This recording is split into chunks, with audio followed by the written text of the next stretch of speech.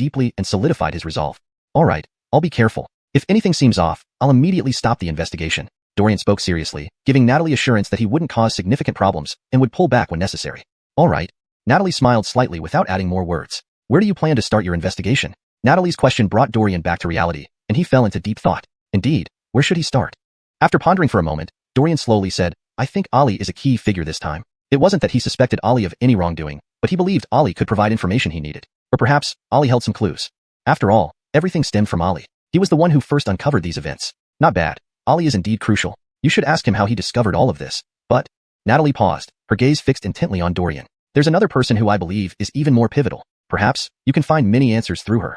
Hearing this, Dorian looked puzzled. He couldn't imagine who Natalie referred to as so important. Natalie saw Dorian's confusion and offered a hint. That Sheridan from the New Moon Pavilion likely knows more. Sheridan? Dorian finally understood. Indeed, he almost overlooked this person. What she knew might be even more critical. She probably understood much more about this situation. After all, everything seemed to be tied to Sheridan when carefully considered. Think about it. It's like she knew you'd come along from the start. Everything might have been planned out, Natalie said seriously. After Dorian expressed his doubts, Natalie had already suspected Sheridan. Her intuition told her that Sheridan was highly problematic. After all, she acted as if she knew everything beforehand. First, she arranged everything in the Sheridan courtyard while ensuring those frequently visiting suspects didn't enter the inner courtyard, an initial point of suspicion. Secondly, why did Sheridan conveniently save Dorian and bring up these issues? Given Sheridan's capabilities, it seemed unnecessary for her to do so. Without evidence, suspecting Sheridan was nearly impossible. Additionally, why did the barbarians conveniently encounter Dorian? Though it might be a coincidence, too many coincidences suggested deliberate planning. After hearing this, Dorian understood Natalie's meaning. According to Natalie, Sheridan was likely behind the design. Sheridan doesn't seem capable enough on her own. The issue may lie with the New Moon Pavilion backing her, Dorian remarked. While Sheridan alone couldn't have orchestrated this, the New Moon Pavilion might have the capability. Even the New Moon Pavilion might not possess such terrifying planning ability. There must be someone else behind the scenes, Natalie frowned, feeling there were hidden secrets. There might be a mastermind behind the events, even though their identity was unknown. Also, what about the Ichun Pavilion? Don't you find it suspicious? What do you mean? Dorian's eyes gleamed. Discussing with Natalie eased the process, allowing them to brainstorm and identify multiple issues together. Think about it. If you and Ollie notice Sheridan's actions, wouldn't Virgil Boss from Ichun Pavilion also notice? Natalie's statement made Dorian pause.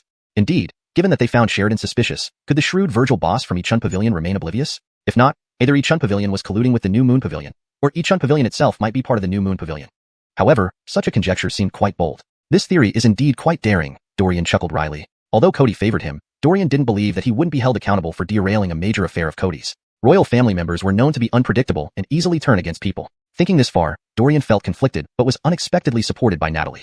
Kirsty, Dorian was about to speak when Natalie interrupted him. I know what you want to say, but since you already have your thoughts, then go ahead and try. It's important to at least give it a shot. I know this issue troubling you must make you very uncomfortable. So, there's nothing wrong with investigating a little bit. This is the capital city. They wouldn't dare do anything really dangerous. Besides, Kale would support you. After all, having a mysterious force like this in the capital would surely pique the Andersons' curiosity as well. Natalie smiled warmly at Dorian, noticing his hesitation, and decided to support his investigation. Stopping Dorian would only cause him more anxiety. Henley's breakthrough experience and insights had already been shared with Joab and Natalie. Therefore, she couldn't let Dorian have unresolved issues. Looking at Natalie's eyes, Dorian showed a hint of moved expression. He knew his request wasn't entirely reasonable, and he shouldn't act this way. However, her support deeply touched him, and he made up his mind. Alright, I'll be cautious. If anything goes awry, I'll stop immediately, Dorian solemnly promised, assuring Natalie that he would be careful and know when to stop. Alright. Natalie gave a slight smile and said nothing more. Where do you plan to start? Natalie's question brought Dorian back from his thoughts. He pondered for a moment, considering where to begin. This was indeed a big problem. After some contemplation, Dorian slowly spoke. I think Ollie might be the key figure in this case. Not that he suspected Ollie of wrongdoing, but he believed Ollie might provide the information he needed. Ollie seemed to hold valuable clues since everything started with him. You're right. Ollie is indeed critical. You should ask him how he discovered all this. But, Natalie's tone shifted as she stared straight at Dorian. There's another person who might be even more critical. Perhaps many answers can be found through her. Dorian wore a puzzled look. Who could Natalie be referring to? Who could be so crucial? Seeing Dorian's confusion, Natalie offered a reminder. That Sheridan from the New Moon Tower. She probably knows much more. Sheridan? Dorian realized he almost overlooked this individual. She might possess vital information that he needed. Reflecting on the whole situation, it seemed connected to Sheridan in many ways.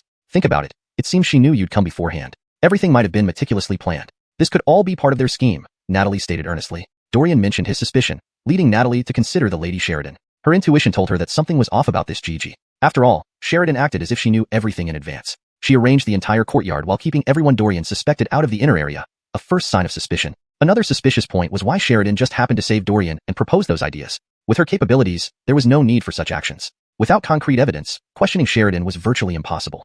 Additionally, why did the barbarian tribes conveniently cross paths with Dorian? While it could be coincidence, too many coincidences hinted at deliberate planning.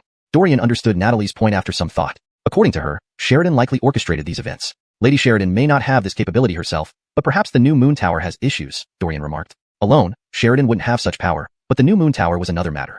But even if it's the new moon tower, it shouldn't have such terrifying planning ability. There's probably someone else behind the scenes, Natalie frowned. Sensing there was still a hidden plotter behind this, though unknown, they definitely existed. Also, don't you find the Ichuan building suspicious? What do you mean? Dorian showed keen interest. Discussing with Natalie eased his burden significantly. Brainstorming together revealed many issues.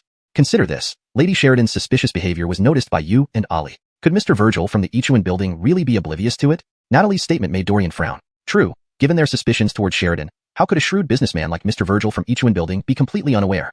Unless Mr. Virgil had some collusion with the new moon tower, or Ichuan building itself was the new moon tower. This hypothesis was truly bold. This assumption is really too bold, Dorian said with a wry smile. Chapter 275, beginning the investigation. Natalie shook her head slightly. This speculation was indeed bold, but it wasn't impossible. Within this Ichuan building, there might really be secrets unknown to the public. All of these would be the most crucial intelligence. Thinking about this, Natalie became more serious. She had to admit that this matter indeed warranted thorough investigation. If they could find even the slightest trace of evidence, things would become much easier.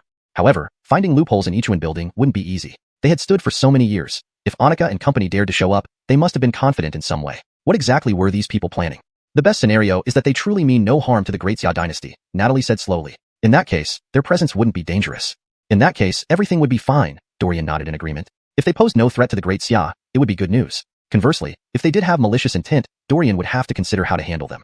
Unfortunately, without sufficient key evidence, there was nothing they could do against Yingshualu. Unless Cody decided to confront Yingshualu, it would be difficult for him as well. After all, such powerful factions were numerous within the entire Great Xia, often forming alliances. Confronting one such faction directly would be practically impossible.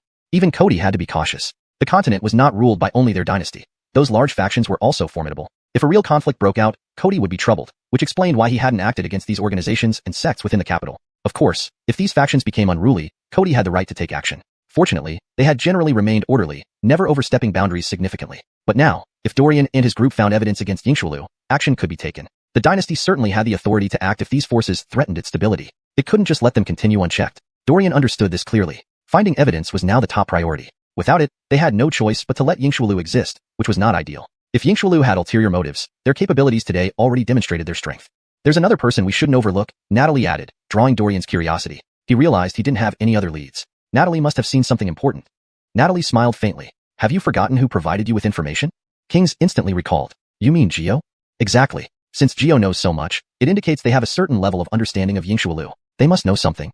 Natalie looked towards the direction of the palace. She knew Gio was on the side of the Fletcher. Gio alone couldn't achieve all this, so the Fletcher must be involved. Given his high regard for Dorian, the Fletcher should have no issue sharing information. Dorian thought for a moment, then nodded. I'll first talk to Ollie, then visit His Highness the Fletcher, and finally go see Annika. Good. Be cautious. Stop immediately if anything feels off. Even they wouldn't dare to do anything openly.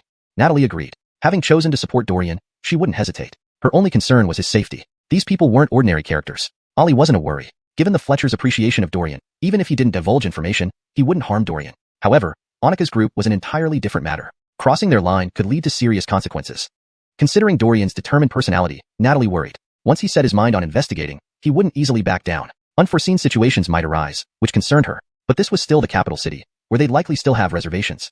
Natalie shook her head, not wanting to think further. Go ask Ollie first. Dorian looked at Natalie seriously. Okay. After watching Dorian leave, Natalie contemplated for a moment before exiting the room.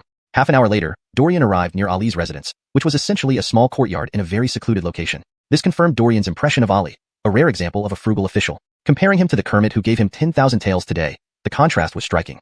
If the whole of the Great Xia had officials like Ollie, it might be better. But Dorian quickly dismissed this thought. While such officials were commendable, too many of them could make the empire more vulnerable. Extreme poverty among officials would signify severe decay. Sometimes, corruption was a necessary evil for the longevity of a dynasty.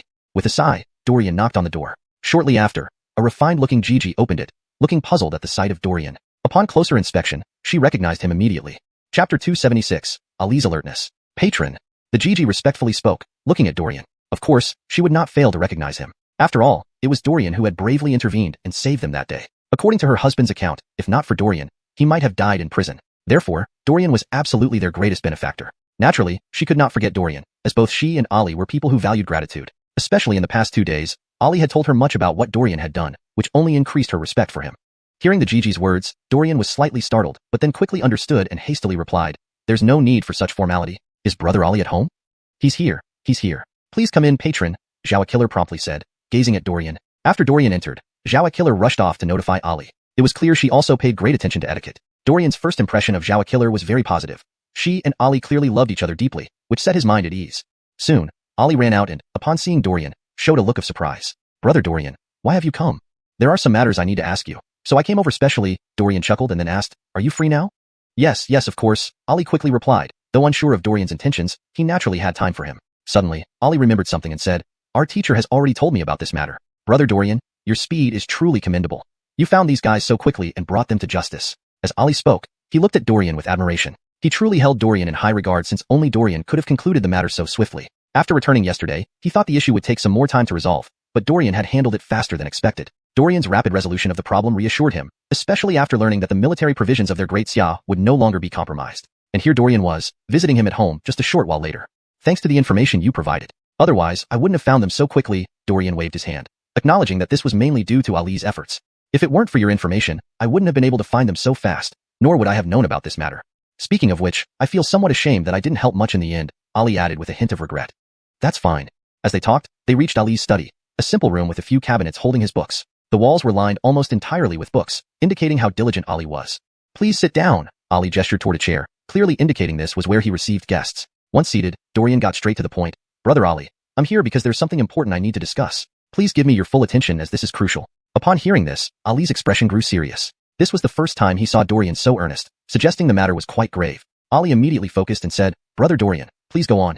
Tell me everything about how you discovered the transaction. Don't leave out any details." Ali nodded, puzzled but did not question further. Instead, he recounted his experience in detail to Dorian. After listening, Dorian fell into deep thought. Ali did not interrupt but waited patiently beside him. Soon, Dorian seized on one aspect. "You say that after being led into the inner area, no one paid attention to you?" "Yes. I thought I was waiting for something, so I sat inside, but for a long time, no one appeared. That made me feel something was off, so I left through a small door." Ali nodded in agreement. Hearing this, Dorian finally understood. It made sense why Ali discovered this matter. His presence in the inner area must have been arranged by Lady Annika. Lady Annika was different from Lady Angie, and they visited at different times. Previously, when they visited Lady Angie, they were somewhat famous but not highly regarded, nor widely recognized. Lady Angie certainly didn't know their identities. However, after the contest, they had become well known. Thus, it was logical for Lady Annika to recognize them. Dorian was confident in this reasoning. So, when Ali went there, he was indeed identified, leading to the current situation where Ali ended up in the inner area and, ignored, inadvertently uncovered the plot. Even if Ali had stayed put, Lady Annika would have found a way to guide him. Dorian was sure of this. Everything lined up perfectly. Lady Annika and her associates were indeed cunning, calculating every move meticulously. Even Dorian felt a chill despite himself. If before his suspicions were just that, now he had confirmed them. With this knowledge, his next steps became straightforward. "What's wrong?" Ali, noticing Dorian's change in demeanor, couldn't hold back his query, realizing the matter wasn't trivial. "It's simple. This time, we've all been outsmarted," Dorian explained. Hearing this, Ali also sank into contemplation and slowly responded. "They are indeed remarkable." The translation maintains the original paragraph structure and tone while ensuring readability and coherence in English. Chapter 277. Refusal. Ali was genuinely shocked. She had always believed that she had quietly uncovered this matter, but now she realized it was just a meticulously planned scheme by others. After comprehending this, he also fully acknowledged his own insignificance. In front of these people, he wasn't really a genius. They were the real geniuses. He didn't doubt Dorian's words at all because once he heard them, the whole incident seemed full of loopholes. However, these loopholes were quite reasonable and fit their circumstances, leading to an event that wouldn't raise any suspicions. Thinking back now, Ali found it all very plausible. If it weren't for Dorian's intervention, he wouldn't have had any doubts at all. At this thought, Ali felt a chill down his spine. But I still don't understand why, if they were so intelligent and skilled in calculation, there could be such loopholes. These loopholes, though small, are easy to spot. If they were truly that capable, such things shouldn't have happened. Ali spoke earnestly, his eyes fixed on Dorian, puzzled about the situation. Augustine listening to Ali's question, Dorian fell into deep thought. Indeed, some issues here seemed unreasonable given how easily they were detected. Pausing for a moment, Dorian understood and said, "Perhaps it's not due to their oversight, but because they simply don't care. Even if exposed to us, it wouldn't cause much impact." Hearing Dorian's words, Ali immediately grasped the meaning. It wasn't an oversight but indifference from the other party. What difference would exposure make when they couldn't do anything about it? They had practically no influence over Xi and U Tower, so naturally, the other side didn't need to worry too much about it. Reflecting on this, Ali sighed. He truly felt somewhat defeated. After all, it appeared they had been used, even though they discovered the mole and the enemy. The feeling unsettled him greatly.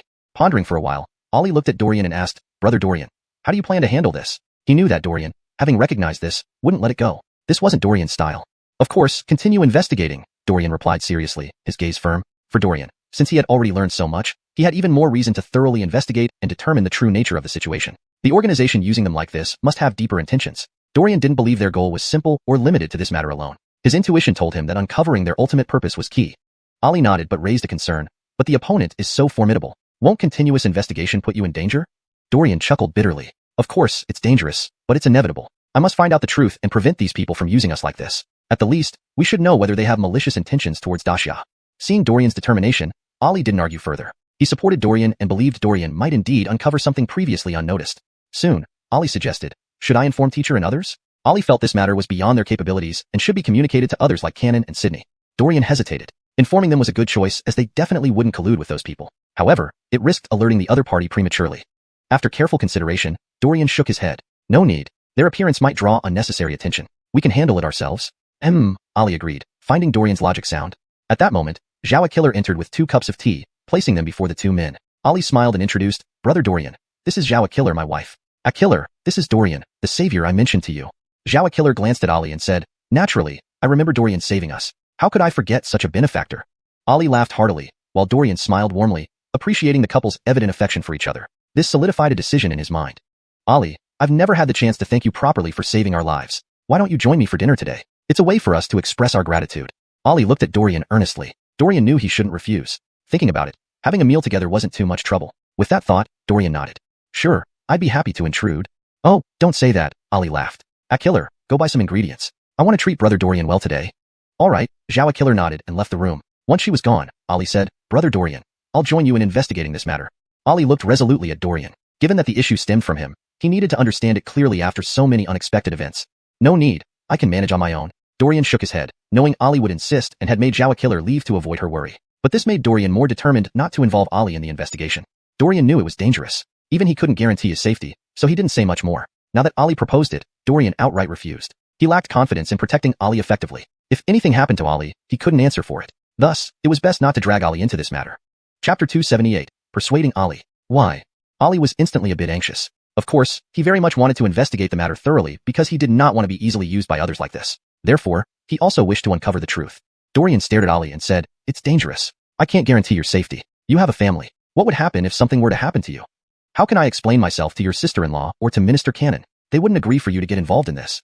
Dorian was also straightforward because there was no need to beat around the bush. He believed Ali could understand his intention.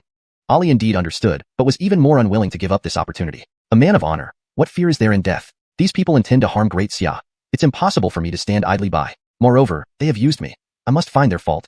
Ali spoke earnestly, looking at Dorian. He knew it was dangerous, which was exactly why he didn't want to give up. In such a perilous situation, he should be by Dorian's side. Helping him, that's what he should do. It wasn't in his character to let Dorian investigate alone. No, your future doesn't lie here. I can't let you take the risk. Besides, I can handle the investigation alone.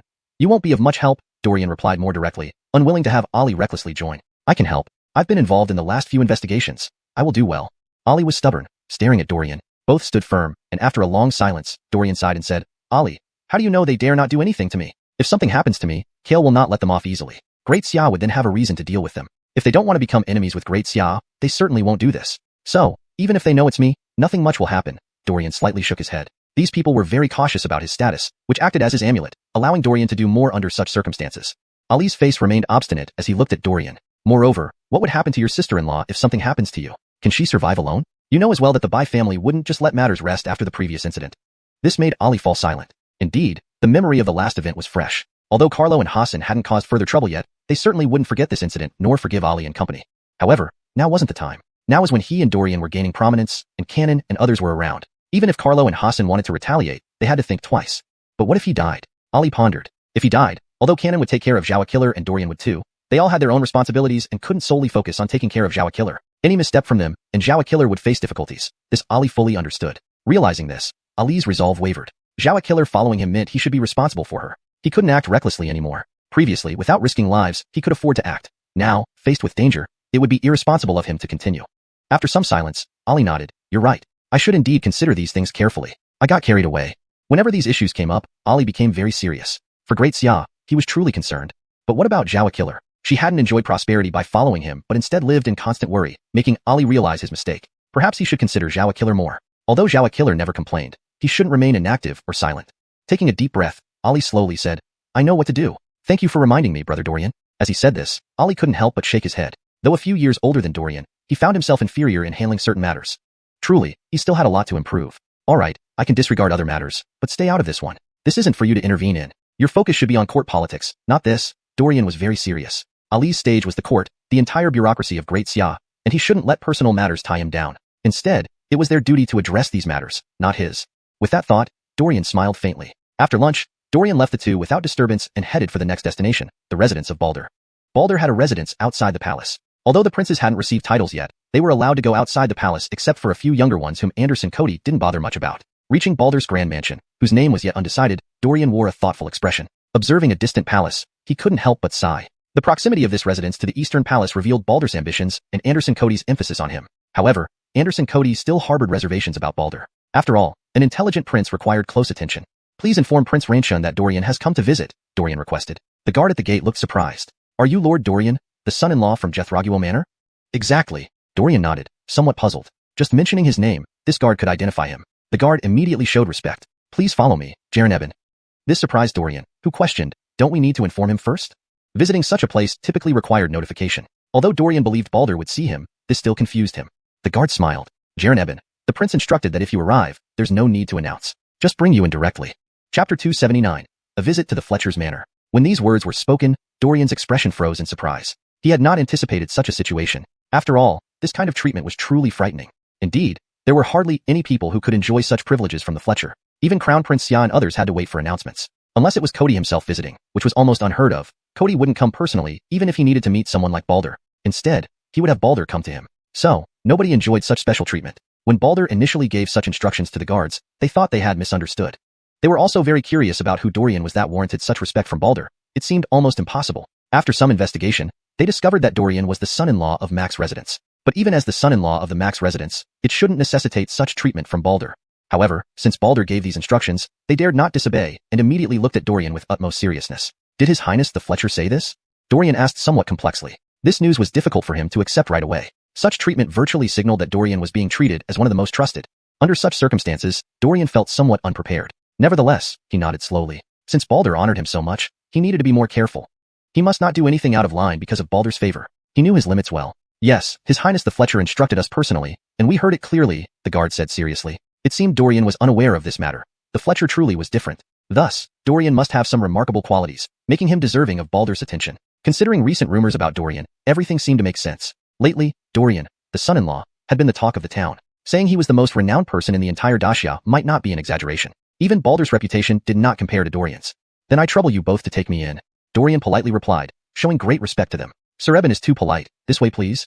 One guard led Dorian into the Fletcher's manor, while the other hurried inside to inform the Fletcher. Dorian was a distinguished guest of their prince, and they mustn't show any negligence.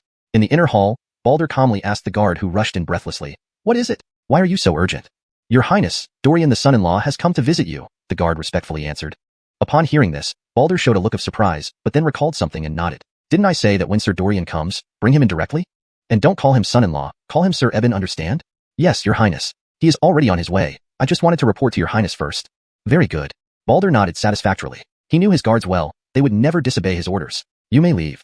Yes, Your Highness. After the guard left, Balder pondered. Dorian's visit now likely meant something important. Otherwise, given Dorian's character, he wouldn't casually seek him out. Therefore, this visit was a chance to impress Dorian. He needed to ensure Dorian was satisfied. With this in mind, Balder put aside his book and waited attentively for Dorian's arrival. Soon, Dorian arrived at the hall and greeted Balder, seated on the side, respectfully. I greet His Highness the Fletcher. Didn't I say there's no need to be so formal? We are friends. Treating me so formally is not giving me face, Balder said helplessly, genuinely not wanting Dorian to be overly respectful. After all, even if they were to be ruler and subject later, they were still friends now.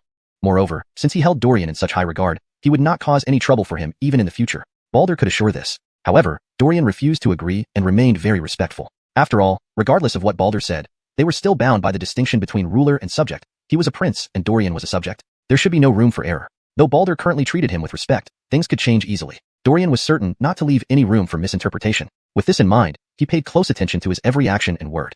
Please sit down. Seeing he couldn't persuade Dorian otherwise, Balder sat down. So, what brings you here today? Balder spoke straightforwardly. For him, beating around the bush was unnecessary.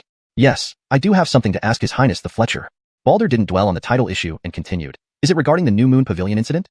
Yes. Dorian nodded seriously. As expected, Balder understood his intentions. It appeared Balder knew more than Dorian had imagined. His visit had been worthwhile, and he hoped to gain more insights. Brother Dorian, you did a fine job uncovering the mole this time. It wasn't easy, Balder sighed appreciatively, indicating his agreement with Dorian's actions, which was natural. Thank you. It was largely due to the Fletcher sending someone to alert us. Otherwise, we wouldn't have known anything or found the Undersecretary of War, Dorian sincerely replied. Balder indeed helped a lot during this incident, which could not be denied. As it should be. This matter concerns us as well. If we hadn't assisted, it would be unforgivable. But we provided limited information. Uncovering the Undersecretary of War was mostly due to your efforts. Chapter 280, The Fletcher's Candor. This caused Dorian to pause slightly, looking at Balder. He had always believed that Balder should have his suspicions about the matter, otherwise it wouldn't be possible for him to provide this information. Now, it seemed things were not as he imagined. Thinking this, Dorian pondered for a moment and then slowly asked, Does His Highness, the Fletcher, have any views or knowledge about the recent arms supply transaction? Knowledge? Balder was taken aback, then looked at Dorian, suddenly realizing something. Brother Dorian, are you asking whether I've known about this all along? He finally understood. Dorian must have discovered something, hence came here to ask him. Indeed, that's right. Dorian slowly explained what he wanted to know, and shared his suspicions with Balder. It was best to be candid with Balder because entangling a prince in deceit wasn't a small matter. Besides, Balder looked like he would answer his questions. After listening, Balder took a deep breath. He never thought Dorian would bring such explosive news. If the Great Xia indeed had an organization secretly plotting against it, he needed to be more cautious. However, he now understood why Dorian was questioning him and immediately responded. So, that's it. But I still have to disappoint you. I do not have detailed knowledge about the military supplies or the Deputy Minister of War, nor do I have much understanding of the New Moon Pavilion. The only information I knew has already been conveyed to you by my brother, Prince Geo. I was also surprised when I learned about these details through your investigation. Even when the Deputy Minister of War fell from grace, that's when I found out everything. Hearing Balder's words, Dorian's expression became serious. He knew Balder wouldn't lie to him, which meant Balder truly did not know anything and had no involvement in these matters. Realizing this, Dorian understood the situation was far more complicated than he had imagined. Thank you, Your Highness, for informing me of these things. Regardless, the information provided by Balder was extremely important, critical even, to many aspects, and couldn't be overlooked. No problem. This isn't significant information, but what you mentioned is indeed something we should take seriously. Balder also realized that an organization like this required attention, given its considerable influence. They might have other plots in motion that they weren't aware of. I will continue investigating, but it won't be easy. We can only do our best. Looking at Balder, Dorian spoke earnestly, knowing how challenging it would be to uncover this information. Nodding in agreement with Dorian's words, Balder appreciated Dorian's dedication. However, the next steps depended on Dorian himself, as Balder couldn't offer much help. But since Dorian had said this, he couldn't just stand by idly. With this in mind, Balder directly said, I will have my people investigate in secret. If they find anything, they'll inform you. If you plan to investigate the New Moon Pavilion, be very careful. After all, your life is the most important thing. While they may have certain reservations, those reservations aren't many. One wrong move could anger them, and they won't be gentle. Balder well understood the audacity of such organizations and didn't want Dorian to face them alone. He also didn't want anything happening to Dorian. Therefore, he planned to arrange some protection for Dorian, ensuring his safety. I understand, Dorian nodded, feeling Balder's sincerity, which stirred something within him. Not discussing this further, let's talk about your thoughts on this upcoming war. Smiling gently, Balder looked at Dorian. Dorian would participate in this war, and it would be his first experience. Now, Balder wanted to hear Dorian's understanding of war, curious about his strategic insights, as Dorian was rumored to be a brilliant strategist. Dorian paused briefly before responding, speed is crucial. Balder's interest deepened. Though speed is crucial was a common saying, not every war fit this principle. He wanted to see how Dorian viewed this concept. Please elaborate.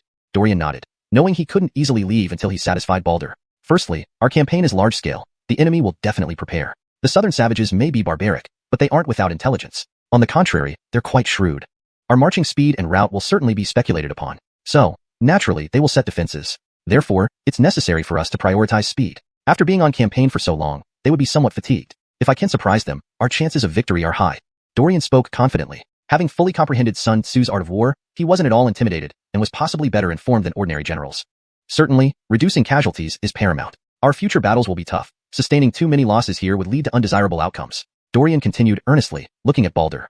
Indeed, invading the southern savages should avoid excessive losses. That's a good approach, Balder nodded approvingly. In just a few sentences, Dorian highlighted his strengths, presenting insights Balder hadn't considered. Balder was very focused on this conflict, having analyzed it thoroughly and gathered his advisors for discussions. Yet, none had Dorian's sharp insight and direct, precise thinking. Chapter 281, Strategic Debate. Indeed, the outstanding figures celebrated for their military talent are truly different from the rest. This already highlighted Dorian's unique qualities. No one else could compare to him. As this thought crossed his mind, Balder began to place even more importance on Dorian. Dorian continued, secondly, our more important mission this time is to ally with the General of Dakaran and make him join us in this expedition. This needs to be done swiftly. After all, they might not want to do this over in Dakaran. For them, repelling the Irwin attacks is enough. They won't care about eliminating future threats. Balder nodded and said, that's true. The rulers of Dakaran tend to be somewhat weak. Once they feel they can't match an opponent, they will abandon the attack. That's normal.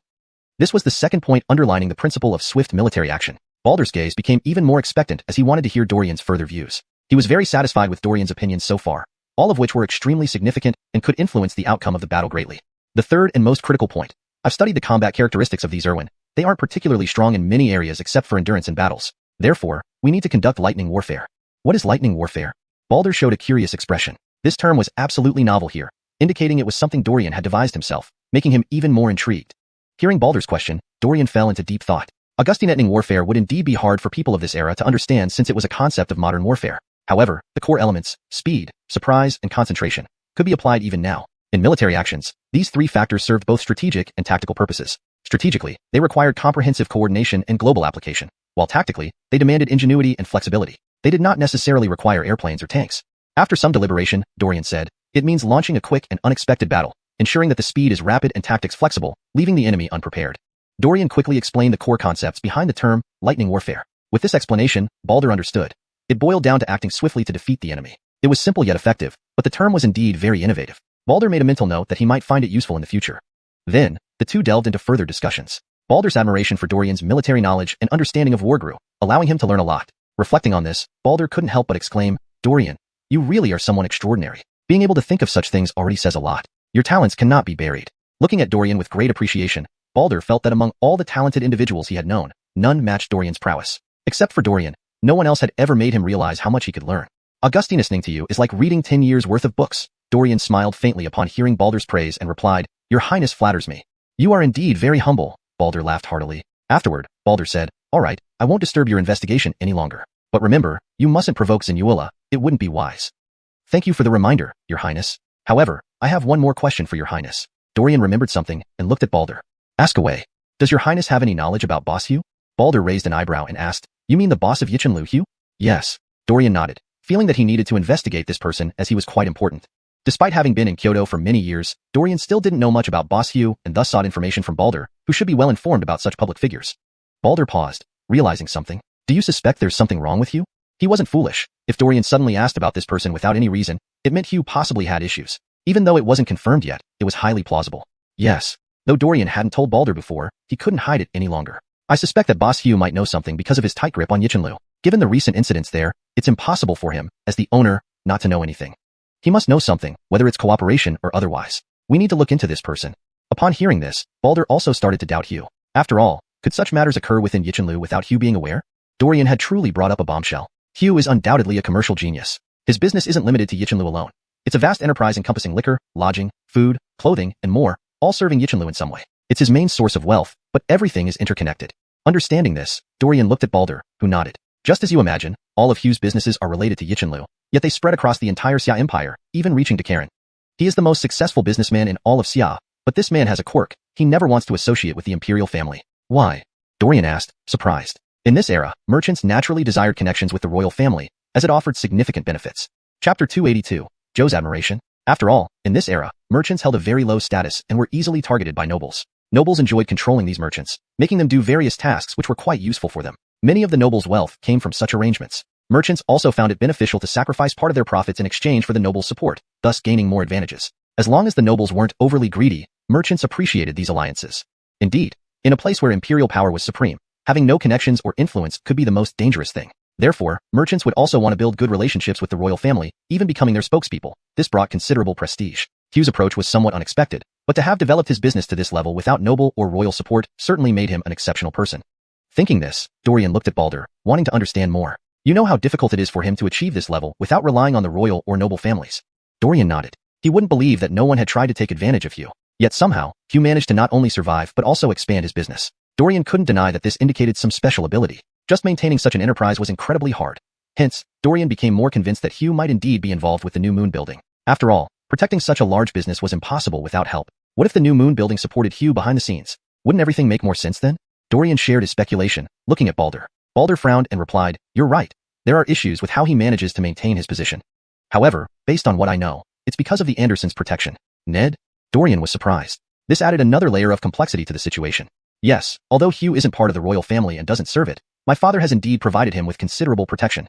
Baldur explained more, giving Dorian some insight. Dorian began to wonder if his suspicions were off. If this were true, He needed to pay closer attention to the matter. With this in mind, Dorian paused before asking, then, did Kale ever explain why?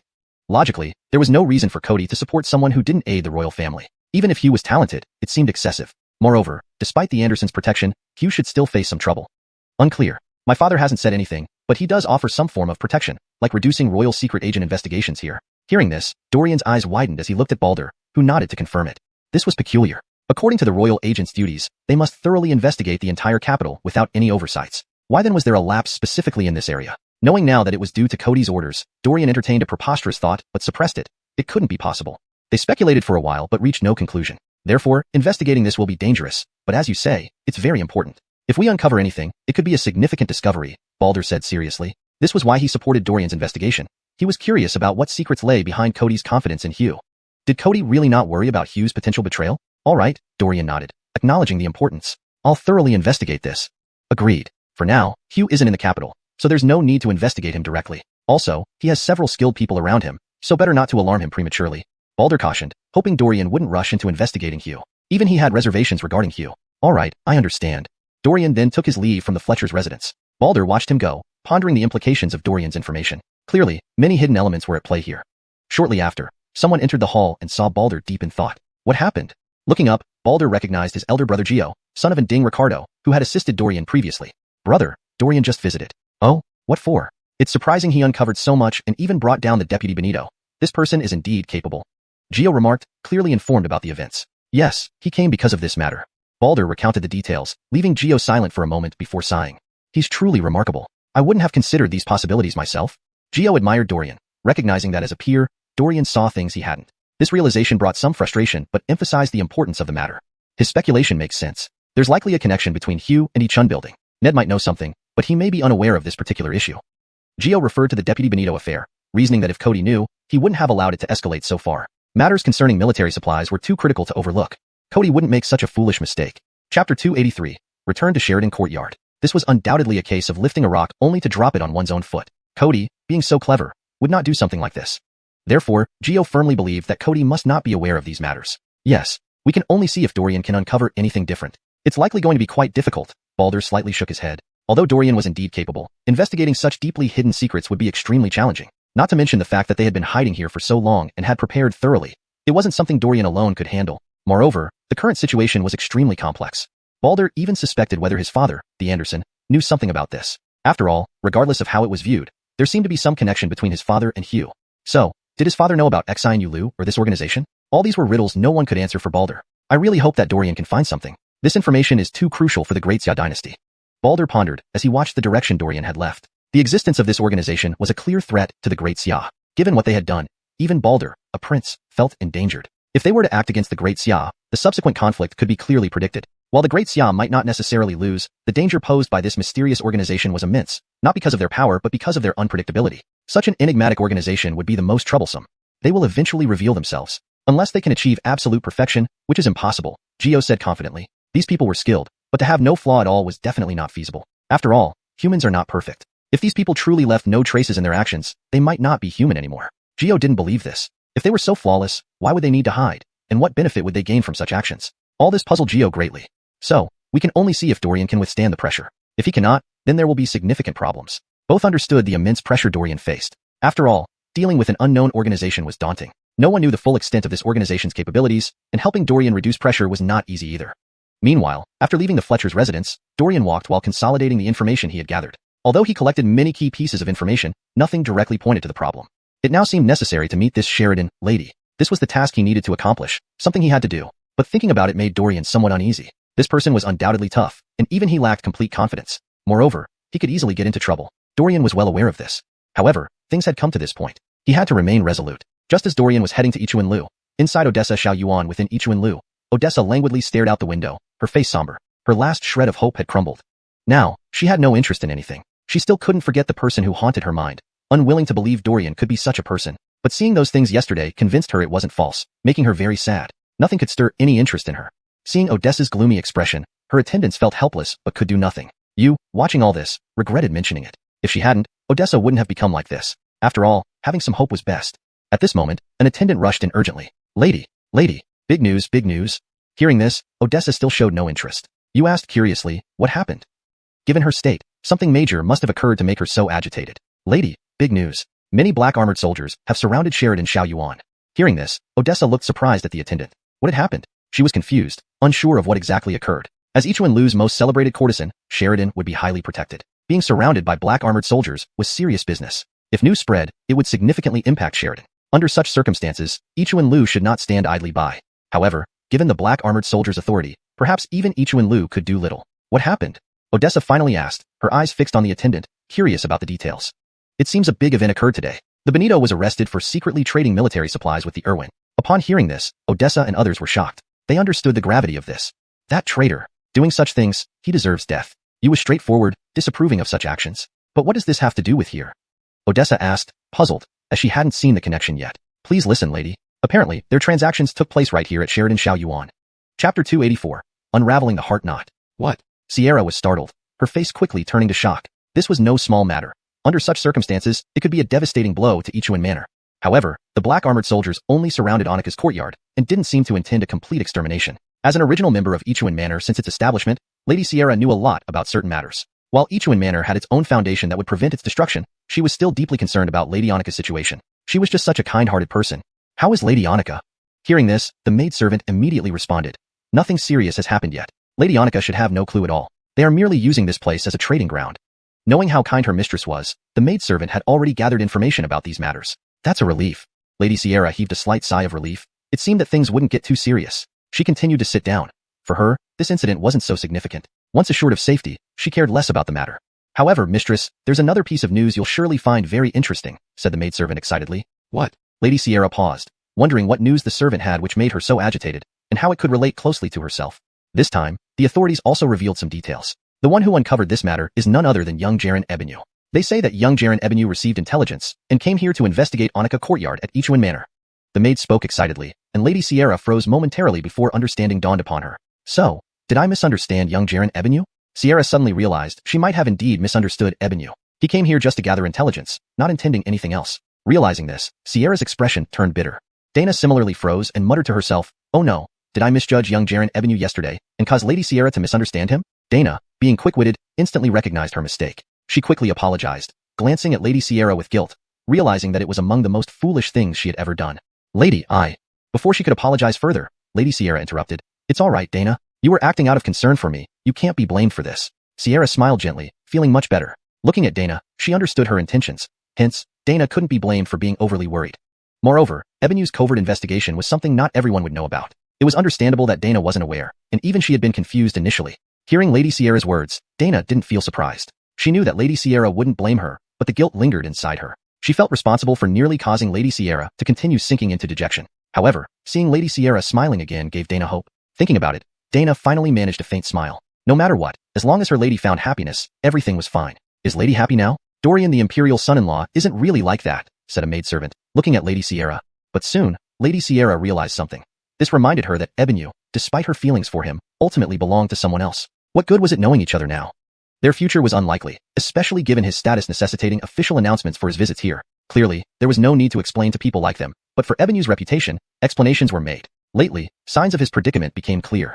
Indeed, he was Dorian the Imperial son-in-law, not the true young Jaren Ebenu. While young Jaren Ebenu might still hold possibilities, Dorian the Imperial son-in-law held none. Recognizing this, Lady Sierra sighed lightly, unsure of what to say. To her, it seemed like there was no longer any chance. Seemingly understanding Lady Sierra's thoughts, Dana pondered for a moment and then spoke. Don't worry, lady. Nothing is set in stone, changes may come. Although uncertain what those changes could be, Dana wanted to comfort Lady Sierra, offering her some hope. After all, if Lady Sierra lost hope again, she might fall deeper into despair. She needed to remain hopeful. Augustine listening to this, Lady Sierra nodded slightly. She knew all this was mere wishful thinking on her part. She shouldn't let this worry her forever. Since it was confirmed that Ebenu only came for investigation, she must strive to be happier. She couldn't wallow in sadness forever. With this thought, Lady Sierra showed a warm smile, saying, You're right. I shouldn't stay like this forever. We must move forward with our lives. Yes, agreed the servants, glad to see Lady Sierra seemingly unburdened. Meanwhile, Dorian arrived at the Anika courtyard, pausing as he saw the black armored soldiers, puzzled by the situation. He hadn't informed Joab yet, and the mobilization of these soldiers clearly couldn't be attributed solely to Joab's orders. Was Anderson Joran aware of something?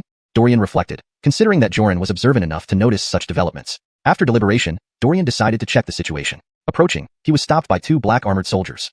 Stop. Official duty is underway ahead. Please do not approach, or you will be eliminated without warning. This translation maintains the original tone, paragraph structure, and flow while ensuring clarity and coherence in English. Chapter 285. The Black Armor Army. The Black Armor Army soldiers spoke coldly, their demeanor suggesting no strangers allowed. Seeing the killing aura emanating from them, Dorian couldn't help but marvel at how elite the army of Daxia truly was, especially the Black Armor Army. They were definitely highly trained. Just as Dorian was contemplating how to identify himself and enter, a voice came through. Put away your weapons. 2 Black Armor Army soldiers immediately put away their weapons and stood waiting. From not far away, a person who clearly had the air of a general walked over, looking at Dorian and saying, "Son-in-law Eben, why are you here?" Dorian glanced at him, recognizing that this person held a rank slightly higher than his own, probably a commandant of the Black Armor Army. But what surprised him most was that he actually knew him. "I've come to investigate something. What are you all doing here?" Dorian inquired. The commandant suddenly realized the situation. Though in the military, they also knew that this matter had been entirely investigated and discovered by son-in-law Eben. Therefore, it was quite normal for him to be investigating here now. Then he explained, "This is an order from Kale and the field marshal, instructing us to search here, saying there might be some important information here." Hearing these words, Dorian frowned and looked at the commandant. If Cody and others had found the problem, wouldn't they have just sent people over? That didn't seem right. These soldiers probably lacked skilled interrogators. It would be very hard for them to detect issues. Although they could fight well, finding clues was likely beyond their capability. Moreover, when facing Annika Nangzi, these soldiers would stand no chance. If Annika Nangzi wanted to kill them, it would be incredibly easy. However, she obviously wouldn't dare to do so. It would indeed be a provocation against Daxia. Dorian pondered deeply. This gave him a signal that this matter had nothing to do with Cody, nor did Cody know about it. Cody only started investigating after he noticed something was amiss. Considering this, they must have already detected some signs. So that's how it is. Since son-in-law Eben is also investigating, you may come in with us. We were just going to ask for your help anyway. The commandant said with a chuckle. He wanted to see what special qualities this Dorian, whom rumor had made out to be formidable, actually possessed. He had met Dorian before and was greatly impressed, especially after this incident. However, it was all hearsay, without first-hand observation, and he still had doubts. Now that Dorian was here, he wanted to assess Dorian's abilities. After all, Dorian would soon be joining them on an expedition, so if he didn't verify Dorian's capabilities, he couldn't rest easy. That sounds good. Dorian nodded and followed in. Since this man was willing to let him in, Dorian didn't bother guessing his motives. Being able to see Annika Nangzi was enough for him. Watching the two leave, one Black Armor soldier asked incomprehensibly, "Who is this guy? Why is the commandant treating him so politely?" They, the Black Armor Army, weren't necessarily arrogant, but as the elite force of Daxia, they naturally carried an air of pride. Common officials or officials generally showed some fear towards them. Their commandant was famously cold-hearted and wouldn't speak warmly to common officials. Clearly, Dorian was just another official, yet he received such respectful treatment from their commandant. This person was surely not simple. This piqued their curiosity. Another soldier exclaimed in surprise, "You don't recognize Lord Dorian, the son-in-law from Jethragua Kongfu, Duke of Jethragua's residence? He's recently become a hot topic in the entire capital city. Not knowing him is really unbelievable." This soldier was evidently well informed, considering they spent most of their days in camp. Knowing this sort of information wasn't easy. Thus, these Black Armor soldiers didn't recognize Dorian. So it's him. With this clarification, no one doubted Dorian's identity. After all, Dorian had been extremely famous lately. They hadn't seen his face but certainly heard his name. Why would he be here? What's he doing here? He's the imperial son-in-law. Why would he visit a place like Ichuan Tower? Someone puzzled aloud, finding it odd that Dorian, an imperial son-in-law, appeared in such a place. Such venues were strictly prohibited in Daxia for people like him. They were shocked. "You don't understand. Son-in-law Eben isn't here for entertainment, but to investigate matters." This time, due to son-in-law Eben's personal investigation, the Deputy Benito's transaction with the Irwin was exposed, leading to his arrest. One can say that if it weren't for son-in-law Eben's efforts, our lives could have been in serious danger during the campaign. The soldier sighed, expressing great appreciation for Dorian's actions. Everyone listened and marveled at how impressive Dorian was. All he did benefited them. Under such circumstances, they should indeed thank Dorian. After all, if Dorian hadn't discovered this, problems with supplies or more treachery by the Deputy Benito could have been disastrous during the expedition. Thus, they genuinely owed Dorian gratitude. Looking at it this way, Dorian is indeed our savior. A Black Armor soldier couldn't help but comment. Yes, without son-in-law Eben's intervention, we all could have faced grave danger. So, we should indeed appreciate son-in-law Eben. Absolutely. These soldiers, being straightforward, acknowledged Dorian's contribution. As Dorian indirectly saved their lives, they naturally felt grateful toward him.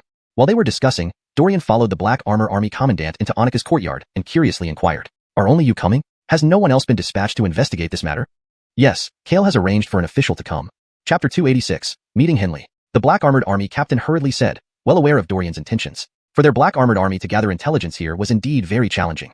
Hence, their responsibility was only to surround and control the area. However, it was crucial that Cody might have other plans for this place. Dorian nodded slightly, understanding this man's meaning. He also speculated that Cody likely had ulterior motives. Though Dorian couldn't pinpoint exactly what they were, he knew they wouldn't be simple. These influential people always had peculiar ideas. Yet, if they were paying attention to the situation, Dorian felt somewhat reassured. After all, as long as these individuals remained focused, with Cody's capability, matters would be handled properly. Dorian believed in and trusted them wholeheartedly. "So, who is the person inside?" Dorian asked curiously. The black armored army captain then showed a hint of concern and spoke in a low voice. This person is quite formidable. Hearing this, Dorian became even more curious. For the captain to exhibit such wariness and seriousness, this individual must be extraordinary. I don't know his identity, but he has 2 royal secret agents with him, both experts at the Earthconroik level. And he himself might be even stronger, the captain explained. Also, I overheard those 2 agents referring to him as Grand Superintendent.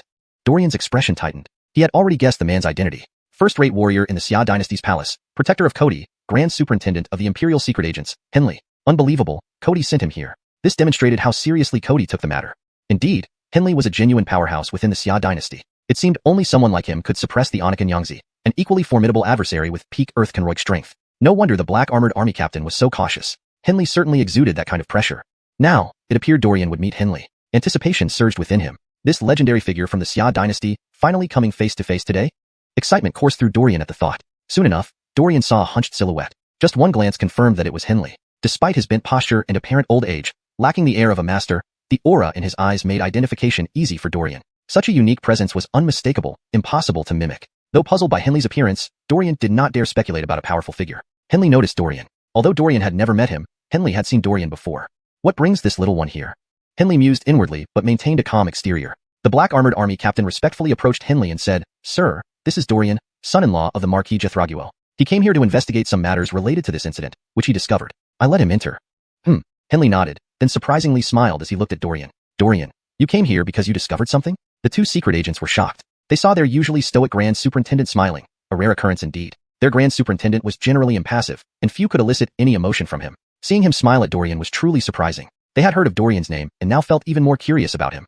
The captain also realized he'd made a wise decision in allowing Dorian entry. Clearly, Dorian had good relations with influential figures. As son-in-law of the Marquis Jethraguel and favored by Kale, Dorian differed significantly from others. Unconcerned with their thoughts, Henley focused on Dorian. He genuinely wanted to hear what Dorian had to say. Dorian clearly had much information. Henley had come at Cody's behest. Reflecting on the matter, Cody realized it wasn't simple and couldn't let the Crescent Moon Lodge continue unchecked. Thus, he needed someone reliable to observe the situation and uncover the truth. Henley was the best choice. Others might not have been able to handle the Anakin Yangzi. Dorian was surprised by Henley's courteous tone but didn't find it problematic. He promptly shared all his conjectures, trusting Henley implicitly. His loyalty was beyond doubt. As Cody's confidant, betrayal was unimaginable. Upon hearing Dorian's speculations, not just the captain and the 2 secret agents, but even Henley was taken aback, looking astonished at Dorian. Indeed, Dorian was different. He had deduced so much while even Henley hadn't fully grasped everything. Dorian's talent was evident. After pondering, Henley slowly remarked, "Your suspicions are accurate. The artificial traces in this matter are too conspicuous. There's definitely something wrong with Annika, which is why the Emperor dispatched me."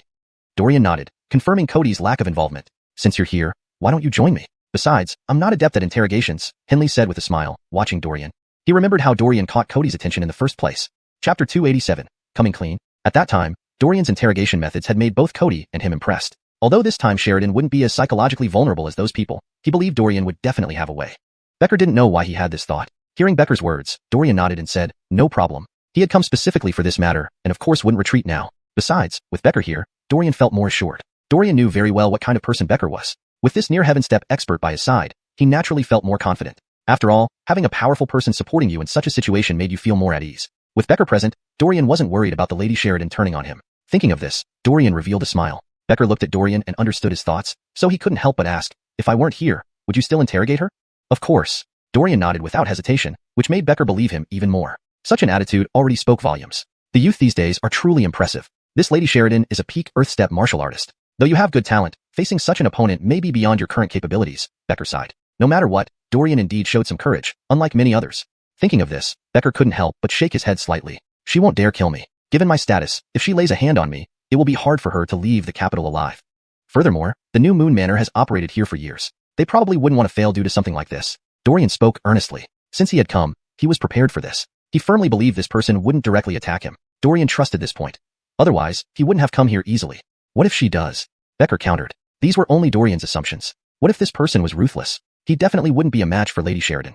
Well, then I'll just die a regretful death, Dorian shrugged, indicating he had no other option. Hearing this, not just Becker, but others also couldn't help but look at Dorian more intently. They were amazed at Dorian's willingness to stake his life. This rare bravery earned them greater respect for him. Becker smiled and said, "You are truly unique, but rest assured today, with me here, nothing bad will happen to you." Dorian nodded, and then they entered the room. Inside, there was only Lady Sheridan in a red dress, quietly watching the newcomers as if their arrival wasn't surprising. However, seeing Dorian, she paused, clearly not expecting him. This interesting young man, why had he come? After a moment's thought, Lady Sheridan put on a pitiful look and said, "Honorable sirs, I don't know what I've done wrong that you'd imprison me. I'm truly afraid." This act worked on others, but not on the current visitors. Becker, being a true near-heaven step expert, saw beauty as nothing more than clouds. Such tricks had no effect on Becker. As for Dorian, he had seen and even closely interacted with Lady Sheridan. So, this act no longer mattered to him. Moreover, he was wary of this dangerous Gigi. Thus, Dorian had no illusions. To him, such a person was always an enemy. The two royal spies, both earth-step martial artists, weren't swayed by her appearance either. More often, they valued martial arts. Moreover, they were chosen by Becker, meaning they wouldn't be easily tempted. They had undergone rigorous training. Even the black-armored army captain wouldn't care much for this. Soldiers like them valued their lives more. And in the Great Xia dynasty's elite military, where everyone was strictly trained, especially in the black-armored corps, elite among elites, this wouldn't affect them. No need for these tricks. None of us will fall for it, Becker said coldly. Seeing her tactics useless, Lady Sheridan wasn't flustered. But I really don't know what you want from me. I haven't done anything suspicious. Hearing this, Becker sneered. Your New Moon Manor folks have become so hypocritical? Since you've revealed yourself, there's no need to hide. I have questions for you, so stop wasting our time. Lady Sheridan huffed. I have nothing useful to say to you. Moreover, I've helped you once. What do you want now? Are you repaying kindness with hostility? If Great Xia behaves like this, we wouldn't have needed to help Great Xia, she added. Becker cut her off. Don't talk like that. We all know your help comes with your own agenda. Besides, concerning this matter. Note, the story's logic follows previous content seamlessly. Chapter 288, Doubt. At this point, Henley deliberately paused, looking at Annika Nyangzi. He said calmly, this matter should be very clear to you. There's more behind it than meets the eye. Playing these tricks now is meaningless. It would be better if we could be open with each other. If your group genuinely helped the Great Xia dynasty, and you are willing to be honest, the Great Xia dynasty wouldn't necessarily conflict with you. Upon hearing this, Dorian did not say much. He understood that this was part of Henley's rhetorical strategy. Therefore, there was no need for excessive worry. What do you really want to say? Annika Nyangzi appeared puzzled, gazing at them. Looking at Annika Nyangzi, Dorian and Henley both showed a hint of surprise. They were somewhat astonished. She seemed to have no problems at all, but was it truly so? Her disguise was too perfect. The two were certainly not going to be deceived by such appearances. They remained resolute. Then Henley coldly said, Miss Annika, life comes only once. Don't you care at all? Or have you decided you don't want to live anymore? While you've helped the Great Xia dynasty, manipulating things from behind won't earn its favor. Moreover, we're not certain that you're uninvolved in this matter. As Henley spoke, he released some of his half-heaven step realm aura, directly suppressing Annika Nyangzi. He wanted her to understand the seriousness and speak up. Unexpectedly, Annika Nyangzi merely smiled faintly, saying, this matter has nothing to do with our Crescent Moon Tower. That man made his own deals with the Irwin, which we just happened to discover. If we were really involved, why wouldn't there be any signs? Besides, I told Dorian on my own accord without anyone above agreeing. She pouted as she spoke, appearing quite dissatisfied with their ingratitude. In fact, Annika Nyangzi didn't know what Dorian and the others intended. Fraser from the Crescent Moon Tower had not informed her. It was her own decision. But it seemed these people weren't grateful at all. Instead, they seemed very interested in uncovering the true background. Annika Nyangzi felt helpless despite being a key member of the Crescent Moon Tower. This wasn't her expertise. She was also curious about what they knew that kept them probing into her actions. However, she absolutely guaranteed that she had never betrayed the Great Xia. Therefore, while expecting such questioning, she still felt dissatisfied. Turning to Dorian, she asked, didn't you see me save you and help you yesterday? Is this how you repay me? Augustine listening to her, Dorian took a step forward, slowly replying, you really don't know why we came? How would I know? I tried to help you, only for you to repay kindness with ingratitude. If I had known, I wouldn't have saved you. Annika Nyangzi grumbled, clearly displeased.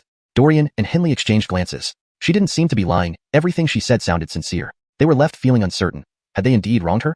It wasn't impossible. She might genuinely be unaware. But trusting her too easily wasn't an option either. Virgil Anteing might be skilled enough after all this time to make a convincing performance. Thinking this over, Dorian decided to get straight to the point. After listening to Dorian's words, Annika Nyangzi fell into deep thought. He was right. Everything did look suspicious, even to her. She began to doubt whether she herself had been used, though she couldn't be sure. Recalling Fraser's attitude troubled her. Although he opposed her actions, he didn't criticize her much or make things difficult. Was this all part of their plan? If so, she must be cautious since she was also a pawn in their scheme. After pondering, she shook her head slightly and said, I understand your suspicion, but this matter has nothing to do with me. I do know the Benito dealt with the Irwin. The reason I didn't immediately tell the Great Xia was due to Crescent Moon Tower's rules and my concerns that you might harm me. So, I told Dorian when I saw him yesterday. Annika spoke slowly, her meaning evident.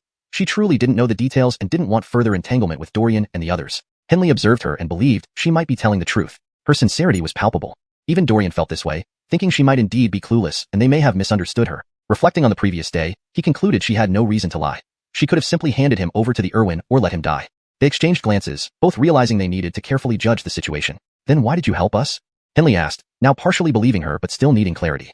Because I'm from the Great Xia, and the Crescent Moon Tower has no intention to harm it. Naturally, your suspicions make me question our tower's purpose. But I can assure you, I, Annika, have no harmful intentions towards the Great Xia. Chapter 289, Appearance. Lady Annika spoke with unwavering resolve, her demeanor leaving no doubt that she was sincere and not lying. Dorian sighed. It seemed they had truly misunderstood Lady Annika. In such a situation, if she were lying, they would have noticed. No matter how well Lady Annika could act, it wouldn't be this convincing. The lead had been lost, and now they might only find out more by locating the other members of Crescent Moon Manor. Dorian firmly believed that these events weren't coincidental. There must be some underlying issue that they hadn't detected yet. They needed to uncover the truth. Henley, observing Lady Annika's expression, fell into deep thought. It appeared as though Lady Annika was indeed innocent. So, where are your people from Crescent Moon Manor? Have him come out and meet me, Dorian said. Hearing this, Lady Annika gently shook her head. Though I've helped you, I cannot do such a thing, or it would be seen as betrayal against Crescent Moon Manor. Lady Annika had no intention of betraying Crescent Moon Manor and showed no fear even before a semi-heaven conroik expert like Henley. You are quite steadfast in your principles. However, we won't rest until this matter is resolved. Thus, you will naturally be confined for now, Henley remarked calmly. No matter what, they couldn't allow someone from Crescent Moon Manor to continue freely within the capital city. Since Lady Annika had genuinely assisted the Great Xia this time, they could overlook past events. However, they couldn't let her continue her activities in the Great Xia as a famous courtesan of Crescent Moon Manor.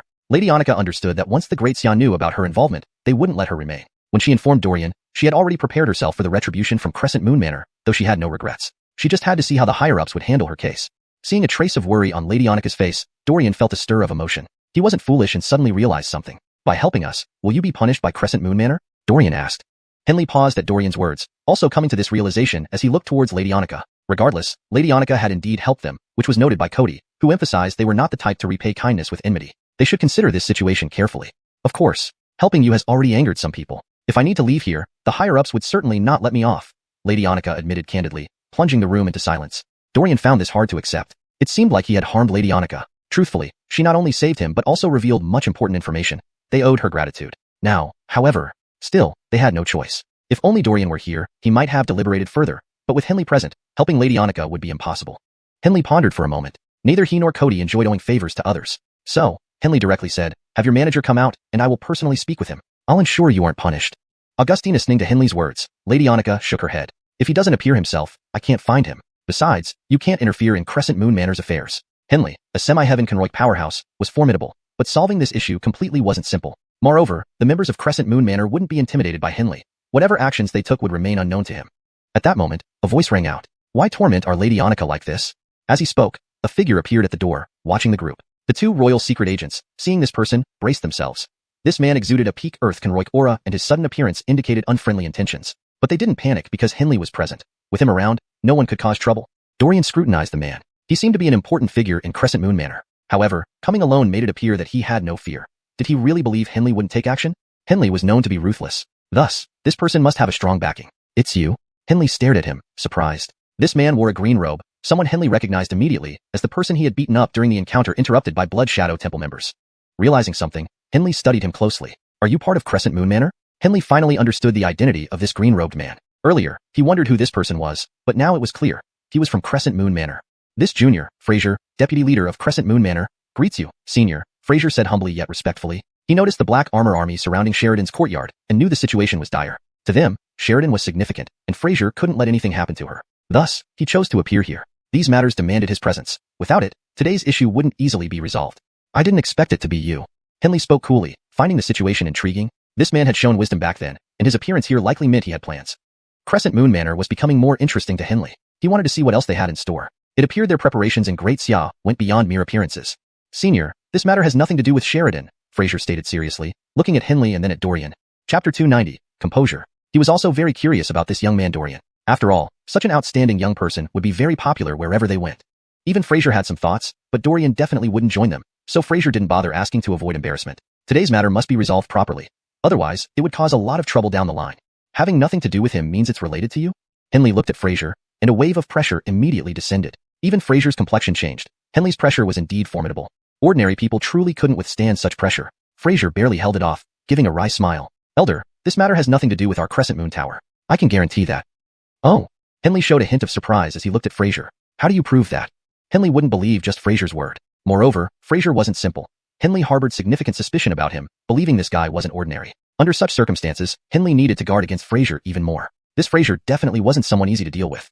Realizing this, Henley stared intently at him. Fraser was slightly taken aback, knowing Henley wouldn't let up easily. He pondered for a moment before speaking. Elder, sometimes we should just have a proper talk about these matters without making such a fuss. Fraser clearly meant to show submission but insisted on negotiating terms. After all, in the battle a few days ago, I didn't add to your troubles and could be considered somewhat helpful to Elder. Fraser spoke calmly, though he knew he wasn't Henley's match. However, if he had attacked alongside others back then, Henley wouldn't have had it easy either. Dorian didn't say much, but guessed that this referred to the big battle that day. Had he actually helped Elder a kill? Dorian thought it unlikely. Someone like Henley wouldn't need help from Fraser. Clearly, Fraser was just flattering himself. Sure enough, Henley sneered. Do you think not attacking was helping me? Do you really believe that attacking would make a difference? Henley spoke coldly. This guy was overconfident. But how could anyone handle Henley so easily? Even if Fraser had acted back then, it would have been laughable. At that time, Henley took care of him effortlessly. His leaving wasn't out of help but mere prudence. So using this to threaten Henley was impossible. Hearing Henley's words, Fraser's face fell. He hadn't expected Henley to be so blunt, which made things difficult for him. Faced with Henley, Fraser knew he stood no chance. If Henley insisted, things would get complicated. Elder, our Crescent Moon Tower, regardless of who you are, did you plan this? Henley said coldly, staring at him. If they had, Henley wouldn't let up. He couldn't leave this unaddressed. Yes, Fraser nodded, admitting directly without worry. Annika Nyangzi's expression changed upon hearing the admission. For her, this was a huge blow because she too had been used. She'd been unaware, thinking it was her decision, only to find it was pre-planned. It left her confused. Why did they do this? However, Annika Nyangzi wasn't anxious. With Henley and Dorian present, surely they would uncover the truth. Dorian's expression changed upon hearing the admission. He hadn't expected Fraser to be so direct. Yet, this confirms something important about Crescent Moon Tower. The matter was critical, demanding caution. Why did you do this? What does Crescent Moon Tower aim for? Upon Fraser's admission, Henley's lingering doubts were clarified. Still, he needed to know specifics to prevent this from being brushed off lightly. The reason, I cannot reveal, but rest assured, we have no ill will towards the Great Xia dynasty. Fraser spoke seriously, looking at Henley. Do you think the Great Xia would tolerate a group manipulating it? Henley snorted. It appeared to be aiding the Great Xia, but actually manipulated it behind the scenes. Anderson Cody wouldn't stand for it. Henley's presence here stemmed from that fact. A group playing such games with the Xia dynasty couldn't be left alone. Regardless of whether the Great Xia accepts us, Crescent Moon Tower currently has no ill intentions. As for the exact reasons, I cannot tell you. Fraser remained firm, looking at Henley. This startled Dorian. What gave him the confidence to speak so directly to Henley? Didn't he fear retaliation? You're quite confident, Crescent Moon Tower. Henley noted this, eyeing Fraser. Of course. Without confidence, how could we survive here? Rest assured, we pose no threat to the Great Xia. In fact, we always aid the Great Xia. Really? Absolutely true. Elder can verify that we've never harmed the Great Xia. Henley nodded, considering Fraser's statement. Though unclear why Crescent Moon Tower behaved this way, they couldn't allow such an organization to exist unchecked. Who is your leader? This sudden question stunned Fraser, but he shook his head. We don't know our leader's identity. He's very mysterious and definitely not in the capital now. Henley nodded and continued. We can overlook this incident. Chapter 291. Sensation in the capital city. But this Bright Moon courtyard shouldn't exist anymore. Why?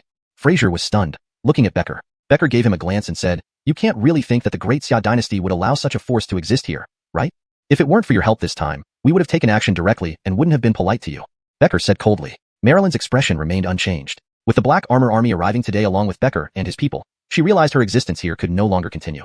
The Great Xia dynasty would not agree. Even if they had no ill intentions, her presence here already threatened the dynasty. No one knew what deals she might have made with those officials. Great Xia understood this, but because of the significant help provided by Bright Moon and her team this time, Aslan wouldn't blame them on this point. However, this place had to be disbanded. If allowed to continue, who knows what else they might do. Logically and emotionally, they couldn't let the New Moon Tower develop further unless there was something wrong with Aslan's judgment. The New Moon Tower was clearly a threat now. A mysterious, unknown organization. The Great Xia dynasty wouldn't tolerate it. They only knew of Marilyn and Fraser. Everything else about the tower was unknown. Upon hearing this, Fraser's face darkened. His aim was to prevent the Bright Moon courtyard from being destroyed. Although the Black Armor Army's arrival might harm Marilyn's reputation, they could still recover from the loss. If the courtyard were destroyed, their losses would be massive. Fraser felt frustrated. What seemed like a flawless plan had suddenly turned out like this. He underestimated Aslan's resolve. This man wouldn't give them any leeway. Thinking of this, Fraser sighed involuntarily. Senior, is there room for negotiation? Despite knowing it was futile, Fraser asked. If the Bright Moon courtyard disappeared, their loss would be too great, a situation he absolutely couldn't accept. He wanted to make things clear to see if Becker would let them off. After all, the intelligence you provided has been very valuable. Fraser tried to use the value of the information to sway Becker, but Becker was prepared. Yes, your intelligence did indeed help the Great Xia dynasty, but not acting against you is already the greatest reward we can offer. Would you seriously think that after causing so much trouble here, we should still tolerate you? You say you are helping the Great Xia dynasty without malicious intent, but does that mean there really is no ill intent? Becker spoke calmly. They had given face to the New Moon Tower. If it were anyone else, they would have acted immediately without hesitation. Hearing this, Fraser realized there was no room for negotiation. Becker would not let them off easily. Fine, we understand. Further argument would be pointless. They had no opportunities left. Challenging Becker was not an option. Good. This time, we will not make things difficult for you. But don't do anything inappropriate in the Great Xia dynasty. The Great Xia dynasty doesn't necessarily need your help. If you genuinely want to assist the Great Xia dynasty and do it well, come out into the open and talk with us at the Great Xia Palace. Becker looked at Fraser as he spoke calmly. Not hiding and scheming, such actions are useless. Augustine. Listening to this, Fraser's face darkened, but he could only nod, powerless before Becker. Let's go. Seeing that this person understood, Becker said nothing more, preparing to leave with his people. How do you plan to announce this matter? Marilyn suddenly asked Becker. Toward Marilyn, Becker was relatively courteous. Let's say there were southern savages infiltrating your room, trying to force you to do their bidding, and you resisted to the death. How does that sound? This explanation would preserve Marilyn's reputation. It was Becker showing consideration to her. Thank you, Senior Akil. That sounds reasonable. Marilyn nodded, accepting this as a good resolution. You may leave on your own. The Great Xia dynasty won't interfere, but don't try to act against us, or we won't be lenient. Hearing this, Fraser and Marilyn remained silent, watching Becker and Dorian depart. After they left, Marilyn looked at Fraser. Deputy Leader Xia, this plan was truly well crafted. Did Leader instruct you to do these things? Marilyn spoke coldly. Clearly, she felt betrayed. As the core member of the New Moon Tower, this made her deeply disheartened. She didn't expect to be used like this. Such betrayal was hard to accept. It wasn't. This was my arrangement. Leader only asked me to disclose this information but didn't tell me how to do it. Fraser shook his head slightly. There was no point in lying now. After all, Marilyn would eventually know the truth. Truly remarkable, Deputy Leader Xia. How will you explain this to Leader when she finds out? Hearing Marilyn's words, Fraser felt troubled. Indeed, this was his failure. He could have handled it better by informing the Great Xia dynasty directly, avoiding problems for the Bright Moon Courtyard. It would be difficult explaining this to Leader. After all, he had messed up, and when Leader found out, she probably wouldn't forgive him easily. Don't worry about that. Just prepare to leave. You can no longer stay in the Great Xia capital. Fraser shook his head, not planning to explain further. In the end, Marilyn was merely a tool to him. Chapter 292, The Jaren Appears. After this incident, Annika was no longer of much use and lingering here any longer served no purpose. So, Fraser directly asked Annika to leave. Next, he had to consider other issues. Annika let out a cold snort, saying, I will not leave until I see the Jaren. You are responsible for this matter, and I will report everything to the Jaren. As she spoke, she looked at Fraser, feeling that something was off about him. Since the Jaren only wanted Fraser to inform Daya, Fraser didn't need to go to such lengths. This made Annika suspect that there might be something wrong with Fraser. Upon hearing Annika's words, Fraser's face changed. Of course, he had his own intentions. He intended to create the image of a mastermind behind the scenes, but hadn't expected it to fail so miserably. It was one thing for Cody to notice, but for Dorian to also detect it. Fraser didn't know how to evaluate it. However, this failure made him very reluctant. He had to change everything. But now, he needed to find a way to explain himself to the Jaren. Seeing the look on Annika's face, it was clear she planned to report him to the Jaren, which left Fraser in a headache. After some contemplation, Fraser slowly opened his mouth and said, Do as you wish. Indeed, this was my mistake, and I will admit my errors to the Jaren. Fraser understood that hiding these matters was impossible. The Jaren could easily investigate them. While they were talking, the door suddenly opened, and a man wearing a mask slowly walked in, staring at Fraser. Fraser, you have disappointed me. Hearing this, Fraser's pupils constricted as he looked at the man who appeared abruptly. His face was covered by a black mask, making it hard to see his features. But his identity was already evident. It was the Jaren of Xinu Tower. The Jaren looked at Fraser, already knowing everything, and felt very disappointed. Unbelievably, the situation had turned into this mess. What Fraser did truly surprised and annoyed him. However, someone must take responsibility for this matter. Fraser felt fear. He hadn't prepared what to say, and seeing the Jaren come over left him unsure of what to do. Jaren, indeed, it was my negligence. Please punish me. Nevertheless, Fraser reacted quickly. No matter what, admitting his fault first was best. As an assistant Jaren, the Jaren wouldn't just dispose of him over this incident. That, he was quite sure of. After all, peak Earth stage martial artists were rare in Daya, and the Jaren still needed him. Punishment is definitely necessary, but it's not as simple as negligence. The Jaren's words made Fraser's face change. He didn't understand why the Jaren said this. Could it be that the Jaren knew something? Your petty thoughts, you really think we can't see through them? Don't try anything futile. Put those thoughts aside and consider how you will deal with this. The Jaren let out a cold snort, clearly unwilling to end this matter easily. To them, the loss was extremely heavy. What should have been a straightforward affair had turned into this, leaving him highly dissatisfied.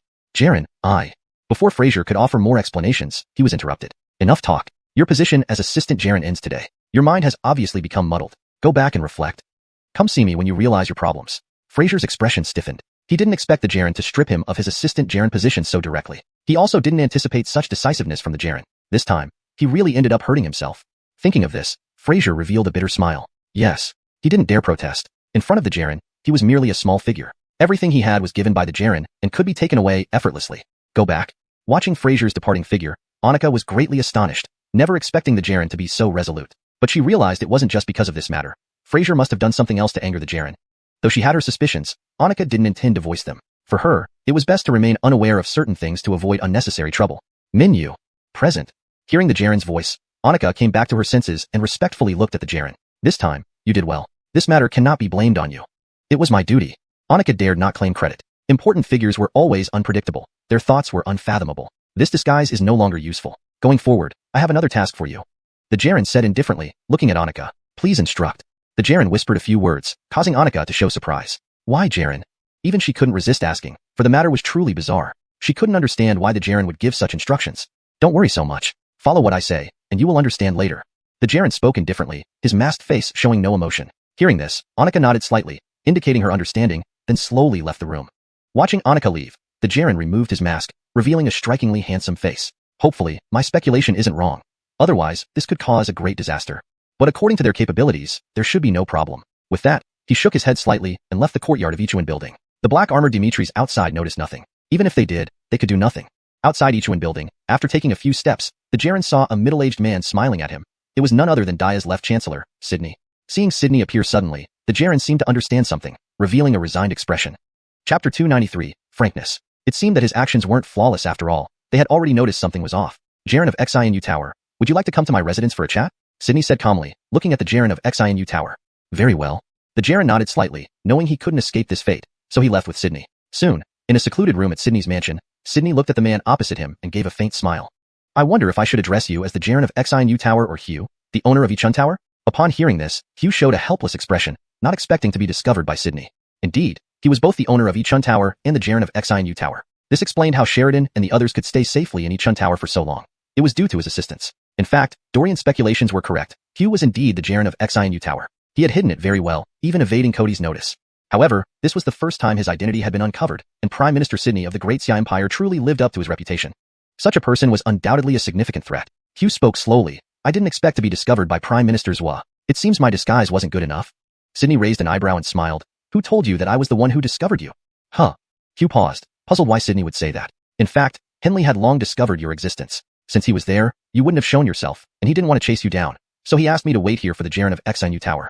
Sydney explained matter-of-factly. How could Henley not have noticed Hugh's presence? He simply didn't want to pursue Hugh. After all, Hugh wouldn't appear unless he left. That was why Sydney waited here. This revelation caused Hugh's face to pale, then he chuckled bitterly. The first martial artist of the Great Xia Imperial Palace, the half-step Heaven Conroy Henley, is indeed formidable. Hugh realized something. If Henley had intended to act against him, he would be in serious trouble. After all, he was only at the peak Earth Conroy, no match for Henley. But, I also didn't expect that Prime Minister Sydney of the Great Xia would be a peak Earth Conroy martial artist. Hugh looked at Sydney with a sigh. The Great Xia Empire truly harbored many hidden dragons. Until today, he had no idea about Sydney's strength.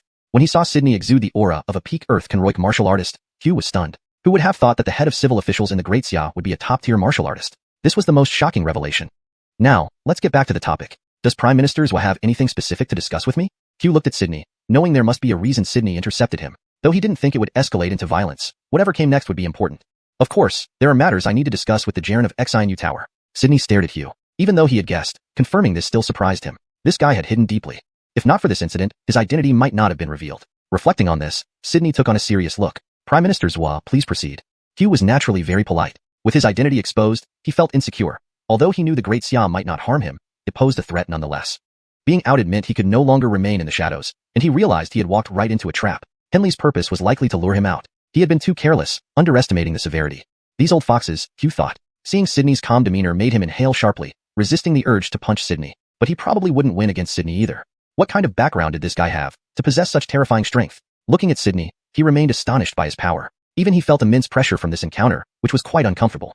A mere civil official with such terrifying martial prowess. How could they survive in this world? Sydney watched Hugh, frowning. My intuition tells me you want to punch me. How could that be possible? Hugh replied seriously. Sydney's perceptiveness was sharp. Hugh certainly wouldn't admit it, knowing it would invite trouble. Is that so?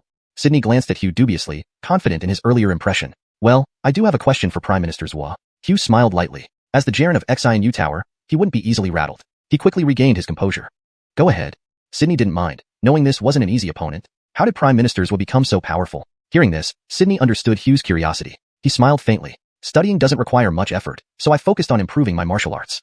One small misstep brought me to this level. Augustine listening to this, Hugh could only feel his lips twitching. Sydney was indeed modest, but he had earned it. I have no more questions. Prime Minister Zhua, please continue. Yes, what exactly does Xinu Tower aim to achieve? Sydney asked directly. There was no point in beating around the bush. It was better to clarify things up front. Hearing Sydney's straightforward query, Hugh fell silent for a moment before responding. If I say it's for the sake of the Great Xia Empire, will you believe me? Hugh looked at Sydney earnestly. I believe you, but the actions you've taken. Sydney began. Chapter 294, Rejection. Sydney shook her head slightly. She naturally believed Hugh's words. At such a time, Hugh had no reason to deceive her. They might indeed be working for the greater good of Daxia. However, their actions made it hard for Sydney to trust them completely. Leaving the past aside, while this incident did help Daxia, it seemed too far-fetched. According to what the Undersecretary of War said, they had been trading for over a year now. Clearly, New Moon Pavilion had discovered this long ago but remained silent. Could this still be considered aiding Daxia? Sydney found it hard to agree with that notion. Hearing Sydney's words, Hugh also smiled bitterly. He understood her meaning perfectly. Pausing for a moment, Hugh slowly said, "This incident was entirely an accident. My original intention was to use my trade routes to help bolster Daxia's economy and gather information, which is why I established the New Moon Pavilion. Then, I dispatched carefully selected people to various places to gather intelligence. I have been preparing in the capital for a long time. In fact, I only learned about the Undersecretary of War's involvement recently." At this point, Sydney became very interested. "But your subordinates didn't learn of this only recently. He didn't tell me. Once I found out, I immediately arranged for him to leak the information." Unexpectedly, Hugh left it unsaid, but Sydney had already understood. "So, you're saying this was Fraser's independent decision?" "Indeed, we never planned any of this. Fraser's actions are very perplexing to me as well. Now, I don't know what to say either." Hearing this, Sydney also began to grasp the situation. It seemed that someone below Hugh had acted on their own accord. "So, how do you plan to handle this?" Henley also trusted Hugh's words. Even if Hugh were lying, it wouldn't matter much because knowing his identity was for the best. Ichuan building was here, and Hugh's base was in Daxia. Betraying Daxia would be more difficult for him than for Henley himself, so Sydney realized she didn't need to worry about Hugh. "Not sure yet. I need to investigate what exactly this person is planning." Hugh shook her head. She hadn't fully uncovered Fraser's intentions, but Fraser certainly had issues. Sydney nodded and didn't press further on this matter. Both of them had shared many things openly, and Sydney realized that the existence of the New Moon Pavilion was actually quite necessary. Although the royal spies were excellent, they often faced significant restrictions. On the other hand, a civilian organization like New Moon Pavilion could operate with fewer constraints. Sydney agreed with this point. "There's another issue. The Emperor values you highly. Why didn't you explain this to the Emperor? I believe he would support you." The existence of the New Moon Pavilion was beneficial to Daxia. Anderson Cody wasn't the type to reject such cooperation. If Hugh sought to collaborate with Cody, the Emperor would agree. Hugh shook her head slightly. "This is my personal endeavor. Involving Daxia would make many things complicated." Sydney understood. That explained why Hugh rarely appeared in the capital. It was likely to avoid suspicion. "I think you should consider cooperating with Daxia. You don't need to transform New Moon Pavilion into a Daxia entity, but cooperation could be mutually beneficial. I think you'd appreciate such collaboration." Hearing this, Hugh was indeed tempted. With Daxia support, many things would become easier. He wouldn't need to hide anymore. But after careful thought, Hugh still shook her head slightly. "This is my path. I shouldn't rely on Daxia. Daxia has its own missions, and I have my own goals."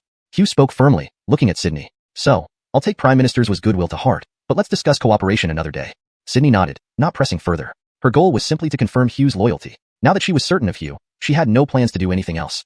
"Well, I'll take my leave. My capture today was truly my own fault," Hugh sighed, looking at Sydney. "Goodbye. As long as New Moon Pavilion does not threaten Daxia, Daxia will never act against it. I promise you that." Sydney smiled gently at Hugh. "Thank you." Hugh believed Sydney's promise and then left the Chancellor's residence. Watching Hugh's departing figure, Sydney had a thoughtful look. Hugh spoke the truth, but not everything. There was still something unspoken. However, everyone had their secrets. Sydney didn't intend to probe further. Now that she confirmed the leader of the New Moon Pavilion was Hugh, matters became simpler. Should New Moon Pavilion have problems in the future, they would at least know whom to approach. On the other side, Dorian followed behind Henley, who refused to let him leave, insisting he accompany him to the palace. This left Dorian puzzled. Since Henley knew about his investigations, why was he being taken along? Moreover, Jaranek, is this even the way to the palace? Dorian looked at Henley, confused by his intentions. They were clearly not heading towards the palace. What was Henley up to? "I know. I'm taking you somewhere," Henley said calmly, offering no further explanation. People like him didn't need to explain themselves to Dorian. Dorian had no choice but to follow Henley. Soon, they arrived in a bamboo grove outside the city, leaving Dorian momentarily stunned. What was Henley up to? Henley glanced at Dorian, then broke off a bamboo branch and tossed it to him, saying, "Show me your spear techniques." "Spear techniques?" Dorian paused, though uncertain. He quickly demonstrated the Overlord's spear technique. Henley watched closely, showing surprise. "These spear techniques? Where did you learn these spear techniques?" Henley couldn't help but ask. Chapter 295, Teaching Swordsmanship. "Respectfully, this is a spear technique I created based on some traditional spear methods and my own style," Dorian replied respectfully. Regardless of whom he spoke to, this was always his answer. Becker nodded, muttering inwardly. "Troublesome. I wanted to offer some guidance to this young man, but it seems unnecessary now. My spear skills are simply no match for what he already has." Becker pondered as he had brought Dorian out with the intention of mentoring him. After all, Dorian was a talent highly regarded by Cody and should not be left to face danger unprepared. But if Dorian was about to enter battle, having guards protect him wouldn't aid his growth. So Becker decided to help Dorian become stronger in a way that didn't involve direct protection. Therefore, Becker had prepared a specific set of spear techniques to teach Dorian, but now it seemed those wouldn't be needed. This left Becker puzzled, unsure how to assist Dorian. He felt stumped, lacking any immediate solutions. Dorian watched Becker in silence, a hint of confusion on his face. "Senior Akil?" He still couldn't grasp Becker's intentions. "Don't speak, just wait for a moment." Becker waved his hand, signaling Dorian to remain silent. After some time, Becker opened his eyes and looked at Dorian, slowly saying, "I have an idea." Next, Becker took the bamboo from Dorian's hands and channeled his internal energy. Under Dorian's astonished gaze, a meticulously crafted bamboo sword appeared in Becker's hands. This? Dorian stared at Becker in awe. Such precise control of internal energy was far beyond his current abilities. It showed a level of mastery over internal energy that was truly exceptional. But why did Becker create a longsword? What was he planning? On the battlefield, swords are indispensable weapons, so I will teach you a set of sword techniques. Pay close attention and practice diligently. It will greatly benefit you. Becker looked at Dorian, and Dorian instantly understood. Becker was going to impart some knowledge and mentor him. This caught Dorian completely off guard, yet it was undeniably a good thing. Becker was a half-step Heavenconroy powerhouse, and receiving guidance from such a person was something most people would never experience in their lifetimes. Dorian hurriedly said, "Thank you, senior, for your instruction. No need to thank me. You are someone Kale values and mustn't die easily on the battlefield." While long spears do hold advantages on the battlefield, many martial artists favor swords when it comes to duels. Today, I'll teach you a powerful set of sword techniques. Once mastered, you won't need to worry about ordinary swordsmen. Becker spoke earnestly, his demeanor changing into one of intense seriousness when discussing martial arts. Quickly, Becker demonstrated a fluid and deadly sword technique. Dorian could clearly feel that every move was designed for killing, a set of combat-oriented sword techniques meant to defeat enemies. Well, after the demonstration, Becker looked at Dorian. In Becker's view, remembering even part of these techniques was enough. His sword techniques were not easy for just anyone to learn. He wanted to test Dorian and see how much he could remember. If you didn't get it all, it's alright. I can demonstrate again, but after that, you'll have to figure it out yourself. This set of techniques is very advanced. Becker stated calmly, though it was a test, he didn't want to make things too difficult. I remembered everything. However, Dorian's reply made Becker frown as he scrutinized him. Becker knew how challenging his techniques were. Even an Earthconroic martial artist might not be able to remember them all. Now Dorian claimed to have remembered everything, which made Becker skeptical. He believed Dorian was likely lying. Although Dorian's talent was indeed good, fully memorizing such techniques wasn't easy. Lying was something Becker disliked. If you didn't remember it all, just say so. There's no need to pretend to be strong. Waving his hand, Becker didn't intend to press further. He thought it was normal for young men to be eager and arrogant, especially considering Dorian's status as Joab's son-in-law and a talent valued by Cody. Becker could tolerate it. Dorian shook his head slightly, saying, "Senior, I really did remember all the moves. I assure you, I wouldn't deceive you." This wasn't an attempt by Dorian to show off his talent. It was simply a statement of fact. There was no need for Becker to demonstrate again. Huh. Becker's expression turned grim. Originally, he had a favorable impression of Dorian, but now he felt dissatisfied. Such pride and arrogance without humility annoyed Becker. Is that so? Then show me. As he spoke, Becker tossed the bamboo sword to Dorian. Dorian caught it, understanding that Becker didn't believe him. Taking a deep breath, he began to perform the sword techniques just as Becker had demonstrated. Initially, Becker wasn't concerned, but as Dorian performed, he gradually became more attentive. Dorian had indeed remembered everything and could execute the techniques. Becker admitted to himself that he was surprised. He began to look at this young man with renewed respect. Becker knew that although his demonstration wasn't particularly fast, his skill level made the techniques quite swift. Even an Earthconroic martial artist would struggle to remember them all at once. But Dorian had managed it. Dorian's talent exceeded his expectations. Perhaps he had underestimated Dorian. This young man was far stronger than Becker had imagined. At this point, Becker started to feel excited about what Dorian might achieve in the future. He believed Dorian would certainly reach Heavenconroic eventually. With such remarkable talent and comprehension, it was astounding. If their identities allowed, Becker might have been tempted to take him as a disciple. No martial artist could resist a student with such exceptional talent. After finishing, Dorian sighed and then said, "Senior Akil, when I performed the techniques, they felt somewhat stiff, and there seems to be something missing." Chapter 296, Astonishing Talent. Dorian scratched his head, feeling that something was off but unable to pinpoint the exact problem. Augustine listening to Dorian's words, Becker couldn't help but twitch at the corner of his mouth.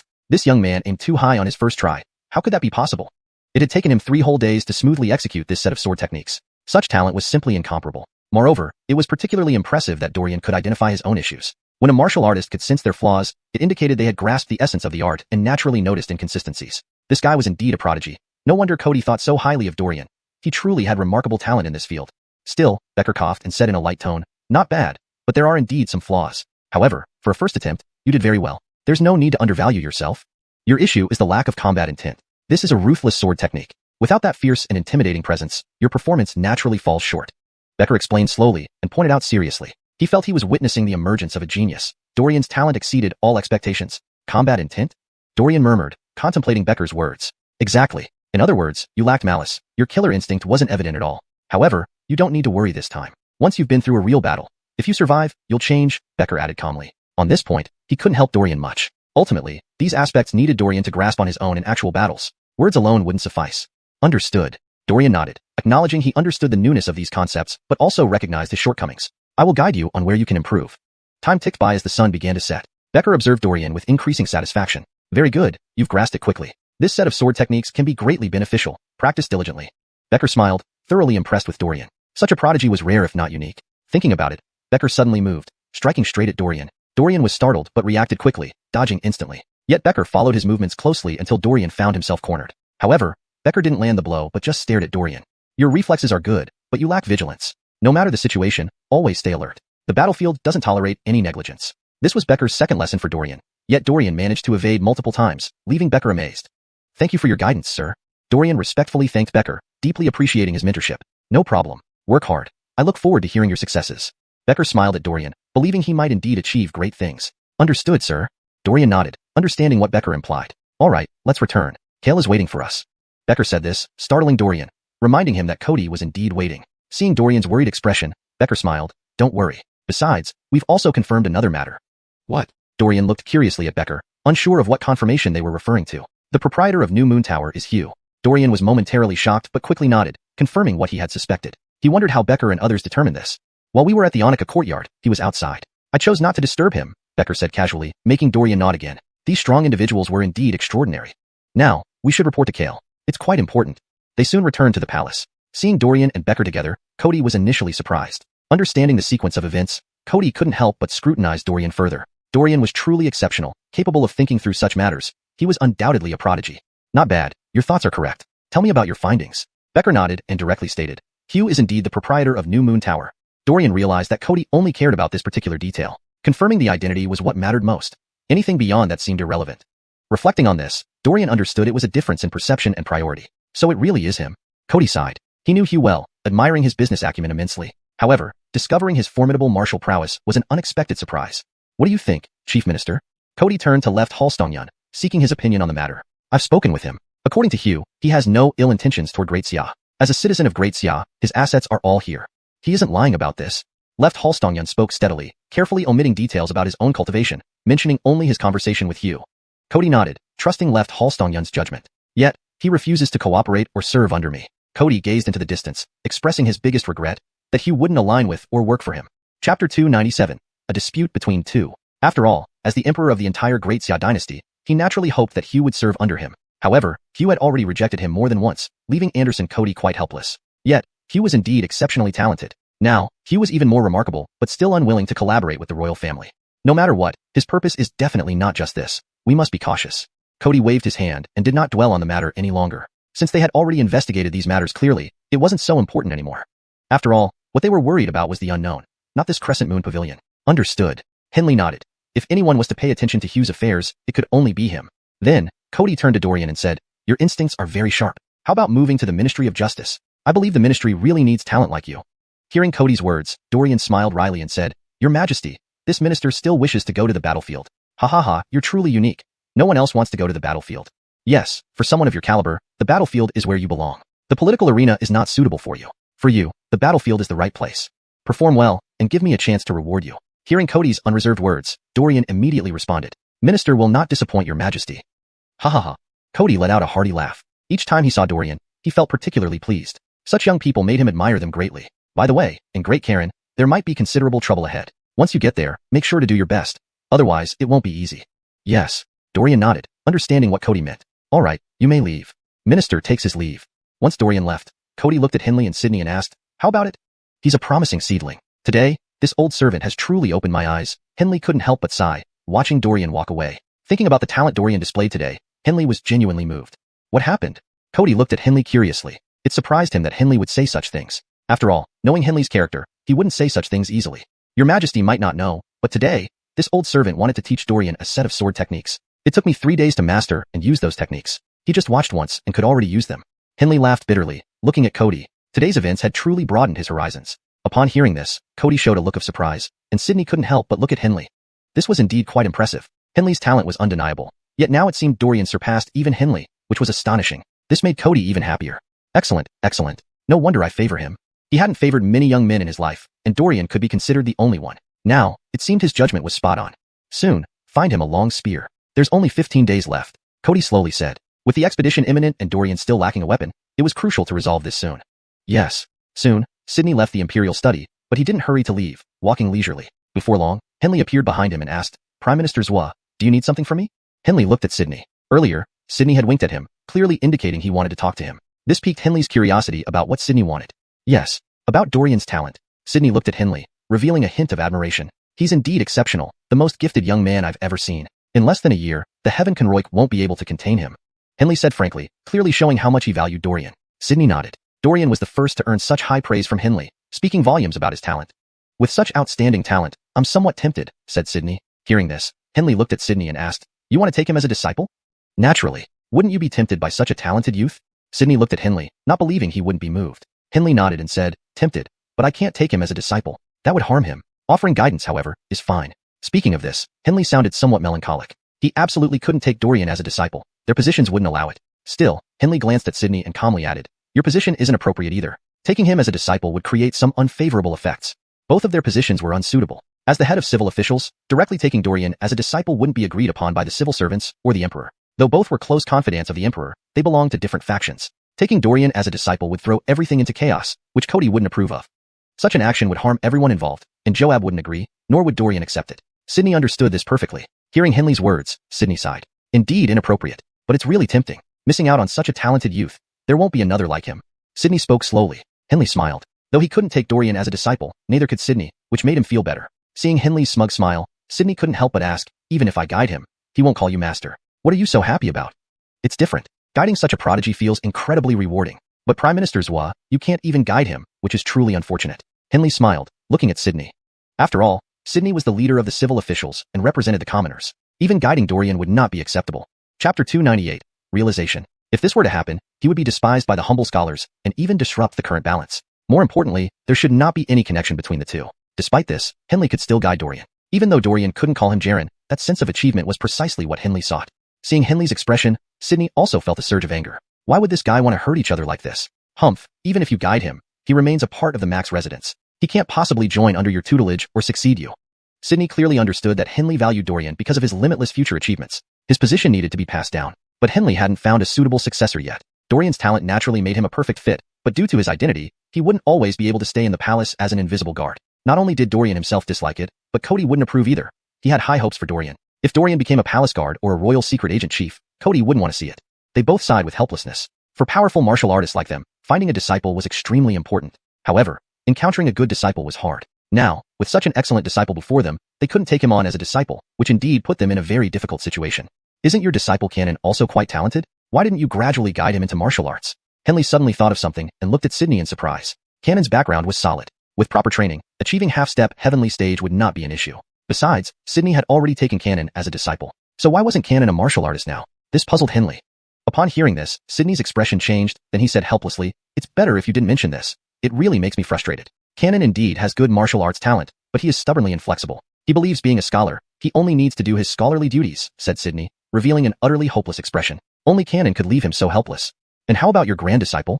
I think Ali's talent should be pretty good too. How about considering him? Henley looked at Sydney, hoping he would train more talented disciples for the benefit of the great Xia dynasty. This young fellow has fair talent, but he's even more stubborn, plus he's not young anymore, which makes me a bit worried. Sydney gazed into the distance. Canon had grown up with him since childhood. If Canon had been willing to practice, he would have likely reached peak Earth stage by now. But Canon was unwilling, missing the best opportunity. Ali was not young either, with no base in martial arts, making Sydney hesitant. Training Ali would definitely take a lot of time and might affect his career prospects. Plus, given that his teacher Canon was so stubborn, Sydney feared Ali might be the same. There's nothing wrong with trying. Besides, Ali can hardly advance now. Kale wouldn't agree. Training in martial arts over this period might actually be a good choice, Henley suggested. Hearing this, Sydney nodded. Let's try if there's an opportunity. I hope this young man isn't like his teacher. At this moment, in a dark, hidden chamber, Fraser looked at the paper in front of him, revealing a fierce expression. All this is your fault. Don't blame me. Fraser's face was unusually gloomy. He never expected that the master of the pavilion would remove him from his position immediately upon arrival. It greatly displeased him. After all, he had done so much for New Moon Pavilion. Being removed from his post was unacceptable, so he decided to stop pretending. The paper bore an invitation from the Blood Shadow Hall. After Apollon's capture, Blood Shadow Hall people approached him, hoping he could replace Apollon. Initially, he hesitated, not directly agreeing, as he was part of New Moon Pavilion. The master hated Blood Shadow Hall the most. But now that the master was so unrighteous, why bother? Just as Fraser was thinking, a wave of internal energy came from outside. Startled, he saw the door slowly open, and a masked figure entered, watching him quietly. Jaren of the pavilion?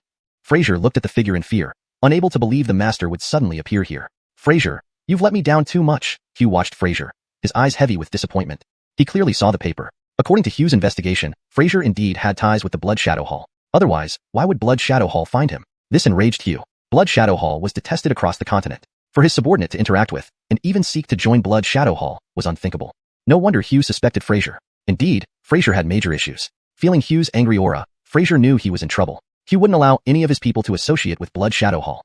I thought you were merely incompetent. Now it seems otherwise. What do you intend to do? Have I treated you unfairly? Hugh coldly demanded, staring at Fraser.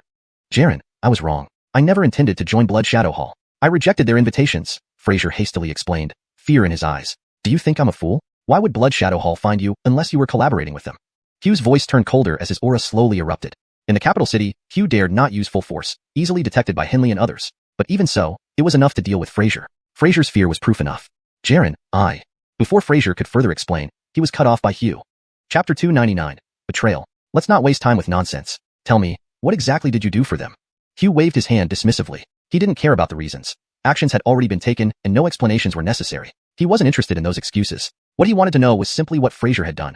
What harm he'd inflicted upon Daxia, how much assistance he provided to the Blood Shadow Hall. This was the critical issue Hugh was concerned with. How many treacherous deeds this guy had committed behind his back. These matters must be thoroughly investigated, and could not be left unchecked. Hearing Hugh's question, Fraser hastily replied, nothing happened. They merely invited me to join them, but I never accepted, not now, nor in the past. At this, Hugh frowned and asked, then what do you plan to do? Why have you kept this piece of paper? Hugh certainly wouldn't easily believe Fraser's lies. After all, he had already uncovered some information. Otherwise, he wouldn't have confronted Fraser directly. I was planning to use this opportunity to lure them all out and see if I could deal with them, Fraser responded. I intended to earn merit so that the pavilion leader would reconsider and reinstate my position. I never thought of defecting to them. My loyalty to New Moon Pavilion can be attested by heaven and earth. I will never betray it. Fraser spoke rapidly, believing these words should convince the pavilion leader. He didn't think the pavilion leader could have knowledge of his actions. In his mind, his plans were flawless, and he felt quite confident that Hugh couldn't have discovered his issues right away. Is that so? Hugh looked at Fraser dubiously, already sneering inwardly. Did this man really think he didn't know anything? He already had a thorough understanding of the situation. He just wanted to gauge Fraser's reaction. Judging from the current interaction, Fraser had no intention of telling the truth, which disappointed Hugh. If Fraser had been honest and confessed, Hugh might have had a different perspective on him. But now, Hugh believed that this man could not be spared. After all, such a deceitful person was undoubtedly dangerous and could not be left alive. Keeping him around would surely lead to disaster. Hugh was fully aware of this, and his murderous intent grew more evident. You lie. Do you really think I know nothing? You still haven't told me the truth? Hugh scoffed, startling Fraser. It appeared Hugh had already discovered something. What should he do now? Fraser was extremely anxious, realizing he was in deep trouble. After all, he was not someone easy to deal with. He knew very well the character of his pavilion leader. In this situation, escape seemed impossible. No, he couldn't sit idly by. Pavilion leader, I truly did nothing of the sort. Please be fair, Fraser pleaded sincerely, trying to deceive Hugh. Fraser, you're still unwilling to tell the truth? Hugh said coldly, staring at Fraser. Since that's the case, take a good look at this. Several pieces of paper were thrown into Fraser's face. As he scrutinized them, his expression changed drastically. The contents left him speechless, as they detailed everything he had done. How had Hugh discovered these things so quickly? Realizing Hugh had never intended to spare him, only planned to make him pay the price, Fraser understood that the previous conversation was merely a ruse. With this realization, Fraser decided to act decisively, a fierce expression emerging on his face. Hugh, seemingly unaware, stood with his hands behind his back, facing away from Fraser. Do you have anything else to say? Hugh asked indifferently. Nothing. Fraser lowered his head, appearing resigned. With solid evidence, there was little room for argument. Admitting guilt was the best course of action. Thinking this over, Fraser shook his head and said dejectedly, this subordinate has nothing more to say. I ask you to consider my years of loyal service to New Moon Pavilion and spare me this time. Fraser's voice sounded defeated, as if he had lost all hope. Hugh gave him a glance of pity. He was mainly filled with anger, finding it hard to forgive Fraser's actions, which violated so many principles. This made Hugh uneasy, considering Fraser's contributions to the pavilion. Too severe punishment might not be appropriate. As he pondered, a wave of killing intent surged from behind. Without hesitation, Hugh turned and struck a powerful blow, colliding fist to fist with Fraser. You dirty dog, thinking of ambushing me. Hugh sneered, having anticipated Fraser's move. He knew Fraser's nature too well. This man would never give up easily. Previously, Hugh intentionally exposed his back to Fraser. If Fraser hadn't attacked, Hugh might have chosen leniency, perhaps just a minor punishment. Now, however, Hugh wouldn't let him off easily. He would make Fraser suffer dearly. Seeing his plan exposed, Fraser wasted no time and launched another attack. His failed ambush left him at a hopeless disadvantage. Yet now that he had acted, Hugh would definitely not spare him. In light of this, there's no need for mercy. Prepare to die. Hugh's contemptuous remark echoed. Being at the peak of Earthkenroik, Fraser was no match for him. Moreover, both aimed to minimize noise during their fight, restraining their actions. Within 3 moves, Fraser was defeated, forced into a corner by Hugh's punch. Facing imminent death, Fraser sneered. I've devoted years to New Moon Pavilion. You decide to kill me like this? Isn't that a bit extreme? Yes, I did have some ties with the Blood Shadow Hall, but wasn't it your fault? If not for you, would I have ended up like this? Chapter 300. Execution. When Fraser continued to blame him, Hugh did not hold back in the slightest. Was there anything I assigned you that was too difficult? Hugh looked at Fraser. He felt disappointed. The tasks he had arranged were never overly difficult, yet this person constantly caused trouble for him. He had never wronged him, and it bewildered Hugh how Fraser could act like this. I gave you very simple tasks. When did I ever need you to cooperate with Blood Shadow Temple? You really are good at finding excuses for yourself. Hugh gazed at Fraser, feeling his world expand from the audacity of this man. Even though none of this was related to him, Fraser made it seem like Hugh owed him. It truly bordered on absurdity. However, regardless of everything, now that he confirmed Fraser's betrayal, he would not let him off easily. Enough. Though I am the deputy leader of New Moon Tower, you have never provided me with any assistance or benefits. I've been working for you all along without reaping any rewards. I'm tired of this life and do not wish to continue it. Blood Shadow Temple offers many advantages. Under such circumstances, why wouldn't I betray you? Hugh, you still don't understand. What we people require is merely enough benefits from you. No other obligations. Fraser spoke coldly, smirking while gathering his strength. For him, time-buying maneuvers were vital now as leaving this place took precedence. Surviving and escaping was the most important thing. Augustine listening to Fraser's words, Hugh remained silent for a moment. He didn't think what Fraser said was reasonable. It just sounded far-fetched to him. Firstly, the remuneration I gave you is among the best. You've always gotten everything you needed. Secondly, as deputy leader, I've already given you significant authority, holding nothing back. You even have control over numerous matters in New Moon Tower. Lastly, the benefits I've bestowed upon you have elevated you to your current level. What more do you want? Hugh stared coldly at Fraser. This guy was really beyond description. Hearing this, Fraser paused. Hugh was right. New Moon Tower did offer good treatment, but desires were boundless for people like them. Blood Shadow Temple offered significant advantages. Why shouldn't he take the opportunity? There's no point in talking more. Do you have any last words today? Hugh spoke coldly, looking straight at Fraser. The situation was clear. Fraser would not escape now. We're both peak Earthconroic martial artists. You believe you can handle me? I don't think so. Even among peak Earthconroic martial artists, there are differences. You should know that, right?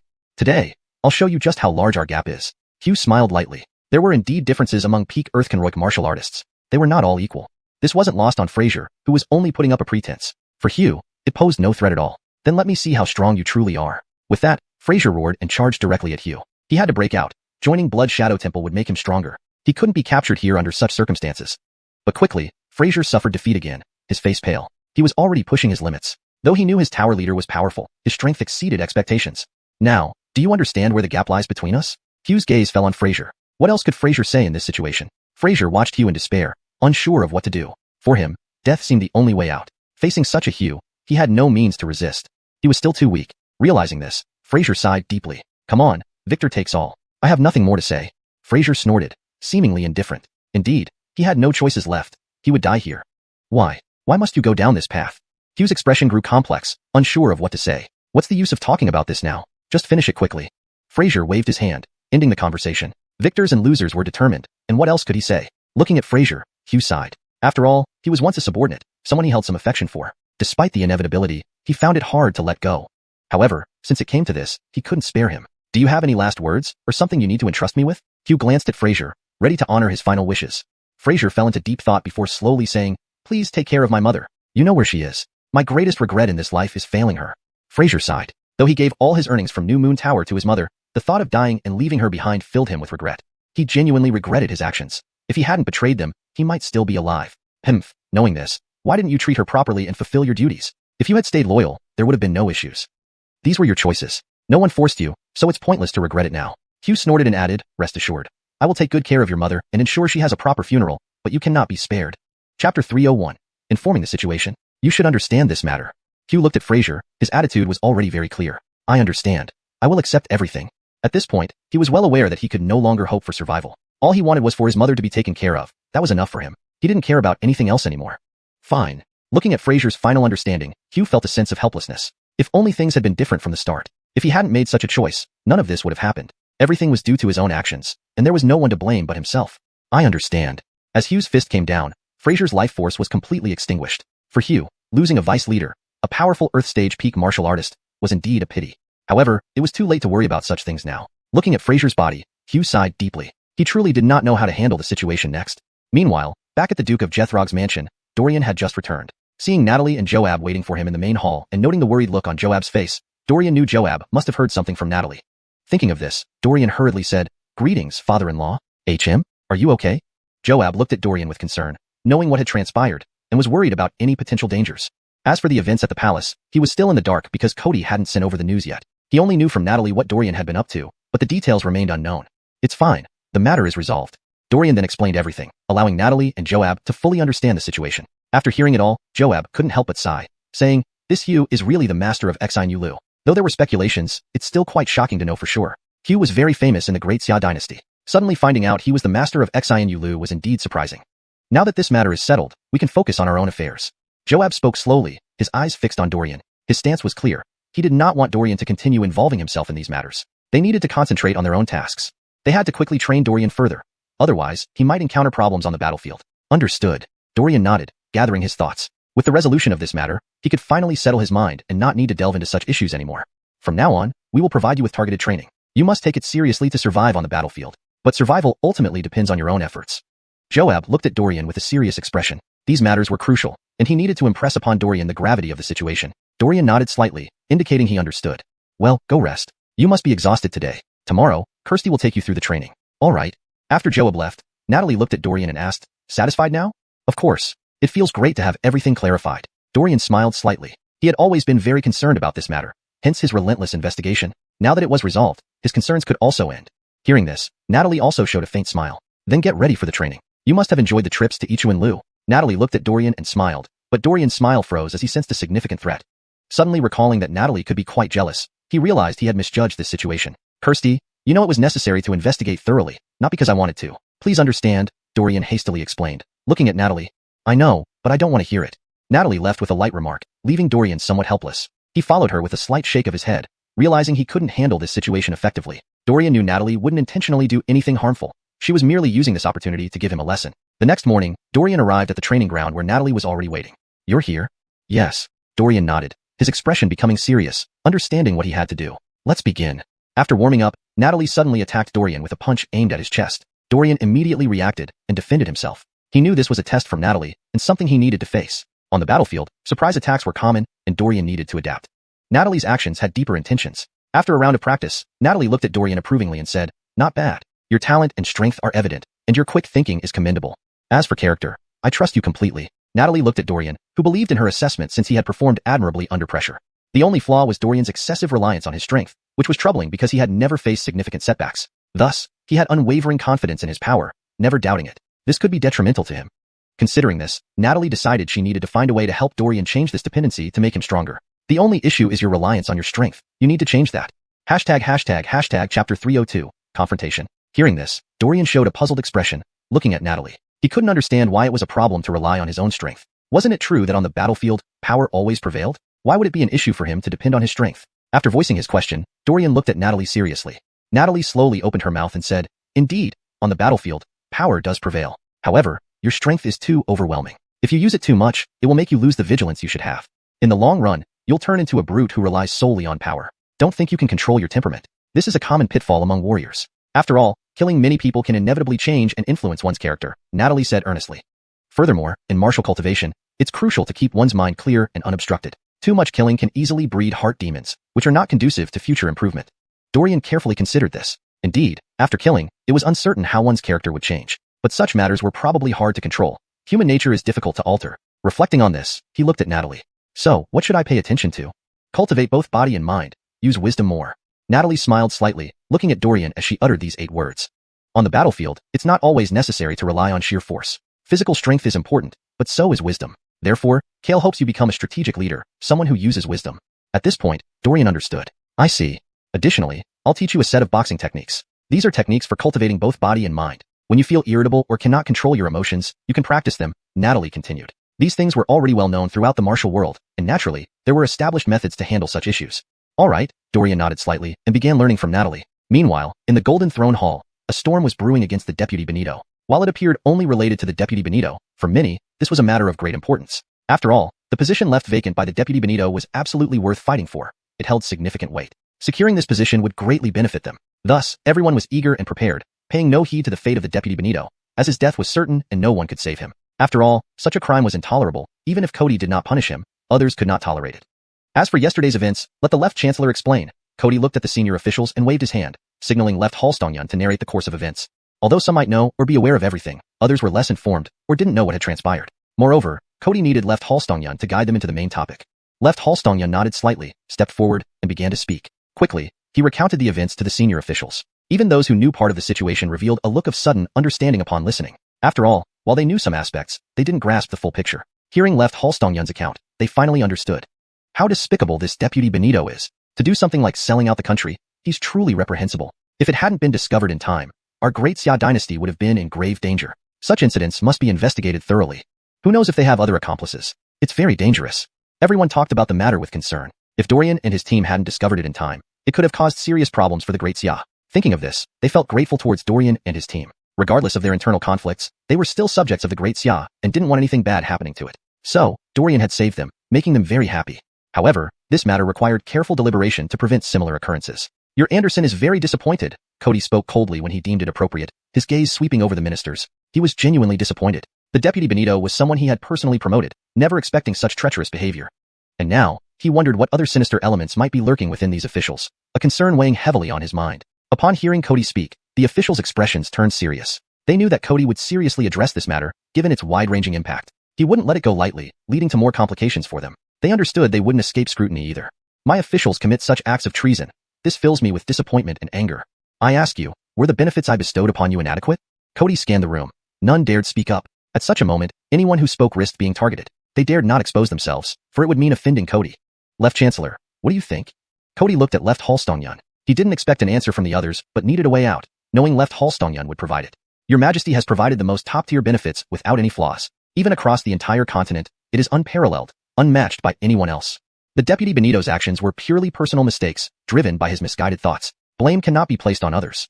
Left Halstongyun slowly responded, having pre-prepared his words. Upon hearing this, the officials agreed with Left Halstongyun's statements, hurriedly concurring. Yes, Chancellor Left is right. For us, we would never betray the Great Xia or your Majesty. One minister stepped forward, speaking seriously. Chancellor Left speaks the truth. Chapter 303, Punishment. We are all ministers of the Great Xia dynasty. We would absolutely never betray the Great Xia. The Hussein is merely a personal issue and has nothing to do with us. Everyone spoke up, affirming that they had no problems. Even Abdur voiced his opinion. At this moment, he naturally needed to show his loyalty. Otherwise, there could be serious consequences. He didn't want to be purged by Cody due to such matters. Therefore, it was necessary for him to side with Cody now. Of course, for Abdur, it was painful inside because, in fact, the Hussein could be considered one of his people. Though he was promoted by Cody, he secretly pledged allegiance to Abdur long ago. However, even Abdur did not know this guy would cause trouble like this, which indeed came as quite a surprise. Thankfully, Cody found him out. If this troublesome person wasn't uncovered, it really would have caused significant issues for them. After all, such an individual posed a huge threat to the Great Xia. No one knew what he might do. Thus, finding him out was certainly a good thing. Moreover, since he hadn't exposed this person's connection to him, Cody had no reason to target him. This was definitely fortunate. This way, he wouldn't need to worry about any issues. Otherwise, Cody would certainly use this matter against him, which he understood clearly. Looking at these people declare their loyalty, Cody showed a faint smile. They were truly anxious. While he wasn't sure how many were genuinely loyal, some must be trying to take advantage of the situation. No rush was needed. He could slowly investigate. It's clear that you're indeed loyal, but loyalty isn't just something you say. I hope you don't let me down. I don't wish to face these matters again. Upon hearing Cody's words, everyone grew solemn. To them, these matters required great attention. Next, let's discuss how to handle the Hussein Sawyer. Do you have any suggestions? Cody looked at the ministers with a questioning expression. According to the laws of Great Xia, his family should be implicated up to 9 generations.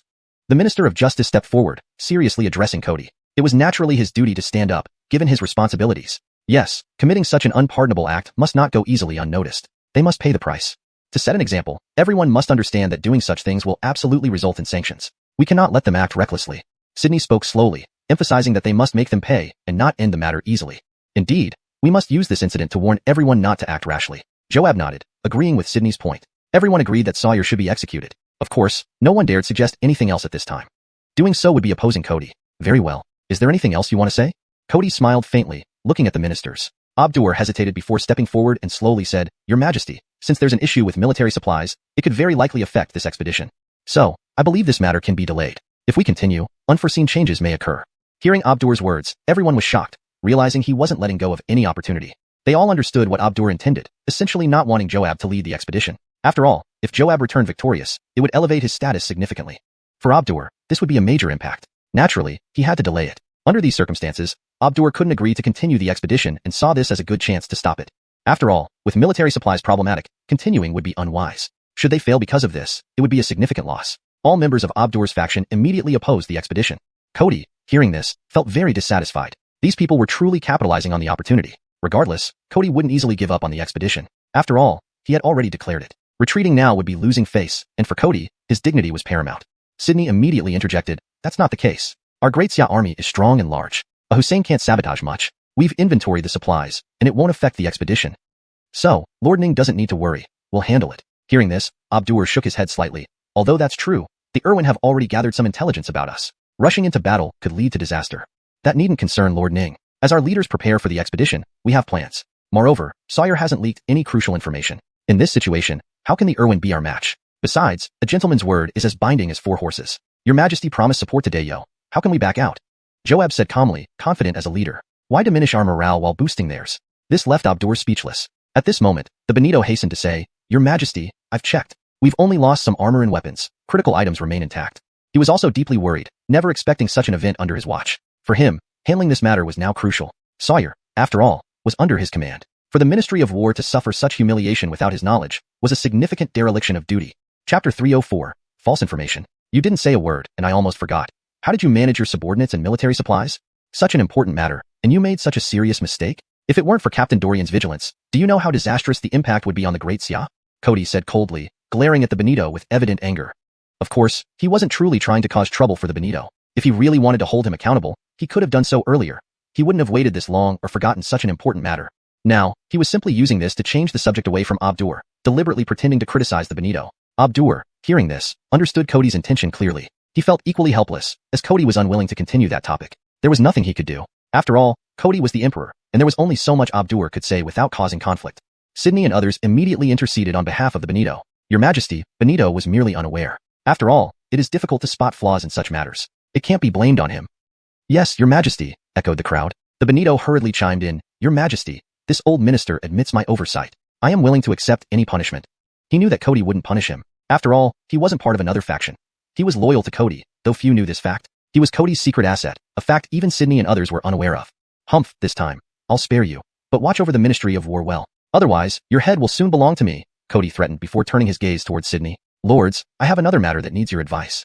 Everyone listened intently, watching Cody, unsure what he intended to discuss. The Dachan dynasty sent a letter yesterday, proposing an alliance against the Great Zhou dynasty, seeking our support. What do you think?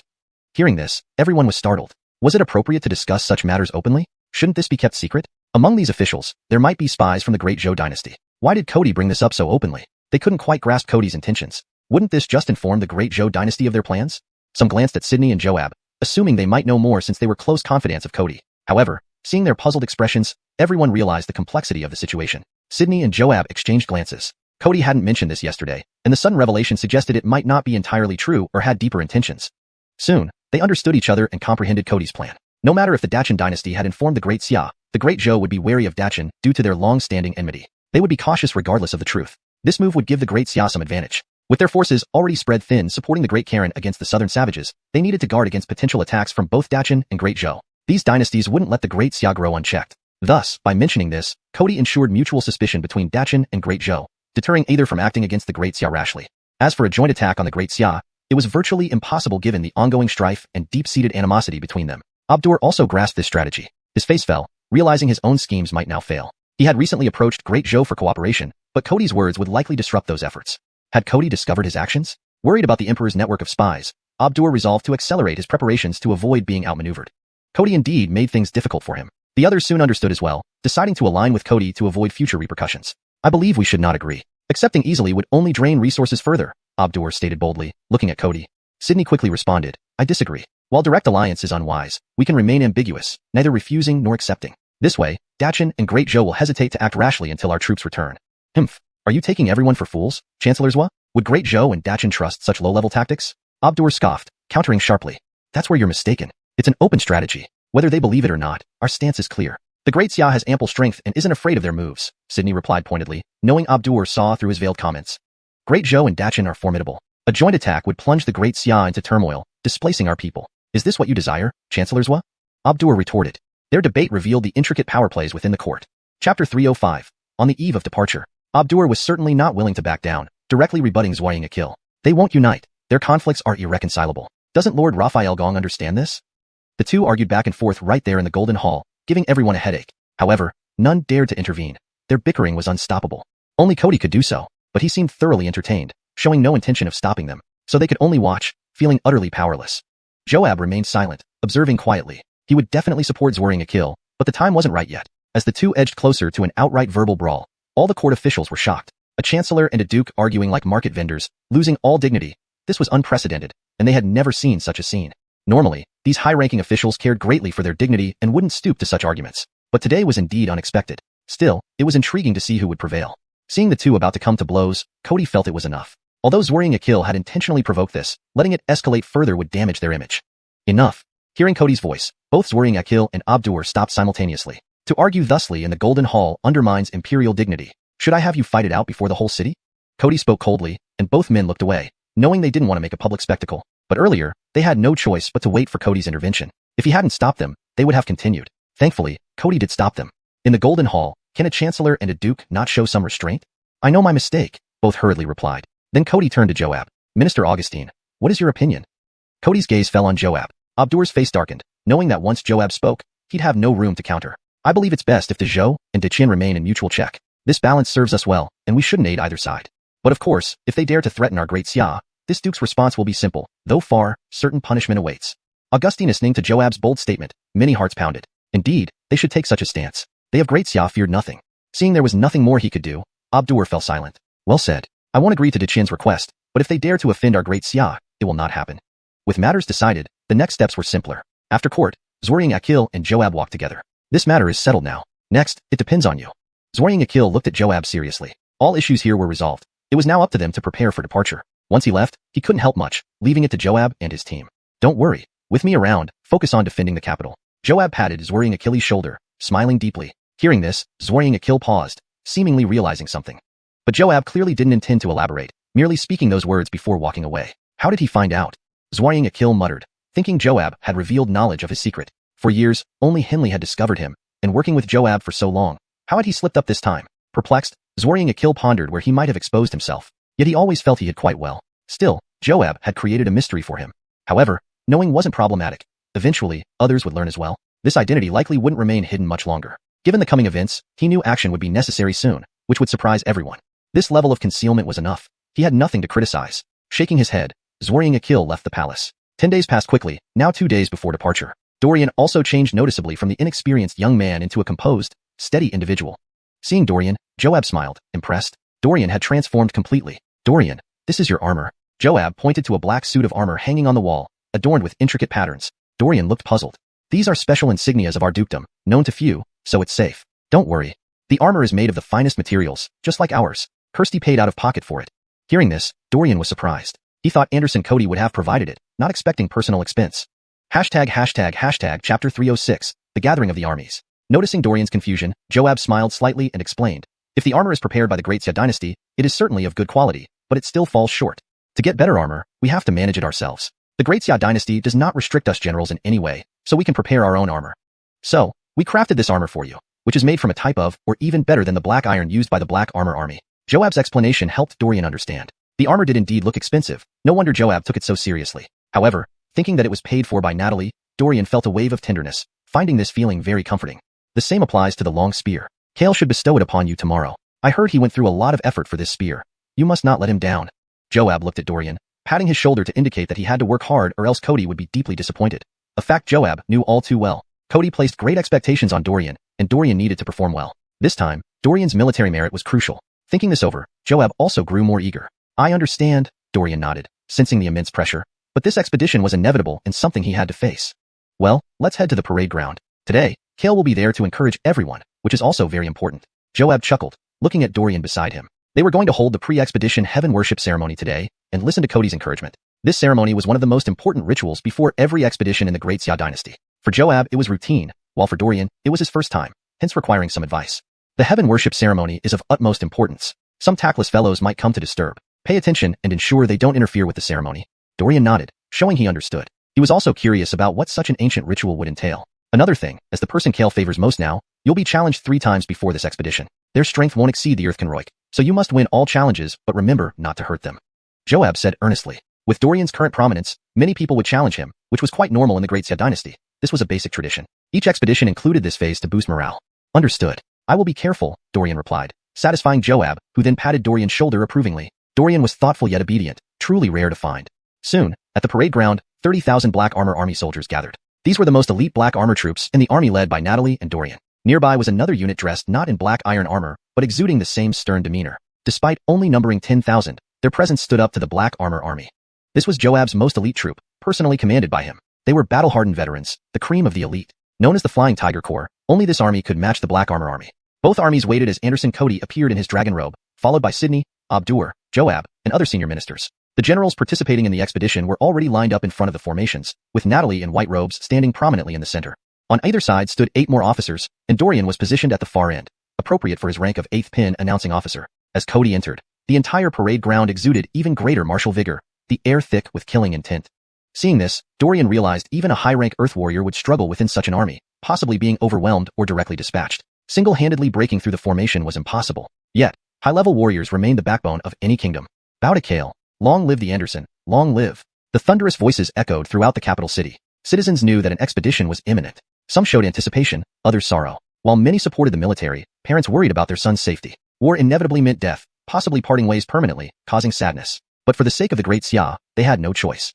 All of you rise, Cody smiled, gazing at the tens of thousands of soldiers, the foundation of the great Xia's power. After extensive training, it was finally time to put it to the test. As the eunuch announced the decree for the expedition, the atmosphere reached its peak. Brave soldiers, I know each expedition is fraught with danger, but the Irwin continually invade our homeland, harming our people. Can you tolerate this? Cody spoke slowly, aiming to inspire the troops. No, no. Soldiers responded with vigor, filled with deep hatred for the Irwin. Both civilians and comrades had suffered under their hands. This enmity ran deep and would never be forgotten. Our duty is to protect the people of Great Xia. Now is the perfect chance to deal with these Irwin. Their main forces are held back by the Daxiao Empire. We must seize this opportunity. This time, we will punish the Irwin, making them pay and ensuring they dare not invade again. With these words, gratis emotion surged, creating an intense and passionate scene. Dorian felt invigorated, marveling at how this was the true spirit of an army setting out to war. Chapter 307, Heaven Worship Ceremony. He could feel his emotions gradually being stirred, and he couldn't help but marvel at the Daya dynasty's army, which was truly formidable. Their imposing momentum was already incomparable. With such an army, Dorian found it unimaginable how outstanding they would be in battle. For him, anticipation for the battlefield had already begun to grow. The fervor in his bones could no longer be contained. I hope all my warriors can return victorious. I will wait for you. Speaking, Cody displayed a look of determination. For Daya. For Daya. Their roars shook the sky, full of valor and vigor. Seeing this scene, Cody also smiled, then slowly walked towards the altar platform, the most crucial part of the ceremony. The heaven worship altar was in the center of the parade ground. Outside, intense fighting sounds could already be heard. Naturally, some people did not wish for the heaven worship ceremony to proceed smoothly. According to local customs, if the heaven worship failed, it would result in certain defeat. Therefore, utmost importance was placed on this particular heaven worship. Even if these were just rumors and some mystical beliefs, for the people of this era, they believed deeply in these things. So they would do everything to prevent any mishap during the ceremony.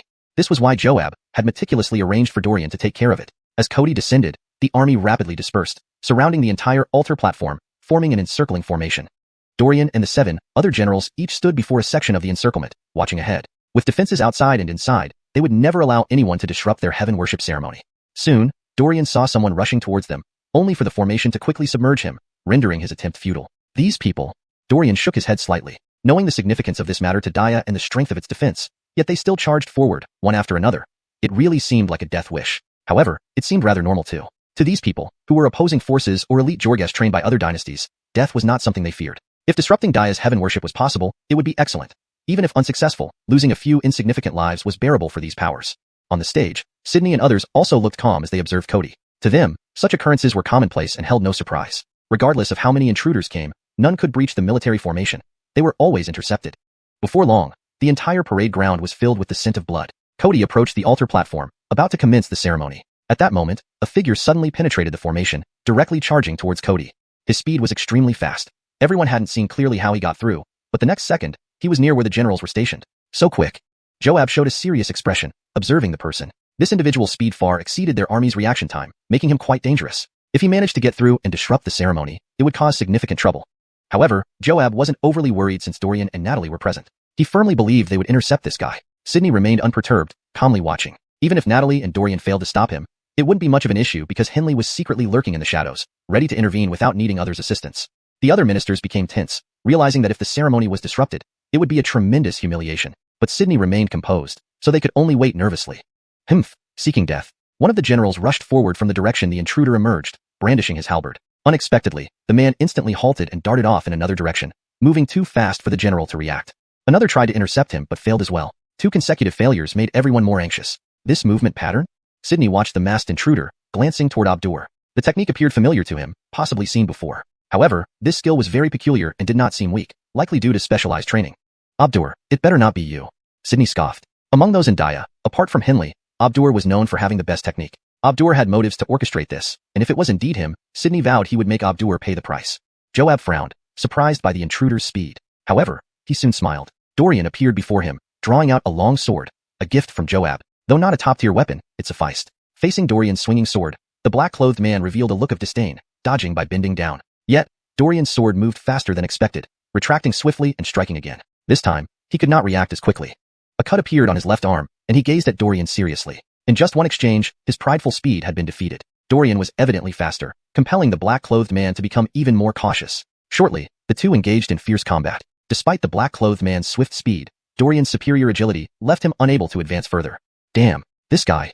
Looking at Dorian, the black-clothed man showed apprehension, realizing it would be difficult to break through. Now, his only hope was to escape. However, sensing his intention, Dorian relentlessly attacked, quickly forcing him into retreat until finally cornering and slaying him with a final strike. The black-clothed man's eyes widened in shock, lying on the ground. He never imagined that his prided speed would so easily be bested by someone else. Relieved to see the black-clothed man dealt with, everyone marveled at Dorian's prowess, successfully killing him despite the situation. Cody noticed this as well, displaying a satisfied expression. Chapter 308. Imperial Bestowed Weapon. A talent that I hold in high regard naturally won't disappoint me. This performance has already surpassed many generals. If not for the lack of seniority and experience, Cody would have promoted him again. This made Cody increasingly anticipate how much merit Dorian could accumulate upon his return. Natalie had achieved fame in a single battle. Dorian wouldn't be any less impressive, surely. Thinking this, Cody couldn't help but smile, then stood on the sacrificial platform as the ceremony officially began. Outside, the commotion quickly quieted down. Under these circumstances, they could no longer stop the ceremony. It was wise to retreat. They couldn't afford to lose everyone here. Feeling the dissipation of internal energy outside, Dorian let out a sigh of relief, then looked at the sacrificial platform. As Cody finished reciting the sacrificial oath, the ceremony came to an end. Dorian, your servant is here. Dorian stepped forward a few paces, half kneeling and respectfully looking at Cody. He knew the truly important part was about to begin. This was the main event of their expedition. Recently, Captain Dorian uncovered evidence of collusion between the Undersecretary of War and the Irwin. When I asked him what reward he desired, he asked for a spear. Does anyone know why? Everyone was momentarily taken aback, some confused while only a few who were privy to the matter understood immediately. Captain Dorian said he wanted this spear to slay enemies on the battlefield, serving the great Xia and Kale, Cody explained, scanning the crowd. Everyone instantly grasped the cleverness of Dorian's request. Regardless of sincerity, this statement must have greatly pleased Cody. Therefore, I will not neglect him. I found one of the finest spears in the world for him, the Dragon Chant spear. As he spoke, several royal guards struggled to bring forward a long spear encased entirely in gold, glittering under the sunlight. All the generals looked at the spear with envy. It was clear this weapon was extraordinary. However, would Dorian be able to wield such a heavy weapon? Some doubted whether even a tier-earth martial artist could lift it. Dorian himself stared at the spear, unable to look away. He, too, could see its exceptional quality. No wonder Cody took it so seriously. Such a spear would be priceless. Looking around at the envious gazes of other generals, Dorian realized this gift was a double-edged sword. Though powerful, it would invite envy from many. Even Dorian needed to be cautious to avoid problems. Dorian, come forward and receive your spear. Without further ado, Cody motioned for Dorian to step up. Suppressing his excitement, Dorian approached and respectfully said, "Thank you, Your Majesty, for bestowing me this spear. No need for formality. August enough it. From now on, it will accompany you into battle. I hope you can use it to establish great deeds and uphold its glory." Cody's words were stern, a test to see if Dorian could indeed handle the weight of the spear. When Henley first presented the Dragon Chant spear, Cody was initially bewildered by its heaviness. Could Dorian manage it? But Henley was confident, and Cody awaited Dorian's attempt expectantly. "Yes, Your Majesty." Dorian approached, placing his hand on the Dragon Chant spear. He exerted a bit of force, feeling its substantial weight, which suited him well. The Overlord spear technique demanded grand movements. A spear of this weight was perfectly fitting. Even without using internal energy, Dorian could easily lift it. Seeing Dorian raise the Dragon Chant spear effortlessly, everyone became more envious, but also acknowledged his prowess. Without using internal energy, Dorian displayed remarkable strength, proving his intensive training. After all, if internal energy was involved, it would be evident to all, and constantly using internal energy to control a weapon would only create unnecessary complications. Dorian, being astute, wouldn't do such a thing.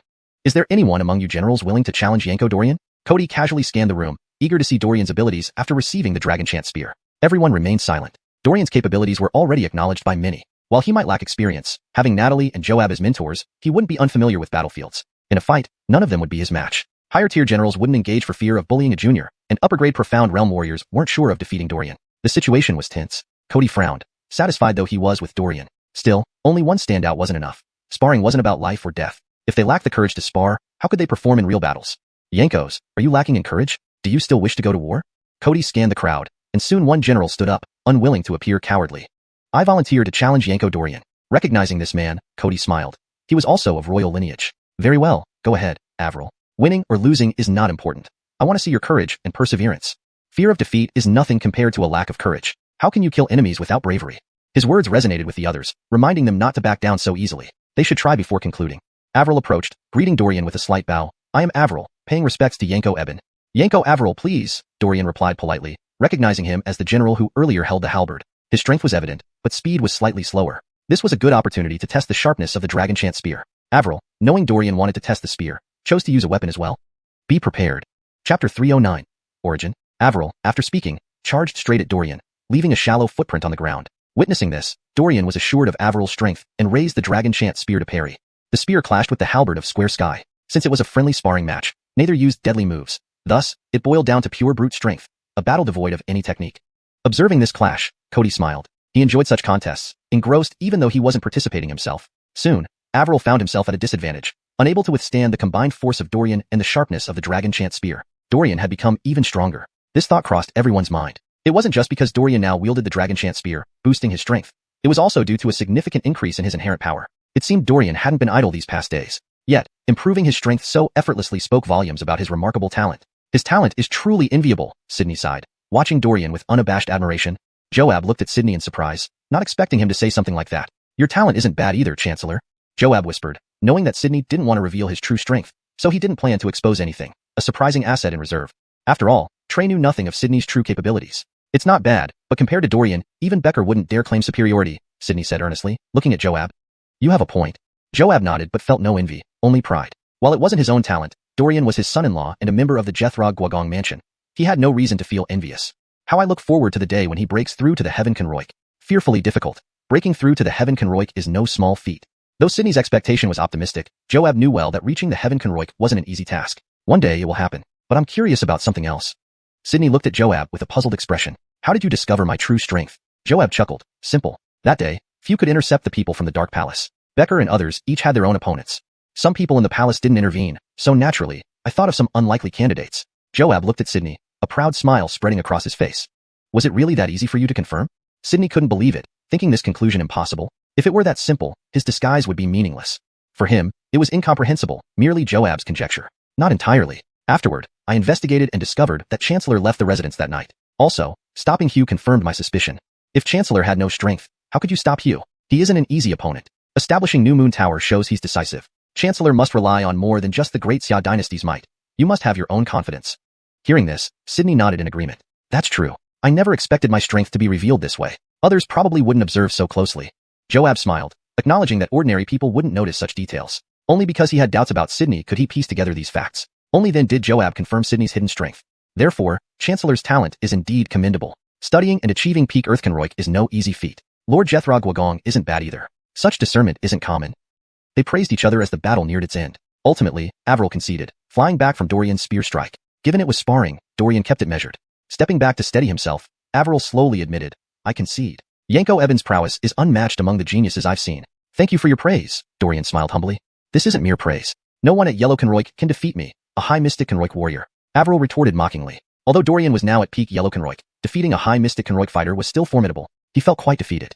Dorian added, perhaps Yanko Xia still misunderstands. Your attacks are broad and powerful, but you hesitate every time, as if unsure of your own strikes. If Yanko Xia can eliminate hesitation, you'll become even more formidable. Upon hearing this, Avril's eyes lit up, pondering Dorian's words. Indeed, this was his flaw, and he realized it clearly after a moment's reflection. Unexpectedly, Dorian saw through his problem after just one exchange, truly extraordinary. Yanko Eben speaks wisely. I bow to you. Sometimes I do hesitate, a flaw of mine.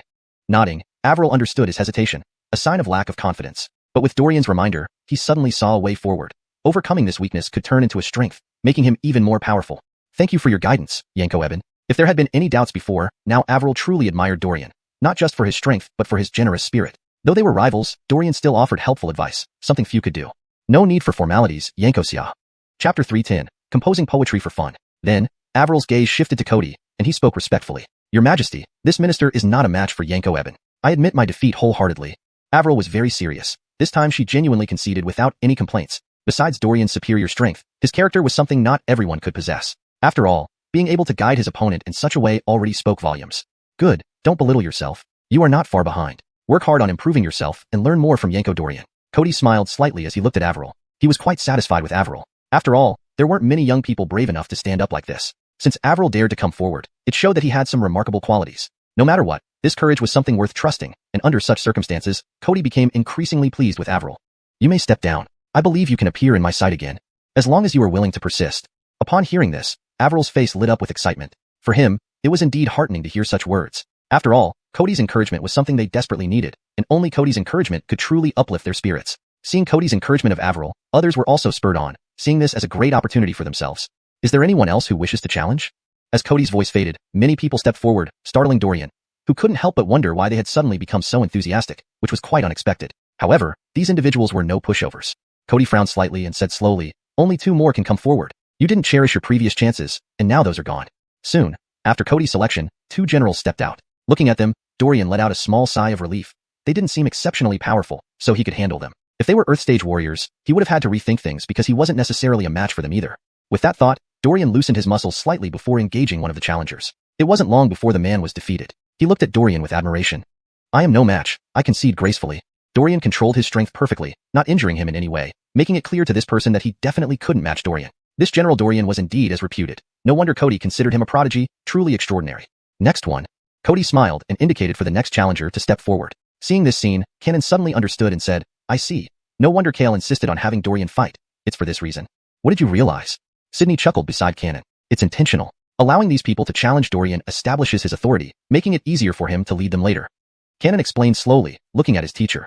That's right, this is precisely Kale's intention. Otherwise, why would he do this? Sydney nodded. He and Joab had seen through it from the start. This was carefully orchestrated by Cody. The only thing Dorian lacked was renown. Once his reputation was solidified, nobody would be able to challenge his position. They were absolutely certain of this. Kale really went to great lengths. This will make things smoother for Dorian this time. Natalie naturally had an established reputation and nobody could rival her, so leading the troops wouldn't provoke any objections. But Dorian was different. Despite Cody's regard, the other officials might not show respect unless forced to. Firstly, this person had to prove himself capable, something Dorian hadn't fully done yet. Thus, Cody arranged this situation to allow Dorian to demonstrate his prowess perfectly. Seeing Dorian's abilities and character, even if they still harbored dissatisfaction, they would have to accept him internally. I should have realized sooner, Kanan sighed and glanced at Ollie at the back. Ollie had been brought in by Kanan. For him, today was Dorian's departure day, and he couldn't miss it. He wanted to personally see off his brother, while also hoping for Dorian's triumphant return. Observing Dorian's performance, Ollie knew that Dorian's opportunities were just around the corner. The key was to see how much Dorian would advance from this battle. This was paramount. Before long, the last challenger was also defeated. These men now looked at Dorian with entirely changed expressions. Dorian was indeed the prodigy Cody favored. This kind of strength was beyond their reach. Realizing this, they took Dorian seriously. Moreover, they grasped Cody's intent. This time, Cody was determined to promote Dorian, ensuring nothing went wrong. If they had issues with Dorian, the outcome would be predictable. Although some were still unconvinced, they couldn't afford to show anything now. Several of them sighed helplessly. Dorian. Cody suddenly called out, smiling at Dorian. Your servant is here. Dorian immediately responded, bowing respectfully. He wondered what Cody wanted. Given this setting, how can we not have poetry to set the mood? As the universally acknowledged poet saint, why don't you compose a poem for everyone? Cody spoke casually, but with an expectant look. He genuinely looked forward to seeing how Dorian would perform. He had always liked Dorian's poetry, especially the patriotic poem prominently displayed in the Golden Hall, an honor few received. So, Cody eagerly anticipated Dorian's next work. Hashtag chapter 311, the Red River of the North. He wanted to see just how far Dorian could go, and what level he could reach. Upon hearing these words, Dorian pondered for a moment before nodding. Strictly following Kale's command, Dorian spoke slowly, then began to think. This time, both civil officials and military generals watched Dorian with curious looks. They also wanted to know what kind of poetry Dorian could write. No matter what, Cody's move made them very expectant. The song tune, Song of Water Melody, had already demonstrated Dorian's genius. His poems could absolutely inspire many people, filling them with fighting spirit. Sydney's eyes lit up as he looked at Dorian and said slowly, this suggestion from Kale is truly good. I, too, want to hear what kind of poetry Dorian can come up with. Patriotic or moon-praising poetry can be easily written, but writing something suitable for an expedition isn't that easy. In recent years, few have been able to do so. Kanan shook his head slightly, not quite optimistic, but still highly expectant, hoping Dorian could surprise everyone by composing an inspiring poem. Such a poem wasn't merely about patriotism. It had to rouse everyone's fighting spirit. Thinking this, Kanan had no idea where to start. It's indeed hard. Even I wouldn't know where to begin. Sydney nodded in agreement with Kanan's statement. This was indeed a difficult task for him as well, which was why he was extremely eager to see Dorian's creation. But if it's Dorian, he can surely do it. Sydney smiled, expressing extraordinary anticipation. After all, Dorian had brought them too many surprises lately. At first, nobody thought much of Dorian, considering him nothing more than a lazy prince consort who only lived off his title. Though nobody knew why Joab insisted on marrying Natalie to Dorian, none had ever backed him. Then, Dorian surprised everyone with his performance during the wedding and subsequent interrogations. However, only Cody and a few others saw his potential back then. As Dorian continued to prove himself, he gradually became a focal point for all the high-level officials. Now, countless people looked forward to his works. Moreover, no one could resist Dorian's poetry. His masterpiece, Tune, Song of Water Melody, was still highly praised by many. Even scholars from various countries came to the capital city just to see Dorian's genuine work. At present, Sierra, the courtesan at Ichuan building, had regained her position as the top courtesan. Although there had been some impact due to Dorian, now with the unexpected death of another courtesan named Annika, Sierra stood out once more. Dorian's Tune, Song of Water Melody, also played a role here. Many came just to witness its authenticity. Sierra benefited greatly from this incident, and thus stabilized her position as the top courtesan. Upon thinking this, Dorian couldn't help but smile faintly. Then, Dorian found his inspiration and took a step forward. I've got it. This poem is called The Red River of the North. With my hair standing on end from rage, I lean alone upon the railing, watching as the rain stops. Augustin hefting my eyes, I gaze skyward and shout towards the heavens, my heart burning with fervor. 30 years of honor have turned to dust and earth, 8,000 miles of journey under clouds and moonlight. Do not waste your youth idly, let it turn white with sorrow. The shame of Jinkong has yet to be avenged, the hatred of my ministers remains unquenched. Driving our chariots forward, we will crush the gap in Hellinshan Mountain. My ambition is to feast on the flesh of the invaders, laughing as I quench my thirst with the blood of the barbarians. We will restore the old mountains and rivers from the beginning, paying tribute to the imperial palace. When he finished speaking, everyone was stunned and fell silent, savoring the profound meaning of the poem. To them, this poem was rich in connotation, rivaling even Tune, Song of Water Melody. The resolution and imagery within clearly reflected Dorian's determination and aspirations, as well as his hatred for the Irwin. They couldn't understand how Dorian, having never experienced war, could write so vividly. Though some parts were unclear, the Red River of the North perfectly suited the current situation where the Great Xia planned to wage war against the Irwin. Wonderful, wonderful poem, The Red River of the North. With such a mighty ambition like yours, why would you worry about not subduing the Irwin? Cody laughed loudly, looking at Dorian with evident satisfaction. This poem perfectly expressed his thoughts and resolve. Furthermore, it revealed Dorian's ambition to establish great achievements, a talent Cody couldn't help but admire. Gentlemen, what do you think?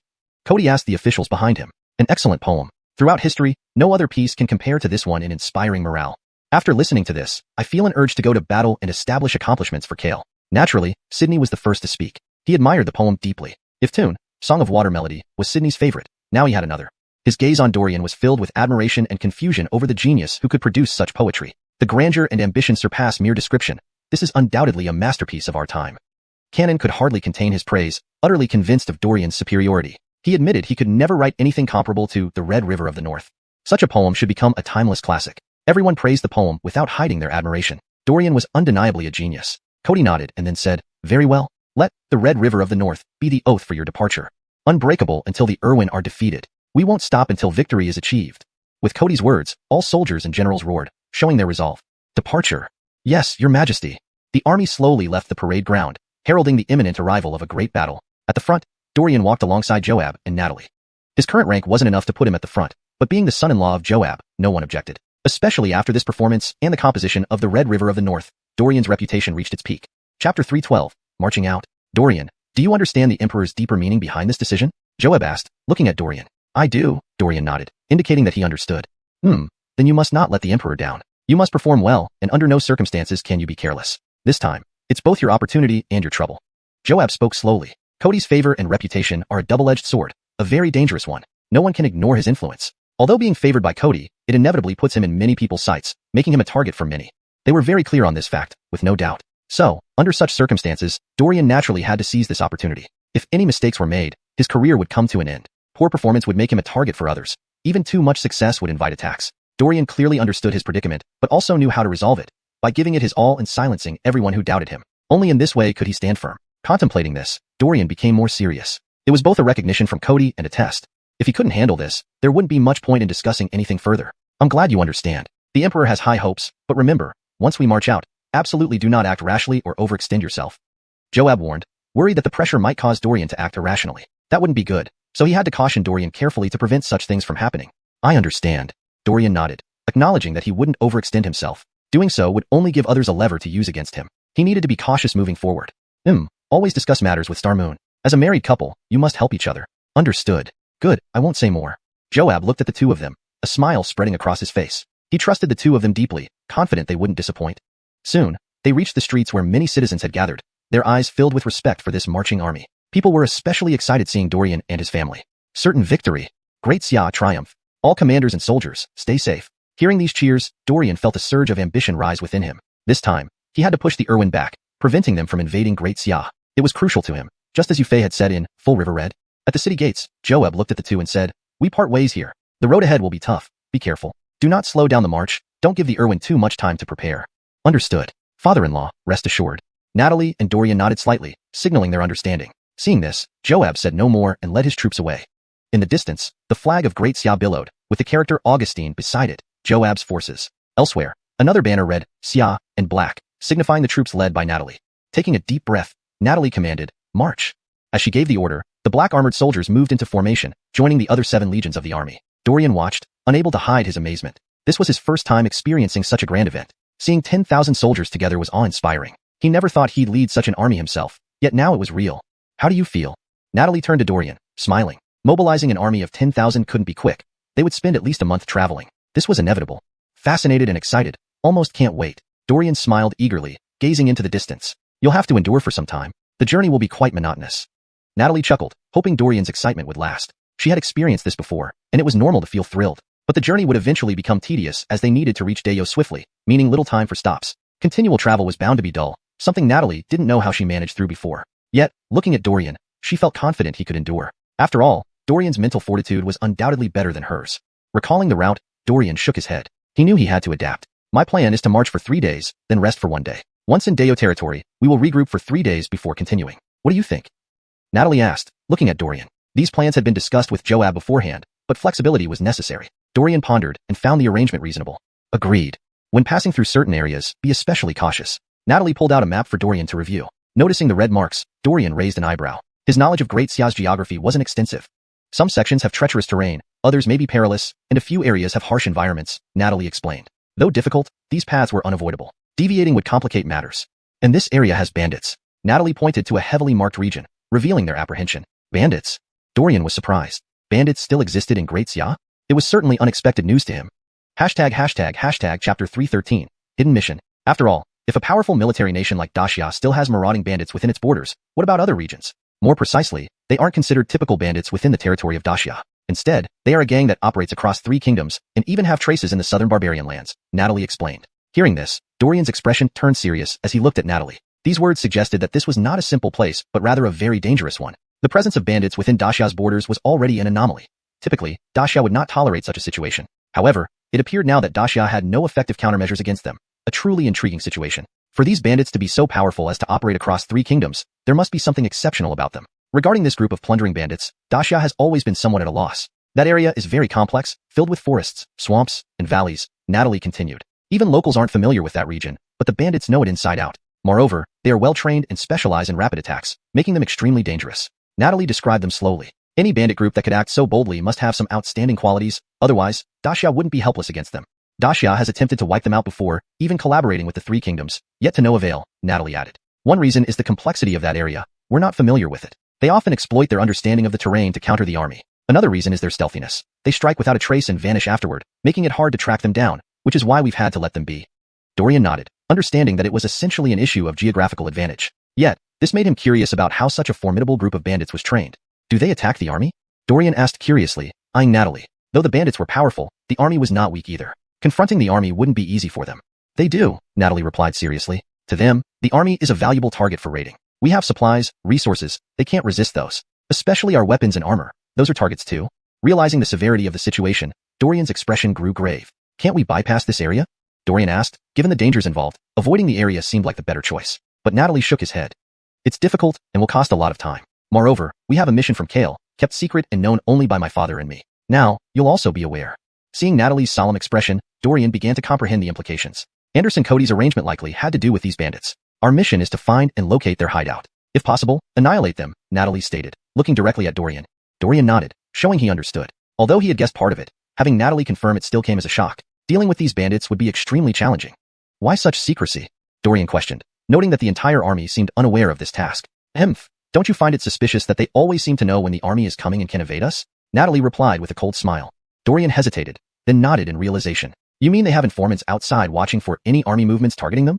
Natalie confirmed with a nod. Yes, the Anderson suspects collusion between the bandits and officials within Daxia. That's why they always manage to receive information and escape. Although the Anderson hasn't pinpointed their exact location, he knows the general area. Our task is to sweep through that region. If we can find them, that would be ideal.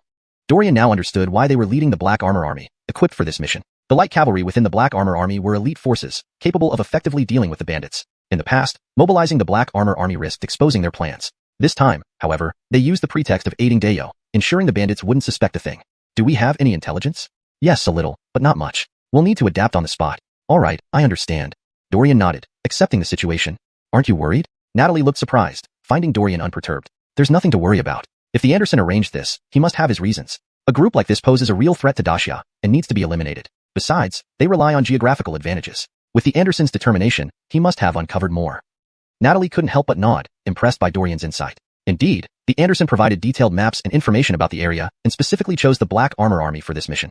Dorian smiled. The Black Armor Cavalry is excellent. Trained to perfection, they have no reason to be less capable than these bandits, right? Natalie laughed in agreement. True. The Black Armor Cavalry of Dacia is formidable. It would be best if the bandits didn't show up. Otherwise, they won't return alive.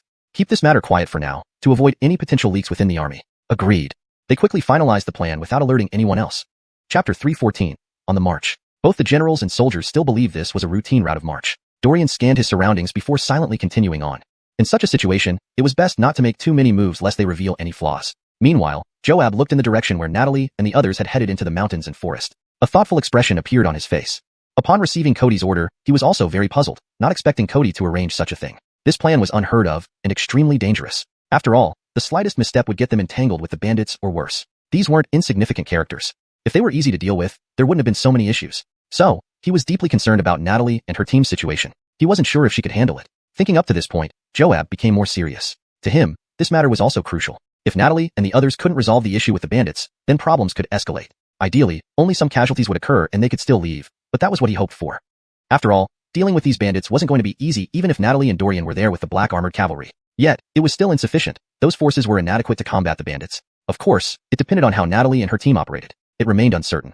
One could only see their situation and whether they found a way to resolve the problem. He couldn't help much with the bandits and hoped the excellence of the Black Armored Cavalry could compensate somewhat. Otherwise, Natalie and the others would be in grave danger. If this affected their campaign, it would be counterproductive. With this thought, Joab became more earnest. This was indeed a headache. Could Natalie and her team really handle the bandits? The perspectives on this varied widely. Natalie and her group were confident that while the bandits were formidable, they were not unbeatable. Joab, however, felt differently. These were just too hard to deal with, and in such a case, they could only hope for Dorian's abilities to shine. With this thought, Joab shook his head. This matter truly wasn't easy to handle. A week later, after a long journey, the weary army finally saw the first and only city on their route where they needed to replenish supplies and conduct affairs. Is this Qianlong City? Should we enter? Natalie asked Dorian with a focused gaze. Feeling Natalie consulting him consistently, Dorian felt an odd sensation. After all, her considering him showed respect, but would the other generals be displeased? His rank wasn't that high. However, seeing no unusual reactions from the other generals, Dorian was surprised. Did they not care at all? This seemed unlikely. They should have had opinions. Still, Dorian replied slowly. Let's camp outside. We can send people in to gather supplies, but we shouldn't disturb the civilians. One general shook his head. No, Gratis have been under pressure for a long time. Let them rest inside. We can stay longer here. Natalie and Dorian turned to look at him. His name was Dewey, a veteran general of Great Xia with considerable renown. His words required serious consideration. Reflecting, they exchanged glances, realizing this was something to address seriously. Soldiers entering the city can easily cause unrest. It's better to avoid any unnecessary trouble. Dorian shook his head, thinking that too many people entering the city could cause disruption and disturb the citizens. Dewey countered, there's no need for concern. The soldiers need a break. Without it, more issues may arise on the march. Looking like he genuinely considered Gratis' welfare, it didn't quite seem genuine. Dorian glanced at Natalie, who intuitively sensed a problem with Dewey, otherwise, he wouldn't insist on this. Stalemate ensued. Both sides refused to budge. Seeing this, Avril and others looked uneasy. In principle, as the commander, Natalie's decision should suffice, but Dewey was a formidable general and second in command. Logically, during the march, he shouldn't contradict Natalie's decision since conflict hadn't begun yet. Natalie looked at Dewey, understanding his reservations. Dorian's high position likely triggered caution among the others. As second in command, Dewey expected consultations. But now, Natalie consulted Dorian directly, which might have upset Dewey. Realizing this, Natalie felt helpless about interpersonal matters. Then, Natalie signaled Dorian. Understanding instantly, Dorian said, while everyone is feeling suppressed, speed is of the essence. The situation at Dayo isn't favorable, and we must reach as quickly as possible. Hearing this, Dewey prepared to say more to make Dorian yield. Chapter 315, Shopping in the City. Originally, he didn't have too many grand ideas. However, Natalie always sought Dorian's opinions on every matter without considering his input, which made him feel somewhat insulted. He was, after all, the deputy general personally appointed by Cody, and before they left, Joab had also asked him to take care of Dewey. And Dewey never took young people like Natalie seriously. In his view, they were merely a bunch of youngsters. How impressive could they be? Although their martial arts abilities were not bad, leading an army wasn't just about martial prowess. If it were solely based on that, one might as well let Henley handle everything. Dewey believed he had far more military experience than Natalie, certainly not inferior in any way. Therefore, Natalie should be more humble and seek his advice instead of acting as she did now. Thus, Dewey grew irritable, intending to teach Natalie a lesson. Dorian's words only further dissatisfied him. To counter his suggestions today would mean airing out their grievances openly. But Dorian's next words softened his expression slightly. However, since Yanko Jim has brought this up, we should certainly give it due importance. Whatever Yanko Jim wishes to do, we won't interfere. Upon hearing this, Dewey's mood improved. Then Dorian spoke softly to him again. In previous times, we were indeed ignorant. These matters should indeed be discussed with Yanko Jim. After all, you have been through many battles and know more than we do. Hearing this, Dewey's expression relaxed considerably. He couldn't help but glance at Dorian. This person was quite adept at handling people. Since Dorian had spoken so diplomatically, he obviously couldn't persist in being disagreeable. You're giving me too much credit, Captain Eben. What you say makes sense. Of course, it wouldn't be appropriate for all soldiers to enter. I will lead some men into the city to gather supplies. The rest can be handled by Captain Eben. Yes. Dorian nodded and agreed. Seeing how considerate Dorian was, Dewey smiled faintly, patting his horse and setting off toward Qianlong City with some of his close aides. Dorian. Natalie looked at Dorian, her face somewhat displeased. She naturally saw this as deliberate provocation, and Dorian's compliance would likely inflate Dewey's ego even more. What if he made excessive demands later on? Natalie did not plan to coddle them. She had her own methods for commanding troops. Don't worry, this isn't a big deal. If he wants to assert his authority, let him. As a senior veteran here, clashing with him would put Kale in a difficult position, Dorian said slowly, trying to soothe Natalie's emotions. He had carefully considered his actions. While Natalie was the commander, Dewey's rank was significant. A real conflict would escalate tensions, which wouldn't be beneficial for future operations. So Dorian aimed to calm Dewey down first, preventing unnecessary clashes. Augustine listening to this, although Natalie understood Dorian's intentions, she still hesitated. Doing it this way? Just now, Dorian appeared respectful before Dewey. Though he was a senior, such deference was unworthy of respect. She was concerned about Dorian's situation, which led to her dissatisfaction. No problem, these are trivial matters, not worth worrying about. Dorian waved his hand, showing no concern. In his view, such concessions weren't important. Bowing once to avoid unnecessary conflict was fine. All right. Seeing Dorian's resolve, Natalie didn't argue further, understanding his point. Let's go. We need to finalize our shopping plans inside the city. Of course, Dewey wouldn't do much else, so this task still fell on Natalie. On the other side, Dewey rode away from the main force with his confidants. One of them said arrogantly, Yanko, they really lack backbone. After your words, they kept quiet and conceded. The others laughed heartily. They rejoiced over Dewey's influence, as his status within the army rose accordingly. Speak not rashly, Dewey cautioned, though he couldn't hide his joy. He knew very well what was right and wrong. Dorian's compliance greatly pleased him. Why shouldn't Natalie be the commander? Despite her strength, commanding an army isn't about physical power alone. Another aide complained, supporting Dewey. To them, Dewey should be the commander, not Natalie. Although Natalie had some prestige within the army, they didn't truly respect her. Hush, do not speak such things that undermine military stability. Marshal Natalie was personally appointed by Kale, and we must respect her. Though he said this, no one sensed any respect in his tone. One aide eyed Dewey thoughtfully. Well, let's enjoy ourselves in the city. We have over 20 days of travel ahead. Yes. The group entered the city, and soon Dorian and company followed suit. The main force set camp just outside. For them, today was essentially a day of rest. Qianlong City. Looking at the huge sign above the gate, Dorian recalled what he knew about Qianlong City. It's one of the most crucial cities in the Great Xia. Natalie suddenly spoke, glancing at Dorian. Oh, why? Dorian didn't know much about Great Xia cities, or why Qianlong City was special. This city is behind the richest source of black iron ore in Great Xia. Surprised, Dorian understood why Natalie valued Qianlong City. Black iron ore was extremely precious, making Qianlong City equally vital. Moreover, Qianlong City was initially the capital of Great Xia. Chapter 316. Unfavorable practices. But because of its less than ideal geographical location and the exploitation of the black iron ore vein, Qianlong City tends to be rather smoky and hazy, with an environment that isn't particularly pleasant. Therefore, Qianlong City did not become the capital of the Daxia Empire but remains one of the most important cities within the empire. Natalie explained the history of Qianlong City to give Dorian a rough understanding. I see, Dorian nodded in realization, also understanding why their military route started from here. They needed to collect some armor and train a more powerful unit as per Cody's arrangement, and they were merely following orders. The armor was already prepared by Cody. Have the personnel been selected? Dorian asked, knowing this was the crucial part. Yes, we've chosen 5,000 men. They will be equipped with black iron armor made from the black iron ore vein, and they are assigned to carry out very dangerous tasks. This was the true intent behind Cody's plan. I see, Dorian nodded slightly, showing he understood. Soon, the two entered the city. Natalie went to the city lord's residence to arrange matters, while Dorian began exploring Qianlong City. To Dorian, this city was unfamiliar yet piqued his curiosity, so he couldn't help but take a look around.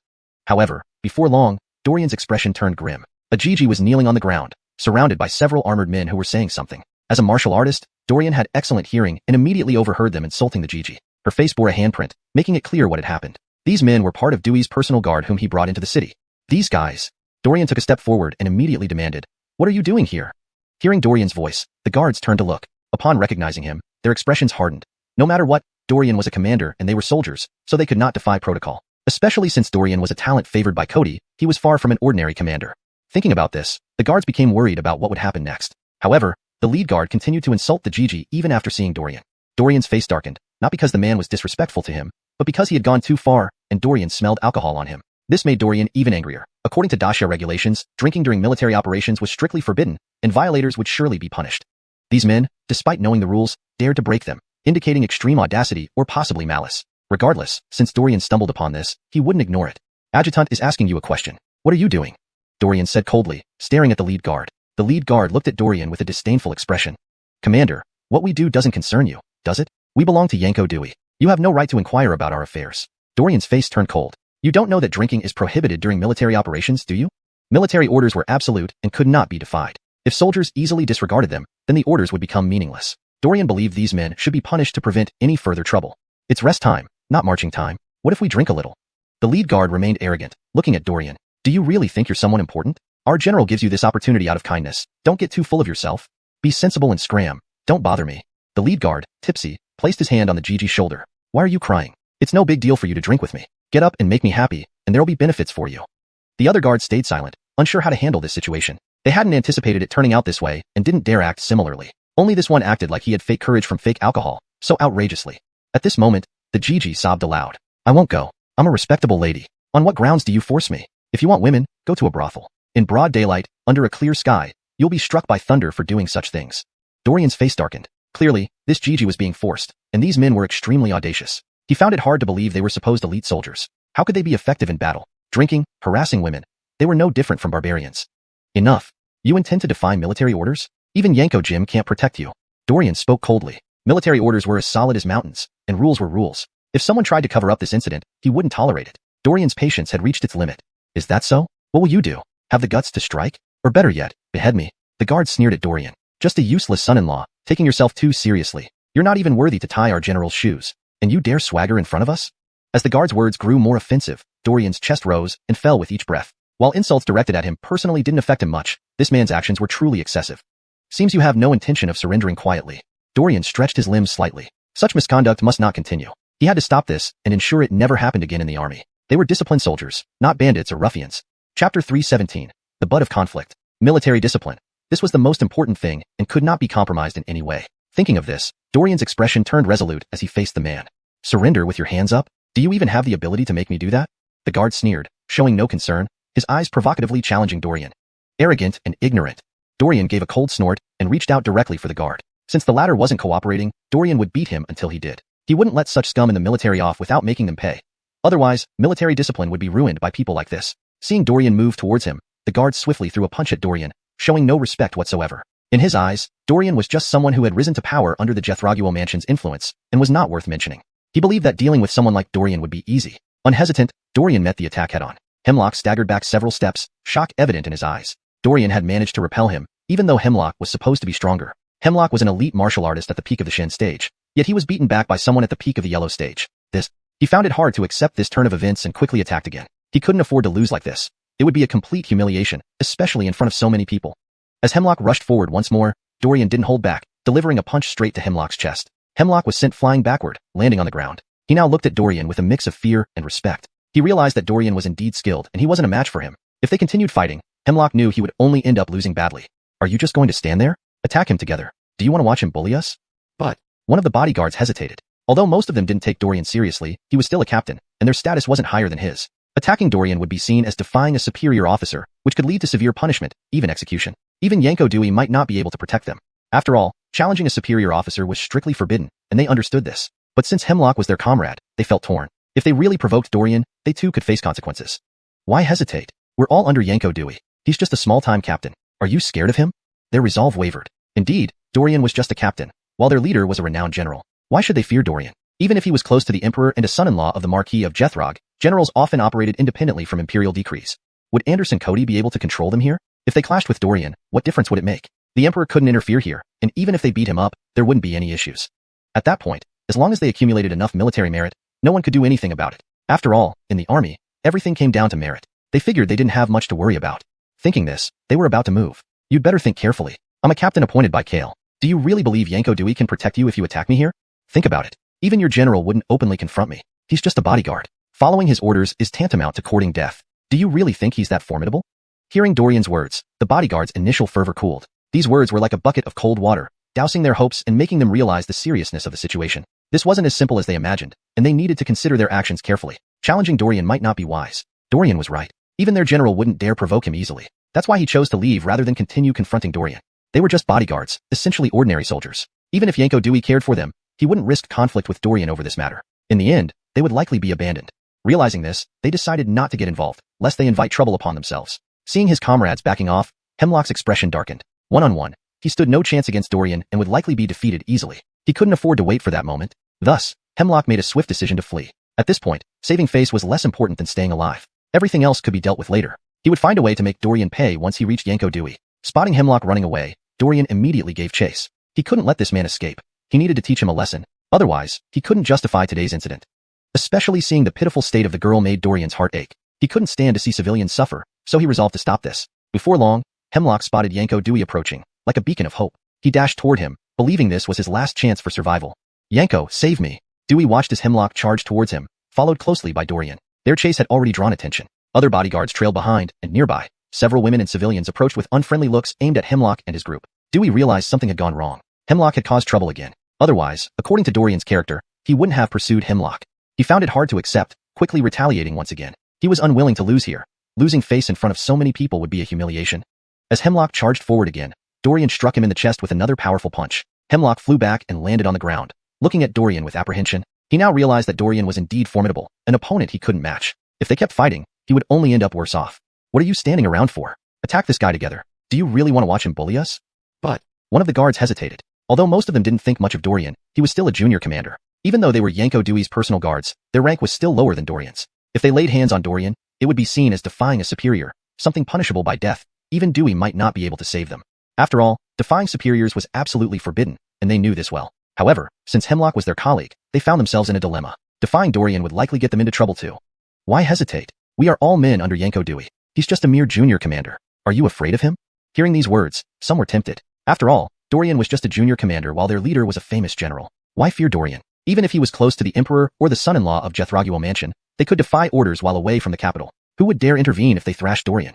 With high enough military achievements, wouldn't the issue be wiped away? In the military, achievement spoke volumes, and they didn't need to worry too much. Thinking this, these two were about to strike. You best think carefully. I'm a junior commander appointed by Kale. Do you really think Yanko Jim can protect you if you attack me here? Think twice. Even your general wouldn't dare confront me openly. He's merely a personal guard. Isn't listening to him a death wish? Do you really think he's that impressive? Dorian's words snapped them out of their fervor. Indeed, his words were like a bucket of cold water dashing their hopes, making them realize this situation wasn't as simple as they thought. They needed to reconsider carefully before offending Dorian, who even generals wouldn't easily provoke. Dorian had chosen to leave rather than continue the confrontation. After all, they were just personal guards and ultimately ordinary soldiers. Dewey wouldn't risk conflict over them. They were more likely to be abandoned. Realizing this, they decided not to involve themselves, lest they suffer the consequences. Seeing his comrades retreat, Hemlock looked terrible. He knew he wasn't a match for Dorian alone and would be defeated easily. He couldn't just wait for defeat. Hemlock made a decisive decision to flee. Pride meant nothing now. Surviving was paramount. Once he found Yanko Dewey, Dorian would surely pay. Watching Hemlock run, Dorian rushed after him, determined not to let him escape and teach him a lesson. Otherwise, today's events wouldn't be resolved. Especially seeing the helpless girl, his heart ached. He couldn't stand seeing civilians suffer, so he decided to act. Soon, Hemlock saw Dewey approaching, rushing towards him as if he were a lifeline. Yanko, save me.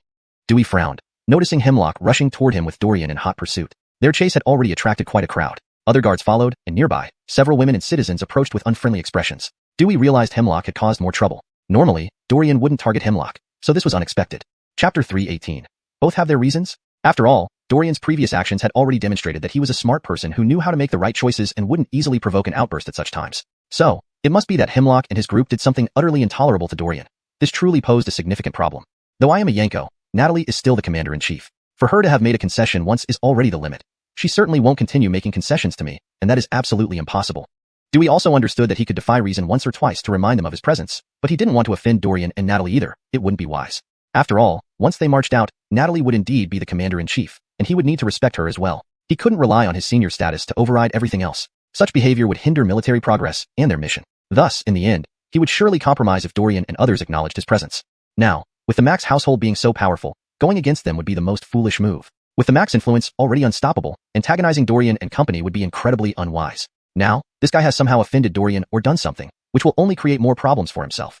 Thinking about this, Dewey started to feel a headache. This Hemlock never gave him peace. This guy had caused him endless trouble. Despite warning Hemlock before, there was no effect. He ignored all advice and acted recklessly every time. Now, seeing Dorian's reaction, it seemed things were not simple. Dorian's anger suggested this wasn't a minor issue. Resolving it today would be difficult. What's happening? You're disturbing the civilians by running wildly on the streets like this. Can you afford to take responsibility for that? Dewey stopped the two people and sternly questioned. Yanko, this Captain Eben attacked me without understanding the situation and demands my life. Please, Yanko, uphold justice for me, Hemlock quickly said, knowing the importance of taking the initiative. Hearing Hemlock's words, Dorian remained calm and replied slowly, Yanko Jim, we are still marching, and drinking to excess is forbidden, isn't it? Dewey's face turned grim. He realized Dorian did not intend to let this go easily. Otherwise, upon seeing him, Dorian should have reined himself in. But now, he directly addressed the issue, indicating Dorian intended to escalate it. With many people already gathering around, changing the situation seemed unlikely. Dewey had to decide whether to protect this man or remain neutral, a critical choice. You're lying, I did not drink excessively, Hemlock defended, completely disregarding Dorian's authority since he was now beside Dewey. However, Dewey was almost ready to slap him, as his breath reeked of alcohol. Claiming sobriety was akin to covering one's ears while stealing a bell. It wouldn't fool anyone. People nearby looked at Hemlock with surprise. Such blatant falsehoods were obvious even to a 3-year-old. His state was so apparent that no one would believe him. Moreover, he bullied civilians, which I witnessed personally. Although I don't know the full details, he refuses to explain properly, Dorian added without embellishment. Though aware Dewey might favor Hemlock, Dorian believed Dewey should judge the situation based on its impact. Hearing this, Dewey hesitated, then looked at Hemlock. Is Captain Eben's statement true? Not at all. We only drank a little wine and didn't harass any women or do anything else, Hemlock hastily replied, knowing he couldn't hide the drinking, so he admitted to it but refused other accusations. Hemlock then looked at Dewey with pleading eyes, hoping for his rescue. After all, nobody wanted to face dire consequences. Drinking in the army was strictly prohibited. If Dorian pursued this, Hemlock would be in deep trouble. Dewey's expression darkened. Solving this issue wouldn't be easy. After a moment's thought, he said, if you did drink, punishment is warranted. However, let's address this back at camp, where it's more appropriate. Dorian glanced at Dewey, recognizing his intent to shield Hemlock. This wouldn't do. Just as Dorian was about to speak, several furious civilians stormed in, followed by the GG Hemlock had insulted and to Edison. They are the ones. The Edison angrily pointed at Hemlock. Hemlock's complexion changed drastically at these words. Dewey realized the severity of the matter. It was worse than he imagined. This Hemlock was causing him more trouble. Quiet drinking could be overlooked, but bullying civilians was unacceptable, even to Dewey. No wonder Dorian was relentless. He needed to handle this carefully. He naturally didn't want to see Hemlock suffer. As his own guard, letting him down would be embarrassing. Why did you bully my daughter-in-law and son? You generals must give us an explanation. The Lamar asked harshly, clearly angry. In Dacia, where military honor was revered, the common folk were naturally tough and straightforward. Chapter 319, Defense, Firmness. People from other dynasties might not dare to speak this way to soldiers, but the citizens of the Great Xia absolutely would. After all, Jingdu is the capital city where it's easy to provoke important figures. But in a place like Qianlong City, these citizens certainly wouldn't tolerate such behavior. Even toward those who clearly looked like generals, like Dewey and his men, they dared to challenge them. After all, their children were being bullied, something they naturally wouldn't stand for. Hearing this, Dewey furrowed his brows. These people came straight at Hemlock, clearly because he had done something wrong. Otherwise, there was no way the citizens would be so angry. This Hemlock truly was more trouble than help, causing all sorts of problems for him. Just as Dewey was pondering how to handle the situation, Dorian stepped forward and calmly spoke. What happened here? Can you tell us in detail? If they are at fault, we will punish them without leniency. Looking at Dorian's righteous appearance, the Edison immediately replied, Sir, this is what happened. We were eating when these people demanded my sister serve wine. We refused, since we are decent folk, not courtesans. Then they started beating me and tried to take my sister away by force. Sir, please give us justice. The Edison spoke with an expression of anger, while his eyes filled with hope as he looked at Dorian. He had heard from his sister that Dorian had intervened to save her. Therefore, he believed that Dorian would definitely seek justice for them. Indeed, you must give us a proper explanation. Otherwise, we will report this to the authorities. This matter cannot end like this. Hearing this, Dewey's expression turned even grimmer. If this alarmed the authorities, it wouldn't be long before Cody found out, which would be very unfavorable for him. He didn't want to face Cody's wrath and thus looked at Dorian and said, Augustin Lieutenant Dorian, this indeed is his fault, and he will be punished severely upon return. For now, Dewey didn't consider the ordinary citizen's thoughts. To him, Dorian was the biggest problem. As long as he could deal with Dorian, the issue would be simpler. These ordinary citizens were beneath his notice. After all, only Dorian's opinion mattered to him. Augustin listening to Dewey, Dorian frowned. This person completely failed to understand the severity of the matter and didn't know how to handle it. This wasn't about pursuing these civilians. Rather, they needed to be given a satisfactory answer. This guy, Dorian immediately said, Yanko Jim, what you need to do is give these citizens an answer, not me. Young Jaren Hemlock bullying civilians like this is absolutely unacceptable. Surprised, Dewey looked at Dorian, not expecting him to genuinely be considering the citizen's perspective. However, Dewey quickly responded, then let Hemlock apologize. How does that sound? No, military law is military law. His actions have severely violated discipline. A mere apology is not enough. Dewey had expected Dorian to back off if appeased, but he hadn't anticipated Dorian's determination to make Hemlock pay. Knowing full well what military law entailed, including possible execution on the spot since everything was Hemlock's fault, and the other party was blameless, this left only one path for Hemlock, death. Thinking about this, Dewey felt a headache coming on. Dorian's unwavering stance made him unsure of how to proceed. Yanko Dorian, isn't it unnecessary to go to such extremes? After all, he is my own guard. A token apology should suffice. I'm willing to compensate this family. Let's put this matter to rest, shall we? Dewey whispered to Dorian in a conciliatory tone. Now he certainly didn't dare to act arrogantly, given the seriousness of the incident caused by Hemlock. He could only humbly negotiate with Dorian. Augustine listening to Dewey, Dorian understood that he wanted to protect Hemlock. After some thought, Dorian turned to the family and asked, "Gentlemen, do you wish for him to be dealt with according to the law, or accept the general's compensation?" Dorian didn't decide for them, but let the citizens make the choice. Regardless of their decision, he wouldn't interfere. "How will he be dealt with according to the law?" the Edison asked, looking at Dorian. "All acts of drunken disorder during campaigns are punishable by death," Dorian stated plainly. This was an ironclad rule of the Great Xia, unchangeable even for generals. That's why Hemlock panicked and Dewey sought leniency. Clearly, he had no military merit to mitigate punishment. Hearing this, the Edison glanced at Hemlock and then his sister, recalling the humiliation they suffered. He bit his lip and said, "We ask for justice from the general." Dorian understood their meaning. They rejected the compensation. Hemlock's face changed drastically, pleadingly looking at Dewey. Dewey gazed at Dorian, his expression turning grim, surprised that Dorian wouldn't give him any face. Although allowing the citizens to choose wasn't wrong, as colleagues, why did Dorian have to offend him over mere citizens? This was the most foolish action. A normal general wouldn't behave like this. However, since Dorian came from common origins, considering the citizens' perspective made sense. Dewey looked at the family and said, "Gentlemen, we are willing to compensate you with 100 taels of silver, and seeing as your son seems scholarly, I can secure him a minor official post. How about letting this matter end here?" Dewey also had his plans, watching the Edison and his family. He believed they would accept this generous offer. After all, the compensation was substantial, and 100 taels of silver plus a minor post would provide a comfortable life for them. "We don't need this compensation. We can live just fine, but we won't accept this humiliation." Translation provided strictly adheres to English while maintaining the original tone and style of the Chinese text. The paragraph structure and line breaks are kept as close to the original as possible. Chapter 320, Arrival. The Edison spoke resolutely, surprising Dorian. This little Conroy was so determined. It was truly unbelievable. After all, an ordinary person would definitely be tempted by such an offer and wouldn't reject it without hesitation. This little Conroy was indeed extraordinary. Hearing the rejection, Dewey was also very surprised, not expecting him to refuse so directly. It seemed he was not interested in any compensation. But this put Dewey in a difficult position. Without their agreement, she could only deal with Hemlock according to military law. While this would save her, her personal guards would certainly hold a grudge against her. Dewey found herself at a loss as to how to proceed. Looking at Dewey, Dorian sighed. "Since the civilians don't want reconciliation, handle it according to military law. Making a fuss will not benefit anyone.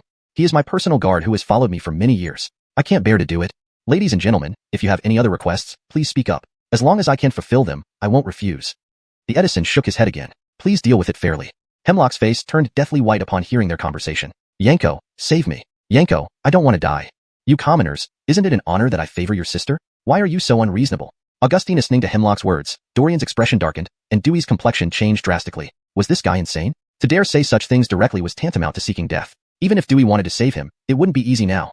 At this moment, Dewey almost felt like giving up. Saving this fellow was too difficult. If he didn't care about his own life, how could she save him?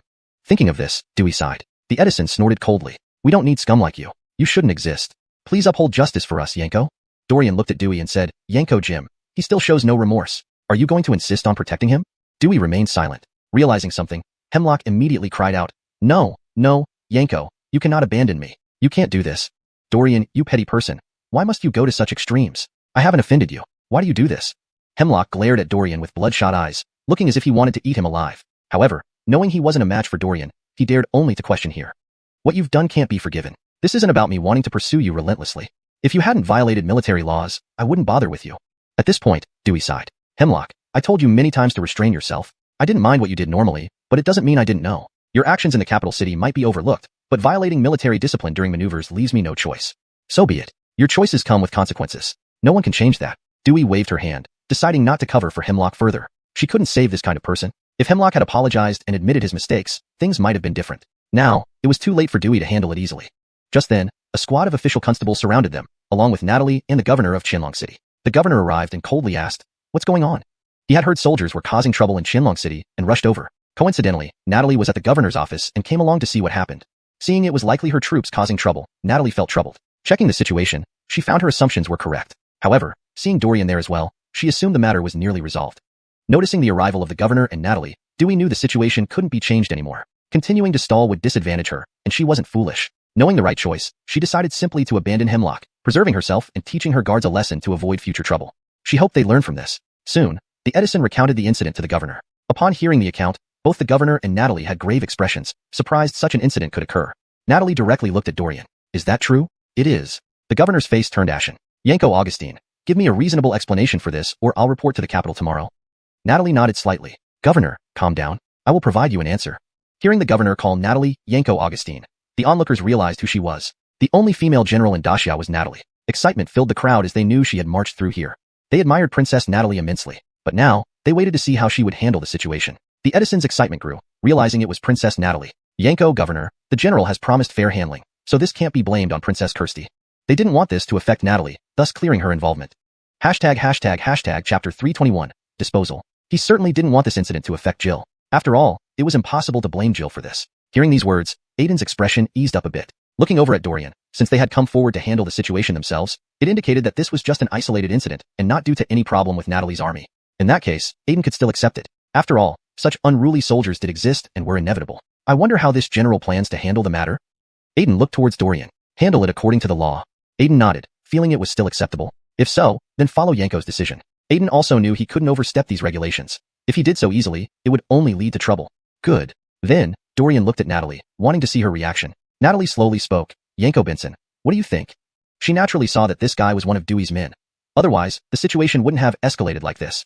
So, she directly asked Dewey here, wanting to hear what he planned to do. I have no objections. This matter is indeed on Hemlock, Dewey sighed, saying no more. After all, it was already clear that Natalie would not compromise on this. Therefore, abandoning Hemlock was necessary. Abandoning one person to stabilize the situation wasn't bad at all. Natalie nodded. Since Dewey had no objections, the issue could be resolved directly. Looking at Hemlock, Natalie slowly said, Hemlock, violating military discipline. Do you have anything to say? Jankoissimo, no? You can't just kill me. I'm at least Yanko Dewey's bodyguard. You can't kill me over such a small matter. Small matter? Do you still consider this a small matter? Natalie coldly replied, looking at him. Until now, Hemlock hadn't realized his mistake. Such a person truly shouldn't be allowed to live. A soldier who couldn't even follow military laws and discipline wasn't a good soldier. Natalie wouldn't keep such a person. It seems you haven't fully grasped how serious this matter is. The commander hereby announces that Hemlock has violated military laws by drinking excessively and causing disturbances. By regulation, he shall be executed immediately. Finishing, Natalie looked at Hemlock and continued, Do you have anything else to say? You'll pay for this. Hemlock roared angrily. Hearing this, Natalie said nothing further. Her hand raised, and Hemlock's head fell to the ground instantly. Seeing this, Aiden couldn't help but sigh inwardly. Natalie was truly decisive. She acted without hesitation, making her the kind of general capable of great achievements. Dewey watched as Hemlock's head fell, sighing softly in his heart. To everyone, this silver is our compensation. The culprit has been punished. Please don't dwell on this matter too much. Natalie looked at several civilians and said seriously, No, we can't accept this. This matter has nothing to do with the general. The Edison waved his hands hurriedly, looking at Natalie, somewhat flustered. After all, Natalie considering them like this was indeed unusual. After some polite refusal, Natalie did not insist further and left with Dorian and others. The corpse was naturally taken away by Dewey's bodyguards. Returning to camp, Dewey's face was grim. He was somewhat dissatisfied with the matter. After all, it had severely humiliated him, and under such circumstances, he couldn't help but harbor resentment towards Dorian. Yanko, will this matter be settled like this? At that moment, their bodyguards were also in his tent, extremely dissatisfied with the affair. Hemlock was considered their comrade in arms. Seeing him die like this made them furious and gave them a sense of sorrow over the loss of someone close. Of course not, but for now, don't cause any trouble. Understand? Sierra spoke coldly, looking at them. If Hemlock hadn't acted recklessly and disrespected Dorian and the others, this wouldn't have happened. So, Dewey needed to give them a harsh lesson, teaching them not to be overly arrogant. I know you are all angry, but now is not the time to vent. I hope you understand. Dewey swept his gaze over them. The meaning behind his eyes was self-evident. Yes. Several bodyguards understood Dewey's anger. Deal with Hemlock's body properly and bury him well. When we return, I will take care of Hemlock's family generously. Dewey slowly said, then waved his hand to signal them to leave. Yes. Once the bodyguards left, Dewey looked towards the main tent, his face dark. Dorian, you really didn't give me face. If so, there's no need to be polite moving forward. This matter wouldn't end easily. He would ensure Dorian and the others understood he was not to be trifled with. But he couldn't act right away. He needed to find better opportunities. He couldn't act rashly or leave any evidence behind, lest it cause problems. On the other side, in Natalie's tent, Dorian recounted the events to Natalie. After hearing it, Natalie nodded and said, You did well. If it weren't for you, today's incident would have been troublesome. Natalie clearly knew that if Dorian hadn't intervened to stop things, considering Hemlock's state, who knows what could have happened. That would have created significant problems, and they wouldn't be able to go to the battlefield. Not giving a reasonable explanation to Qianlong City was out of the question. Aiden would report to Cody, leading to unavoidable penalties for poor management. As expected, this matter won't end easily. Chapter 322. Analyzing the situation, Dorian said with a headache, looking seriously at Natalie. He knew that this time they had thoroughly offended Dewey. Although Dewey might not be one to immediately retaliate, this matter would definitely not end easily. Currently, Dewey didn't have many opportunities to act, but Dorian was sure that if he found his chance, he would create trouble for them. Dorian was very clear about this and also wanted to remind Natalie, hoping she understood it. Natalie naturally realized that Dewey wouldn't let it go easily, but they had no reason to directly confront him. This matter could only wait for an opportune moment. If Dewey didn't take the first move, they couldn't justify acting against him. This was their dilemma. It's difficult to handle Dewey, but he's a smart person. He shouldn't cause trouble during this period. Natalie said slowly, her eyes on Dorian. Dewey wasn't foolish. Being at this level meant he was intelligent and would understand his own situation. As Emperor-appointed Grand Marshal, Natalie held significant power. If Dewey escalated matters within the territory of Dixia, she could write to Anderson Cody, making Dewey pay the price. Even if Dewey left Dixia for the Dayao battlefield, he wouldn't dare do anything blatant. It would be suicidal. Natalie was fully aware of this. Dewey needed to behave and not overstep boundaries, as it wouldn't benefit anyone if things escalated out of control. However, open attacks were easier to avoid than hidden arrows. Dewey might not dare act openly but could still do something behind the scenes. At such times, Natalie and her team must remain vigilant and ensure he doesn't succeed in his schemes. Thinking about this, Natalie showed a troubled expression, knowing Anderson Cody had assigned this veteran general partly because he feared they might act impulsively. After all, except for herself and Dorian, who weren't young by any means, Avril and another general were very young. Young people together often encountered problems, which worried Cody, prompting him to send Dewey along. Yet, Dewey somewhat looked down on them. Moreover, Dewey desired more power. It was impossible for someone like him to stay subservient for long. He had significant ambitions, which Dorian and the others noticed. Otherwise, he wouldn't always try to draw attention to himself. Dorian also sighed with helplessness. While he too had ambitions, he couldn't allow Dewey to fulfill his ambitions so easily. They must remain cautious and defensive, especially against Dewey. Regardless, it's best to send a report to Kale, Natalie suggested. That's not advisable for now, Dorian replied after pondering. Oh, why? Natalie wasn't in a hurry, wanting to hear Dorian's reasoning. She found Dorian's opinion valuable. First, doing this could complicate things. Once Dewey knows, he'll surely devise ways to counter us. Even minor issues can harm our future endeavors. Secondly, this is ultimately our internal matter. Seeking direct intervention from Kale without proper handling might disappoint him. Natalie nodded, understanding Dorian's point. Lastly, Kale already knows about this. Huh. Natalie looked puzzled. How would Kale know? You forgot. Kale's secret agents are everywhere, not just in the capital. They are definitely monitoring our campaign closely, Dorian explained firmly. Anderson Cody will certainly be attentive to our expedition, ensuring someone watches our situation. Cody wouldn't ignore such matters. The issue would reach him soon enough. Dorian thus saw no need to report directly. Letting Cody find out on his own was better. You're right. Natalie agreed. Cody must be paying close attention, so there was no need for them to report. We'll decide then. We set off tomorrow. Once we reach Hallstongnan, there'll likely be a tough battle. Natalie spoke earnestly. Hallstongnan, where horse bandits roamed, required careful caution. Agreed. The next morning, the army departed. They didn't mention the previous day's events to prevent aggravating Dewey further. Dewey seemed calm, showing no unusual emotions around them. Natalie and Dorian exchanged glances, impressed by Dewey's acting skills. Our route takes us through Hallstongnan, Natalie said slowly, deciding to inform her generals. Avril wasn't concerned, but Dewey's face darkened upon hearing Hallstongnan. Why head to Hallstongnan? Who planned this route? It's a perilous area. Dewey looked grave, addressing Natalie. Younger generations might not know, but veteran generals like Dewey knew Hallstongnan was the most dangerous region in Dixia. Chapter 323. Arrival at Hallstongnan. Normally, any army marching through that region would pass through that area, which was indeed quite perilous. Commander Dewey was well aware of this, having once been a general leading a campaign against horse bandits. That experience left him with significant psychological trauma. Therefore, he absolutely did not want to face these horse bandits again. These people were more terrifying than the southern savages and knew the terrain of Hallstongnan far too well, putting them in an extremely passive position. They had no knowledge of the terrain in Hallstongnan, and upon realizing this, Dewey felt a bit perplexed. Although initially their route went in this direction, Dewey wasn't concerned. He assumed they would change course and avoid the active territory of the horse bandits. Despite it being the shortest route, with bandits present, changing the path was essential for safety. However, Dewey never expected that Natalie and his group intended to travel through Hallstongnan. Wasn't this madness? Avril and the others listened to Dewey's words, displaying curious expressions. What about Hallstongnan could make this seasoned general so apprehensive? It must be something serious. Dewey was known not to fear easily. Now it seemed something was amiss. Yanko Jim, is there a problem with Hallstongnan? Avril asked, looking at Dewey. Upon hearing the question, Dewey quickly responded, mindful of Avril's distinguished status. You should know that the sky-robbing horse bandits are active there. Taking that route will undoubtedly lead to complications. Hearing this, Avril was momentarily stunned but quickly reacted. As a general of the Great Xia dynasty, how could he not know about the situation there or the notorious reputation of the sky-robbing horse bandits, who dared to raid even the heavens? Clearly, they had earned their infamy. But they certainly had the right to be audacious, having remained unvanquished for years. So, were they now facing these formidable foes? This realization caused Avril some concern as he looked at Dorian and others, somewhat confused. This is by the Andersons' decree, Natalie slowly explained, addressing Dewey and company. They couldn't hide this matter. It needed to be communicated to ensure the morale and stability of the troops.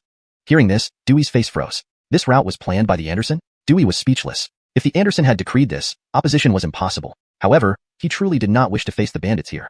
After a moment's contemplation, Dewey said softly, Marshal, you're young and don't understand the terror of these bandits. While Kale has ordered this, given the complex and ever-changing circumstances outside, it's not a problem to take a detour. Kale will understand. Natalie knew Dewey didn't dare face the bandits. While the bandits were indeed formidable, scaring Great Xia generals like this was incomprehensible. If the Anderson has arranged it thus, we must obey. That is the rule, Natalie insisted, though he wouldn't specify what needed to be done yet. The possibility of traitors among them was low, but caution was necessary, so Natalie kept a wary eye on Dewey. The general may disregard orders when outside, as this area is too dangerous. It would be better to avoid it, Dewey stated earnestly. He could compromise on many things, but this one mattered deeply to him. He did not want this journey to end badly or agree lightly. There's no detour possible. We must follow this route by the Anderson's command.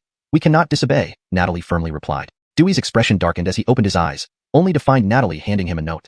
Yanko Jim, please read this yourself, Natalie said. Dewey took it and saw Summer Conroy's personal order instructing them to carry out a task necessitating passage through Hallstongnan, though specifics were omitted, causing confusion.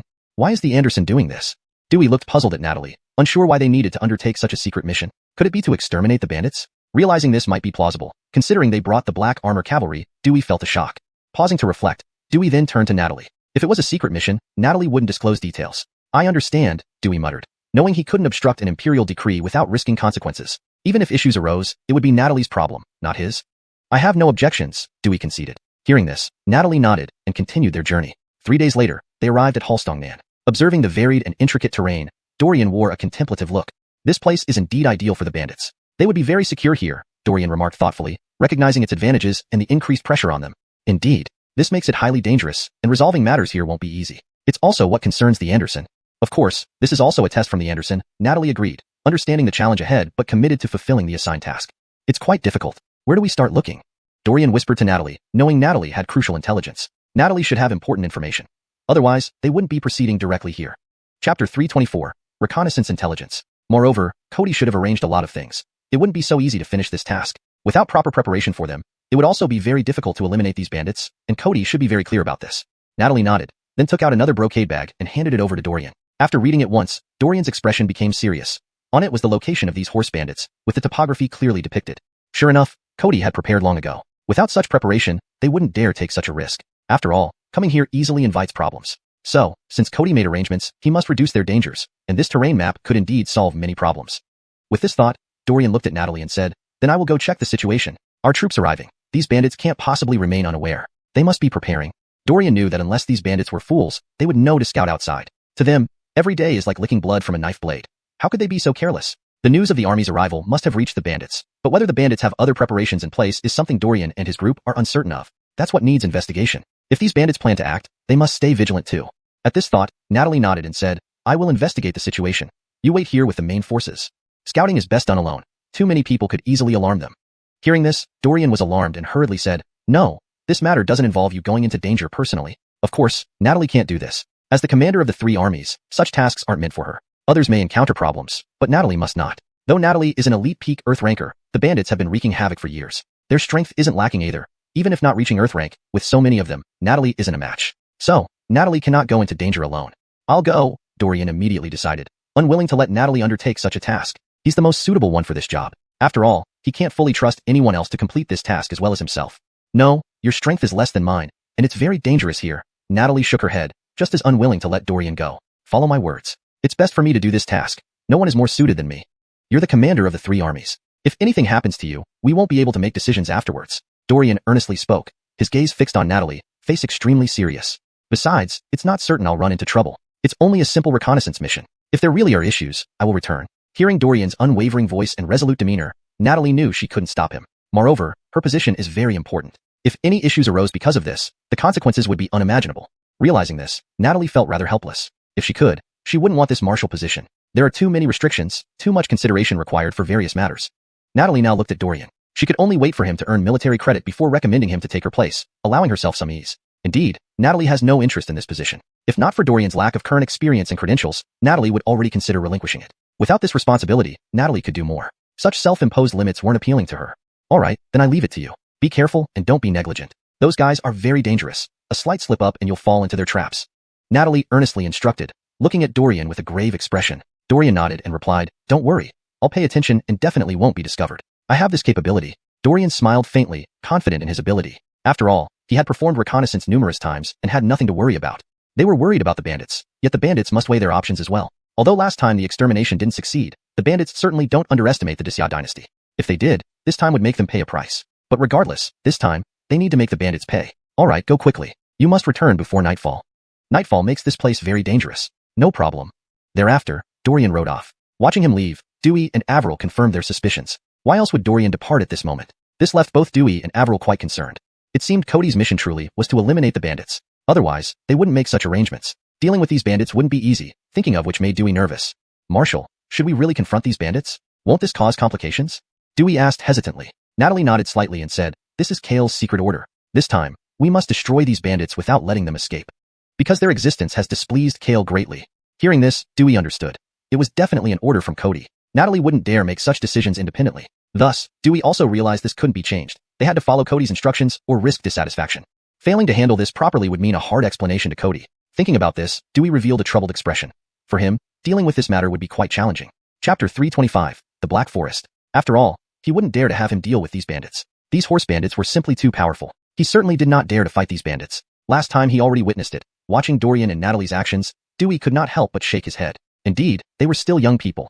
Only the young would dare to do such things. If it were those old generals, even Joab, he would not dare to do so either. After all, for Joab, he had experienced that major battle before and was very wary of the bandits. Thinking about this, Dewey shook his head as well. He did not plan to do anything. This task was arranged by Cody for Natalie's group, and it had nothing to do with himself. He definitely did not want to get involved in this kind of matter. He certainly would not go to fight those bandits. Since Cody did not assign this task to him, he didn't need to care about this matter at all.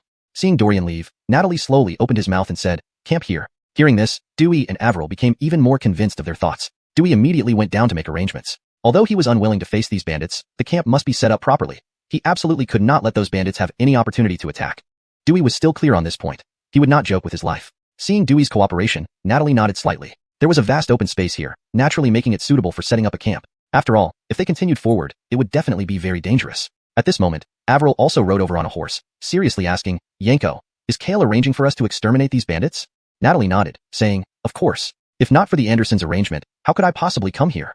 Natalie knew very well how formidable these bandits were. If it were not for Cody's arrangements, he would not choose to go this way. It was simply too dangerous. Hearing this, Avril understood as well. Indeed, the Andersons' plans were not something he could guess. For them, what came next was very important. They needed to deal with these bandits properly. Don't worry, Kale has made very thorough preparations. If not, he would not arrange for us to deal with these bandits. Natalie slowly spoke, his eyes fixed on Avril.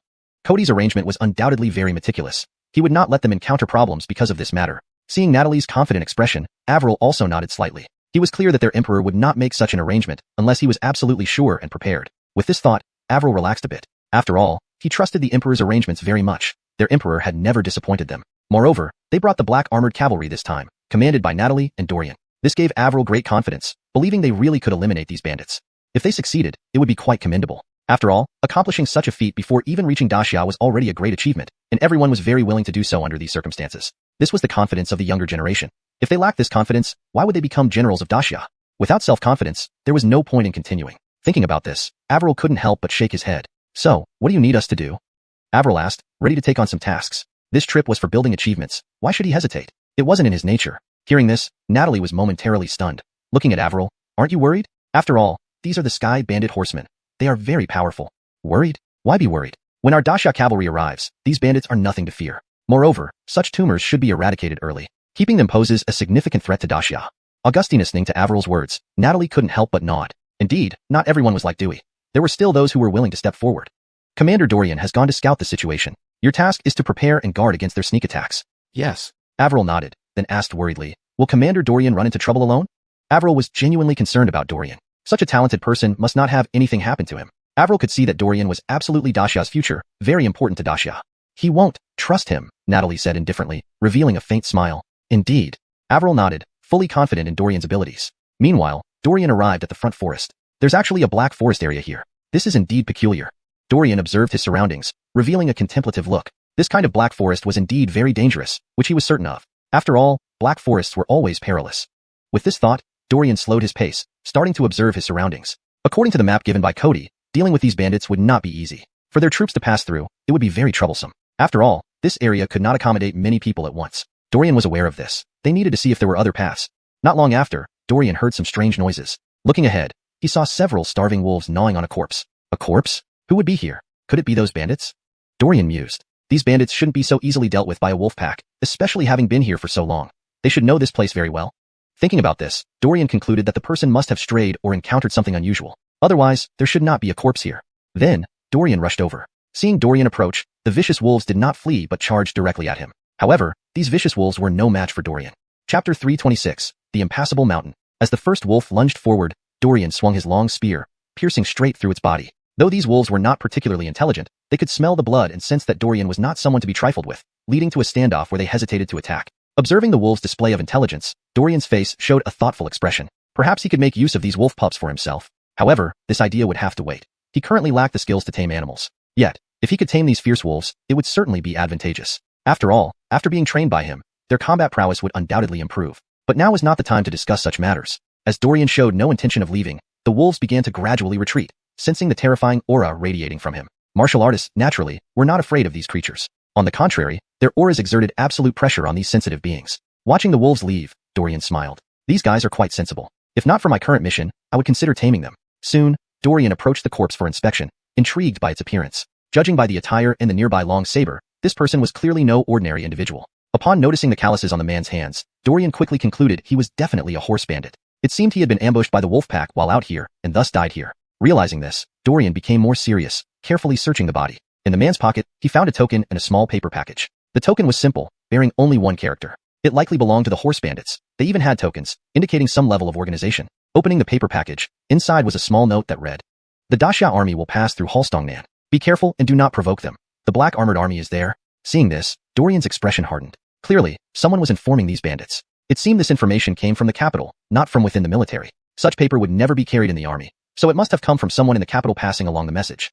"Looks like there are indeed insiders in the capital," Dorian muttered. "These people collude with the southern savages and the horse bandits. There's nothing they wouldn't do."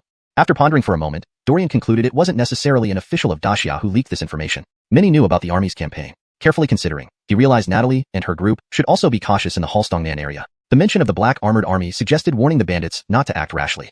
However, it seems these bandits don't know yet. I should check the situation. Having thought it through, Dorian packed everything away and continued forward. The journey was uneventful. The horse bandits hadn't set any traps, as it would be dangerous for them too, since they used this path themselves. Any misstep could harm them as well. So, Dorian proceeded without hindrance, protected by the martial artist's imposing aura. Most creatures dared not ambush him unless the bandits were nearby. Soon, after traversing the Black Forest, the view opened up significantly. Before him stood a towering mountain range. According to the map provided by Cody, the bandits' camp was located on this mountain. However, for Dorian, getting up this mountain was no easy feat. The bandits surely wouldn't be negligent, placing sentries everywhere on the mountain. Contemplating how to climb the mountain without alerting the enemy, Dorian realized there were no good solutions. It would be even harder for others attempting to ascend later, risking discovery and preparation by the bandits. How to get up the mountain, that's the problem. Even though Cody and his team had discovered the location of the bandits, they didn't act recklessly for this very reason. Even Henley coming here would face danger. As he pondered, two figures appeared nearby. With his sharp eyesight, Dorian observed them closely. They appeared to be bandits. He quickly hid his horse behind a large rock and waited quietly. The two bandits soon approached, and Dorian overheard their conversation. "Seriously, the boss made us come down in this weather? No one in their right mind would venture here. It's suicidal." One bandit complained while the other nodded, adding, "Exactly. Even if we were discovered, no one can storm this place. The boss's worries are unnecessary." Their conversation revealed that while the bandit leader was vigilant, the bandits themselves were less cautious. Many joined due to desperation or innate wickedness, and though they weren't weak, the terrain gave them an advantage against Daxia's army. In a real fight, they wouldn't stand a chance. Dorian was certain of this. The Daxia army was formidable. Years of comfortable living had corroded their vigilance, presenting an opportunity for Dorian and his team. Thinking about this, Dorian gazed ahead, his expression thoughtful. "No matter what, since the boss ordered it, let's go check. I heard Daxia might war with the southern savages. Should we raid for women as per the boss's hint?" One bandit smirked at the other, who responded, "Focus on your task. Don't let the boss catch you thinking about that." Speaking of which, hasn't he been gone for a long time? Could something really happen to him? Won't happen unless Daxia has prepared forces here beforehand. Chapter 327, Capturing. Indeed.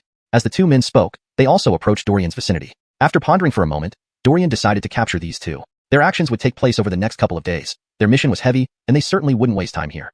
Thus, he would seize them first and question the situation. Hearing the hoofbeats drawing near, Dorian instantly dashed out, delivering one punch per man. Being merely low-rank yellow stage warriors, they naturally weren't a match for Dorian. In one encounter, both were caught. Soon, they were pinned to the ground by Dorian. The two struggled fiercely, but their strength was no match for Dorian's, and soon they were tightly bound. "What are you?" The two horse bandits looked at Dorian in terror. They truly hadn't expected that there was another person hidden behind this spot. This was quite a shocking revelation. They then realized the gravity of the situation. They were in trouble. This man definitely wasn't an ordinary figure, appearing here in armor. "Are you a general from the Great Xia Empire?" one of the horse bandits asked. The armor Dorian wore obviously wasn't that of an ordinary soldier. It clearly belonged to a general. They had unexpectedly encountered a general of the Great Xia here, which indeed complicated matters greatly. Realizing this, the duo immediately understood that someone was truly planning to attack their camp. But they couldn't do anything about warning their companions now, since they were already struggling for survival themselves. "Yes, Now, I give you two choices. Answer my questions, and I will let you go after. The second option is death right here, Dorian said calmly as he looked at the two. He believed that he could get information from them, and regarding whether they chose to speak up, Dorian had his methods. Thinking of this, Dorian displayed a fierce expression. Hearing Dorian's words, the bandits understood what he wanted to ask but still stubbornly responded, "Kill or maim us as you wish. We won't betray our brothers or our leader." Seeing their unyielding demeanor, Dorian showed interest. Grasping one by the neck, he asked, "Do you really think I won't dare to kill you? Moreover, what good does your concealment serve? Let me tell you, the court will eliminate all of you this time. None of you will escape. If you don't want to live, I can break your legs and leave you for the wolves." To put it bluntly, one of your previous comrades has already become food for the wolves. Dorian then took out a token and waved it before their eyes. Though these people seemed valiant, they were just ordinary folk wanting to survive. Expecting them to keep silent was out of the question. Therefore, Dorian's task was simple: intimidation. Sure enough, seeing the familiar token and considering the situation, the two exhibited fear, looking at Dorian. They knew Dorian wasn't bluffing. After a long silence, seeing their reactions, Dorian picked up a spear. Feeling the tip of the spear brush against his neck, one of the horse bandits spoke immediately. "If I tell you, will you truly spare my life?" "Of course. Though I can't release you outright, I can erase your death penalty. There's no problem with that." Dorian smiled faintly as he looked at the fellow. "At most, you might spend a few years in prison before being released. After that, I can arrange a position for you. You won't have to burn, rob, and live in constant fear. You can lead a decent life, marrying and having children openly. How about it?" Dorian thoroughly understood their psychology. Who would choose to be a horse bandit if not for dire circumstances? Thus, these people were easily tempted. As long as this guy cooperated, Dorian would fulfill his promise. They were just insignificant figures who didn't draw much attention. Had time permitted, Dorian might have thought of ways to recruit them, but their obstinacy made it impractical. Moreover, the court wouldn't allow it either. They had committed numerous atrocities. Furthermore, the presence of only these horse bandits in Great Xia indicated that living conditions weren't terrible. So why did such bandits exist? These people were driven by immense greed and had committed wrongdoings, leading to their current state. But this worked in Dorian's favor, as he could easily exploit such individuals. After all, these people cared most about their lives and their own situations, making them selfish and self-interested. The two horse bandits' expressions wavered. It had to be admitted that Dorian's propositions were highly tempting and made it clear how they should proceed. To continue opposing Dorian in this situation would mean courting death. Neither wanted to die here. They all wanted to live. Otherwise, why would they be here? Thinking this, the two exchanged serious looks with Dorian. "Will you honor your word?" they asked. If Dorian kept his word, they were willing to comply. Given the importance of this matter, they needed assurance. "Certainly, this general never lies. If I said I'll let you go, I definitely will," Dorian said seriously, sensing their willingness to comply. After all, they still wanted to live. "All right, ask away." Gritting their teeth, the duo now had no choice but to trust Dorian. After all, they were powerless to resist. Compliance offered a sliver of hope for survival, while resistance meant certain death. "What did your leader send you out to do?" Dorian asked, eyeing the two. "One of our brothers, the owner of the token you hold, went out on a mission and vanished. Normally, he should have returned yesterday, but there was no sign of him. Therefore, our leader sent us out to investigate where he went." Dorian nodded, finding this explanation reasonable. "What mission was he on? Do you know?" "We're not sure. It was a secret task given by the leader. However, he usually handled intelligence exchanges with nearby villages." The fatter bandit quickly responded. Chapter 328, Information. "The nearby village? Which one specifically?" Dorian immediately asked, sensing that there might be some unexpected gains. This village should be where they could find the party who had been trading with them. There was a chance to follow the trail back to the informant within the capital city. Dealing with this informant was crucial. Thinking this, Dorian's expression grew serious as he looked at the two men. "We don't know. Only he and our boss know about this. The boss always keeps these things from us," the two bandits confessed frankly. Dorian nodded. That was expected. No surprises here. Given the leader's cautious nature, it was unlikely he would reveal such details easily. With a smile, Dorian asked, "So, you must know the defensive arrangements here quite well?" Upon hearing this, the two hesitated, showing signs of internal conflict. Ultimately, they chose self-preservation. After listening to their account, Dorian nodded, now having a general understanding of the mountain's defenses. They had set up a comprehensive defense without apparent flaws, which would be problematic for him. However, with these two now cooperating, they should provide some valuable information, allowing him to find weaknesses. "Do your defenses have any vulnerabilities?" Dorian inquired, looking at the two. They hesitated again. Seeing this, Dorian said, "Your hesitation won't change anything. We're determined to take this place. If we fail, you won't fare well either. Besides, with only 1,000 of you, holding off the entire dynasty is impossible. Cooperate and you might save your lives. Otherwise, you'll get nothing." Hearing this, the fatter bandit immediately spoke up. "Yes, there's a small path on the backside of the mountain, not heavily guarded. Also," his expression faltered once more before continuing, "the boss built a secret passage leading straight up the mountain." A secret passage? Dorian was surprised. Building a secret route through the mountain would require an immense effort. How did these bandits manage? Despite his surprise, Dorian realized the value of this information. "Where is this passage?" "Near the base of the mountain, but it's manned by the boss's people, and opening the gate isn't possible. We can't do it." "And have you used this passage before?"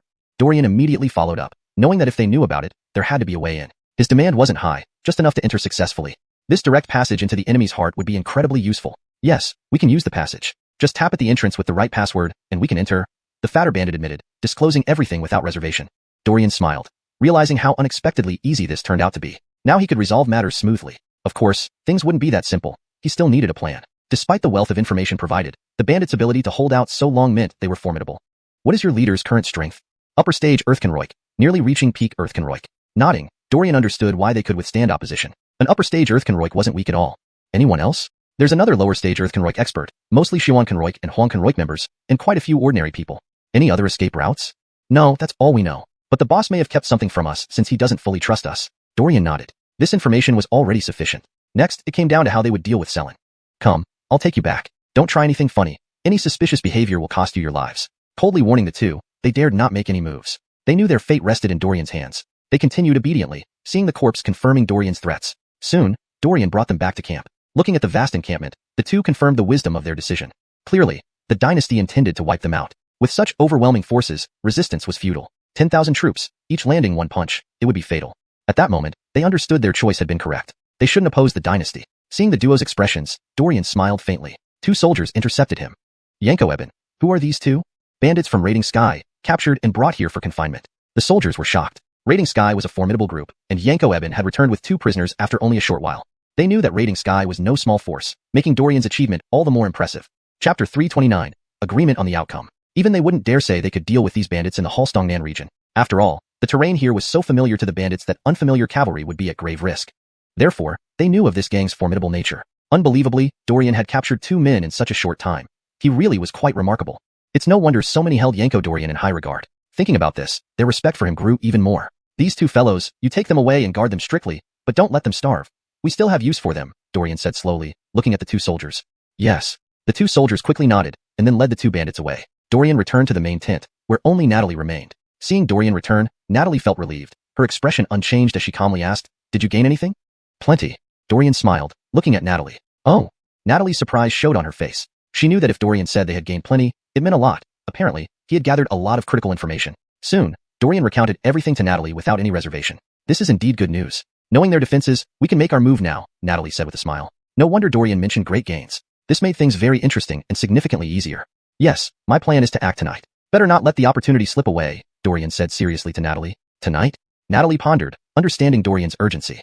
Indeed, acting now is best before they notice anything suspicious. Once too much time passes, they might realize something's amiss. Dorian explained that the spy bandit had been gone for 2 days, which was considered normal. However, if he didn't return within 3 days, their leader Selen would choose to leave. Dorian was concerned about this and definitely did not want these bandits to escape. Therefore, tonight was the best chance.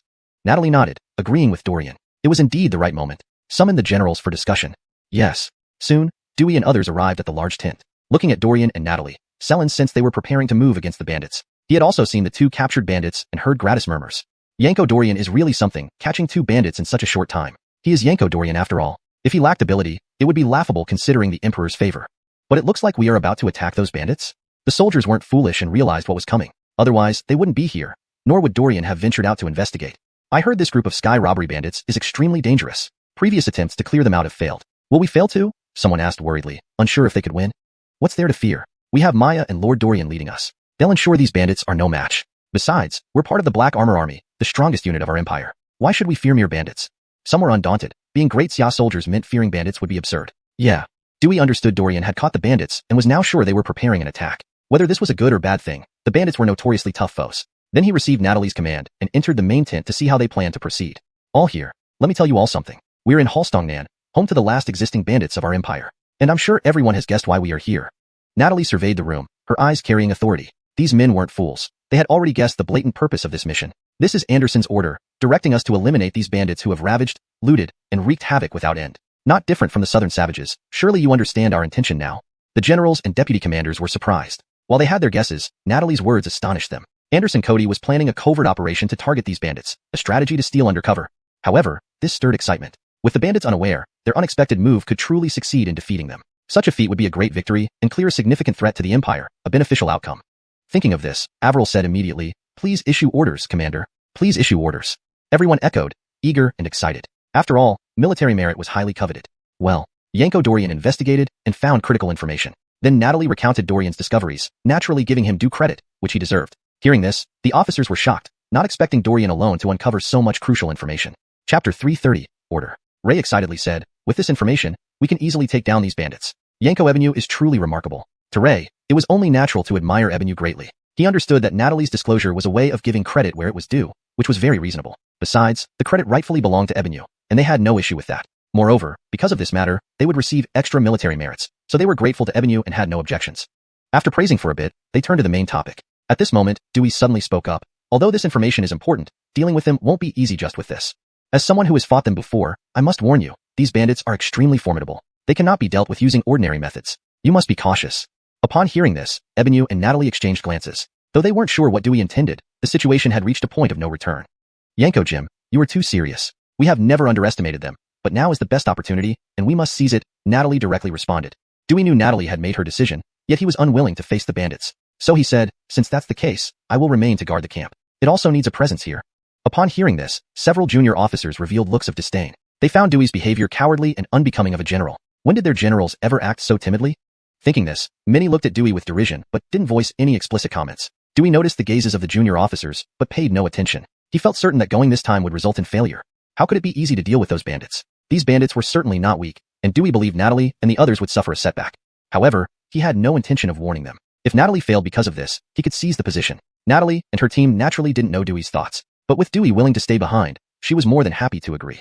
Indeed, the camp needed a strong presence. If they all left, issues could arise. Furthermore, this mission's merit wasn't overly significant. Having too many people involved would complicate things. Since Dewey was willing to oversee the camp, matters became simpler. She didn't need to worry about how to assign tasks. Very well, then I'll entrust the camp to you, Yanko Jim. We'll take 5,000 black armor Augustinet cavalry and 2,000 black armor infantry and set out immediately. Hearing this, Dewey felt even more convinced that Natalie was leading them to their doom. They couldn't conquer the bandits with 20,000 men previously, and Natalie thought she could solve the problem now? This was impossible. Trouble would surely arise this time. Thinking of this, Dewey remained unperturbed. He was prepared to impeach Natalie and assume her position. Ray and the others had no objections, all eager to go. To them, this was merely a small-scale exercise. Furthermore, fighting here would make them more adept on the battlefield later. With this in mind, they took this battle seriously, determined not to let anything go wrong. Subsequently, Natalie's team began their actions, aiming for a decisive victory, catching the bandits off guard. Half an hour later, as the sky grew dim, Natalie and the others quickly departed, taking the two captured bandits along for verification. After traversing the Black Forest, Natalie announced, we need to divide into 3 groups. The cavalry will feign an attack from the front, making noise to draw their attention, while the black armor infantry will go around the sides, one part taking a narrow path and the other a secret passage. Who will lead the cavalry charge? Natalie asked, looking at everyone. Charging would undoubtedly be the most dangerous task, as it meant facing the enemy head-on, drawing their primary focus. Even as black armor cavalry, it would still be perilous. Everyone knew this and pondered carefully about how to proceed. Natalie wanted them to decide among themselves. Seeing everyone hesitating, Natalie calmly said, if so, the frontal charge is mine. Ebenu, you will lead the others through the secret passage. Ebenu slightly shook his head. I'll lead the charge. You go through the secret passage. He did not want Natalie to take such risks. It was better handled by himself. You are the commander-in-chief. There must be no risk to you. So, you should go through the secret passage. Natalie paused upon hearing this. The frontal charge would bring the greatest merit, but she did not want anything happening to Ebenu. Such a place, hard to defend but easy to attack, would be extremely dangerous for a frontal assault. Thinking of this, she became serious. At this moment, Ray suddenly spoke up, Commander, Yanko Ebenu, let me handle the charge. No, Ebenu shook his head. The most dangerous task shouldn't be assigned to others. He needed to set an example. If Joab were here, he would assign it straightforwardly. For him, there'd be no such considerations. However, Natalie and the others were still young, believing the most dangerous tasks should be their responsibility, making their resolve clear. Therefore, Natalie didn't assign directly but instead asked, acknowledging that they weren't fully qualified commanders yet. For Ray, he needed merits. Realizing this, he spoke up, Yanko Ebenu, I need the merit. Let me take this chance, though it's risky. Only through effort comes reward. Besides, we are the Iron Cavalry of Dacia. How can danger easily befall us? Don't worry, I will minimize casualties. Ray spoke earnestly, his expression solemn. Moreover, a commander must never take undue risks. That's our duty. Chapter 331. Cody's Preparations. Avril was fully aware that as the commanding general, Natalie should not be taking such risks. Dorian, whom Cody regarded as a prodigy, also had a bright future ahead. Therefore, there was no need to overly concern themselves with anything else.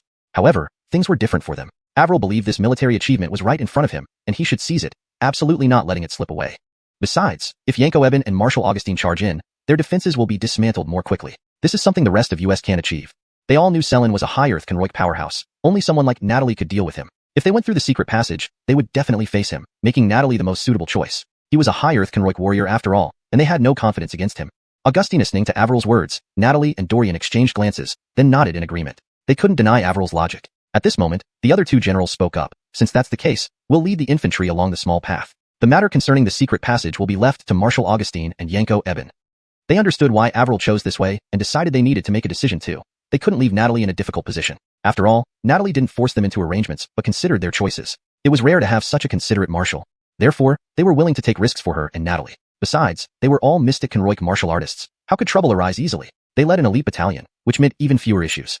If they lacked this confidence, continuing the battle would be meaningless. Moreover, this was their first engagement. Naturally, it should go well without any mistakes. All right. Natalie nodded slightly, saying no more. Since they were willing to make their own choices, she certainly had no objections. She was clear that she must be the one to breach first because only she could hold off Selen. Others weren't a match for him. After dividing the tasks, Avril suddenly thought of something and asked, didn't they have a low-earth Kenroik fighter as well? Who's going to deal with him? Hearing this, the other two generals showed hesitation. They couldn't handle him either. They were just mystic Kenroik, so confronting a low-earth Kenroik wasn't easy. Even if Dorian could challenge higher ranks, he still might not be an opponent for this guy, leading to potential troubles. Natalie shook her head slightly. Don't worry. I'll handle both of them. For Natalie, dealing with two wasn't a significant issue. At full power, she could resolve these two swiftly, a confidence derived from her strength. Upon hearing her words, Avril and the others ceased worrying. Natalie was powerful enough to handle two Earth Kenroik warriors without a problem. Otherwise, why would Cody send her to battle? This was the reason. With this in mind, their last worries dissipated. Dorian smiled, looking at their expressions. Don't worry, we still have backup. Backup? Everyone revealed looks of surprise, unsure where this help came from. An unexpected development. Even Natalie looked astonished at Dorian, puzzled about who this backup could be. Did Cody arrange something special for Dorian? That shouldn't be it. Dorian himself didn't know anything about it, and Natalie had told him everything.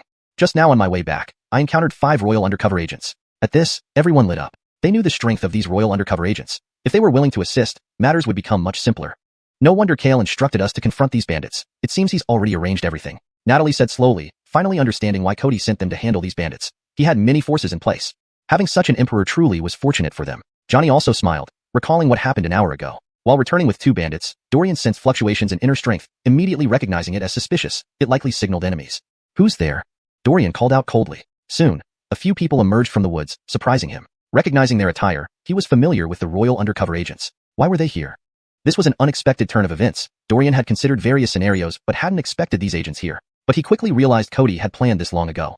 Otherwise, there would be no explanation for their presence. Did Kale send you? Yanko Eben is quite clever indeed. Yes, Kale has had us waiting here. Relieved, Dorian acknowledged Cody's foresight. Kale ordered us to help Yanko Eben capture this bandit camp. Afterwards, Yanko Eben can head to Dachau calmly while we handle matters here. The royal undercover agents chuckled. Dorian nodded. 1 intermediate Earth Kenroik and 4 peak Mystic Kenroik individuals. Their strength greatly eased the pressure.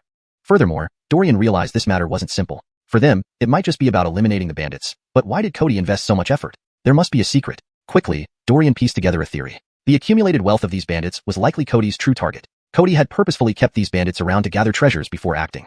Thus, Natalie and Dorian's roles were clear. To ensure the mission succeeded while securing valuable resources for the kingdom.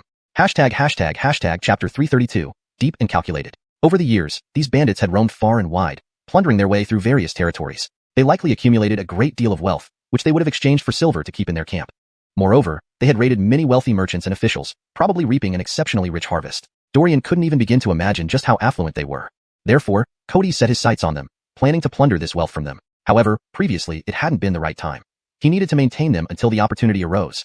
Fortunately, these bandits rarely robbed ordinary civilians. Not because they were kind-hearted, but because the common folk weren't worth the effort. Hence, Cody saw no need to rush into dealing with them. Thus, once they resolved the issue with the bandits, all that wealth would naturally fall into Cody's hands. As for what Cody intended to do with it, Dorian didn't need to worry about that. It certainly wouldn't be anything harmful. He should have anticipated this. Cody's deep understanding of these bandits indicated that he had been preparing for a long time, just waiting for the right moment to act. If Cody truly wanted to move against them, mere bandits wouldn't stand a chance against the Imperial Army and the royal spies.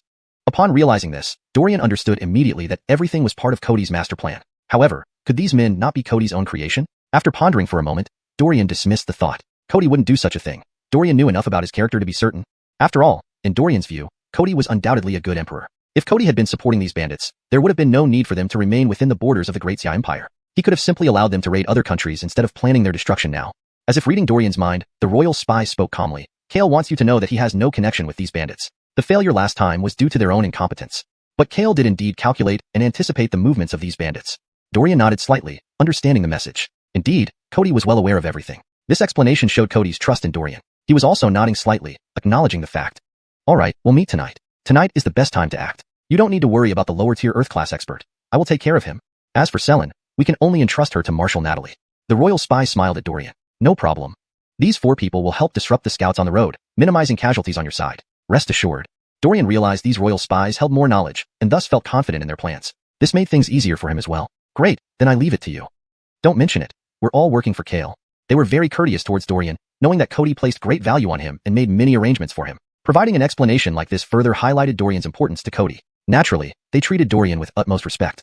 Time returned to the present, Dorian clapped his hands, and the royal spies stepped forward. Marshal Augustine and all generals, greetings. There's no need for formality. We appreciate your assistance greatly. Natalie smiled, looking at them. She too understood many things, but chose not to elaborate. Marshal Augustine is too kind. We're all here to serve Kale, there's no talk of assistance. The royal spies responded promptly. Being close to Cody, Natalie deserved some politeness, especially considering her position as the commander-in-chief. So the plan remains unchanged. Shall we depart now? Agreed. Immediately, they split into 3 groups, preparing to seize the bandit stronghold. The royal spies accompanying Natalie moved swiftly.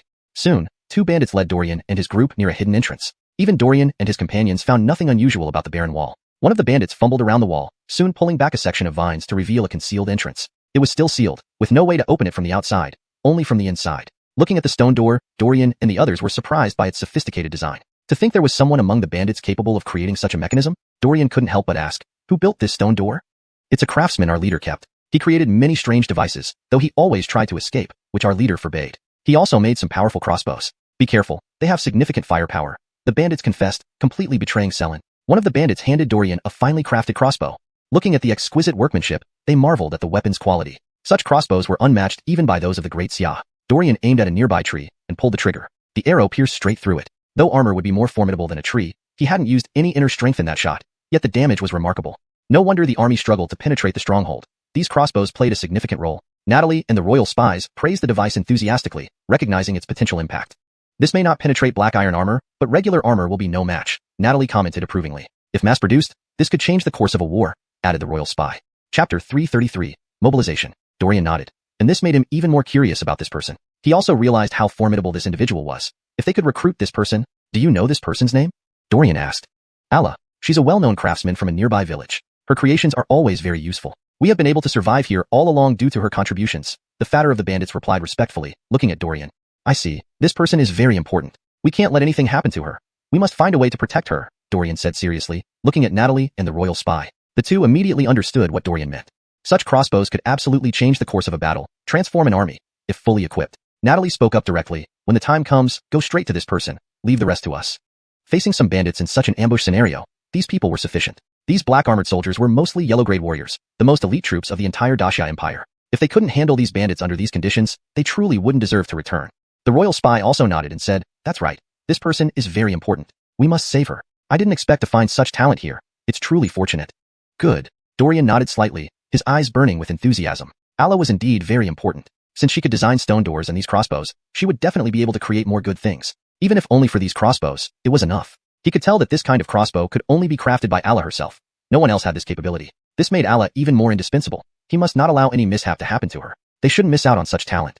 Do you know where Allah is? Dorian turned his gaze to the fat bandit. Yes, I do. The fat bandit nodded, looking respectfully at Dorian. She was brought in forcibly, right? Dorian inquired. If she were one of the bandits, dealing with her would be tricky. Yes, she was brought in with her younger sister. However, because she's so useful, our boss has been reluctant to harm her. But she refused to cooperate with the boss in making those good things for him. The crossbows were made under threat to her sister's life. The fat bandit explained quickly, eager to inform Dorian. Hearing this, Dorian smiled. If so, this person would likely be willing to leave with him. Take me there then. We must find her. Ah. The fat bandit showed hesitation. Such a move was naturally very dangerous, so he was reluctant. After all, he was a traitor. When he led Dorian inside, Leland wouldn't forgive him. He feared Leland immensely. Yanko, I fear Leland. Don't worry. Our commander is a peak Earth stage powerhouse. Do you think Leland will bother with you? Dorian waved his hand, indicating he needn't worry about such things. Peak Earth stage? The fat bandit looked astonished, glancing at Natalie. Yes. Natalie revealed a hint of aura, putting the fat bandit at ease. Then, the fat bandit was still hesitant, not yet agreeing directly. After completion, you won't suffer imprisonment. I guarantee it, and will assign you a position. Dorian spoke directly, knowing the bandit's thoughts. Yes, when the time comes, I'll put in a good word for you before the emperor, the royal spy added with a smile. With both of them speaking, the fat bandit no longer hesitated. No problem. All right, open the door now. Yes. The fat bandit came to the stone door, tapping lightly on a spot on it. Soon, Dorian saw a small hole appear in the stone door, revealing a face. This design. Dorian showed astonishment. He had underestimated Allah. This design was ingeniously crafted. They had to secure this person. Thinking of this, Dorian became more serious. After all, such talents were rare. If she could design other good items, it would make her even more valuable. Since coming through, Dorian had many ideas in mind, but lacked the skill as a craftsman to bring them to life. With such talent present, Dorian wouldn't let anything happen to her. Who is it? A voice from inside questioned. It's me. The fat bandit whispered, handing over his token. You're from the first squad. Why come back this way? The person inside did not open the door immediately, clearly being cautious. The fat bandit, following Dorian's instructions, showed signs of urgency, saying, something happened outside. I saw an army nearby and rushed back to report. We need to inform the boss first. The person inside hesitated, still not opening the door. Hurry up, the boss knows about this. He specifically sent us to investigate. This matter is very important. If we delay, you won't be able to take responsibility. By the time we report back and forth, it takes a lot of time, as you know. The fat bandit acted convincingly, appearing anxious, making the bandit inside hesitate. It was indeed difficult for him to decide, but this person seemed trustworthy, so opening the door shouldn't be a big deal. He hadn't seen anyone else around. Moreover, the bandit thought it made sense. Running from the mountain base to the camp would take too much time. If this were an urgent matter, he'd be at fault. Considering this, the bandit nodded. Fine. I'll open the door. As the stone door moved, Natalie and the royal spy prepared themselves. As soon as the door opened, they rushed in, swiftly taking care of the two bandits inside who hadn't reacted in time. Confirming there were no others, Natalie waved to signal Dorian and the others to follow. Quickly, Dorian entered the secret passage. Chapter 334, Offensive. This was a narrow, winding staircase leading upwards, barely wide enough for two people to walk side by side. Looking at it, Dorian sighed and remarked, building something like this is no easy task. Allah truly is a remarkable talent.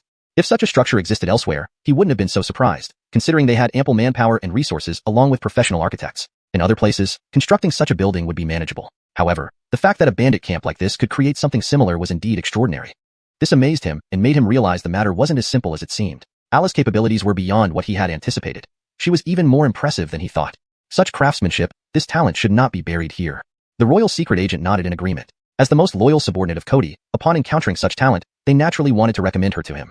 However, now they might still need to offer Allah to Dorian since he showed clear interest. There was no issue with this arrangement. After all, Dorian was also part of Cody's team and certainly needed someone like her to design equipment for the campaign. For now, letting Dorian take Allah along wouldn't be a problem. Nonetheless, they would still need to report back to the Emperor after their return. Hurry up, we need to move quickly. Natalie glanced at the long staircase ahead. Meanwhile, over at Averil's end, he must have already led his men into battle, making it imperative for them to act fast. All right. Dorian took the lead, followed by the fat bandit, Natalie, and the royal secret agent. The remaining black-armored infantry trailed behind them. On the other side, Averil, seeing everything in place, commanded, attack? His voice echoed, and the black-armored cavalry immediately charged down the main road. At the entrance of the mountain path stood two rudimentary watchtowers, manned by two bandits. Suddenly, they heard the rumbling sound of galloping hooves. What's going on? Is the chief leaving? How can that be? If the chief had plans, he would surely inform us. It looks like something's happening, and the sound is clearly coming from below. Even as they spoke, it was evident they had little sense of alarm. In such situations, they should have reported immediately. Instead, they speculated about what was happening. Such lax defense demonstrated how insignificant they were. Only Selen's ability to manage these bandits illustrated his prowess. After all, these bandits were ordinary individuals, yet under his command, they reached this state, a testament to his capabilities. Had he chosen another path, he might have become a competent general. Before they could react further, two arrows pierced through their chests. The bandits collapsed slowly, and Averil smiled, satisfied. Not much of a challenge, follow me up. As elite riders of the Great Xia, archery was second nature. They swiftly ascended halfway up the mountain. Naturally, the commotion drew attention from the bandits above. Armed with crossbows, they began retaliating. Although their numbers weren't significant, and the black-armored cavalry wore heavy iron armor, rendering their crossbows ineffective. Thus, the arrows posed no threat, allowing Gratis to push forward unharmed. Watching this, the bandits on top displayed signs of panic. They weren't prepared to lay down their lives. They started fleeing, unable to match the black-armored cavalry, opting to retreat instead. Seeing them flee, Averil sneered. These bandits are no match for us. Brothers, charge in and show them the might of the Great Xia Iron Cavalry. Excitedly, Averil realized this victory would greatly contribute to his future endeavors. Charge! The black-armored cavalry roared enthusiastically. This battle had been a rare occurrence for them. Long without conflict, this was an opportunity to engage in battle once again. A strategic move by Cody, both to eliminate threats and provide combat experience for the cavalry. For black-clothed figures entered the chaotic bandit camp, smiling. These bandits have grown complacent over the years, losing their vigilance. Now, our task becomes simpler. The secret agent said, gazing into the distance. No problem, let's finish them off. Averil was equally excited, leading his cavalry into the fray. To him, dealing with these bandits was not a challenge.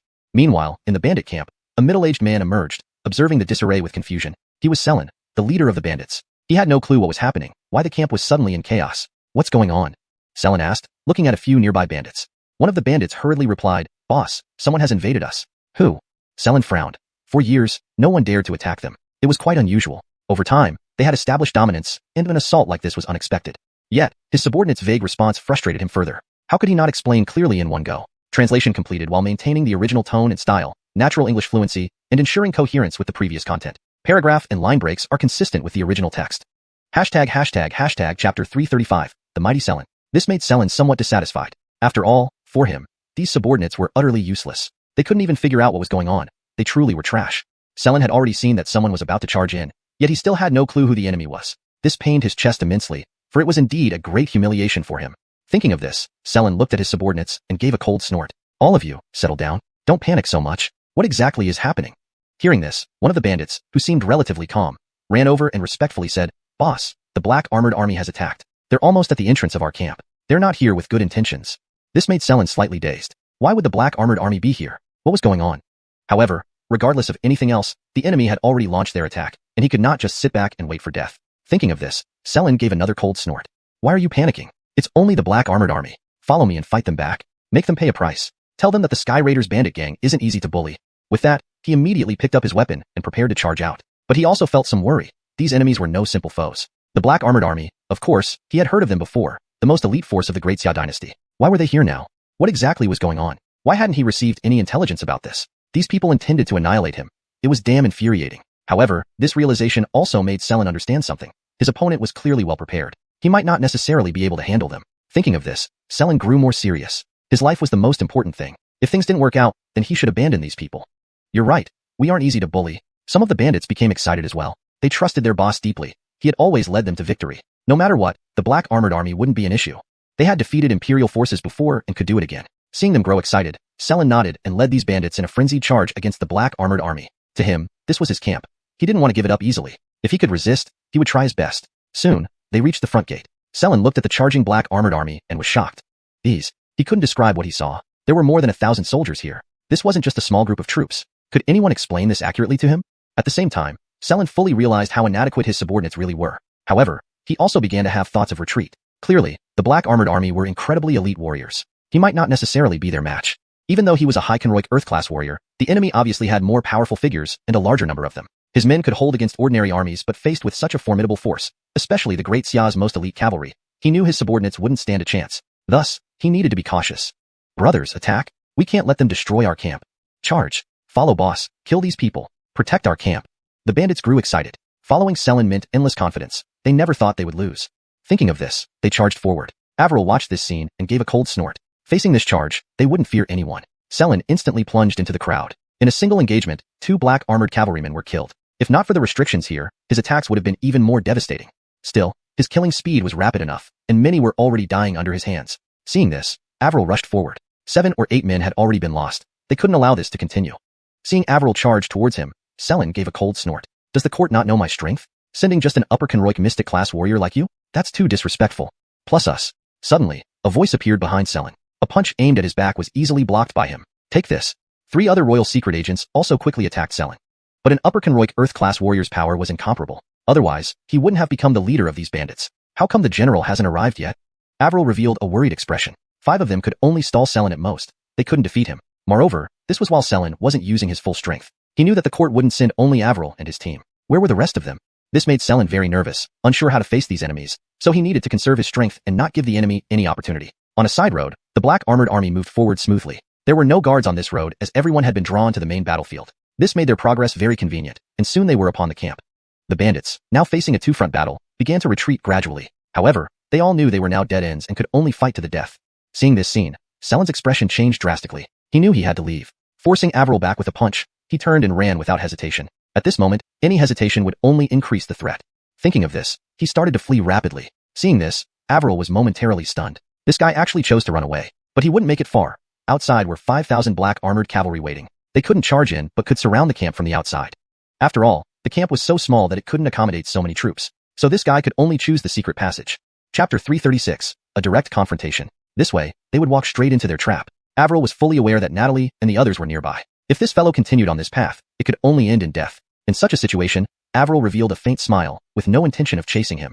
The other 4 royal secret agents also breathed a sigh of relief. To them, the danger had truly been at its peak, and all of them bore some injuries. After all, a high-ranking Earth-class martial artist remained an Earth-class one. Continuing the fight would inevitably lead to their defeat. The next step will be up to Yanko Starlight. It's time to make this Selen pay for his actions. Each of them thought viciously, harboring deep animosity towards Selen. Soon, Selen approached the hidden passage, smiling as he did so. These people were really being careless, not even preparing to intercept him. As the saying goes, if the green hills remain, one needn't worry about finding firewood. As long as he survived, everything would be fine. The Great Xiao would certainly make them pay for this. This wouldn't just end here. He never imagined that his hidden passage had already been exposed, or that he would face a painful ambush ahead. As soon as he reached the entrance to the hidden passage, the door suddenly opened. Selin was taken aback. What was going on? Could it be that the people below had returned? However, the next moment, a fist appeared before him, moving so swiftly that even he didn't have time to react. He was instantly sent flying backward. With a loud bang, he smashed through a wooden hut behind him. Selin struggled to get back up, his face pale as he saw the figure rushing out. Natalie? Although he was here, he wasn't unfamiliar with Natalie, having seen portraits of her. Looking at the armored Natalie, Selin realized that it wasn't that there were no powerful fighters, they were waiting for him right here. And it was Natalie who had come, whom he least wished to confront. But how had they discovered this hidden passage? He felt very confused and couldn't understand what had happened. Why were these people emerging from this place? Soon, Selin understood, because he saw the fat bandit. Although he might not remember every subordinate, this particular individual was one of his trusted men. Now seeing him emerge with Natalie, it was clear they had betrayed him. Thinking of this, Selin's face turned furious. You dare betray me? You're courting death. He could tolerate and overlook many things, but betrayal was absolutely unforgivable. Seeing the enraged Selin and feeling his terrifying aura, the fat bandit trembled. He knew Selin's character and realized he was in serious trouble. However, his worries were unnecessary. Selin couldn't approach him. Natalie drove him back with another punch, leaving him nowhere to run. Damn it! Facing the peak Earth-class Natalie, Selin had no resistance. Another lower Earth-class powerhouse had been engaged by the royal secret agents, leaving him now cornered. Dorian watched Selin without much concern. They hadn't acted hastily earlier for fear of letting Selin escape. But once he approached the hidden passage, Natalie naturally wouldn't let him slip away. She immediately closed in on him, attacking rapidly. Selin, today is your end. Surrender yourself. It's impossible. Selin would certainly not surrender easily. He knew that if he did not resist, his fate would only be death. Lucian would never let him go, especially since he was the leader of the bandits. Without him, none of this trouble would exist. With this realization, Selin's strong survival instinct emerged. Just stubborn resistance. Natalie snorted coldly, her attacks growing faster. She had no intention of wasting time here. Dorian, seeing the situation almost settled, turned to the fat bandit and said, "Take me to Allah." Yes. The fat bandit nodded quickly, showing great respect. Indeed, his choice had been correct. The two navigated through the chaos. The Black Armor Army recognized Dorian and his armor, naturally doing nothing to obstruct him, even actively making way for him. The bandits, facing the Black Armor Army, had no resistance and wouldn't dare provoke Dorian. Provoking Dorian now would be suicide. Soon, Dorian followed the fat bandit to the rear camp. Most of the residents here were ordinary civilians, or servants and slaves brought by Selin. There were also women. Chaos reigned as the Black Armor Army had stormed in from the rear. Oh no, they shouldn't hurt the civilians, Dorian worried, unsure if Allah would be safe. Hurry up. With this command, Dorian sped up, and the fat bandit, of course, hastened his pace.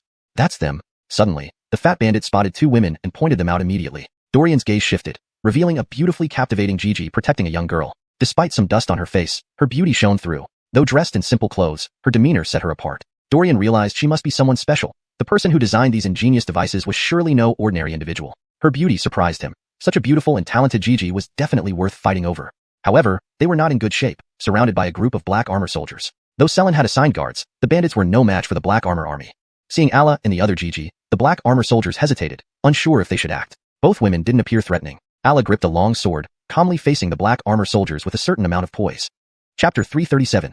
Rescue. Despite her outward calm, she was still visibly tense. The current situation was extremely unfavorable for her. These inexplicably appearing troops were a mystery to her, but seeing them attack the bandits gave Allah a glimmer of hope. She certainly wanted to leave this place. She had been brought here against her will by Selin. She didn't like it here and wished desperately to escape. However, she felt utterly helpless, as leaving this place seemed almost impossible. Selin held her in high regard, making her departure extremely difficult. Moreover, her younger sister was still here. All she could do was bide her time until an opportunity arose, and now seemed like an excellent chance. Though she didn't know why these black armored soldiers appeared, they were undoubtedly targeting the bandits, causing chaos. This presented her with a chance to escape with her sister. With that thought, Allah immediately took action. She couldn't sit and wait for doom to strike. She had to get her sister out of here. While Selin treated them well, it was only because she still had value. If not for her skills, which they hadn't managed to fully replicate, she would have been disposed of already. Augustine even under someone else's roof and constantly threatened was something Allah found hard to accept. She had always yearned to leave. Unfortunately, her sister was young and frail, offering no resistance against the bandits. Given this predicament, she could only wait for the right moment. Now, this appeared to be one such moment, and she couldn't afford to miss it. But before she could take more than a few steps, she encountered the black armored soldiers, causing her great worry. She didn't understand why they were here. Knowing she couldn't escape, she prepared to resist. The black armored soldiers were also uncertain how to proceed, hesitating at the sight of Allah. This Gigi didn't seem like a bandit, so should they act? It tugged at their conscience. They were civilians after all, but the bandits had protected them, indicating their importance, complicating their decision. Just finish it off. If they were being protected by bandits, they must be collaborators. One of Gratis revealed a fierce look. They had no time for these considerations, with important missions ahead. At this moment, Dorian's voice rang out. Hold your hand. The black armored soldiers immediately turned to see Dorian and his companion approach. Recognizing Dorian, they respectfully said, Yanko. These two are none of your concern. I will handle it, Dorian slowly replied, his gaze fixed on Gratis. Yes, Yanko. The black armored soldiers obediently agreed, looking at Dorian. Whatever he intended, they would follow without question. Very well, go. Do not harm these civilians. Others will deal with them later. Relieved, the black armored soldiers exhaled. They were hesitant about harming civilians, difficult prisoners to manage after capture, and appreciated having someone else handle it. Yes, Yanko. As Gratis left, Alla watched Dorian with a puzzled expression. Who was this sudden arrival, this Yanko from Dacia? He seemed formidable, respected by the men. Who is he? Why does he know me? Before she could ponder further, Dorian approached and looked at her. Alla, Dorian asked, observing her. And you are? Alla, surprised, stared back. Why did this stranger know her name? She clearly didn't recognize him, yet he knew her name. And while the man beside him was a bandit, Dorian seemed a Dacia loyalist. What connected them? Allow me to introduce myself. I am Dorian, a general of the Dacia dynasty. It's a pleasure to meet you, Miss Alla. You know me? Alla responded skeptically. Dorian sounded remarkably familiar with her. I don't personally know you, Dorian shook his head slightly. However, I've seen your designs, extraordinary feats that inspired me to meet you and invite you to join us. Dorian smiled warmly, noting her alertness, a natural reaction given her circumstances. Designs? Invite me? For whom? Yourself or? Alla paused, then realized what he meant, the crossbows and the secret passage. Her designs here had caught the attention of Dacia officials. If Dorian represented the government, she was interested, as joining Dacia would benefit her greatly. Anderson Xiaowanren wouldn't mistreat her, a fact she firmly believed. However, if this was personal for Dorian, she needed to tread carefully. His background and affiliations were crucial. She didn't want another Selin. Of course, I represent both the Dacia dynasty and the Jethraguel mansion. Dorian chuckled, watching Alla. Not just the dynasty but the Jethraguel mansion needed talents like her. Alla wasn't just skilled in military matters, but could contribute to civilian applications too. He aimed to recruit her into the Jethraguel mansion. Chapter 338, Conditions. This could bring significant benefits to the Marquis of Jethrog's mansion. After all, Dorian had always held Alla in high regard. The benefits she could bring would undoubtedly be substantial, and for someone like her, Dorian naturally would have an interest. When that time comes, she would definitely contribute to the Great Xia, and Cody certainly wouldn't cause trouble over such a minor issue. Dorian was very clear about this, so he knew how he should proceed. Of course, if Alla was unwilling to join them, there would be nothing Dorian could do but let Alla become part of Cody's side, which would naturally be a loss for the Marquis of Jethrog's mansion. This is why Dorian was quite concerned, and also why he personally came over. One reason was to protect Alla and ensure no problems arose for her. The other was to try to recruit Alla to their side. Since Dorian now belonged to the Marquis of Jethrog's mansion, he obviously had to consider the interests of the mansion. He was fully aware of this. Upon hearing Dorian's words, Alla was slightly taken aback, then looked at him with surprise and asked, Yanko, are you from the Marquis of Jethrog's mansion? You know the Marquis of Jethrog's mansion as well? This time, it was Dorian's turn to be surprised. While it was true that the Marquis of Jethrog's mansion wasn't weak, its fame was mostly limited to the capital city. Outside of the capital, it should not be widely known since the mansion lacked much influence outside its walls, making it normal for few people to know about it. Why would Alla, being here, know about the Marquis of Jethrog's mansion? Is the Marquis of Jethrog's mansion where Princess Kirsty resides? Alla probed, her face showing a hint of excitement. Seeing this, Dorian suddenly realized something. While the Marquis of Jethrog's mansion might not be famous, Natalie was indeed very well known. To others, the name Natalie was not unfamiliar. As a capable female general, many people would naturally recognize her, making it quite reasonable that Alla knew of her. That's correct, the same Marquis of Jethrog's mansion. Yanko Kirsty is also out here. Upon hearing this, Alla's eyes lit up and she earnestly asked Dorian, if Princess Kirsty is here, can you take me to meet her? Certainly. However, Dorian looked at Alla meaningfully, indicating that he needed her to join them. It was clear now that Alla greatly admired Natalie, which was an unexpected advantage. Given her admiration for Natalie, things might be simpler. Alla hesitated again. Joining a power base wasn't something to be taken lightly. Even admiration must be weighed carefully against reality. After some thought, Alla slowly said, I have 3 conditions. Dorian nodded immediately, saying, please go on. 3 conditions were not excessive for someone with Alla's talent. Dorian was willing to agree even if there were more, for her importance couldn't be overstated. No one could refuse the joining of such a figure. Even disregarding other aspects, the crossbow Alla had invented alone could become their exclusive patent, even forcing Cody to purchase it. Moreover, Dorian believed Alla possessed far greater abilities than what was currently visible. He was confident that neither Natalie nor Joab would reject her. First, I need a fair contract from the Marquis of Jethrog's mansion. I am your partner, not your slave. You must treat me fairly and justly. I need my freedom and cannot have my life interfered with by you. Alla spoke slowly, emphasizing that she felt like a slave here. While joining the Marquis of Jethrog's mansion was acceptable, certain points needed to be clarified. She couldn't allow this matter to proceed without addressing these concerns. Looking at Dorian, Alla made it clear that if this condition wasn't met, she wouldn't agree, not under any circumstances. No problem. Dorian nodded readily. This wasn't a big issue. They wanted Alla to be part of their team, not a slave. They would treat her seriously. The Marquis of Jethrog's mansion will never interfere with your freedom. As for terms, you can raise whatever demands you have, and we will comply if we can. Hearing Dorian's sincere response, Alla nodded slightly. It was evident that Dorian truly wished to recruit her. Considering she trusted Natalie, she was willing to consider it. She is my idol. In all of Great Xia, few women don't see Natalie as an icon, except those who envy her. Envy her? There are indeed many, which is also natural. Secondly, I want my younger sister to receive an education. Ala continued, looking at Dorian. Dorian glanced at the little girl beside Ala. With her delicate features, she seemed to be a promising beauty. Her bright eyes stared at Dorian with a timid expression, suggesting she was a somewhat introverted girl. No problem. I will arrange the best teachers for her. If necessary, I'll find a way for her to study in the palace alongside the princes and princesses. Dorian agreed without hesitation, recognizing that this was a reasonable request and a sign of Ala's good character in considering her sister's future. Good. Thirdly, and most importantly, when do we make arrangements? Upon hearing Ala's question, Dorian was momentarily stunned but soon realized how intelligent she truly was. After a brief moment of thought, Dorian replied slowly, Dayo. Note, Dayo likely refers to a place or time. For context clarity, it may mean a specific location or time for further discussion or action. Chapter 339. Agreeing to join. The Great Karen Dynasty? Ala looked at Dorian, a puzzled expression on her face. She had thought that they had come specifically to eliminate the bandits, but it seemed this was only part of their mission, and they had other tasks. Indeed, our goal is to support the Great Karen, expel the southern savages, and work with the army of the Great Xia to fight these savages. Coming here was merely an opportunity while passing by, eliminating these horse bandits along the way, Dorian said slowly. I believe you understand why I'm trying to recruit you. I'm impressed by the design of your crossbows, which could become a significant weapon, making our battles smoother and reducing casualties.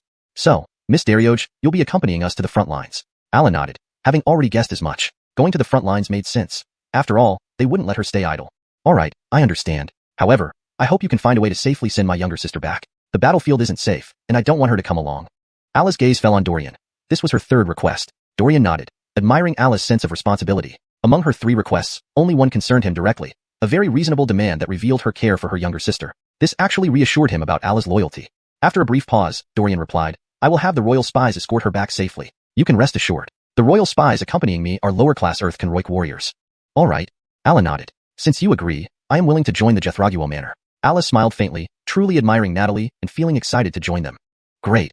Dorian smiled, finding things going smoother than expected. Ala was quite clever, understanding what she should choose and what to do. That's admirable. I'll take you to meet the Yanko shortly. Ala nodded and then asked curiously, what role do you play in the Jethraguo Manor? Ala was intrigued by Dorian. This young man around her age held such authority in the military, not someone ordinary, especially being from the Jethraguo Manor. I'm the imperial son-in-law of Princess Starlight, Dorian. Dorian didn't hide it, knowing Ala would eventually find out. Hearing this, Ala was stunned, her expression turning peculiar. This Dorian was Natalie's husband, the same person who had irked her before? Ala was speechless, never expecting such a coincidence. Still, regardless of her past biases, Dorian had saved her life today, and she should express her gratitude. The commotion soon subsided, and Dorian led Ala back. All the bandits had been dealt with, leaving only Selen kneeling on the ground. Natalie hadn't executed him immediately. He might be useful to Cody, but now, Selen had been stripped of his martial abilities and was nothing more than a commoner. If not disabled, he could easily escape, which wasn't acceptable. Seeing his ruined state, Selen felt utterly despondent, realizing his future was bleak, only awaiting execution. Natalie watched the bloody scene calmly, while Ala shielded her sister's eyes as she walked over. Seeing Dorian return, Natalie smiled and asked, how did it go? Miss Daryoj has agreed to join us. She will accompany us to make weapons. Dorian smiled at Natalie. Miss Daryoj? Natalie was surprised to see that the creator of such powerful crossbows and secret passageways was a Gigi. This was no disrespect toward women, just genuine astonishment. She examined Ala closely. Upon seeing Natalie, Ala grew visibly excited, standing still under her scrutiny. Pleased to meet you, Miss Daryoj. Your craftsmanship is remarkable, and we hope you can contribute further. Natalie smiled. Yanko Augustine, thank you. I'll do my best. Ala stammered, too thrilled to meet Natalie. Very well. Natalie nodded, then turned her focus to Selen. Yanko Xia, clean up the battlefield, burn the bodies, and bury the ashes. They were our people, and the dead must be treated with respect. These bodies needed proper disposal. Otherwise, they might decay or cause disease outbreaks. Burying them all wasn't feasible due to the time and effort required and the difficulty in finding suitable locations. So, Natalie ordered a common battlefield method, burning the bodies and interring the ashes. Understood. Alwyn nodded and set the black armor troops to work without resistance. Next, Natalie and the royal spies turned their attention to Selen. Selen, responsible for arson, murder, and looting. Do you have anything to say? The royal spy coldly interrogated, preparing to question him as some information was still missing. Chapter 340. The location of the treasure. Humph. To the victor belong the spoils. What can I say? Kill me, then in 18 years, I will be a hero again. Selen spoke coldly, remaining defiant even after being captured. After all, he had his reasons to be proud. But it's shameful for the mighty army of the Great Xia to resort to such ambushes. Selen snorted, looking down on Dorian and company. Ambush. Everyone smiled. Such words held no sway over them. They were beyond trivial insults. In warfare, deception is common. Why should we engage in fair combat when we can win easily? Besides, you used terrain advantages before. Now that we're giving a little payback, can't you accept it? Natalie said coolly, her gaze fixed on Selen. Frankly, she was disappointed. She thought Selin would be a heroic figure, but now it seemed she'd overestimated him. After all, a true hero wouldn't fail to accept defeat and blame others with such immature rhetoric. Natalie indeed looked down on him. Humph. Selin didn't speak. He naturally wasn't willing to accept his fate, but there was nothing he could say now. All this, and you still want to keep me alive? Are you here to mock me? You've had your fun. Give me a quick end. Selin snorted, speaking slowly. He had no more hopes left. He only wanted this ordeal to end quickly. No rush. Kale wants to know where all the loot from these many years is hidden. Tell us yourself and save us the trouble. The royal spy said calmly. These items were definitely hidden by Selin, which was why they hadn't killed him yet. These were things Anderson Cody specifically wanted found. Hearing this, Selin suddenly understood. They were after his treasures. Unexpected indeed. But he wouldn't tell them. Let them search until doomsday. With that thought, Selin replied slowly, curious? Not telling you. Find it yourselves. You'll never find it in this lifetime. They weren't surprised. Of course, Selin wouldn't divulge such information so easily. It was normal. Now that he remained tight-lipped, things became simpler. They'd interrogate him immediately. Stubborn. We'll see if you can stay so stubborn. The royal spy sneered at Selin and grinned. Half an hour later, the royal spy looked at Selin helplessly. Clearly, he hadn't gained any information. Now, the situation became very troublesome. He paused, then looked at Dorian and suggested, Yanko Eben, perhaps you can try. I heard your interrogation skills are exceptional. All eyes turned to Dorian, eager to hear his response. The rumors about Dorian's interrogation skills piqued their curiosity. Dorian looked at the tortured Selin and sighed. There's no point. This guy won't talk. If it were another situation, Dorian might have tried, but Selin had clearly made up his mind not to say anything. There was no use. A person who doesn't want to speak won't speak, even under extreme torture, just like Selin. The royal spy's methods were formidable, but Selin showed no reaction. He seemed determined not to utter a word. Even if Dorian tried himself, it wouldn't work. Persuading someone was his forte, but Selin's resolve was unbreakable. Hearing Dorian's words, the royal spy nodded. You're right. A stubborn one, indeed. We'll search on our own. We won't trouble Yanko Augustine anymore. The royal spy knew that getting Dorian to make Selin talk was nearly impossible. He truly had no solution either. It was time to stop wasting everyone's time. Dorian and Natalie needed to hurry to Deo. Delaying further would cause problems. Natalie and Dorian nodded. They knew they had much to do and couldn't waste time here. At that moment, Alla thought of something and hurriedly said, I might know where the things you're looking for are. Upon hearing this, Dorian and the others brightened up, especially the royal spy, who stared at Alla eagerly. Are you sure? They had searched for a long time without success. Only small valuables were found in Selin's quarters, not the treasure they sought. If he failed to find the treasure, he couldn't return and report to the emperor. So now, he was very eager. Most likely no problem. Alla nodded, looking at Dorian and Natalie. Both nodded, signaling the royal spy to follow Alla. Great. Thank you for your assistance. I'll report this to Kale upon my return, and ensure Kale rewards you. The royal spy quickly thanked Alla. If she could find the treasure, everything would be fine. Chapter 341. Astonishing treasure. This could be said to be very important for the royal secret agent. After all, this was the most important task assigned to him by Cody, who had repeatedly emphasized that he must handle this matter properly because these treasures were of utmost importance. Thus, he did not want to lose track of these treasures. If they couldn't be found, it would mean his doom. Cody took this so seriously that one could imagine how he would deal with him. Thinking of this, the royal secret agent grew extremely anxious. This was why he insisted on interrogating Selin. Unexpectedly, Selin turned out not to be as stubborn as expected, which was truly a surprising turn of events. Nevertheless, no matter what, he had to find a way to handle this matter quickly. Otherwise, he wouldn't have any way to report back. Alla's appearance became his lifeline. He was very concerned about whether Alla genuinely knew where the treasure was hidden. If she did know, sharing the credit with her wasn't an issue. His main goal was to complete the mission. Who received the credit mattered little. Even if he let Alla take the credit, he would be more than willing. Alla waved her hand and said, You're overreacting. I should be thanking you for saving my life. So, this isn't much of an issue. Hearing Alla's words, the royal secret agent smiled, indicating his satisfaction. Selin, hearing Alla's words, suddenly raised his head and saw Alla, revealing a look of anger. After all, this matter was incredibly important to him. Of course, he didn't want others to know about his treasure, only for it to be buried together in secrecy. He had held on for so long, watching as the secret was about to remain hidden. But then, Alla appeared suddenly, making him extremely angry. He certainly did not want his secret exposed. This was his greatest secret. After all, you came after this treasure. If it remains hidden, it would be the best outcome. Who would have thought that Alla would appear unexpectedly, he muttered to himself. Looking at Alla, Selin revealed a look of anger. Alla, I've always treated you well and never mistreated you, even though you've refused to serve me genuinely. Yet now, not only do you betray me, but you also want to tell others about this? You've gone too far. Selin looked at Alla, clearly displeased. How dare she expose his secrets to the enemy? Augustine listening to Selin's accusations, Alla responded directly. You merely wanted to use me, with no other intentions. Do you really think you've been good to me? Alla sneered. If I didn't have value to you, you wouldn't treat me well at all. Don't you think I see through your true intentions? Coldly, Alla continued. I'm fully aware of Selin's intentions, so I hold no goodwill towards him. Hearing this, Selin stared at Alla, revealing a sneer. Do you really know where it is? This place was hidden by me personally. Do you honestly believe you know? Selin, looking at Alla, didn't believe she knew anything. Whether or not I know, you'll soon find out, Alla replied with a smile. She was confident because if she didn't know, she wouldn't have mentioned it. Earlier, when Selin asked her to design the secret passage, she made some modifications. Initially, Alla didn't know what Selin intended. However, after this incident, It dawned on her that Selin must have designed this place to hide his treasures. Realizing this, Alla knew this was the most likely spot. Thus, she led Dorian and the others to search, contributing to her achievements. Seeing Alla lead Dorian and the others toward the secret passage, Selin panicked. Come back. How did you know it was here? How do you know these things? Selin, staring at Alla, was shocked. Why would Alla know about this? Hadn't he hidden it well enough? No. This filled Selin with despair. This matter was of utmost importance to him. If these treasures were taken away, he'd have nothing left to boast about. He knew Cody coveted his wealth. Selin understood the exact amount and the value of these treasures. In such a situation, losing them felt like living a worse-than-death existence. Augustine listening to Selin's cries, everyone was certain they had come to the right place. Soon, they reached the lowest level, gazing curiously at the cylindrical structure in the center of the secret passage. Is it here? The royal secret agent asked Alice slowly. Although Alice said it should be here, he still harbored doubts. It can't be wrong. When Selin initially designed this place, he instructed me to leave this pillar here. At the time, I was curious about its purpose, Alla explained, looking at Dorian and the others, confident that this was the right place.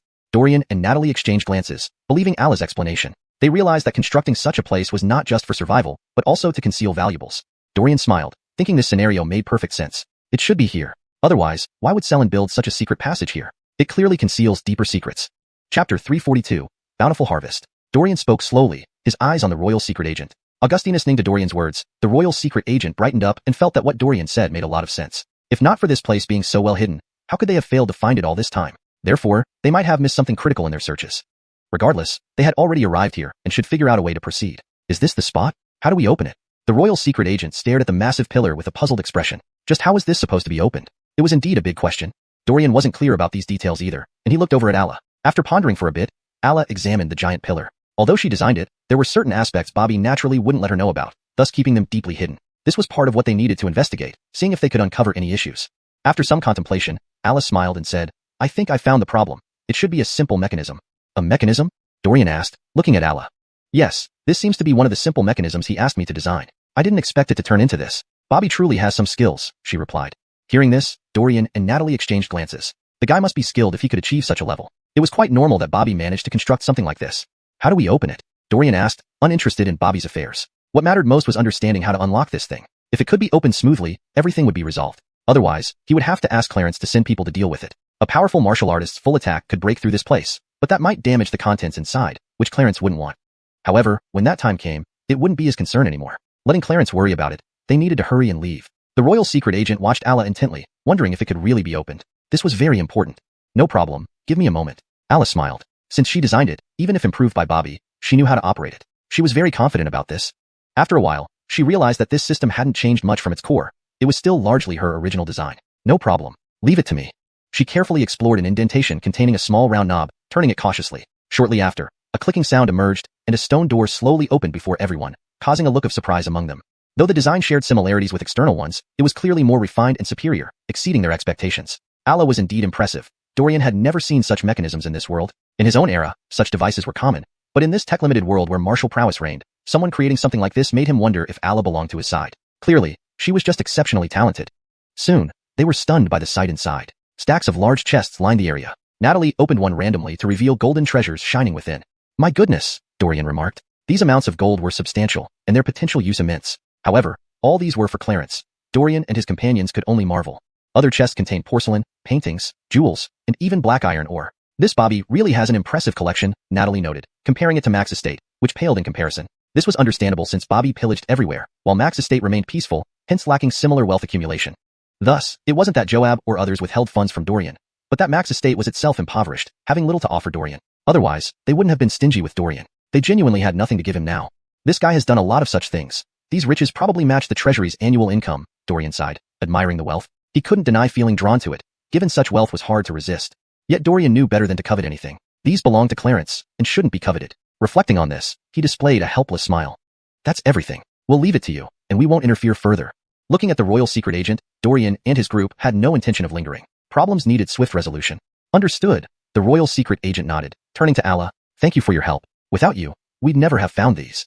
Relieved, the royal secret agent was grateful for Alla's assistance, knowing that without her, solving this would have been impossible. You're welcome. It's my duty. Chapter 343, Good Things. Alla shook her head slightly. She was very clear about her own situation. Now she had to achieve something useful for them. So, this was her act of loyalty, and it seemed to be working out well. At least the royal spy appeared very satisfied. However, I must warn you not to close this door. If you want to open it again, you need to align with the mechanism correctly. If it's misaligned, It will burst open and release some poisonous gas, Alice said seriously, looking at the royal spies. Of course, this device wasn't without traps. In fact, its traps were terrifying. If triggered by accident, it would only lead to certain death. Therefore, Allah reminded them to be cautious. Hearing this, the royal spy's expression turned serious. He then expressed his gratitude. Thank you, Miss Darioge. We know what we should do. We'll keep an eye on it and ensure it doesn't close, he added earnestly, assuring her there was no problem. Good. Also, this place must never be forcibly broken open. If done violently, the entire structure will collapse, and you might be buried here. Alice spoke seriously, her expression grave. Everything here was meticulously designed. Selin had naturally considered these scenarios and prepared thoroughly. Hearing this, the royal spy understood why Selin valued Alice so much. She truly knew too much. In such a situation, only Allah could precisely identify the issues and open this secret passage, which was what made him value her most. Dorian and Natalie exchanged glances, realizing that they had indeed found a treasure. With proper nurturing, Allah would certainly be a valuable asset. Thinking of this, Natalie revealed a faint smile. This choice had truly been excellent. Since that's settled, let's clean up and prepare to leave. Please ensure you report everything accurately to Kale. Dorian patted the royal spy's shoulder, his meaning clear. Having helped the royal spy complete this task successfully, it was natural for the royal spy to reciprocate. There couldn't be nothing in return. I understand. Rest assured, I will report everything faithfully to Kale. The royal spy nodded immediately. What Dorian and Natalie sought were credits. Giving these credits to them posed no problem. After all, as spies, they worked in the shadows, and these credits held no real value. So allowing Dorian and Natalie to have them would build good karma. Why not? Good. Dorian nodded approvingly. He was confident in the royal spy. The two then left with Allah and returned to the camp above. Upon seeing them return, Selin revealed a venomous look. He knew everything of his had been taken away, causing him great pain. But he had no means to retaliate. Now, he was just a prisoner. Yet, Allah's betrayal infuriated him. Still, he could only watch helplessly. Despicable traitor, after all the good treatment I gave you, you dared to do this? Selin glared at Allah. Allah wasn't one to have a pleasant temper either. She coldly stared back and said, everything you asked me to do, I have accomplished. Fundamentally, we are even. Don't try to bind me with your morals. Then, she looked at Dorian and said, there are still some good things in his room. I'll take you both to retrieve them. Hearing this, Selin's face twisted in anger. No, you bitch. You cannot do this. Those are my things, my things. Allah paid him no heed. Those items were crucial for her proof of loyalty and couldn't be missed. Moreover, they weren't particularly useful to Cody, but would be highly beneficial to Dorian and Natalie. Thus, Allah wanted to give these items to Natalie. Augustine listening to their conversation, Natalie and Dorian realized how precious these items must be, or else why would they care so much? Most of the goods had already gone to Cody, and they hadn't kept anything. Taking this item wasn't an issue.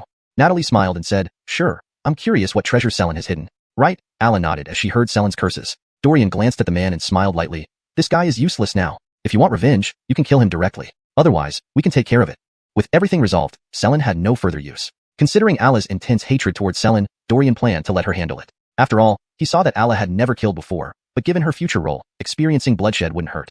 Of course, if Allah refused, they wouldn't force her. They could always have done protect her. With this thought, they looked at Allah intently. Allah pondered for a moment and shook her head. You do it. I don't wish to kill. Natalie and Dorian exchanged glances, confirming their speculation. Natalie smiled and said, fair enough. Your hands shouldn't be stained with blood. Let us handle it. Your talent can save more lives for our great Xia soldiers. We still need your weapon designs, Natalie said sincerely, valuing Allah's abilities. They had seen her talent just now, after all. Chapter 344. Extraterrestrial Meteoric Iron. Under such circumstances, it was only natural to properly protect Sage and ensure she didn't encounter any issues. This was the most significant thought in both of their minds. After all, the mechanisms she had designed were already very striking. In terms of weapons, they believed that this Sage could continue to innovate. Thinking of this, a smile appeared on her face as she looked towards Selin. All right, I understand. Sage nodded. She understood naturally. Although she had saved the lives of many soldiers from Dacia, correspondingly, some would die because of her weapons. This was the reason why Sage refused to manufacture weapons for Selin. Otherwise, she still had many more weapon blueprints in her mind. However, things were somewhat different now. Selin's targets were ordinary civilians of Dacia, and as a fellow Daxian herself, Sage cared deeply for Dacia. She certainly wouldn't agree to such matters. Now, although Dorian and his men were also going to war, they would be facing other dynasties. Therefore, Sage was willing. After all, the situation on the continent was such that if Dacia did not take action against others, other dynasties might not spare Dacia. Especially during this campaign against the Irwin, Sage was even more willing. Natalie then ended Selin's life with one swift sword stroke, and thus the once notorious leader of the horse bandits met his end. Looking at Selin, Dorian showed a trace of regretful expression. Selin was undoubtedly an accomplished person, but he had made the wrong choices and actions. Hence, no one could help him in this. He must pay the price for his deeds. After resolving the matter with Selin, Dorian and Natalie followed Sage into Selin's room. They saw her gently tap a bookshelf, revealing a hidden entrance within it. Both Dorian and Natalie showed surprised looks. There was actually a secret chamber here? Selin was indeed cautious. Indeed, someone like him would definitely be meticulous. This piqued their curiosity further about what could be hidden inside. Come along, you two should find this quite interesting. Soon, the two followed Sage into the secret chamber, which was brightly lit by night pearls embedded in the walls. This place was indeed extravagant. but both of their gazes quickly shifted to a black object with a metallic sheen, as directed by Sage's attention. What kind of stone was this? It seemed to have a metal-like luster. What was it? Dorian and Natalie exchanged puzzled glances. They truly had no idea what this was. What is this? Dorian asked directly, looking at Sage. Clearly, she knew what it was. The origin of this item is rather astonishing. Based on our speculations, this should be a piece of extraterrestrial meteoric iron, Sage explained seriously, gazing at Dorian. Dorian was stunned, staring at Sage in surprise, unable to grasp her meaning. Extraterrestrial meteoric iron. What was that? He had never heard of it before. Natalie, however, revealed a look of astonishment, then spoke up. Extraterrestrial meteoric iron? Selen actually possessed something like this? Judging by its size, the value of this single piece might surpass several city-states. Only, its quantity was extremely rare, so much so that only a few pieces existed globally. Such materials were almost unattainable, and Natalie had a certain level of knowledge about them. She then proceeded to explain to Dorian. Extraterrestrial meteoric iron is an incredibly valuable material for crafting weapons and armor. To say the least, there are only a few pieces throughout the entire continent. This is likely the largest piece I've ever seen. It's exceptionally hard, making it extremely difficult to forge. Without special methods or the assistance of a powerful warrior, it's impossible to forge it. But Heaven Conroik warriors can do it. At this point, Natalie paused, eyeing the long spear in Dorian's hand. Once, a half-step Heaven Conroik warrior found a small piece of extraterrestrial meteoric iron and spent the latter half of his life forging this iron into 3 weapons: a dagger, a long sword, and a long spear. The spear you hold is the Dragon Scream Spear. Upon hearing this, Dorian's eyes widened in shock. No wonder he felt that this Dragon Scream Spear was immensely powerful. Its spear tip was terrifyingly potent. This left him quite puzzled. To think that such a material existed, just hearing about it gave Dorian a sense of the preciousness of the Dragon Scream Spear. Cody had truly gone out of his way to procure such a weapon for him. This made Dorian quite astonished. Cody had really been too good to him. However, Dorian finally understood the reason behind Cody's cautionary advice. Many people would likely covet his Dragon Scream Spear. Thinking of this, Dorian couldn't help but shake his head slightly. But it didn't matter. He had confidence in holding onto this spear, regardless of who coveted it. Who would have thought Selen possessed such a piece of meteoric iron? Its value surpasses those items considerably. Certainly, it's merely valuable. Compared to what Kale possesses, it probably holds little interest. Because this material is far too difficult to forge. Without the aid of a half-step Heaven Conroik warrior, it's basically impossible. Natalie shook her head slightly. Despite its high value, such meteoric iron was somewhat inconvenient. Even we don't have a method for it. Hearing this, Dorian lifted his gaze with a hint of disappointment. It was akin to having a golden mountain before your eyes but being unable to touch it, a feeling that was quite distressing. With this thought, Dorian slowly shook his head. Then, this thing isn't of much use to us. It's not entirely true. Once we reach Heaven Conroik, we can attempt to forge it. With such a large piece, we can each have a weapon crafted from it, perhaps even have some left over. Natalie smiled gently, not too dejected. For breaking through to Heaven Conroik, she always believed it wasn't a problem for either her, Dorian, or even her father. Chapter 345, Pack It Away. They all had a promising future. If they could break through to the half-step Heaven Conroik, they could attempt forging this piece of extraterrestrial meteorite. Who knew? They might forge some decent equipment from it. Even for Heaven Conroik martial artists, such an extraterrestrial meteorite was hard to resist. Therefore, considering taking the meteorite back seemed to be the right move. Hearing Natalie's words, Dorian nodded in agreement. Since she had already spoken, he certainly had no objections. After all, even if they left the meteorite behind, it would only be wasted. This could be considered their extra reward this time. However, transporting it back wouldn't be easy. The thing was heavy, and there would also need to be certain procedures involved. While Cody did not need this kind of material, since he had targeted this place, he might feel the urge to dominate it. Taking the meteorite away in front of everyone would definitely be improper. Given these circumstances, it needed to be taken secretly without disturbing anyone else. That's something they needed to consider. At that moment, Alice suddenly spoke up, "Both of you, I have a way to forge this extraterrestrial meteorite." Dorian and Natalie immediately turned to look at her with surprised expressions. Could Ala really forge this? This was truly unexpected. After all, this meteorite was incredibly solid, making it far from easy to forge. Not even Earth Conroik martial artists could manage it. Ala wasn't one to boast. If she said so, then she must indeed be capable of forging this meteorite. Thinking about this, they showed a puzzled look as they looked toward Ala, wondering how she intended to do it. Sensing Dorian and Natalie's confusion, Ala smiled slightly and said, "There is a method, naturally. Although this material is very hard, it isn't unbreakable. It can be forged but requires effort. Nevertheless, it can be managed." Ala smiled again, looking at Dorian and Natalie. She knew they would be intrigued. After all, no one could refuse the allure of such an extraterrestrial meteorite. Any martial artist would want to obtain it. Ala was sure of this, which was why she wanted to give this meteorite to Natalie. Natalie also nodded slightly and then said, "If so, I'll leave it to you then. Otherwise, we really wouldn't know how to handle this extraterrestrial meteorite." Regardless of how Ala handled it, since she was so confident, Natalie was willing to believe her. After all, under such circumstances, Ala had no reason to deceive them. Therefore, both were willing to trust Ala. However, they still couldn't imagine what methods Ala had to forge the meteorite. But not recently. "You should hide or secure this meteorite for now." Dorian and Natalie exchanged glances and nodded, agreeing that this was necessary. Where to store it, however, was indeed a question. In the short term, they didn't have a good solution. "Or, perhaps my younger sister can take it back to your capital city, the Jethro Duke's mansion?" Alice suggested, looking at Dorian and Natalie. She had previously discussed with Dorian about sending her younger sister back to the mansion, where Dorian and Natalie would also send a letter to Connie, ensuring everything went smoothly for Alice's sister. Both pondered and found it a good idea. It would be quite smooth, after all. Given that Alice's sister was under royal surveillance, no one would scrutinize anything she carried. Thus, the extraterrestrial meteorite could be successfully transported back. Considering this, they agreed. But this thing is quite heavy. Perhaps those two bandits should come along too.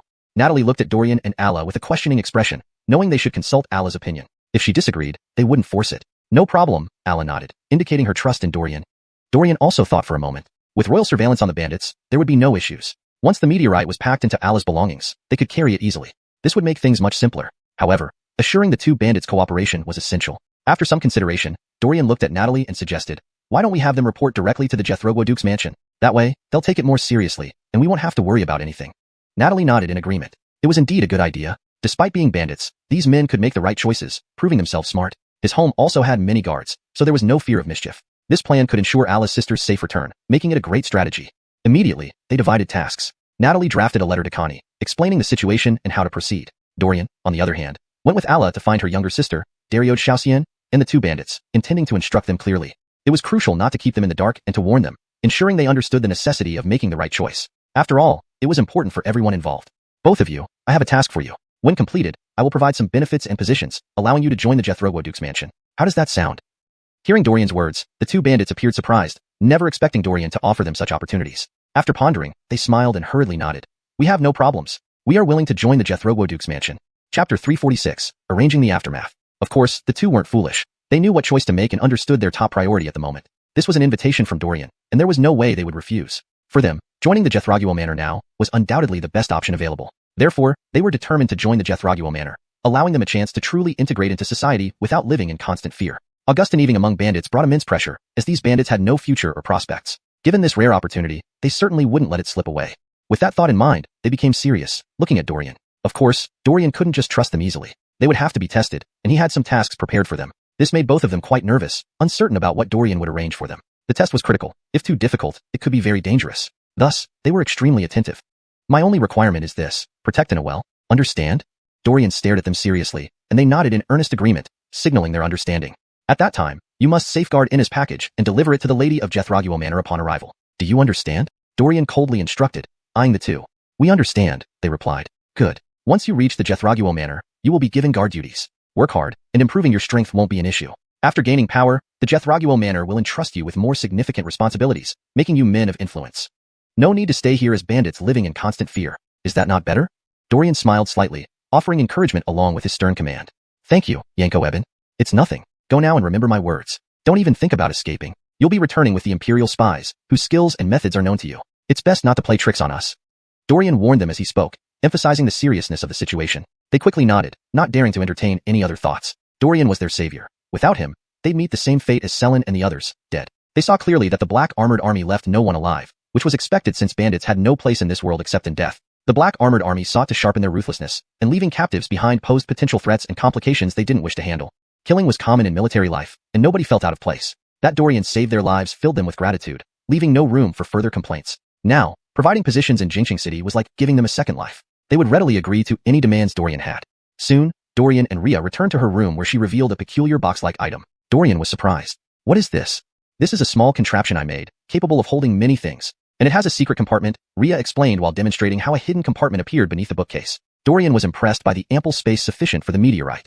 And once closed, unless violently broken open, no issues will be noticeable, Rhea added, continuing to showcase its features. Dorian marveled at seeing something so innovative for the first time. Such an item could sell very well but needed improvements to avoid misuse. Dorian agreed and realized its design surpassed many others, ensuring potential high sales and possibly benefiting Jethrogo Manor as a business venture. However, they would discuss this later. Returning to Natalie, after packing the meteorite, Dorian, along with Ina and the two bandits, approached the royal spies. Seeing Dorian approach, the spy smiled. What can we do for you, Yanko Eben? Yes, I have a request. We're heading to the Dajiao Kingdom, and it's unsafe for Ina's sister to come along. Could you help escort her back to Jinxing City and deliver her to the Jethrogo Manor? We've written letters to inform the Jethrogo Manor. These two bandits have been helpful, and I promise to spare their lives. So, I want them to escort Ina's sister back. Dorian explained truthfully. No lies were necessary, making it easier for the spies to agree, as it wasn't a significant matter. Very well, we were planning to return to Jinxing City anyway, so it's no problem to take her along. The spy smiled, finding this simple request hard to refuse, especially considering the substantial aid Rhea provided. Rejecting would put him at a disadvantage. Thank you then. Dorian thanked them, secretly handing the spy a 1,000 liang silver ticket. This came from the last county official, and Dorian had exchanged it into smaller denominations for easier spending, avoiding the conspicuous nature of large sums. Chapter 347, Dewey's Concerns. And now, it finally came in handy. The royal secret agent looked at the silver note in his hand, a look of surprise crossing his face. He never expected Dorian to be so generous. After all, 1,000 taels was not a small amount. As a royal secret agent for many years, he had never earned this much in salary. Although some people did bribe them, it was never on such a large scale, leaving him feeling uncertain. To be honest, being unmoved would be a lie. Over the years, he had earned very little silver. To them, the imperial family provided mostly with cultivation resources and not with gold or jewels. This made them quite poor, but 1,000 taels would be enough to do a lot. However, he knew he couldn't accept it. For him, if others offered these silver taels, he might have accepted without hesitation. But Dorian had done them a great favor, so naturally, he wouldn't accept it either. Moreover, he wanted to build a good relationship with Dorian and certainly wouldn't do something like this. So, the royal secret agent hurriedly refused and said, "Yanko Eben, you're looking down on us. This is just a small matter. There's no need to give us silver. Rest assured, we will definitely deliver Miss Darioj to the Jethro Gwagong mansion. As for this silver, you should take it back. Giving me silver is an insult." Hearing this, Dorian smiled and replied, "It's okay. This silver is meant for your expenses along the way. It's a long journey, and they can't move too quickly. We should cover the travel expenses." Dorian smiled faintly, looking at the royal secret agent. "As for the remainder, you decide how to use it. Treat the brothers to some good wine and food." Dorian patted his shoulder, making it clear that he was doing this as a favor. The royal secret agent knew well that whatever they spent on the road, it wouldn't exhaust this much silver. It was Dorian's way of showing goodwill. Since Dorian had already been so clear about it, rejecting it would only cause more trouble. In this situation, it was best to accept it directly. All right. Seeing the royal secret agent accept it, Dorian smiled. Natalie behind also smiled, admiring her husband's deep reserves. Where did he get 1,000 taels from? Their Jethro Gwagong mansion had never given such an amount before. One reason was that their mansion wasn't particularly wealthy, and another was that she had completely forgotten about such things. But now, Dorian casually took out 1,000 taels, making Natalie realize there were secrets he hadn't shared with her, which intrigued her.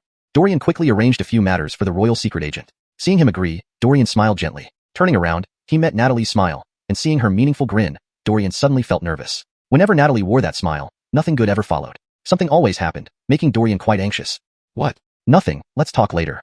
Alla watched the two silently, knowing she shouldn't intervene in such matters, especially not to meddle unnecessarily. "So, I'll leave this to you. We need to return to camp. We still have to continue our journey tomorrow," Dorian slowly spoke, looking at the royal secret agent.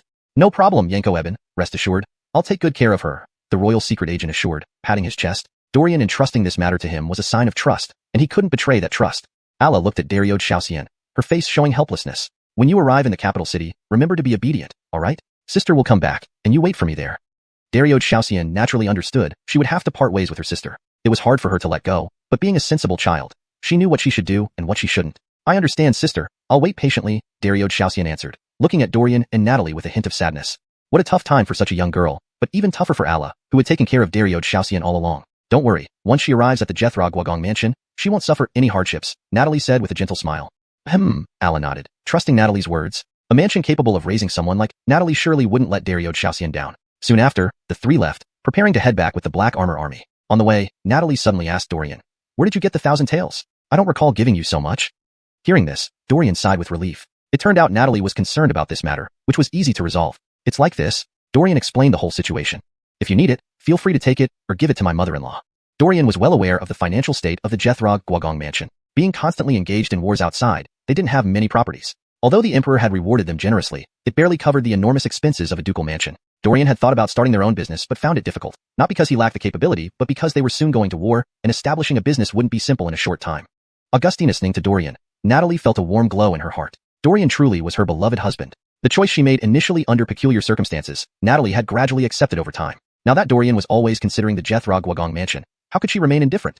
So, hearing Dorian's words, Natalie shook her head slightly and said, "No need, keep it yourself." "You're right. The Jethro Gwagong mansion should have its own business. Other ducal mansions didn't struggle like theirs, and it was time for a change." Chapter 348, Jealousy. Otherwise, even with the Andersons' support, the Max Manor would be lagging behind others. Thus, they needed to urgently improve certain aspects of the Max Manor so that it could stay ahead of others. Thinking this way, Natalie's face turned firm. Indeed, they had been too cautious and developed slowly before. As a result, the current Max Manor was somewhat lacking. Therefore, for them, it was crucial to focus on resolving upcoming matters and making the Max Manor stronger. After all, if the Max Manor didn't continue developing, it would become much weaker. Now, it was time to consider their options. While they would participate in the battlefield, they couldn't neglect home affairs. They needed to resolve these issues quickly to strengthen the Max Manor economically. Firstly, they needed to take business seriously since it was crucial for making the Max Manor more powerful. Only then could they stabilize their position. A while later, they returned to the military camp. Seeing Dorian and the others come back, Dewey felt an uneasy premonition. Looking at their confident appearance, it indicated success, which was troubling for his side.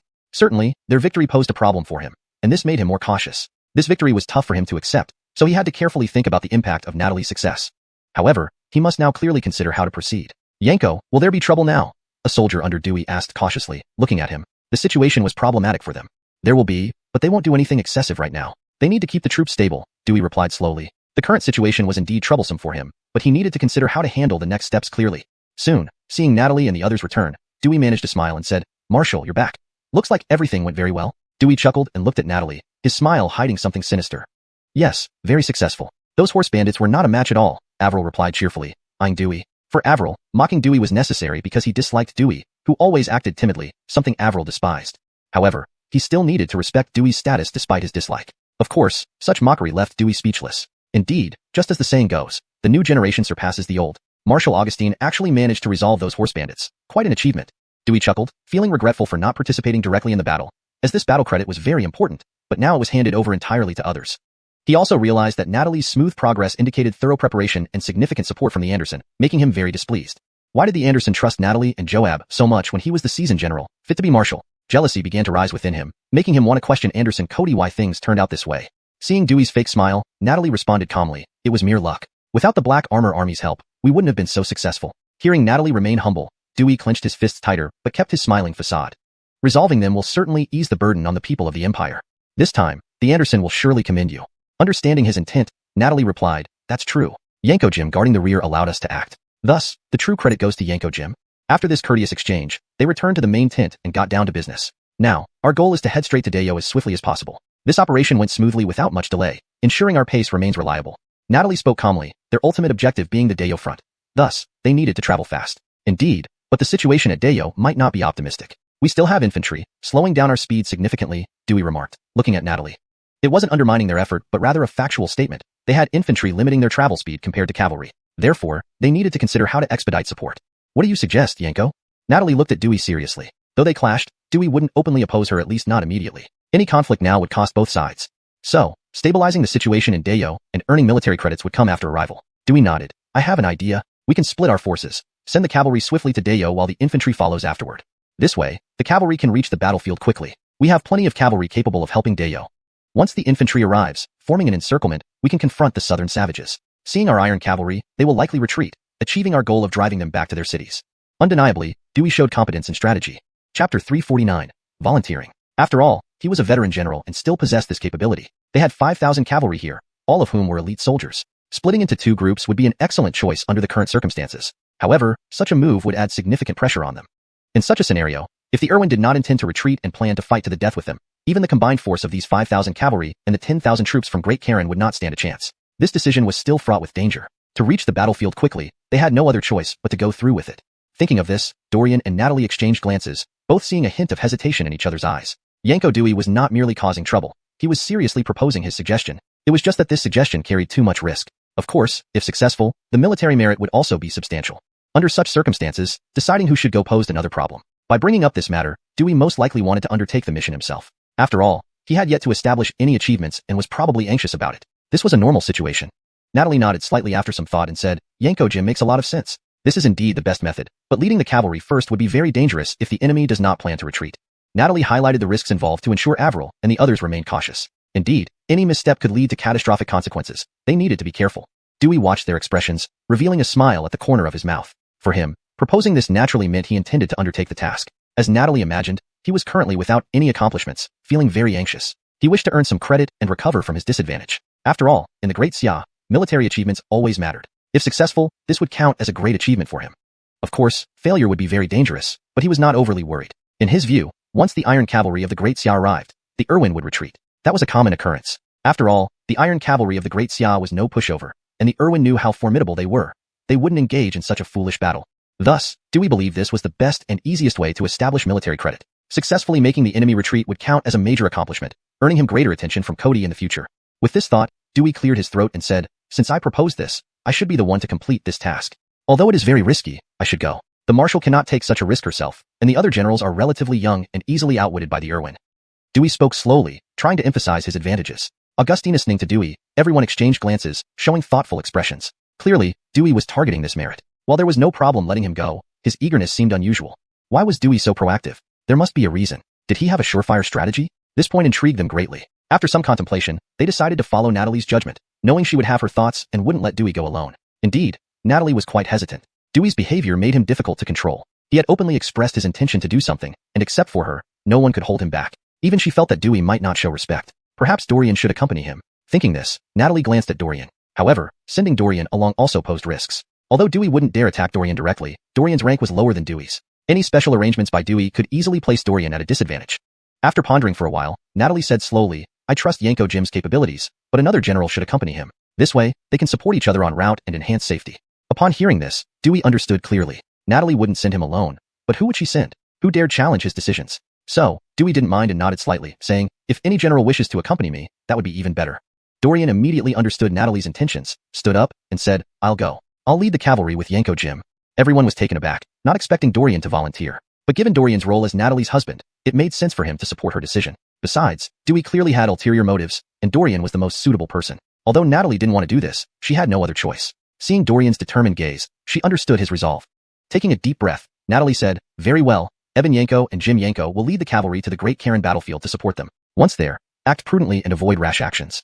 Natalie stressed this point, indicating its importance. Yanko Jim, I know you are respected and have your own style of command, but this time, please consult with Evan Yanko more often, she added. Regardless of whether he listened, Natalie insisted on stating it for peace of mind. Don't worry, Marshal. I know my limits, especially since Evan Yanko is appointed by Kale. I look forward to Evan Yanko's insights, Dewey responded with a chuckle. But both Natalie and Dorian knew Dewey's words were mere lip service. Avoiding trouble was unlikely. Dewey definitely had his own plans.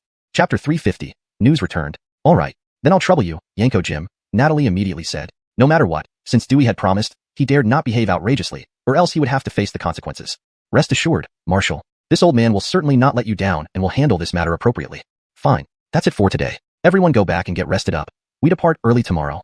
Yes, Marshal. Everyone respectfully responded and left the main tent one by one. Dorian didn't move until everyone had gone. Then he looked at Natalie and said, he is very eager to gain merit. This incident has made him feel a sense of urgency. Now, he feels that if he doesn't quickly achieve some accomplishments, he won't be able to explain himself to Kale. Natalie nodded, indicating he understood Dewey's thoughts. However, they could hardly handle this situation easily. The only thing they could do was have Dorian join them. Although Dorian might not fully control Dewey, he would still be useful. Among the cavalry, there were 40,000 black armor troops who would undoubtedly obey Dorian first, despite Dewey being the commander-in-chief. These troops were originally trained by Joab, so they would consider Dorian's opinion in such a situation. Thus, Natalie wouldn't need to worry too much. Even if Dorian and Dewey clashed, it wouldn't be entirely one-sided. Don't worry too much. Our goals are aligned for now. My safety will be fine. What concerns me is whether this guy, in his eagerness, will try to gain too much credit too quickly and cause unnecessary trouble. Dorian slightly shook his head, not overly concerned about his own safety. After all, Dewey prioritized establishing merit above everything else. Confronting Dorian directly would only complicate matters. He wasn't foolish and knew how to make the right choices. All right, get some rest. We have a long journey ahead tomorrow. You too. Dorian returned to his tent and examined his gains from the day. Since joining the military, the system had increased his physical strength. After eliminating the bandits, the system judged that he had gained war experience and awarded him a bonus. This made Dorian very curious about what good things the system would bring. After all, the system's rewards were never disappointing. Soon, information flowed into Dorian's mind. Ding, congratulations on your first small-scale battle. You've been rewarded with a spear technique. Another spear technique? Dorian was slightly stunned, not expecting the system to give him another spear technique. It seemed the system aimed to strengthen his spear skills. Cloud-breaking spear technique. Seeing this name, Dorian's eyes lit up. It sounded extremely powerful. It consists of 12 forms, all rapid spear techniques. Dorian smiled. The system really provided timely help. With the Overlord spear already potent enough, quick spear techniques were exactly what he needed. After all, speed can never be underestimated.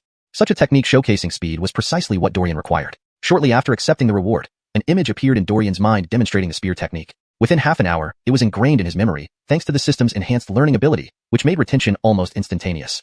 Thinking of this, Dorian smiled. If it weren't for it being late, he would have rushed out to practice. But resting was more urgent now. Even warriors couldn't endure intense travel and combat without proper rest, especially since Dorian's current strength wasn't yet formidable enough to need recuperation. The next morning, Dorian and Dewey led the cavalry off, leaving behind a pensive Natalie. But this sentiment was fleeting, as he swiftly recovered and issued the command to set out. 2 days later, Anderson Cody received an urgent report during the morning court session. Upon seeing the message from his royal spies, Cody couldn't help but smile.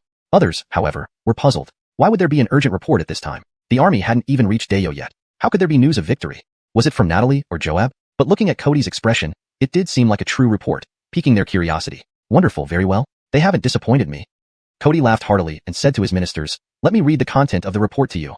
After reading aloud, the the ministers understood instantly. Natalie had apparently eradicated the heaven-robbing horse bandits en route, a group they had always feared. For these bandits had committed countless atrocities and were a constant thorn in their side, though they couldn't eliminate them. Who knew that Natalie would resolve the issue so effortlessly? Judging by the timeline, this report was written 2 days ago, indicating Natalie destroyed the bandits along the way. How formidable is Natalie? Whispering among themselves, everyone was astonished. However, this was a positive development, explaining Cody's broad smile. Sydney promptly said, "Congratulations, Your Majesty. A significant threat has been eliminated." Other ministers echoed similar sentiments, except Abdur, whose expression remained grim. For Abdur, this was bad news. The report clearly stated that the credit went to Natalie, Dorian, Avril, and others. This indicated that they achieved significant accomplishments before reaching Dayo. That was no small feat, and it deserved attention. Abdur had never wanted Natalie's success. Chapter 351. Greenhorn? Now, before even reaching Dayo, such a significant accomplishment had already been achieved. Abdur felt even more uneasy. But for Abdur, there was no other way. They really don't disappoint me, Cody smiled slightly and spoke slowly. Although he did provide some assistance, it was minimal. Truly resolving this issue were Dorian and Natalie, while his side only provided minor contributions. Therefore, Cody was very pleased. He had long desired to deal with this gang of raiding bandits. They had been a thorn in his side for a long time. If not for the lack of adequate control over the situation there and suitable terrain, he wouldn't have waited like this. After all, these fellows could be said to have committed every conceivable atrocity, burning, killing, plundering, making life unbearable for the common people. Such a threat, how could Cody possibly tolerate their continued existence? On one hand, someone was informing them. Once those guys found out, they would take precautions. Even discussing this openly would be risky, which is why Natalie was instructed to act quietly, so as not to alert the bandits. The location was easy to defend but hard to attack. If not for this surprise raid, success would have been impossible. Had they prepared in advance, the smaller route would definitely fail, and the main road was extremely dangerous, making success virtually impossible. Cody understood this very well, hence the success this time was due to Dorian finding an excellent opportunity plus the element of surprise. Without Dorian's decisive action, they might not have succeeded, greatly satisfying Cody. Dorian indeed didn't disappoint him, performing commendably. Everyone exchanged glances, clearly understanding Cody's satisfaction. However, it also indirectly showed that Dorian and his team were truly capable. After all, they had attempted to subdue these bandits before without any success, resulting in heavy losses. This had always been a concern of theirs. They hadn't expected the bandits to be defeated so easily now. Left Chancellor, remember this great achievement? When they return, they must be rewarded handsomely, Cody said casually, looking at Sydney. At this moment, an official from the Ministry of War stepped forward, saying slowly, "Your Majesty, this wasn't part of the original plan. Marshal Augustine's efforts against the bandits are commendable. But acting on one's own can easily impact the overall strategy, wasting time and delaying military opportunities. Even if rewards are due, punishment should come first. This kind of behavior cannot be tolerated." Looking at this newly appointed deputy minister, everyone wore astonished expressions. Anyone could see that the emperor was happy with this matter. Coming forward to argue at this time seemed like asking for trouble. Did he really think the emperor would care about this? Even if it were true, for the emperor, it wouldn't be a major issue. Moreover, the emperor would certainly protect Natalie, never allowing anything to happen to her. They all knew this, so no one mentioned it because it was unnecessary. Why did this person step up? Was he being honest or had ulterior motives? Everyone began contemplating which faction this new deputy minister belonged to. Even Abdur looked at him in surprise. This person was speaking what he wanted to say. Of course, Abdur wanted to question this too, but he knew it would be useless, something he understood clearly. Cody would certainly exonerate Natalie, never letting a small matter cause problems. Regardless of how justified their reasons were, it would be futile. After all, if Cody wanted to protect someone, who could sway him? They knew this very well, recognizing that they shouldn't speak further about this, as it was obviously something Cody liked to see. Hearing this new deputy minister's words, Cody showed a hint of surprise. Had this guy no idea Abdur hadn't stepped forward? How could he not understand the situation? Or was this intentional, aiming for something? Cody was very curious. Regardless, the matter was simple. He certainly couldn't let this affect Dorian. For Cody, this was his arrangement. He wouldn't undermine himself. Moreover, such a good deed still invited criticism, leaving Cody very dissatisfied. So he coldly asked, "Minister, how do you propose handling this, and how do you define this incident?" Everyone was startled, realizing Cody was angry. His tone revealed his displeasure. Now this fellow was truly stirring up trouble for himself. Did he not realize that Cody was already irritated? Thinking of this, everyone looked at the deputy minister sympathetically. Would this guy inherit his predecessor's misfortune? Seeking death for nothing, how could he not know how his predecessor lost his head? That shouldn't be the case. He should be clear about his predecessor's situation, especially since he should know this upon taking office. Now, instead of keeping a low profile, he was interfering with Dorian's affairs. Wasn't this seeking death? Thinking of this, they couldn't help but shake their heads. This guy was still a greenhorn. After all, what would happen next was clear to them. This guy wouldn't achieve high ranks. His eventual fate was predictable. There wouldn't be any future for him. Thus, there was no need to establish a good relationship with him. And right now, he needed to quell Cody's anger before talking about other things. Sydney glanced at Abdur, thinking this person probably wasn't arranged by him. The deputy minister's position didn't warrant much attention, and it couldn't become one of their people. After all, during this period, they had gained enough benefits. It was time to yield some interests. Chapter 352, Rebuke. Otherwise, this would make the other factions extremely dissatisfied. Nowadays, there are quite a few factions in the Daxia dynasty, existing in a state of mutual checks and balances. Therefore, maintaining balance is essential. they certainly can't be the ones to break it. This is not their nature. So, stabilizing this balance becomes even more critical. In this case, Cody wouldn't let Sydney's influence grow too much. Instead, he would throw this position into contention, letting them resolve it among themselves. This way, Cody wouldn't have to intervene at all, simply watching them vie for power. A rather relaxing situation. Moreover, they'd be thankful to him, preventing further complications. Why wouldn't he opt for such an effortless solution? After all, it's just a Hussein's position, insignificant to Cody. If it were a crucial post, he definitely wouldn't give it up so easily. Now, with this greenhorn making things difficult, Cody couldn't help but feel helpless. Which faction did this greenhorn belong to? To actually voice such opinions here, it was indeed perplexing. But since he had spoken up, Cody couldn't let it slide. It had to be addressed properly. These people needed to know that he still had the final say in the Dacia dynasty, and they'd better mind their own conduct or risk igniting his anger. The minister believes we should reclaim Yanko Augustine's military token and appoint Yanko Jim to replace him. As an experienced general, Yanko Jim will handle matters meticulously and avoid such issues, the Hussein said slowly, as if pointing out something obvious without fault. Moreover, Yanko Jim is also a renowned veteran who would undoubtedly lead this campaign flawlessly. And while Yanko Augustine is exceptionally talented, he is still too young. Just like this incident, it was a misguided decision, he added. The vice minister spoke calmly, as if critiquing affairs of the state effortlessly. Cody, seeing his arrogance, coldly snorted. Are you saying Yanko Augustine, who solved the bandit issue for Dacia, not only failed to contribute but committed a wrongdoing? How could you possibly say such things? Startled by Cody's words, the vice minister quickly responded, Your Majesty, I didn't mean it as wrongdoing. It's just that disobeying orders isn't beneficial for the battle in Dayo, and wasted considerable time. Who told you they wasted a lot of time? From eliminating the bandits to marching forward, it took only one night. How could it have affected anything? This statement momentarily stunned the vice minister, realizing his remarks might have angered Cody. He hurriedly explained, Your Majesty, I didn't mean to imply that. Regardless, disobedience to your commands signifies problems. Cody waved dismissively. Aside from giving them considerable autonomy, as long as it doesn't delay the campaign, it's fine. Even if there are issues, it's not your place to criticize. Furthermore, dealing with the bandits was my arrangement. Do you have any objections? This revelation changed the vice minister's complexion dramatically as he looked at Cody. He hadn't anticipated this outcome. No wonder they acted as they did. Others stayed silent, understanding now that Cody orchestrated it. Contradicting him at this moment held no benefit. They were all subjects, and opposing the emperor was tantamount to inviting death. The vice minister felt beads of sweat forming on his forehead, utterly regretting his rashness. He belonged to the same faction as Dewey. The fact that Jim wasn't appointed as the head commander confused him. If Jim became the head commander and returned triumphantly, their positions would rise accordingly. Driven by eagerness, he seized this opportunity to bolster Jim's reputation, nearly costing himself dearly. He must clarify things immediately or face severe repercussions. Your Majesty, I didn't mean it that way. Had I known this was your order, I would never have said such things, he hastily pleaded. Mind your place. Remember what you should and shouldn't do, Cody coldly replied. In fact, Cody had received intelligence regarding Dewey, including his actions in Chilong City and handling of the bandit situation. This made Cody somewhat dissatisfied with Jim. However, as an old general with merits, under these circumstances, Cody chose not to press the matter further. Seeing someone vouch for Jim now suggested that Jim likely resented his assigned role, a serious offense in military terms. Ordinarily, Cody would have acted, but to prevent unrest, he restrained himself, hoping this individual might come to his senses. If he realized his place and achieved some merit, Cody would overlook the matter. Otherwise, he would take action. Yes, Your Majesty, I understand. The vice minister slightly relaxed, aware that Cody was in a relatively good mood, or else he would have dealt with him already. He realized he must watch his words carefully to avoid dire consequences. Entering court for the first time, he was still inexperienced. Cody waved dismissively at the greenhorn before announcing, Let's adjourn. Cody was distressed. How could they choose such an inexperienced person for this position? Returning to his study, Cody asked, Old Jaren Akil, how do you see this matter? Henley emerged from the shadows, replying, Dorian deserves credit. Winning with minimal casualties and discovering the secret passage played significant roles. Indeed, the bandits were overly careless, Akil added. Chapter 353, Joab's Surprise. Becker naturally knew the entire process, as he was one of the first to review the intelligence reports. He was also very surprised by the outcome, for even if he were to handle this matter, it wouldn't be so easy. After all, that place is absolutely an ideal defensive position. Whether for cavalry or infantry, it's not easy to breach. As long as it's defended properly, it should be secure and cannot be easily taken down. It can only be said that these bandits are merely bandits after all. Their abilities are not worth mentioning. This Dorian truly doesn't disappoint me. Aslan laughed heartily, becoming increasingly satisfied with his choice of Dorian this time. Congratulations to Your Majesty.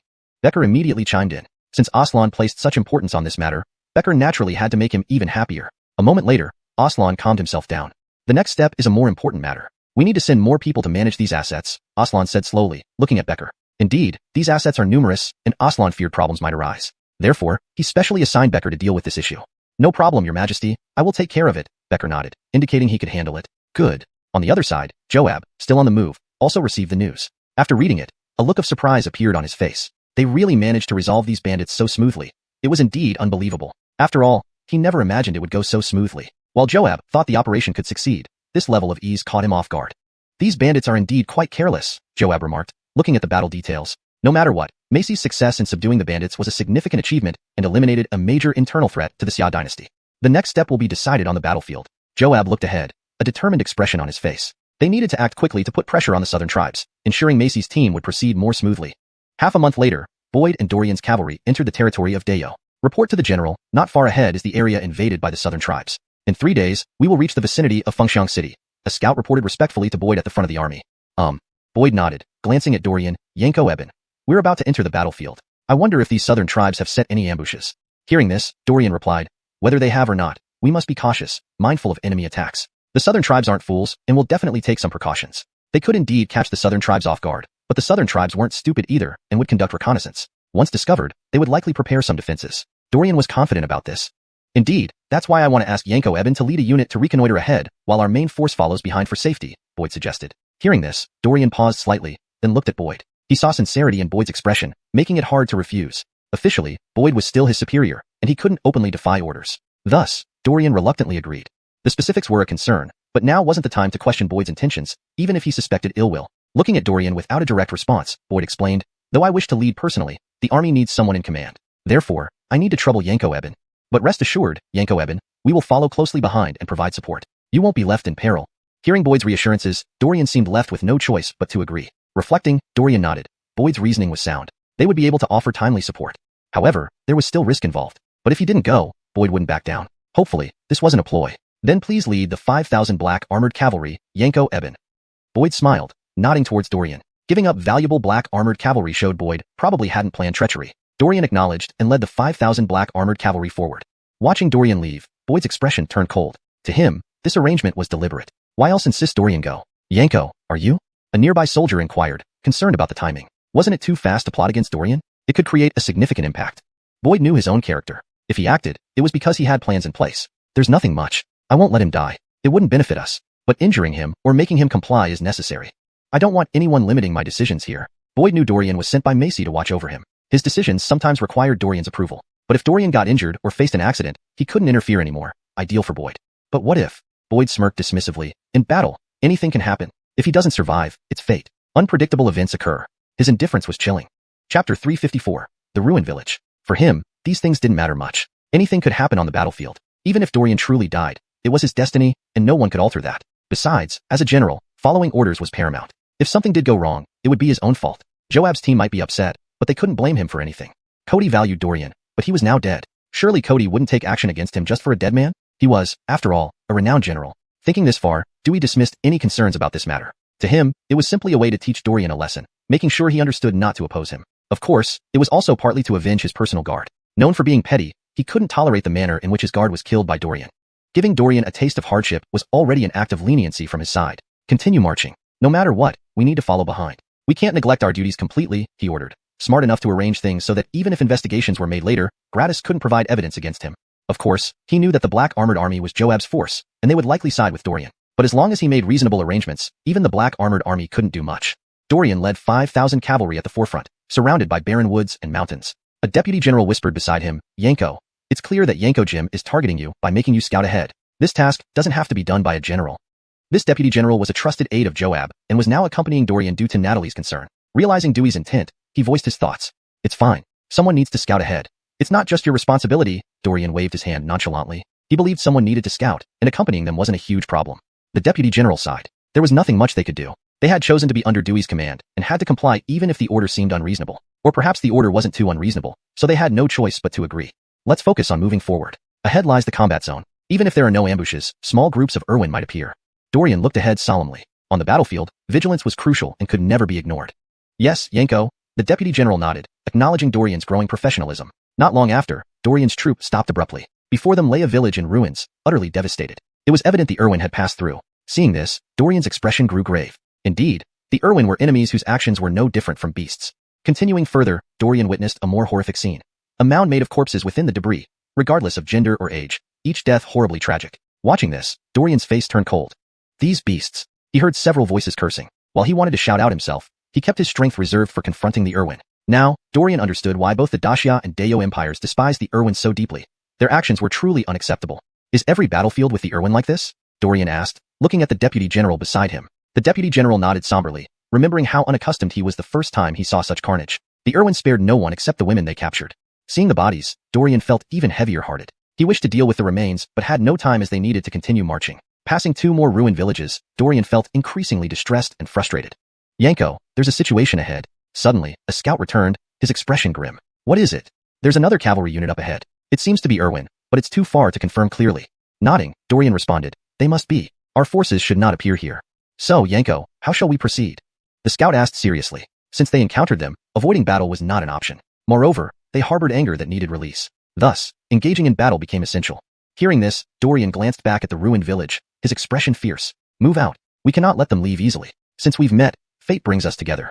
Augustine listening to Dorian, the black armored cavalry smiled, their fighting spirit soaring. Even though the bodies weren't from their country, they couldn't help but feel enraged by the sight. Determined, they decided to swiftly strike and eliminate the enemy. Soon, Dorian saw the group of Irwin the scout mentioned. Ahead was a village where southern barbarian troops, alongside bound civilians, were huddled around fires. Realizing these barbarians had just finished a village massacre and brought along some villagers, Dorian felt even more compelled to act. About 1,000 people. Chapter 355, First Battle Against the Southern Tribes. Dorian surveyed the scene and made a rough estimate of their numbers. It seemed they had come out to search for villagers, but what did they need so many villagers for? Dorian was puzzled, but knew this wasn't the time to ponder over it. The relaxed posture of these enemies provided an excellent opportunity. Gentlemen, let's show these 1,000+ foes the might of our great Xia black armor cavalry, Dorian declared. Be cautious, there are hostages nearby. We mustn't harm them accidentally. Rescuing them as quickly as possible is crucial.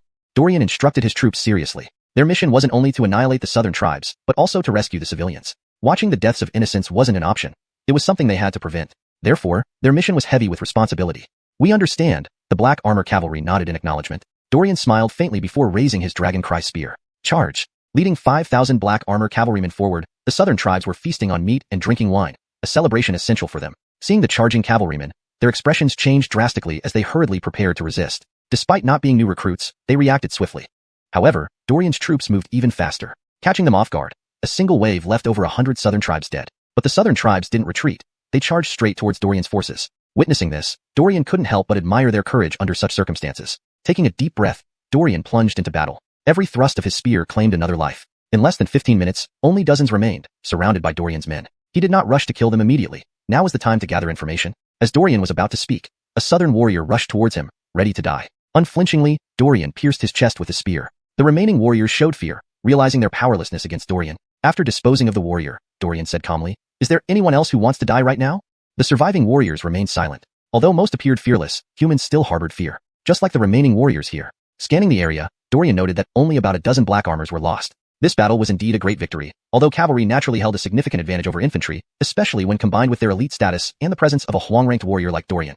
"Go comfort the civilians while I interrogate them," Dorian instructed his deputy. Understood. Dorian approached the remaining southern warriors. "Where is your army encamped?" Of course, they wouldn't answer. Smiling lightly, Dorian continued, "Speak up now, and I might consider sparing you. Otherwise, there is only one outcome for you. Humph, if you want to kill, then do it." Before he finished, Dorian's spear pierced through his chest. One fearful warrior knelt, begging, "Don't kill me, don't kill me. I'll tell you whatever you want to know, just don't kill me." "Now that's better," Dorian replied, smiling at him. "We are all stationed outside Phoenix Soaring City. What are you doing here?" Dorian probed further. Phoenix Soaring City was where the Dajiao army was besieged and a crucial city for them. The outside army refers to the main force of those southern tribes. "But why have you appeared here?"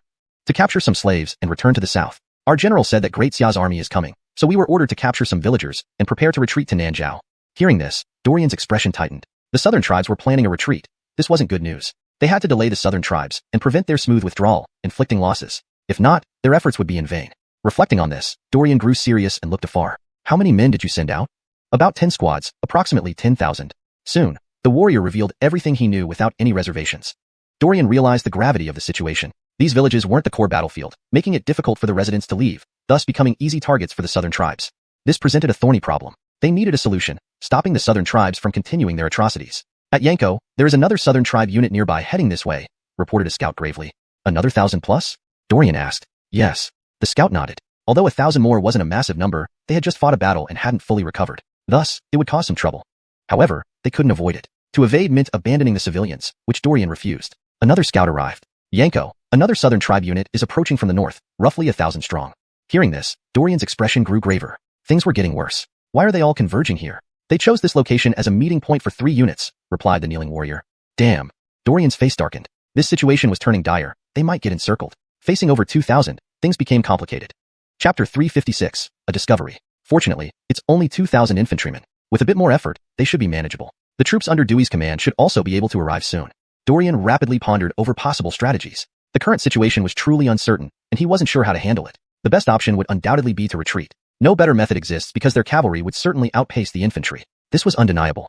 However, what would happen if they left? These civilians would certainly be taken away as slaves, making it far more difficult to rescue them later. Additionally, these two units are likely accompanied by some civilians whom Dorian couldn't bear to abandon, filling him with hesitation about how to proceed. His heart was too soft. If it were Dewey here, there wouldn't be much hesitation. Leaving directly would be the choice, as these people have no connection with him. Moreover, they aren't even citizens of the Great Xia dynasty. Why should he intervene? He understood this clearly. But for Dorian, abandoning these people was incredibly difficult. However, now wasn't the time to hesitate, as indecision could result in all these people meeting their end here. This was something Dorian did not want to see. After a moment of contemplation, Dorian turned to his deputy. What do you think we should do? He didn't operate on his own. Others' opinions here mattered, and he wasn't someone who ignored everyone else's thoughts.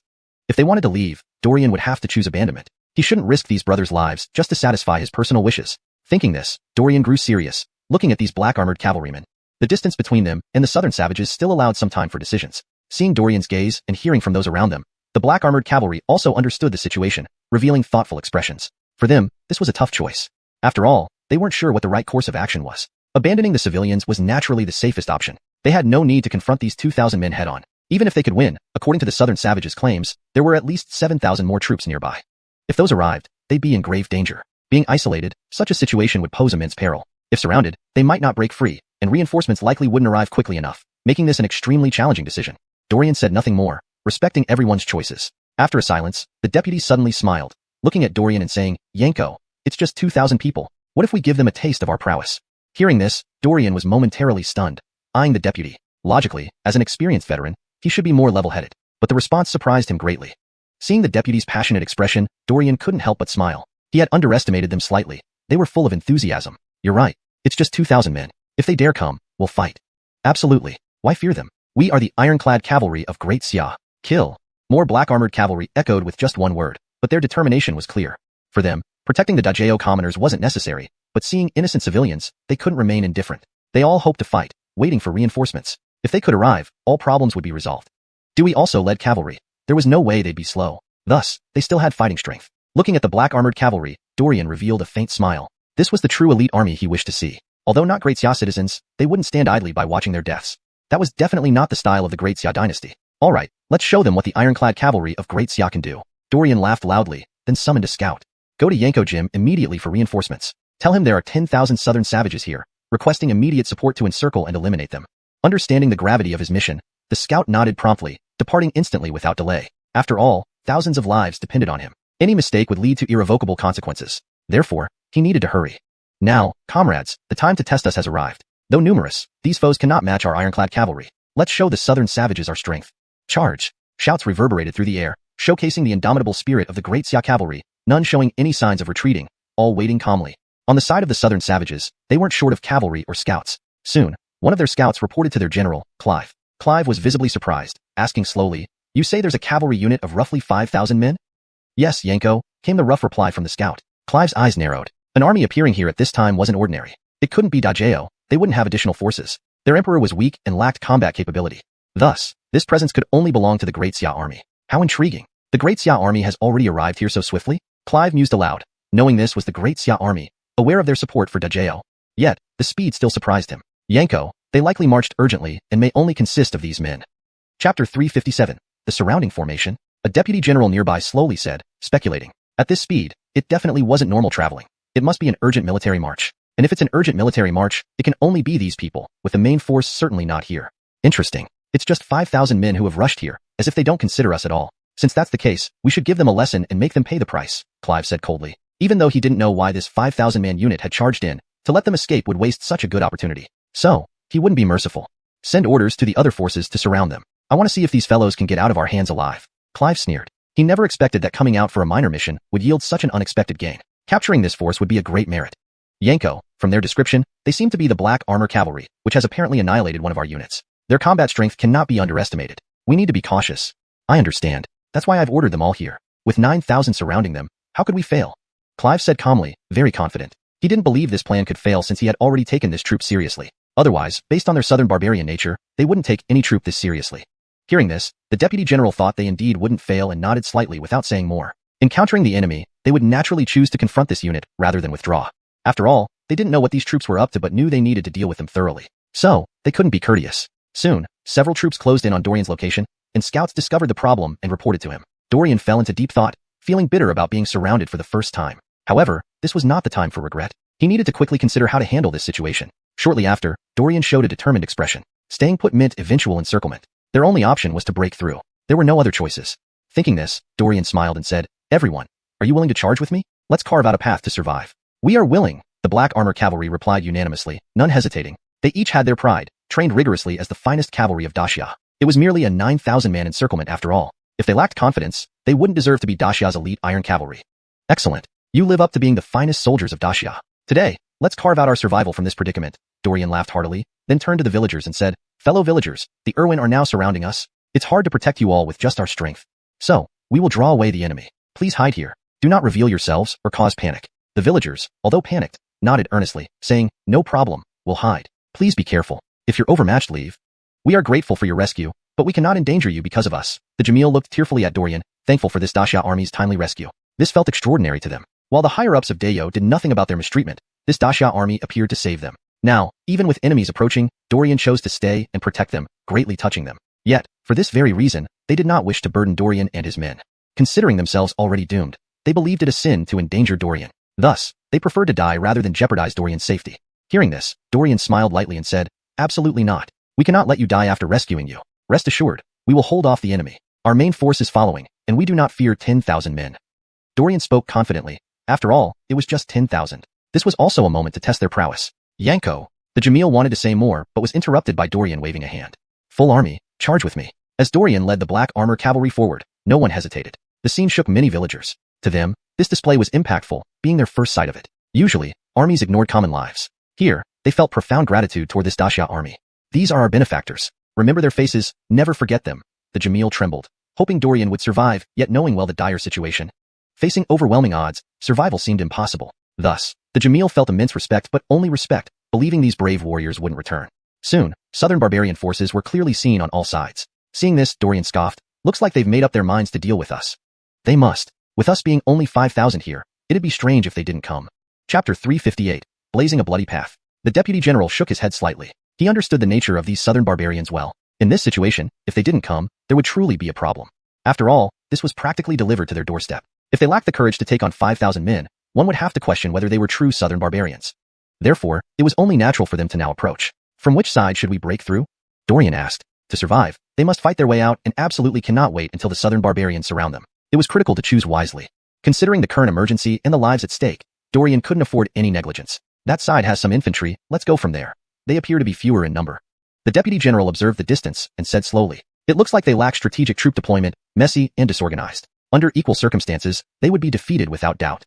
Augustine listening to the deputy general, Dorian pondered and then said, "Perhaps they haven't had time to redeploy yet, but it seems they haven't realized the severity. We're probably underestimated." The deputy general nodded. In this situation, being underestimated was normal. With 9,000 on their side, it made sense that they looked down on the 5,000 cavalry. Since they didn't know about the Black Armor Cavalry, they might not realize how dangerous it could be. After all, the Black Armor Cavalry was powerful, and these southern barbarians should be aware of this reputation. Given this, let's face them and see what they've got. The deputy general smiled confidently and led his squad forward. They needed to split up to handle these foes effectively. A direct charge with 5,000 men would cause trouble. Splitting up made it easier to tackle each group. One part charged ahead while the other defended from behind, forming a robust formation. Soon, groups of southern barbarians appeared before them. "Charge!" With battle cries, the Black Armor Cavalry surged forward. These foot soldiers stood no chance against the Black Armor Cavalry. They swiftly tore a gap through the ranks. Seeing this, Clive from the southern barbarians expressed surprise. "This is outrageous. Where did this unit come from? Why are they so formidable?" Clive asked, gazing at Dorian's forces. He too was impressed by these cavalry. Such strength earned him admiration. Dealing with them wouldn't be easy. Reform the formation. Let the cavalry encircle them and prevent them from escaping easily. The rear infantry must follow closely. I intend to catch them like fish in a barrel. Clive chuckled coldly, feeling excited. Such battles were rare, excitement was inevitable. "Yanko, they're trying to encircle us. What should we do?" Hearing this, Dorian assessed the situation and formulated a plan. "Ignore them, continue charging. Once we're out, observe them. Their formation can't possibly surround us unless they risk a frontal assault. Otherwise, they stand no chance." Dorian calmly stated. Their charge ripped open a path, proving ordinary southern barbarian soldiers were no match. Despite their towering builds and immense strength, they were nothing more than commoners under ironclad cavalry. Occasionally, a warrior appeared. The black armor cavalry consisted entirely of yellow Konroik warriors, even including mystic Konroik warriors. Dealing with them was effortless. Soon, Dorian and his troops broke through the defensive lines and escaped the encirclement. Watching this, Clive's face turned grim. Darn, can't even stop them? Clive thought. If he couldn't stop Dorian, things would be tougher. With 10,000 men, 1,700 were already killed. This unit's combat prowess was indeed formidable. No wonder they ventured deep alone. They had the confidence. However, everyone has limits. Even warriors tire eventually. Once they weaken, they would be vulnerable to relentless attacks. Realizing this, Clive adjusted strategies, trying to encircle Dorian again. That guy, just encircling without attacking, he's quite capable. The deputy general noted that the southern barbarians' best move was encirclement. Xia dynasty cavalry relied on agility, continuously charging. Reduced activity space put them at a disadvantage. This Clive indeed had skills. Birdiets to besiege us? Not so easy. Keep charging, disrupt their formations. Dorian calmly said. Though they could leave, the civilians might be harmed. So they had to delay until reinforcements arrived. After several charges, Dorian's forces changed positions. Clive calmly continued adjusting troops. Despite repeated charges, Dorian showed no signs of fatigue or stopping, causing Clive alarm. What's happening? Why do these Xia cavalry possess such remarkable endurance? Are they tireless? Clive asked, turning to his adjutant, puzzled. He had never encountered such persistence in all his years of military service. Chapter 359. Achievement. This was the first time he had encountered such an army, and it seemed incredibly unbelievable to him. Having been a seasoned veteran through countless battles, it was rare to come across troops that fought as if they never tired.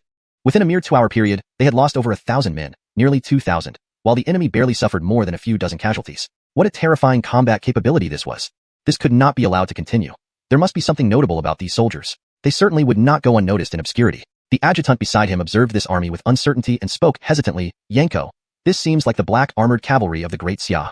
Black armored cavalry? Clive pondered for a moment, then his face turned to one of alarm as he recalled something. You mean the black armored cavalry of the Great Xia? Clive also thought about this point. The Great Xia indeed had such a unit, and they were well aware of how formidable this troop was. After all, the reputation of the black armored cavalry was already renowned far and wide. Even the southern savages like Clive had heard tales of the terror of the black armored cavalry. However, this was their first actual encounter. I've long heard that the black armored cavalry is peerless under heaven. Now that I see them, it's indeed true. Such power is genuinely formidable, Clive marveled. These black armored cavalry were truly causing him headaches. However, regardless, they had to do everything to stop this 5,000-strong unit under any circumstances. Yanko, should we retreat? This force may be too much for us. After all, their 5,000 are enough to handle 10,000 soldiers. The adjutant expressed his concern, looking at Clive. He knew well the strength of this black armored cavalry, absolutely not what their makeshift forces could handle. Thus, his first thought was to leave. He did not want to fight against the black armored cavalry. If they continued, they stood no chance of winning and could risk total annihilation. Therefore, he wanted to give up, knowing it would be extremely foolish to fight when victory was impossible. Besides, even if they could win, it would result in heavy losses, simply a thankless task. Such a loss would surely draw censure from the great Yanko upon their return, bringing complications for them. Their mission was only to bring back slaves, not engage in battle. Their fighting capacity was not very strong, and continuing would be highly disadvantageous. But Clive wouldn't listen to his pleas. Out of the question. After finally encountering an army, letting them go will destroy my hard-earned reputation. I must take them down. Why fear the black armored cavalry? They are still human, and we outnumber them 2 to 1. Can't we handle them? Moreover, just by surrounding them and preventing them from utilizing their strengths, we can deal with them. Clive scoffed coldly. He wasn't willing to give up so easily. To him, he had yet to earn any merit in this war and couldn't afford to let go of opportunities like these. In the southern savages, military achievement always came first. Without any merit this time, the southern savage king might be displeased, jeopardizing his position. Unlike other dynasties, the southern savages had no grand commander-in-chief, only the southern savage king and the 5 great Yankos. He was Yanko Clive of the north, the weakest among them. This invasion of Dajeo involved him and Yanko Jin, but due to different missions, Yanko Jin had already captured 3 cities while he achieved nothing, focusing on Fengxiang City. He hadn't anticipated that Marshal Dario Tienda would hold Fengxiang City so tightly, making it difficult to capture. Over 6 months passed with no achievements to show. His status would be undermined upon returning without accomplishments. Hence, Clive felt extremely anxious and wanted to build merit quickly, but capturing Fengxiang City proved futile. Their resources were also depleting, leading to constant raiding to maintain their expenditures, though barely scratching the surface. Thus, they considered retreating, having received orders to withdraw. With no further means of earning merit, he undertook minor tasks like this, hoping to gain some recognition. Unexpectedly, he encountered this army here. Determined to crush this unit fiercely, solving this problem would satisfy him immensely. Handling this unit would elevate his standing considerably. Thus, he had to resolve this swiftly and ensure they didn't survive. Just dealing with them will end everything. After a moment of reflection, he expressed determination slowly. We must handle this force. If they escape, it will be our loss. The adjutant, hearing this, felt helpless, unsure of what to say. With the North Yanko's decree, it had to be done. This achievement, I must obtain. It cannot be wasted. Forfeiting this achievement would be regretful. Thinking thus, Clive became resolute. His goal was simple, secure this merit. Meanwhile, the scout returned to Dewey's main force, smiling as he saw the approaching troops. Chapter 360 Delaying Tactics. This distance wasn't too far. If they could reach in time, there wouldn't be a huge problem. Thinking this, the scout smiled but immediately reported, Yanko Jim, we've encountered 10,000 enemy troops. Yanko Dorian asked me to come back for reinforcements. The distance isn't far. We can rush over immediately. The scout hurriedly spoke, looking at Dewey. Hearing this, a peculiar look flashed across Dewey's eyes. He hadn't expected they would indeed encounter enemies, 10,000 of them, but he thought his men should be able to handle it without major issues. However, Dorian asking for help indicated there might still be some problems. This piqued Dewey's interest, but he definitely wouldn't go to support them. After all, his intent was to scheme against Dorian. It was already a decent outcome not to capitalize on their misfortune. What happened? 10,000 men should be manageable. This statement made sense. As elite cavalry in such open terrain, there shouldn't be any danger, and dealing with enemies should be very easy. Upon hearing this, the scout immediately explained the situation, and Dewey understood the gist after listening. Good intentions must be met with consequences. However, how to delay without arousing suspicion was tricky. The black armored soldiers' original commanders had heard the news and naturally wanted to provide quick reinforcement. Dewey needed to stabilize the situation and prevent them from suspecting his true intentions, which was quite a challenge. After some contemplation, Dewey asked, only 10,000 men? Correct, only 10,000. We've already eliminated over 1,000, so the remaining number is much less. If we rush now, Yanko, we will still make it in time. The scout was anxious, not understanding why Dewey would hesitate at such a crucial moment. Direct orders to attack should suffice. Why the hesitation? This puzzled the scout greatly, but as Dewey was the general, he couldn't question him too directly.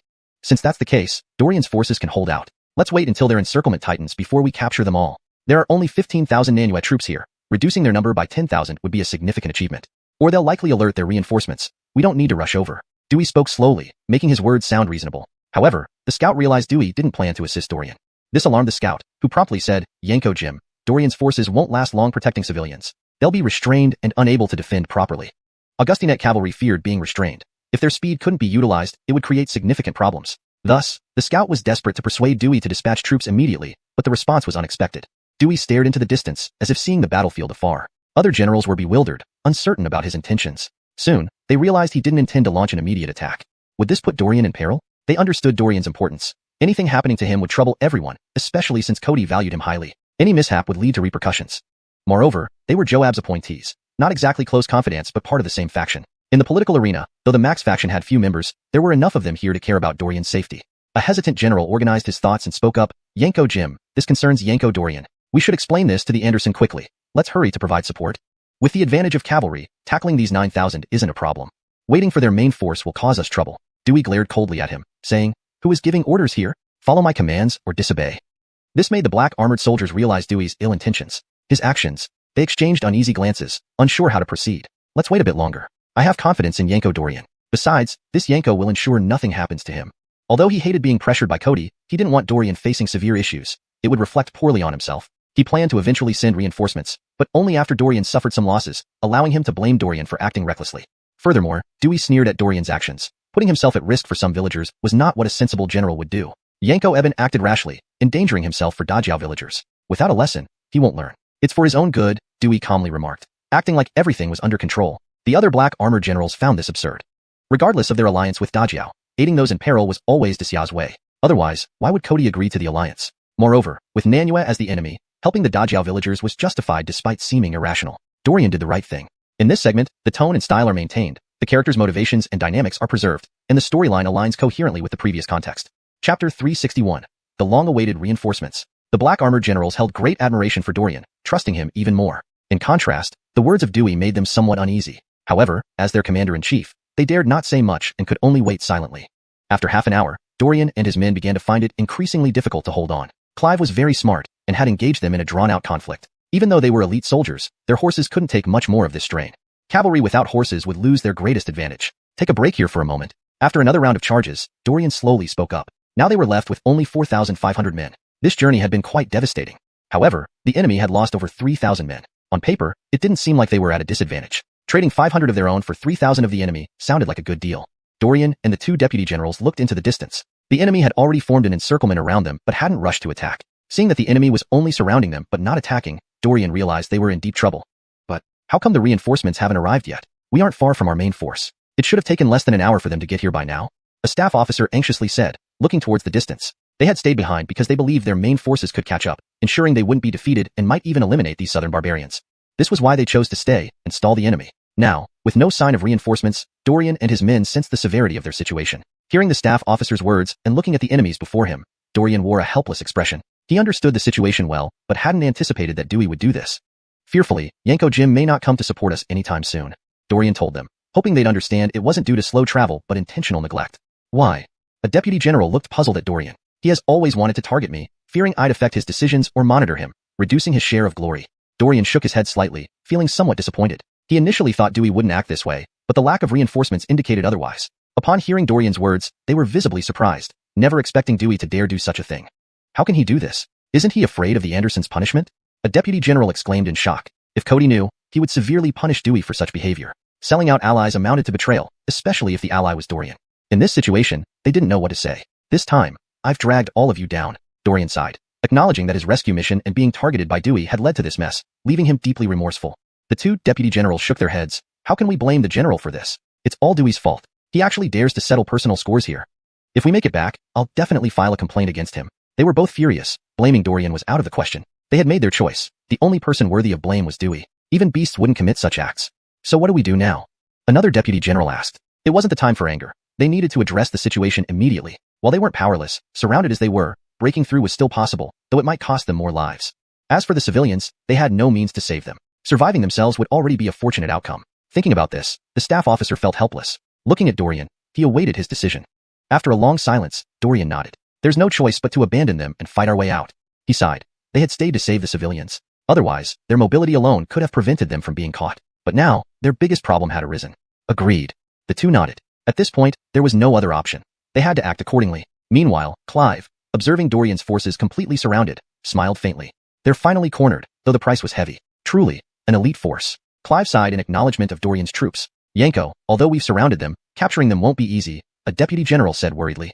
Considering the combat prowess of this unit, taking them down would likely mean significant losses. No matter. I've dispatched our elite soldiers here. For now, we'll keep surrounding them. Time is on our side. Clive calmly replied, seemingly unconcerned. Hearing this, the deputy general nodded. No wonder Clive wasn't worried. This explained it. Clive certainly had elite troops, but hadn't expected to encounter the enemy. Why did this unit venture so deep into our territory without trying to break free? The deputy general was still puzzled. Dorian's men could have easily broken through, yet they hadn't, leading to their encirclement.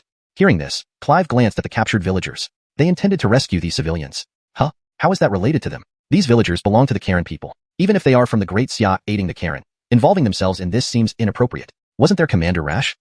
The deputy general shook his head, thinking it unlikely. How do you know his intentions? It's entirely plausible. But sending 5,000 men against us is sheer delusion. We will eliminate them all today, and won't let them escape.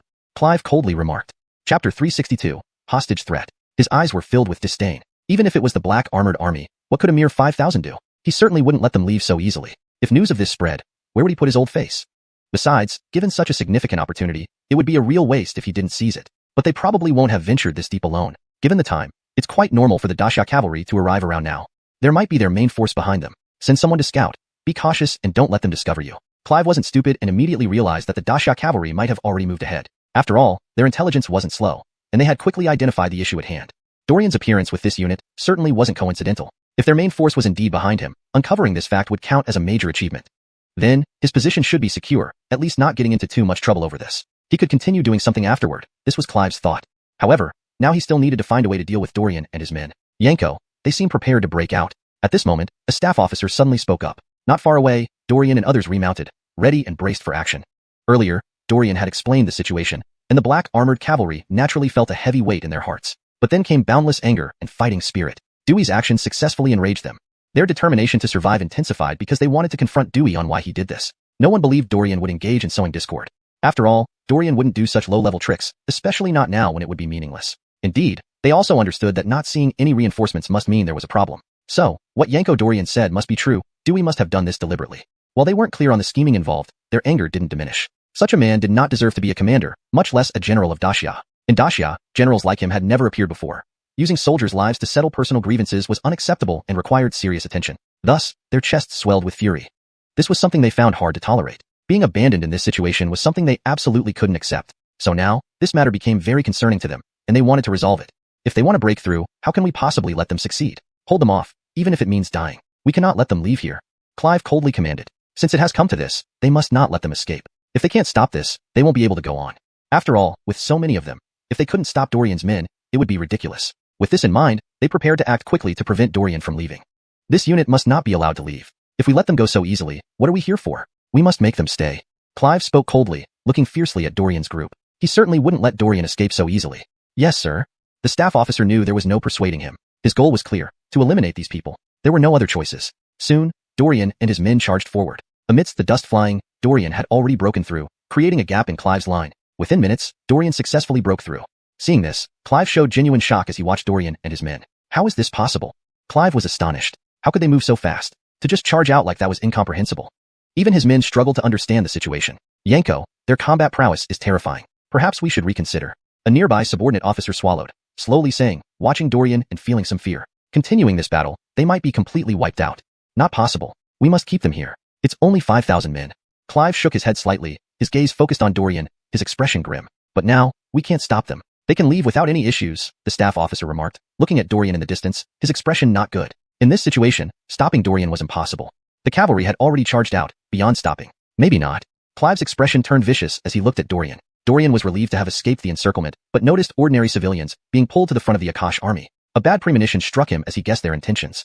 The staff officer also wore a worried look. Soon, voices came from the Akash side. Gentlemen, if you wish to leave, have you considered these civilians? Surely, you still want to protect them? Clive spoke calmly. Though his voice wasn't loud, the distance wasn't great either. Dorian and company could hear clearly and understood the situation. These damn fellows, really going too far. The staff officer glanced at Clive, understanding his intent, using ordinary civilians to threaten them. So, do you still want to leave? Hearing Clive, their faces darkened to the extreme, unsure of what to say. Clive, your actions are truly excessive. Chapter 363, forced into the situation. Ha ha ha, on the battlefield, what more do you expect? This is a normal thing. If you can't accept this, then don't come to the battlefield. Clive laughed heartily, his eyes glancing at Dorian and his men. To these Erwin, such matters didn't matter at all. After all, they had no concept of propriety, honor, or shame, only their goals and interests. So under such circumstances, these hostages were of no concern. They were nothing to them. So, do you still want to leave now? Clive said smugly, looking at them with a very calm expression. Upon hearing this, Dorian was silent for a moment, a helpless look appearing on his face. Gentlemen, what should we do? Dorian looked at the officers, clearly aware that this was intentional intimidation, which they couldn't afford to ignore. There's no solution. It's up to the general to decide how to proceed. If the general wishes to charge back, we will follow him. After all, things have already reached this point. The general can make his decision. The two officers spoke directly. For them, the situation was very straightforward. As long as Dorian decided, they would follow him. Now, they had immense trust in Dorian and would follow any decision he made. Exactly, let the general decide. As long as the general decides to charge back, we will do so. All the black-armored soldiers felt the same. To them, the only person they trusted now was Dorian. If Joab were here, they would also believe in him. But now Joab wasn't here, and in their hearts, there was only Dorian. Learning of Dewey's actions, they were even more dissatisfied with him, preferring to follow Dorian instead. Dorian fell silent again. His brother's unwavering trust and willingness to follow him left him unsure of what to choose. On one side was certain death, but for the greater good. On the other, they could survive, but these people might not. This dilemma left Dorian in a bind. A moment later, Dorian shook his head slightly and said, "You all go back. Let me handle this alone." Hearing this, everyone showed a shocked expression, not expecting Dorian to speak like this. Yanko, we aren't cowards either. We want to save these civilians too, so let us come along. That's right. Don't underestimate us, Yanko. We are not afraid. We can handle them. Right, just some Erwin. We can deal with them. Several people spoke excitedly, looking at Dorian, insisting on participating. Exactly, Yanko, don't worry about it. As soldiers, dying on the battlefield is our honor and destiny. Hearing these words, Dorian was moved by the sentiments of his men. These fellows really left an unusual impression on him. You, Yanko, give the order. Let us charge back. We cannot betray these civilians. Many had noticed among the villagers the very people they had just rescued, making it even harder for them to abandon these people now. All right, Dorian nodded. Since they were already resolved, he wouldn't hesitate anymore. They would make them pay a price, and if they didn't make them pay, he wouldn't be able to live with it. So, we'll charge back. Dorian's voice fell, and he immediately led the black-armored cavalry back. This time, they chose to charge straight ahead, which was naturally the most dangerous route, likely leading to their deaths. But now they had no fear. Seeing them charging over, Clive smiled. Kill whoever can capture the opposing commander alive today. I will reward him with an official position. Hearing this, the Erwin grew excited. To them, such a reward was extremely important. Subsequently, the two armies clashed again, and a fierce battle broke out. On the other side, Dewey watched the dust from the battlefield, realizing the situation was dire. Yanko, we can't wait any longer. We must charge over to support Yanko Dorian now. If we don't, they will definitely die here. The scout urgently said, looking at Dewey. Those were all his brothers, and he didn't want to watch them die helplessly. Dewey remained unmoved, silently watching. Other generals urged him to send reinforcements, but Dewey ignored them, leaving everyone frustrated. Clearly, Dewey was being intentionally obstructive. Staying here meant watching Dorian and his men die helplessly. But acting directly against Dewey's orders also posed significant problems. After a moment of silence, a general coldly spoke, Yanko Jim, your actions are truly disheartening to the brothers. If we don't send reinforcements, it will be difficult for us. Yanko Dorian is also our brother. If we watch him die here, we won't be able to explain it back home. So, what do you want to say? Dewey coldly asked, looking at the black-armored soldiers. That means we will disobey your orders. The general said firmly, staring at Dewey. If you want to disobey military orders, you should know the risks. Yes, but we won't stand idly by. Disobeying orders is better than watching our brothers die here. The general's face was resolute. He defied Dewey's orders, saying, Brothers, follow me to save them. We can't let our brothers die here. Since Dewey won't act, we will take matters into our own hands. These words instantly darkened Dewey's face. Chapter 364, finally giving in. This man had openly defied his orders. In such a situation, it was already a violation of military command. He, of course, could not tolerate it. After all, this was an act of provocation against him. If he didn't handle it, it would create significant repercussions. By then, his prestige within the army would truly plummet. This was not something Dewey wanted to see. However, handling this matter now was no longer easy. If he really decided not to send troops, these generals would definitely charge out one by one. Among the 50,000 cavalry under his command, 40,000 were black-armored cavalry while the remaining 10,000 were loyal to him. In this case, how these soldiers chose their sides was perfectly clear to him. He also understood that he had to make a compromise. But first, he needed to establish his authority and not let it be completely lost. Otherwise, it wouldn't benefit the subsequent situations. Otherwise, if these soldiers chose to follow and charge out, he would be left as just a bare commander with no followers. He absolutely couldn't allow such a thing to happen. Stop. Has the general dismissed you? Dewey looked at the general from the black-armored army who charged out, his face grim. Upon hearing Dewey's voice, the black-armored general's expression hardened as he said seriously, Yanko Jim, I respect you as a senior officer, but I can't agree with your current decision. Yanko Dorian is our brother, and those black-armored soldiers are also our brothers. I cannot stand idly by and watch them die because of such a decision of yours. Even if it's a good opportunity to lure the enemy, I can't accept seeing them die trapped in peril like this. At this moment, another general stood up and said earnestly, You're right, you're the commanding officer, and we can't defy your orders, but we will not stand by watching our comrades die here. Right, Yanko Jim, don't continue this. The black-armored army has never betrayed its brothers. Neither has our great Xia. Looking at everyone's expressions, Dewey knew that if he didn't give in, these people would indeed rebel. Even though the black-armored army was the most obedient to orders, the situation would only exacerbate the conflict. However, his dignity made it hard for him to back down. He had to apply some pressure. Thinking this over, Dewey snorted coldly and said, I have never said that we won't rescue them. I was merely waiting for the right opportunity. Your actions now amount to leading others to disobey military orders and defy my commands. On such matters, this general is very displeased. I hope you provide an explanation, or else today I won't send out any troops. If you want to lead them all to disobey the military order, feel free to leave on your own. Dewey spoke coldly, with a threatening tone. Hearing this, the general realized what it meant. He was being asked to admit fault. He clearly understood that it was due to Dewey valuing his reputation. His earlier actions had damaged his face, hence his response. But why should he admit fault? He had no issues, whereas Dewey's unwillingness to deploy troops was the bigger problem. In such a scenario, the general naturally refused to admit fault. However, after hearing the last part, he realized that if he didn't humble himself, Dewey would not issue the order to mobilize. He could fight through, but if his fellow soldiers followed him, they would be implicated by Dewey for this affair. He might not care about it himself, but he couldn't risk their future. Military orders were sacred in the army, and if they violated the orders, the consequences were foreseeable. Considering this, the general paused for a moment before slowly speaking, Yanko Jim, I acted rashly by violating your orders just now. Please punish me accordingly. He chose to bow his head. For his soldiers and for Dorian's safety, he lowered his head and apologized to Dewey. The black-armored soldiers behind them watched this unfold expressionlessly, but the anger within them was unmistakable. This wasn't just a disgrace to this general, it was also to them. However, they understood that their general did this for them, not wanting them to bear the responsibility and certainly not wanting any accidents to happen because of this. Therefore, the general bowed his head. They shouldn't kongfu his kindness and had to be patient at this moment. Correction. Therefore, the general bowed his head. They shouldn't waste his goodwill and had to remain patient at this moment. Improvement. Thus, the general lowered his head. They couldn't afford to kongfu his goodwill and had to remain patient at this moment. Best revision. Thus, the general lowered his head. They couldn't afford to kongfu his goodwill and needed to stay patient at this moment. Final version. Thus, the general lowered his head. They couldn't afford to squander his goodwill and needed to stay patient at this moment. Note, kongfu is translated as squander for better fluency in English. Other black-armored generals were also furious, but they remained silent. They feared that Dewey wouldn't issue the order to attack, leaving Dorian in danger. Even if Anderson Xiaozhang eventually punished Dewey, by then Dorian would be dead, making everything irretrievable. This was unacceptable to them. If they launched an attack forcefully, they too would be labeled as having disobeyed orders and might even be punished for it. After all, mountains are high, and the emperor is far, meaning commanders in the field sometimes act independently, but everyone understood this saying and worried about any accidental outcomes. Now, Marty's humility seemed to resolve the matter. Though there might still be some lingering issues, they hoped they could launch the rescue mission to save Yanko Dorian. Hearing this, Dewey smiled. A representative figure of the black-armored army was Joab, and the other was this general, Marty. As the longtime leader of the black-armored army, Dewey was pleased that this man would lower himself. At least his dignity was preserved. However, he failed to realize that this action enraged the black-armored soldiers even more. Since you acknowledge your mistake, launch the attack immediately. Ensure Yanko Dorian's safety, or you will face military law. Understand? Augustine listening to this hypocritical speech, Marty restrained his rage and replied, Understood. He led his troops into battle. Regardless, he was grateful that he could go to save Dorian without further argument. Watching Marty and his troops depart, one of Dewey's guards laughed and remarked, "Yanko, Marty is truly foolish," actually lowering his head for Dorian. Others laughed along, agreeing. Note, I've used Marty as the pinyin transliteration of this character's name based on the context, assuming it refers to the same individual throughout the narrative. Chapter 365, Dispatching Troops. Everyone knew Farrell as someone with a very strong sense of self-respect and pride, especially since he led the powerful Black Armor Army. It was only natural for him to be proud. Nevertheless, Farrell still enjoyed considerable prestige. Among the generals not in the imperial court of Great Xia, Farrell was undoubtedly the first. He had been leading the Black Armor Army for over a decade. Such a person could never be considered insignificant. However, being a general of the Black Armor Army meant he did not have any outstanding military exploits to speak of. After all, the Black Armor Army had always stayed in the capital city and seldom engaged in external campaigns.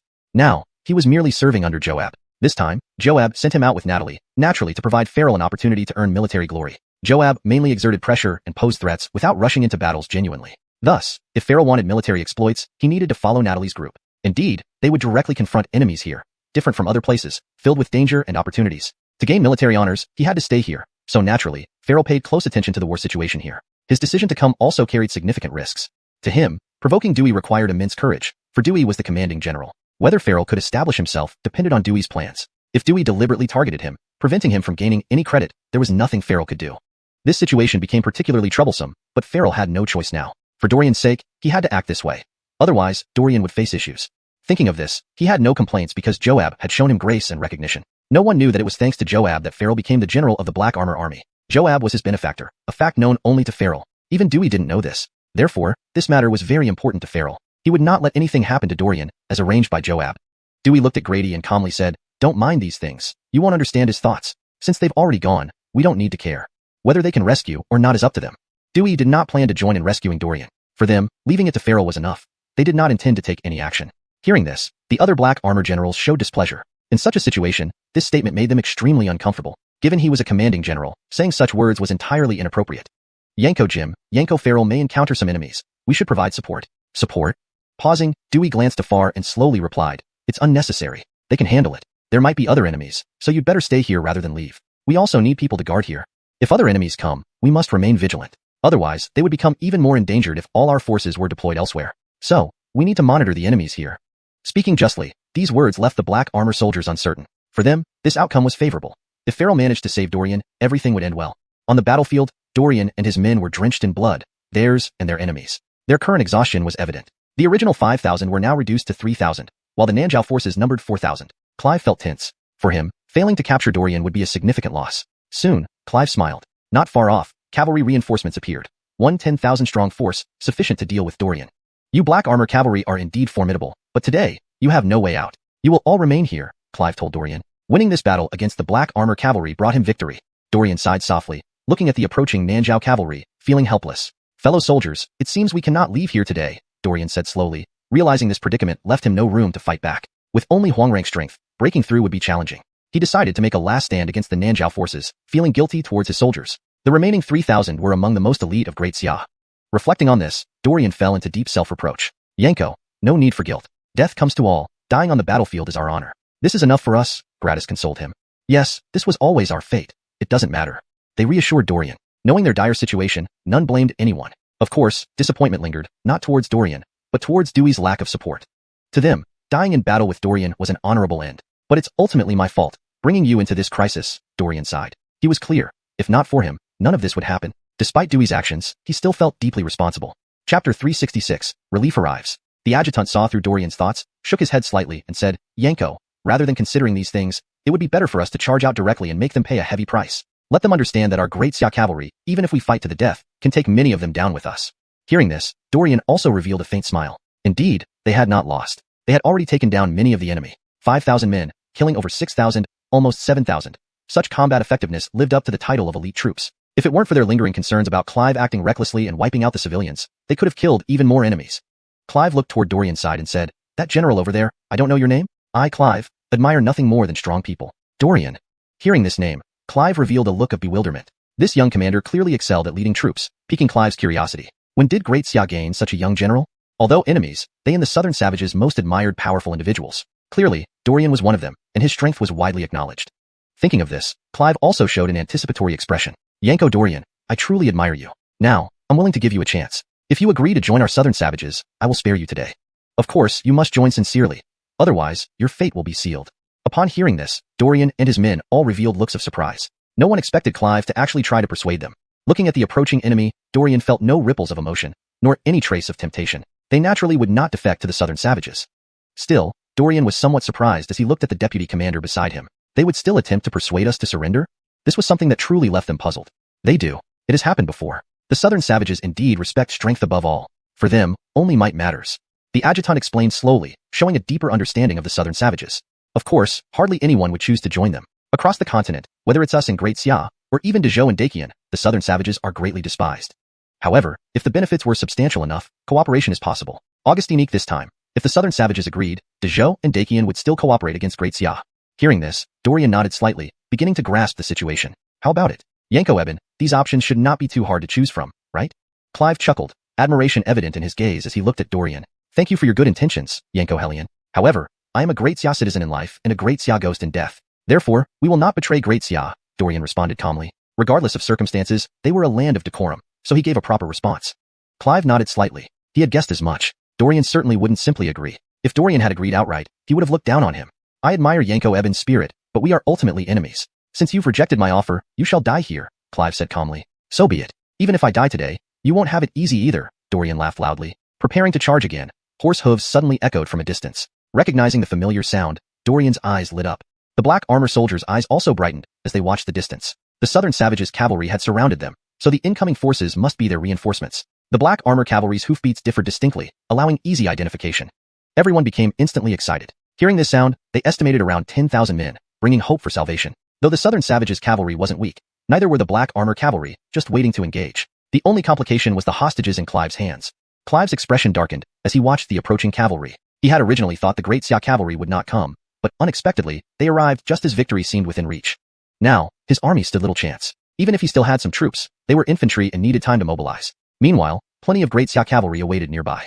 A full-scale battle would leave him seriously outnumbered. After besieging Fengxiang City, they had already suffered significant losses. Dao's tactics, though cowardly, delayed them for a long time, which turned out to be a reasonable choice. This delay allowed Great Xia to send reinforcements. Otherwise, the war could have reached the capital by now given Dao's army's combat strength. So, if a battle started here, he didn't believe Dao's army would stand idly by. A crushing defeat would ensue. Clive worried about this very fact. Originally aiming for a swift resolution, being dragged into this protracted struggle by Dorian and his men was unacceptable. Yet now, he had no choice but to accept it. Their options were limited, either fight on or retreat. But a retreat meant significant losses. The enemy wouldn't easily let them go. The fleeing side always suffers heavily in pursuit battles. Moreover, Clive didn't want to leave like this, deeming it disgraceful. He needed credit for this operation and wanted to continue the fight. Yanko, let's leave quickly. Otherwise, once their main force arrives, we'll surely be overwhelmed. The adjutant hurriedly suggested. Now was not the time for bravery. Losing was inevitable, so he proposed a straightforward plan. It's impossible. Only a black armor cavalry detachment. They cannot be a match for us.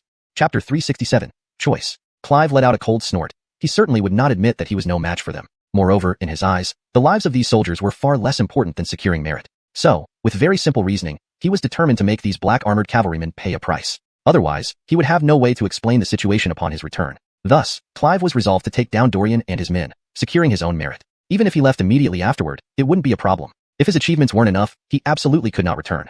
Doing so would lead to certain death, a fate he couldn't accept. This was why he was so frenzied today, determined to keep Dorian and his men here. Yanko, this is not the time to consider such things. It's really very dangerous. We must leave quickly, or the consequences will be unimaginable, said the adjutant anxiously. If they left now, preserving their strength, it would be better. If they exhausted all their power, they would only face greater trouble upon their return. After all, when the other generals saw how weak they were, it would be impossible for them not to take action. For them, swallowing another general's forces meant significant gains. Clive had such thoughts, and it was even more likely for others. So, what can happen? It's just a 10,000-strong unit. If I can't fight it out like this, do I still deserve the title of Northern Yanko? Clive said coldly. He absolutely could not back down now. He needed to resolve this issue with the black-armored cavalry swiftly. With 15,000 elite troops under him, he didn't believe he had no way to deal with Dorian and his men. The combat prowess of the southern savages wasn't bad either. Hearing Clive's words, the adjutant's expression soured, but knew he couldn't stop this. After all, it was Clive's decision, and trying to stop him would be futile. Now they faced a bloody battle against the black-armored cavalry. Although the southern savages weren't weak, they still fell short compared to the mighty Great Xia. To say nothing of facing the most formidable army of the Great Xia, which was beyond their reach. He felt they should retreat, but it looked like his general had no intention of leaving. This wasn't good at all. If they truly engaged in battle, they would surely be crushed. Moreover, they were well aware that the main force of the Great Xia was waiting, along with the armies of the Dacaran dynasty from behind. A conflict over this matter would leave the southern savages caught between two enemies, suffering heavy losses. In that case, the southern savage king would blame them even more. This was the real danger. His general seemed unaware that their combat strength was on entirely different levels. Continuing the fight would lead to a predictable outcome. Transmit my orders. Mobilize the entire army to annihilate this black armored cavalry. Upon our return, I shall reward heavily. Clive roared, drawing his large saber, preparing to lead the charge personally. The adjutant sighed softly. Generous rewards would indeed bring forth brave warriors, but he held no optimism about this battle. They were destined to lose, and in such a situation, how could he remain calm? Yet, this was ruled by Clive, and he had no say. Clive had many strengths, but his obstinacy and refusal to heed advice had happened too often. When they first set out, the southern savage king allowed them to choose their attack direction and mission. The adjutant had warned Clive not to choose Fengxiang City, where the greatest merits lay. Capturing it would earn immense rewards from the southern savage king. So, Clive was tempted by this and also desperately needed it. In recent years, his influence as the northern Yanko had diminished. He needed this achievement to consolidate his power. So, despite the difficulty, he took on this task without hesitation. At the time, the adjutant reminded him that Fengxiang City was hard to capture and suggested abandoning it for an easier target. Though smaller merits, it would avoid their current awkward situation. However, Clive ignored his advice, leading to the present complex scenario. Not only did they fail to capture Fengxiang City, but now gathered here, they faced additional complications, while the other three parties had already secured their merits and cared little about capturing the city. Thus, only Clive was anxious, while the others showed no interest in helping. This made the situation even more difficult. And now, Clive's decision posed further trouble. Dealing with the black armored cavalry was impossible due to the significant disparity in strength. Given this situation, the adjutant wished to advise, but knew Clive wouldn't listen. His focus shifted to how to preserve their position in the battle and protect Clive. The adjutant thought deeply, ignoring others around him. His only concern was saving Clive and the rest. On the other side, Dorian and his men smiled, looking towards Farrell. They knew they wouldn't die here as long as Farrell came to their aid. Yanko Farrell has come to rescue us, one adjutant said excitedly, looking at Dorian. Yes, we can survive, Dorian replied. Yanko Dorian, we've come to save you, Farrell said, gazing at Dorian and his men, visibly moved, never expecting them to still be alive. In fact, Farrell had been worried about Dorian and his men. Chapter 368, Clash. Under these circumstances, he was also deeply worried that Dorian and his men might die inside. Fortunately, he had managed to arrive just in time. The losses now appeared manageable, not as severe as they could have been. Otherwise, Marty would have had no choice but to risk everything against Dewey. If Dorian were to perish here, it would lead to immense trouble. Fortunately, Dorian was unharmed, which let Marty heave a sigh of relief, observing that all seemed well. Brothers, reinforcements have arrived. Break through directly and rendezvous with Yanko Marty. Yes. The beleaguered groups will to survive flared up once more. With Yanko Marty present, they knew they could make it out alive. Though they were unsure of the situation with Dewey, it was already incredibly commendable for Marty to bring troops through. Driven by Marty's determination, they were resolved to live on. Marty, seeing Dorian and his men still holding their ground, immediately called out, "Soldiers, Yanko Dorian and our comrades are still alive. Let's fight to create an escape path for them." Yes. As Marty charged towards the enemy, Dorian likewise broke out, with Clive naturally unwilling to be left behind, leading her troops forward as well. The battle began in earnest. A long spear wielded by Dorian exuded immense power. Each thrust felled a southern barbarian soldier. Even their cavalry proved no match for Dorian's prowess.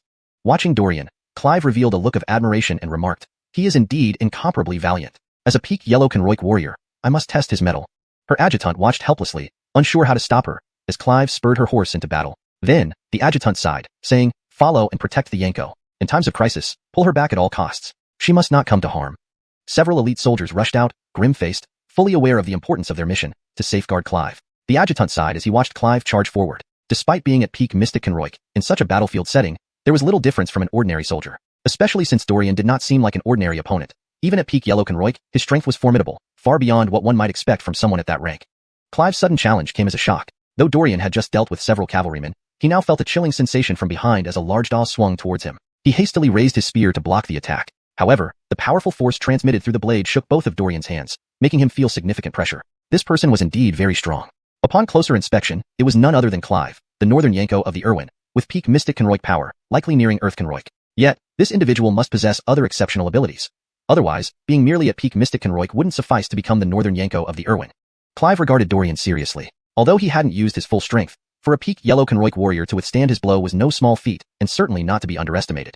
Yanko Dorian is truly accomplished at a young age. I dare say when I was your age, I didn't have such strength. Clive looked at Dorian with a touch of admiration. In truth, Clive had matured late in his career, reaching the position of Northern Yanko partly due to his father's support. Otherwise, a peak Mystic Konroik alone wouldn't have been enough. This was also why Clive was eager to establish military achievements, to consolidate his position and reputation. Therefore, Clive pushed hard on this occasion, only to find himself at a disadvantage. Seeing Dorian's talent and strength now fueled his envy further. If he had better innate talent, he would already be at the Earth Konroik and wouldn't need to rush so much. Regrettably, he still had yet to make any significant accomplishments, which made him even more anxious. However, no matter how strong you are, today you will stay here and serve as my stepping stone, Clive said arrogantly, fixing his gaze on Dorian. Today, by defeating Dorian, he could secure his position and gain leverage against other generals. Thus, he absolutely couldn't afford to lose this battle. Arrogant talk. Then let's see if you can do it, Dorian replied calmly before charging at Clive with his spear, unfazed by the latter's mystic conroic status. Seeing Dorian directly charge at him, Clive sneered, considering Dorian's action overly bold. Being at peak mystic conroic, facing a direct assault from a peak yellow conroic warrior was essentially courting death. The gap in realms wasn't something mere talent could bridge. Therefore, Clive moved swiftly, confident that Dorian wouldn't be his match. Not far away, Emmanuel watched the scene with concern. After all, Clive was no weakling, especially as a seasoned general. Even with Dorian's considerable talent, overcoming Clive wouldn't be easy. Worried, Emmanuel rushed toward the confrontation, but Clive's adjutant immediately deployed troops to intercept Emmanuel and his men, preventing them from joining forces. Damn it! Emmanuel's expression turned grim as he realized the adjutant's strategic brilliance. Knowing this individual was a tactical genius, they had to prevent him from commanding the battlefield further, as it would add pressure to their side. Without effective command, the southern barbarian troops would be no match for Emmanuel's forces, a fact Emmanuel was certain of, given the rarity of skilled commanders among the Irwin. When did the Great Xia acquire such a young and capable general? They received no news about this development. Clearly, they needed to pay closer attention to other dynasties. Otherwise, their intelligence on the Irwin was too limited. This ignorance of Dorian's true nature posed a significant danger.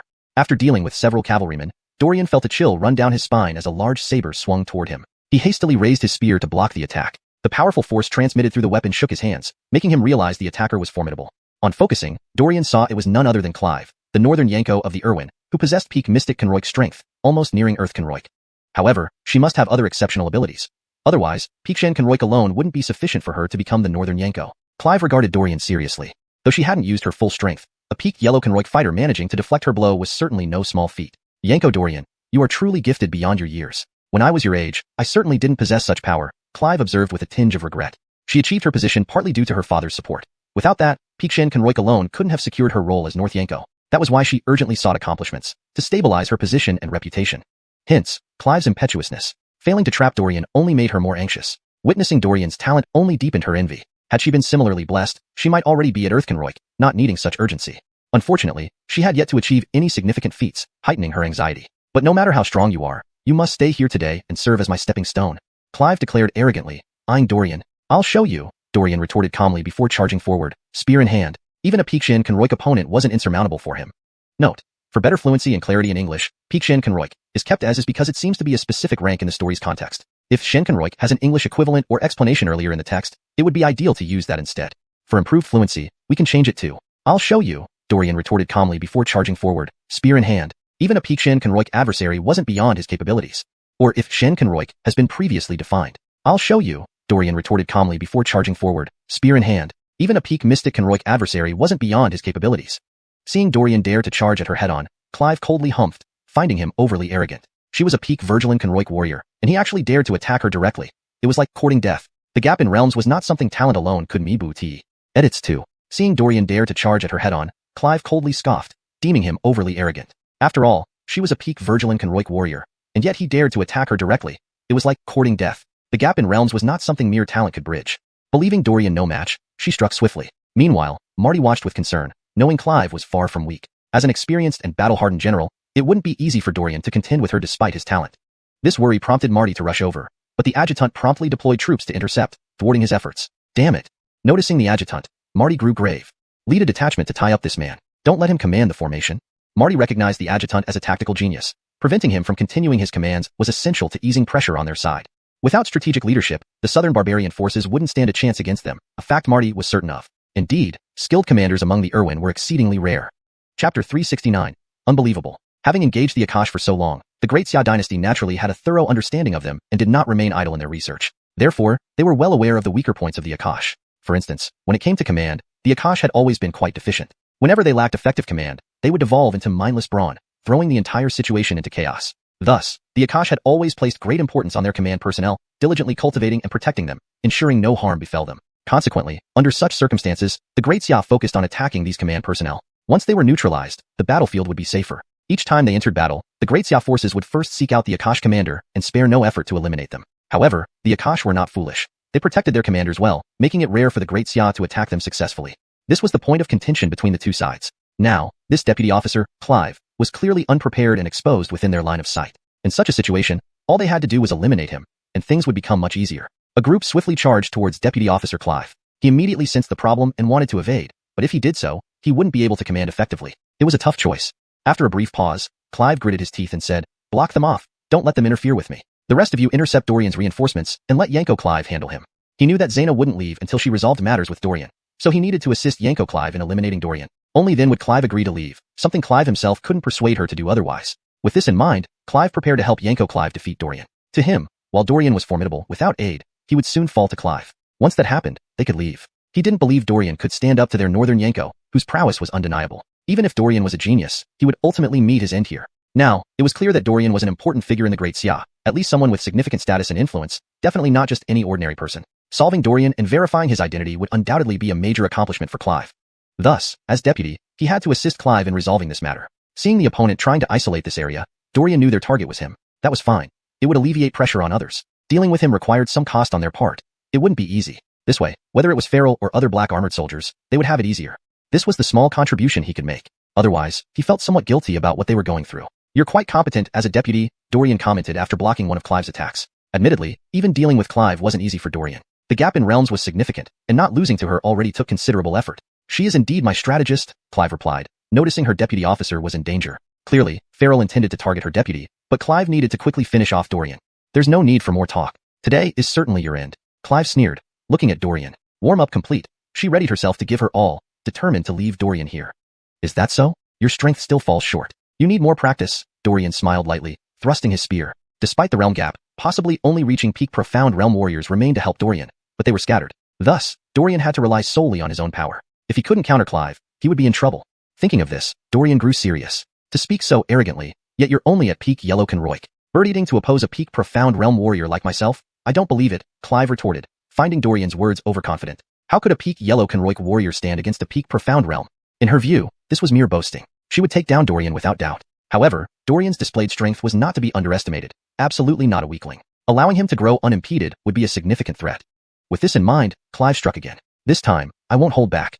Her large sword swung directly at Dorian's head, using sheer force rather than technique, believing it sufficient to overwhelm him. But when her sword met resistance from Dorian, she realized something was amiss. How could Dorian possess such immense strength, even challenging her abilities? It was unbelievable. "How can this be? Why is your strength so powerful?" Clive couldn't help but ask, genuinely shocked by Dorian's burst of power. "I told you, you won't easily surpass me in strength," Dorian responded calmly. In terms of raw strength, Dorian had no fear. Perhaps in other aspects he might be slightly inferior, but not in strength. "Arrogant fool, I don't believe you have such strength." Clive refused to accept it, thinking Dorian must have used external forces. Thus, she unleashed her greatest strength against him. Yet each time, she was met with resistance from Dorian, which caused her concern. Chapter 370, Stalemate. This guy must possess incredibly powerful strength. At the peak of the yellow Conroik, he can have such power. This is simply very troublesome. Clive stared at Dorian, realizing that Dorian was definitely a huge problem. This guy's strength had already exceeded Clive's expectations. For so many years, Clive had never encountered a martial artist who could compete with him in terms of power. His own strength had always been formidable. And yet Dorian, merely at the peak of the yellow Conroik, could match him, which was utterly absurd. If Dorian were at the peak of the mystic Conroik, Clive could understand, but being just at the peak of the yellow Conroik made it hard for him to cope. "No, I cannot accept this. I must deal with this guy and cannot lose to him." Clive revealed a fierce expression. Being suppressed by Dorian like this made him feel both angry and ashamed. After all, he was a peak mystic Conroik powerhouse, evenly matched with a peak yellow Conroik Jr. If this got out, he would be branded with shame, and the southern savages would never tolerate it. So, he must win. The entire battlefield suddenly fell into a stalemate. The Daxia Iron Cavalry was very strong, but the southern savages were not weak either. They were, after all, Clive's elite forces with substantial combat capabilities. On the other side, Dewey refused to provide support. Otherwise, they would have won long ago. Thinking of this, Marty was extremely dissatisfied with Dewey. This delay in taking advantage was unacceptable. But there was no solution now. Natalie hadn't arrived yet, so they couldn't suppress Dewey. Thus, they could only endure it. However, this opportunity was truly rare. This was Clive. If they captured him, it would be a significant victory. As for Dewey, this balance on the battlefield wasn't because of them, but because Clive failed to capture Dorian, the most critical factor maintaining the balance. Without Dorian holding back Clive, things wouldn't have been so smooth. So, their situation really depended on Dorian. This peak yellow Conroik martial artist, who was fighting in his first battle, had demonstrated extraordinary ability, much to Marty's amazement. "Go tell Yanko Jim that Clive is here. If he can come over, he can surely take Clive's head, a great feat of merit." Marty looked at the scout beside him and slowly spoke. Since this was the case, he would try one more time to gain support. If Dewey still hesitated, he would write a confidential letter to Joab. Then, whatever decision was made, Marty and his team would have enough advantages. With 10,000 troops, 8,000 of whom were theirs, capturing Dewey wouldn't be a problem. But it would be unpleasant if it came to this, which was why Marty had been reluctant to confront him directly. However, if Dewey lacked such awareness, it would definitely cause significant trouble later, making their advance even more difficult. As the commander, Dewey constrained them everywhere. If he were genuinely aiming for achievement, it would be better, but his current behavior left Marty very uneasy. He wasn't merely avoiding merit but seemed intent on targeting Dorian and his group, something Marty found baffling. Dorian had done nothing wrong and had always respected Dewey. Was he so concerned about the position of Marshal? Marty couldn't understand how an old general could make such a choice. Regardless, they needed to find a way to help Dorian now. It was crucial how long Dorian could hold on. They needed to speed up. On the other side, Clive's deputy was also confused. Why was the battlefield so balanced? From his perspective, with the enemy's main force not arriving and merely facing them, their chances of winning should be high. However, the sudden balance left him perplexed. What caused this equilibrium? It didn't take long for the deputy to realize the issue lay with Clive looking at Dorian. How could this be? The deputy wondered, struggling to imagine how another battle could be so balanced, with Clive failing to capture Dorian. This left him very surprised, unsure of what was happening. How could a peak yellow Konroik martial artist challenge the renowned Yanko Clive? This baffled the deputy. Initially, they were confident in victory despite potential heavy losses. Removing such an important general from the opposing side would be worth it. But now, the deputy didn't know what to say. Clive's current struggle was quite alien to him. Even if he acted impulsively at times, not being able to defeat a peak yellow Konroik martial artist was incomprehensible. In such a situation, things became very complicated. If Dorian couldn't be dealt with, Clive might be unable to retreat, potentially leading to a loss. The southern savages wouldn't provide support, but if the Daxia forces did, the situation would change drastically. Thinking of this, the deputy's face changed as he looked at Clive, hoping for a swift resolution. Meanwhile, Clive felt immense pressure. He couldn't believe the biggest problem was himself. After separating again, he slowly said, "You are indeed a formidable opponent, at least at the peak of the yellow Konroik. I've never seen such strength." Looking at Dorian, Clive marveled at his power. His abilities had already surpassed expectations, or maybe Clive himself was no longer a match. Continuing this fight, the outcome was uncertain. This battle had already taken a lot out of him. Though rash today, he wasn't without reason. Now, continuing the stalemate posed a great strain on him. With such consumption, retreating would be difficult. Getting stuck here would be a costly mistake. Thinking this, Clive considered leaving. Chapter 371. Ultimate Compromise. He could still escape now, but Clive was somewhat unwilling. He had already come this far, and if he did not continue, the loss would be too great. Looking back, his side had indeed suffered enormous losses. Out of 20,000 men, only 8,000 remained, a heavy toll. In contrast, Dorian's side had hardly suffered at all, losing only 3,000 or so. A 3,000 loss versus a 12,000 loss. It made their side seem like the real losers. If he left now, it would be disastrous, given the significant losses. Unsure of what to do next, they lapsed into silence for a while before Clive finally spoke slowly. "Dorian, you are truly formidable. Thank you for the compliment." Dorian looked at Clive indifferently. Regardless of what Clive wanted now, Dorian had a plan to deal with it. In any case, things were relatively stable. "Now, what will you choose? Truce?" Clive glanced at Dorian and added that statement. Dorian remained silent, understanding that if they declared it here, the truce would be real. But should they really call a truce? If they persisted, they might truly eliminate Clive. It was a huge dilemma. After a moment's thought, Dorian looked at Clive and said, "I think we can still fight on." Oh. Clive didn't expect Dorian to make such a choice. "Do you think you stand a chance? Though our numbers are not advantageous, our formation is steady. What else can you do under these circumstances? Even if we engage in combat, you won't win. The final result will still be substantial losses for your soldiers." Clive's expression remained calm as he stared at Dorian. At this point, he had no other options but to remain composed and serious, determined not to let Dorian see his panic. Now, it was a big gamble, both for him and Dorian. Clive definitely couldn't continue fighting seriously. If Dorian chose to fight on, they would flee. Continuing would mean losing everything. These soldiers were his last reserves. Losing them here would render him unworthy of being a northern Yanko. Reflecting on this, Clive's expression grew even more serious. Dorian watched him, equally serious, knowing the decision-making difficulty on his side as well. Continuing the battle would lead Clive to fight desperately, placing immense pressure on Dorian's black armored army, possibly resulting in severe casualties. Considering this, Dorian needed to decide whether it was worth it. It was a significant strain, balancing martial achievements against the lives of his brothers in arms. This was an impossible decision without Dewey's arrival. This delay was infuriating. Even now, Dorian struggled to understand why their rivalry had escalated to this point. The current situation stemmed from Dewey's decisions. Feeling irked, Dorian thought that if Dewey arrived with reinforcements, they could secure a massive victory. Such glory was surely better than internal strife. Sighing, Dorian looked at Clive and said, "Leave. Today is not the day for a decisive battle." Dorian chose to preserve his comrades. They deserved better than to lose their lives over someone's decisions. Their lives were precious and shouldn't end here. Clive, surprised by Dorian's decision, had been ready for a final confrontation. Despite the expected heavy losses, preserving himself seemed worthwhile since he was still a northern Yanko. He realized how youthful Dorian appeared. A seasoned general would likely have chosen differently. Smiling, Clive thought surviving was best. As long as he lived, there was hope. Looking at Dorian, Clive spoke, "Yanko Dorian, I remember this debt of gratitude. Someday, I will repay it. I am not one who likes owing favors. This promise remains valid."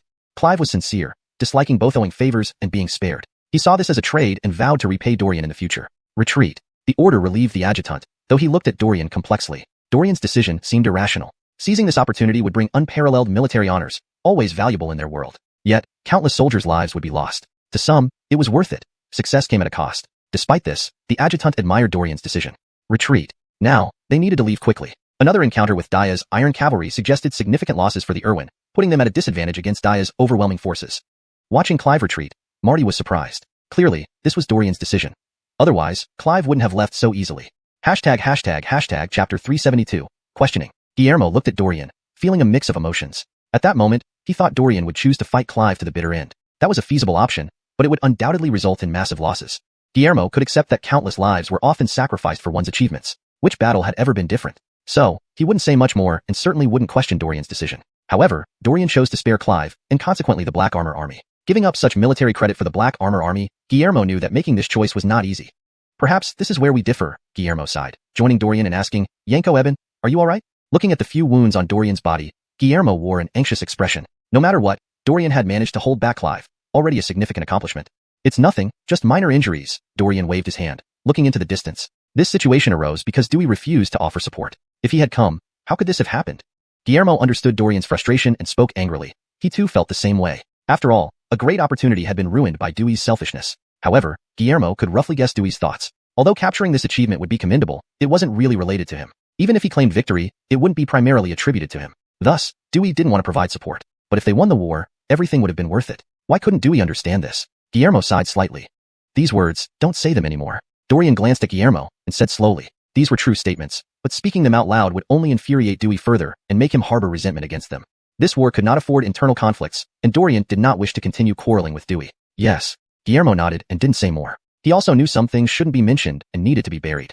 Yanko Eben, why didn't you choose to fight them to the bitter end? Capturing Clive would have been a great feat, a deputy officer asked. To him, while it might involve sacrifices, winning was worth it. The soldiers of the Black Armor Army had this resolve. Dorian shook his head, saying, we shouldn't have continued fighting, which would have inflicted heavy casualties on the Black Armor Army. This isn't what I wanted. Every life matters. We can earn this merit in other ways. A direct clash like this causes severe damage to us. Had there been proper preparation, their elite cavalry would never have suffered such losses. Out of the initial 15,000, around 4,000 were lost. While the enemy also suffered nearly 10,000 casualties, they were facing the most elite troops who could not endure such losses. The surrounding crowd heard Dorian's words and were visibly surprised. Dorian's decision truly shocked them. His choice was indeed different from what they expected. But more importantly, they were deeply moved. Perhaps, this was a true general, someone who genuinely cared about his soldiers. Few generals would show such concern. They were not afraid of death, but disliked meaningless sacrifices. Many privately spread these sentiments, and everyone now understood why Dorian abandoned this potential glory. They were all moved.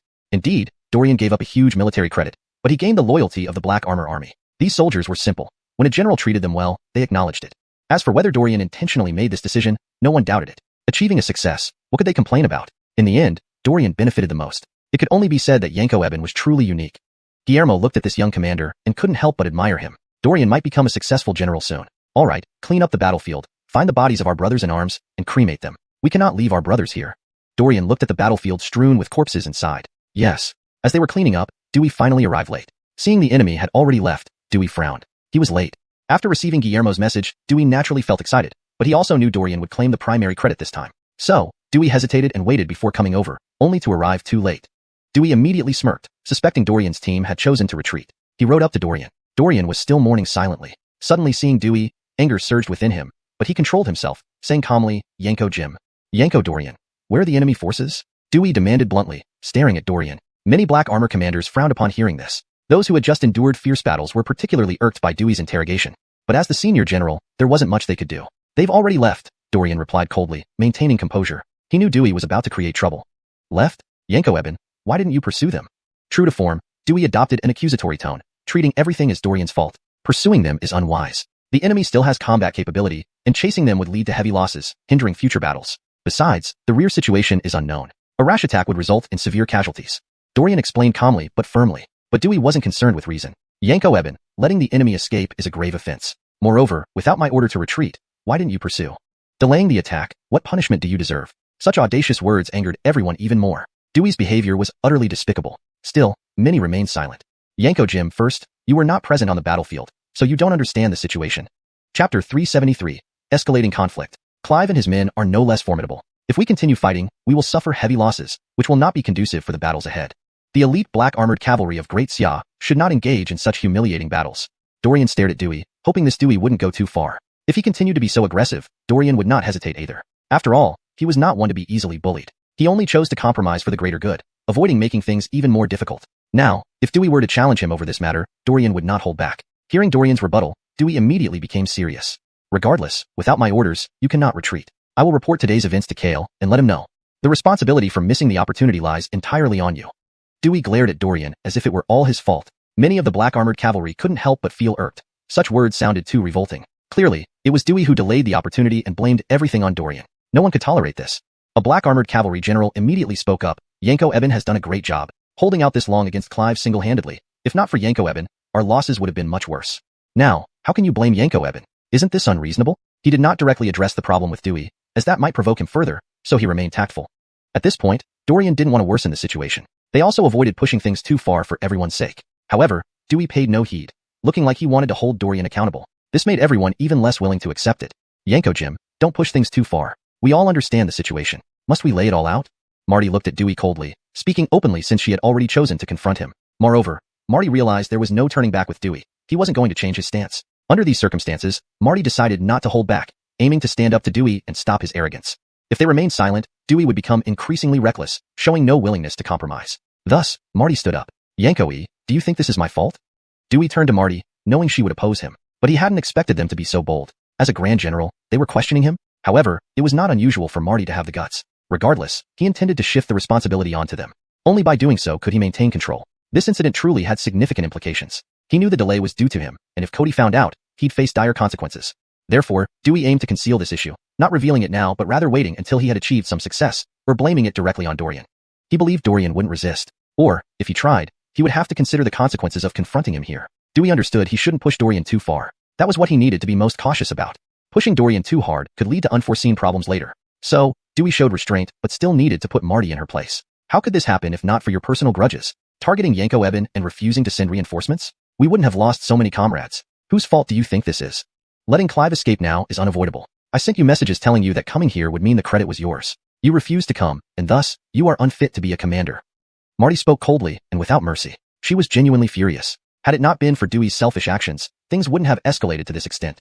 Since Dewey still wanted to blame them, Alla wouldn't hold back either. She wondered where he got the nerve to speak like this. Augustine listening to their argument, Dorian felt a headache. He initially wanted to avoid conflict and wait for Cody's decision.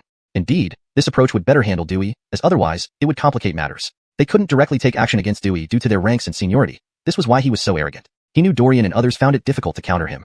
Without Natalie's constraints, he was the highest-ranking general here, needing to protect his own interests. He couldn't allow Dorian to gain any credit or influence. Recalling the campaign's start, he was full of hope, believing the position of Grand Marshal belonged to him, as no one matched his experience. Until he learned Cody appointed Natalie as Grand Marshal, leaving him merely a Grand General, a supporting role. This was hard for Dewey to accept, especially given its significant impact on him. Everyone knew he and Joab enlisted together, and now Joab was the Grand Marshal and Josueguo. What about Dewey? Still just a Grand General, unable to achieve noble status. It was his persistent sore spot and biggest concern. Joab's accomplishments were indisputable, surpassing Dewey's military record, something Dewey reluctantly acknowledged. He silently waited for his opportunity. Chapter 374, Seeds Planted. This war was his best opportunity, so Dewey had always been in favor of it. He wanted to prove himself here. Who could have thought that in the end, he would merely be paving the way for others? The two marshals, on one side was Joab, whom he could understand. After all, this merit would definitely go to Joab first. Dewey could accept this because Joab's strength and ability to lead troops were indeed above his own. He had always admired Joab greatly. On the other side, within the entire court, only he and Abdur had the qualifications to become Grand Marshal. Given the current situation between Abdur and Cody, it would be impossible for either of them to be chosen. Thus, Dewey always felt confident of winning, not worrying at all.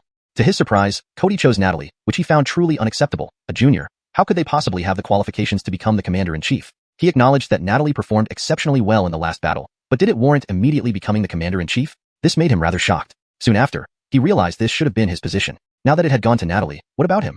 Dewey suddenly became aware that he had lost his chance at becoming the Grand Marshal, and this turned him into a laughing stock. Though no one explicitly said it, Dewey knew they mocked him deeply. This made Dewey extremely anxious. After all, becoming subordinate to a junior was an unprecedented humiliation for him, making him realize the gravity of the situation, the greatest crisis in his career. If he couldn't handle this matter properly, his future would be severely impacted, causing him great alarm. This was why he was now so urgent and targeted Dorian and others. Dewey stared coldly at Marty and slowly said, "It seems Yanko is very dissatisfied with me. If that's the case, there's no need for us to continue this discussion." Then, he looked at everyone present and said coldly, "Everyone has seen that Yanko harbors much resentment towards me. But I am the commanding general here. I declare that Yanko disobeyed orders and insulted a superior. According to our military law, what should be done to him? Do you understand?" Upon hearing this, Marty was startled, as was Dorian, who watched him intently. By Dasha military law, the outcome of such disobedience would be temporary confinement until Cody's decision. However, the round-trip communication would take half a month, during which anything could happen. For Marty, this could be a significant torment. The other black armor soldiers' faces changed. What was this person planning to do? Would he really escalate things this far? Marty's expression flickered. Everyone knew he desperately needed military merit. If this incident cost him that... Thinking of this, Marty clenched his fists tightly, looking at Dewey. At this moment, Dorian stepped forward, patted Marty on the shoulder, then turned to look at Dewey and said, "Yanko Jim, this is just a misunderstanding." Yanko, he was worried about the lives of our brothers when he spoke like that. Observing the situation was inevitable for Yanko Jim today. Everything happened because I wanted to save some civilians. I will report this to Kale and accept punishment afterward. Hearing Dorian's words, Marty felt moved. He knew Dorian was compromising entirely for him, which made him feel guilty. After all, his impulsive actions led to this situation. Although he acted out of justice for Dorian's cause, seeing the look Dorian gave him, however, Marty chose to remain silent, letting Dorian handle the matter. No matter the final outcome, he would accept it without complaint. Augustine listening to Dorian, Dewey gave him a deep look. He understood Dorian's intentions clearly. If Dorian took all the blame, he would naturally escalate matters. However, Dorian's next words changed Dewey's expression as he looked at Dorian. But the most crucial time is ahead of us, with the enemy right before us. There's no need for us to quarrel over these trivial matters. I believe Yanko Jim still needs our strength. Why don't we join forces against the enemy and discuss this afterward? Otherwise, delaying Kale's business is something we can't afford. Dorian looked at Dewey, using this to threaten him subtly. Dewey understood Dorian's implication. If he escalated things here, Dorian had 40,000 black armor cavalrymen under his command. Observing their demeanor, they would naturally side with Dorian if he insisted on confronting him. A critical flaw existed on his side. He didn't have the Tiger Tally, not even a partial one. In Dasha's army, apart from the Tiger Tally, they only recognized their direct commanders, which would be Marty. Thus, the situation was quite clear. His 10,000 plus men would not be a match for Marty's forces if it came to a fight. Damn. Dewey had asked Natalie for the Tiger Tally, but naturally, she refused. Tiger Tallies were never given lightly. This put Dewey in a passive position. Reflecting on this, his face darkened. After careful thought, he made the right decision. Indeed, it's not a big issue. Since Yanko Eben has taken responsibility, I must give him the courtesy. Hearing this, Dorian exhaled in relief. Dewey hadn't completely lost his reason yet. Otherwise, things would have been difficult. After all, if Dewey disregarded everything, Dorian might have to engage him in a decisive battle. They wouldn't be a match for him and his 10,000 men. Moreover, Dorian wasn't without backups. Natalie knew Dewey wouldn't let go easily, so she would not leave Dorian unprepared. But escalating things here would also incur significant losses for Dorian's side. After all, Dewey was indeed formidable. Chapter 375. Analyzing the situation. If they really fought, Dorian and Lloyd had no certainty of defeating Dewey. Thus, they still needed to wait for Natalie to arrive. With Natalie present, dealing with this Dewey would be a lot easier. Therefore, stabilizing the situation remained paramount. Dewey clearly understood as well. Compromise at this moment was inevitable. He had no guarantee of overpowering Dorian's group either. Of course, what punishment Yanko Eben receives afterward depends on whether he follows my orders this time and achieves some merit, Dewey said with a forced smile, looking at Dorian. Lloyd felt even more uncomfortable hearing these words. This was absolutely not Dorian's fault, but according to Dewey's meaning, he would attribute all responsibility for this matter to Dorian. The Emperor, being so far away, would find it difficult to know the true situation. This made Lloyd understand how easily Dewey could manipulate this matter. Disobeying commands and acting impulsively were common among the young. Even if Cody thoroughly trusted Dorian, he might still have doubts. Some things became extremely difficult to explain once the time came. For Dorian, this was definitely not a favorable turn of events. But since it had come to this, he could only wait and see what Dorian planned. Clearly, Dorian had his own considerations in doing this. Lloyd did not think Dorian would make such a decision lightly. Thinking about this, Lloyd kept silent. Dorian showed no reaction to Dewey's words. Since that's the case, I'll go find a place to set up camp first. I'll leave this area to you, Yanko Eben. All right. Satisfied, Dewey left, considering this a victory. However, he also had his headaches now. After Dewey led his troops away, Lloyd couldn't help speaking up beside him. Yanko Eben, about this matter. There's nothing much. It's not your fault. Dorian shook his head slightly. He knew Lloyd blamed himself, but this truly wasn't Lloyd's responsibility. He understood that much. If anything, this was primarily Dorian's own responsibility. If he had not meddled, none of this would have happened. But in that situation, ignoring it was simply not possible, leading to this outcome. Of course, the biggest issue was still Dewey. Unfortunately, they couldn't blame him now. There were still many tasks ahead. He has his reasons for acting this way. We can't change much, so let's just take it as it comes. Dorian shook his head slightly. These problems were created by Dewey, and they could do nothing but wait without solving the Dewey problem. Should we just leave him be? Next, he won't sit idly by. For him, he will realize our threat. Lloyd glanced at the black armored cavalry behind him. They posed the greatest threat to Dewey. Without them, Dewey wouldn't worry about anything. We'll deal with it later. Dorian shook his head slightly. Discussing these matters here was unwise. After all, anyone could be an informant left by Dewey. All right. Elsewhere, Clive returned to the Nanjiao camp in disarray. Seeing Clive, a man in golden armor approached coldly and demanded, "Clive, what have you been doing?" Seeing this person, Clive's expression changed. This was both his rival and the commander-in-chief of the Nanjiao forces, whom he must obey. This was South Yanko Daxton. Among the Nanjiao generals, South Yanko was considered the top strength, making Daxton a significant pressure on Clive. The one who wanted to swallow up North Yanko's territory was this Daxton. You lost so many people? What exactly did you do? Daxton frowned, observing Clive. They had a force of only tens of thousands, and after significant losses, only 12,000 remained. Now, after Clive's expedition, another 10,000 were gone, leaving Daxton very dissatisfied. The army of Daya came, and I engaged them head-on and lost. Clive explained reluctantly, knowing he must clear the situation, having already committed mistakes. Concealing further would worsen matters. What? Daxton stared at Clive, shocked. It hadn't been long, yet the Daya army had arrived, causing significant losses. The loss of 10,000 men posed a grave threat given their current situation. With Daya's army now present, they were practically surrounded. Clive, what is going on? Explain yourself quickly. Daxton asked impatiently, giving no face to Clive. Though angered, Clive could only explain frankly. Upon hearing the details, Daxton realized the severity of the situation. You've really brought trouble upon us. The Daya army arrived, and instead of reporting back, you acted on your own, leading to heavy losses. Do you really think I won't punish you for this? Daxton glared at Clive coldly. Clive's actions were outrageous, not only causing massive losses but also sabotaging their major plans. How was I to know they were the Black Armor Cavalry? That unit is terrifying. It's normal that I couldn't match them, Clive retorted defiantly, unwilling to bow to Daxton. Black Armor Cavalry? Daxton's heart raced.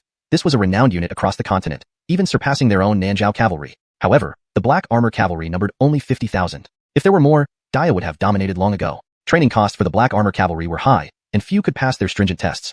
Why did this unit come here? Daxton was also worried. This force from Daya indeed presented a formidable challenge. Chapter 376, the panicked Erwin. They had already planned to retreat, but not capturing Fengxiang City still left them feeling somewhat unsatisfied. They were considering one more assault on Fengxiang City within the next few days. If unsuccessful, they would leave this place and retreat back to the Erwin to reconsider their strategy against the Great Xia. After all, preserving their full strength meant they could still stand against the Great Xia, as their power was not to be underestimated. Even facing the Great Xia, they had no problem. However, they never expected that the Great Xia's army had already arrived, and it was the same unit that brought immense pressure upon them. This unit's strength was well known and needed no further elaboration. However, if it were any other unit, it wouldn't have been able to reach here so quickly. Only this particular unit could manage such a feat. Realizing this, they became more serious. Daxton turned to Clive and asked, how do you think their combat prowess is? Clive's face stiffened. This felt like salt being rubbed into his wounds, given how much of an impact this incident had on him. But since Daxton had asked, he had no choice but to answer. Very powerful. We won't be a match for them. Out of our 12,000 soldiers, only 4,000 of theirs were taken out. And that was under completely unprepared conditions, where they just brute forced against us. Clive spoke slowly, looking at Daxton with a very grim expression. Daxton's face grew even more solemn as he listened to Clive. As expected, the Black Armored Army was incredibly tough to handle. He himself didn't know how to deal with them now. Therefore, under these circumstances, Daxton believed they should find a way to leave immediately. Staying here longer could lead to disastrous consequences. They probably weren't a match for the Black Armored Army, and continuing to fight would amount to suicide. Their decision had to be simple. They must leave as soon as possible. If they didn't act fast, many dangers would arise. Realizing this, they became seriously engaged, unsure of how to proceed. Do you have any ideas? Daxton asked, looking at everyone in hopes of hearing their suggestions. Everyone remained silent, uncertain what to say. This situation truly made things difficult for them. One general said directly, it's best to leave here. After all, our forces are already depleted. If we get surrounded, it will be a major problem. King certainly hopes we return because he's under great pressure now. Joab has taken people into the Erwin territory, and we must provide reinforcements. Otherwise, things will become worse. Another general agreed, knowing clearly what they should and shouldn't do. Thus, it was best to leave in this situation. Hearing the general's words, Clive nodded slightly. He also did not want to continue fighting against Dorian. Being the first to witness the unit's power, he knew they weren't a match and realized they should leave immediately. Seeing everyone without a plan, Daxton showed a helpless look. Since that was the case, they might as well end and leave directly. Remaining here would serve no purpose now, especially when they had no idea how to deal with these enemies. Thinking about this, they felt lost. Regardless, they needed to leave quickly. On the other side, Dewey led his troops to a suitable place to set up camp. Despite that, the pressure was still immense. Yanko, these guys clearly have plans against us, a bodyguard said slowly, watching Dewey. Dewey's expression was not pleasant as he replied, yes, but there isn't much we can do. After all, they outnumber us significantly, and we need to use alternative methods. Hearing Dewey's words, the bodyguard understood that Dewey wasn't without thoughts. It was just that handling the situation temporarily posed a challenge. Given the current situation, dealing with Dorian and company was extremely difficult. With 40,000 black armored cavalry, plus Dorian and Farrell, he couldn't confidently say he could easily take them down. Dorian and his side naturally thought similarly, making both sides cautious of each other. In such a deadlock, mutual restraint seemed a good option. Considering this, Dewey gazed into the distance and said slowly, now it doesn't seem so complicated. We just need to figure out a way to neutralize Dorian. Only he poses the biggest threat. What about Farrell? That guy might be the real troublemaker, right? The bodyguard looked at Dewey. In truth, they weren't too concerned about Dorian, who was merely at the peak of the Yellow Conroik, while Farrell was at the peak of the Profound Conroik. In an actual battle, Farrell would be Dewey's greatest concern. You worry about this one first, Dewey said coolly, looking at his bodyguards. In the recent battles, why did Clive fail to defeat Dorian? Why? The bodyguard stared at Dewey, confused. Dorian alone held off Clive, which is quite astonishing. Remember, Clive is a peak Profound Conroik powerhouse. Does he really have that kind of strength? Several bodyguards watched in shock, finding it unbelievable that Dorian, at peak Yellow Conroik, could counter a peak profound Konroik warrior. This was beyond ridiculous. Yes, I learned this recently. Dewey glanced at someone nearby who provided intelligence on the situation. This person had told him everything. This guy will definitely be a big problem in the future. We must find a way to deal with him or else he'll cause endless trouble.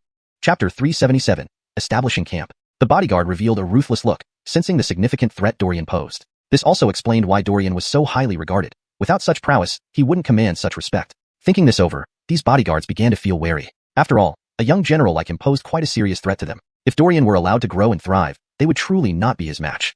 Therefore, they believed it was essential to find a way to deal with Dorian as soon as possible. Yanko, what are your plans?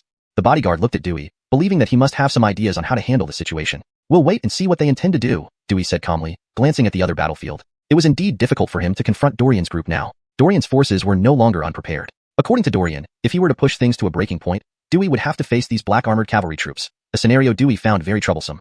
He was well aware of the black armored cavalry's strength. Thus, it would be wise not to provoke them lightly. Soon, Dorian and his black armored cavalry arrived at their camp. Seeing Dewey's group establishing camp here, Dorian waved his hand, signaling everyone to settle in as well.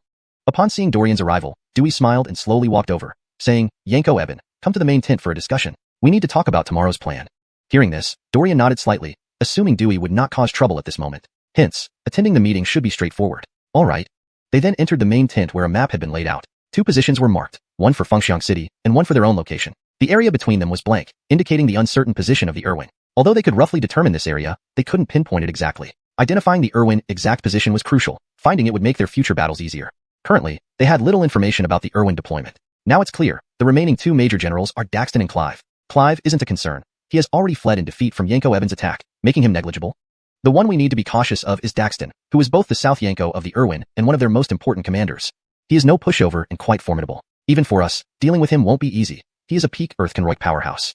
Dewey spoke seriously, looking at Dorian. Only Natalie could handle Daxton among them, which made Dewey take this matter very seriously. A direct confrontation would leave them with no chance against Daxton. But don't the great Karen defenders of Fengxiang City have powerful warriors? Dorian asked Dewey. According to Angel's account, Yanko Ouyang Abengfeng was a peak Earth Konroik powerhouse, but there couldn't be just one such strong individual. Dario Tienda, being the commander-in-chief, shouldn't be weak either, yet why couldn't they defeat Daxton? This was intriguing. Commander Dario Tienda should be a peak Earth Konroik powerhouse, but even he can't match Daxton, or else he wouldn't have been beaten like this, Dewey said nonchalantly, showing some disdain for Dario Tienda. In his view, the entire mess resulted from Dario Tienda's incompetence. Regardless, he still represents their strongest combat force, and they must cooperate, Dorian said slowly. Dewey was unaware of their plan to support Ouyang Abengfeng. Given the current circumstances, Dorian wouldn't disclose this. As enemies, revealing their strategy to Dewey could jeopardize everything. Right. When the Irwin see us, they only have 2 choices, retreat or continue resisting. Prolonging their resistance doesn't seem likely. Facing our 2-pronged assault, they would definitely not be able to hold their ground, so they will probably choose to retreat. Daxia had 10,000 troops, while the Great Karen had nearly 20,000. Daxton wasn't foolish and would opt to withdraw rather than face certain death, Dewey was confident. Therefore, their mission was to intimidate Daxton without launching an offensive. However, Dewey now harbored different intentions. Tomorrow, I wish for Yanko Eben to challenge them and gauge their strength. What do you think, Yanko Dorian? Dewey looked at Dorian, smiling. All pretense gone, Dewey was fully prepared. Asking Dorian to initiate the challenge was obviously malicious. The vanguard role always carried the highest risk. Nonetheless, Dorian had no choice but to nod slowly. Understood. Seeing Dorian accept without hesitation, Dewey felt somewhat smug. Despite Dorian's capabilities, he was still constrained by Dewey, which brought comfort to the latter. No matter how skilled Dorian was, he still had to submit. Satisfied, Dewey continued cheerfully. Good. Let's rest tonight and probe their defenses tomorrow before making further plans. Yes. Everyone naturally stayed silent. Dorian had already agreed, so it fell upon him. It was obvious that Dewey had targeted Dorian. But what could be done now? Without Natalie present, Dewey acted recklessly. Even with Natalie here, Dewey would still assert his seniority, leaving nothing unchanged. After leaving, Marty couldn't help but sigh. Yanko Eben, Dewey's actions are despicable. We must report this to Kale. Chapter 378, Secret Agent. Jerry was indignant. How could someone like Dewey, who acted this way, become a Yanko? It was truly disgraceful to the military. Not only had he failed to earn any merit, but today Dorian had achieved great accomplishments. He had gone out of his way to cover up these achievements, and now he wanted to target Dorian, sending him as the vanguard. Such behavior was absolutely intolerable. Dorian's injuries hadn't even healed yet, and after today's fierce battle, he was already weakened. To be sent as the vanguard again tomorrow would undoubtedly be very dangerous. The southern tribes were not easy to deal with. Although Clive lacked combat ability, Daxton was no ordinary figure. Thinking about this, Jerry became even more furious. He is the Grand Yanko, so we should just listen to him. After all, it's just shouting a challenge. Nothing serious will happen. Besides, it will take time to inform Kale about this matter. During this period, we must remain calm to avoid arousing any suspicion. Dorian did not doubt that if they reported this to Kale and decided to punish Dewey, knowing Dewey, he might rebel. Given his actions, rebellion was only a step away. Dorian felt helpless. They could only wait for the right opportunity. Moreover, this guy will likely monitor me. Communicating with Kale won't be easy.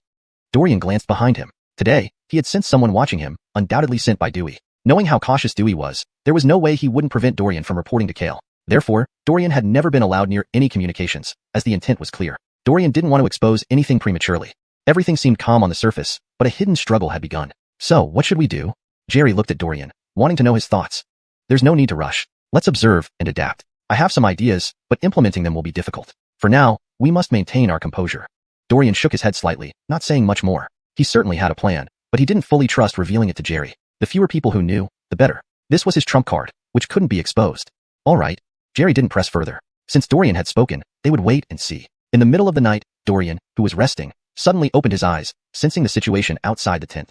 Sure enough, as expected, there was someone monitoring him, hidden well but still detectable through the faint internal energy fluctuation. Dewey, you really intend to go this far? If so, this matter won't end easily, Dorian said coldly. He took out paper and ink, writing a letter. The simplest and most direct approach was through Cody. Of course, this could easily push Dewey to rebel. But given his actions, if they did not respond appropriately, the situation would only worsen. After finishing the letter, Dorian stepped out of the tent.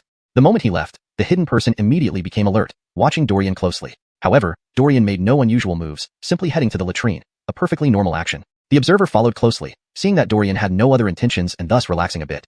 In reality, Dorian had dropped the envelope in a specific spot. It carried a special scent, and the reason for going to the latrine was to mask its smell. Half an hour after both Dorian and the observer returned, a black-clad figure appeared nearby, following the special scent. Clearly marked on their attire was the insignia of a royal secret agent. Cody certainly kept an eye on the war, especially since Dorian and his team were young generals. Having royal secret agents follow them was quite natural. Natalie had informed Dorian how to contact these agents. This was one of Dorian's hidden cards. The letter detailed Dewey's crimes. The secret agents would notice this, and once they reported back, Cody would make a swift decision. Thus, Dewey wouldn't react quickly enough. With Cody's order, their actions would be simpler. The special scent wouldn't attract others' attention, but the royal agents were trained to recognize it. So upon smelling it, they immediately responded. Yankily, Dorian and his men would never proactively contact royal agents. Cody had instructed them only to do so in extreme emergencies. Royal agents were Cody's most trusted subordinates, tasked only with crucial information. Ordinary messages often went unnoticed. Now, the royal agent found the letter and recognized the black-red insignia, instantly realizing its importance. There's a big problem. The royal agent immediately left to deliver the message. In their protocol, the black-red mark signified the utmost urgency, requiring swift communication. Dewey was oblivious to this development. He had taken precautions but only against sudden attacks from Dorian's side, which Dorian wouldn't consider dishonorable. So, Dorian had to wait for Cody's orders. Meanwhile, Natalie had arrived at the border of Dajiao. Rest for a day, then enter Dajiao tomorrow. Looking toward Dajiao, Natalie was somewhat worried about Dorian's situation. Sending Dorian and Dewey together was odd, and Dewey clearly disapproved of them. Joab had told her about this, and she had been cautious throughout the journey. However, Dewey's proposal for them to lead troops to support Dajiao was hard to refuse, as they needed reinforcements.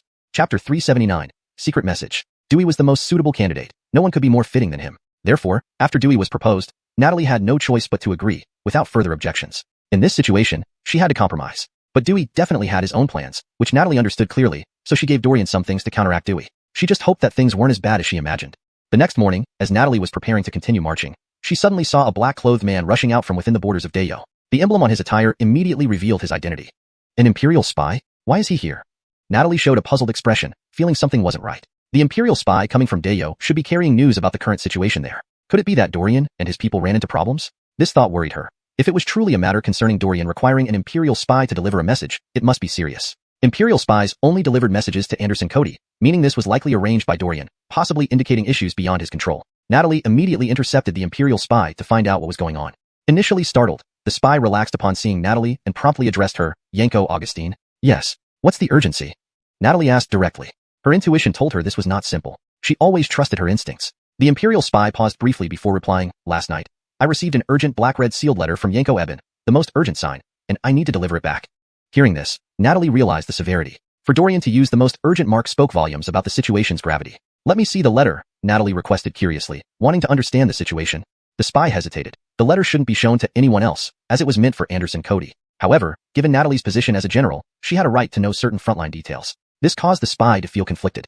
Don't worry, I just need to assess the situation and make judgments. The Emperor won't mind, Natalie reassured him, knowing the Emperor wouldn't fault him for such a minor matter.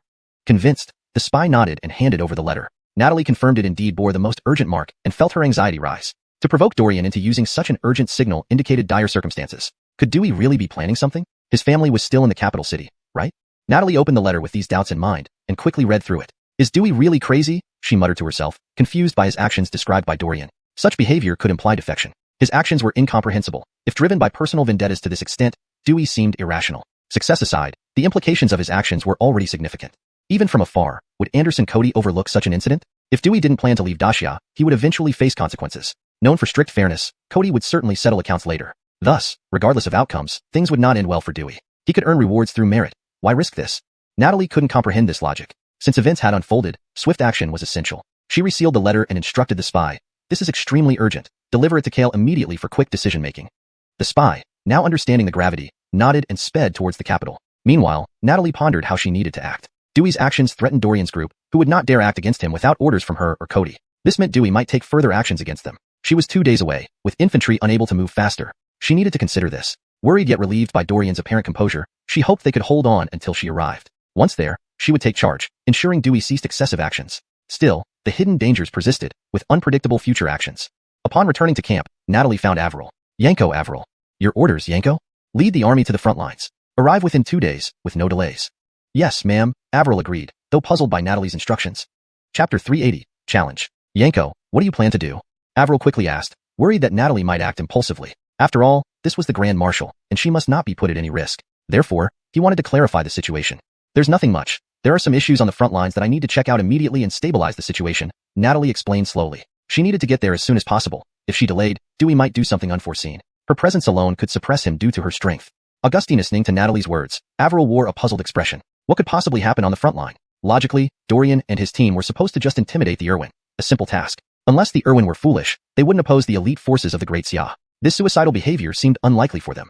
Therefore, Dewey and his men didn't need to do much. They only needed to wait patiently. They weren't required to engage directly with the Irwin, as this was still a small-scale conflict. The true battles would break out when the main forces of the Irwin arrive.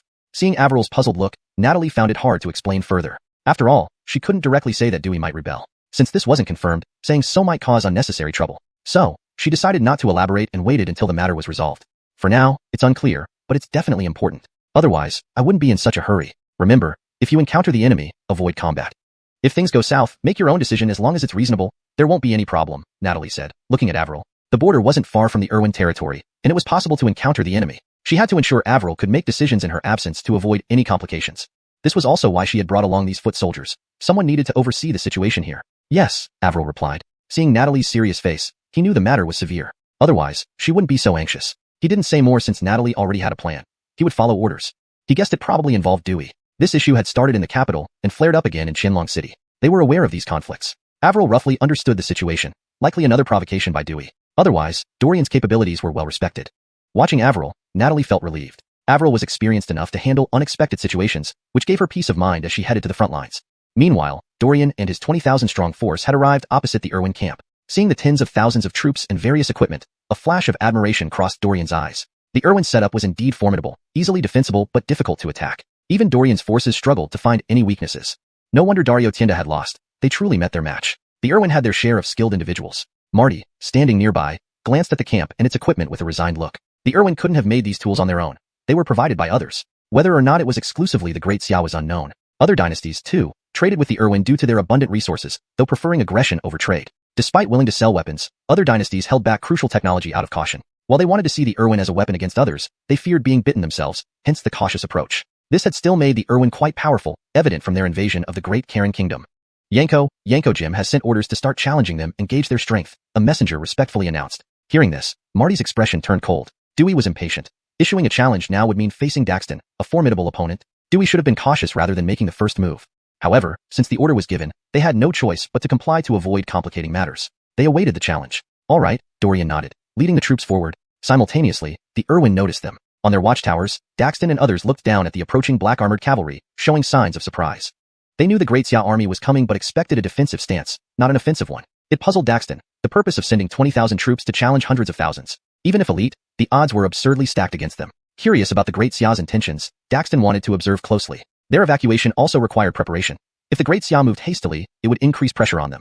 Daxton recognized the commander of this Great Xia force, Natalie. Known for her prowess against the Irwin, she had gained fame after defeating their northern general in battle. Her reputation was immense because of this. The Irwin had always been wary of Natalie, avoiding confrontation with her whenever possible.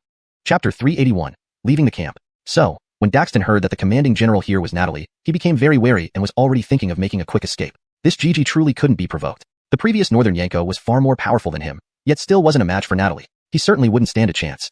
The thought of facing her made Daxton extremely anxious. If not for the impossibility of direct retreat, he would have already fled to Nanzhao by now. What about the investigation you were tasked with? Daxton suddenly asked, turning his attention to the few bodyguards around him. Yanko, based on the intelligence gathered, their main commander should be Dewey, not Natalie.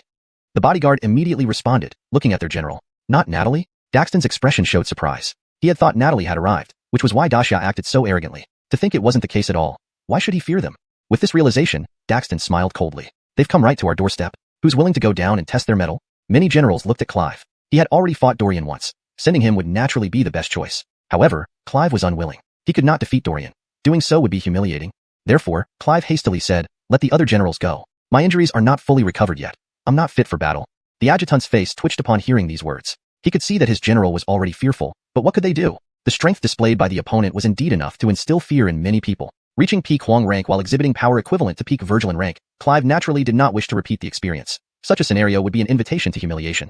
And those present weren't unaware of his situation. Sending him now was nothing short of cruel. Hearing Clive's words, the other generals also realized that he was afraid, which was understandable under these circumstances. Still, it didn't stop them from mocking Clive, who, in their eyes, was just a joke. A peak Virgilin rank losing to a peak Huang rank.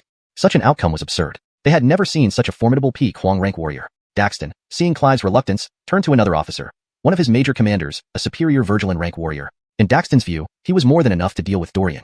Furthermore, it was an opportunity to gain some battle credits for his men. After all, rewards would be distributed upon return. Augustini Clive, this man's final fate was already clear. Thinking of this, Daxton couldn't help but smile. Charlton, take 20,000 cavalry and go face him. Let's see how formidable this guy is, daring to provoke us at our camp gates. Daxton said coldly. Yes, Commander. Charlton nodded, passing by Clive with a provocative look before walking away. Seeing this, Clive let out a cold snort but said nothing. He was ready to enjoy the mockery. He believed Charlton would surely not be Dorian's match and would soon suffer a thrashing. He would then laugh heartily, relishing in watching his colleagues humiliate themselves. At this moment, his adjutant whispered, Yanko, I feel something seems off with their sudden attack. Could there be some hidden agenda? Agenda? Looking at Dorian, Clive didn't understand why they chose to attack now. Surely they didn't believe they could handle tens of thousands of Akash troops with their meager forces. Such a situation was impossible. Therefore, Dorian must have some secret up his sleeve. This piqued everyone's curiosity about what was going to happen. I'm not sure, but they must have some motive. We should alert Commander Daxton to be cautious. Considering their motives aren't simple, they must be planning something against us. The adjutant looked at Clive firmly, never imagining that Dorian was here only out of necessity and not his own will. They were completely oblivious to this fact and thus focused on handling the situation to stabilize things. No need. Clive refused outright. He saw no point in warning Daxton. Informing him would only lead to others taking credit, so he preferred not to involve himself. Although Dorian did have intentions, Clive wished to see problems arise for Daxton. After all, if they faced trouble together, it would be less detrimental during merit evaluations. With these thoughts, Clive eagerly awaited what was to come. Seeing someone from the enemy camp step out, Dorian's expression grew serious, preparing to confront the enemy, though it was normal for the Akash to respond to provocations.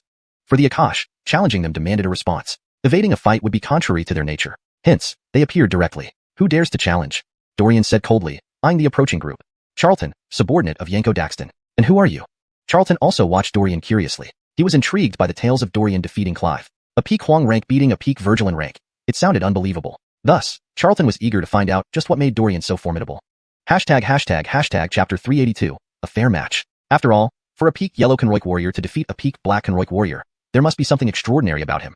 In his view, although Clive wasn't weak, this Dorian must also have some capabilities. Otherwise, it would have been impossible for him to defeat Clive. Henrik was quite convinced of this. Therefore, he could not be too careless when dealing with Dorian. However, even if Dorian was strong, he was still only at the peak yellow Conroy. If Clive couldn't handle him, that didn't mean Henrik couldn't. Thinking of this, Henrik smiled, feeling confident that he could easily handle Dorian without any trouble. Have I heard correctly? You defeated Clive? Henrik looked at Dorian with a hint of interest. It's not as impressive as you might think. Yanko Clive simply didn't want to continue the fight, so we called it a day. Dorian replied calmly, glancing at Henrik. He didn't understand why Henrik asked this question. Is that so? You're quite modest. I've heard you were evenly matched with Clive. That can't be false, right? Naturally, Yanko Clive is indeed an admirable opponent. Dorian glanced upwards, realizing that their relationship must not be good. Otherwise they wouldn't behave this way. The conflicts among these southern barbarian generals were deeper than he imagined. However, this situation presented some opportunities for Dorian and his group. They could certainly take advantage of these internal divisions. But now wasn't the time to dwell on that. He needed to deal with Henrik first. In that case, I'll have to defeat you to prove something. Henrik looked at Dorian, his face filled with fighting spirit. In his mind, defeating Dorian shouldn't be too difficult. He knew that by defeating Dorian, he could thoroughly embarrass Clive. Thinking of this, Henrik became excited. Then let's get started. I want to see how strong you are. Dorian urged his horse forward, charging straight at Henrik. Regardless of who the opponent was, he would strike first. This was part of the task given to him by Dewey. Although Dorian didn't like this assignment, He knew he had to defeat Henrik. Since he had stepped up, he wouldn't back down. Seeing Dorian charge at him without hesitation, Henrik was somewhat surprised. A peak yellow Konroik warrior facing him without hesitation. It made him wonder who was really at the black Konroik. But since Dorian charged, he wouldn't hold back either. Their spears collided, and Henrik immediately felt a tingling numbness in his hand. The strength? Looking at Dorian again, he saw wariness in his eyes. Dorian was truly formidable, perhaps more than he imagined. The sheer force was already enough to speak volumes. No wonder Clive wasn't a match for him. Such power even surpassed his own best efforts. How did he manage to achieve this? Even with innate strength, one couldn't break through the boundaries of rank. Henrik eyed Dorian suspiciously, suspecting there was something unknown about him. In fact, all of Dorian's prowess came from the Overlord body, granting him the immense strength of the Overlord of Western Chu. Without sufficient strength, he couldn't wield the Overlord spear technique. This explained why his strength far exceeded the norm. However, in other aspects, he was just an ordinary martial artist. His speed and inner energy hadn't broken any barriers. Only his strength was heightened due to his physical condition. Soon, their battle escalated into a fierce clash. This was a battlefield, not a sparring match, so every move was lethal. It wouldn't take long before they determined a winner. On the battlefield, this outcome was most common. How powerful! Daxton and the others observing from above wore expressions of surprise. Everyone could see how strained Henrik was against a peak yellow Konroik warrior, highlighting Dorian's remarkable strength. Who is this young warrior? So bold and fearless? Even someone born with great strength couldn't possess such power. Daxton looked at Dorian with a puzzled expression. Dorian's strength was beyond their imagination, astonishingly potent. Yanko, he seems to be the famous young man from Great Xia recently, the son-in-law of Max Mansion, Princess Natalie's husband, Dorian. A scholar beside him remarked slowly, recognizing the name. Princess Natalie's husband? The mention of Natalie shook Daxton. Hearing those words made his heart tremble. The name Natalie instilled fear in them. One Natalie was troubling enough. Now her husband was equally formidable. What should they do? Daxton couldn't find the words. If Dorian continued to grow stronger, he might rival Daxton himself even before reaching the Earth Konroik. This was a serious threat that needed to be eliminated. Thinking this, Daxton showed a fierce look and glanced at a man beside him. The man understood immediately and quietly left the watchtower. Nearby, Clive puffed out his chest, finally proving that Dorian was indeed formidable, not just because of Clive's shortcomings. Yanko Birdie Yin, what plans do you have for Dorian? I doubt anyone but you could handle him. Clive spoke nonchalantly, wanting to gauge Daxton's reaction. After all, Henrik was one of his top generals who mocked him earlier. Clive couldn't let this slide. He sought revenge. Hearing the taunt, Daxton snorted coldly. I, as a general, will not target a mere junior. Although battlefield rules didn't apply, they couldn't be seen as bullying juniors, or they'd be ridiculed in the martial arts world. More importantly, if high-ranking martial artists casually attacked lower-ranked ones, it would turn into a massacre, not a desirable outcome. Chapter 383, Decisive Victory, Bounties. To prevent such occurrences, there is an unwritten rule on the battlefield. Earth stage martial artists must never attack those below their stage. There are no restrictions on the Mystic stage because it's not unheard of for a yellow stage martial artist to fight across stages. Many peak yellow stage fighters have defeated low-rank Mystic stage opponents. After all, talent plays a significant role in martial arts. In contrast, it's extremely difficult, nearly impossible, for an Earth stage martial artist to fight across stages. If that were allowed, it would amount to outright slaughter. Thus, this behavior is strictly forbidden. Daxton was still a man with some dignity and could not bring himself to act so dishonorably. So, Dorian will face little restriction from anyone. Clive was equally straightforward. As fellow Yankos of the Irwin, he did not owe Daxton any particular respect. Then several people should attack him together. The battlefield has no place for rules. Daxton glanced at Clive coldly and said, Yanko Hellion might as well lend your assistance. Otherwise, my deputy can't be his match. Moreover, you can clear your name. Upon hearing Daxton's words, Clive's expression stiffened, and he fell silent. Even now, he didn't want to face Dorian again. His strength was too terrifying. Although together with Charlton they might prevail against Dorian, he couldn't do such a thing. As the northern Yanko of the Irwin, he still had a reputation to uphold. Seeing that Clive wouldn't move, Daxton snorted coldly and resumed watching the battle. The black armored soldiers watched with amazement. We thought yesterday was just talk. We didn't expect our Yanko Dorian to be so powerful, muttered some soldiers among themselves, shocked by Dorian's strength. Marty watched Dorian on the battlefield with a smile. This was their Max son-in-law, truly formidable. The Jethraguo family had indeed gathered many powerful warriors. Joab didn't need much mention.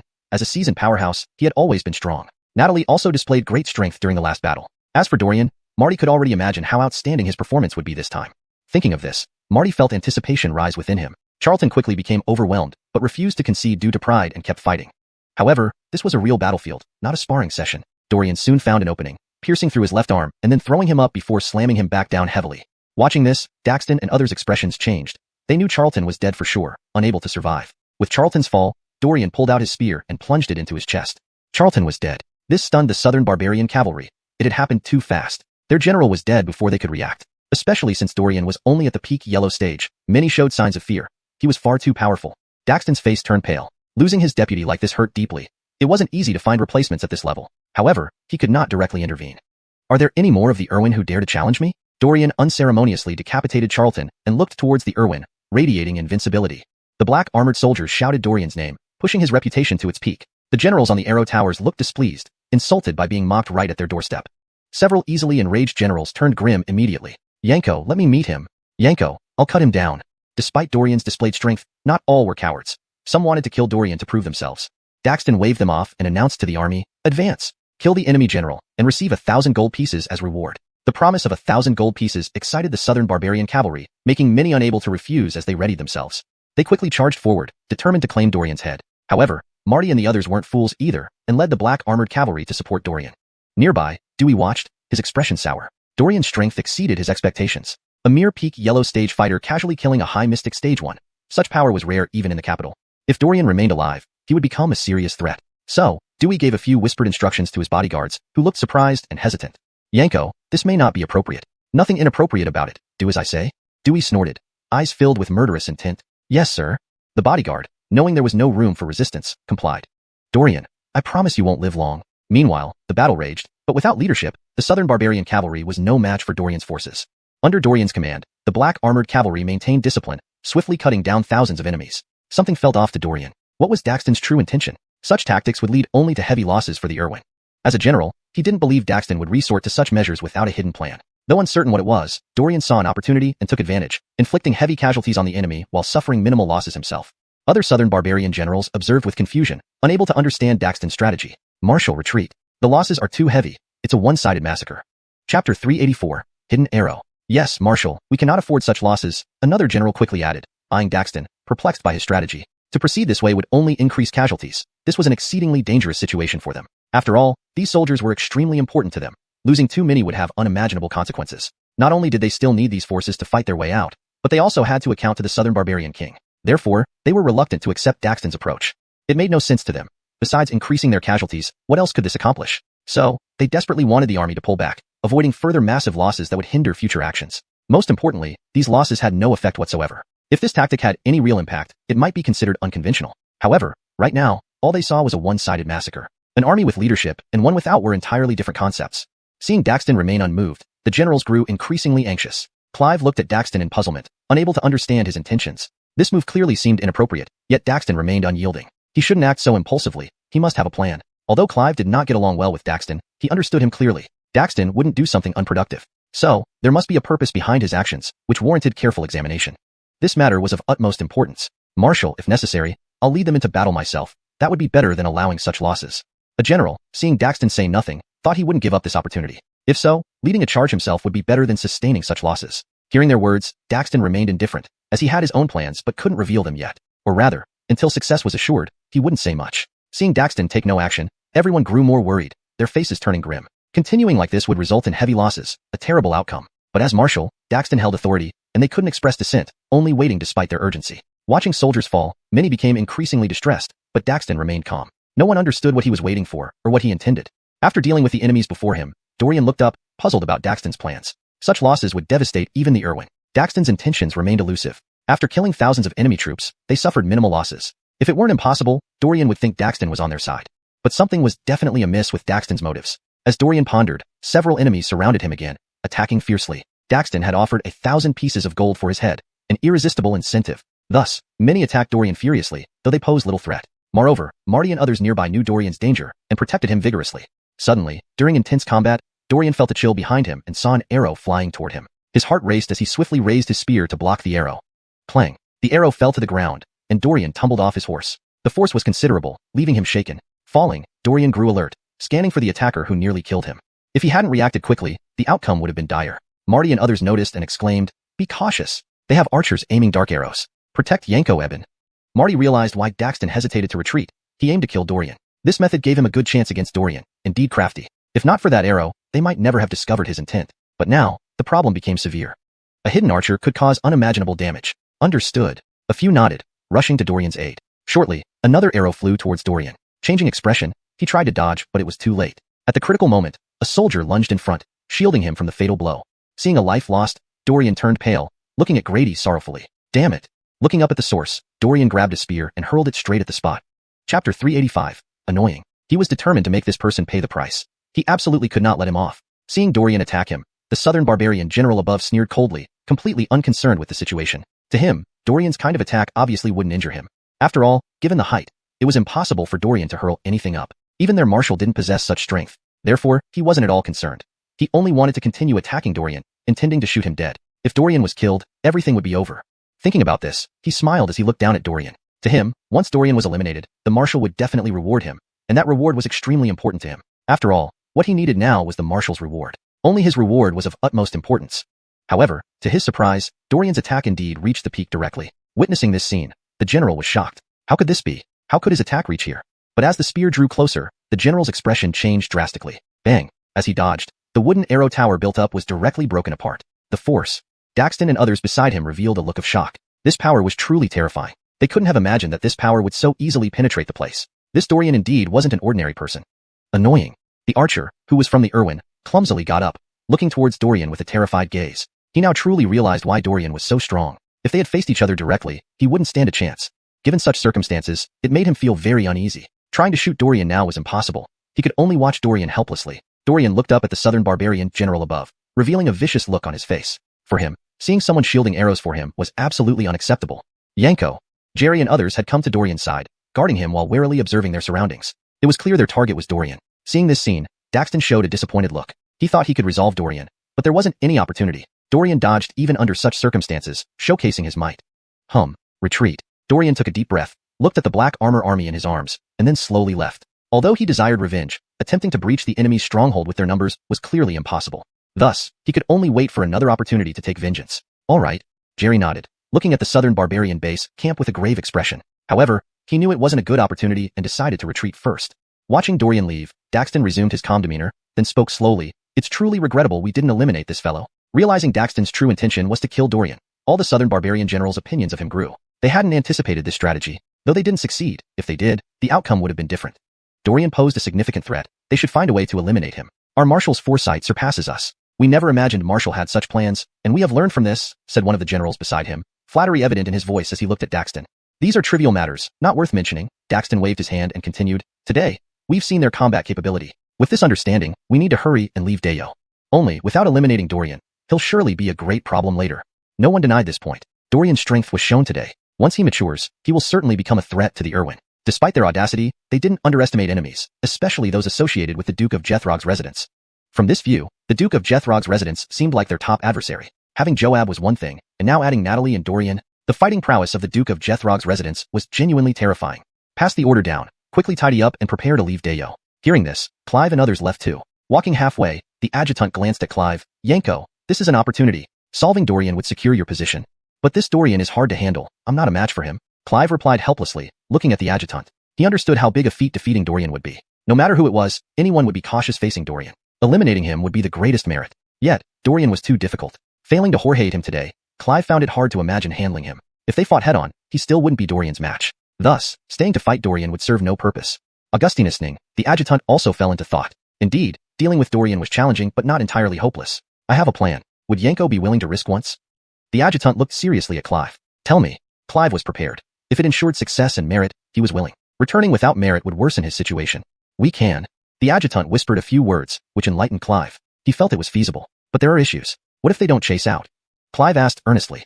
Don't worry, Yanko. They'll definitely chase out. After all, they need merits, and young generals are often hot-headed. The adjutant confidently responded, not doubting anything could go wrong. Hashtag chapter 386, the assassin. Alright, let's do it as you suggested.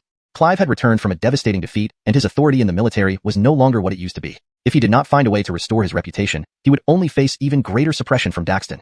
He followed behind Daxton with a meaningful look, sketching out the next steps in his mind. On the other side, Dorian led Apollo and others back to the main camp. Dewey greeted them with a bright smile that made Dorian frown. Dorian, you did well this time. Daxton is the renowned general of the Southern Savages. To survive under his command is already a matter of great pride. These words carried an undertone of cursing and sarcasm. Apollo glared and was about to confront Dewey but was stopped by Dorian. He simply smiled faintly and said, Yanko Jim, if there's nothing else, I need to rest now. The message had been delivered to the Royal Dimitris. Cody would soon know the situation at the front lines. There was no need for Dorian to engage in unnecessary disputes with Dewey. He was a man who saw the bigger picture. Seeing this, Dewey's face darkened. Dorian's calmness in the face of provocation made him appear ridiculous. Watching Dorian walk away, Dewey clenched his fists and sneered, pretending? Let's see how long you can keep it up. A nearby soldier stood trembling beside Dewey, too frightened to breathe loudly. Only after they were out of earshot did Apollo angrily say, Yanko Eben, listen to what he said. We fought tooth and nail while he just sat here like a fisherman reeling in a big catch. Who does he think he is, the Jankoissimo? At best, he's just a minor general. What gives him the right to speak to you like that? After returning from battle and hearing Dewey's comments about being proud just to have survived, anyone would feel uneasy. There's no need to quarrel with him. Focus on the bigger picture. You've worked hard, go rest. As for the secret letter, Dorian did not tell Apollo. Despite trusting him, Dorian worried about any hidden guards Dewey might have planted nearby. Walls have ears, and one must be cautious. Daxton of the Southern Savages had arrived at the battlefield. He was not only powerful but also very strategic, unlike Clive who acted rashly. Now, Dorian and his team faced both internal and external threats. It was not wise to provoke conflict at this time. Their only option was to wait for Natalie and Avril to arrive. No matter how outrageous Dewey became, he could not afford to defy Natalie. In the evening, while Dorian was soaking his feet, he suddenly detected a brief surge of inner energy outside his tent. Although it lasted only a moment, Dorian trusted his instincts. Could it be a sneak attack by the Southern Savage Army? No, that didn't seem right. Dorian quickly dismissed this thought. Today's battle had demonstrated both his and Daxton's strength. Each side had suffered losses, and based on Daxton's character, initiating a surprise attack now would be impractical. Soldiers needed rest to fight effectively. Furthermore, Dorian had fortified his area into an impregnable stronghold. An intruder would need Clive's strength to penetrate it, which clearly wasn't the case. Within seconds, Dorian concluded that it could only be one person, Dewey. Humph. So impatient, coming for me now? This realization made Dorian understand that his actions threatened Dewey. He wanted to eliminate this formidable enemy quickly. Silently gathering his inner energy, Dorian prepared to strike the assailant dead. The tense atmosphere persisted for 15 minutes. Suddenly, zing! A flash of cold steel appeared before him, revealing eyes filled with lethal intent. Staring into each other's eyes, the Jorge saw unexpected calm in Dorian's gaze. Something was off. The Jorge believed he had concealed himself well, and Dorian seemed naturally relaxed. This created an illusion that he held the upper hand. Unbeknownst to him, the moment Dorian detected the inner energy fluctuation, the hunter had become the hunted. Clang! The dagger clattered to the ground as Dorian grabbed the assailant's wrist and pinned him down. Just as he was about to question the attacker, Dorian sensed something amiss. He turned the body over, facing himself. Black blood dripped from the man's mouth as he smirked eerily. This was a suicide operative who had bitten through a poison sac in his mouth, signaling his imminent death. Damn! Dorian shoved the body aside, feeling a sudden weakness and fell onto his bed. He had pushed himself too hard recently. Once the tension released, overwhelming fatigue set in. Yanko! Apollo rushed in upon hearing the commotion. Seeing the corpse and dagger on the floor, his eyes flashed with anger. Shoo! Dorian shook his head, making a hushing gesture. Apollo lowered his voice, speaking gravely. With defenses like iron walls around here, how did this man get in? He must be a suicide operative sent by Dewey. No one knows the layout of the camp and the patrol soldiers better than him. This bastard, does he really intend to? Apollo refrained from saying rebellion. Let's bury him. Dorian sighed heavily, adding, I have my plans. Yes, sir. Apollo knew Dorian's capabilities. Hearing these words assured him that Dorian was biding his time for an opportunity, not simply enduring silently. He summoned 2 trusted soldiers to bury the corpse, then secretly increased the number of guards around Dorian's tent before leaving. The next day, when Dewey saw Dorian alive and well before him, a crack appeared in his otherwise perfect demeanor. Yanko Eben, did you sleep well last night? Dorian smiled naturally. Of course, a good night's sleep after extreme exhaustion restores one's vigor. Hee. Good, that's good. Dewey feigned concern while a storm raged inside him. He was confident that the suicide operative he sent last night was a formidable match for Dorian, proficient in Georgiation, and that Dorian was utterly exhausted. With every advantage in his favor, he expected to hear news of Dorian's death this morning. But alas, he was still alive. Perfectly fine, indeed. Chapter 387, Evil Scheme. Yanko Jim, did you sleep well last night? Dorian asked with a smile. Pretty good. With you thinking he was dead, could you not sleep well? Dewey clenched his fists and his face darkened. Meanwhile, in the capital city, inside the Gold Gilt Palace, Cody idly played with the secret letter in his hands. He had just finished scanning its contents. Cody didn't believe that Dorian would create trouble for no reason at this time. Dorian was a very steady person. If what was written in this letter was true, then Yanko Jim's attitude towards the royal family was highly questionable. On the battlefield, internal conflict was most taboo. Moreover, Dewey's actions were clearly targeting Dorian outright. Has anyone else seen this letter? He looked at the imperial spy before him, who hurriedly replied, and Marshal Augustine. A hint of indeterminate light flashed in Cody's eyes. He laughed lightly. If I remember correctly, Dewey's family all live inside the capital, right? Though his tone was casual, beads of cold sweat began to form on the spy's face. He sensed a faint trace of killing intent from Cody's words. Hengran was Hengran. Even his offhanded, inconsequential statements left others pondering repeatedly. Send someone over to keep an eye on them. Don't act rashly, be careful not to let them discover anything, Cody said coolly. He couldn't confirm the authenticity of Dorian's letter at this moment, so he simply sent people to monitor Dewey's family. Once there was any sign of rebellion, Cody would take action without hesitation. He wanted everyone to know the consequences of betrayal. My emperor, should we not verify it? The spy cautiously asked. I have my plans. Yes. That statement implied that he shouldn't know further and should leave promptly. The spy dared not linger and hurriedly departed. Meanwhile, a familiar figure returned to Dekaran. Cloaked in black, he looked towards the distant camp with a chilling smirk on his face. This person was none other than Clive. Since his defeat at Dorian's hands, life hadn't been pleasant in front of Daxton. Enduring daily disdain and verbal abuse had become unbearable for the proud Clive. Moreover, Daxton was his sworn enemy. Being outshone by his nemesis wasn't easy to bear. Today, he secretly returned to Dakaran seeking to redeem himself by slaying Dorian. Clive turned to his deputy and asked sternly, "Are you sure Dorian will come out?" Although he had only met Dorian twice, he understood the latter's character, calm, solid, unfathomable like a deep valley. Their little tricks might not fool him at all. The deputy patted his chest, laughing. "Yanko, Dorian is outwardly calm, but if you offer him a chance to earn merit, he can't possibly refuse. Moreover..." Stopping abruptly, Clive frowned and rebuked. "Speak up. After being with me for so long, don't tell me you still don't understand my temper. I won't lose my patience now." He knew the deputy was about to say something unpleasant. Moreover, after defeating you last time, his confidence must have soared. Now he's likely feeling overly confident. It's the perfect time to strike. Though Clive didn't enjoy hearing this, he agreed. Dorian, young as he was, must be arrogant and unwilling to fall behind. This might just make their plan work unexpectedly well. All right, I get it. Let's send the man in. Yes. A youth with stooped shoulders and triangular eyes stepped out behind the deputy. Under Clive's watchful gaze, the youth marched boldly toward the main camp. Dorian was enjoying his lunch at this moment. Days spent either outsmarting Dewey or battling the Irwin had made this rare leisure time invaluable. Dorian intended to make the best use of it. Apollo sat beside him, whispering, "Yanko, that guy last night was definitely one of Dewey's men. How are you so sure? Even though I suspect it too, we have no evidence." Dorian sighed, smiling wryly. Without Natalie or Cody's orders, no matter how outrageous Dewey became, Dorian couldn't act against him unless Natalie arrived. Only then would Dorian feel less constrained. Cody must have received his secret letter and taken appropriate measures by now. Dorian knew Cody wouldn't believe his word immediately, but would send people to investigate. As long as Dewey didn't realize that Cody already knew the situation on the front lines, any abnormal behavior would not go unnoticed. In summary, the situation was still under Dorian's control. There was no need to argue with Dewey yet. He also doubted Dewey's Jorges could kill him. Apollo snorted. That Jorge once got injured and wore a dirty bandage on his wrist. There was a barely visible pattern on it. After checking their surroundings, Apollo slowly pulled out the bandage from his sleeve. Dorian recognized the pattern. It matched one he saw on Dewey's sleeve. That damn fool. Does he not realize when he should act professionally? To bring personal grudges onto the battlefield and plot to Jorge, a general in the main camp. This is a double-edged sword. Dorian clutched the bandage, smiling. Used properly, it's evidence that Dewey tried to Jorge me. Used poorly, it means we killed one of his men privately. Understand? Apollo's heart trembled. I'll handle this. Keep quiet about it. Yes, understood. Just then, Dewey's voice echoed outside the tent. Yanko Dorian. Yanko Dorian, are you here?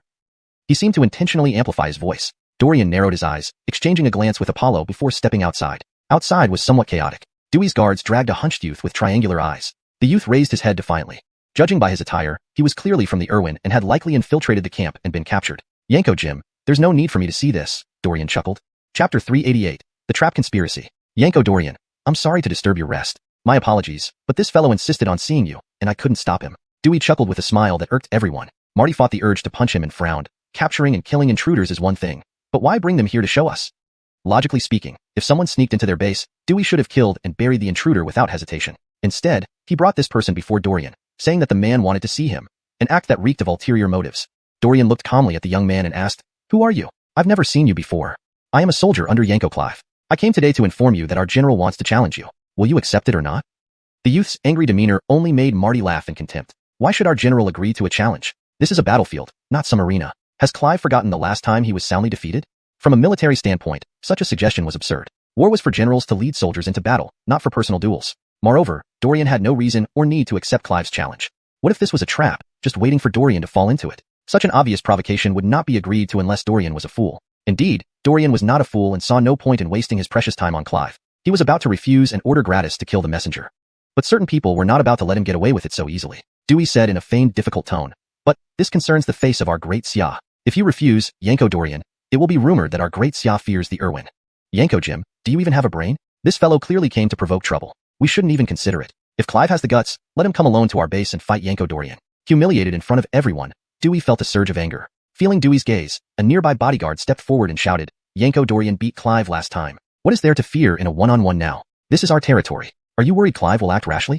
Don't talk nonsense. Let Yanko Dorian decide." While Dewey verbally supported Dorian, he was inwardly gleeful. He had set Dorian up perfectly. Surely, he would agree to the duel.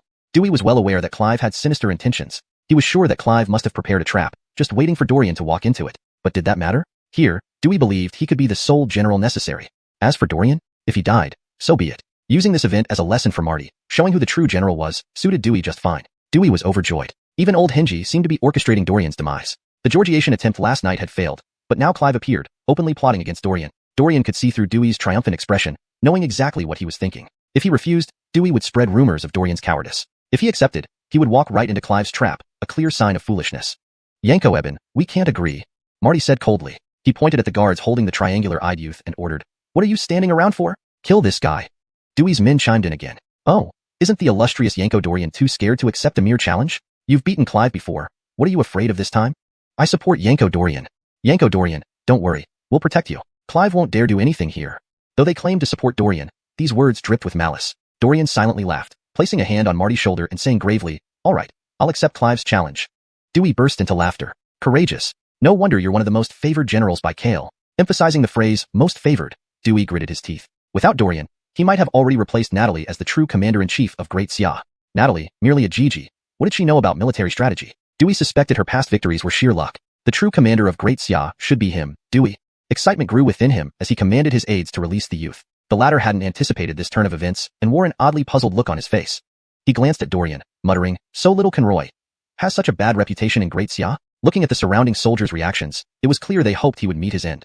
Despite this realization, a glimmer of relief shone through the youth. Thankfully, Dewey had helped. Otherwise, his mission would fail, and he'd likely lose his life. Only the promise of numerous rewards from Clive kept him undertaking this perilous task. "Then let this man guide you there," Dewey said with a broad grin. "Yanko, don't worry about me. I'll be back soon," Dorian said reassuringly to Marty, patting him on the shoulder. Many black-armored cavalry members glared at Dewey. They found his behavior utterly disrespectful. All were generals of Great Xia. Both Dorian and Avril had earned accolades in previous battles, while Dewey had been nothing but an obstruction, hindering any meaningful action and consistently targeting Dorian. This infuriated everyone. Facing their gazes, Dewey remained unfazed, thick-skinned as ever. Dorian gave Dewey a slight smile. "Could you please prepare some wine and food here for me, Yanko Jim, to enjoy upon my return?" "No problem. When Yanko Dorian returns unscathed, I'll ensure everything, even a grand feast, is ready for you." After Dorian left with the youth, Dewey casually turned to Marty. "I hope Yanko Marty understands the situation and chooses wisely." Marty merely snorted, ignoring Dewey's advice. Chapter 389. One shot to subdue the enemy. Some choices will determine your status in the Great Xia dynasty. Do you understand? Having said that, Dewey left without another word, strutting away with his confidence in tow, utterly pleased with himself. In his eyes, Dorian was already a dead man. Clive wouldn't let him off. Fenwick had initially intended to follow with his troops, but was stopped by Dewey's soldiers. A full-scale battle seemed imminent, yet Fenwick recalled Dorian's words and chose to hold his breath and suppress his anger.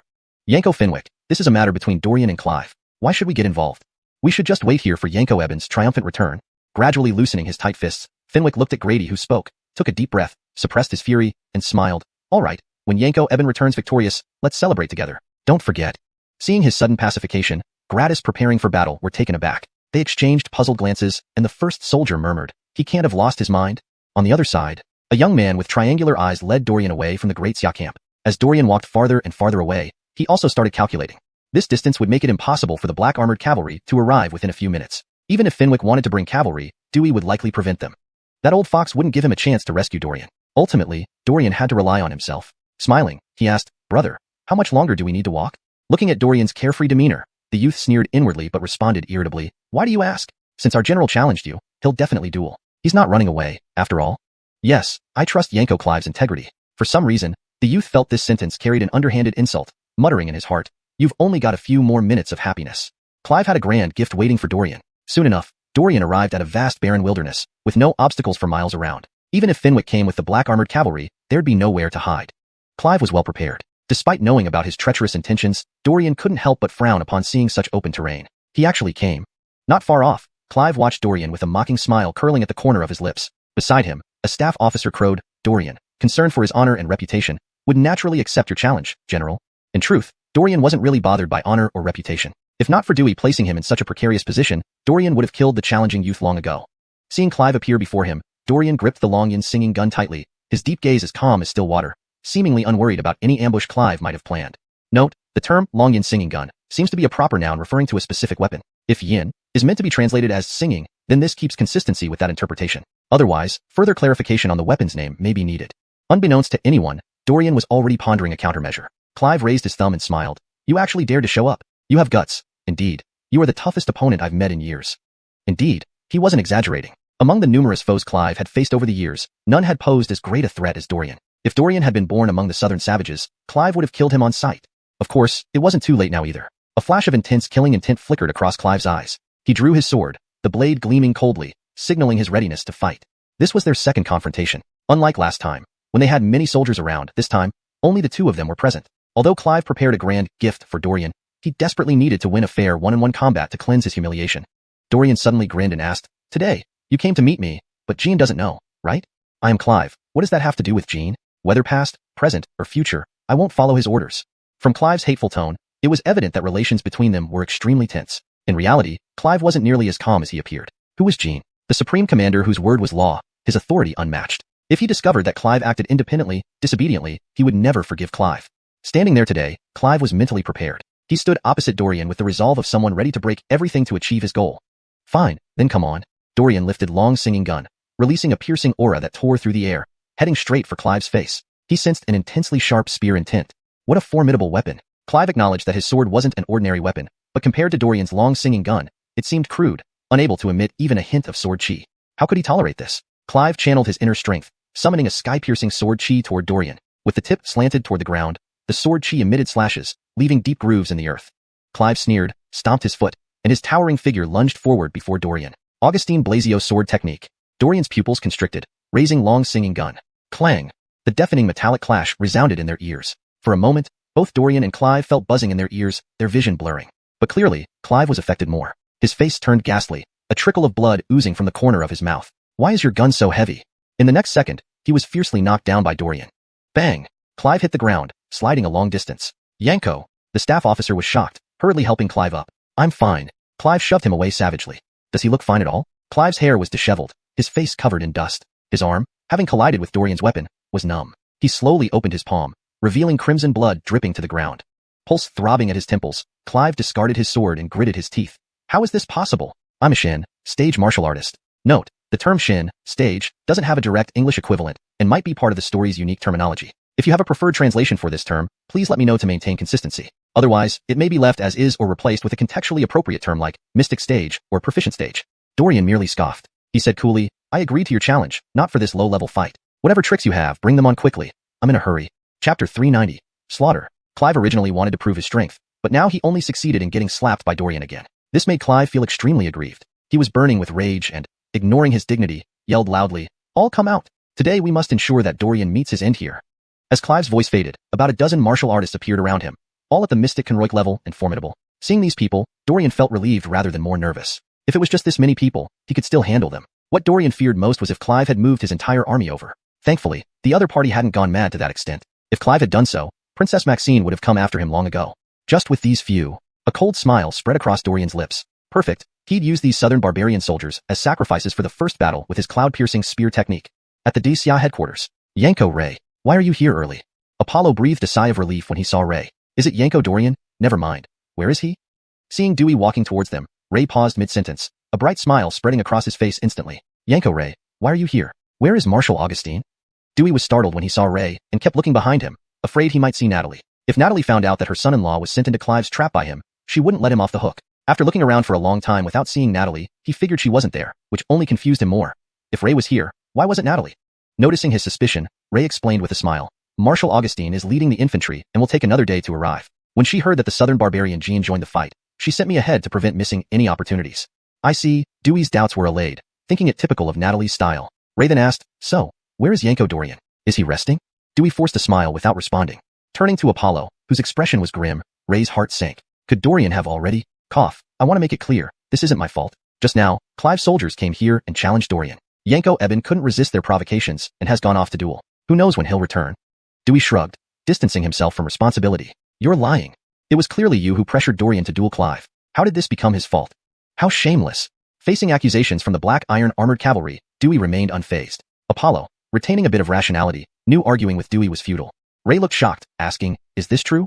Without needing to be present, hearing Dewey's account, Ray guessed it was definitely an ambush. Dorian isn't stupid. He wouldn't go in blindly. Dewey was definitely lying. Yanko Ray, let's talk privately, Apollo whispered. Watching the two leave, Dewey smiled nonchalantly. Sir, with Yanko Ray here, will we be questioned? One soldier asked nervously. Dewey scoffed. If Natalie were here too, I'd be wary. But with only Ray, nothing to fear. Even if he teams up with Apollo, they're helpless without Dorian. By tomorrow when Natalie arrives, Dorian will be dead. She won't flip over a corpse, especially since I'm an important general of Disya. Dorian had unconsciously become the mainstay for Apollo and Ray during their march. Without him, they couldn't cause any waves. Dewey wasn't afraid of them at all. If Ray wants to send troops to save Dorian, what should we say? What you can think of. Do you think Clive can't? Dorian probably wandered off somewhere. We'll just wait for his body. Yanko Jim, you really have insights. Grady smiled insincerely, praising Dewey. Prepare fine wine and food. Once Dorian's body arrives, we'll celebrate thoroughly. Dewey gleefully thought, feeling satisfied. Since the march began, he had been annoyed by Dorian's lack of respect. Better for him to die early and eliminate future troubles. Yes, right away, Grady sweat profusely. If their own general died and Dewey celebrated, this might get back to the Emperor. No, no way. The Emperor isn't here. How would he know? Shaking off ominous thoughts, Grady hurriedly complied. In the wilderness, Clive stared blankly at the two bodies on the ground. Just moments ago, Dorian used some spear technique, killing the two soldiers before anyone could comprehend what happened. Did you see anything? No, we didn't see. They just died. His spear is heavy, yet fast. To wield such a heavy spear so swiftly showed that even without it, Dorian could easily crush Clive. Realizing this, Clive felt panic rising within him. The scales of victory weren't tilting in his favor. Seeing Dorian's gaze fall on Clive, his lieutenant quickly urged, "What are you standing around for? Attack and kill Dorian. Don't let him get close to Yanko Clive." Right, all together. Watching the hesitant soldiers, Dorian didn't rush to act but marveled at the power of the cloud-piercing spear technique internally. Indeed, the cloud-piercing spear technique was formidable, consisting of 12 fast moves. Just now, he only demonstrated a fraction of its power. Dorian steadied his breath, pointing his spear at Clive with a smirk. "Today, I shall slay you here." A shiver ran down Clive's spine as a wave of intense, deadly aura engulfed him. Note: I've translated the names using pinyin, e.g., Dorian instead of Dorian. Maintain the original tone and style, ensure the translation is natural and fluent, and preserve the paragraph structure and line breaks from the original text. Hashtag chapter 391. The farce ends. How could you let Yanko Dorian go to battle alone? Avril, who now understood the whole situation, was also extremely angry at Dewey's actions. Knowing it was a trap, he still allowed Dorian to confront it. His intentions were despicable. This was a critical moment in their battle against the Irwin. Losing any general would be a huge loss for them. Couldn't personal grudges be set aside when facing such a crucial situation? Avril originally thought Dewey, as an old general, would prioritize the greater good. But unexpectedly, he turned out to be a petty and malicious person. Dewey sneered coldly, putting on an expression of helplessness. "Yanko Avril, how can this be my fault? Wasn't it Clive who challenged him?" Dorian agreed on his own accord. "What does that have to do with me?" Moreover, if Yanko Dorian hadn't agreed, wouldn't it tarnish the reputation of our great Xia dynasty? If this news spreads, wouldn't people think we are afraid of the Irwin? How could that be acceptable? Hearing his seemingly reasonable nonsense, Avril couldn't hold back his frustration. Just as he was about to challenge this bastard, Marty stopped him.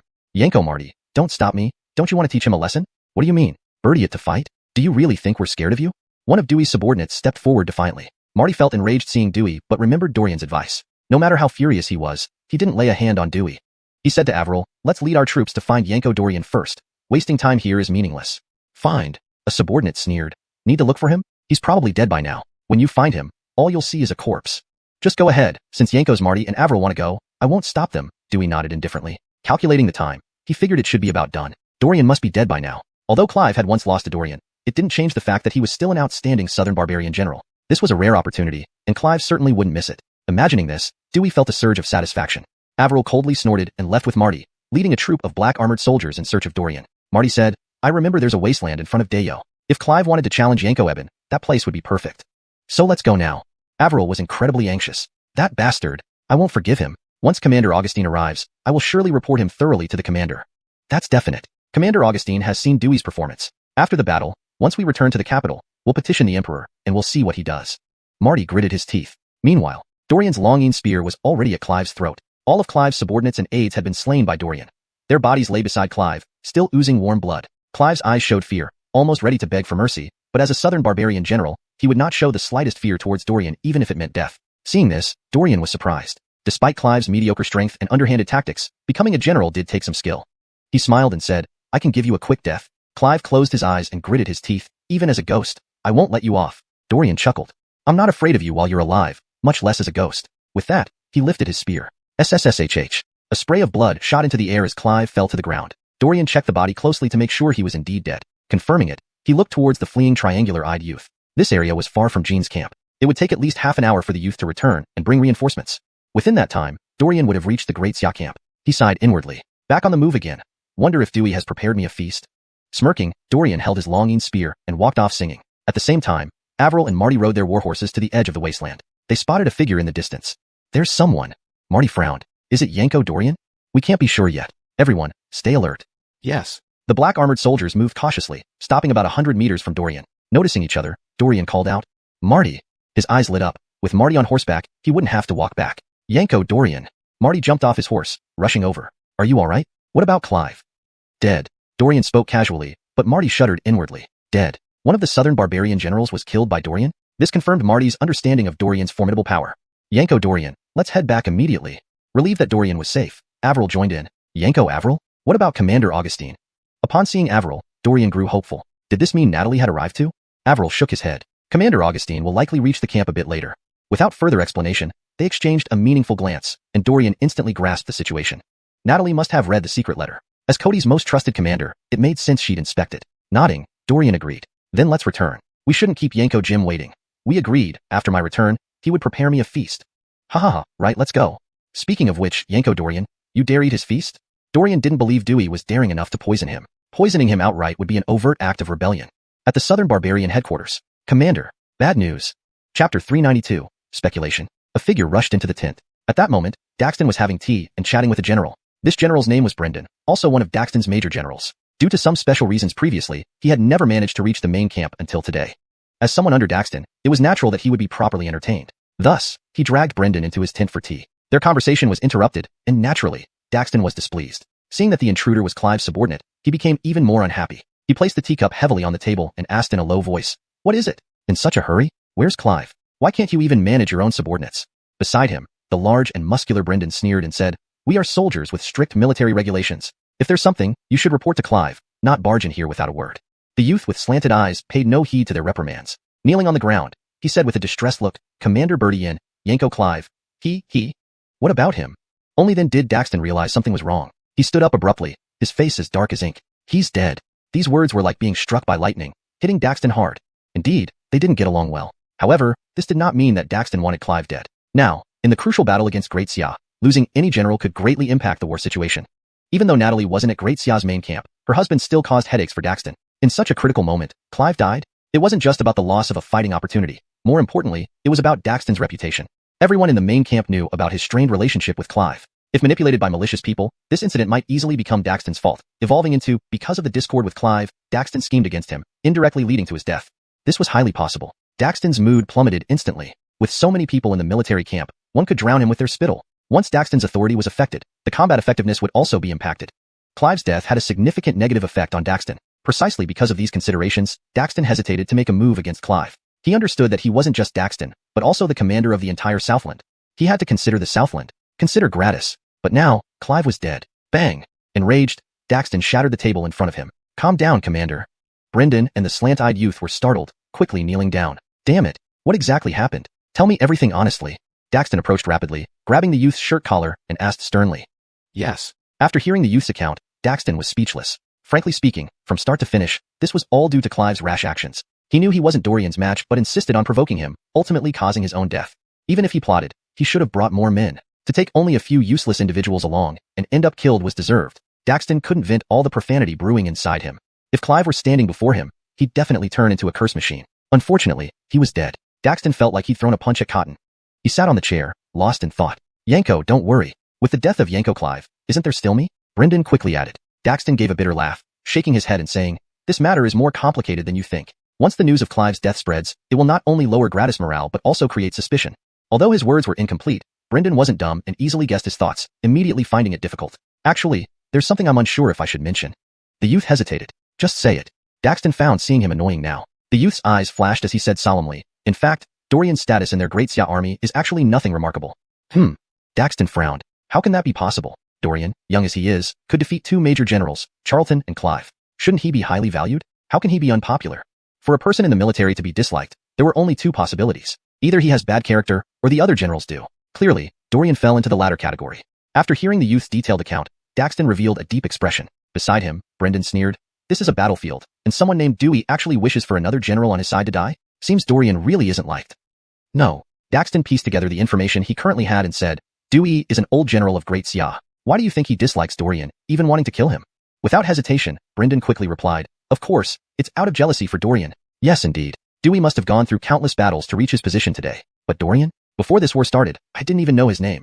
He was just an unknown minor soldier. Yet, he climbed to the position of Great Xia's general in a short time, equaling Dewey's status. Naturally, Dewey feels resentful. But wouldn't that alone not be enough for Dewey to bear murderous intentions towards Dorian?" Brendan asked doubtfully. "Yanko Shinto, you might not know, but Dorian has another unique identity." Daxton smiled mysteriously. "He is Natalie's husband." "What?" Brendan widened his eyes. "Powerful, with outstanding command skills, and a wife who holds an exceptional position in Great Xia. This. Even the Southland's Brendan felt somewhat envious of Dorian. Yes, coincidentally, Dewey is easily jealous and narrow-minded, unable to stand Dorian being better than him, which is why he keeps targeting him. A peculiar smile appeared on Daxton's face. We will exploit this to defeat Dorian. At this point, Clive's death had already become insignificant. Chapter 393, The Madman Brendan. Dorian and his two companions returned to the camp in high spirits, looking unscathed. Dewey stared at Dorian's face, his lips twitching slightly, indicating he was far from calm. Several soldiers behind him murmured quietly. He actually came back alive, must be incredibly lucky. It seems Yanko Avril arrived just in time. Damn it, we should have stopped them if we knew this would happen. Shut up, Dewey yelled impatiently. If those words were heard by Dorian's group, Grady who spoke would be executed, just like Hemlock before. The enmity between Dewey and Dorian was common knowledge in the headquarters, though they hadn't fully broken ties yet. Haha, indeed you're Yanko Dorian. Clive must be dead by your hand, right? Dewey said with a forced smile. Let's not talk about that for now. Didn't Yanko Jim say you'd prepare a feast for me when I returned? I'm back now, where's the feast? Dorian laughed heartily and asked. Dewey's expression changed, then he replied, it's coming. I've already sent people to prepare. Watching the trio leave happily, Dewey clenched his teeth, muttering, that good-for-nothing Clive. He had hoped Clive would kill Dorian, but instead, it cost Clive his life. The three arrived at Dorian's tent. Marty snorted and asked, Yanko Eben, you dare eat what Dewey prepared? Marty did not doubt that Dewey could poison the food. Dorian shook his head. His courage hasn't reached that level. Besides, I can tell if there's poison. Don't worry. Those words were meant to irritate Dewey further. He never expected Dorian to return not only alive, but with merits. Single-handedly slaying the Irwin General Clive was certainly an unparalleled achievement. The Irwin would soon know of Clive's death, leaving all eyes on Daxton's next move. Dorian's mind raced as he contemplated strategies. Then, a slender figure appeared outside the tent, seemingly trusted by Yanko Marty, whispering, come in. A black armored soldier bowed and reported, Yanko, Brendan has arrived at the Irwin headquarters. Unless something unexpected happens, he will lead the next assault. Brendan? Avril was visibly startled. He sighed, truly, Clive is dead, and now comes Brendan. Dorian was puzzled. Who is he? A renowned fierce warrior among the Irwin. His combat style is, inflict 1,000 injuries, sustain 800. He's a complete madman, Avril explained helplessly. His strength is comparable to Clive, but both his combat techniques and tactics are far superior. Even you, Yanko Dorian, might not defeat him. Avril didn't underestimate Dorian, who could defeat a peak profound stage opponent with a high yellow stage power, surely having notable abilities. But Brendan's fighting style, which Avril once witnessed, was unmatched in its ferocity, making even seasoned warriors tremble at the sight of him. And Brendan serves under Daxton, perhaps influenced by her. His military tactics are quite cunning, giving many generals headaches. Not only was he powerful, but also skilled in warfare strategy. From Avril's description, Dorian deduced that if Brendan were also an Earth stage powerhouse, he could potentially replace Daxton. August uniquely, this was why Daxton kept him close. As Dorian pondered, Dewey's voice called from outside the tent. Yanko Dorian, I've specially prepared a lavish meal for you. Come out and enjoy it. Dorian ignored the resentment in Dewey's tone and walked out with Avril. Today, not just them, but other soldiers also enjoyed a feast. Despite being petty, Dewey excelled in training soldiers, explaining why so many of his subordinates remained loyal despite knowing his intentions. Dewey huffed coldly, clearly displeased. To most soldiers, today was a grand day due to Dorian killing the enemy General Clive. For Dewey, however, his luck had plummeted to rock bottom. Simultaneously, he viewed Dorian as a more significant threat. Dorian must die. If he lives, I fear I won't sleep soundly upon returning to the capital. Dewey told his soldiers. Dorian was not only patient and formidable, but also strategically savvy. If not eliminated, Dewey feared his status would eventually be usurped by this young man. With Dorian gone, everything else would be irrelevant. Taking a deep breath, a sharp murderous intent flashed in Dewey's eyes. Yanko, aren't you eating? I have no appetite, go ahead. Dewey frowned and returned to his tent. The next day, Natalie did not come, but Brendan arrived. Leading thousands of elite soldiers with a massive broadsword, he challenged the camp. Dorian, Dewey, get your asses out here. Get out, get out. Thousands of voices roared deafeningly. Why is this madman here? Clearly, Dewey's information was outdated. Dorian's group had been prepared for Brendan, while Dewey wasn't aware he had reached Daxton's camp. Dorian rode his warhorse, leading thousands of black armored soldiers, facing Brendan. The man was tall and muscular, carrying a rusted broadsword over his shoulder, radiating a powerful aura without needing anger. This was a very dangerous man. As the saying goes, the brave fear the reckless fear those willing to die. Brendan was the latter, a type of adversary that gave generals nightmares. Yanko's Dorian and Marty, this lunatic is yours to handle since he insists on seeing you. Dewey chuckled, refusing to send his soldiers against Brendan. Shameless coward. Marty was accustomed to his behavior, simply scoffing without retorting. Chapter 394, a feint to divert attention. So, you're Dorian? Brendan looked down at Dorian from his vantage point, his large sword poised and ready for action. Behind him, numerous soldiers were influenced by Brendan's presence, radiating a deadly aura as their combat readiness soared. Hemph, you indeed have some skills if you manage to kill Clive, but I'm not like her. Dorian frowned slightly, then said, state your name. From the southern tribes, Brendan. He lifted his large sword, pointing its tip directly at Dorian, emitting a piercing sword chi that made Dorian's cheeks feel slightly stinging. Clearly, this sword was heavy, carrying with it a chillingly fierce sword chi as it swung. Dasha, Dorian. Dorian raised the dragon-sized spear without showing any sign of backing down. A fine spear, though we'll see how capable the wielder is. Brendan had a warlike temperament, constantly challenging strong fighters within the southern tribes' territories. From other generals to reclusive masters, he remained undefeated over the years. Had he not encountered Daxton, Brendan would have long become the great Yanko of the southern tribes. The two commanders gave hand signals, and immediately their soldiers rushed forward. War was imminent. Brendan grinned, saying, "Your black armored cavalry may be powerful, but, in the end, victory depends more on a general's tactical prowess than just the strength of the troops." This time, Brendan came with a plan. He wasn't a reckless warrior, but a strategist. Naturally, Dorian didn't underestimate Brendan either. Just from Daxton's absence today, it was evident how much trust she placed in Brendan. Perhaps Daxton believed that one Brendan was enough to handle Dorian. Their eyes met, sparking an invisible clash. In the next moment, clang! Eerie and Avril hadn't even seen what happened when they realized the long spear and heavy sword had already clashed. The heavy sound of metal rang out, and Brendan clenched his teeth, his eyes ablaze with fighting spirit. "Remarkable. No wonder you killed Clive. I haven't faced such a formidable opponent in a long time." After only one clash, Brendan dismissed his previous disdain for Dorian. His spear was indeed top-notch, and his skill matched the weapon. For a while, the spear intent and sword chi intertwined on the battlefield, forcing nearby combatants to evade. What a sharp spear intent. Is this Yanko Dorian's true power? To release such potent spear intent at the peak Yellow Conroik, imagine what he'd be like at the Mystic Conroik. Our Yanko Brendan's sword chi isn't weak either. It's almost like watching immortals fight. Clang clang clang. After several clashes, both men took a step back. Dorian panted lightly, glancing at Brendan's heavy sword. Though this sword was indeed heavy, besides its weight, it had no particular advantages. While observing Brendan, the latter was also examining Dorian. A fine spear. For such an exceptional long spear to end up in the hands of a mere Yellow Conroik warrior, it's truly underutilized. Brendan sneered. Indeed, he was more deserving of this spear. Thinking this, Brendan lunged forward once more. Dorian didn't want to prolong the fight. He knew from Avril that Brendan excelled at diversion tactics, engaging in battle here while attempting to sneak attack the main camp elsewhere. A swift resolution would be better. Cloud-piercing spear technique. Dorian's voice was low and commanding, and multiple spear shadows appeared around him. Brendan's expression turned grim. One spear alone was enough to cause him headaches. Reluctantly, Brendan gripped the hilt with both hands and began swinging his heavy sword fiercely. Dorian observed his nearly death-defying combat style. During their battle, a figure stealthily infiltrated the main camp unnoticed by either Dorian or Dewey. Brendan clenched his teeth, eyes bloodshot as he fixed them on Dorian. His gaze seemed to promise 1,000 deaths. Too strong. Unbelievably strong. Brendan couldn't imagine how formidable Dorian would be if he reached the Mystic Conroik. Wouldn't even Daxton be no match for him then? At this thought, a sense of urgency surged within Brendan. Absolutely, he could not let Dorian live. Brendan growled, blood trickling from his skin. He had actually blocked the first move of Dorian's cloud-piercing spear technique.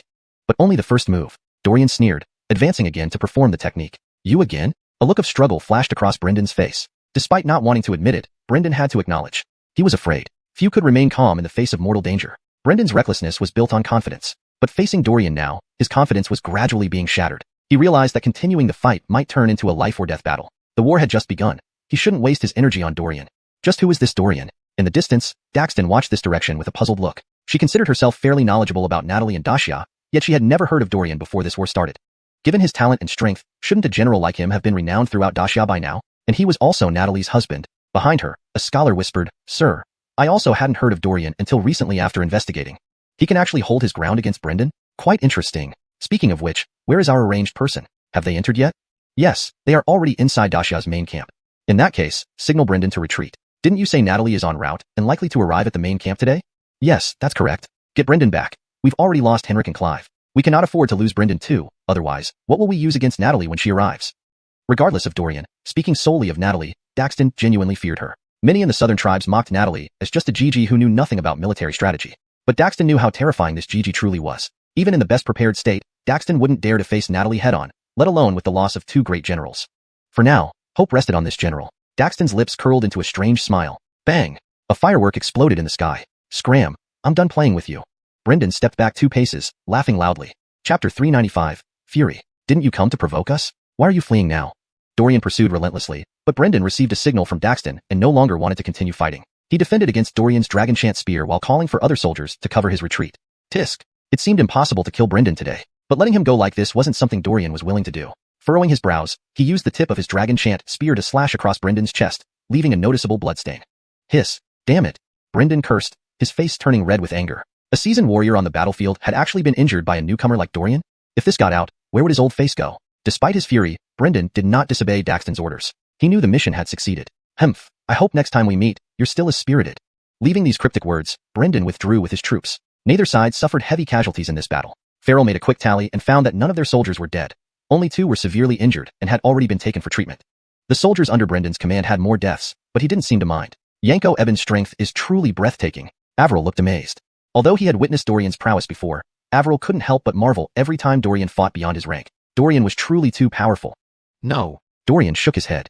Though it seemed he had the upper hand, for some reason, Dorian felt no joy. He placed his hand over his heart, clearly hearing its pounding. It was as if something significant was about to happen, truly worthy of being Yanko Dorian, to be able to repel that madman Brendan. I am genuinely impressed. Dewey approached, clasping his hands in respect, a hint of fear flashing in his eyes. This guy always surpassed his expectations. First escaping from the dead warriors, then slaying Clive, and now, fighting Brendan to a draw. It was almost as if Dewey wasn't targeting him but giving him military credit instead. This only fueled Dewey's frustration, intensifying his desire to eliminate Dorian. Yanko Jim flatters me. It was just luck. Haha, Blazek is part of one's strength. There's no need for humility, Yanko Dorian. Dewey forced a smile that wasn't quite sincere. Seeing Dorian alive bored him, so he returned to his tent. As usual, his guards trailed behind, acting as henchmen. Entering the tent, Dewey suddenly halted. The guard behind him bumped into his back. Yanko, Before he could apologize, Dewey waved him off impatiently. Leave me alone. I need some peace. Yes. The guard dared not refuse, standing guard outside. Entering the tent, Dewey picked up an envelope from the table. It was obviously meant for him. What nonsense. Opening the envelope, the contents caused Dewey's face to pale. Quickly regaining composure, he muttered, if things truly reach a dead end, this might be unavoidable. He promptly burned the letter to prevent others from seeing it. Not long after, Natalie arrived with her infantry at headquarters. Her arrival boosted morale among the troops, who welcomed her enthusiastically. Of course, Farrell and Avril did not forget to inform her about Dewey's actions concerning Dorian. His expression darkened, eyebrows furrowed. His actions were predicated on Dorian dying at the hands of the southern barbarians. Instead, Dorian emerged victorious, which left Dewey fuming. Hearing that Dewey sent Dorian alone into battle, Natalie felt a surge of anger, even considering sending him back to report to Cody. But she held back. Natalie maintained her composure, not showing her feelings. She merely smiled lightly. Dewey looked at her with strange eyes. No punishment, just laughter? Natalie glanced at Farrell and Avril, saying coolly, you misunderstand Yanko Jim's intentions. What? Farrell's eyes widened, and Avril wore a look of disbelief. Natalie spoke calmly. Yanko Jim saw Dorian's youth, and aimed to give him more chances to prove himself and earn merit. But there's nothing to argue. These crises have all been resolved easily by Dorian, even leading to the death of Clive. Isn't that the best proof? Natalie smiled, her deep gaze making Dewey shiver. Dewey wasn't foolish. He realized this was not praise but a warning. If he repeated similar actions, he'd be in trouble. Avril and Farrell caught the implications and exchanged glances, both sneering. Marshal Augustine is right. It's our narrow-mindedness that failed to see Yanko Jim's efforts. Yanko Jim, please accept my apology. Hope you won't hold past events against me. No, it's fine. Indeed, Natalie's few words had rendered Dewey speechless. Dorian watched from afar, inwardly admiring her skill. No wonder she was chosen by the system. Natalie was indeed exceptional. Are you hurt? Dismounting her horse, she walked over and asked. Not at all. Everything happened according to Yanko Jim's plan. He knew I would kill Clive and drive back Brendan. It's all thanks to Yanko Jim, Dorian said with a faint smile. Fancy having someone to back you, huh? You two lovers. Back in his tent, Dewey vented his rage by throwing everything off the table. Even this barely alleviated his hatred. Outside, the guards heard the commotion inside but didn't dare breathe. Without punishing Dorian, he ended up giving him credit. Anyone would find this hard to swallow. Just then, Dorian and Natalie passed by Dewey's tent, hearing the noise within. Is Yanko Jim? Dorian asked, bewildered. Celebrating. Yanko Jim is celebrating. Haha, seeing Marshall here has uplifted his mood. The guard lied convincingly. Oh, that makes sense. I thought he was angry. Dorian patted the guard on the shoulder, grinning. Hashtag chapter 396. Analyzing the battlefield. No, how could that be? The general is just happy. The orderly chuckled awkwardly, fearing Natalie and Dorian would notice something amiss. That's good. A meaningful smile appeared on Dorian's face as he left the place with Natalie. They entered Dorian's tent, where Marty and Avril had been waiting for a long time. Yanko, while you were away, Yanko Dorian, I already know everything. Natalie frowned slightly, then looked at Dorian and said calmly, I've already seen it all. Her words were abrupt, leaving Marty and Avril puzzled except for Dorian. Dorian smiled and nodded lightly. Ned will handle this properly. The four of them sat down together. Natalie suddenly asked, what did you feel during your encounter with Brendan? Knowing oneself and one's enemy ensures victory in 100 battles. Natalie had never met Brendan before. She had only heard of him vaguely. She didn't know much about his combat style or strategies, so this was an opportunity to understand his nature, which would benefit future battles. Moreover, Dorian and Brendan were bound to clash during the war, and Natalie wanted to help analyze Brendan. Dorian pondered and replied, Brendan indeed fights desperately. His combat style matches rumors, killing 1,000 enemies while suffering 800 casualties. And his military tactics are quite cunning, similar to Daxton. Thinking back to the 2 arrows Daxton had released in the dark, Dorian clenched his fists. He thought of Grady who died because of him. Is that all? Nothing else? Natalie frowned again. That information was too limited. Dorian continued, but some rumors are exaggerated. Brendan isn't entirely fearless. In our battle, there were several moments when he showed signs of retreating. I believe his fearlessness is built on confidence, not actual fearlessness. Natalie understood, then added, that's best. Encountering someone who truly doesn't care about their life would complicate things for us. You're right. Natalie's eyes sparkled as she looked at her 3 generals. She trusted Dorian without question. Avril and Marty were also old veterans of Dacia, having fought alongside her. If it weren't for Dewey, their battles would have gone smoothly. Everyone present was someone Natalie trusted. She said slowly, Kale will eventually know about Dewey's actions. Try not to conflict with him. Now that I'm here, Dewey won't dare to go too far. Yes, Commander. Of course we follow Commander's orders. Marty and Avril both nodded solemnly. Dorian smiled. Whatever losses we suffered from him, I will return 100-fold. While they analyzed the battlefield situation, the Akash forces were also busy. In the main tent of the Akash base camp, Daxton sat at the head of the table, surrounded by numerous generals. However, one seat remained empty, and the generals' gazes passing over it became somewhat strange. That seat naturally belonged to Clive. Brendan, what did you feel during your battle with Dorian? Daxton repeatedly warned the generals not to act alone to avoid following Clive's tragic path. He then turned to Brendan and asked seriously. Very strong. Brendan's tone was low, but these two simple words made all the generals sense a looming threat. First, he killed Clive, and now he fought Brendan to a standstill.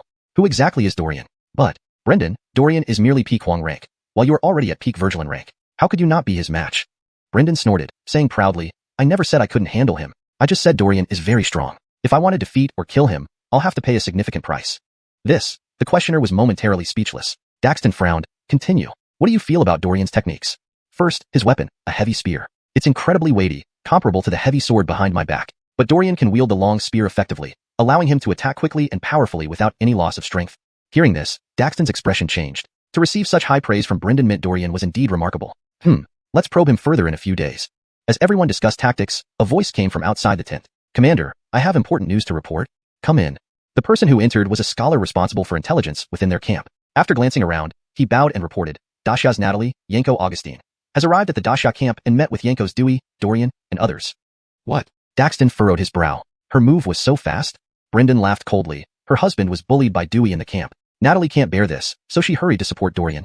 She certainly went through a lot. The generals exchanged glances, some with mocking eyes. Daxton wasn't in the mood for jests. Natalie's arrival signified that the war had entered a critical stage.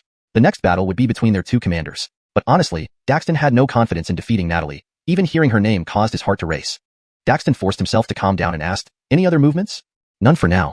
All right, I understand. You may leave. Yes. After the scholar left, Brendan said calmly, Commander, don't panic. While Natalie is formidable, a general's power doesn't solely depend on personal strength. Daxton felt relieved thinking of his backup plan. You're right. Why don't we probe further in a few days? A flash of viciousness crossed Brendan's eyes. This time, you needn't show yourself. I'll challenge their Dasha generals to see their true capabilities. The battlefield has its rules. Natalie absolutely won't harm me directly. Good, leave it to you. All the generals looked at Brendan with admiration. No wonder he's our Akasha's desperate general. Hashtag chapter 397, a valiant warrior. If it were anyone else, being sent to the front lines by Daxton to face Natalie head-on would have terrified them beyond measure. But Brendan volunteered to go forward, and his fearless bravery earned him immense respect from the other generals. Daxton saw the expressions on the generals' faces and sneered inwardly.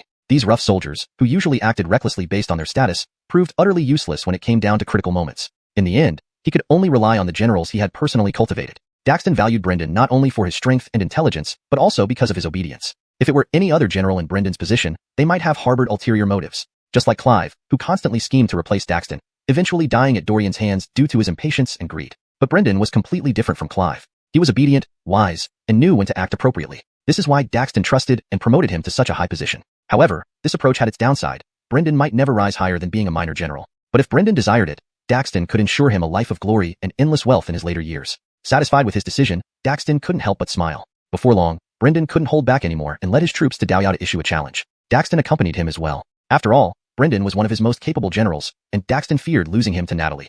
When Natalie's imposing figure came into view, Daxton's expression turned complex. Natalie, Yanko Bertien, you're certainly in a hurry. I haven't even had a few days of rest, and now you come challenging me? Natalie's presence was like an unsheathed sword, her sharp aura piercing the heavens. Despite Brendan's bravado earlier, seeing Natalie in person caused him some trepidation. The gap between their strengths was too vast. Just a glance from Natalie made Brendan clench his teeth and break out in cold sweat.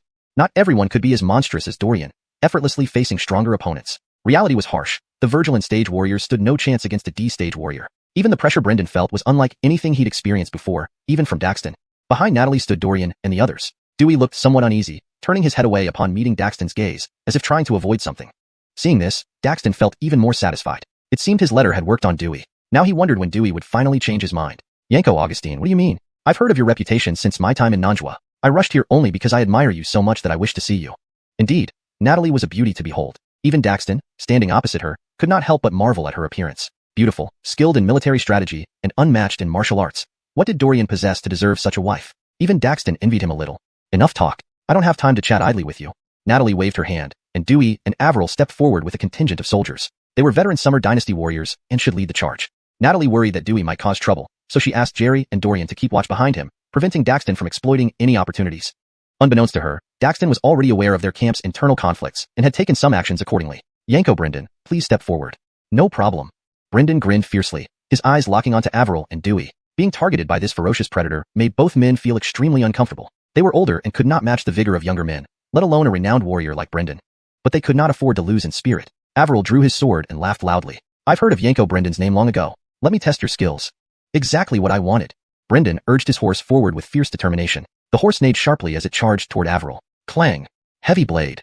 Avril's expression changed. He had heard Brendan's weapon was extraordinary, but he didn't expect it to be so heavy. He couldn't block it. Brendan sneered, applying just enough force to leave Avril struggling to stay on his mount. Dewey rushed to assist, but he couldn't turn the tide of battle. Brendan fought both of them without breaking a sweat, impressing even the observing Jerry. His attacks were brutal and relentless, overpowering Avril and Dewey in sheer momentum. Then, Brendan's sword tip flicked upward, sending Dewey tumbling off his horse. Thud. He landed hard, wincing in pain. Dorian frowned and said to Jerry, "You observe from behind. I'll go help Yanko, Avril." No problem. Dorian rode forward on his warhorse, immediately drawing Brendan's attention. You finally came. Brendan roared, wielding his heavy sword and charging at Dorian recklessly. Himph. Dorian raised his dragon roar spear defiantly. Clang. This again. What's special about your spear? Brendan gritted his teeth, pushing down with his heavy sword. Dorian sneered, matching his strength perfectly. Cloud-piercing spear technique. Amazing speed. Brendan retreated awkwardly, covered in numerous shallow cuts. Daxton's pupils narrowed, clearly wary of Dorian's technique. His spear skills are at a godlike level. Not just the Summer Dynasty soldiers, but even the Nanjua side murmured in surprise. Seizing the moment, Dorian advanced with another thrust. Do you really think I'm afraid of you? Spitting out a mouthful of saliva, Brendan's sword movements became unpredictable. Dorian was taken aback. So, this guy knows swordsmanship. Why didn't he use it last time? Frowning, Dorian sensed something amiss, but now wasn't the time to ponder over it. Brendan bore down on him, wielding his heavy sword fiercely. Hashtag chapter 398. Breaking the rules. Yanko Jim, are you alright? Taking advantage of the moment while Dorian was battling Brendan, Avril quickly helped Dewey up from the ground and led him to rest in the rear.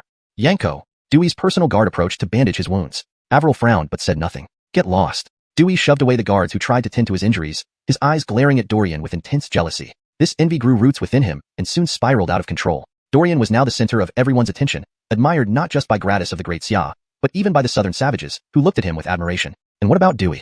He clenched his fists, vividly remembering how he had been dismounted by Brendan moments ago. If not for considering Natalie still on the battlefield and the ongoing combat, Dewey would have likely thrown in the towel right there. It was truly humiliating. Since seeing Dorian, Dewey had been treating him like a junior, only to find that Dorian was far more capable than himself. The strength of Brendan was something both Dewey and Avril had deeply felt just now. Despite being only at the peak of the Yellow Conroy, Dorian's combat prowess was not inferior to Brendan's. It was terrifying indeed. Unintentionally, Dewey's gaze met with Daxton's. The latter gave a slight smile, which felt mocking. This cut through Dewey's heart once more. Thrust. Dorian stabbed towards Brendan's chest, who barely managed to dodge, leaving a deep scar on his arm. Brendan, helpless, had no choice but to retreat.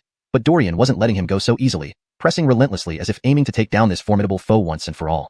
Fool. Though many in the southern savages called Brendan the daring Yanko, he appeared inadequate compared to Dorian's prowess. Throughout their clash, Dorian accumulated numerous wounds, big and small, yet fought fearlessly, making Brendan feel a hint of fear. Caught off guard, Dorian leapt onto his horse and dashed toward Brendan. Too late, Brendan raised his heavy sword to block. At this critical moment, Daxton intervened. Hold. Birdie and Yanko, you've broken the rules. Natalie furrowed her brows and drew her sword. Clang. The four weapons collided, none were injured. Dorian scoffed coldly and landed on the ground. Brendan tumbled off his horse, rolling several times before coming to a stop. Both Natalie and Daxton wore unpleasant expressions. Daxton hadn't expected Brendan to be no match for Dorian, nor did he anticipate Dorian's decisiveness and ruthlessness to nearly slay Brendan right before his eyes. He had indeed broken the unwritten rule of the battlefield. High-rank Earth stage warriors should not attack lower-ranked foes. Violating this rule would tarnish the general's reputation as vile and despicable. Clearly, Daxton failed to abide by the rule, causing Natalie's dissatisfaction. Had she not intervened timely, Dorian could have died under Daxton's sword. Yanko Augustine, I did not mean to merely... Enough nonsense. Enraged, Natalie charged forward, initiating a duel. The sudden battle between generals caught other soldiers off guard. Knowing he was in the wrong, Daxton lacked fighting spirit and retreated step by step under Natalie's relentless attacks. Finally, overwhelmed by the fierce sword aura, Daxton leaped onto his horse and shouted, "Retreat." His command came unexpectedly, resulting in significant losses for his troops. But Daxton couldn't care less. He didn't want to die young. Humph. Natalie didn't order pursuit, but had her black armored soldiers clear out the remaining enemies who couldn't escape. Brendan picked up his heavy sword and followed Daxton's warhorse. Dorian sighed in relief, his legs weakening, and fell to sit on the ground. Earlier, when Daxton approached, the aura of an Earth stage warrior almost made Dorian suffocate. Clearly, the gap between ranks was hard to bridge, and though Dorian could fight across ranks, it was impossible to defeat an Earth stage warrior with mere Yellow Conroy strength. No wonder the battlefield had such a rule. Once Earth stage warriors like Daxton or Natalie attacked, no amount of soldiers could hold them back. Ding. Congratulations to the host for defeating Brendan and repelling the southern savages. Reward. Agility technique. Augustinet as a feather. Agility. This was indeed what Dorian needed most. Though he was strong, wielding the Dragon Roar spear slowed him down. With agility, he could have slain Brendan right before Daxton. After absorbing the technique, Dorian brushed off his pants and stood up. Are you alright? Natalie asked, concerned. I'm fine, just got scared for a bit, Dorian replied, chuckling. Brendan is indeed crucial to Daxton. Otherwise, he wouldn't risk condemnation to save him, Natalie remarked, frowning. Although Daxton's intervention seemed harmless since she had been stopped, Natalie still felt uneasy. Even if unintentional, that blow nearly killed Dorian. Did we win? So they retreated? Truly worthy of Marshal Augustine, even Daxton isn't a match for her. And Yanko Ep2. A thunderous cheer erupted around them. Dorian and Natalie smiled at each other, allowing the celebration to unfold. Yanko Eben. Avril gave him a thumbs up. Only those who battled Brendan knew how oppressive he was. For Dorian to defeat him was no easy feat. That Daxton sure has no shame, attacking Yanko Eben. Thank goodness you stopped him in time, Marshal Augustine. Apollo still shuddered recalling the incident. Low-life tactics, I must be more cautious next time, Dorian sighed helplessly. Let's return and celebrate with everyone, Natalie suggested with a smile. After this battle, Daxton wouldn't dare trouble them again. After some rest, they'd push their army to its peak and launch their offensive.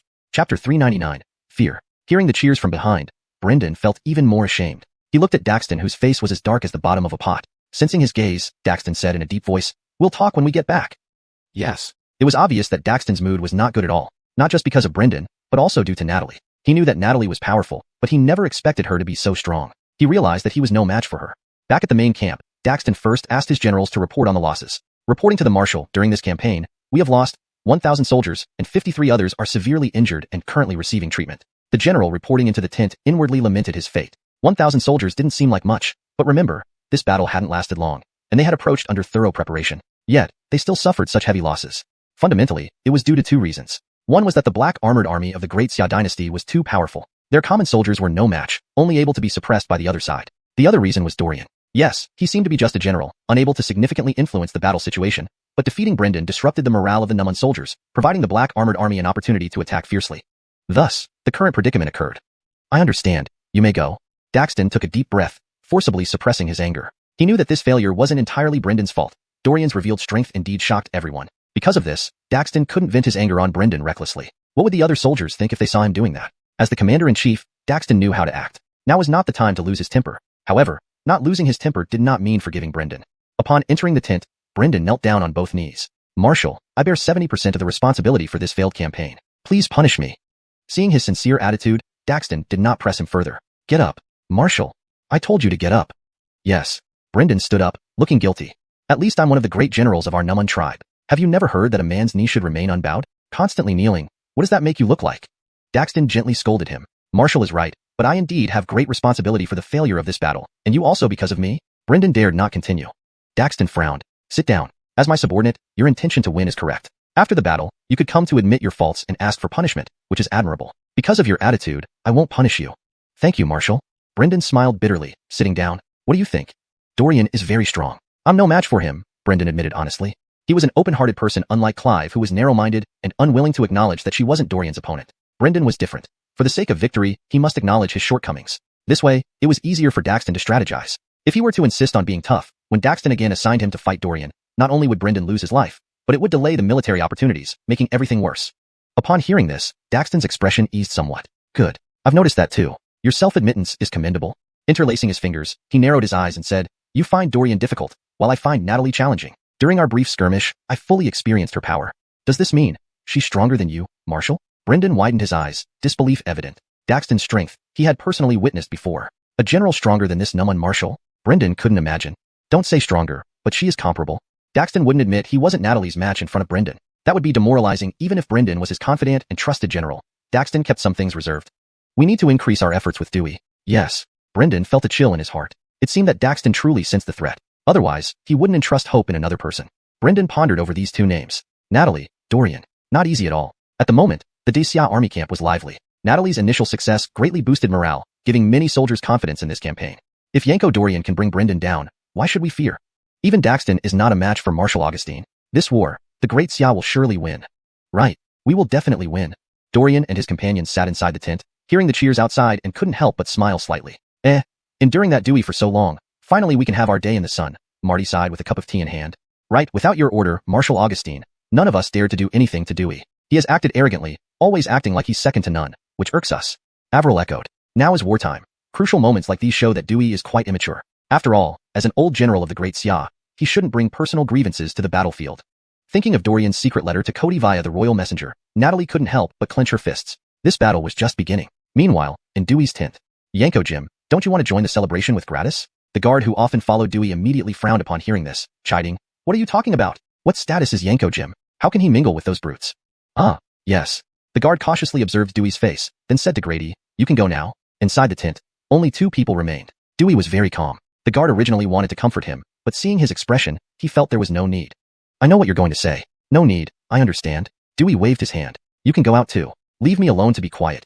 Well, all right then Yanko, I'll take my leave. Chapter 400, Evil Intentions. Late at night, under a dark and moonless sky, 2 figures cloaked in black appeared abruptly on the barren plain. One figure was tall, the other slender. They stood facing each other without any hostility. Hee, I've been waiting for you here for 2 days. Those days, you didn't show up. I thought you had given up on this opportunity. I wouldn't do that. This voice belonged to an elderly man. He shook his head and said, I know my position in Xia very well. After today's battle, I am even more determined, so I came here. The right choice. What are you planning to do next? Or rather, what do you want me to do? The old man asked with a sneer. There's nothing much for you to do. You just need to follow the Yanko's orders during battles. Apart from that, there's nothing else we require of you. All right, what benefits will I receive once this is accomplished? The man paused, seeming somewhat dissatisfied as he let out a cold laugh. Becoming our general isn't enough? Just like that? What's the difference compared to being in Xia? The old man was even less satisfied. At least, you will receive sufficient respect here. Moreover, our Yanko always values talent and would never act like Natalie. And then? After every battle, we receive substantial rewards. Let me tell you clearly, after this campaign's victory, you can bring your family here and ensure they live a life free from worry about food and clothing forever. Huh. The old man shrugged, smiling mockingly at himself. I'm afraid I won't get the chance to see them again. One general's success means countless sacrifices. To achieve our great cause, isn't it worth making some sacrifices? The man raised his hand and patted the old man's shoulder with his broad palm. Don't talk nonsense to me. I only care about the benefits you offer. I have repeatedly assured you that you won't be treated unfairly. If you still have doubts, you can leave. Pretend none of this happened, and I won't have to risk being discovered by waiting here for you daily. The man turned to leave. No, wait. The old man suddenly raised his voice. Yes? His tone carried a hint of amusement as he turned back to look at the old man. That's not what I meant. You understand, don't you? Besides the promised benefits, I want something else. Speak. Dorian's head. The old man lifted his head, revealing clouded eyes. Haha, no problem, a trivial matter. Then, may our cooperation be smooth and pleasant. Their hands clasped together, and a gleam flashed in the man's eyes. Midnight at the Irwin camp. Yanko, can we really trust him? Such a person is purely unreliable. He can betray Xia just as easily as he can betray us. It makes me uneasy having him around you.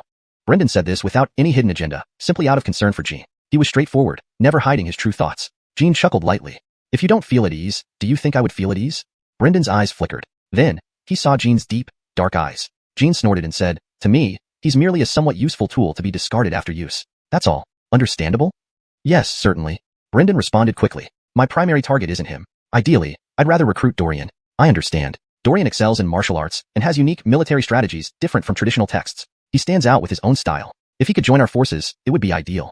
Brendan sighed. Pity. Different paths, different destinations. A useful person isn't necessarily loyal. Someone who is both loyal and useful, like you, is rare. Do you understand? Although Jean spoke as if discussing emotionless tools and weapons, Brendan felt honored by his appreciation. Yes, I understand. Good, rest now. We have a tough battle ahead. May you also rest well, Yanko. After Brendan left, Jean stepped out of the tent, gazing at the full moon hanging in the sky, muttering, as an army commander, one must stop at nothing. A day later, at Xia's main camp. Yanko Dorian, these past few days have been hard for you. This soup was specially prepared for you by Yanko Jim. Please accept it. Thank you for the effort. Retiring now, Dorian held the bowl of soup, watching Grady walk away. He narrowed his eyes. Strange. Natalie appeared behind him, whispering, what does this mean? Dorian raised an eyebrow, saying, a fox offering gifts to a chicken. There's evil intention. He couldn't possibly have poisoned the soup. Natalie used various methods to test, confirming it was harmless. Only they witnessed her actions. Natalie wasn't just Dorian's wife, but also the camp's commander. If others saw her actions, rumors would spread, accusing Natalie of distrusting Dewey, disrupting morale. Some matters were best discussed only between the two of them. Even Marty and Avril shouldn't know. Drink it. Who cares what he intended? There's no poison in the soup. Consider it a token of appreciation from Dewey. An old saying goes, a fool rejects a good deal. Dorian raised his head and drank the warm soup. Forget about Dewey. Just look at that soldier. He previously acted like he wanted to devour me, yet showed such respect just now. Too strange. In their view, the likelihood of Dewey changing his ways and realizing his mistakes was almost zero. If Dewey wanted to curry favor with Ningchuan, he would have done so already. Why wait until now? Clearly, he had evil intentions. How did it go? Dewey asked Grady. Yanko Dorian said, he thanked you. He drank it? Yes. Dewey's expression grew peculiar. Himph, completely unguarded. But it's for the better. He sneered, looking in the direction of Dorian's tent and murmured, this will be the last warm soup you'll ever drink. Enjoy its taste while it lasts, Dorian. Chapter 401, Night Raid. For several days, Dewey's attitude towards Dorian was surprisingly good. Even Marty and Avril thought this guy had started self-reflecting and putting the greater good first. But Dorian knew it wasn't that simple. Soon enough, both sides' generals had arrived at their respective headquarters. There were several large battles between them, and each battle either ended in a draw or concluded with a victory for Great Xia. Daxton couldn't seize any opportunity at all. Damn, that's not an army. It's an impregnable fortress. After another battle ended, Daxton returned to his camp, feeling incredibly frustrated. Despite so many clashes, he hadn't gained the upper hand even once. Natalie and Dorian's control over battle opportunities was almost godlike. Originally, just Natalie alone was enough to give Daxton headaches, but now with another Dorian, the pressure he bore was unimaginable.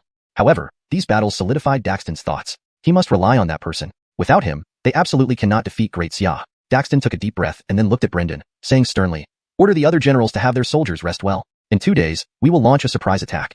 This, only 2 days? Commander-in-Chief, isn't that too rushed? Brendan asked deeply, bowing. After these campaigns, their soldiers suffered heavy casualties, making another conflict inadvisable. But Daxton cared little about that. He frowned and said, I have my plans. You are only responsible for delivering the orders. Yes, as you command, Brendan agreed despite not understanding. Meanwhile, the Great Xia camp was bustling with activity. Dorian had long gotten used to such a lively atmosphere. Staying in his tent, he enjoyed this rare moment of peace while reflecting on recent battles. Yankily speaking, there was nothing peculiar except that Dewey seemed somewhat off. Recently, he appeared to have given up fighting with Dorian. Whenever they met in camp, Dewey would even greet him first, not warmly but normally. That's what troubled Dorian. Additionally, Dewey didn't stand out much during the recent battles. Recalling earlier when suppressing the bandits, Dewey would propose some eyebrow-raising suggestions, yet always showed ambition. Logically, Dewey should be more ambitious than others in this war against the Nanchao tribe, but he did not show it at all. His current demeanor was very calm. Though this reasoning felt weak, Dorian trusted his intuition. His gut told him Dewey must be up to something. Better be cautious. At that moment, a voice came from outside the tent. Yanko Dorian, the commander-in-chief asked me to deliver this to you. Please come in. Upon entering, Dorian furrowed his brows. It was a stranger. Yanko Dorian, my surname is Virgil, name Hui Bao. I am one of the Andersons' personal guards. He lowered his voice for emphasis. Dorian's eyes lit up. Brother Virgil, please sit down. He pulled over a chair for Titus, who smiled. This border life is tough. Yanko, you all are truly hardworking. Brother Virgil, your appearance here means the Anderson has already received the confidential letter? Even before Dorian finished, Titus nodded. I'm here because of that. Dorian smiled wryly. You've seen how Dewey acts lately. I really don't know what he's up to. Titus chuckled mysteriously. To be honest, the Anderson has something for you, and with it, you need not worry no matter what Dewey does. Huh. Dorian's eyes held confusion. But this item is not the right time to give you. My purpose today, you understand? Dorian nodded. Clearly, Cody partly believed what Dorian wrote in the secret letter, and thus sent Titus to confirm its truth. The latter's mission was to verify if the contents of the letter were true. His role was likely more than just an Imperial guard. Cody trusted Titus's judgment. After observing for so long, Titus confirmed Dewey's character, appearing before Dorian to assure him, the Anderson believes you. Don't worry about what follows. No wonder, Yanko Dorian. My task is done. I'll take my leave. Titus bowed and laughed. Thank you, Brother Virgil. Although it seemed like he only made an appearance, his arrival indeed reassured Dorian. Despite holding control of the war, Dorian still felt uneasy, as if something was about to happen. 2 days later, most Great Xia soldiers were still asleep when Daxton launched his night raid. Yankos quickly responded, ordering black armor cavalry and infantry to prepare. There's an attack. Get ready. A long bugle sounded through the camp. Sitting atop his warhorse, Dorian looked at Brendan opposite him and said calmly, You're quite persistent. During previous battles, Brendan targeted Dorian specifically, focusing solely on studying his spear skills. Hearing this, Brendan sneered. Dorian, after so many battles, I've thoroughly understood your tactics. How about a fair duel? Dare to face me squarely? Why not? But, Dorian paused, grinning teasingly. Keep an eye on your commander-in-chief. Don't let him interfere in our battle. Not far away. Overhearing this, Daxton blushed, angrily muttering under his breath. Dorian wasn't just good at fighting. He could also talk back fiercely. Brendan snorted coldly. You can insult me, but insulting our commander-in-chief, it looks like you're asking for it. He raised his sword, sending a shockwave into the sky. Dorian's cheek tingled as he tightened his grip on the dragon chant spear. Indeed, as the most trusted general of Daxton, Brendan's skill improved remarkably after only a few battles. Give him more chances, and his strength would certainly grow further.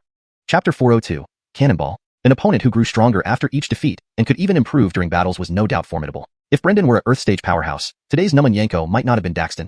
Unfortunately for him, he faced Dorian. Just like before, after several brief exchanges, Brendan realized something was amiss. Why is your spear technique different from before? Indeed, Dorian's spear was faster and heavier.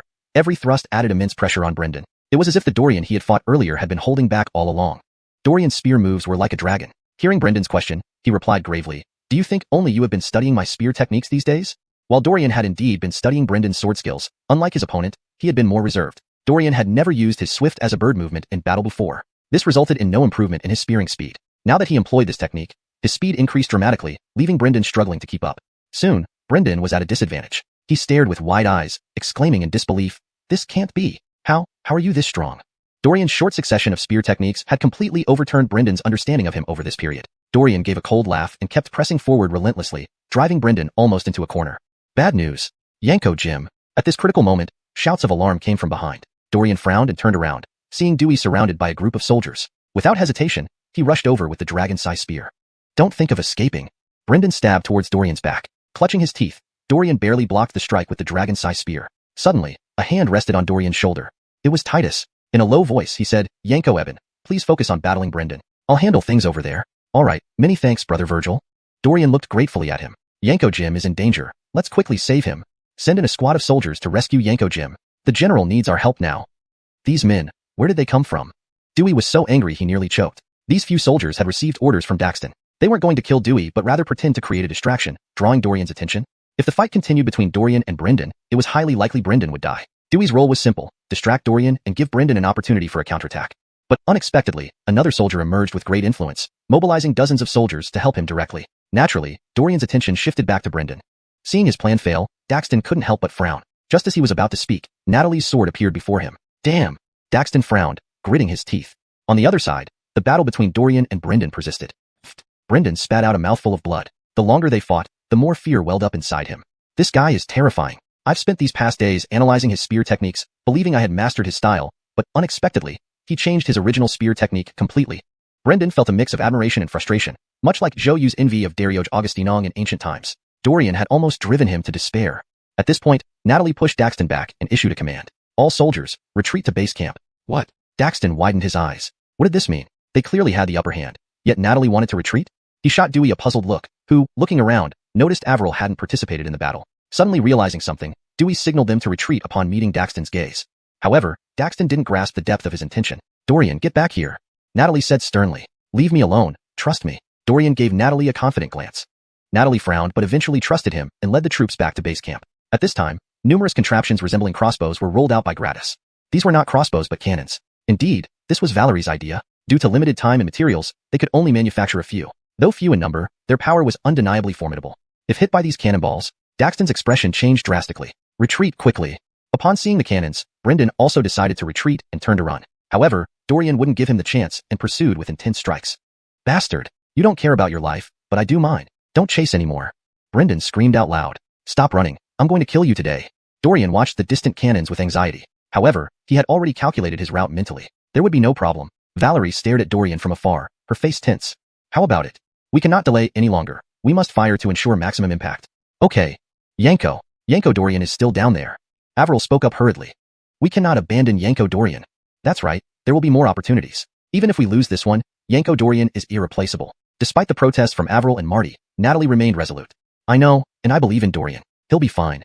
Having spoken, Natalie nodded slightly towards Valerie. "Good." Dewey stood last, smiling sardonically.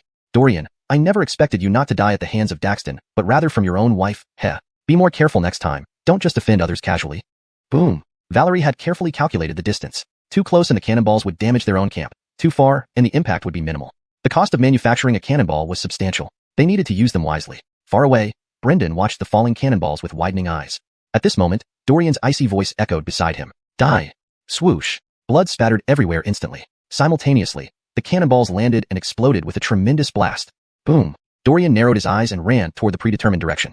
Chapter 403, Planning the Strategy. The losses were heavy. Returning to the main camp, Daxton looked disheveled and grim-faced as he stared at the general in front of him. The general steeled himself, lifted his head, and met Daxton's gaze. Yanko Brendan.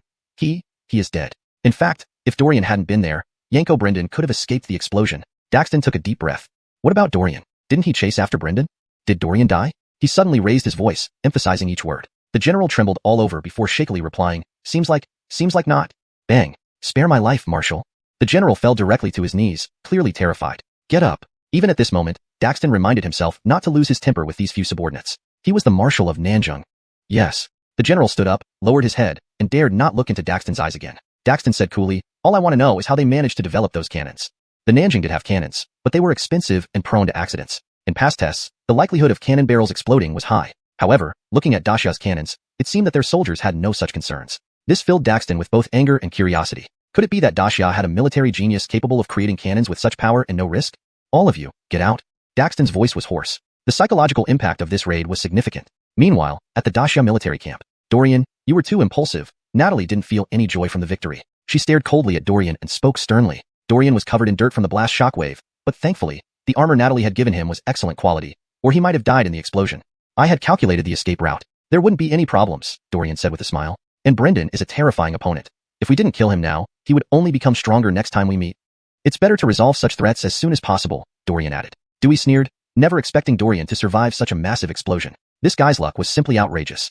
Seeing this, Marty and Avril hurriedly stepped in to mediate. Indeed, Yanko Dorian was thinking for everyone's safety. Before Avril finished speaking, he met Natalie's gaze and quickly changed the subject. We won't get involved. Commander Augustine, please go ahead, please. Dorian's mouth twitched, giving Avril a friendly gesture in his mind. Marty, being straightforward, intended to plead for Dorian but was also dragged away by Avril. Yanko Avril, why are you pulling me? Yanko Dorian might be punished. What punishment can he receive? Avril looked at him with frustration. Marty was impeccable in training and commanding troops, but his brain was too rigid, making others irritable. Just let them handle it themselves. All right then. Marty nodded. Only Dorian, Natalie, and Alla remained in the tent. Dorian explained hastily, when building the cannons, I reviewed Darioge Mrs. design plans and already calculated the distance during the battle with Brendan. That cannonball wouldn't reach me. You didn't tell me in advance. Do you think I wasn't worried? Don't argue. The design plan was indeed shown to Yanko Eben. I'll be more careful next time. If there's another such operation, I will definitely consult you first, ensuring it doesn't happen again. Dorian swore with raised hands. Forget it. A flash of annoyance crossed Natalie's eyes. Not talking about this. Let's focus on Daxton. After seeing our cannons, they'll definitely prepare countermeasures and possibly bring out some new gadgets. We should devise a few strategies to avoid chaos. I'll take responsibility for it. You don't need to worry. Kissing Chang'e grinned sheepishly, saying, I am your subordinate general and should participate as well. Natalie scoffed. With your reckless tactics, I'm afraid Gratis will die along with you. Dorian replied earnestly, rest assured. I won't put them at risk. Natalie glared at him before getting up and leaving. Dorian stared at her retreating figure and helplessly told Alla, she's still angry. Yanko Eben, don't take it to heart. Commander Augustine was just worried about you. Maybe things will get better in time. Alla consoled him while also reprimanding him. Even if you knew the direction and distance of the cannonball, being so rash, any slight deviation? Alla was Natalie's loyal fan. Now she scolded him just like Natalie. I understand, and I promise not to be so rash next time, okay? That Brendan can't even compare to you. You're the true reckless general. What Brendan? He ran faster than anyone when faced with danger. Even Alla held her breath in fear when Dorian relentlessly pursued Brendan, regardless of his own life. Knowing the trajectory, distance, and explosion range of the cannonball was one thing. Releasing the cannonball was another. No one could guarantee calculations would always be accurate. After Dorian left the tent, he was greeted not only by cheers, but also many strange looks. Avril patted him on the shoulder, chewing on a cornbread, and said indistinctly, Yanko Dorian, you're famous now. Do I have to? Dorian smiled bitterly. Why not? How many people can persist in pursuing enemies under death threats? Frankly, besides you, I haven't seen anyone else. Avril sighed dramatically. Anyway, enough talk. From now on, you're Dashia's reckless general. Smiling, Avril turned and left. For several days, Dorian endured curious gazes from everyone. 2 days later, at the Nanjing camp, Daxton gazed at the crossbow in front of him, lost in thought. Behind him, a scholar enthusiastically described the benefits of the heavy crossbow. Frowning, Daxton cut him off abruptly. I don't want useless chatter. Tell me how to use it, the range, advantages, and disadvantages. I need to know everything. Hashtag chapter 404, heavy crossbow arrows. Not only was it about the range and pros and cons, Daxton also wanted to know how these crossbow arrows compared to the cannons of the Great Xia army. On the surface, cannons and crossbows seemed incomparable, but in reality, this wasn't entirely true. If used correctly, their cannons might not even get a chance to fire. Upon hearing this, the scholar's face lit up with a smile. Marshal, though we suffered heavy losses in the last battle, I also discovered the range of their cannons. I must admit, there must be an expert assisting in the Great Xia camp. How so?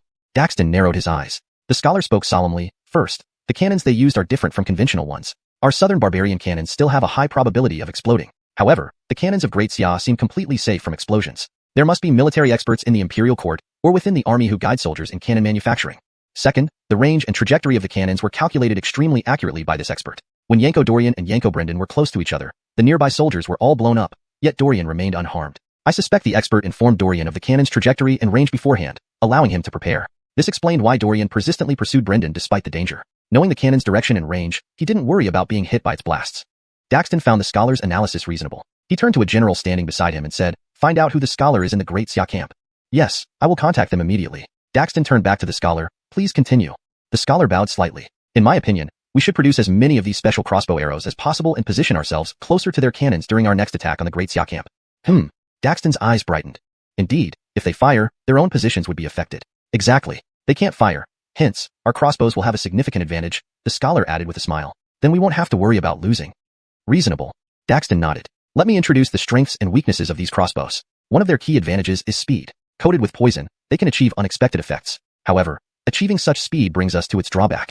The scholar frowned. It's the weight. Marshall, try it yourself. Daxton picked up the crossbow arrow, and his brows furrowed. Indeed, it was heavy, though not a problem for him. It would be challenging for most soldiers to handle. He ordered, you try it. Yes, Marshal. The general approached and lifted the crossbow. It's indeed too heavy. Soldiers may struggle just to lift it, let alone aim it effectively in battle.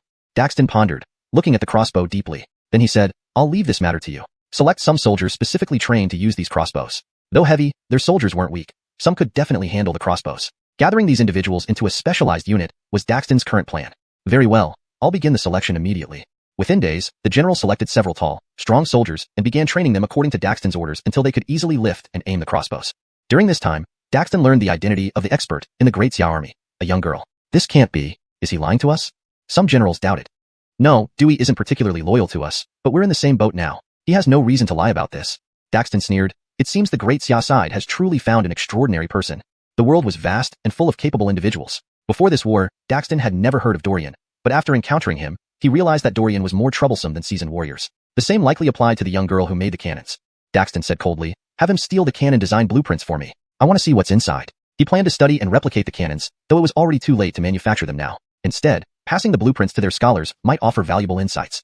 Isn't this too risky? A general asked. What risk? They'll never connect it to Dewey, Daxton replied. In the evening, Dewey arrived at a vast plain with a blueprint in hand. Opposite him stood Daxton, who asked, got it?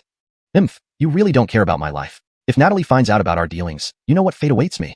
Relax, you haven't been caught yet, Daxton reassured, taking the blueprint and scanning it quickly before frowning. What's wrong?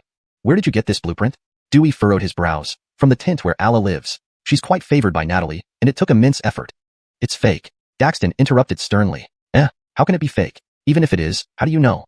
Daxton sneered. This blueprint describes the construction method of traditional cannons, which we already possess. It's not a secret. In other words, this blueprint might be a decoy set up by Natalie to catch an insider. Their gazes met, and instantly, their spirits sank to rock bottom. Chapter 405. Secret Talks. Was I discovered? Dewey said somewhat uncertainly. No, not necessarily. Daxton tightened her grip on the blueprints and said in a serious tone. Perhaps they only suspect that there's a mole in their camp but don't know who it is, so they are testing to see. You should go back immediately. If Yvette discovers the blueprints missing and you're not in the camp, you will be suspected of being the mole. Hearing the word mole, Dewey's face darkened slightly. He wasn't a mole. He just wanted better development opportunities and recognition, which was why he switched sides to the Southern Savages. Calling him a mole sounded too offensive. However, Daxton was right. So Dewey quickly returned to the camp, fortunately before anyone noticed the blueprints were missing. He pretended everything was normal and slept until dawn the next day. At noon, Alla avoided others and came to Yvette's tent. She was no fool. In fact, she was very smart, and she immediately knew upon seeing the blueprints gone that a mole had infiltrated the camp. This was serious. A single mistake could create an opportunity for the enemy. Alla had actually placed the blueprint there not to reveal a mole, but because she needed it as a reference to make her special cannon based on traditional ones. But unexpectedly, it did serve its unintended purpose. Worried her every move might be watched by the mole, Alla deliberately avoided everyone and came to Yvette's tent. What happened? Augustin Newton and Tienko Augustine. This morning I found? After listening, Yvette understood the severity of the situation. She frowned and calmly replied, don't spread this news. I'll handle it. By the way, do you still have copies of the traditional cannon design? If not, I'll get someone to find another copy for you. There are 2 left. Good. Yvette smiled and said, don't worry. In war, anything can happen. Yes. Seeing Yvette smile at her, Alla blushed and felt greatly encouraged. The whole day passed without incident, even making Dewey doubt whether his experience last night was a dream. When encountering Dorian on the road, Dewey tried to probe him, but Dorian didn't reveal any signs of suspicion. Could it be they didn't discover anything? Was it a misunderstanding between me and Daxton? Dewey furrowed his brows. Is Dorian just good at pretending? Or does he really know nothing? As for Yvette, Dewey dared not probe her. He couldn't hide his thoughts from her. Dewey just wanted to confirm if he had been exposed. He didn't dare test his limits. In the evening, Yvette came to Dorian's tent, but unexpectedly encountered Titus. Augustin Newton and Tienko Augustine. This is Titus, the Emperor's personal guard. Why are you here with Dorian? That confidential letter. Surely the general has read it. The Emperor values this matter greatly, and specially sent me here to assist Yanko Eben with the investigation. Titus spoke diplomatically. His true mission was to verify the authenticity of the content in the secret letter, yet he framed it as assisting Dorian.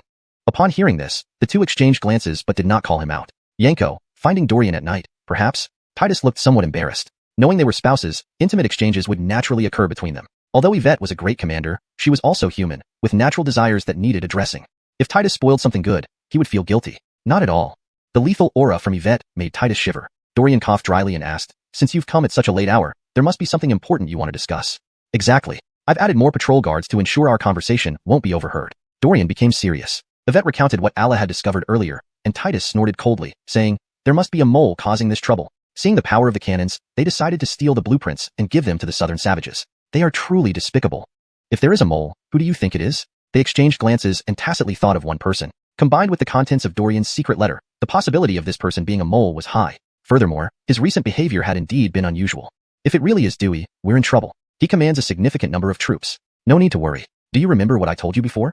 Titus smiled and said, "The item the Emperor bestowed upon you ensures we have nothing to fear from Dewey. Even if he rebels, we can easily suppress him." "Really?" "Certainly. I have no reason to deceive you." Titus smiled again. Just as they were discussing secretly, a disturbance came from outside Dorian's tent. "Wait. Yanko Eben is resting. What are you doing?" "I need to talk to Dorian. Let me in." It was Dewey, clearly having consumed alcohol, daring to drink alcohol. Yvette frowned. "Wait." Dorian narrowed his eyes. "Let's see what he wants." Dewey was extremely anxious. That evening, a private saw someone who looked like Yvette heading toward Dorian's tent. There were only 2 females in the camp, and Allah wouldn't visit Dorian at midnight. It had to be Yvette, and since she went secretly, Dewey's first thought was, discovery of the mole. Unable to contain himself, he drank heavily and rushed to Dorian's tent. Patrol guards, noticing new faces among them, stopped him. They were additional forces deployed by Yvette. Suddenly, Dewey grew even more anxious. They must be discussing the mole with Dorian. "Let go of me. I'm a general. How dare you stop me?" "Yanko Jim, we don't want to hold you back, but Yanko Eben is already asleep. He ordered us not to let anyone disturb him." "Go back, Yanko Jim." "No, I won't." Dewey shoved aside the guards and stormed forward. Chapter 406, Dissipating Doubts. What's happening? What's all the commotion outside? Just as Dewey was about to rush into the tent, Dorian abruptly burst out of it. He looked disheveled but surprisingly energetic. Nothing like someone who had just woken up. Dewey sneered inwardly but spoke calmly, "Yanko Dorian, you're finally out. I was just looking for you as these guys wouldn't let me through. Come on, let's go inside and talk." The tent wasn't that big. There was no way Natalie could hide anywhere. Dorian pushed him aside angrily, saying, "Yanko Jim, please watch your behavior." Dewey was taken aback. In the past, though Dorian disliked him, he never openly yelled at him, much less laid a hand on him. Was this not a sign of guilt? Just as Dewey was about to speak, he suddenly noticed a mark on Dorian's collar, a prominent purple-red imprint on his neck. Dewey narrowed his eyes. Noticing his gaze, Dorian quickly covered himself with his clothes. The other soldiers nearby exchanged knowing glances. They had seen Natalie enter Dorian's tent earlier but didn't know what transpired between them. So, this was it. Dorian now felt only relief. Fortunately, Titus arrived early and secretly, unnoticed by anyone. Otherwise, he would have been unable to explain himself no matter how many mouths he had. As Dewey calmed down, he detected a faint feminine fragrance emanating from Dorian, a scent he recognized as Natalie's. So they were caught in the act. He had certainly intruded rudely. Most of Dewey's suspicions dissipated, leaving him somewhat embarrassed. Dorian grabbed his collar furiously. "Yanko Jim, don't you know drinking is forbidden in the camp? Even if you drank, coming to my tent in the middle of the night to cause a ruckus, what does this mean?" The patrolling soldiers also looked exasperated. "Yanko Jim, I already told you Yanko Dorian has retired for the night. Look at what you've done."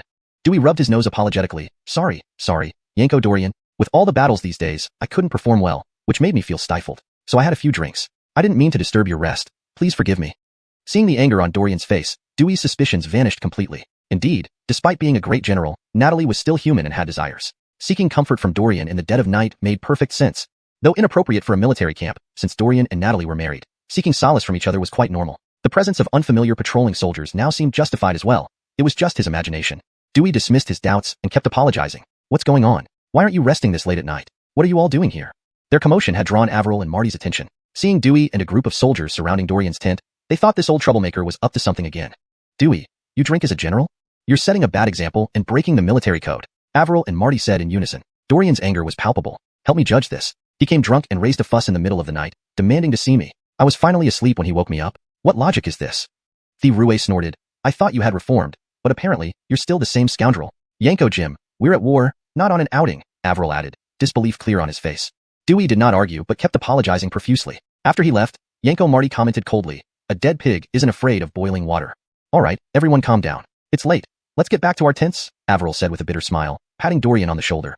As they dispersed, Dorian's expression turned icy. He scanned the familiar faces of Gratis, people he trusted. "No one speaks of tonight's incident, understood?" "Yes, sir." Gratis replied immediately, thinking Dorian was concerned about preserving Natalie's dignity. Dorian scoffed and returned to the tent. Seeing Natalie and Titus, he breathed a sigh of relief. That was terrifying. Fortunately, Dewey hadn't discovered them. Was Dewey really drunk or pretending? Titus asked, frowning. Who knows, but he mustn't see you. Dorian said sternly. Natalie sneered. You two have devised quite a plan. Don't be upset. Neither Averil nor Marty noticed anything. Dewey will likely keep quiet to avoid punishment, and I've instructed the guards too. Dorian reassured her. Though unconventional, Titus's idea had indeed dispelled Dewey's suspicions. Meanwhile, back in his tent, Dewey gulped down some water. How was it? Nothing major. Continue guarding my tent while I relieve myself? Yes, sir. The attendant nodded promptly. Leaving the main camp, Dewey ventured into the wilderness. Daxton had been waiting. Did you not get caught? Hemph. No. Tonight was truly terrifying. Dewey recounted his experience, causing Daxton to break into a cold sweat. All's well that ends well. That ordinary blueprint was probably just for reference by Allah. She's just a girl, so she won't dig too deep. Daxton sighed in relief. Since you weren't caught, return and keep monitoring their movements. Report any developments immediately. Got it? I understand. Watch your tone. We're merely partners right now. Watching Dewey's back, Daxton sneered. Chapter 407.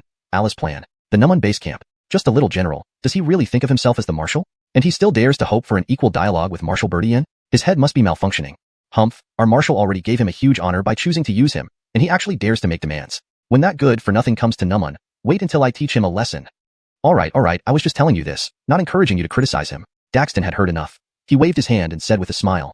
Several generals exchanged glances and fell silent. He asked lightly, does anyone know how Yanko Blazen's crossbow troop training is progressing? One of the generals replied with a smile. Reporting to the marshal, it is progressing systematically. Our soldiers are physically strong, and it shouldn't take long before they fully master the heavy crossbows. Good, Yanko Blazen has contributed well. After defeating Daxia, we shall reward him appropriately, Daxton said calmly. The commander in charge of training the crossbow troops was named Frederick. In fact, he was also distantly related to Daxton. After entering the military, he continuously tried to build connections with Daxton, proving to be a loyal dog. However, compared to Brendan, Frederick was slightly lacking, which is why over the years, Daxton heavily favored Brendan and neglected Frederick. However, Frederick wasn't merely relying on flattery. He studied military books thoroughly and had developed effective strategies for training troops. Daxton's army could maintain such unity and strength partly due to Frederick's efforts. That's why this time, the task of training the crossbow troops was entrusted to him. It appeared that Frederick was making satisfactory progress.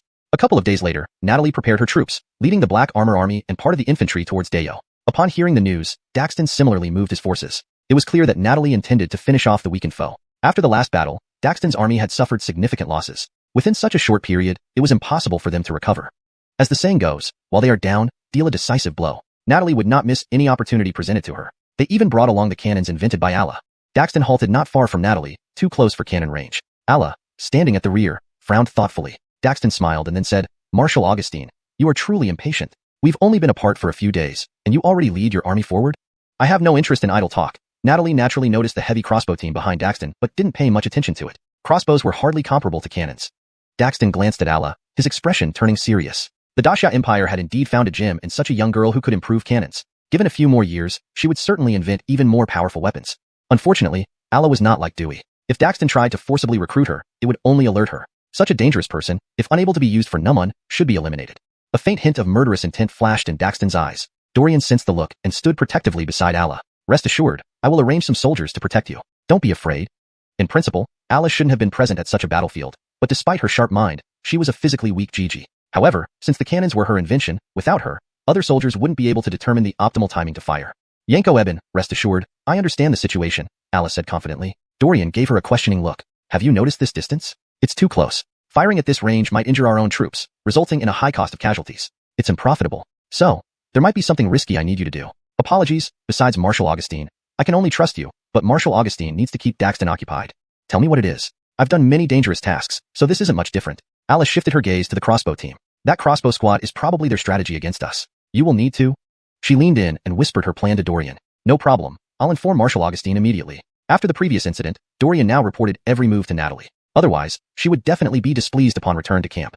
As for Alice's protection, Andon arranged Titus for the job. Yanko, rest assured, I will risk my life to protect Miss Darioge. Titus grinned, showing his pearly white teeth. He was personally guarded by Cody, and his strength might surpass Dorian. With him around, Dorian had nothing to worry about. After a brief discussion, Natalie reluctantly agreed to Dorian's actions. Be cautious. I understand. While they discussed tactics, Daxton and his men were also busy preparing. The most anxious among them was Frederick. This was a golden opportunity for him to establish his reputation. If he successfully led the crossbow team to defeat Dorian, he would indirectly prove that he was stronger than Brendan. Back in Numun, Daxton would surely favor him more. Frederick looked at his troops seriously. Stay focused, not a single one of you may wander. We must defeat Daxia, and if possible, bring back Dorian's head. Though the training time was short, each soldier behind Frederick was elite. Frederick wasn't worried about their performance. Yanko, don't worry. We were trained by you. Indeed, we will give our utmost effort.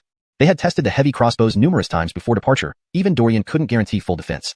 Under the watchful eyes of countless soldiers, both commanders made the first move. The sternness of war spread across the land. Without hesitation, Dorian rode his warhorse towards Frederick's direction. Fire! Frederick sneered, completely unfazed. Killing yourself is your choice. Don't blame me, Dorian. Whoosh! The crossbows launched arrows with incredible force. Dorian raised the dragon roar spear, a flicker of tension crossing his eyes. Clang! He gritted his teeth, barely managing to block the first arrow. How? How is this possible? Chapter 408, Prelude of the Traitor. When the first arrow fell to the ground, Frederick was utterly terrified. He stood frozen, unable to issue any further commands. Dorian's palm went numb from the impact. He squinted and murmured, quite heavy. Indeed, the arrows from the Irwin were exceptionally heavy. It must have taken Frederick considerable time to train his soldiers to use these heavy crossbows. In just a few days, they had mastered the heavy crossbows, demonstrating a level of dedication unimaginable for ordinary men. Every soldier, including Frederick himself, had personally experienced the devastating power of the crossbow. Not one could withstand a single bolt. But Dorian managed to do so. Coming to his senses, Frederick couldn't help but shout, "Keep shooting! I don't believe he can block them all." Even Dorian couldn't guarantee blocking every heavy bolt, but he wasn't foolish enough to try. Instead, he employed his agile movements, quickly appearing before the crossbow unit. Being selected for the crossbow unit meant these weren't ordinary soldiers. Each possessed significant skill. Seeing Dorian approach, some abandoned their crossbows and drew their swords to engage him. Witnessing this, Daxton's expression darkened. Dorian's tactics were unexpected. Did he not fear being harmed when the cannons fired? Clearly, Dorian did fear it, but he had calculated the distance precisely. Meanwhile, another group of soldiers arrived behind the crossbow unit. Half of you hold them back, the other half continues firing at a distance. Frederick, despite being a general, remained calm, issuing rapid commands to keep his troops responsive. Dorian scoffed coldly. Bring them back, he ordered. Daxton's face changed. Is this guy trying to push us back and then use the cannons? He's too cunning.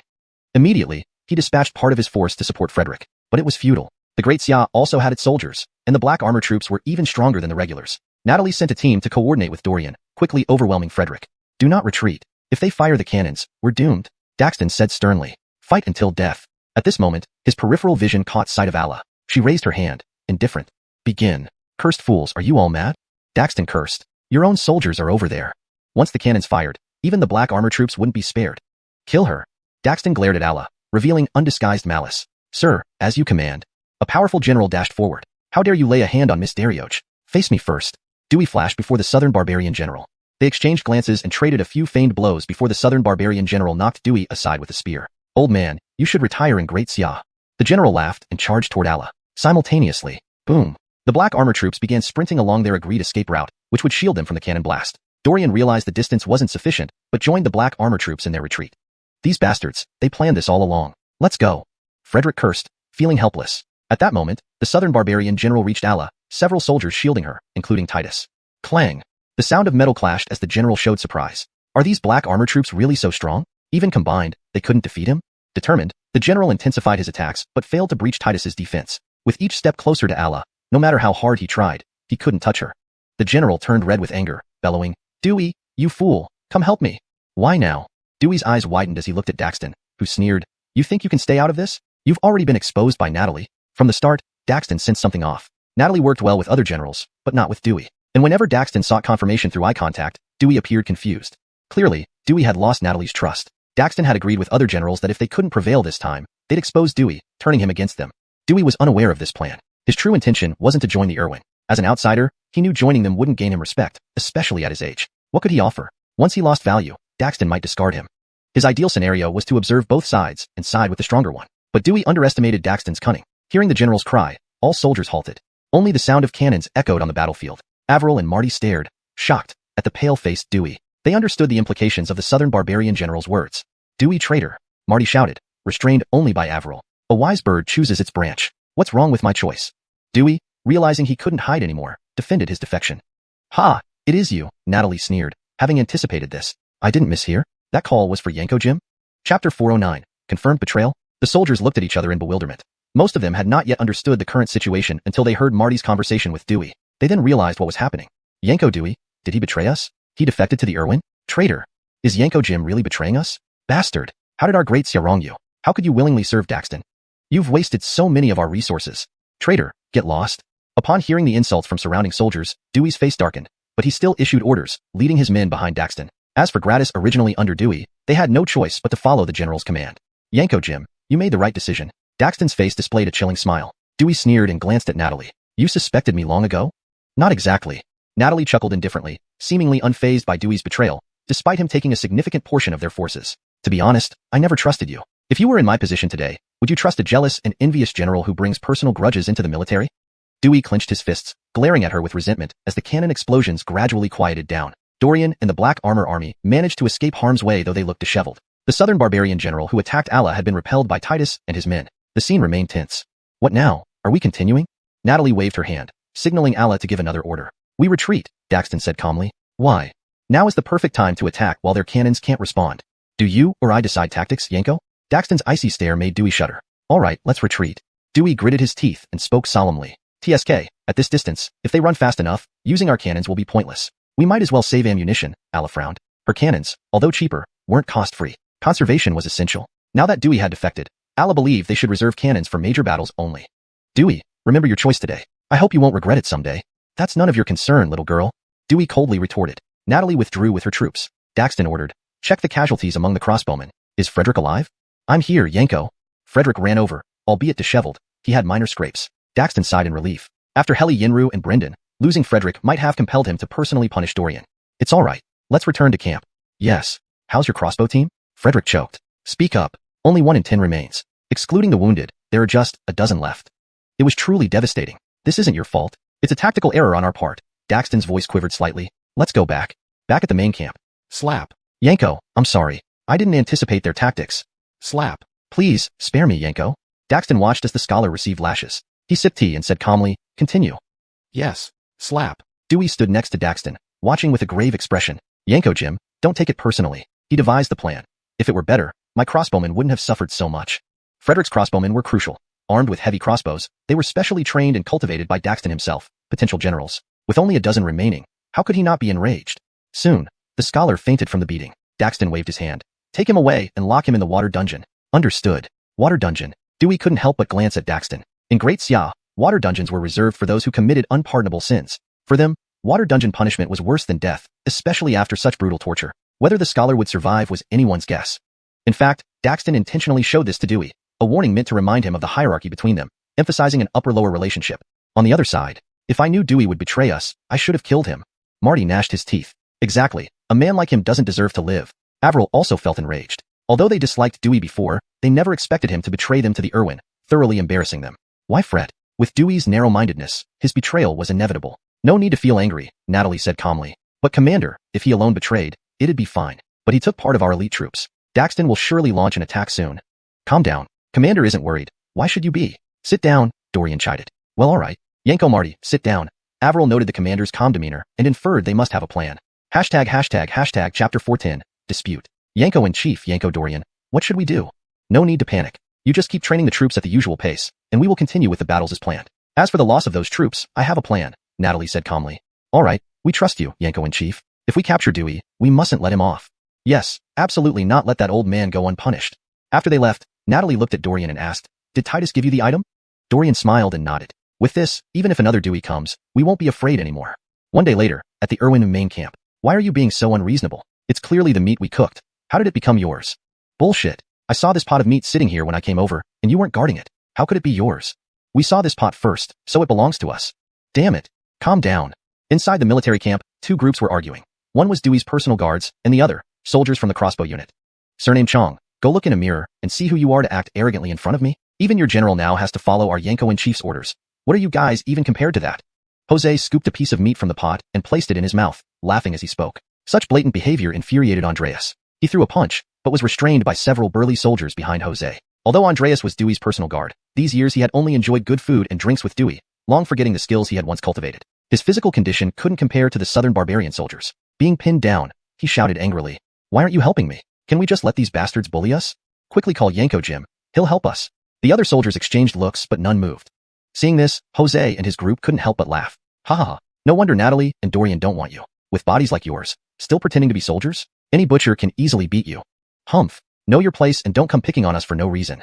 Andreas's vision turned black with anger. They provoked first, yet it became his fault? After arriving at the Irwin main camp yesterday, Daxton treated them well, giving them plenty of meat and vegetables. Andreas suspected these men were envious, leading to their provocation. Bastards. You're the ones who started. Hee. Let me tell you something about the Irwin. Strength is everything here. Without strength, everything is your fault. Got it? Jose patted Andreas's face with a smile. Go to hell. Andreas spat at Jose's feet. How dare you spit at Jose? Do you want to die? Just a bunch of traitors. Do you really think our Yanko-in-chief trusts you? Traitors. Beat him. Furious, Jose ordered his men to beat Andreas. The sounds of fists and kicks drew Dewey over. Seeing Andreas beaten up, Dewey stopped Jose. What are you doing? Oh, it's Yanko, Jim. Jose smiled, gesturing for his men to release Andreas. Jose, what's going on? These bastards came to snatch the food. Dewey understood the moment he saw the pot of meat. He glared coldly at Jose, who sneered back. It's the rule in the Irwin. To the victor goes the spoils. I was reminding Andreas, who just arrived, of this fact. Hope you understand, Yanko Jim. Nonsense. Is this how you remind someone? Dewey pointed at Andreas's bruised face. Yes, in the Irwin. You're a Daxia person. Maybe you don't know. If you want to learn, we can teach you. Do you dare lay a hand on me, a general? Yanko? Jose and his men burst into laughter. You're what kind of general? We call you Yanko out of respect, but you actually think you're a high-ranking one? Dewey, this is the Irwin, not Daxia. Birdie it to boast about your rank? Go back to Daxia. Our soldiers don't recognize you here. Today, I'll discipline you for Frederick. Dewey drew his sword and attacked. Who's afraid of you?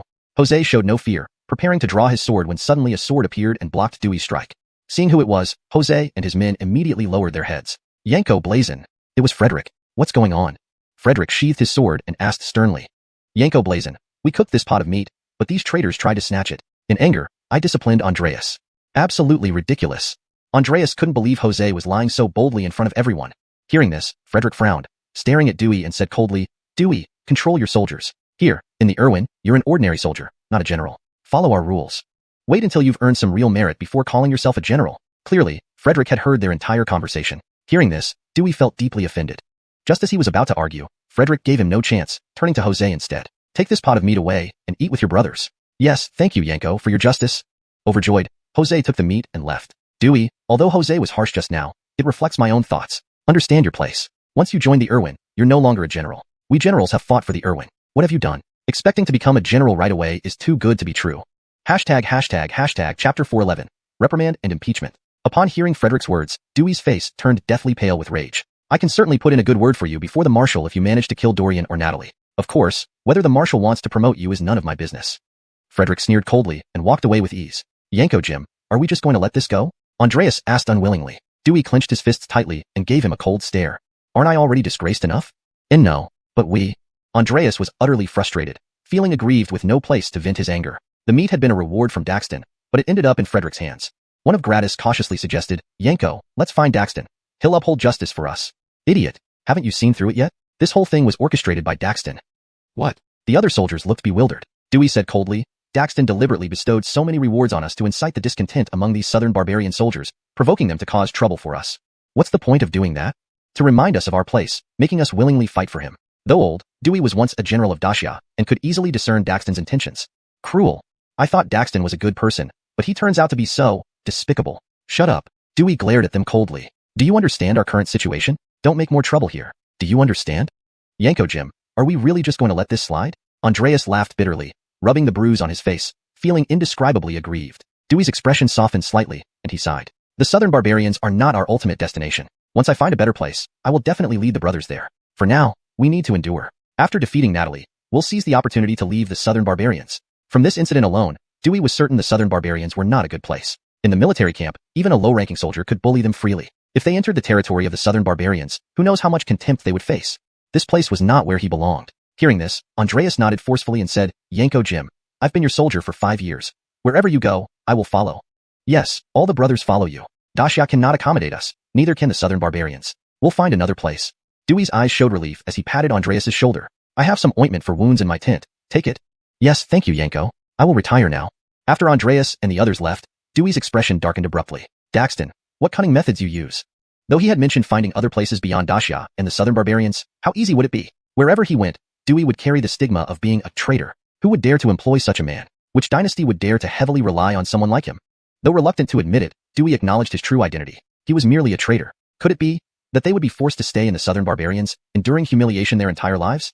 Dewey felt bitter. He slowly unclenched his fists. The top priority now is to help the southern barbarians defeat Natalie. If I perform outstandingly, maybe I can earn Daxton's favor. Frederick and the others might change their opinion of me. Thinking this, Dewey actually looked forward to the next battle. Meanwhile, in Daxton's tent, Frederick said with a smile, everything went as expected. That old man couldn't control his emotions and acted against Jose. Now, has he calmed down? Most likely. He has stopped urging Andreas to stir up trouble. Daxton nodded and said indifferently, a dog is always a dog. thinking it could turn into a master?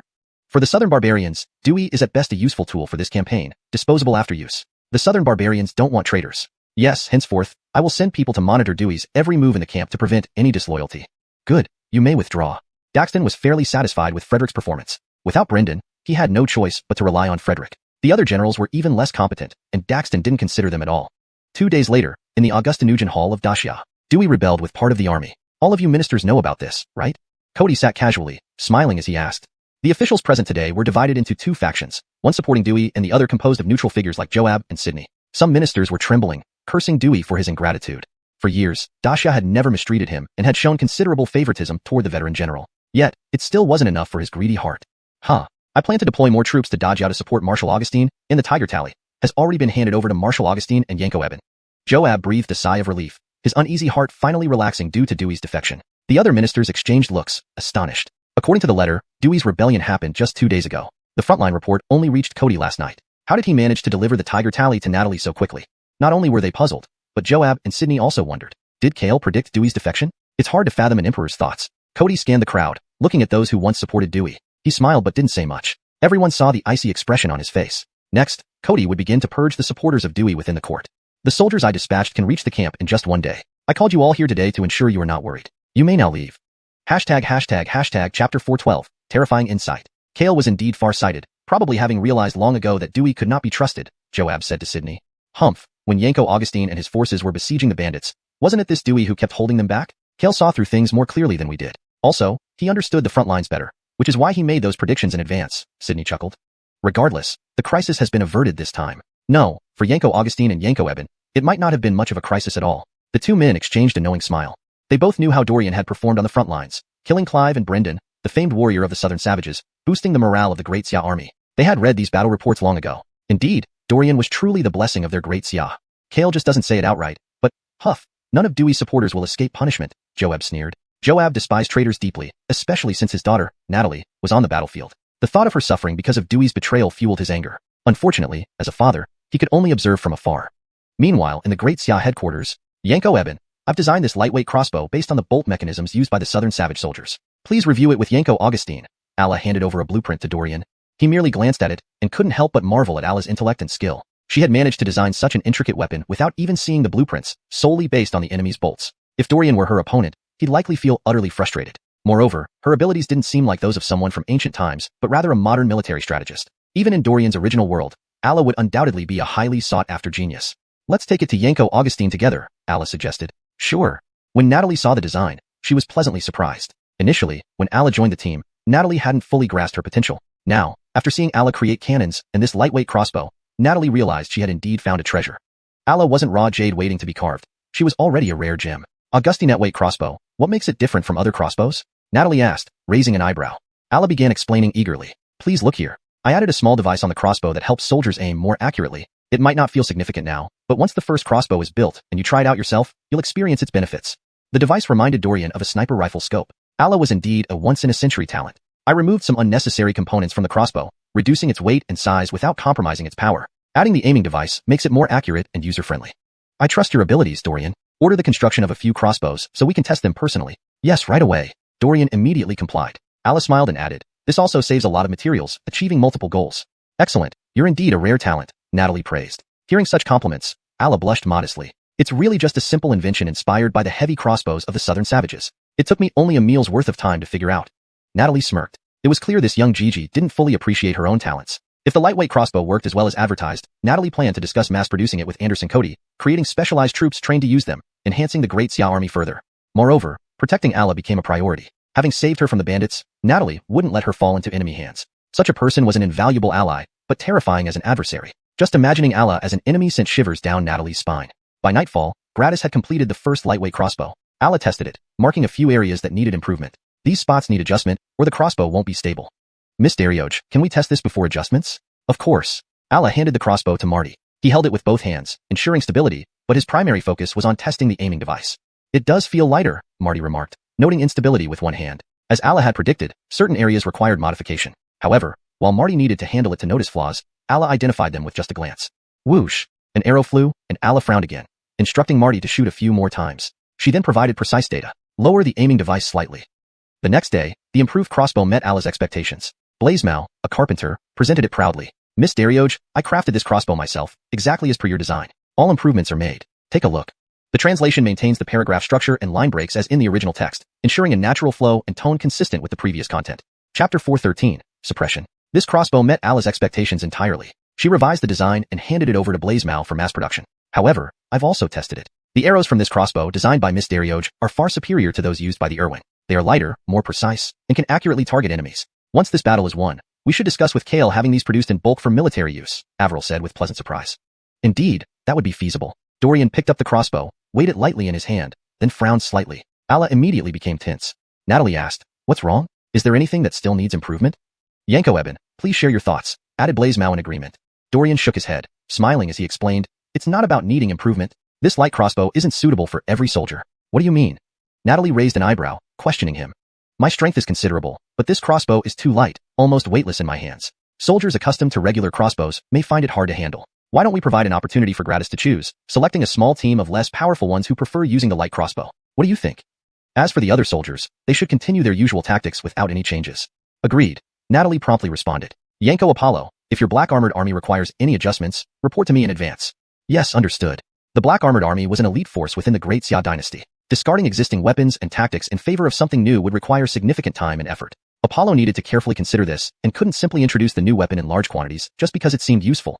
The immediate priority is to produce a batch of light crossbows, select a group of soldiers to get familiar with them, and then assess whether they can be used in battle. With the design problem solved, Natalie now focused on letting soldiers practice with the light crossbows and seeing if they could have a dramatic impact in combat. If she found no significant difference between using and not using the light crossbows, she wouldn't deploy them. There would be no point in wasting resources and energy. In short, they needed real combat tests. A few days later, Dorian led a group to challenge at Dayo. Among Gratis he commanded were some carrying the light crossbows, their faces alight with excitement. They had grown familiar with using the light crossbows and were confident in surprising the enemy during battle. Report, only Dorian is here. Frederick reported to Daxton, who frowned upon hearing only Dorian had come. Have Dewey go to face him. After all, he's been eager to kill Dorian. This is a good opportunity.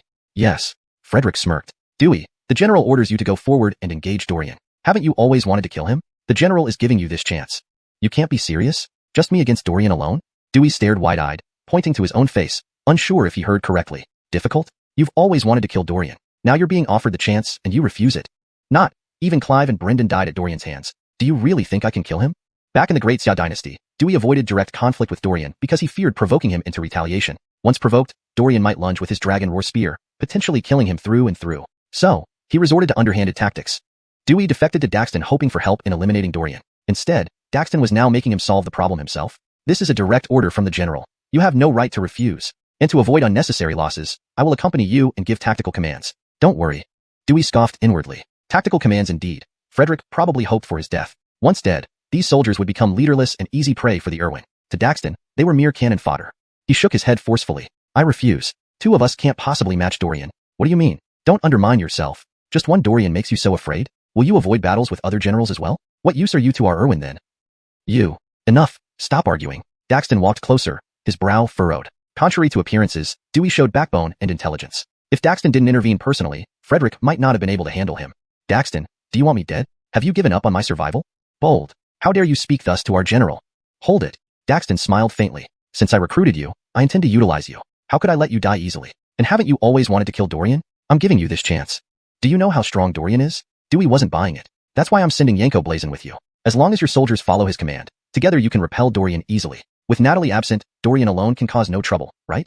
I believe in you. Daxton clapped him firmly on the shoulder, grinning. Yanko Blazin has studied military strategies since childhood and won't hold you back. Since you've joined our Irwin, show some trust in him, okay? Chapter 414, A Loyal Dog. Yanko Birdie in. I hope you're not deceiving me, Dewey finally conceded. Daxton had pushed the matter this far, leaving him no choice but to comply. With no room for negotiation, Dewey could only prepare for battle. When Dorian saw Dewey appear in his line of sight, he was quite surprised.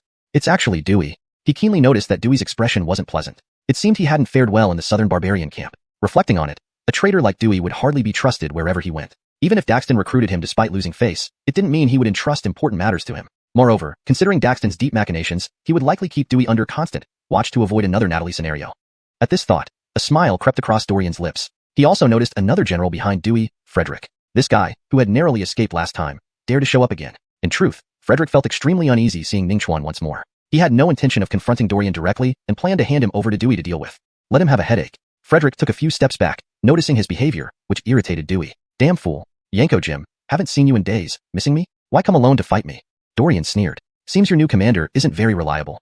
Dewey was too old. He was no match for Dorian. Dorian could roughly guess Daxton's intentions, letting Dewey meet his end so he could take control of his soldiers. Dorian, enough talk. Our grievances have gone on long enough. It's time to settle them. Dewey blustered bravely. Dorian wasn't afraid, relaxing somewhat. All right, then come. We were allies before, and I couldn't harm you. Don't think I can't kill you now. Yanko Jim, you are now our enemy, Dorian declared, his body radiating intense killing intent.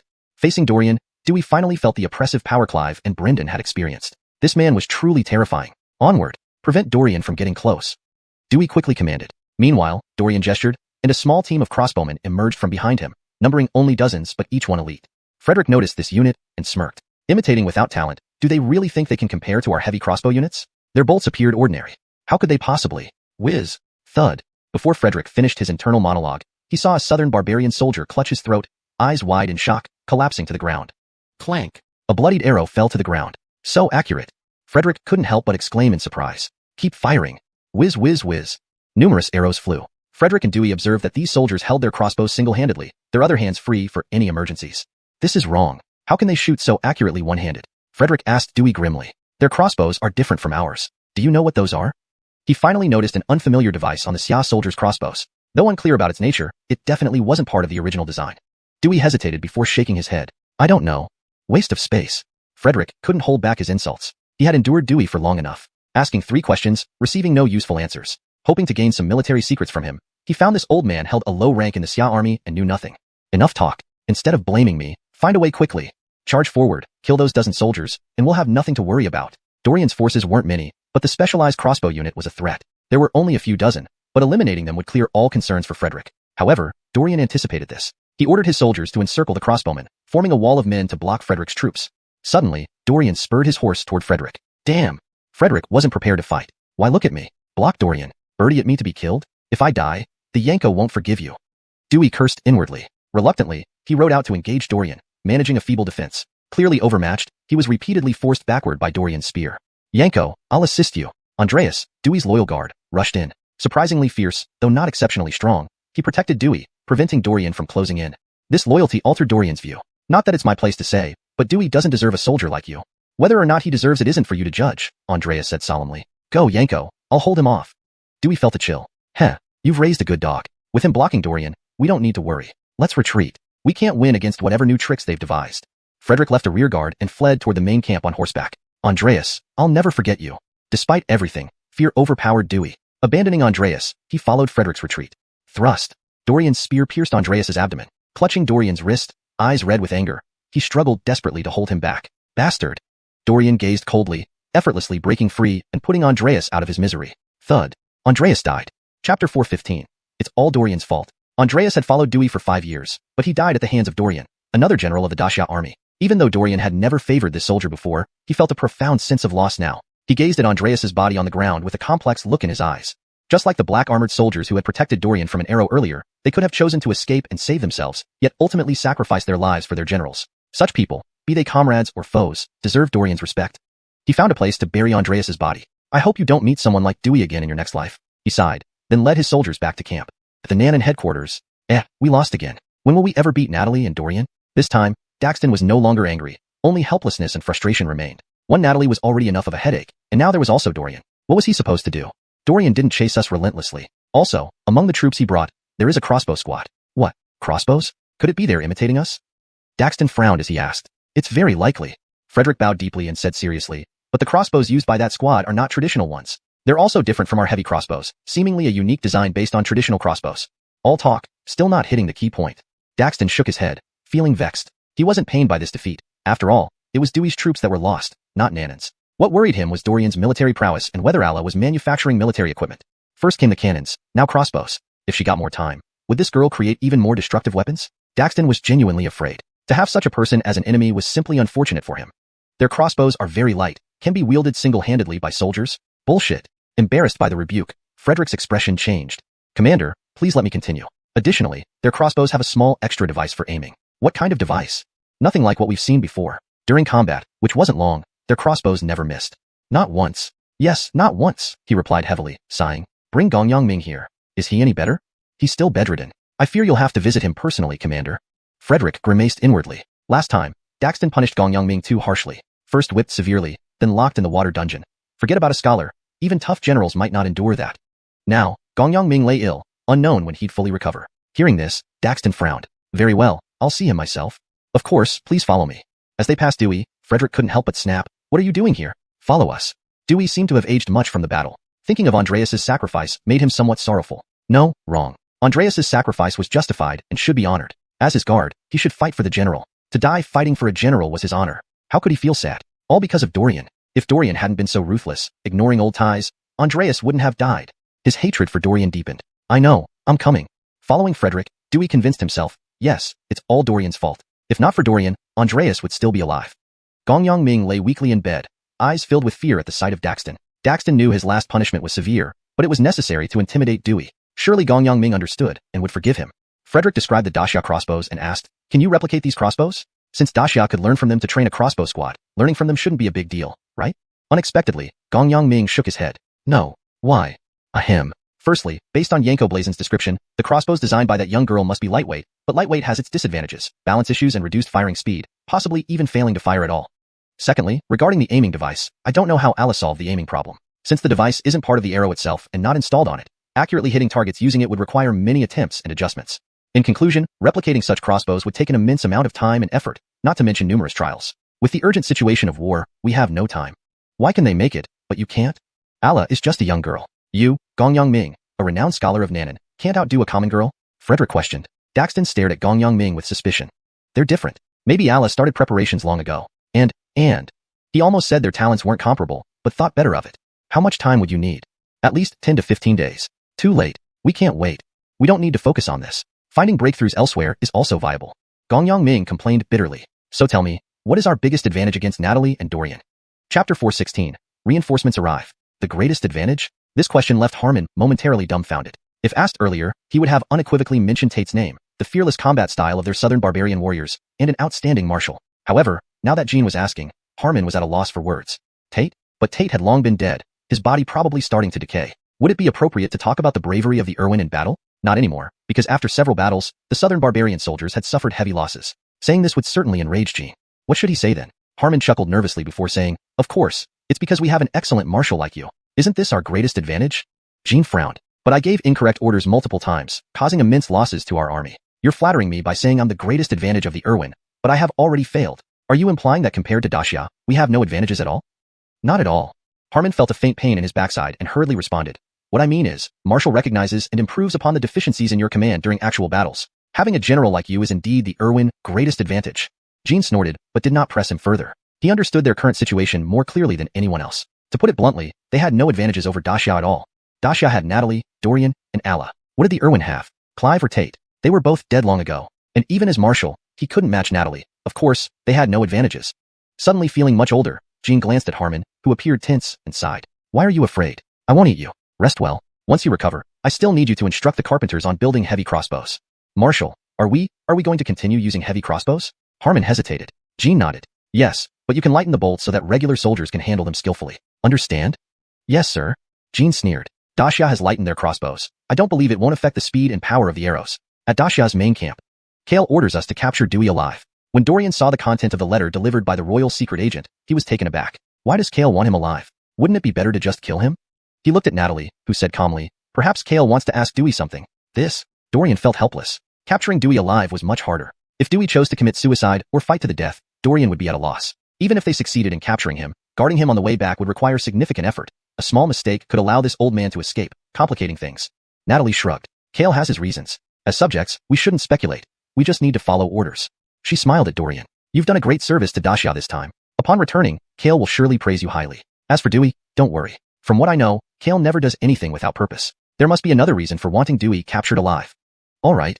Dorian nodded helplessly with a bitter smile. His spear could easily kill someone, but capturing someone would be much more challenging. At worst, he could hand Dewey over to Avril and Marty. Together, they could handle Dewey easily, and they would be gentler than Dorian wielding the dragon roar spear. After these few battles, I am confident that Jean and his men are no match for us. We should mass-produce the bows and crossbows created by Allah. Once Gratis are familiar with them, we will launch a direct attack on their base and end this war. Natalie's tone was filled with determination. Agreed. Dorian tightened his grip on the dragon roar spear and nodded vigorously. In the imperial study of Dacia, a black-clothed guard knelt before Anderson Cody. Your Majesty, according to my investigation, everything Dewey did is confirmed to be true, with no exaggeration. Humph. Cody sneered. How generous of Dewey. I've treated him well all these years, and this is the gift he returns. He lives up to being a veteran general of Dacia. The black-clothed guard lowered his head, not daring to interrupt. Clearly enraged, Cody spoke calmly. Simply killing Dewey would be too lenient. I have countless ways to make him suffer worse than death. You may go. Continue investigating what else this bastard has done. Yes, sir. Ah, right. I remember arranging for Titus to contact you. Has he reported any developments recently? The guard shook his head. No, everything is normal. Our dispatched soldiers are marching as planned and will reach the camp tomorrow. Excellent. When Yanko Augustine and Yanko Eben return victorious, I'll reward them handsomely. Cody clapped and laughed heartily. What's Jean or Tate against my marshals and generals? Nothing. That's certain. A day later, Yanko Ho, long time no see. Avril was surprised to see Lewis leading a contingent of soldiers to the main camp. What are you doing here? Lewis smiled. Kale foresaw this and sent me some time ago. Of course, the tiger token is not in my possession. I'm not qualified for that. I only lead these soldiers to the main camp. Command authority remains with Marshal Augustine. Chapter 417. Aid from the Irwin. What? Avril was even more surprised after hearing Yanko Lewis's words. The tiger talisman isn't in your possession? Then how can Marshal Augustine command these soldiers? Does she have the tiger talisman? You tell me. A mysterious smile spread across Lewis's face. Avril's lips twitched. When did all this happen? Haha, Yanko-sia. You still need to improve your battlefield intuition. Lewis laughed heartily and patted him on the shoulder. This time, when Lewis and his men arrived at the main camp, they brought a lot of military supplies, including wood that they needed, which was more than enough for making crossbows. After Dorian walked out of the tent, Avril immediately introduced him, Yanko Eben. This gentleman might be new to you, but Yanko Ho is also an old general of our great Xia. Finally meeting you, Yanko Dorian. I once witnessed Brendan's battle. His fierce fighting style wasn't even a match for yours. Dorian smiled and felt slightly more relaxed. He had been worried earlier that Cody had sent another difficult commander like Dewey. Thankfully, as Bert, he was perceptive enough to send another experienced veteran. Dorian indeed hadn't heard of Lewis's name before. The latter was around 50 years old and hadn't earned significant military merit when he was younger, so he wasn't prominent in court. However, his loyalty was unquestionable. Dorian couldn't help but sigh. Dewey was even older than Lewis, yet Cody still gave him the chance to earn military glory on the battlefield. He could see that Dewey came with the intention of achieving success. Unfortunately, he was too eager for quick results. Moreover, Dewey had a narrow mind. Knowing his advanced age and unable to compete with young generals like Dorian and Marty, he tried to use underhanded tricks. What are you thinking about? Natalie patted his shoulder, snapping Dorian back to reality. Oh, nothing. Dorian handed the tiger talisman to Natalie. I was the one who sent the confidential letter about Dewey possibly rebelling. At that time, we hadn't joined forces yet. I guess the Emperor chose convenience by letting Titus hand the tiger talisman directly to me. Now, I return it to you. Natalie frowned and asked, why explain so much? Do you think I'd misunderstand? Dorian shook his head with a smile. No, just some things need explanation. Natalie rolled her eyes. Forget it. Do you think the Emperor didn't consider it as much as you? He knew I wouldn't think too much, so he let Titus give the tiger talisman directly to you. Dorian laughed awkwardly. I know, after all, we're family. Who says I'm family with you? Natalie gritted her teeth and ignored Dorian, walking towards Lewis instead. While welcoming Lewis, Dorian learned that this old general had once fought alongside Dewey. At that time, Dewey was already not a good person, constantly suppressing new generals, fearing that their military achievements would surpass his. Lewis sighed helplessly. This must be what people call what you see is what you get. He's been acting like this for decades. Marty couldn't help but comment. Miss Darioge, I've reviewed the design for your crossbow. If possible, I want to manufacture a badge for my army as well. Lewis said excitedly. This may sound inappropriate coming from me, but our great Xia currently has no military strategist who can compare to you. Military strategist? Alla laughed bitterly. Yanko Ho, you flatter me. It's just something I do during idle moments. How can I be compared with the officials in the court? Everyone exchanged smiles without delving deeper into this topic. After all, Alla's abilities were evident, and there was no need to emphasize them further. Once back in Great Xia, Cody would surely recognize her talents. As the Great Xia camp welcomed Lewis, Daxton's Southern Barbarian headquarters wasn't idle either. Unlike the harmonious atmosphere in the Great Xia camp, the mood in the Southern Barbarian camp was tense. Bertie in Marshal, repeatedly losing battles. This is your ability as a marshal? A general wearing specialized armor stood before Daxton, eyeing him mockingly. Haha, RF Chi Shao, stop criticizing without understanding. You lead next time, and see if you can defeat Natalie and Dorian. RF Chi Shao sneered. I make no guarantees about Natalie. And, haven't you forgotten? On this battlefield, she's your opponent, not mine. Forget Natalie. That Dorian is just a minor general of Great Xia, yet he managed to make you worry. Looks like you're going backwards. You. Frederick's face darkened, ready to speak, but Daxton silenced him with a glance. Enough, RF Chi Shao, I don't want to hear nonsense. Where are the supplies? In the rear, Marshal Bertie in. You didn't win many battles but used plenty of supplies. RF Chi Shao's eyes gleamed with mockery. Daxton clenched his teeth in frustration. They indeed consumed a lot of supplies for the heavy crossbows, and this scoundrel took advantage of it. If those resources were put to good use, it might have been fine, but, thinking of the cannons transformed by Allah, Daxton gnashed his teeth in anger. Our leader sent me because he feared you couldn't handle it. Next time, Dorian will be my responsibility, and you focus on Natalie. RF Chi Shao looked down at him, saying indifferently, Don't gloat until you face Natalie and Dorian yourself. RF Chi Xiao smirked carelessly. The battlefield isn't a place for second-generation princelings like you. Daxton chose not to argue with RF Chi Xiao. First, the latter's father held high status in the Irwin, and he couldn't afford to offend him. Second, Daxton wasn't justified. Since Natalie's arrival, he hadn't won any battles. I don't want to waste time here. Take me to Gong Yangming. I heard you beat him so badly he can't get out of bed. RF Chi Xiao frowned and said, Gong Yangming is our strategist. You punished him so severely. Didn't you know even a strong soldier can endure torture chambers?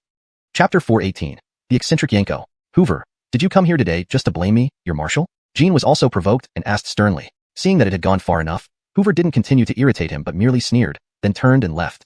His contemptuous attitude only fueled the fire in Jean's heart even more. This bastard. He's just a minor general. What gives him the right to act so arrogantly before him? Marshal, this guy is just too. Shoo. Jean shook his head and said with a grave expression, we will have plenty of time to settle accounts with him later. It's not the right moment now. On the battlefield, we should avoid internal strife as much as possible. But Hoover is just too overbearing. Birdie Yen Blazin felt a twinge of secret jealousy amid his anger. Both being generals, why could Hoover converse on equal terms with Jean? Birdie Yen Blazin had always regarded himself as subordinate to Jean during all these years and never dared to overstep boundaries. Why could Hoover do so? Whatever, once the next battle ends, this guy won't be able to remain so arrogant. After clashing so many times, Jean was very aware of how difficult Natalie and Dorian were to handle. Although Hoover acted arrogantly, his capabilities weren't actually that strong. His presence here was merely because his father held significant sway in front of the chief. Presumably, he was sent here forcefully to earn military merit.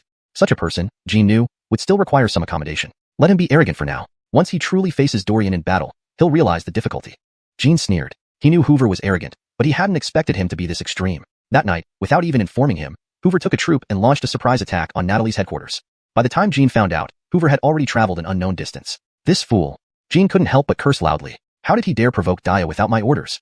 Marshal, let that bastard go. If he dies, so be it. No. Jean shook his head vigorously. Absolutely not. Birdie Yen Blazin sarcastically asked, have you forgotten who Hoover's father is? We'd better not stir up trouble. If Hoover dies, do you think his father will let Marshal off easily? Indeed, Jean hadn't won many battles in this campaign. If Hoover's father got hold of any incriminating evidence, he would certainly use it against him in front of the chief. We must hurry. Jean immediately assembled the troops and headed toward Daya's headquarters. At that moment, in the distance, shouts from soldiers and the sound of crossbows firing could be heard. Bad news. If they start using cannons, Hoover is sure to die. Jean clenched his teeth and sped towards the battlefield. Meanwhile, on the battlefield. What are you doing? Are you all cowards? Get up there. Hoover shouted at the hesitant soldiers around him. Our Numun soldiers are heroes who die in battle, not traitors who run away. Move. Dorian frowned upon seeing this. What's your name? You must be Dorian, right? I am Yanko Hoover, specifically here to take your head. Dorian sneered. You said your Numun soldiers are only heroic martyrs. But since the beginning, your soldiers have been continuously sacrificing themselves. Can you ensure their sacrifices were meaningful? Hoover was momentarily stunned. Bastard, do you dare instruct me on tactics? Disrespectful fool. Dorian offering you advice is giving you face. If you can't appreciate it, don't blame me for being rude. Lewis glared fiercely and charged forward fearlessly. Unlike Dewey, Yanko Lewis was experienced and formidable, holding his own even in a direct confrontation with the energetic Hoover. Hold him back. Stop him. Hoover shouted, my target isn't him. I want Dorian's head. Quick, help the general stop Lewis. No, we're no match for him. Worthless. How dare you disobey the general's order? Chaos broke out among the Numun troops. Dorian rode his warhorse closer to Hoover. Very well. Hoover's weapon was a halberd. He brandished it with elaborate movements. A flower pillow. Dorian furrowed his brows, and his dragon roar spear struck swiftly, lightly flicking it. Clang. Hoover's halberd fell to the ground. He stared at his empty palm in disbelief. Hoover didn't understand how Dorian did it. He felt an immense force on his arm, and when he regained consciousness, his halberd lay on the ground. The scent of death loomed heavily. Hoover's eyes widened in terror. What are you going to do? Stay away from me. That's impossible. You're only at the peak yellow stage, while I'm at the mystic stage. Peak yellow stage? A mocking look flashed across Dorian's eyes. You're wrong. I'm also at the mystic stage now. Though only at the lower mystic stage, Dorian could slay top mystic stage opponents like Clive and Tate at his peak yellow stage. There was no need to take Hoover seriously anymore, and now, dealing with him was even less of a challenge. Dorian thrust his spear again, directly dismounting Hoover from his horse. Tisk. He missed. Despite being a general, Hoover indeed possessed some strength. As soon as he landed, he rolled a few times and managed to dodge Dorian's spear, which would otherwise have pierced his chest. Dorian wanted to continue but heard hoofbeats in the distance. Jean's figure appeared, and soon after, his furious voice rang out. Hoover, get back here. Hearing this, Dorian was momentarily stunned. Then he looked at Hoover with a peculiar gaze. So, this guy violated Jean's orders to launch a private assault on their headquarters? No wonder things felt off. Jean had lost so many times. It seemed illogical that he would send a new general to provoke them. It turns out, it was all due to this eccentric general's impulsive actions. Jean saw Dorian's spear just a few meters from Hoover and his heart skipped a beat. Jean, come save me. What an idiot. Jean couldn't personally attack Dorian. Hashtag chapter 419, Fury. Dewey and Frederick, what are you two still looking at? Hurry up and save Yush. Though Yush was an arrogant general who did not follow orders and thought too highly of himself, Daxton could not leave him unrescued. Dewey and the other had no time to think much and immediately led a squad of soldiers into battle. Their momentum was so fierce that even Dorian was taken aback. I'll spare your life today, but next time won't be as easy. Unfortunately, the opposing forces sent too many soldiers, and while Dorian charged into them, he would inevitably face danger. This was just a minor skirmish. It wasn't necessary for him to risk injury. He nodded, entrusting Lewis to lead the troops with light crossbows to eliminate gratis brought by Yush. Yush had brought several thousand soldiers, but now, fewer than 1,000 remained. Daxton's anger was evident on his face. After Dewey and the others successfully saved Yush, Daxton withdrew his troops. Truly a strange one, acting without the marshal's order, bringing just a few thousand soldiers to challenge our main camp. People might think he's really strong if they don't know better, Lewis sighed, shaking his head. People like him have probably been spoiled by the Irwin. The Arafchi family must hold a high status among the Irwin. If anyone else dared to defy Daxton's orders, he wouldn't even bother acknowledging them. It would be suicidal. But when Yush nearly died under Dorian's spear, Daxton became more anxious than when Tate was in peril. Yush lacked Tate's strength and wisdom, yet there was only one reason Daxton valued him so much. The Arafchi family held considerable power. Let's return. It's the middle of the night, and this fuss is really unnecessary, Lewis said with a cold laugh. Dorian looked on with peculiar eyes. What kind of bizarre characters were these Irwin? Southern barbarian main camp. Slap. Marshal, stop. Don't hit him. Maybe Yanko Yush has his reasons. Marshal. Daxton was at the peak of Earthconroik, and the surrounding generals couldn't stop him from beating Yush until he was bruised and bloodied on the ground. Fool. Didn't I warn you this morning not to act recklessly? Didn't Harmon tell you? Marshal Birdie in. I did. I even analyzed Dorian's strength for Yanko Arafchi, but he wouldn't listen. Harmon entered the tent supported by servants, bending over due to his injuries. He appeared as a pitiful, helpless old man. Your death alone would be bad enough, but so many soldiers? They all perished because of your foolishness. Yush finally lost his temper, shouting, so what? Isn't it an honor for every soldier to die in battle for their general? I'll teach you how to behave today. Oh, Marshal. Marshal, stop hitting him. Yush violated military orders and launched a private attack. According to military law, we should strip him of his tiger talisman, removing his command over gratis. Frederick said sternly. Bullshit. Who do you think you are? Why take away my tiger talisman? Shut up. Daxton slapped Yush across the face, saying darkly, I can choose not to revoke your command, but can you guarantee that what happened today won't happen again? Fine. I promise this won't happen again. From now on, I will strictly follow Marshal Bertien's orders. A flicker of insight crossed Yush's eyes. Today, he truly enraged Daxton, who actually beat him. He agreed partly because he didn't want to provoke Daxton further, and partly because he had seen Dorian's true strength. Though Dorian was only at peak Yellow Conroik, no, lower Mystic Conroik, his power far exceeded some at peak Mystic Conroik. No wonder Tate fell to him. Daxton and Harmon hadn't exaggerated Dorian's strength. As for the dead soldiers, there was nothing to be done about that. Most of the skilled warriors Yush brought today had perished in the fight. If Daxton hadn't enlisted Dewey, their manpower might really have been insufficient. After Yush left, Daxton spoke grimly to Frederick. Keep an eye on him. I don't want any more trouble like today. Yes, sir.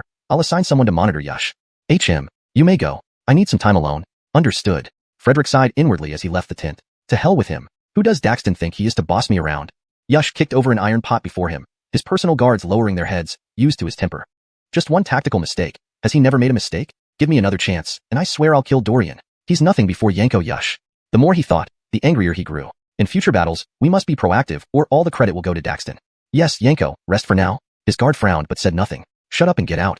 Yush snapped. Yes, sir. The guard knew that continuing to advise would only infuriate Yush further. It was best to leave and avoid becoming his outlet for frustration. Several days later, in the Great Xia military camp, the light crossbows are almost ready. Once gratis are familiar with them, they can be officially deployed, Blaze Mao said with a smile. Good. Natalie pondered for a moment, and then asked the generals to join her in the tent. I plan to launch a surprise attack on the Southern Barbarian main camp tomorrow night. What do you think? Of course, we follow the Marshal's lead. Right, if the Marshal says attack, we attack. Dorian nodded and added, but we need to be fully prepared. The reason why Daxton's surprise attacks failed was poor preparation. Tonight, Natalie planned to end the war, so she would ensure complete readiness for the final battle against the Irwin. Then let's start preparing. Translation ends here. Note, maintained original paragraph structure and line breaks as instructed. Chapter 420. The night of the decisive battle. Wait, I have a question. Dorian immediately said, if we are to engage them in battle, shouldn't we move the cannons closer beforehand? How about we seize the opportunity tonight and move several cannons near their camp?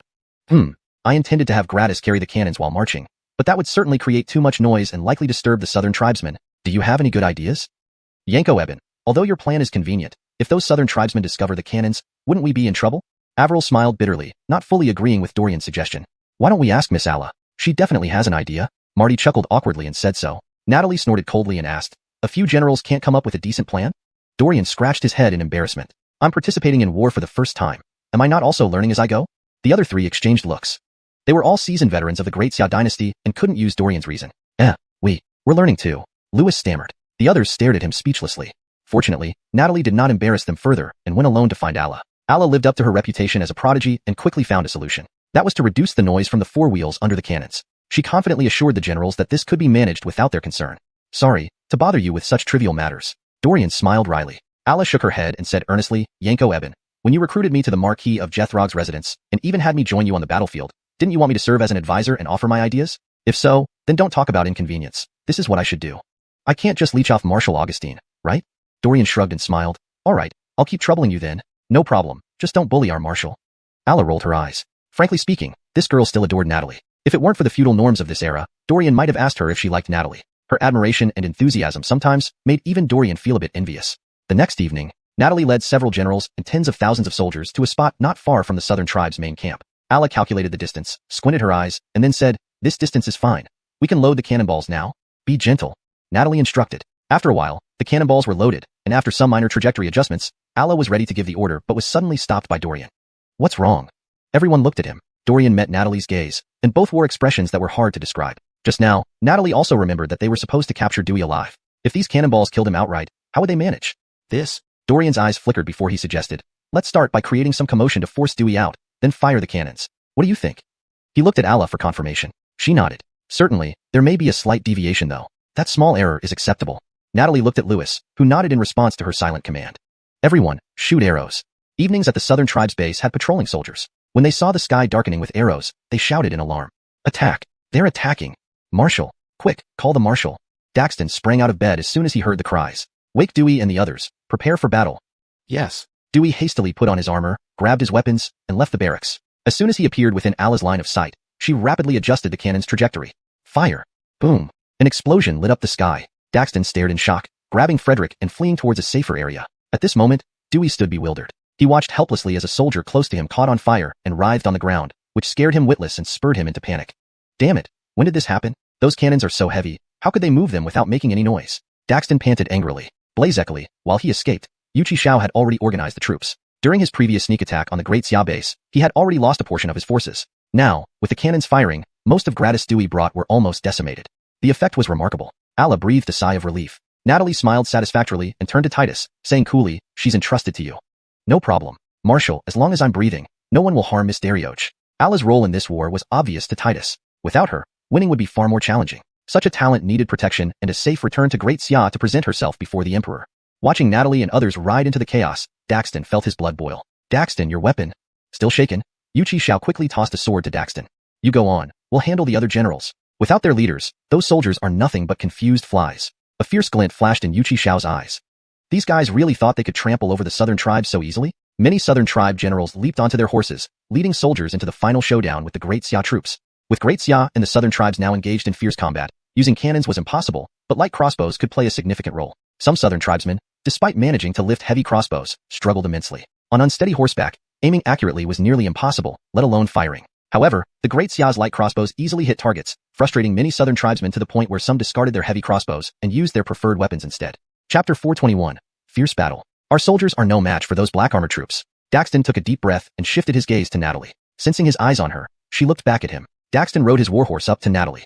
She sneered. Regardless of the outcome of this battle, I do admire your courage. Daxton's expression was particularly grim. In previous battles, he had always been slightly weaker than Natalie. The difference was that he had given it his all, while Natalie clearly held back during their fights. If she exerted full force, Daxton would definitely not be her match.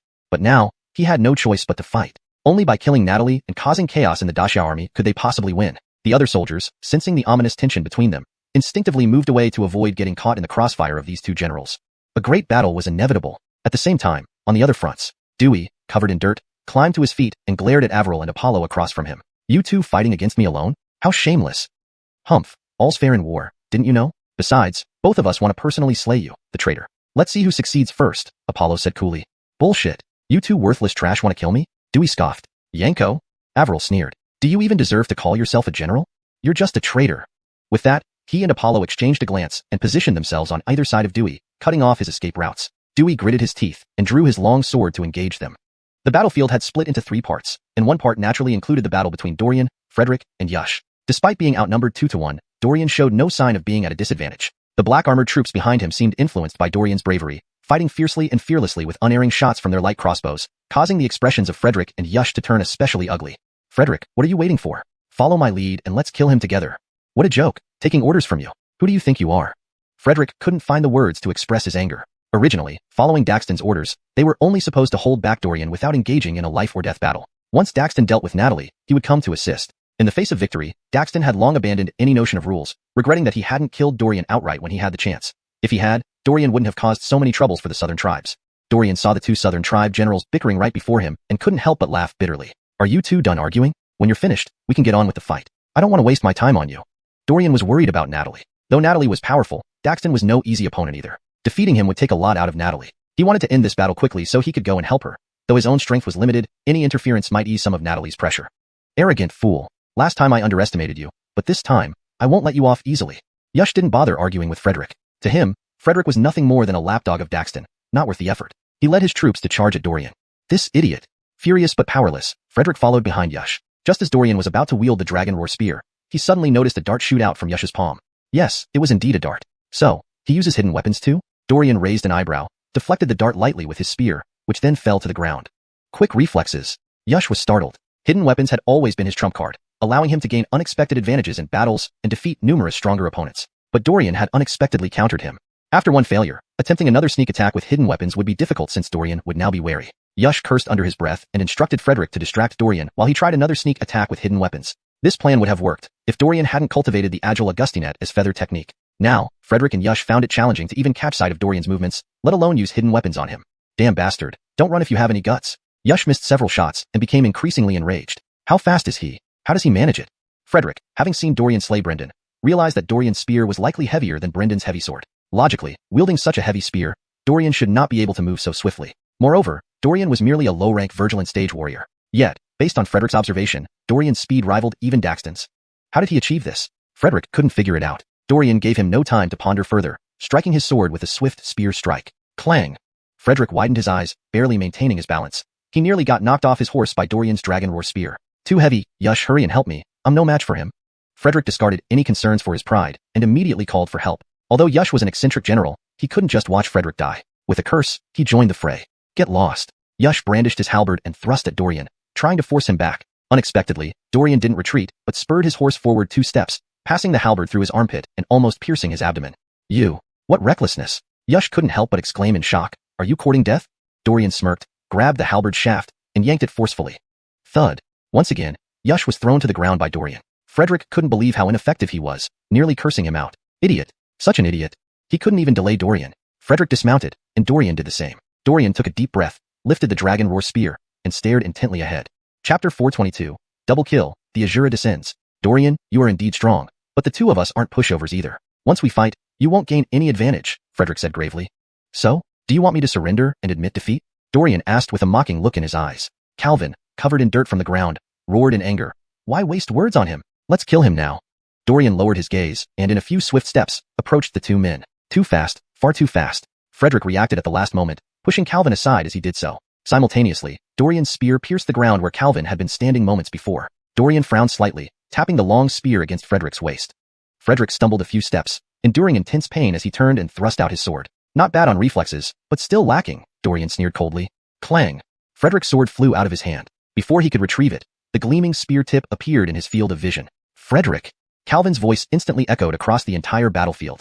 This distraction allowed Natalie to strike Daxton's right arm, causing him to endure severe pain while continuing his assault. Natalie kept an eye on the battles unfolding around her. When she saw Frederick fall under Dorian's spear, a faint smile involuntarily crept onto her lips. Daxton, your defeat is inevitable. Daxton let out a cold snort. Are you still fighting, or have you the luxury to observe others? This struck Daxton as absurd. He was already exerting all his strength just dealing with Natalie. How could he possibly pay attention to anyone else? But Natalie managed this and fought with such ease that it filled Daxton with a profound sense of failure. Sometimes, exchanges during combat could influence the outcome. With one word or gesture, Natalie could undermine Daxton's resolve, like now, when he began to deeply doubt his own abilities. Seizing this opportunity, Natalie intensified her attack. Meanwhile, Calvin watched Frederick's body grow cold and felt an icy chill spread through him. He had just seen Dorian's spear pierce Frederick's head with lightning speed. The sight left Calvin's mind reeling. Splat! The spear pulled out, splattering crimson blood, staining the earth red. Dorian's eyes burned with intense killing intent as he fixed his gaze on Calvin. Calvin's legs gave way, almost collapsing on the ground. He was thoroughly frightened out of his wits. He had never participated in many battles, especially not on such a large scale. Witnessing Dorian's ruthlessness and seeing his general die before his eyes made Calvin panic and flee madly. Don't kill me. Don't kill me. I don't want to die, please spare me. His soldiers stared in disbelief at their general's cowardice, unsure of what to do next. Fool. If Daxton had known Calvin would cause so much trouble, he should have sent him back to the Irwin, but it was too late now. Running? Dorian narrowed his eyes watching Calvin. Can you escape? He raised his arm high and hurled his spear with great force. Whoosh! A sharp wind rushed past Calvin's ears. In the next second, splat! Calvin's body couldn't support the weight of the spear through his abdomen, and he fell forward, twitching on the ground for a moment before lying still. Yanko! The nearest soldier rushed over, attempting to pull the spear out but failed despite using all his might. This was the Dragon Howl Spear, a formidable weapon found after much effort by Cody for Dorian. It wasn't something an ordinary soldier could easily remove. Dorian approached slowly, calmly. The soldiers tried desperately to pull the spear while nervously staring at him. Enough. Dorian sighed lightly. You won't be able to pull it out. He grasped the Dragon Howl Spear, gently lifting it free of Calvin's body. Ah. The soldier was paralyzed by fear, sitting dumbfounded on the ground, staring blankly at Dorian. A hint of pity flickered in Dorian's eyes. Let me give you a quick death. He raised his spear, stabbing lightly. Splat. Thus, Frederick and Calvin both met their end. The Azura. He's the Azura. Run. Run away. He's the Azura. Panic spread among Frederick and Calvin's soldiers. They lost their will to fight and fled chaotically. Dorian immediately gave orders. Clear them out. Kill as many as you can.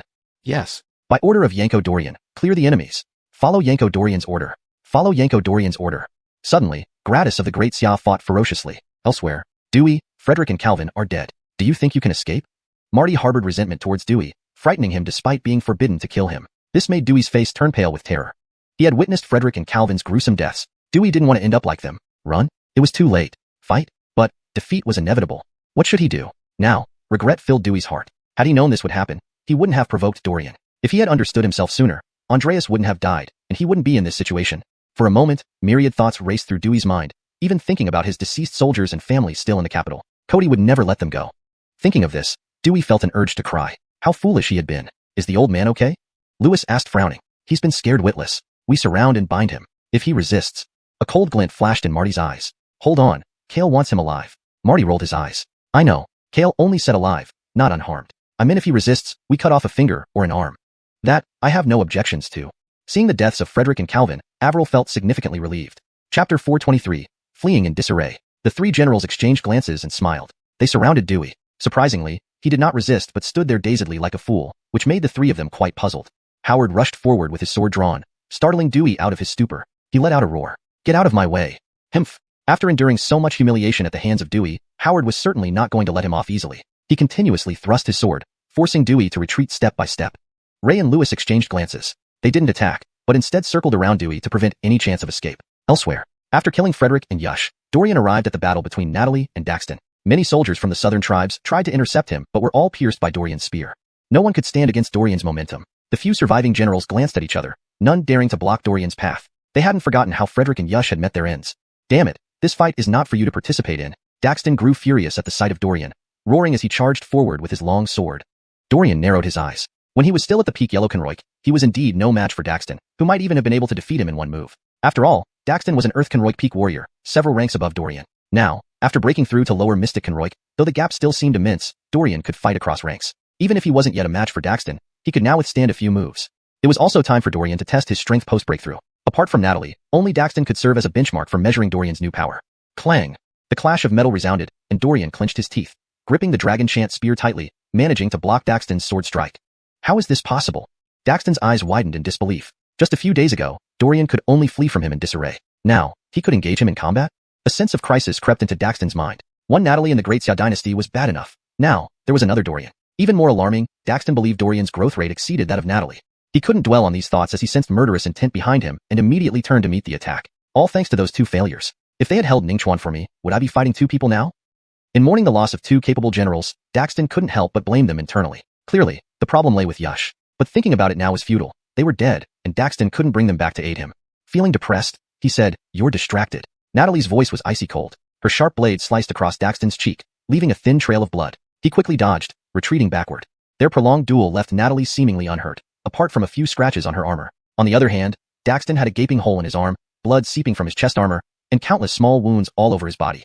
Partially due to the poor quality of the Southern tribe's armor, Natalie's sword easily cut through with minimal force, but mainly because the disparity in their strengths was too great.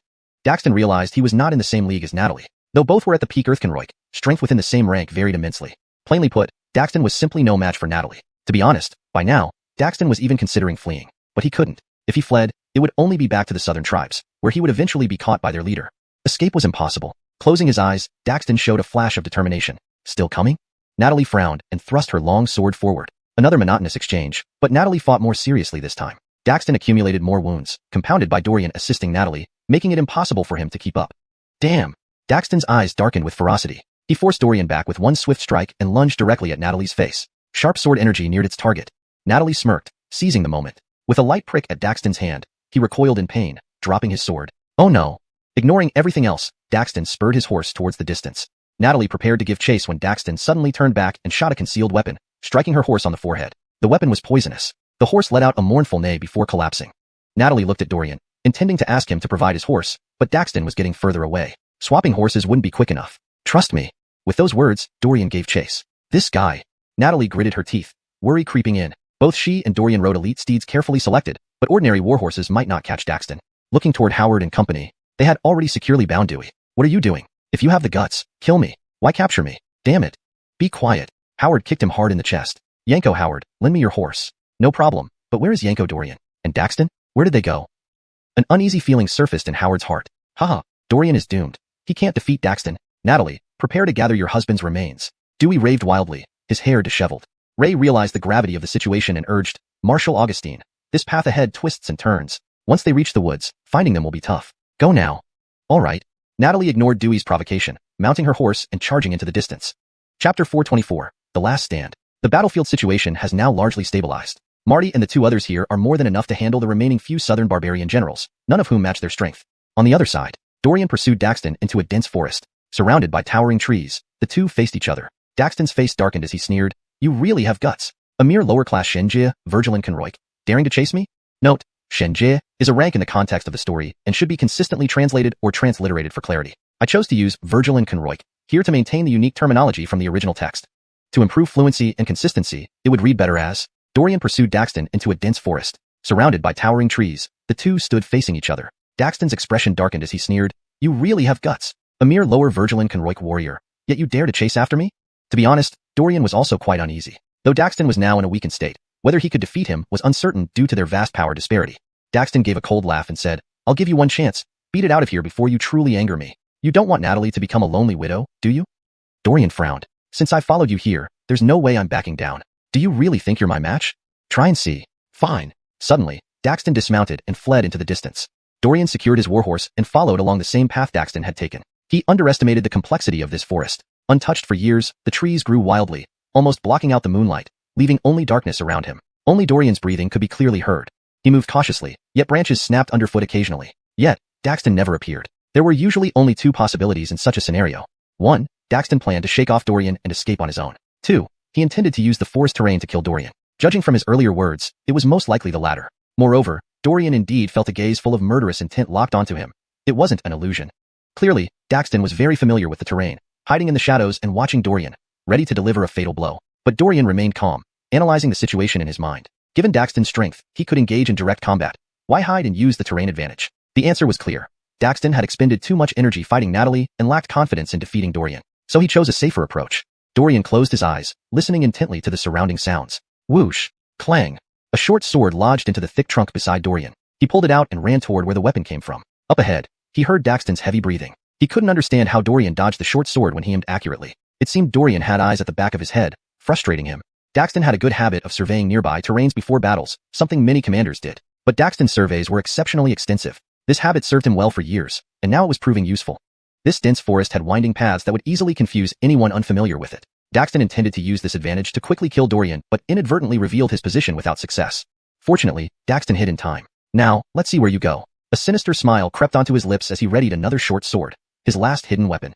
Everything hinged on this moment. Just as Daxton was about to strike, Dorian suddenly turned around, firing his short sword rapidly. Splat! Daxton froze. He stared at his arm where the short sword pierced through. This blade was coated with poison. Even as a peak Earth stage warrior, he couldn't withstand such potent toxins. If he didn't find an antidote within an hour, he would surely die from poisoning. Daxton's voice trembled. This can't be. How did you find me? I didn't reveal myself. And, you aren't familiar with the terrain? How were you able to spot me? Daxton felt terror and confusion. Terror because he realized he was about to die. Confusion because he didn't understand how he was exposed. In the darkness, deep, piercing eyes coldly locked onto him. Did you forget you were injured? The smell of blood is obvious. As long as Dorian concentrated on the sounds and the scent of blood, he could pinpoint Daxton's exact location. After all, since breaking through to the Shenjie stage, his bodily functions and senses had greatly improved. Note, Shenjie is untranslated as it appears to be a specific term within the context of the story. After killing Frederick and Yush, the system hadn't provided any rewards, indicating they weren't significant enough. But if he killed Daxton, he was sure to receive substantial rewards. Dorian's pursuit also considered this aspect. Daxton remained silent for a moment. Dorian sensed he was building up internal rage. Suddenly, whoosh! A sharp wave of sword energy approached. Dorian instinctively raised his Dragon Roar spear to block Daxton's sword. He gritted his teeth, feeling the strain. Daxton looked at Dorian with deadpan eyes. That hidden weapon was coated with a deadly toxin. I probably won't survive. Dorian, join me in death. Clank. The crisp sound of clashing swords rang out. Dorian didn't dare hesitate, unleashing his cloud-splitting spear technique so fast it left afterimages. For a while, he held his own against Daxton. Through clenched teeth, Dorian said, "You're not an ordinary warrior. There must be secrets behind your strength. An ordinary Shen stage warrior couldn't exert such formidable power."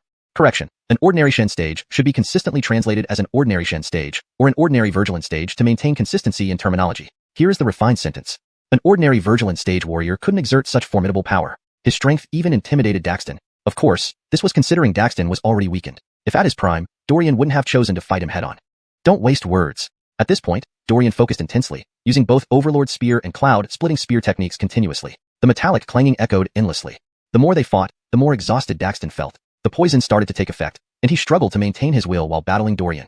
Even if he died, he vowed to take Dorian with him. Hatred swelled inside Daxton for this person who constantly thwarted his plans. Meanwhile, Dorian also grew increasingly alarmed as they fought.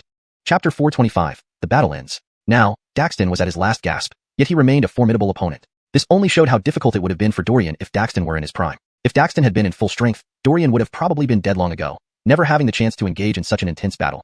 Indeed, his own power was still weak. Before a true powerhouse, he was nothing. Dorian's heart, burning with the desire to grow stronger, grew hotter and more intense.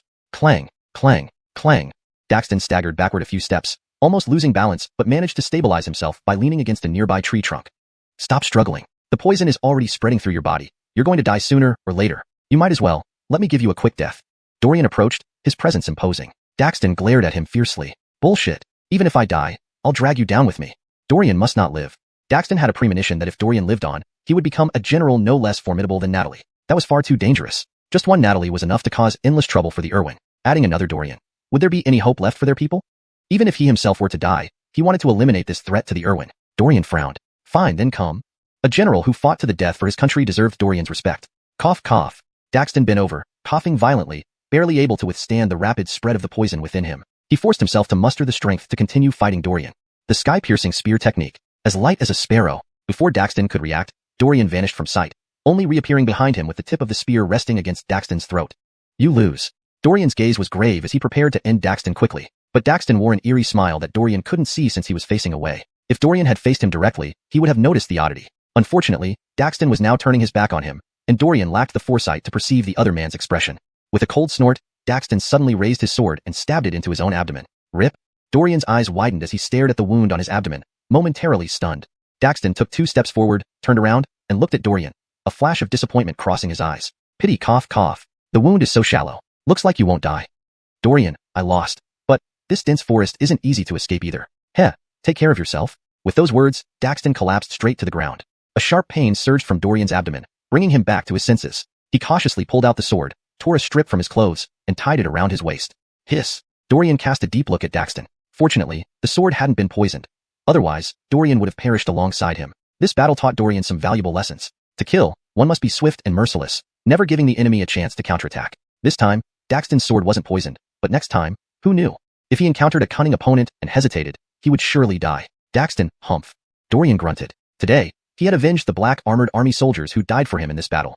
Leaving the place, Dorian retraced his steps, hoping to find an exit from the dense forest. However, the forest seemed to shift, and despite knowing he had come this way, he couldn't find the exit. Did he remember wrong? Dorian continued moving forward and soon found himself completely lost in the woods. Meanwhile, elsewhere, that's Dorian's and Daxton's horses. They must be nearby.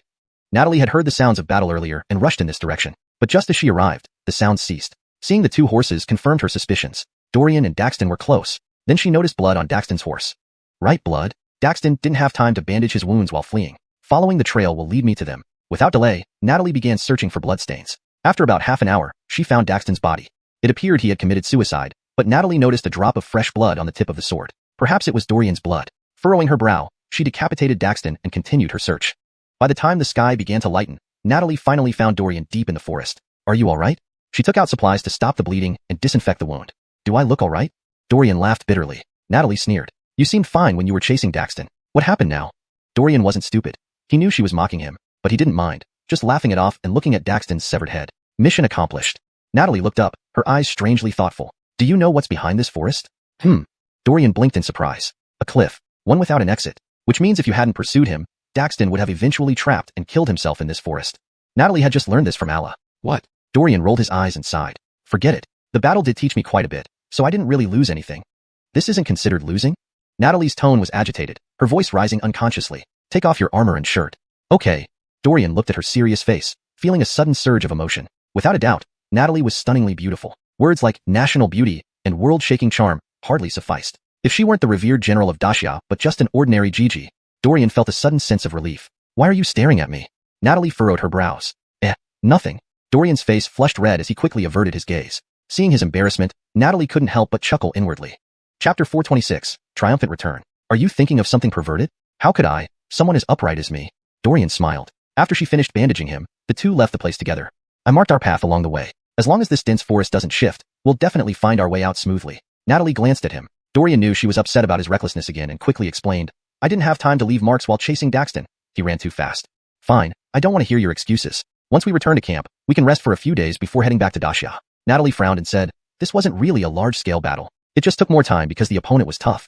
Dorian nodded in agreement. Both Brendan and Daxton were formidable foes. Without Allah's strategies, the war would have lasted much longer. With Natalie leading the way, they successfully left the dense forest. Avril and the others breathed a sigh of relief when they saw the two returning safely with Daxton's head.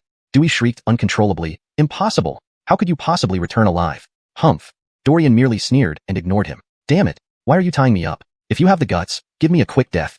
Dewey's eyes were filled with terror, his mind conjuring up some unpleasant guesses. He knew all too well how ruthless Cody could be. The reason he wasn't killed wasn't an act of mercy, but likely because Cody wanted him to suffer. Upon returning to Dacia, torture awaited him.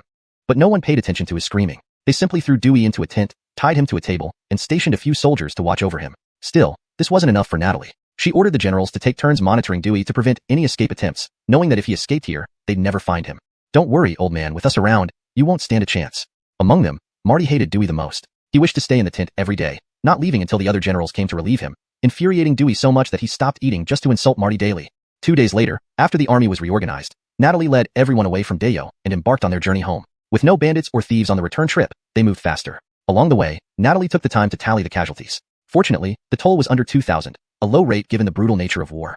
As generals, Dorian and the others had done their best. Excluding Gratis Dewey had taken, the number might exceed 3,000. While guarding Dewey, Dorian mentioned Andreas.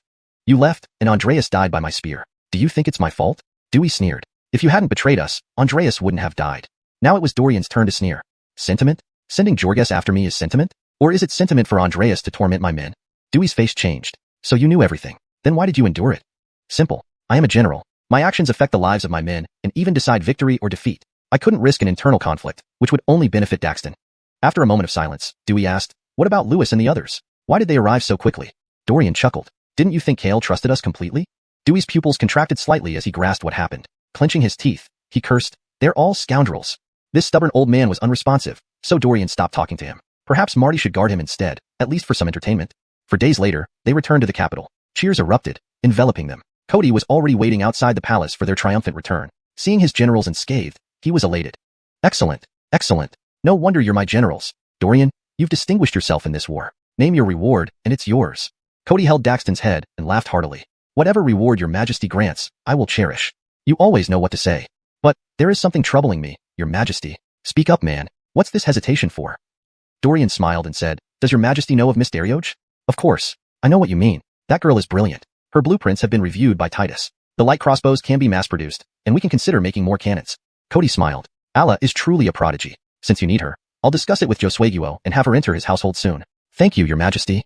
Rise, rise. I'm happy today, so no formalities. Also, it's not much of a request. Think it over. Anything you ask for, I will grant. After the pleasantries, serious matters were addressed. Cody's smile faded as he asked, where's Dewey? Over there, guarded by Yanko Marty. Cody sneered. Good Dewey. I never expected him to betray us. Reflecting on it, he had treated Dewey well, even caring for his family. Despite being an old general, Cody still allowed him to fight, feeling somewhat guilty. But now, It seemed his goodwill didn't earn loyalty. Cody had never been lenient with traitors. This old man. I've tolerated his atrocities for too long. Cody approached slowly. Avril murmured. No wonder Kale ordered us to capture Dewey alive. Looks like he committed many crimes. Sure, don't speculate. Note. The translation maintains the original paragraph structure and line breaks as requested, ensuring the storyline and logic are coherent. Chapter 427. The Cloaked Warrior. Yes. Avril promptly closed his mouth upon hearing Natalie's warning. Dewey couldn't hide the terror in his eyes as he saw Cody slowly approach. Despite his bravado on the journey, proclaiming fearlessness, Dewey truly felt terrified when facing Cody and sensing the pressure from him. Dewey, your 2 sons have been relocated by me. I believe you don't need to know where they are, so I won't mention the place names. As for your wife, what do you think should be done with her? A faint cold gleam flashed in Cody's eyes. Your Majesty, you can't do this. This is all my fault. Punish me, not them. Dewey's legs gave way, and he knelt on the ground. Cody merely sneered in response. You should have thought about what punishment awaited you when you betrayed the great Xia and defected to Daxton. Frowning, Cody continued. I didn't come here to discuss such trivial matters. The crimes you've committed have already been thoroughly investigated by the Ministry of Punishments. We will deal with them one by one. With a thud, Dewey fainted on hearing this. Marty nudged his head and frowned. He just passed out? Can't help it. He's getting old, Cody waved a hand. Lock him up. Without my order, no one is allowed to visit him. Violators will be executed. His tone was stern and menacing. Marty quickly responded. Understood, Your Majesty. Although Cody had mentioned offering rewards, Natalie and the generals were too modest to ask directly. So, Cody decided to reward Natalie with 10,000 gold taels, 3 fine steeds, a significant amount of military supplies, and plenty of jewelry, considering she was a Gigi. Altogether, the value was roughly 30,000 gold taels. Dorian received the most generous rewards, including 10,000 gold taels and a manual on spear techniques. The other generals each received 10,000 silver taels, which was also substantial. Dario Gu Qianxiao and Titus were also well rewarded, each feeling quite satisfied. Over the next 2 days, Dario Gu Qianxiao moved into the Marquis of Jethrog's residence, where Dorian kept his promise not to restrict her freedom. She was almost moved to tears at the transformation from being a bandit strategist to residing in a nobleman's mansion. One day, Dorian invited several generals to drink at a famous tavern in the capital. They inevitably sighed over Dewey's fate. Everyone in the court knows about his scandals. Marty sneered. This bastard embezzled funds and let his guards rape women for pleasure. Ned was furious when he found out. Dewey is still suffering torture. Absolutely inhumane. Avril spat. This was indeed a disgrace to the great Xia. If word got out, how would the common people view them? Fortunately, Dewey finally received his due punishment, and Cody would ensure he died uneasily. What happened to Dewey's wife? Dorian suddenly asked. She went mad and has left the capital. No one knows where she is now. Marty sounded depressed. In my opinion, only Dewey was responsible. Since his wife and sons were innocent, why were they exiled? Do not question Kale's decision, Avril advised kindly. I understand. No need to remind me. I was just wondering. Let's change the subject, Marty smiled. They conversed a bit longer before parting ways. Just outside the tavern, Dorian furrowed his brow, sensing a chilling gaze upon him. He hesitated, taking a few steps back to confirm his suspicion. Sure enough, a hidden warrior followed his movements intently. Who is that? Kneading his brows, Dorian pondered, realizing he hadn't offended many in the capital. Was someone viewing him as a threat within the court? Impossible to be from Raphael Mansion, Dorian mused. Walking leisurely through the bustling streets, Dorian decided to lure the tracker without alerting him. Eventually, he reached a secluded alley. Strange, I could swear the shop was here. Dorian mumbled to himself, stepping into darker shadows. Entering a narrow lane, Dorian turned around sharply. Stop hiding. I've seen you. No one else is around. If you try to escape, I'll catch you instantly. The chilling gaze shifted. Impressive, Yanko Dorian. Despite being only an inferior ranker, you slew Brendan. We admire you greatly. A shadow leaped down and landed in front of Dorian. He frowned. Who are you? Remove your mask. The man was shrouded tightly, revealing only his piercing, triangular eyes. Dorian couldn't identify him. My identity is none of your concern. But even if you hadn't said anything, I was planning to reveal myself anyway. With that, the black-clad man clenched his fists and assumed a fighting stance. Prepare to fight? Dorian raised an eyebrow. Just testing your capabilities. We wouldn't want to make any mistakes in judgment, the man chuckled. Yanko Eben, please. Dorian took a deep breath. This was perfect timing. After slaying Daxton, the system enhanced his physique and granted him the title, Myriad Strength. Dorian had been searching for an opportunity to test it, and now, this guy came knocking. Moreover, Dorian sensed the black-clad man's strength wasn't trivial, at least lower-tier Earthkenroik. This puzzled Dorian even more. Who did he provoke to send such a strong warrior after him? Confusing words like admiration and mistaken identity made Dorian wary. Only by engaging could he uncover the truth. Dorian assumed a fighting stance, emitting powerful aura. Yanko Dorian is indeed extraordinary. Both prepared for battle. Chapter 428. 10 days later, another meeting. The black-clad strongman praised Dorian with a compliment before abruptly attacking. In a few swift steps, he was in front of Dorian, delivering a powerful punch that sent a gust of wind towards him. Dorian responded with a sneer, not backing down as he met the punch with his own. The black-clad strongman frowned disapprovingly. Our strength differs greatly. Are you challenging the dignity of a ground stage warrior? What do you think? In the black-clad strongman's astonished gaze, the two fists collided fiercely. Bang! The fierce wind from the punches howled past their ears. The black-clad strongman's eyes widened in shock. This can't be. I'm so much stronger than you. How could you possibly stop my fist? And How could you have this much strength? Even as a ground stage warrior, the black-clad strongman had to use all his might to barely block Dorian's punch. He had no doubt that any hesitation would have resulted in Dorian smashing his skull. This guy is terrifying. Though he'd heard some rumors about Dorian killing Clive and Brendan while in the capital, the black-clad strongman still held a bit of disdain for Dorian. Wasn't he just a good-for-nothing who got ahead by relying on Natalie? Why should the organization want to recruit such a person when it took him so much effort just to gain their attention? Now, the black-clad strongman had completely changed his mind. Dorian indeed possessed real abilities. The rumors about Yanko Dorian killing the Akasha's Clive and Brendan aren't baseless after all. I didn't believe them at first, but now I'm truly convinced, he chuckled, only to immediately follow up with a whip kick aimed at Dorian's chest. His leg moved so fast it left an afterimage, and a victorious smile spread across the black-clad strongman's face. This time, Dorian wouldn't be able to block, but he miscalculated again. Slap. Dorian gripped his ankle with precision. Dorian's grip was like an iron clamp, leaving the black-clad strongman unable to escape even if he exerted all his strength. Damn it, let me go.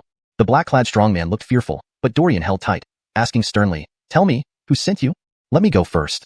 Dorian released him without worrying about him escaping. The black-clad strongman tossed a letter, then said coldly, 10 days from now, meet here again. I only wish to see you alone, Yanko Eben. Don't disappoint me. He clearly practiced agility techniques, vanishing instantly from the spot. Dorian frowned and opened the letter. It simply read, 10 days later, another meeting. What does it mean?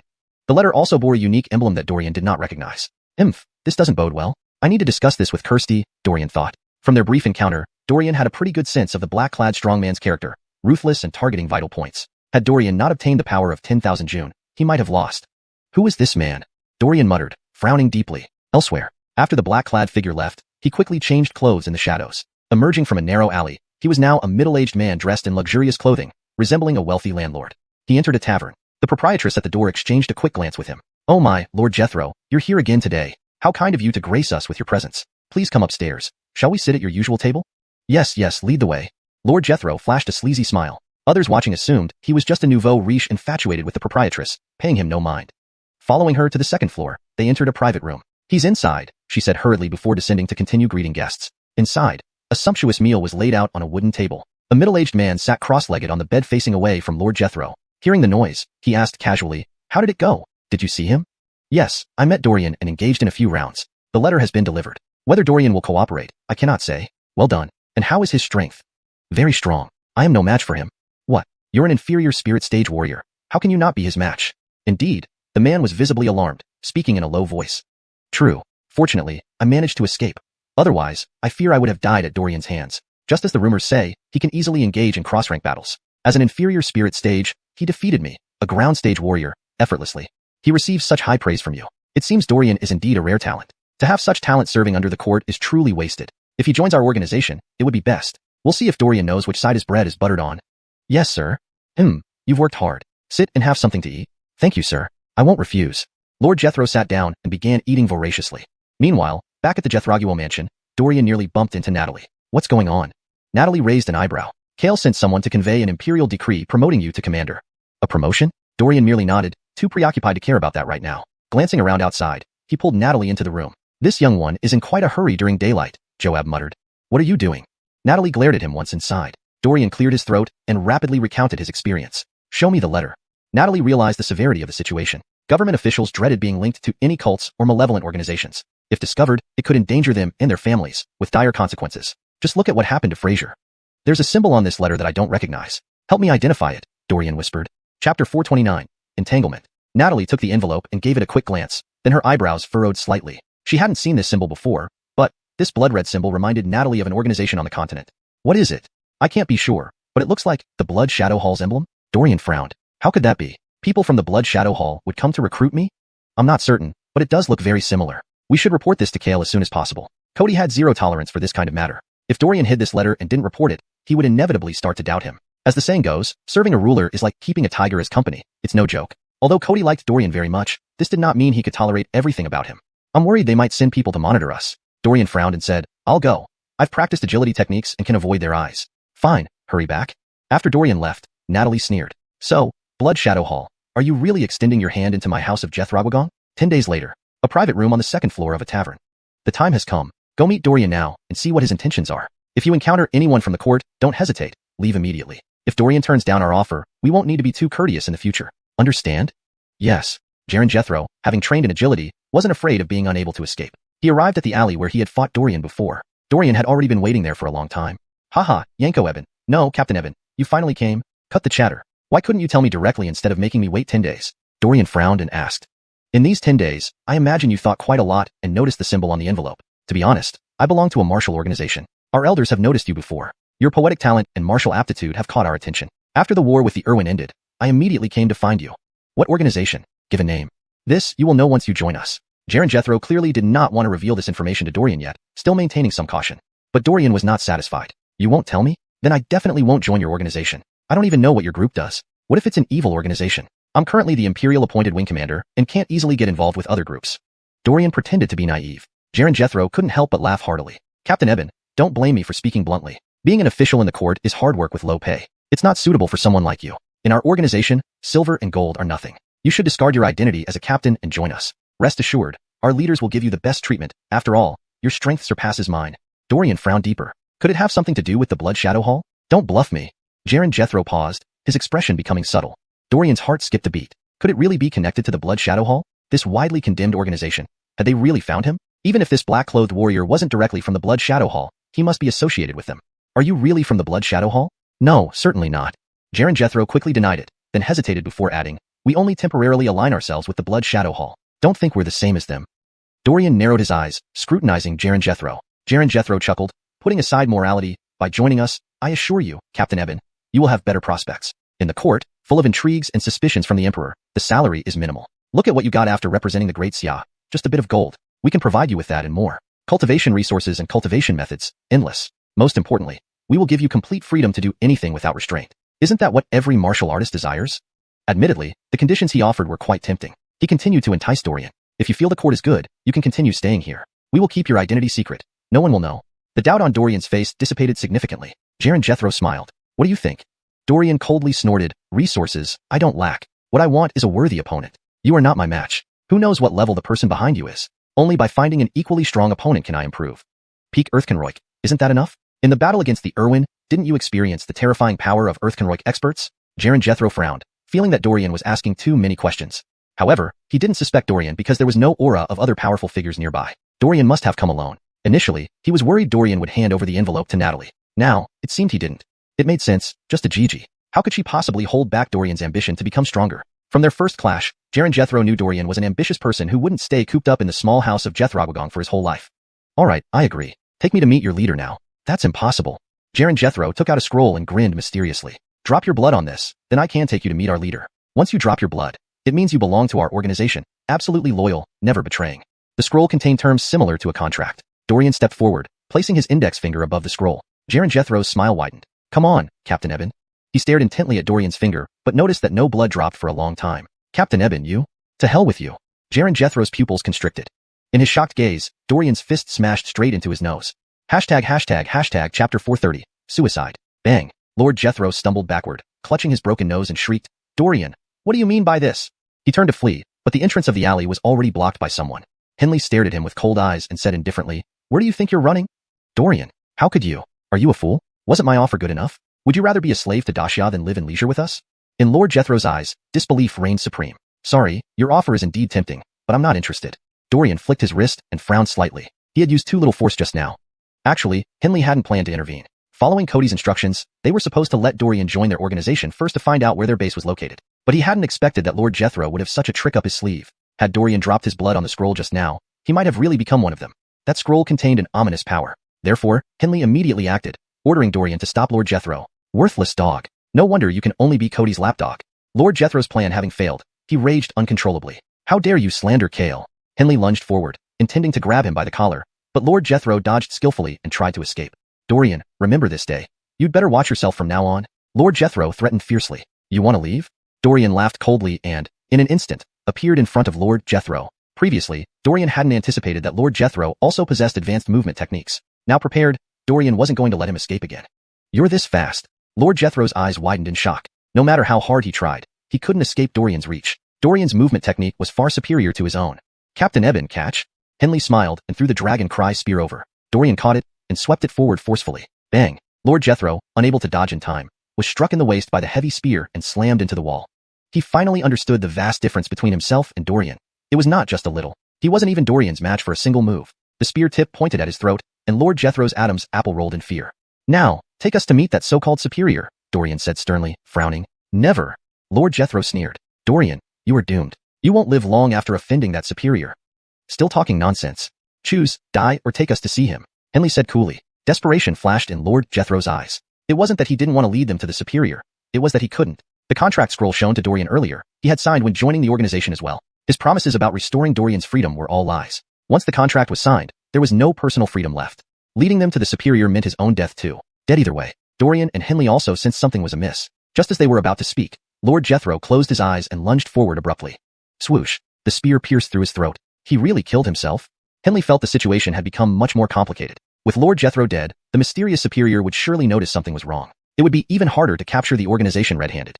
They exchanged glances, and Henley sighed helplessly. Let's report back to Kale. Agreed. Imperial study. Cody gazed at the body before him, deep in thought. Dorian, did this man reveal anything else during your conversation? Dorian shook his head with a bitter smile. No, Your Majesty. All I know is that their organization has ties with the Blood Shadow Hall and is possibly its vassal. Those fellows again. Cody frowned deeply. Can you handle the investigation? Ask for whatever resources you need. Having said that, Dorian naturally couldn't refuse and nodded in agreement. I understand, Your Majesty. You are my invincible general and lucky charm. Nothing must happen to you. I'll assign an old acquaintance to protect you. You know him. He's Titus. Don't refuse. Being protected suited Dorian fine. Titus is a tier Earth warrior. With him protecting Captain Eben, I don't need to worry, Henley added with a smile. He valued talent and didn't want anything to happen to Dorian. Cody sighed heavily. At least, he approached you first. If it were another minister, I can't guarantee that this letter would still be on my desk. Clearly, Cody wasn't optimistic about the current court situation. Dorian paused. Your Majesty, every colleague, including myself, respects and loves Your Majesty. If anyone else received this letter, they would certainly bring it to you. Cody finally smiled faintly. Heh, you always know how to please me. All right, dismissed. You've both worked hard. I will send Titus to the Jethraguo mansion. It will trouble the Duke to provide a room for him. Your subject obeys. Back at the Jethraguo mansion, Dorian saw Natalie leaning against the doorframe, watching him from afar. Warmth filled his heart. It was lunchtime, yet she waited here for him, deeply touching Dorian. What did Kale say? He assigned Titus to protect me and put me in charge of the investigation. Let's check out that guy's body tomorrow.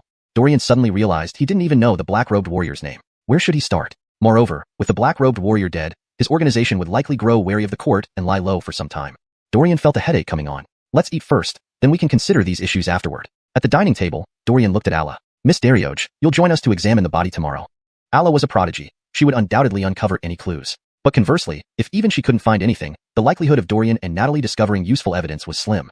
Chapter 431. Jethro Shu. In the capital city, on the second floor of a tavern. What a man Dorian is. We were willing to recruit him as a favor, but we never thought he would be so impractical.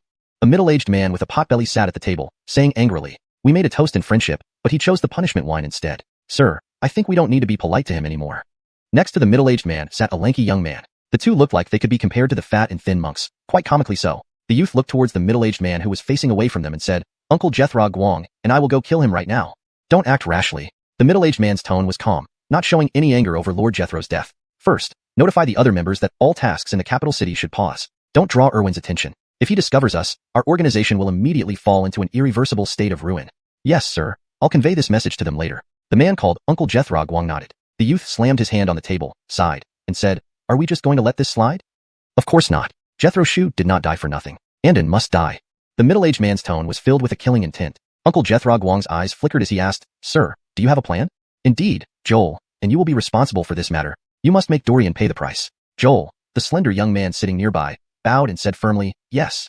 Oh yes, there shouldn't be any clues on Jethro Shu's body that can expose this tavern, right? Igor suddenly asked. The room fell silent. The middle-aged man spoke first. Even if there are, what then? We'll arrange for some powerful fighters here ahead of time. At worst, we'll abandon this long-term base. If Dorian dares to come, we'll make sure he doesn't return.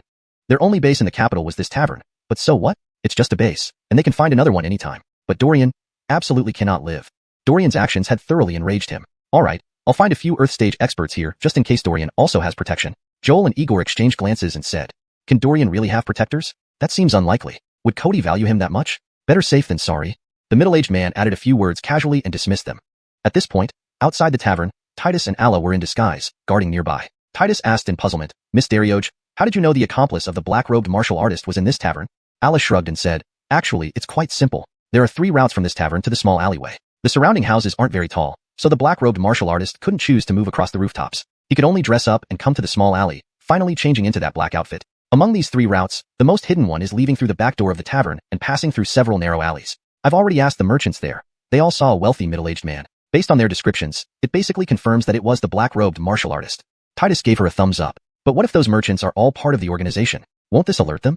It's impossible. I won't make a mistake. I've observed them for a long time before asking questions.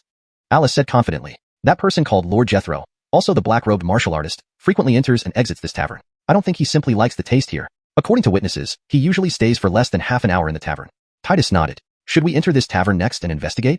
Let's wait until there are fewer people. When there are fewer people, it's easier to identify who belongs to the organization.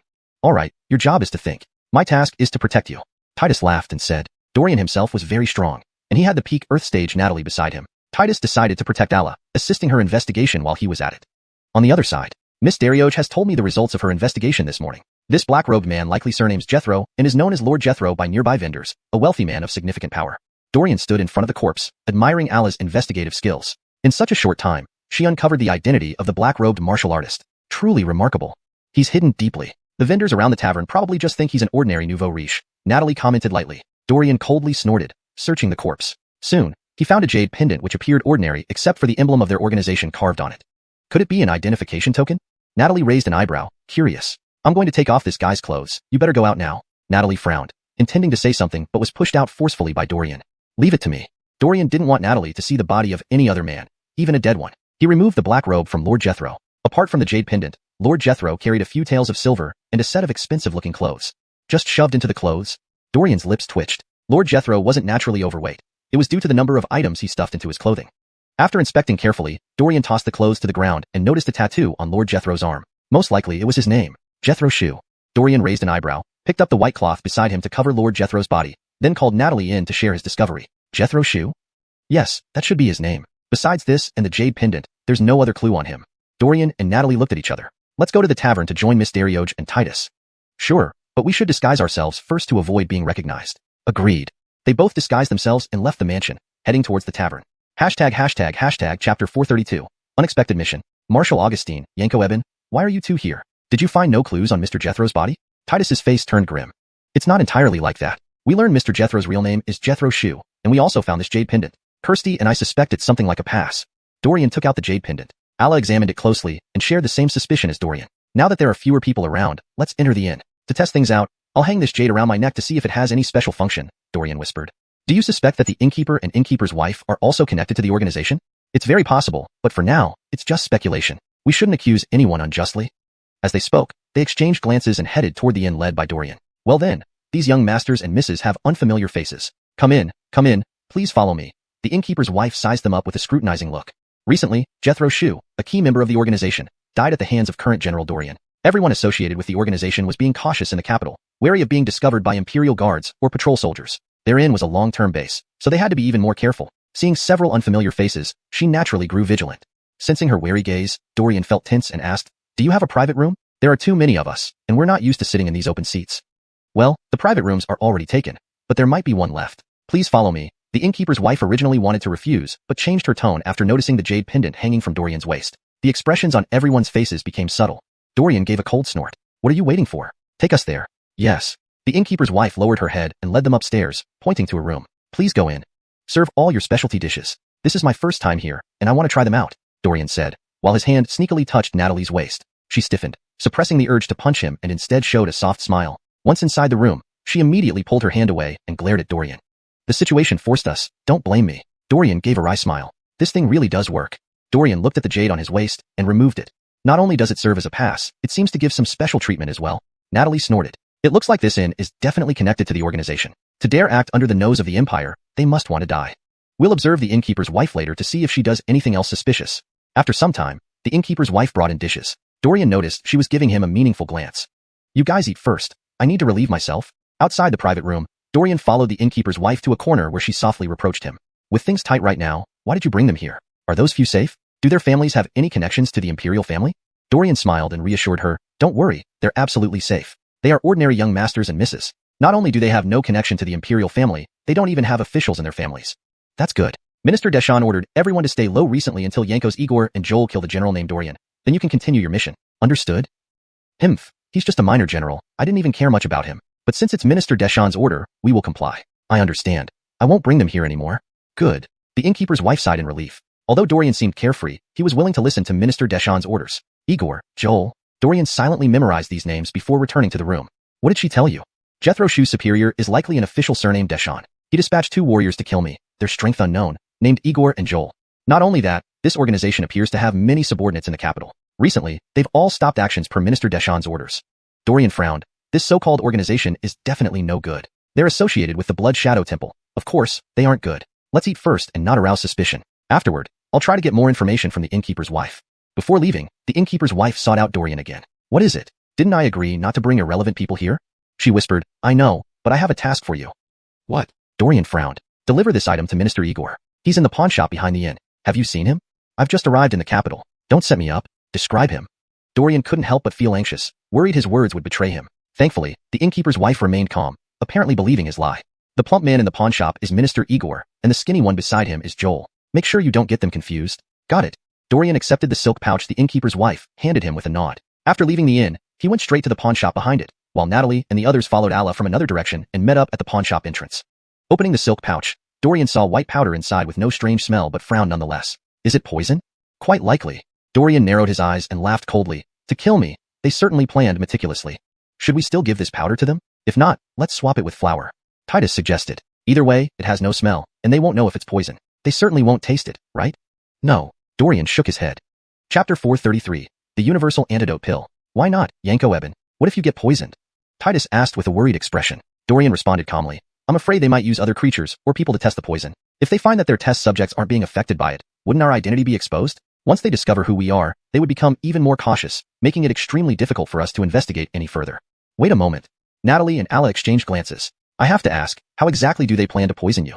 Are they going to infiltrate our residence of Mac, or do we have an informer inside? Instantly, everyone felt a chill run down their spines. Who else knows about what we're investigating today? Alla and Titus immediately replied, no one knows about our actions today. Besides Father, we haven't told anyone. Natalie let out a sigh of relief. Looks like we need to be cautious once we return. After entering the pawn shop, Dorian spotted a middle-aged man with a stout figure behind the wooden counter. He walked up, revealing his jade pendant, feeling slightly tense.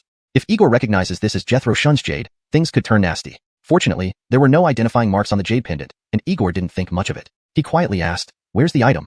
Dorian placed the brocade pouch on the table. Where are you from? I've never seen you before. Igor opened the pouch and then casually inquired. I've been away from the capital. With recent events, I've been reassigned here, Dorian explained with a sheepish smile. He took out 20 taels of silver from his pocket and placed it in front of Igor. In the future, please take care of this newcomer. Heh, you're quite savvy. Igor seemed pleased with Dorian's gesture. He smiled, nodded, and picked up the silver to blow on it. All right, go now. Be careful these days. Don't hang around with government officials, so your identity doesn't get discovered. If anything happens, report to me here or directly to the tavern owner. She will bring you to see Director Deshawn. Otherwise, stay home and don't go out. Igor gave very detailed instructions, but Dorian sighed inwardly since nothing useful was revealed. He left the pawn shop and met up with Natalie and others at a nearby alley. We didn't gain any important leads. Let's head back and continue the investigation tomorrow. Dorian narrowed his eyes and said coolly, it seems this organization lacks a strict hierarchy. Even though I clearly stated I came from elsewhere to the capital, Igor still suggested I seek Director Deshawn directly for issues. Director Deshawn must be the highest-ranking member in the capital. Under him is Igor and Joel. I haven't met Joel yet. He's not at the pawn shop. Natalie nodded. Next, we'll see how they plan to carry out the poisoning. Under Joab's management, the Jethraguo residence had become impregnable. It was impossible for them to infiltrate and poison personally. Natalie believed they would likely try bribing the servants or cooks at the residence. Alternatively, perhaps the residence had been penetrated long ago, which would be a grave issue. Titus and Alla returned to the residence first while Dorian and Natalie went to the palace to meet Anderson Cody. So it is? Anderson Cody's face darkened. If they can infiltrate the residence of Mac, they might also have someone in the palace. This significantly increased the difficulty of the investigation. No matter what, let's expose the spy within the Jethraguo residence first and investigate the rest gradually. Anderson Cody beckoned a eunuch forward. Bring several universal antidote pills for Yanko Eben and Marshal Augustine. He looked at them seriously. The universal antidote can neutralize all poisons, but I don't know what poison they're using. It's best to identify the traitor before you get poisoned. Understand? Natalie and Dorian were crucial ministers and could not risk any mishap. Thank you, Your Majesty. Dorian's lips curved into a smile, preparing to kneel, but Anderson Cody huffed. You sly fox, don't think I don't know why you came today. Dorian hurriedly replied, I dare not. Enough. No need for such formality. Take the pills and go back to your investigation. I have plenty of state affairs to handle. Leaving the palace, Natalie laughed. You certainly have guts asking Kale for treasures. I didn't. These were bestowed upon me. Dorian smiled broadly. He opened his palm, revealing several pills that were light green, emitting a faint medicinal aroma, refreshing and invigorating. Moreover, Anderson Cody thought carefully and included extra pills for Joab, Alla, and Titus. Returning to the Jethraguo residence, Dorian couldn't help but tighten his nerves. Knowing there was a traitor made this place feel eerie instead of warm. Both of them entered Alla's room. Have you observed the staff since returning? Anything suspicious? Dorian asked. Not yet, but we need to remain cautious. Dorian distributed the pills and sternly instructed, eat the pill immediately if you feel unwell, understand? Sure. You, Yanko-eben, should be the most cautious. They're targeting you. Rest assured, I'll report any abnormalities to you and Marshal Augustine immediately. Titus took the pill. In the evening, a black shadow slipped out of the Jethraguo residence under the cover of darkness, arriving at the pawnshop behind a tavern. Inside the pawnshop, dim candlelight flickered. Igor was dozing off behind the counter when he suddenly heard a noise, grabbing a sword nearby. Don't, it's me. The voice held a hint of panic. Tisk, where have you been? I've been waiting for ages. Igor instantly woke up, frowning as he pulled a brocade pouch from beneath the counter. Chapter 434, a scheme within a scheme. Here, this is the hard-to-get red flower powder that Minister Deschamps barely managed to obtain. It's a highly sought-after commodity. Don't mess up, you understand? Don't worry, Igor sneered and then asked, did Dorian and the others have any suspicions about you? Absolutely not. They've been investigating Jethro Shu. They're like headless flies running around aimlessly. There's no sign of anything unusual. So, but don't be complacent either. Dorian and Natalie, including that new little girl, are not easy opponents. Your goal is only Dorian. Just avoid the others and sprinkle the red flower powder into Dorian's food. What about Natalie? And Titus? F***ku. Are you crazy? Igor angrily rebuked. Natalie is the Grand Marshal of Dacia, and Titus is close to Cody. If you don't want our entire organization to be destroyed by Cody, do not touch them. Yes, I understand. Please don't shout at me, the man replied meekly. I hope you really get it. Get out, and don't forget. Act tomorrow, Igor said with a sigh. As you command. After he left, Joel walked out from an adjacent room, frowned, and asked, can this guy be trusted? As far as I remember, he hasn't signed the contract yet, right? Igor smirked coldly. Being someone Minister Deschamps trusts, even if something goes wrong, it won't be blamed on us. Besides, Minister Deschamps has always been good at judging people. There shouldn't be a problem. The better for all of us. Otherwise, wouldn't Jethro Shu's death be in vain?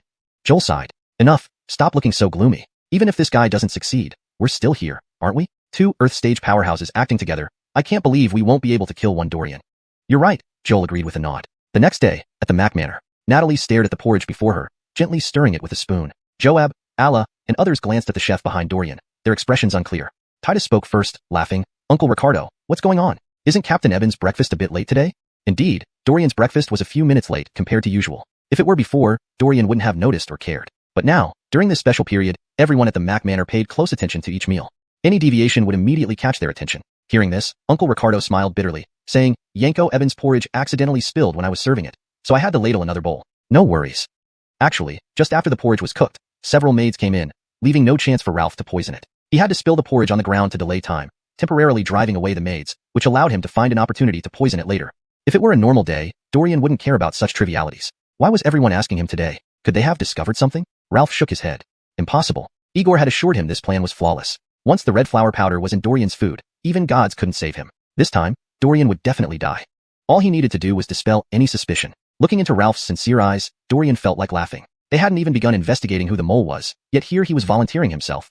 Dorian smiled. All right, Uncle Ricardo, I'm not blaming you. On the contrary, I should commend you. The porridge is perfect today. Well cooked? Thank you, Yanko.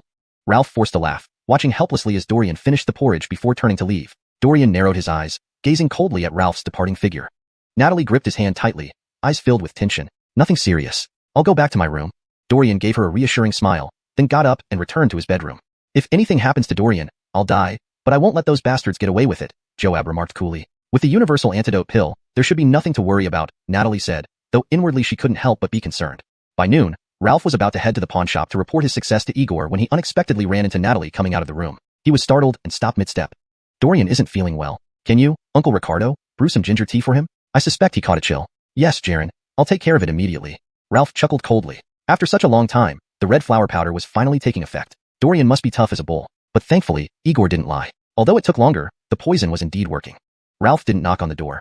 He simply pushed it open and entered the room. Inside, Dorian sat on the floor, drenched in cold sweat, his lips pale, looking utterly weakened. Ralph set down the ginger tea and approached him, feigning concern. Yanko Eben, are you all right? I'm fine, please leave, I can manage. Ralph laughed. No, Yanko Eben, if you survive, things will be difficult for me. What? Dorian widened his eyes, staring dumbfoundedly at him. Ralph said calmly, since you're in this state, I might as well tell you the truth. I put poison in your porridge this morning. You won't live much longer. Ha, who would have thought a great general like you, who achieved so much on the battlefield, would die at the hands of a mere cook? How ironic. Ralph's expression turned serious. Blame your organization. You are one of them? Tell me, how long have you been here? Seeing Dorian near death, Ralph decided not to hide anymore. He confessed, I joined the organization recently. Who knew my first mission would go so smoothly? Yanko Eben, once I become an important member, I'll burn plenty of paper money for you, so you won't be cold in the underworld. Sound good? I think. Dorian grabbed his wrist, gradually tightening his grip. At first, Ralph could maintain his smile, but as Dorian's grip tightened, his expression grew increasingly strange. You. This strength wasn't that of someone who had been poisoned. Chapter 435. The Siege of the Wine House. Dorian's strength was immense, so overpowering that Ralph couldn't break free. He noticed something was wrong and began struggling desperately. At that moment, Dorian raised his eyes, his pale face gradually regaining its rosy hue. You weren't poisoned at all.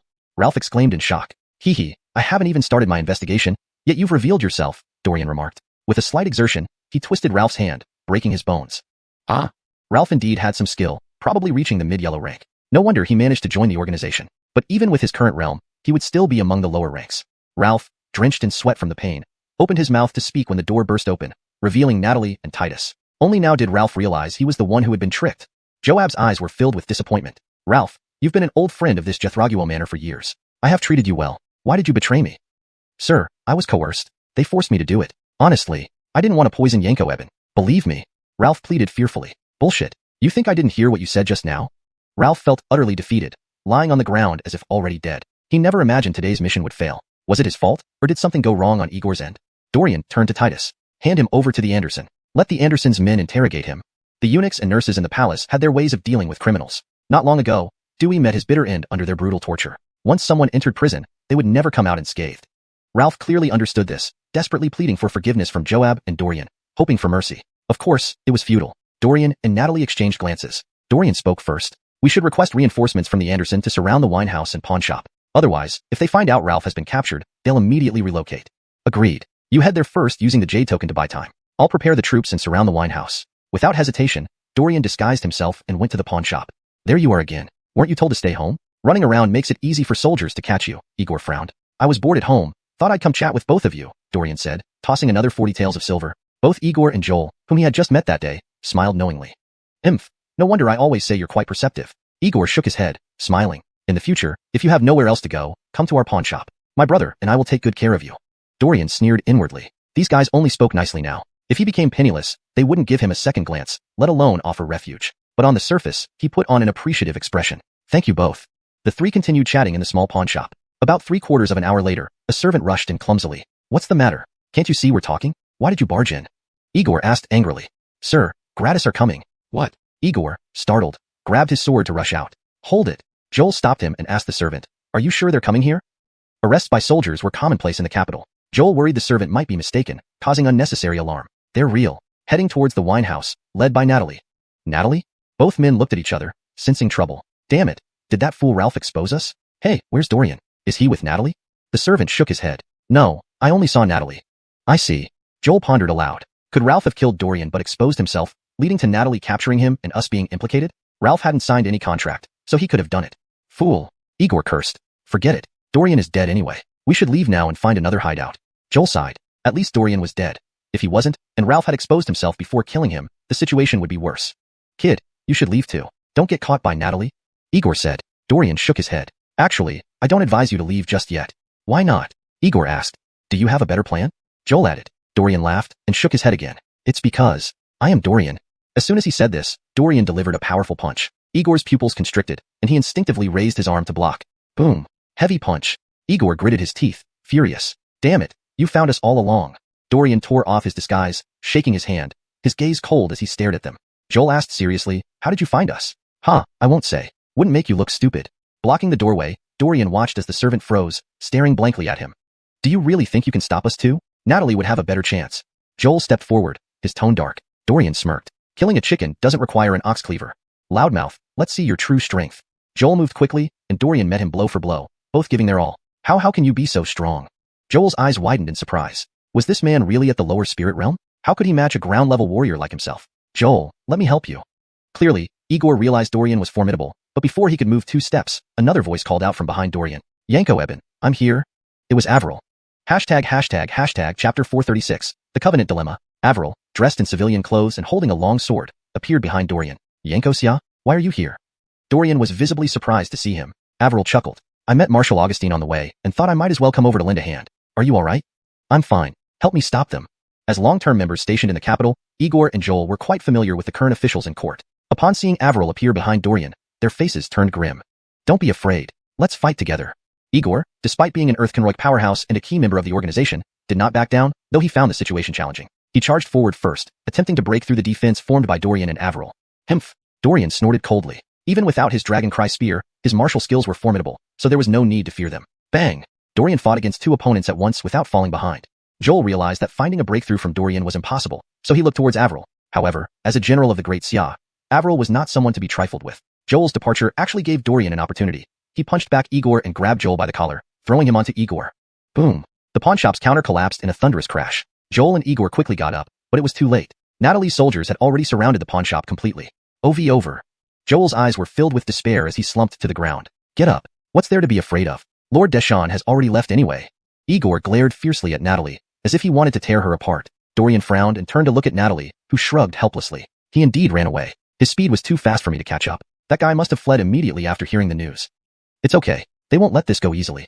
Dorian looked at the two opposite him and sneered. Losing 3 core members to him, he doubted that so-called Lord Deshawn would accept this loss willingly. Perhaps Lord Deshawn had only temporarily retreated. Damn it! Igor had prepared to fight to the death, but Natalie, as an apex Earth-Conroy powerhouse, wouldn't give him the chance. She easily subdued both men and bound them tightly with ropes. Under the escort of soldiers, they were brought into the Imperial Palace. As for the tavern and its occupants, Natalie had them temporarily detained for questioning later. ### Gilded Hall. Kneel. Thud. Igor raised his head and looked at Cody. Your Majesty, these two are key members of the organization. They might know some information about the organization. Dorian bowed and said. Actually, he wasn't entirely sure, since everyone entering the organization signed a covenant that could result in immediate death if breached. If that was true, interrogating them would yield nothing. This covenant was truly detestable. Sure enough, before Cody could ask, Igor proudly said, to be honest, we sign a covenant upon joining the organization. Once the covenant is in effect, we can't violate its terms or we die instantly. So, if you're looking for information from me, I suggest you give up now. Cody frowned. Take them away and torture them thoroughly. Yes. He added casually, the terms of the covenant may not cover every detail. There might be loopholes to exploit. It won't cost much to try. If necessary, killing them isn't the end. Dorian bowed again. I will do as your Majesty commands. This time, both you and Marshal Augustine have worked hard. Go rest. In the future, I will station spies throughout the capital to closely monitor every move of the organization. As you command. After Dorian left, Cody snorted. The Blood Shadow Temple really has long arms, reaching into my Great Xia dynasty. For the next few days, Cody subjected Igor and Joel to intense torture. The former was as stubborn as stone, refusing to speak no matter how much he was tortured. However, Joel's resolve wasn't as strong. Seeing the blood-stained torture instruments, he began thinking about what he could divulge. Days passed with no progress. On the last day, Joel couldn't take it anymore. He cried out to Cody, Your Majesty, I'm willing to talk. Please give me time to think. As soon as I remember something, I'll tell you. Cody sneered. Fine. You have 3 days. If you can't provide any information, you will continue to endure the torment. Thank you, Your Majesty. Thank you for this chance. Joel knelt, banging his head on the ground repeatedly. Cody said disdainfully, Get up quickly and think. Yes, I will go right away. Hearing about Joel's situation, Dorian was caught between laughter and tears. Natalie frowned and said calmly, This is indeed a significant issue. Even if Joel wants to talk, the covenant prevents him from doing so. Saying anything could mean his death. Thus, even if Joel died, they would still gain no intelligence, a frustrating situation. Suddenly, Dorian's eyes lit up. Why don't we just prevent Joel from speaking? Huh. Natalie looked at him, then her expression brightened. You mean, we can use gestures or facial expressions. Have your Majesty ask questions, and Joel responds with gestures or expressions. What do you think? That might work, but if Joel dies, wouldn't it complicate things? Dorian snorted. Did you forget about the other prisoners in jail? Even if Joel dies, we still have others to try one by one. Although the tavern owner and others weren't core members, they surely knew some secrets that others didn't. Alright, let's find your Majesty. Upon hearing Dorian's plan, Cody agreed to give it a try. I'll have Joel brought here immediately. When Joel was escorted to the study and saw Dorian and Natalie, he trembled in fear. Chapter 437. Blasio Akil Virgilin. Don't be nervous. We're just here to ask you some questions today. But I can't tell you. Once I do, I won't survive. I haven't figured out what information I can disclose yet, Joel said with a bitter smile. That's fine. Just try nodding or shaking your head when Kale asks you questions. Then alright. Joel had wanted to refuse but, thinking about how his life was in their hands now, he could only resign himself and nodded. Cody's eyes flickered before asking, Is that official Deshawn the leader of your organization? He shook his head and then abruptly closed his eyes. Dorian raised an eyebrow. The 3 men exchanged glances, feeling somewhat relieved. It seemed this contract wasn't as strict as imagined. There were still loopholes to exploit. Do you know where official Deshawn has fled to? Joel shook his head again. At this moment, Cody sneered, instructing a eunuch nearby to fetch a writing brush and piece of Virgilin paper, placing them in front of Joel. The expression on Joel's face froze for a moment. Write down where your organization is currently distributed on this paper. Joel closed his eyes, picked up the brush, and lightly touched it to the paper. After just drawing one stroke, his wrist began to shake violently, dropping the brush directly onto the paper. The ink spread, forming a thick black stain. His face showed signs of pain as he kept shaking his head, struggling to say, No. PFT. Joel spat out a mouthful of blood. Cody frowned. He had another person bring a map and try to have Joel point to locations, but that didn't work either. Frustrated, Cody resorted to a crude method, pointing at each location and asking Joel to nod or shake his head. In the end, they determined 2 additional locations outside the capital city, Ep2 and Engsub. Cody then had a eunuch bring maps of these 2 places, but Joel shook his head. You've been stationed in the capital for a long time. Don't you know where these hideouts are? Dorian raised an eyebrow. Joel nodded slightly. This posed a problem. Both Ep2 and Engsub covered large areas. If they wanted to search, they would need at least a rough location. Without this information from Joel, they couldn't embark on such a broad search. Reluctantly, Cody changed tactics. By the end of the day, they gathered quite a bit of useful information. Cody organized everything and handed it over to Dorian, smiling. Your efforts are much appreciated, Minister. Dorian sighed bitterly. It's my duty. Back at the Maximfu residence, Dorian laid out the intelligence on the table. What about Joel? Dorian shook his head. Given the Andersons' nature, I doubt he'll let Joel live. As long as Joel was alive, he was a ticking time bomb. To prevent any explosion, the bomb needed to be defused. Based on the intelligence provided by Joel, official Deshawn should still be in the capital, hiding in someone's home. That person is likely a minor official with some power. Their organization recruited special individuals, like Igor and Joel, who were powerful martial artists, while the tea house owner operated an extensive intelligence network in the capital, selling information through her establishment. Many patrons were clients rather than regular diners.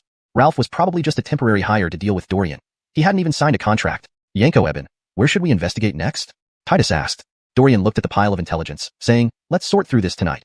List possible locations where official Deshawn might be hiding, and investigate gradually. No problem.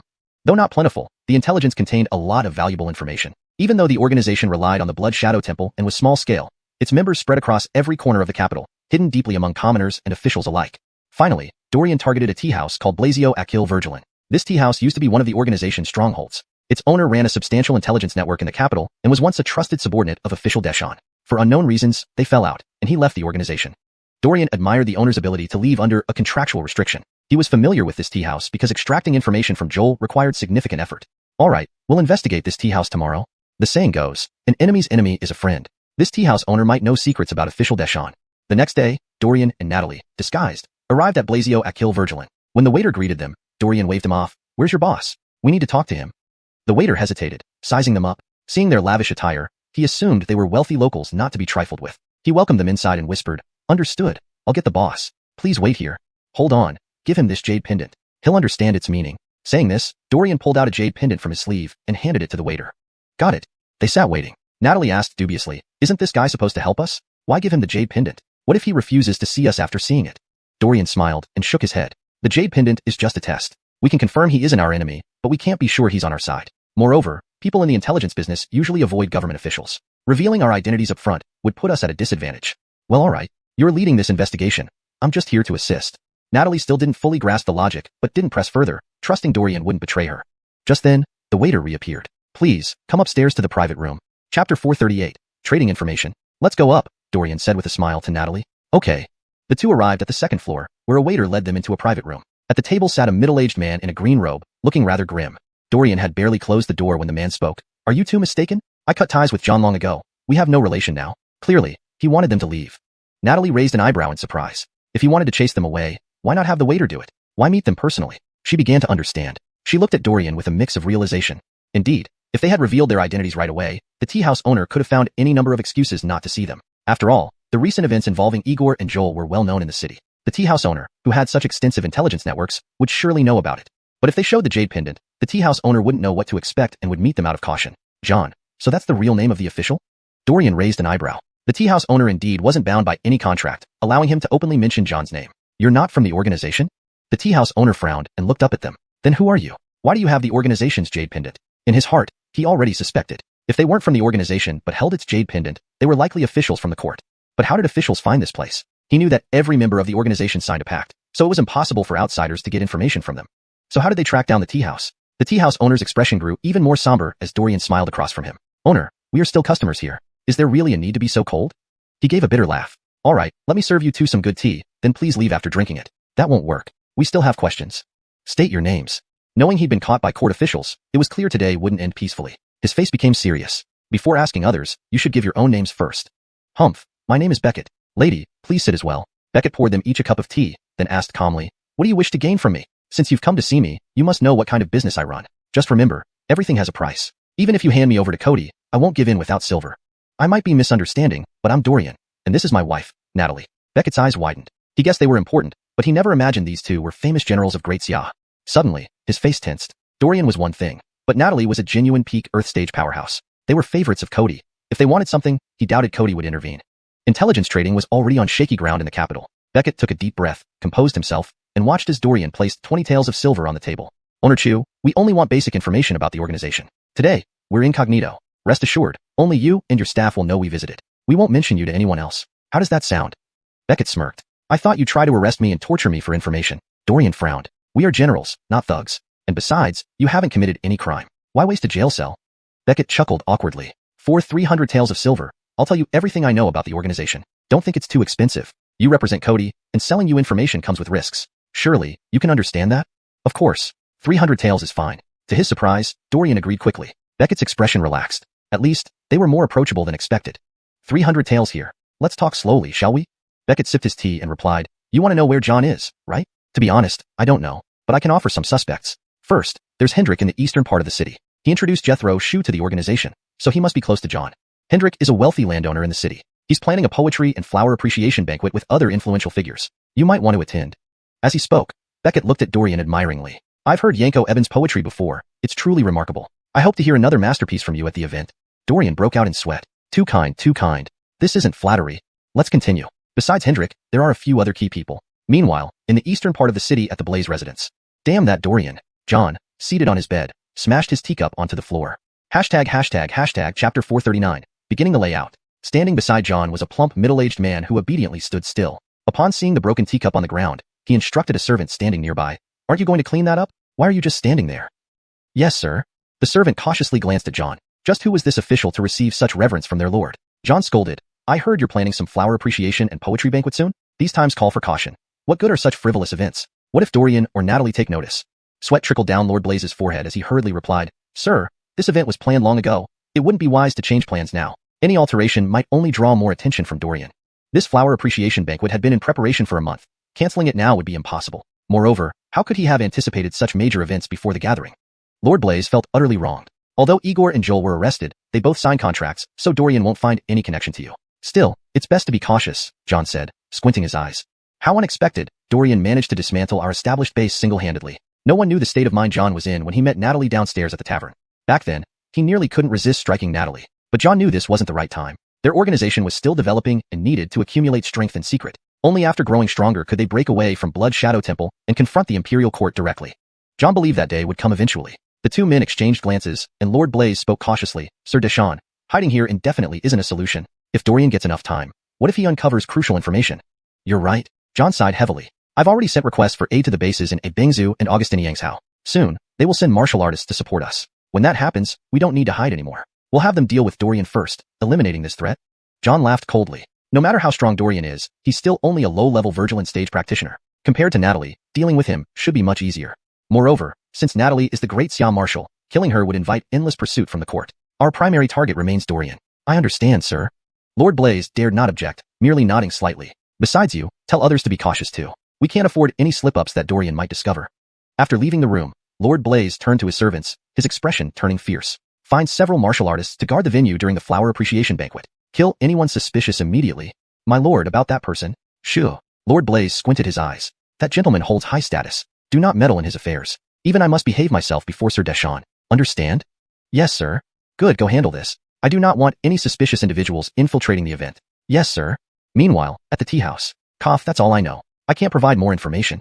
Dovey fondled the silver coins in his hand, smiling. It was clear he held a significant position within the organization, knowing much, even revealing the locations of the bases in Bengzu and Augustine Yangzhou. Once Dorian captured Sir Deshawn, he would inform Anderson Cody to dispatch troops to raid the other bases. Though you may dismiss my words, I want to emphasize that I no longer have any ties to the organization or John. I'm not part of it.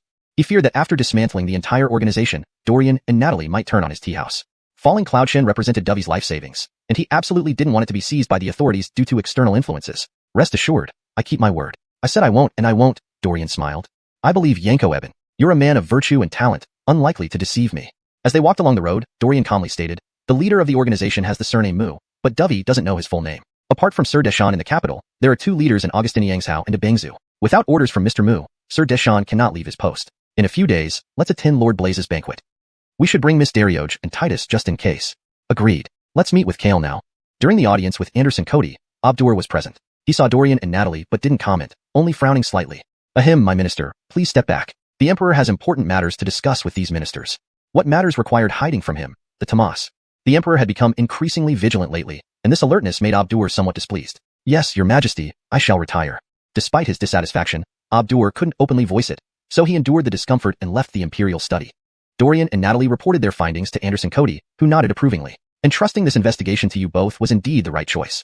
To avoid alarming them, I'll send spies to monitor Augustin Yangzhou and Bengzu. Once you handle Sir Deshan, I'll have troops raid them immediately. What do you think, my ministers? Whatever your majesty decides is excellent, Dorian chuckled.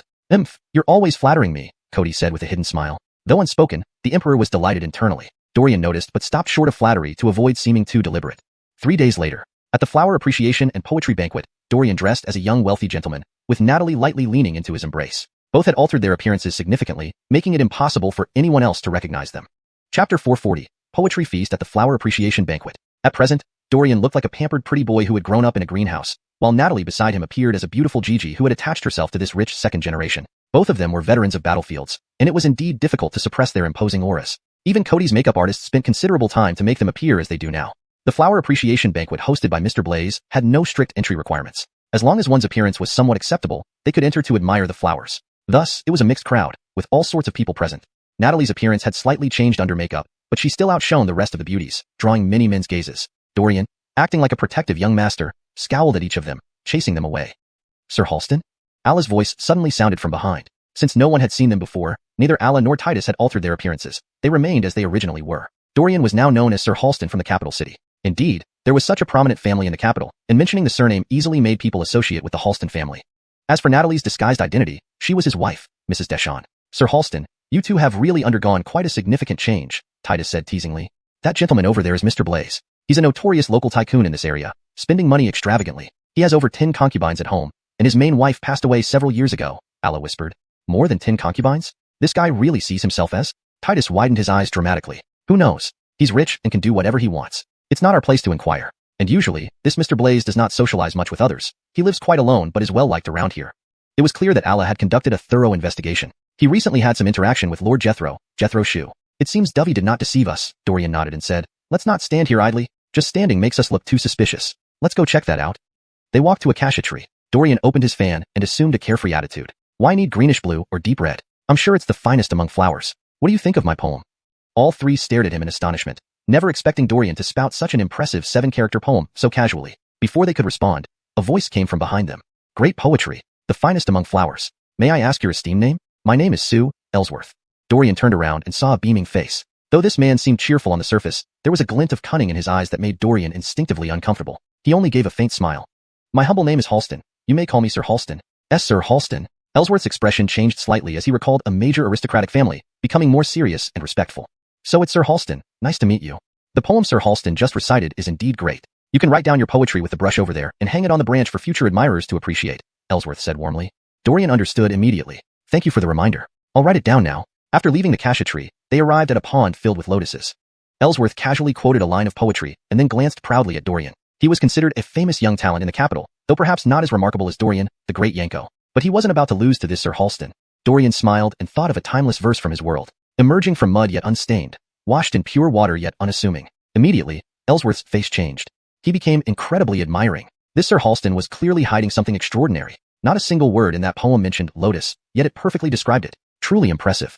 Ellsworth bowed respectfully and said regretfully, I must admit my inadequacy. I have some matters to attend to, so I cannot accompany Sir Halston any further. How could he stay after such a blow to his confidence? Titus stifled a laugh. Alla also spoke mockingly, daring to challenge Sir Halston in poetry. This Ellsworth is really bold. He's not a good person. Look where he went, Dorian sneered. They all glanced over and saw Ellsworth whispering to Mr. Blaze. It seems Mr. Blaze has heard the recent rumors. He can't cancel the flower feast, but has sent a few hands to patrol. If they find anyone suspicious, he will act immediately. A cold light flashed in Dorian's eyes. This moment, have you ever seen that person before? Are you sure he's not suspicious? Mr. Blaze had lived here for decades and knew which lord's sons were famous or low-key. However, he had never seen Andon and company, hence his suspicion. Therefore, he sent Ellsworth to probe. There's no problem. The pretty boy surnamed Halston and the beautiful Gigi surnamed Deshan fit their reported identities. Halston. Hearing this surname, Mr. Blaze already half believed it.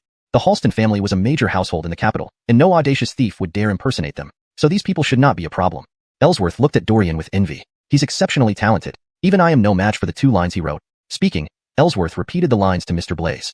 Talented and fitting the Halston family identity. They are probably not imposters. Fine, no need to watch them anymore. Check on others. Remember what Lord Deshawn instructed. Mentioning Lord Deshawn, Ellsworth did not dare slack and nodded quickly. Yes, I understand. Mr. Blaze narrowed his eyes and snorted coldly. My flower feast has been fortified into an impregnable fortress. No one will get past unnoticed. Chapter 441, Daryl. As Ellsworth was briefing Hendrik on the situation, a young man approached from the other side. He was Ellsworth's childhood friend. After joining the organization, Ellsworth didn't forget him and invited him to join John's team. This person, surnamed Virgil, named Daryl, enjoyed poetry in his daily life. Hendrik, there are no issues over there. I have checked everything carefully, all familiar faces, Daryl said with a smile. Hendrik nodded, relaxing slightly. While you enjoy the flowers, don't forget to observe the surroundings. Make sure no one from the court sneaks in. You know what Dorian and Natalie look like, right? Even if they change their appearance, their overall demeanor isn't easy to alter, Daryl chuckled. Sir, you're too vigilant. Dorian doesn't know that Jaren Deshawn is hiding here. Why would he show up at this flower appreciation party? Indeed. And given Dorian's status, he probably wouldn't deign to attend such an event. Dorian had written several poems that were widely circulated in the capital. Even though Hendrik was reluctant to admit it, he could not deny Dorian's talent. Those poems could be described as awe-inspiring. Just reading them felt like being there, evoking countless emotions. Ellsworth, why aren't you speaking? Daryl prepared to drag Ellsworth to another place for enjoyment, but suddenly noticed his gaze fixed on a distance. Following his gaze, Daryl saw Dorian and his companions. Upon seeing Natalie in Dorian's arms, Daryl's eyes lit up. This lady has such extraordinary grace, far different from the ordinary women I've met before. Ellsworth, are you smitten with her? What nonsense. Ellsworth glared at him. I'm looking at Halston Gongzi holding that Gigi. Halston Gongzi. Seeing the refined features of the other party, Daryl couldn't help but sneer. You have a taste for that? Bullshit. Ellsworth turned red with anger and recounted his conversation with Dorian to Daryl. Isn't it just composing poems? What's so hard about that? I happen to be interested in that girl. Why don't we stir things up a bit? Ellsworth frowned. Are you crazy? This is a special period for our organization. We should be low profile. Moreover, that gentleman is from the Halston family. If we offend him, we might tip off the authorities. That could easily attract attention. Daryl laughed, shaking his head. You take those good-for-nothing officials too seriously. Besides Dorian and his few, who else do we need to watch out for? Don't worry. I'm not trying to provoke that Halston Gongzi. Just matching verses with him. Let's see how competent he really is. If he's not as good as me, even if his Gigi ends up in my arms, he can only swallow his frustration. Don't you think? Well, it made sense. Although Ellsworth was cautious by nature, Daryl's words started to sway him. Don't stand there. Let's go.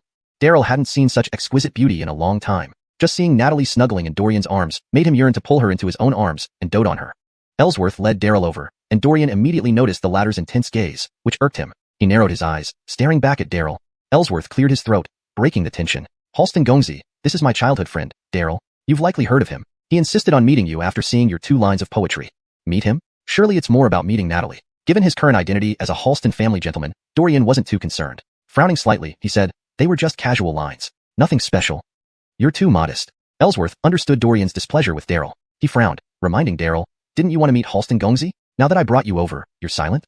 Daryl realized his behavior was inappropriate. Reluctantly tearing his gaze from Natalie, he looked at Dorian and smiled, bowing. I am Daryl. Your lines earlier were impressive. How about we wander around here and compose some poems together? I don't mind. Let's go. Dorian shrugged indifferently. Daryl inwardly scoffed. How arrogant. I wonder what kind of skills he really has. Narrowing his eyes, he looked at the bamboo grove nearby, smiling. Hendrik chose this place for the flower appreciation, fitting for my interests. Allah whispered behind Dorian. Daryl excels in music, chess, calligraphy, and painting. He once painted a famous picture about bamboo, which made him famous in the capital. Dorian's expression changed slightly. Daryl smiled. Let's compose about bamboo. Why don't you start, Brother Halston? He wanted to compose after Dorian to prove himself superior. Perhaps impress the little beauty and win her over. While Daryl fantasized, Dorian began. All right, I'll start. So soon? Ellsworth was surprised. This Halston Gongzi had thought it through while he hadn't. Under everyone's watchful eyes, Dorian recited. Bite firm. The green hills hold steady. Roots entrenched deep in fractured rock. 1,000 trials beaten, yet unwavering. Against winds from every corner. Daryl's calm expression turned to astonishment as Dorian finished the poem. Kicking back, Dorian sighed with relief. Thankfully, he had enough poetic repertoire to handle this guy. Even Ellsworth, Daryl's good friend, couldn't help but admire. Against winds from every corner. What a beautiful poem. This indeed, a beautiful poem. I can't compare. By the end of Dorian's last line, Daryl's fighting spirit was almost entirely gone. All he could think of was describing bamboo's form. Words like 1,000 trials and unwavering never crossed his mind. Reciting his simple poem now would make him a laughingstock. Thinking about his fame due to bamboo paintings and now losing a poetry contest on bamboo left Daryl feeling extremely frustrated. Chapter 442, Turning the Tables. Titus stood behind Dorian, squinting his eyes. He had already seen through Daryl's true intentions. This man had come to create trouble. Since that's the case, don't blame me for being impolite. Titus sneered and said, Sir, don't just listen to our young master recite poetry. It's your turn now. Dorian's eyes flickered as he smoothly continued from what Titus said. Exactly, it has been a long time since I ventured outside, confined by my father to read obscure articles. Today, I am delighted to meet so many talented young men. Brother Virgil, how about you give us one too? This was clearly putting him on the spot. Darrow gave an awkward smile, waved his hand, and hurriedly replied, I can write and paint if you ask, but composing poems isn't my strong point. Dorian immediately sighed. That's indeed a pity. Ellsworth looked at Darrow with a peculiar expression. Weren't you confident just now? Where did your confidence go? Don't let me down. Though Ellsworth's mouth twitched, he did not press Darrow to compose a poem. Let's continue. Darrow couldn't believe this Halston Gongzi could make poetry out of everything. However, after walking around for a while, Darrow felt mentally drained. From the sun above to the dried grass below, this Halston Gongzi always managed to produce impressive verses that caught everyone's attention. Every time Darrow prepared to speak, he would be crushed into despondency by the other party's brilliant compositions. Sorry, gentlemen, we need to head over there. Farewell. Dorian didn't plan to waste more time on these two guys. He still needed to observe other organization members. Looking at their retreating figures, Ellsworth sighed and remarked, that's talent. Compared with Dorian, probably only Halston Gongzi has such literary prowess in all of Jingqing. A flash of jealousy crossed Darrow's eyes. He turned to Ellsworth beside him and whispered, don't you find something suspicious about this guy named Halston? What do you mean? Ellsworth was taken aback. How so? We both grew up in Jingqing, knowing every family's son or daughter, yet this guy doesn't ring any bells. Didn't he say he rarely goes out? Ellsworth wasn't overly suspicious. Are you silly? Darrow frowned. Rarely going out is different from never leaving home. Moreover, I know all the sickly rich kids who don't leave their houses often, but are sometimes seen strolling the streets. And Halston Gongzi? We've never even seen him before. Is he claiming to have never stepped outside his house since birth? Darrow aimed his remarks directly at Dorian, misleading Ellsworth, who scratched his head, asking uncertainly, so, what do you want to do? Darrow grinned slyly. Of course, we should send people to follow this Halston Gongzi and find out where he really comes from. Ellsworth was startled. We must report to Hendrik and Lord Deshawn. No way. Darrow rejected outright. He wouldn't agree, and neither would Hendrik. Why don't we investigate on our own? It won't cause any problems. Ellsworth still refused. No way. This is a sensitive time. What if the court notices? So, I told you, they're just a bunch of incompetent bureaucrats, nothing to worry about. The ones we should watch out for are Andon and Natalie. Other than them, we don't need to care about anyone. Seeing Ellsworth hesitating, Darrow got impatient. In his view, Ellsworth was good except for being too rigid and lacking adaptability. Finally, he played his trump card. All for the organization. Think about it. What if they really are suspicious characters? Hearing for the organization, Ellsworth wavered immediately. All right then, I understand. Darrow patted his shoulder. Good lad. Let's send a few Earth-Conroy experts to follow them to ensure they don't escape. If they aren't suspicious, we'll call those experts back immediately to avoid exposing Lord Deshawn. Ellsworth cautioned. Relax. Trust me, I will not expose Lord Deshawn. Darrow smiled reassuringly, casting a cold look towards their direction. Hemph, Mr. Halston, get ready to die. Yes, he had no intention of letting go. His words to Ellsworth were merely a delaying tactic to dispel Ellsworth's doubts. No matter how talented you are, without your life, what use is your talent? After the flower viewing banquet ended, Dorian and his group were preparing to leave when suddenly, Natalie paused. What's wrong? Dorian wore a playful smile, yet his eyes were serious. Someone is following us, likely several Earth-Conroy experts. Natalie's eyes flashed. We need a legitimate reason to get rid of them. No problem. Dorian laughed. I have an idea, but it depends on whether you're willing. Why wouldn't I be? Natalie raised an eyebrow naturally. All right then. Dorian nodded. Let's continue walking without showing any abnormal behavior. They left the bamboo grove, choosing a secluded path intentionally. Along the way, Dorian occasionally teased Natalie, causing her to feel an urge to slap him despite knowing it was an act. Under the gaze of the trailing martial artists, Dorian and Natalie swiftly turned into a narrow alley. They discovered us? The middle-aged leader's face changed abruptly as he quickly pursued. A young man beside him sneered. That guy looks like a scholar, only capable of reciting poetry. How could he detect us? You never underestimate anyone. Rushing forward, the middle-aged man turned into the alley with the duo. Before them was a pristine white wall and a corner. Where are they? The middle-aged man's eyes flashed with a menacing light. In this secluded place, no one would know if you were killed. Since you seek death, don't blame me. Let's go. The trio charged into the corner, only to be greeted by an embarrassing sight. There, Dorian had Natalie pressed against the wall, about to advance further. Chapter 443, Counterattack. You. The middle-aged man's fierce momentum abruptly halted, his embarrassment unmistakable. Dorian adjusted the sash around his waist, and Natalie quickly hid coyly in his arms. He frowned deeply and immediately barked. Who are you? How did you end up here? Leave now. After a brief moment of awkwardness, the middle-aged man regained his composure and growled viciously. Shao Conroy, you've offended people you shouldn't have. We're here to take your life. Dorian sneered coldly. My life is not something for scum like you to decide. Attack. As soon as Dorian finished speaking, Titus dropped down from the sky, landing right in front of the middle-aged man. The middle-aged man's pupils contracted sharply. Well, you two are intimate and still bring along a bodyguard? How extravagant. Titus's gaze was stern as he stared them down. He's also a Earth-Conroy expert. Don't fear him. We have 3 of us. Take care of him first, then deal with that pretty boy. The middle-aged man nodded slightly, and the 2 youths behind him charged out immediately. Though they were all at the Earth-Conroy, Titus, being Cody's personal guard, was much stronger than these wandering fighters. With just a few moves, he subdued the 2 youths and pinned them underfoot. Seeing this, the middle-aged man stopped holding back, drawing his longsword and lunging forward. Damn it, stop right there. Titus sneered, flashing forward and grabbing the man's wrist, applying pressure which instantly brought an expression of extreme pain to the latter's face. No. A blood-curdling scream erupted as Titus kicked his knee to pieces, demanding sternly, "Speak. Who sent you?" "You? You can't make me talk. I will never betray them." The middle-aged man's face contorted with pain. "Not talking." Titus sneered again. This time, he lifted his sword and chopped off 3 of the man's fingers. "If you don't speak, I'll keep cutting until you do." The middle-aged man shut his mouth, his expression agonized. "Hold on." Dorian stepped forward, saying calmly, he doesn't want to talk because he can't. Just like Joel, this guy had signed a contract, so he couldn't freely betray his superiors. Dorian asked, "I'll ask you questions, just nod or shake your head." The middle-aged man hesitated. "Was it Ellsworth and Daryl who sent you?" These were the only 2 names Dorian could think of. Apart from them, he hadn't interacted with anyone else from the organization during the flower viewing banquet. The middle-aged man's eyes widened, and his expression answered Dorian even before he could say anything. It seems those 2 were indeed responsible. Dorian sneered. After searching far and wide without success, it came unexpectedly. He was still figuring out how to investigate Lord Blaze openly when Daryl and company delivered themselves to him. Soon, he'd work with the police to put on a good show, ensuring Lord Blaze didn't suspect a thing. Moreover, he could blame the mistakes on Daryl and company, making Lord Blaze believe it was their fault. Now, Dorian was almost certain John was hiding in Lord Blaze's home, but further confirmation was needed. If John wasn't in Lord Blaze's home, why would he deploy so many people to patrol the banquet? Lord Blaze was definitely suspicious. With a nod, the middle-aged man's eyes pleaded with Dorian for mercy, asking him to let him go. Kill them. Dorian's tone was icy, sentencing them to death. Titus's sword swiftly ended their lives. Yanko Eben, what should we do with the bodies? They couldn't be left lying around. Dorian smiled. We'll find Inspector Halston and have him handle it. Kale has already informed him. All right. The Inspector Halston mentioned was a young master of the Halston family. Having him investigate added credibility and kept Lord Blaze from suspecting anything about Dorian's identity. Before seeing John at the Blaze residence, Dorian couldn't expose himself and certainly couldn't raise an alarm. Today, if Daryl hadn't provoked him, Dorian wouldn't have taken action against them. He huffed coldly, tying up his sash. Natalie approached him, saying mildly, "Your lips?" "What?" Dorian was taken aback. Titus turned around quickly, then looked away as if he had seen something indecent. "Done?" Upon hearing the commotion, Alla emerged from the shadows. Seeing Dorian's face, she chuckled. "Yanko Eben, you should wipe your mouth." Natalie sighed helplessly. "There's still lip rouge on your lips." Dorian blushed and hurriedly cleaned his mouth with a handkerchief. It was unavoidable, really. Natalie huffed coldly. "All right, I'm not going to eat you. Moreover, we are officially married, forget it. No point explaining, let's go." Too much explanation made things seem suspicious. Dorian happily followed Natalie to the magistrate office, where Inspector Halston, having received news from Cody, promised resolutely, "No problem, leave it to me." It was just cooperating in a staged arrest of villains, something Coleman was quite familiar with. He immediately led some policemen to the location Dorian provided, making quite a fuss along the way.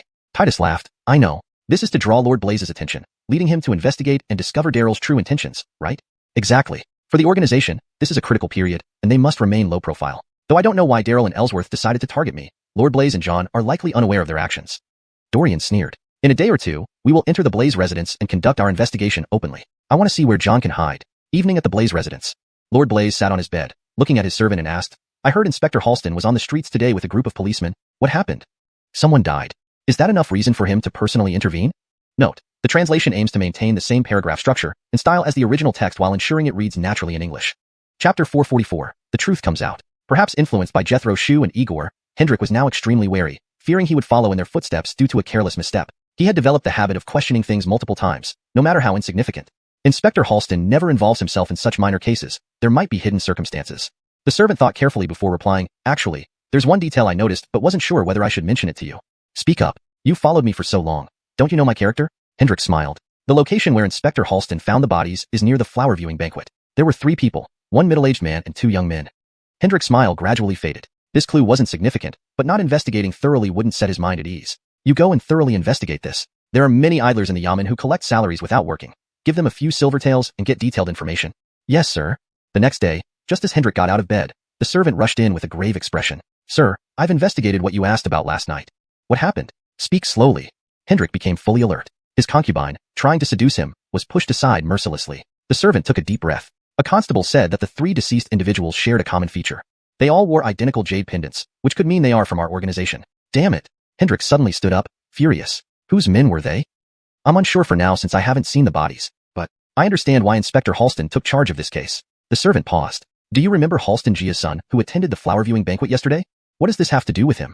Hendrik narrowed his eyes. It seems those 3 tried to attack young Jaren Halston but failed, and were killed by his men. Inspector Halston took the case to uncover the truth. So it was him. Dorian's poetry from yesterday had left a deep impression on him. The person behind this attempt against young Jaren Halston, could it be Ellsworth and Daryl? Hendrik's face turned grim immediately. Go, bring Ellsworth and Daryl here quickly. Yes, sir. Hendrik clenched the bed sheets, his concubine cowering under his intimidating demeanor. Leave now. I don't have time for you. Yes, my lord. The concubine fled without a word. Before long, Ellsworth and Daryl appeared at the entrance of Hendrik's residence. Ellsworth anxiously glanced at the servant, cautiously asking, Hendrik called us early this morning. Is something important happening? Indeed, it's very serious. Hendrik is furious. Please be cautious, the servant warned. Daryl's face paled. He seemed to already guess what it was about. He realized the 3 men he sent hadn't returned last evening, but didn't dare make a fuss, hoping it wouldn't come to light. It seems their plan was completely exposed. Daryl shambled behind the servant into Hendrik's study, finding Hendrik dressed neatly, sitting solemnly behind the desk, staring intently at them. As expected, Daryl showed panic while Ellsworth remained confused, seemingly unaware of what was going on. Hendrik narrowed his eyes. Did you both hear that Inspector Halston personally found 3 corpses near the flower viewing banquet site yesterday? What? Ellsworth instantly understood, his expression turning blank. Hendrik, we don't know anything. Daryl managed a weak laugh. How is this related to us? How can it not be related to you? Hendrik stood up, roaring, I'm giving you one last chance. Speak. Did you secretly send someone to attack young Jaren Halston without my knowledge? If you don't tell the truth, you'll face John's wrath. They knew full well of John's methods. Hearing this, Daryl's face turned pale. With a thud, he knelt down, trembling. Jaren, I lost my head for a moment. I didn't expect young Jaren Halston to have experts around him. I really didn't want this. Hendrik was amused by anger. He lunged forward, grabbing Daryl's collar and slapped him twice. Fools, have you forgotten my orders entirely? Didn't I say no actions during this period? What did you listen to? Hendrik shifted his gaze to Ellsworth, leaving Daryl aside. Why did you follow him in this reckless act? Where's your prudence? Ellsworth, you've truly disappointed me. Jaren, spare us. Ellsworth also knelt down like Daryl. Now, what do you suggest we do? Hendrik knew berating them was pointless. If the matter reached John, he too would be blamed for inadequate supervision. Their only hope was to frame someone else for Inspector Halston's investigation. But who? Inspector Halston wasn't easily fooled. Every case he handled was resolved perfectly, without fail. This, if nothing works, let's get an organization member to take the blame. Daryl suggested nervously. Let them confess to Inspector Halston. It will work. Nonsense. Hendrik roared, slapping him again. Do you think Coleman is a fool? Can he be so easily deceived? Ellsworth, speak up. Ellsworth gulped and hastily replied. What if we fabricate some evidence? Chapter 445. Search. Fabricate evidence? Hendrik quickly understood his meaning. You want to shift Captain Halston's attention away from here? Exactly. As long as he doesn't focus on the flower appreciation banquet, we won't be noticed either, Ellsworth nodded and said. Is it still in time now? Hendrik sighed heavily. We can let Senior Officer Deschamps leave first. Shut up. Hendrik angrily scolded Daryl, pointing at his nose. You fool. Can you think before speaking? Now, Captain Halston has definitely already deployed strict informants around us. If we make Senior Officer Deschamps leave now, what are your intentions? Isn't this openly telling them that we're guilty? Daryl shivered all over and immediately shut his mouth, not daring to speak again. In any case, for now. Jaren, bad news. Captain Halston is here. What? Hendrik widened his eyes. How could he be so fast? It had only been a few hours since he took over the case. Why would Coleman investigate here? Hendrik hurriedly said. He may not have come to arrest people. Perhaps he's just here to inquire, ask some questions. You two hide first. I will handle it alone. Yes. Hendrik walked out of the bedroom and into the courtyard where several concubines were already standing there, being interrogated by Coleman. Behind him, Dorian looked sullen while Natalie appeared aggrieved. So, Captain Halston, young Jaren Augustine, what's going on here? Hendrik pretended to be surprised and asked with feigned astonishment. This guy is quite good at pretending. Coleman inwardly sneered coldly but said calmly, just investigating a case, asking some small questions. I hope Hendrik will cooperate. Of course, as long as Captain Halston asks, I will certainly answer everything I know. Hendrik chuckled and said. Coleman nodded. Yesterday, near the flower appreciation banquet you hosted, we found 3 male corpses. After investigation, we found they were killed by young Jaren Halston. Upon questioning, it turned out those 3 men came to horhate him, but failed and instead got killed by young Jaren Halston's subordinates. Since this case is complicated, I took personal responsibility for the investigation. Nonsense. Hendrik scoffed internally. What complex case? Absolutely, because young Jaren Halston and Coleman are connected, which is why Coleman took over the case. Otherwise, in the past, Coleman wouldn't even glance at such a minor case. Dorian spoke angrily. I admit what I did. Those 3 were indeed killed by my subordinates, but they really wanted to horhate me. If I didn't fight back, the dead person would be me. I beg Captain Halston to thoroughly investigate and clear my name. Rest assured, young Jaren Halston, if it turns out you're innocent and someone else was behind those 3, I will not let it go easily. Coleman continued recording testimonies while saying. Soon, the interrogation of the concubines was complete. They weren't crucial to this incident and hadn't attended the flower appreciation banquet yesterday. Coleman looked at Hendrik and said coolly, Sorry Hendrik, we need to search your residence. Hope you can cooperate. Hee. Of course. Hendrik forced a smile, nodding nervously. He only hoped that Ellsworth and Daryl were well hidden and wouldn't be discovered. Start searching. The officers entered the bedroom directly, starting to search for clues everywhere. After some time, they came out and shook their heads. Captain, no findings. Hendrik breathed a sigh of relief. Just then, Coleman suddenly frowned and said, Where are the other 2? Where did they go? We don't know. Captain, we found a suspicious character. Under everyone's gaze, John was dragged out, looking confused as he glanced at Hendrik, then slowly shifted his eyes to Coleman's face, seemingly not having reacted yet. Dorian's hand on Natalie's waist tightened slightly. Even though John had suppressed his spiritual energy fluctuations, his demeanor couldn't lie. This man was definitely John. This is what? Hendrik didn't have time to report to John and didn't know what happened either. Hendrik, who is this man? Coleman furrowed his brows, a hint of cold light flashing in his eyes. This is my friend. He came to do business in the capital recently and is staying with me temporarily. Hendrik instantly broke into a cold sweat. Coleman squinted his eyes, sizing up John from top to bottom, who was doing the same to Coleman and soon figured out his identity. After all, he was quite an influential figure in the capital, impossible not to know. Yes, Captain, I am indeed Hendrik's friend. John's temples throbbed. How he wished to slap Hendrik right now. Who could explain to him why Captain Halston was here? And who was that pale-faced youth behind him? Humph. Since he's a friend, why hide like that? A young officer asked skeptically. This is my first time in the capital. I didn't know you gentlemen were officers. I thought you were robbers, of course, I had to hide. Although John's words were displeasing, no one suspected him further. Coleman saw him, exchanged a glance with Dorian, strengthened his resolve, and left the Blaze residence. Only when they were far enough did John turn and slapped Hendrik. Bastard! You'd better explain why Coleman was here, and who's that pale-faced youth behind him? Senior Officer Deschamps, it's our fault. Please don't blame Hendrik. Ellsworth and Darrow quickly walked out from the room, kneeling in front of John. Bastards. A bunch of bastards. If Coleman found something strange, where should I go? Are you really making me wander in the capital forever? John roared angrily. No, it's not like that. Ellsworth gritted his teeth and narrated the whole incident along with Darryl. Upon hearing this, John became even angrier. Great. All of you take my words lightly, don't you? I dare not. Don't give me that bullcrap. If you can't resolve this matter perfectly, humph, you'll see. Their life or death hinged solely on John's word. After all three of them had contracts, and John could decide their fate with a single word.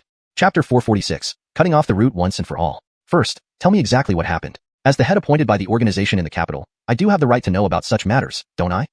John's tone was far from friendly. Mr. Blaze's bulky frame shuddered slightly, then he glanced at Ellsworth and Darryl beside him. The latter's Adam's apple bobbed as he hastily explained the ins and outs of the matter. John sneered coldly. I see you really have no fear, daring to act without my orders. The organization isn't your shield, and haven't you forgotten? Where did those people come from? Indeed, they were just a small organization dependent on the Blood Shadow Temple. Those warriors were borrowed from the Blood Shadow Temple, meaning they belonged to it, not directly to their organization. Now that the borrowed warriors from the Blood Shadow Temple were dead, John had to humble himself before them and explain what had happened. This was secondary. The most critical point was, he had encountered Coleman today. Usually, John kept a low profile even when walking down the street, trying his best not to be seen by others. Now, this leader of the organization had inadvertently exposed himself to a chief detective. If this drew Dorian and Natalie's attention, what would happen? Sir, I realize my mistake. I swear I won't dare again. Seeing Coleman, Darryl finally lost all doubt about Dorian's identity. He realized the foolishness of his actions and began pleading for mercy in front of John. Enough. Stand up immediately. John felt agitated. Reprimanding them now wouldn't solve anything. Besides, these two were personally promoted by Mr. Blaze, and since John lived under Mr. Blaze's roof, he had to give him some face. As a leader, a competent one should understand how to discipline subordinates effectively. Moreover, the organization currently lacked capable personnel. Each loss would significantly impact them. John snorted, a glint of cold light flashing in his eyes. Why not go all the way and kill Coleman and that young Jaren Halston? What? Mr. Blaze was taken aback. Sir, what are you saying? Coleman is part of the Halston family, one of the capital's most powerful families. John sneered. So what? Apart from Coleman, does anyone else in the Halston family hold office in the court? Even if there are, a few minor officials can hardly stir up trouble against Cody. We might as well do as I suggest. Once Coleman is dead, other detectives will take over the case. We can bribe them and put an end to the matter. What do you think? How many incorruptible detectives like Coleman could be found in the entire magistrate? With Coleman gone, other detectives taking over would provide them with opportunities. Explaining this to Mr. Blaze, the latter weakly responded. But, didn't you say we should keep a low profile and avoid drawing the court's attention? This approach would clearly contradict John's intentions. He frowned. You're usually good except for being too rigid. Rules are static, but people aren't. Moreover, if we don't deal with Coleman now, what if one day he reports this to higher officials, and they report it further up? Can you guarantee we won't eventually get exposed? Mr. Blaze shook his head. Cannot. That's settled then. John's gaze deepened. One cannot catch tigers without entering the tiger's den. Do as I say. Yes, understood, sir. Mr. Blaze and Darryl exchanged looks before hurriedly arranging the warriors. Watching the men leave, John's eyes gleamed coldly. Sorry, though you aren't related. None of you can live. After Dorian and company left Mr. Blaze's residence, they returned to the magistracy. Coleman smiled and said, Don't worry, tomorrow we'll go back to Blaze Mansion and check again. I refuse to believe they won't slip up. There's no need. Dorian chuckled. We've already identified our target today. There's no need to revisit Blaze Mansion tomorrow. Just send a few detectives to keep watch outside to prevent him from fleeing. After a few days, we'll ask the Emperor for permission to surround and capture them. If that's the case, all right. Coleman was easygoing. Given he already had Cody's order, even without it, he would help Dorian and Natalie out of respect. Besides, these two had no heirs and suited Coleman's taste perfectly. Leaving the magistracy, Titus suddenly remarked, I feel like someone is watching us. Again? Dorian frowned. There's indeed a faint warrior aura, but it's too vague to confirm if they're following us, Natalie noted. Dorian sighed. Well, let's find a random inn for now. If they were being followed, they couldn't return to Jethraguo Mansion. And from the followers' aura, it was clear they intended to stay hidden. Unlike the 3 previous warriors, this time the followers seemed to have a strong purpose, hiding deeply so as not to be easily detected. But our current identity is with the Halston family. How can we randomly stay at an inn? Alla questioned, frowning. You're right. Just as they were pondering, Natalie suggested, why don't Dorian and I go to the inn, while you two head towards the Halston residence and lose the Watchers? Then you can circle back. Why you two? Titus started to ask, but Alice stepped on his foot. In pain, he almost screamed but caught Dorian's meaningful look. Jaren Halston, she stepped on my foot. Dorian patted him on the shoulder and smiled. Follow Staryu's plan. Okay, let's go, Titus agreed, still puzzled but trusting Dorian and respecting Natalie's orders. Alla and Titus left. In the shadows. What's going on? Why did those two leave first?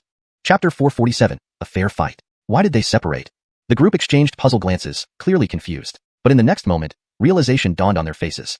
They saw Dorian hugging Natalie, walking towards an inn nearby. Tisk, he's quite the eager one. Emph. Looks like he doesn't want anyone to disturb his moment with the beauty. That's why he sent everyone away. The martial artists glanced at each other, all sporting a knowing, smirking smile. Not that I'm saying, but Augustinetto Conroy sure knows how to enjoy life. If I had such a beauty by my side, I wouldn't be able to resist either. Enough chatter. Let's hurry up and follow them. This is even better. We heard that the man accompanying Lord Halston was an expert. Now that he's gone, we don't have much to worry about anymore. With that, they sneered and followed Dorian and Natalie into the inn. Wait here before we make our move. After all, it was near the yamen. They needed to be cautious not to attract unwanted attention, especially from other constables. As for Constable Halston, they weren't worried at all, since John had already dispatched another team specifically to deal with him. Coleman wasn't easy to handle, so John had spent considerable effort planning against him.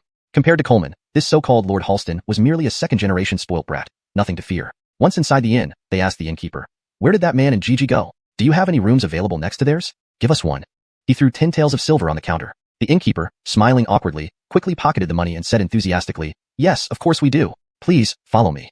Money spoke louder than words for him. As long as there was silver, it didn't matter whether it was one room or a whole row. He could arrange it without a problem. On the second floor, the group looked at one of the rooms, which was completely silent. Hasn't it started yet? They exchanged glances, looking somewhat puzzled. Why worry about that? Our job isn't to eavesdrop on their amorous activities. When should we strike? The leader, a middle-aged man, frowned and said, our ultimate goal is to kill them. Should we act now? Agreed. Without further ado, the middle-aged man rushed into the room. Dorian and Natalie were sitting on the bed, their lips curving into a cold smile upon seeing them enter. The middle-aged man furrowed his brows and asked, did you spot us all along? Dorian sneered. You were following too, obviously. It was impossible not to notice. The middle-aged man narrowed his eyes. Very well, since you've discovered us, I might as well drop the pretense. Do you know whom you've offended? It's just Lord Blaze and John. Who else could it be? The middle-aged man's eyes widened in shock. You actually know about Director Deschamps. Looks like we can't let you live. Dorian smiled calmly, showing no sign of panic. The middle-aged man frowned deeply and said coolly, since you know everything, we have nothing left to hide. Will you take your own life, or shall we do it for you?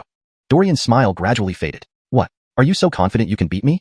The middle-aged man chuckled. To be honest, even Constable Halston can't come to your aid right now. He's probably struggling to save himself. Dorian looked at him coldly. It doesn't matter. I, Dorian, never rely on others. Haha, you're truly wait. The middle-aged man's expression changed abruptly as he stared at Dorian. You're Dorian? That's odd. Weren't you supposed to be Lord Halston? Suddenly, as if by magic, Dorian's face contorted, reverting to his true appearance. The middle-aged man and his followers turned pale. You really are Dorian. So, you discovered us long ago? But if you're Dorian, then this Gigi. Could it be Natalie? Their faces turned grim as Natalie also reverted to her original appearance. Go back and report to Director Deschamps. Now you realize? It's too late. Dorian blocked the doorway, preventing them from leaving. The middle-aged man's expression darkened. The real threat wasn't Dorian. It was Natalie. After all, Dorian was only a lower spirit class practitioner. No matter how strong he was, he could barely match the strength of a lower earth class practitioner. Note, Shen class is typically translated as spirit class in English for this genre, ensuring consistency in terminology. Natalie, however, was a peak earth class powerhouse.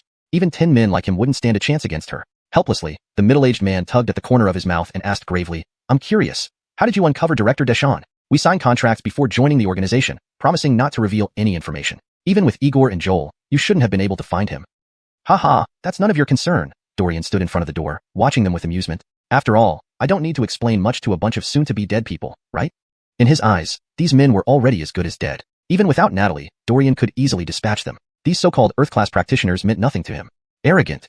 The middle-aged man sneered. You're far too confident. We're all Earth-class practitioners, while you're only a lower Shen class practitioner. What qualifies you to speak to us like this?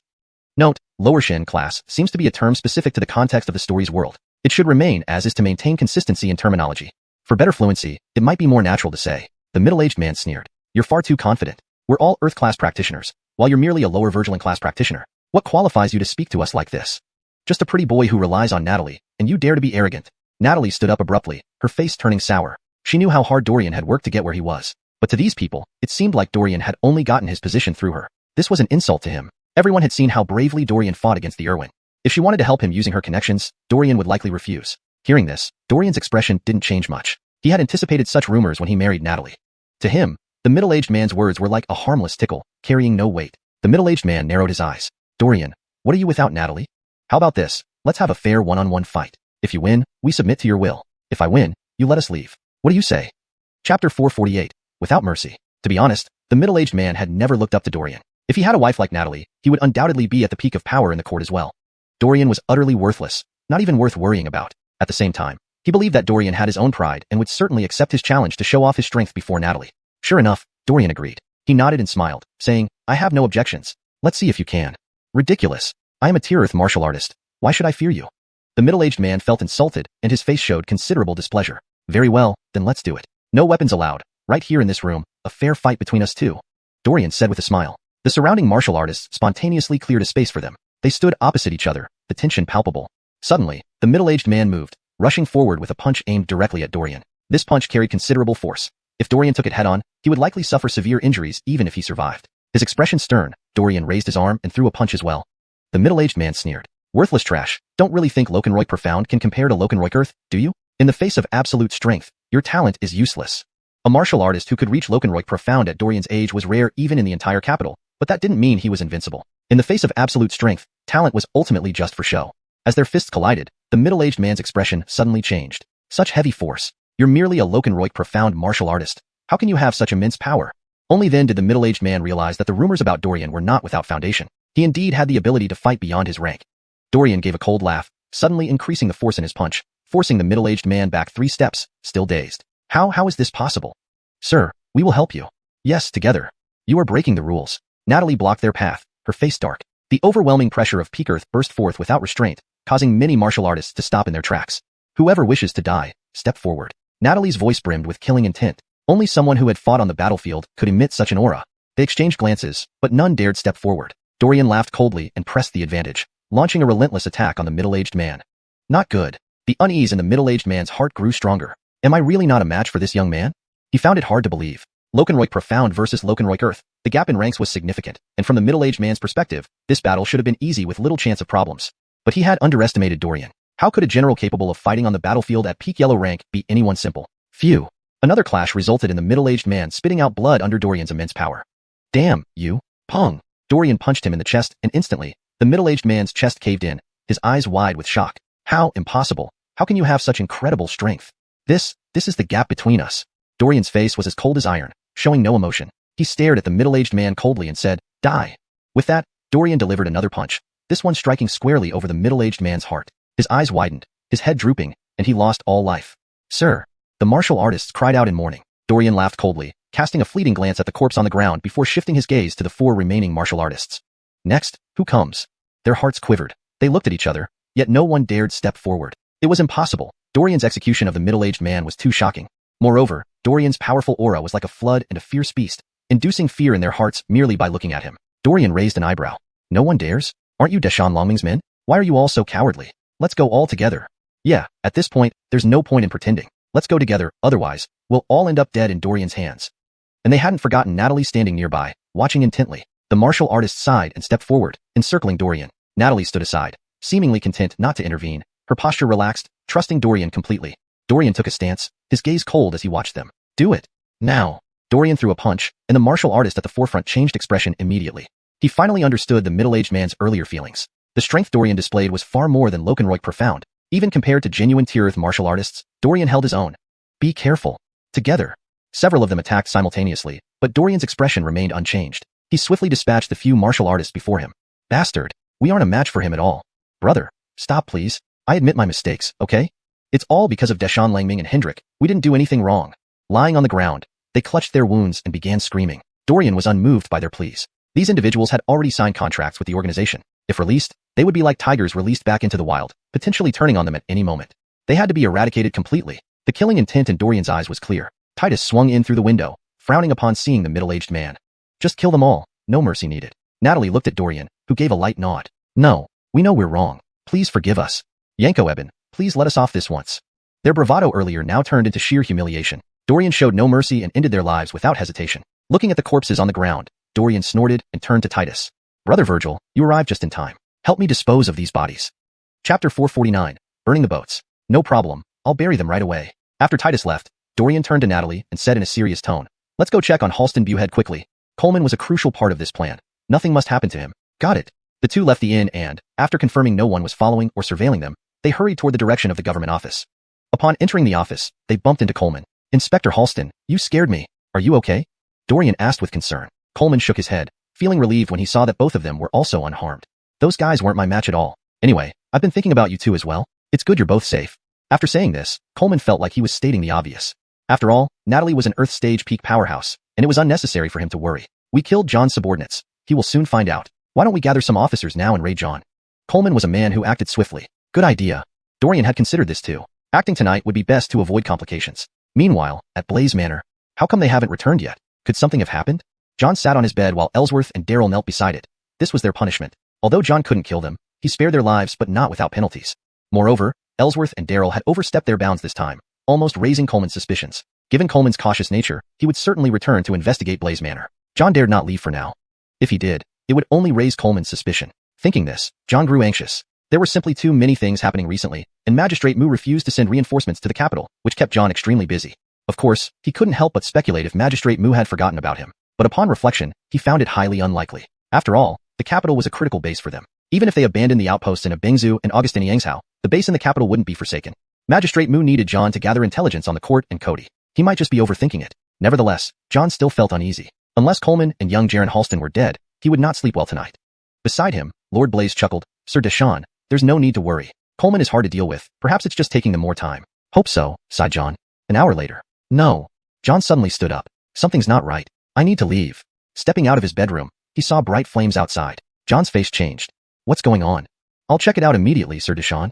Lord Blaze was also alarmed, but quickly regained his composure and rushed out. Seeing Coleman and Dorian unscathed, Lord Blaze's expression darkened. He knew the mission had failed.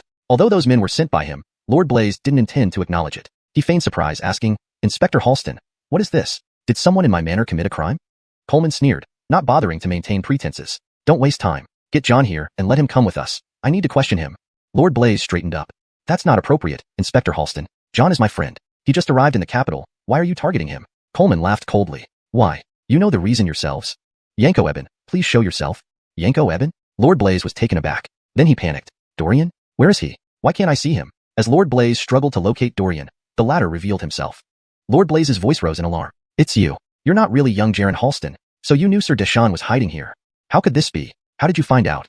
That's none of your business, Dorian smiled faintly, nonchalant. In his arms, Natalie also revealed her true form. Lord Blaze was terrified. He fled back into the mansion without turning back, but Coleman did not stop him. Regardless, the entire Blaze Manor was already surrounded tightly. He doubted John could escape. Sir Deshawn, it's bad. We've been discovered. That Halston young Jaren was actually Dorian. How so? Panicking like this over a mere inspector? John frowned, his tone stern. Blaze's face fell. Our hideout has been exposed. That Halston young Jaren wasn't really a young master but Dorian. He knew our identity from the start. I suspect Dorian had already discovered your whereabouts before the flower viewing banquet. He just kept testing us. So you mean, young Jaren Halston is actually Dorian? Exactly. The events these past few days were just a performance by Dorian and Coleman. We were all deceived. Blaze felt deep regret, hitting his thighs in frustration. John's face darkened. This doesn't make sense. Although Igor and Joel were captured, they signed contracts ensuring silence. They wouldn't reveal anything about me, let alone knowing I was here. John was meticulous, even keeping secrets from subordinates. Even though Igor and Joel were his confidants, they were no exception. John stood up grimly. There's no other choice. We must fight. You three, follow me. I'll hold off Natalie. You need to focus on killing Dorian. Can you do that? They exchanged glances and answered in unison, we'll try. A look of deadly intent flashed across John's eyes. Either live or die. Our only option is to burn the boats. Yes, sir. Dying for the organization. I shall be honored. Ellsworth seemed fired up, anticipating the battle ahead. Though Daryl was afraid, he couldn't disobey John and reluctantly nodded. Chapter 450. Sandbag throwing. Great. You truly live up to being members of our organization. A look of satisfaction flashed across John's eyes. Even though these fellows were all unreliable, it did not affect their loyalty to the organization. In John's view, loyalty was the secret to the organization always remaining vibrant. Because of young people like Ellsworth and Daryl joining, they could ensure that fresh blood always flowed within the organization. The group left Blaze Manor and ventured outside. John cast a grim look at Andon. To be honest, I'm quite curious about how you discovered I was hiding here. Igor wouldn't have told you. Although Joel is timid, he has contractual restraints which wouldn't allow him to say anything. Could it be that this is just your pure conjecture? Dorian chuckled and said, it seems you're very confident in your contract. Didn't you check for any loopholes before signing it? John's expression changed. It wasn't hard to guess that Dorian had exploited a loophole in the contract to pry some crucial information from Joel. Clenching his teeth, John sneered and said, forget it. So what if you discovered me? If you have the ability, then come over and kill me. If you can't kill me, when I find an opportunity to turn things around in the future, I will take severe revenge. This open threat made Coleman frown. The Blood Shadow Hall's lackeys should be exterminated by everyone. What are you, Coleman? Your status is on par with Dorian and them.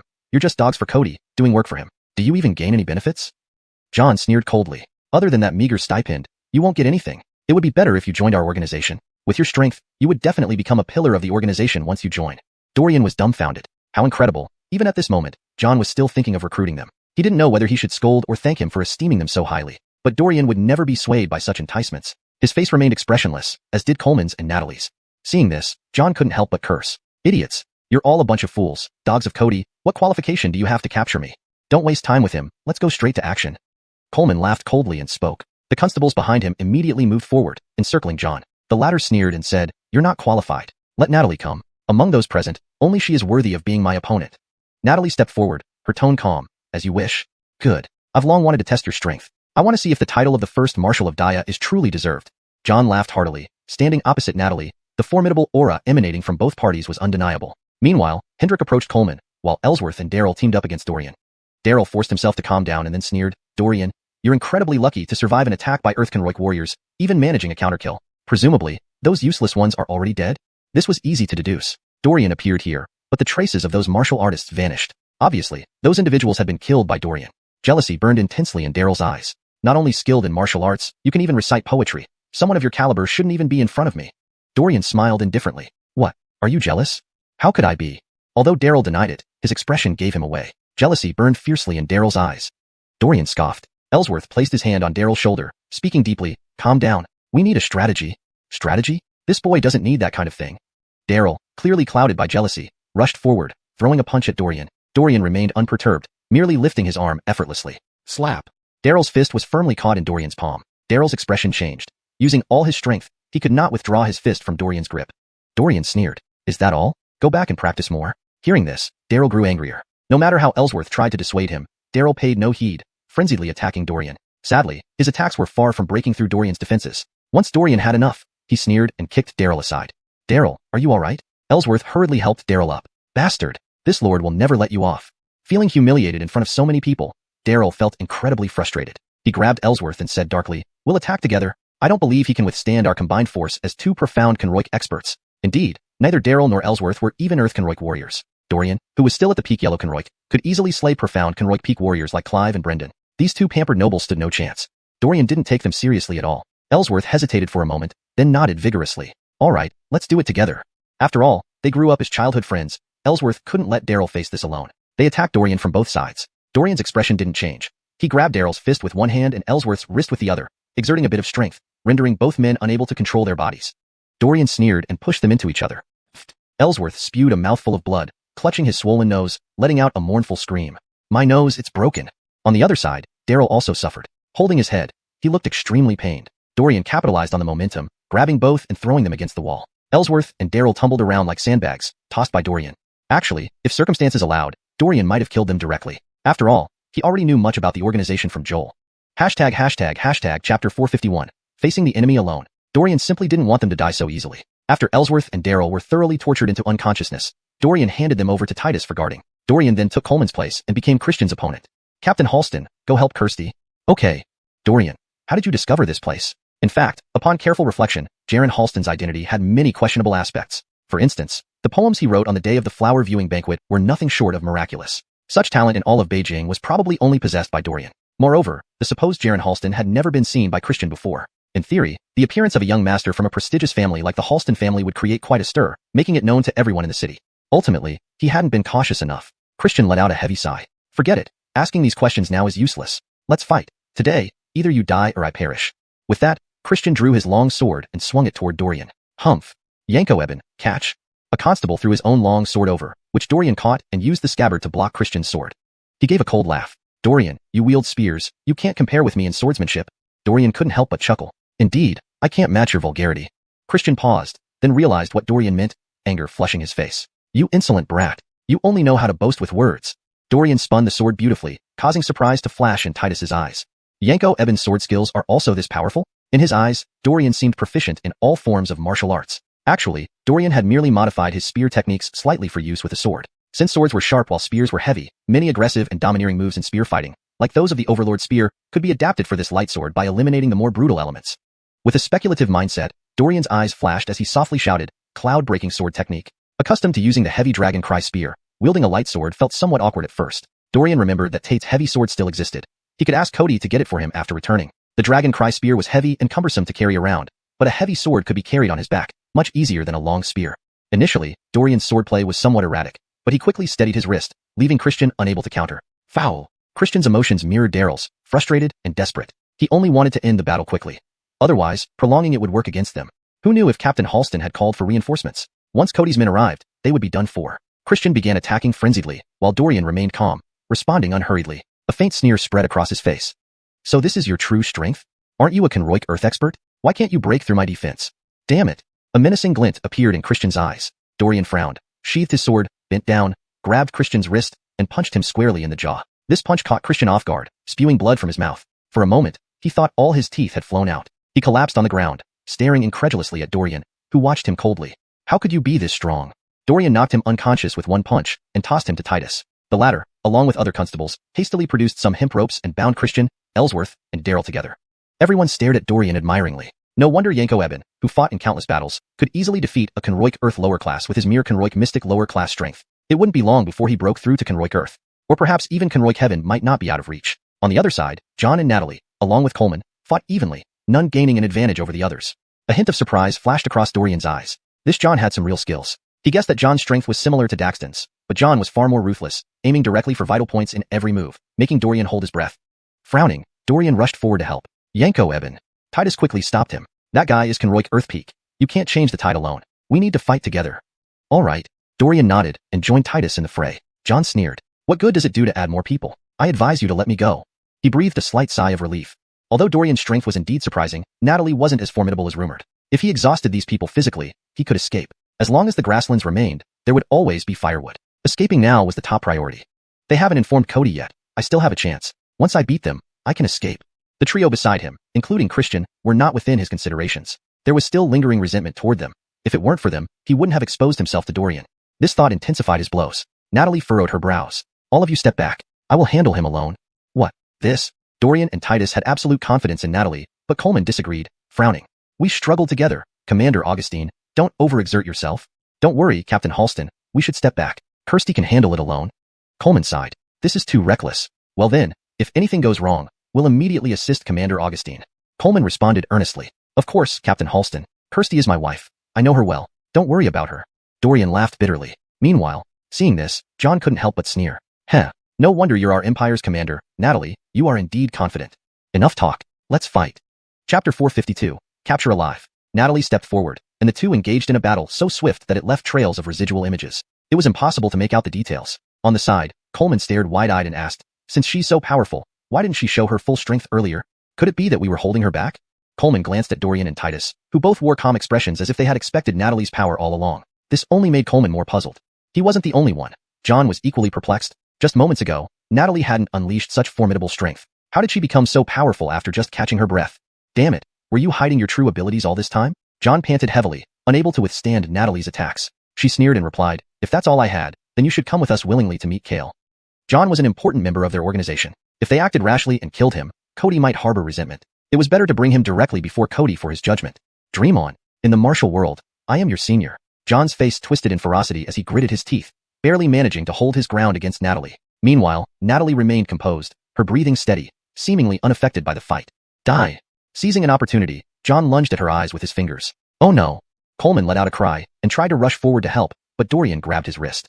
Don't interfere. Kirsty will be fine. But she. Look. Dorian's voice was deep and commanding, and Coleman instinctively looked over. He saw Natalie calmly grasping John's wrist, rendering him immobile. Natalie chuckled and applied a little force. Snap. A crisp cracking sound came from John's wrist. Aya! He collapsed to the ground, screaming in pain. Natalie sneered again. Take him away. Yes, sir. The constables, startled, hurriedly bound John tightly and carried him off along with Mr. Blaze and the others to the Imperial Palace.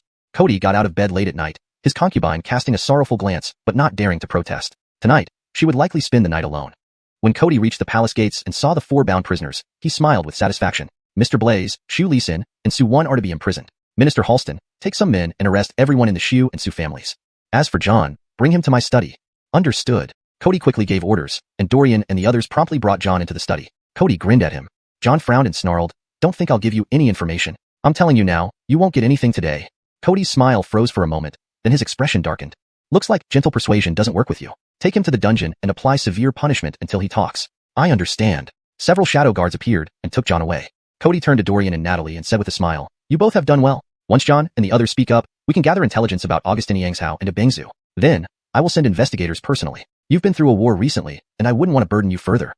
"Your Majesty speaks too humbly. As officials, it is our duty, and we don't consider it a burden," Natalie replied smilingly. Cody played with his prayer beads and asked, "If these fellows refuse to talk, what do you suggest we do?"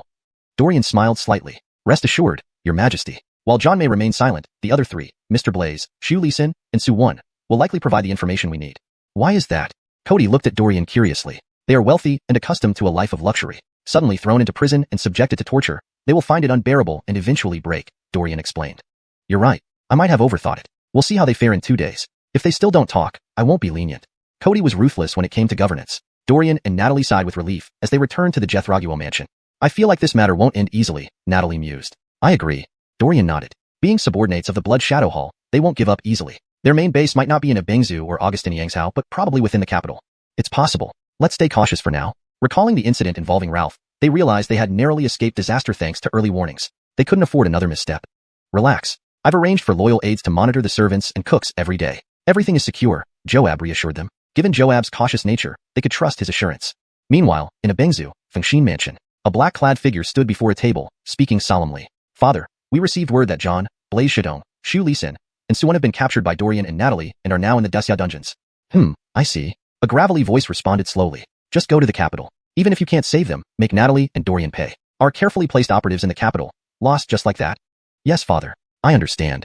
Chapter 453, The White-Clothed Youth. After the black-clothed man left, an old and emaciated figure slowly emerged from the darkness. "Well, better resolve this quickly. Otherwise, those old-timers from the Blood Shadow Hall will start impeaching me again before the hall master over this matter." In the capital city, a noble young man, with a piece of white jade hanging from his waist, strolled down the street, holding a folding fan. His superior aura drew considerable attention from several girls. But the young man's expression remained unchanged as he occasionally purchased small trinkets he liked, continuing on his way without flinching at the gazes upon him. Finally, the young man arrived at a tavern and sat down opposite another young man. Disregarding the other youth's startled look, he smiled and asked, "Is this wine any good?" "It is." The young man pondered for a moment, then laughed and said, "Could you recite a poem for me?" "What?" The other person was taken aback once more. "Please don't be offended. I came to the capital city just to hear a poem from you. Let me give you one first as a sign of respect. How about that?" He thought for a while, then said, "Clouds fall into the cup, intoxicated under the clear night sky. Matters not accomplished, let you wander freely. How do you find my poem?" Dorian put down his chopsticks and stared perplexedly at the youth before him. This youth had appeared out of nowhere and spouted a random line of poetry, but Dorian didn't even know who he was. "You go ahead. Why don't you give it a try? Please." A flicker of anticipation appeared in the eyes of the white-clad young man. Gain and loss, both are fleeting. Worries and grievances fade gently. Enjoy today's wine now, forget tomorrow's woes. The white-clad young man was stunned. His expression turned to admiration as he clasped his hands together and said, "Truly worthy of Yanko Eben. Your reputation does not come unjustified, after traveling so far to meet you." Dorian looked at him with interest. "You've sat here speaking to yourself, and I still have no clue who you are. At the very least, could you tell me your name?" The white-clad youth smiled and replied, "Forgive me. I am Mu, as in Shepherd Mu. My given name is Augustinong. My father wished me to be loyal and upright, so he named me thusly." "Fine. Since we've met, let's enjoy a meal together. Shall I treat you?" This Hallstanden truly admired him. Dorian also found this person quite pleasant. He might as well treat him to a meal. It wouldn't cost too much. Hallstanden, however, shook his head lightly. "Yanko Eben, I've read all your poems. I consider myself somewhat of a follower. How can I allow you to treat me? Let's visit how you tower after you finish eating. What do you think?" Dorian considered it. He had nothing else to do, so he might as well comply with Hallstanden's wish. It would be bad to appear too arrogant, damaging the reputation of Mac Manor. "All right, thank you for honoring me like this." Hallstanden's laughter rang out, and after Dorian finished eating, he led him to How You Tower nearby. How You Tower was a famous tavern in the capital, frequented mainly by poets who did not come for food, but to observe renowned writers and poets. Upon entering How You Tower, Dorian immediately spotted his own Shui Diao Gutu and blushed. Next to him, Hallstanden's gaze grew even more admiring. Fortunately, most people had only heard of Dorian's name and hadn't seen him personally, so his presence did not cause a stir. Inside Hallyu Tower, the two casually wandered around. Occasionally, Hallstanden would mention a poem or ask Dorian to write down a couple of lines, showing great excitement. Brother Mu, there must be something else on your mind for calling me here today. Dorian had been wondering for a while. Hallstanden's expressions kept changing, sometimes melancholic, sometimes joyful. He looked almost like someone with mental instability. At Dorian's words, Hallstanden paused, then sighed heavily. To be honest, I indeed have another purpose for bringing Yanko Eben here today. Could you follow me to the second floor? But isn't the second floor reserved only for VIPs? Although Dorian had written some famous poems, he hadn't given Hallyu Tower any money, so he wasn't their VIP. Hallstanden didn't speak, but led him to the entrance of the second floor. After showing a jade pendant, they were allowed to proceed upstairs. Sir Mu, please go ahead. On the second floor, Hallstanden gazed at the many patrons below with a contemplative expression. What does Yanko Eben think of these people? Dorian realized that Hallstanden was probably more complicated than he appeared. Even his background seemed fabricated. How could a young nobleman from out of town possess VIP access to Hallyu Tower? Seeing Dorian's silence, Hallstanden shook his head. Forget it, Yanko Eben might not know how to answer that. Let me explain. He took out a bone flute and gently blew, a beautiful melody filling the air. The diners below exchanged puzzled glances, and their expressions turned odd. In the next moment, all eyes shifted towards the second floor, and they began leaving Hallyu Tower. Soon, the entire tower was empty except for the two of them. Hallstanden grinned at Dorian. Now, no one will disturb us. Dorian furrowed his brows. Who exactly are you? And what do you want? Hallstanden chuckled. Let me introduce myself again, Yanko Eben. My name is Hallstanden, as an admiration Mu. Dorian's pupils constricted. Instinctively, he thought of the organization's leader. They also shared the same surname. Dorian gripped the railing tightly, staring intently at Hallstanden. I assume you already know my identity. What I'm curious about is how you obtained information about our organization. In fact, I never wanted to harm you. Your talent has completely won me over. So let me ask you this one last time. Would you join our organization and serve it in the future? If you agree, I can even spare you the contract, giving you true freedom. What do you think?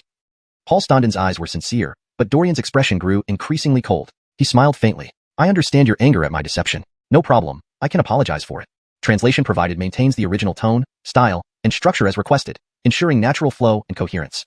Chapter 454, Catching a Turtle in a Jar. Hallstanden looked at him sincerely, awaiting Dorian's response. Finally, Dorian slowly replied, no matter how many of you come or how many times you ask, my answer will always be the same. Hallstanden sighed regretfully, but then laughed with relief. Alright, if you agreed so easily, I might actually be disappointed. But since you won't join our organization, it puts me in a difficult position. After all, my father's task for me this time is to kill you. Your father, he is the leader of the entire organization, right? Dorian asked. Hallstanden didn't hide anything but nodded and said, indeed. To avoid having to kill you by my hands, I tried to recruit you, but you refused. What am I supposed to do now? He sighed deeply, as if genuinely troubled. Dorian sneered coldly. Hallstanden raised his hand and snapped his fingers lightly. Snap! A group of martial artists suddenly surged in from outside, glaring fiercely at Dorian on the second floor. Dorian glanced down and roughly counted about 100 people. All were martial artists, and none were below the lower rank of the mystic level. To deal with him, the organization had really spared no expense. Following his gaze, Hallstanden smiled and said, Yanko Eben, if you can break through their defenses and leave here, I swear I won't make a move against you again. How does that sound?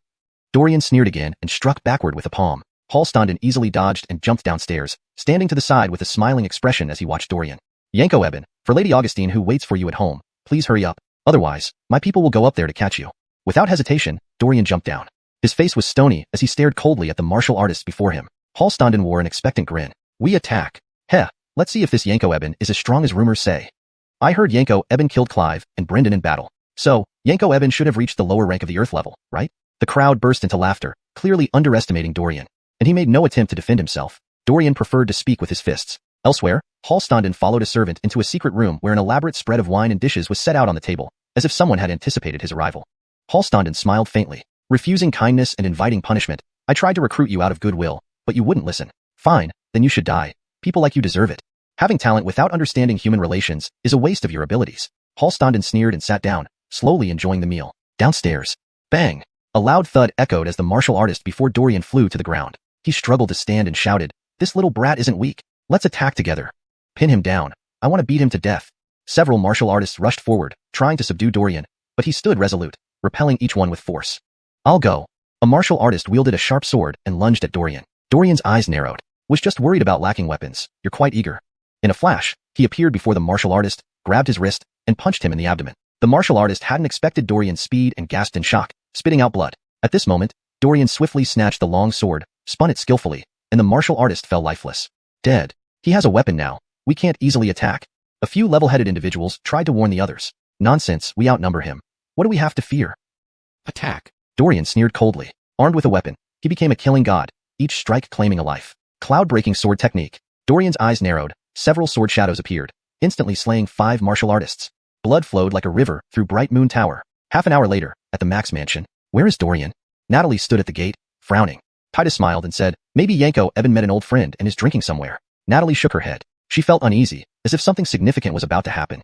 Natalie took a deep breath. I need to go out. She walked onto the street and noticed people converging toward a single direction. That direction led to Bright Moon Tower.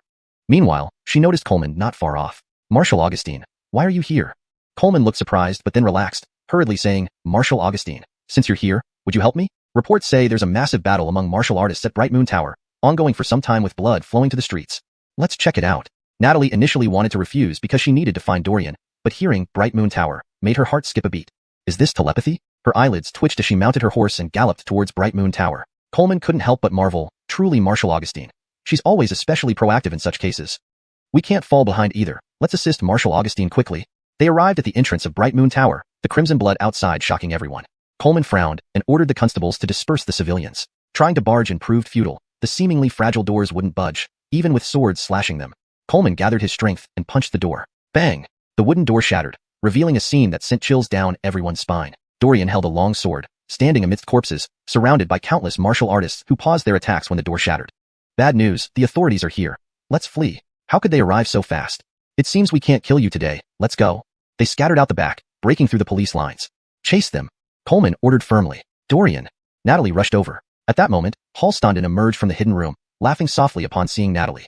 It seems we can't kill Dorian today, but it doesn't matter. We'll have other opportunities. You've offended the organization. Don't think you'll escape unscathed. Chapter 455. Taking seriously. After speaking, Halstanden followed the martial artists and left together. Natalie did not chase after him. After all, compared to Halstanden, Dorian was more important. Are you all right? Dorian shook his head with a bitter smile, leaning on her shoulder and whispering, I'm fine, just a bit too exhausted. He flicked his finger, dropping the long sword from his hand. Natalie's face darkened as she asked, who was that person? Never mind, let's talk about it when we get back. Let's leave this place now. Just now, there were too many people around. Seeing Dorian like this, they might suspect he instigated the fight. Natalie didn't want Dorian to be misunderstood or get involved in other trouble. She supported Dorian away from the How You building, accompanied by Coleman, and returned to the Duke of Jethrog's mansion. Thank you, Inspector Halston. I will remember this favor. Natalie wasn't good with words, but Coleman saw the sincerity in her eyes and hastily replied, Yanko Augustine, you are too kind. It's my duty. At this moment, Joab, Titus, and others heard the sound and quickly walked out from within the mansion. They were shocked to see Dorian covered in blood. Go find a doctor. Titus frowned and said without hesitation, I will inform Kale right away. Wait. Joab pulled him back, hesitating. If Cody knew about this incident, it would undoubtedly bring better treatment for Dorian. But Titus was sent to protect Dorian. If he reported it, Cody would certainly blame him. Seeing Joab's thoughts, Titus smiled and said, Sir, don't worry. I'll explain everything clearly to Kale. Fine, then it's up to you. A while later, Cody hurriedly arrived with several royal physicians. Dorian, half sitting on the bed, was startled by this scene. He had only overexerted himself and was not injured. Why had so many doctors been summoned? Cody's face darkened as he said, My loyal subject, who ambushed you? Tell me, and I will immediately start an investigation and search the entire city. We will not let them go unpunished. Dorian thought for a moment and said, That person is the son of the leader of a certain organization, named Halstanden. However, I think the investigation should be handled by me. Since he dared to openly ambush me at How You building, he must have already planned how to deal with your majesty. Wouldn't it be better for your majesty to stay calm while I continue investigating them? Cody frowned and said, But my dear minister, isn't your body important? Dorian gave a bitter smile. I only overexerted myself. I am not injured. Please rest assured, your majesty. Behind Cody, the several royal physicians exchanged glances. Dorian's physical condition was clear to these old traditional Chinese medicine practitioners. Strong as a bull, completely fine. The Duke of Jethrog and Kale were making too much of nothing. However, this also indicated that Dorian held significant weight in Cody's heart. Otherwise, they wouldn't have been called here. Hearing this, Cody breathed a sigh of relief. Then, he turned to the Duke of Jethrog and said, Minister Augustine, come with me outside for a moment. Natalie, take good care of Dorian. Yes, your majesty. After they left, Dorian looked at the doctors awkwardly. There's nothing wrong with me. You can all return to rest. How about, let me check your pulse? One of the elderly physicians insisted, still uneasy. Given Dorian's status as Cody's favorite, each of them took turns checking his pulse and conducting a full body examination. After confirming there was no problem, they finally relaxed. It seems we were overthinking things. Yanko Eben, we will leave first. Once they were gone, the room was left with only Natalie and Dorian. He noticed her serious expression and explained, I didn't know that guy was the son of the organization's leader either. I was deceived. You shouldn't.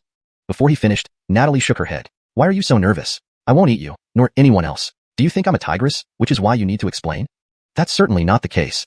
Dorian quickly denied it. Natalie snorted coldly. She sighed and said, When I saw you earlier, I was truly shocked. Fortunately, you're fine. By the way, why were you with Coleman? Dorian asked curiously. This seemed too coincidental. Natalie also frowned and said, I'm not sure exactly what happened. All I know is that you didn't return when you were supposed to, and I felt uneasy. I went out to look for you and met Coleman on the way. If I have to say, perhaps it was telepathy. Finishing, she blushed slightly, seemingly embarrassed. Dorian smiled, gently pulling her delicate wrist. Natalie frowned but did not resist, wrapping her arms around his neck. After a while, Dorian released her and smiled. That's enough. Kale and Minister Augustine are still outside. Natalie gritted her teeth at his thick-skinned behavior. You started it. Why does it seem like she's being lecherous? Dorian gave an awkward smile. At this moment, Cody and Joab entered the room. The former smiled warmly at both of them. Seems like the two ministers have excellent rapport now. Thus, I feel relieved. Joab coughed lightly and pretended to scold them. What does this look like? Kale is still here.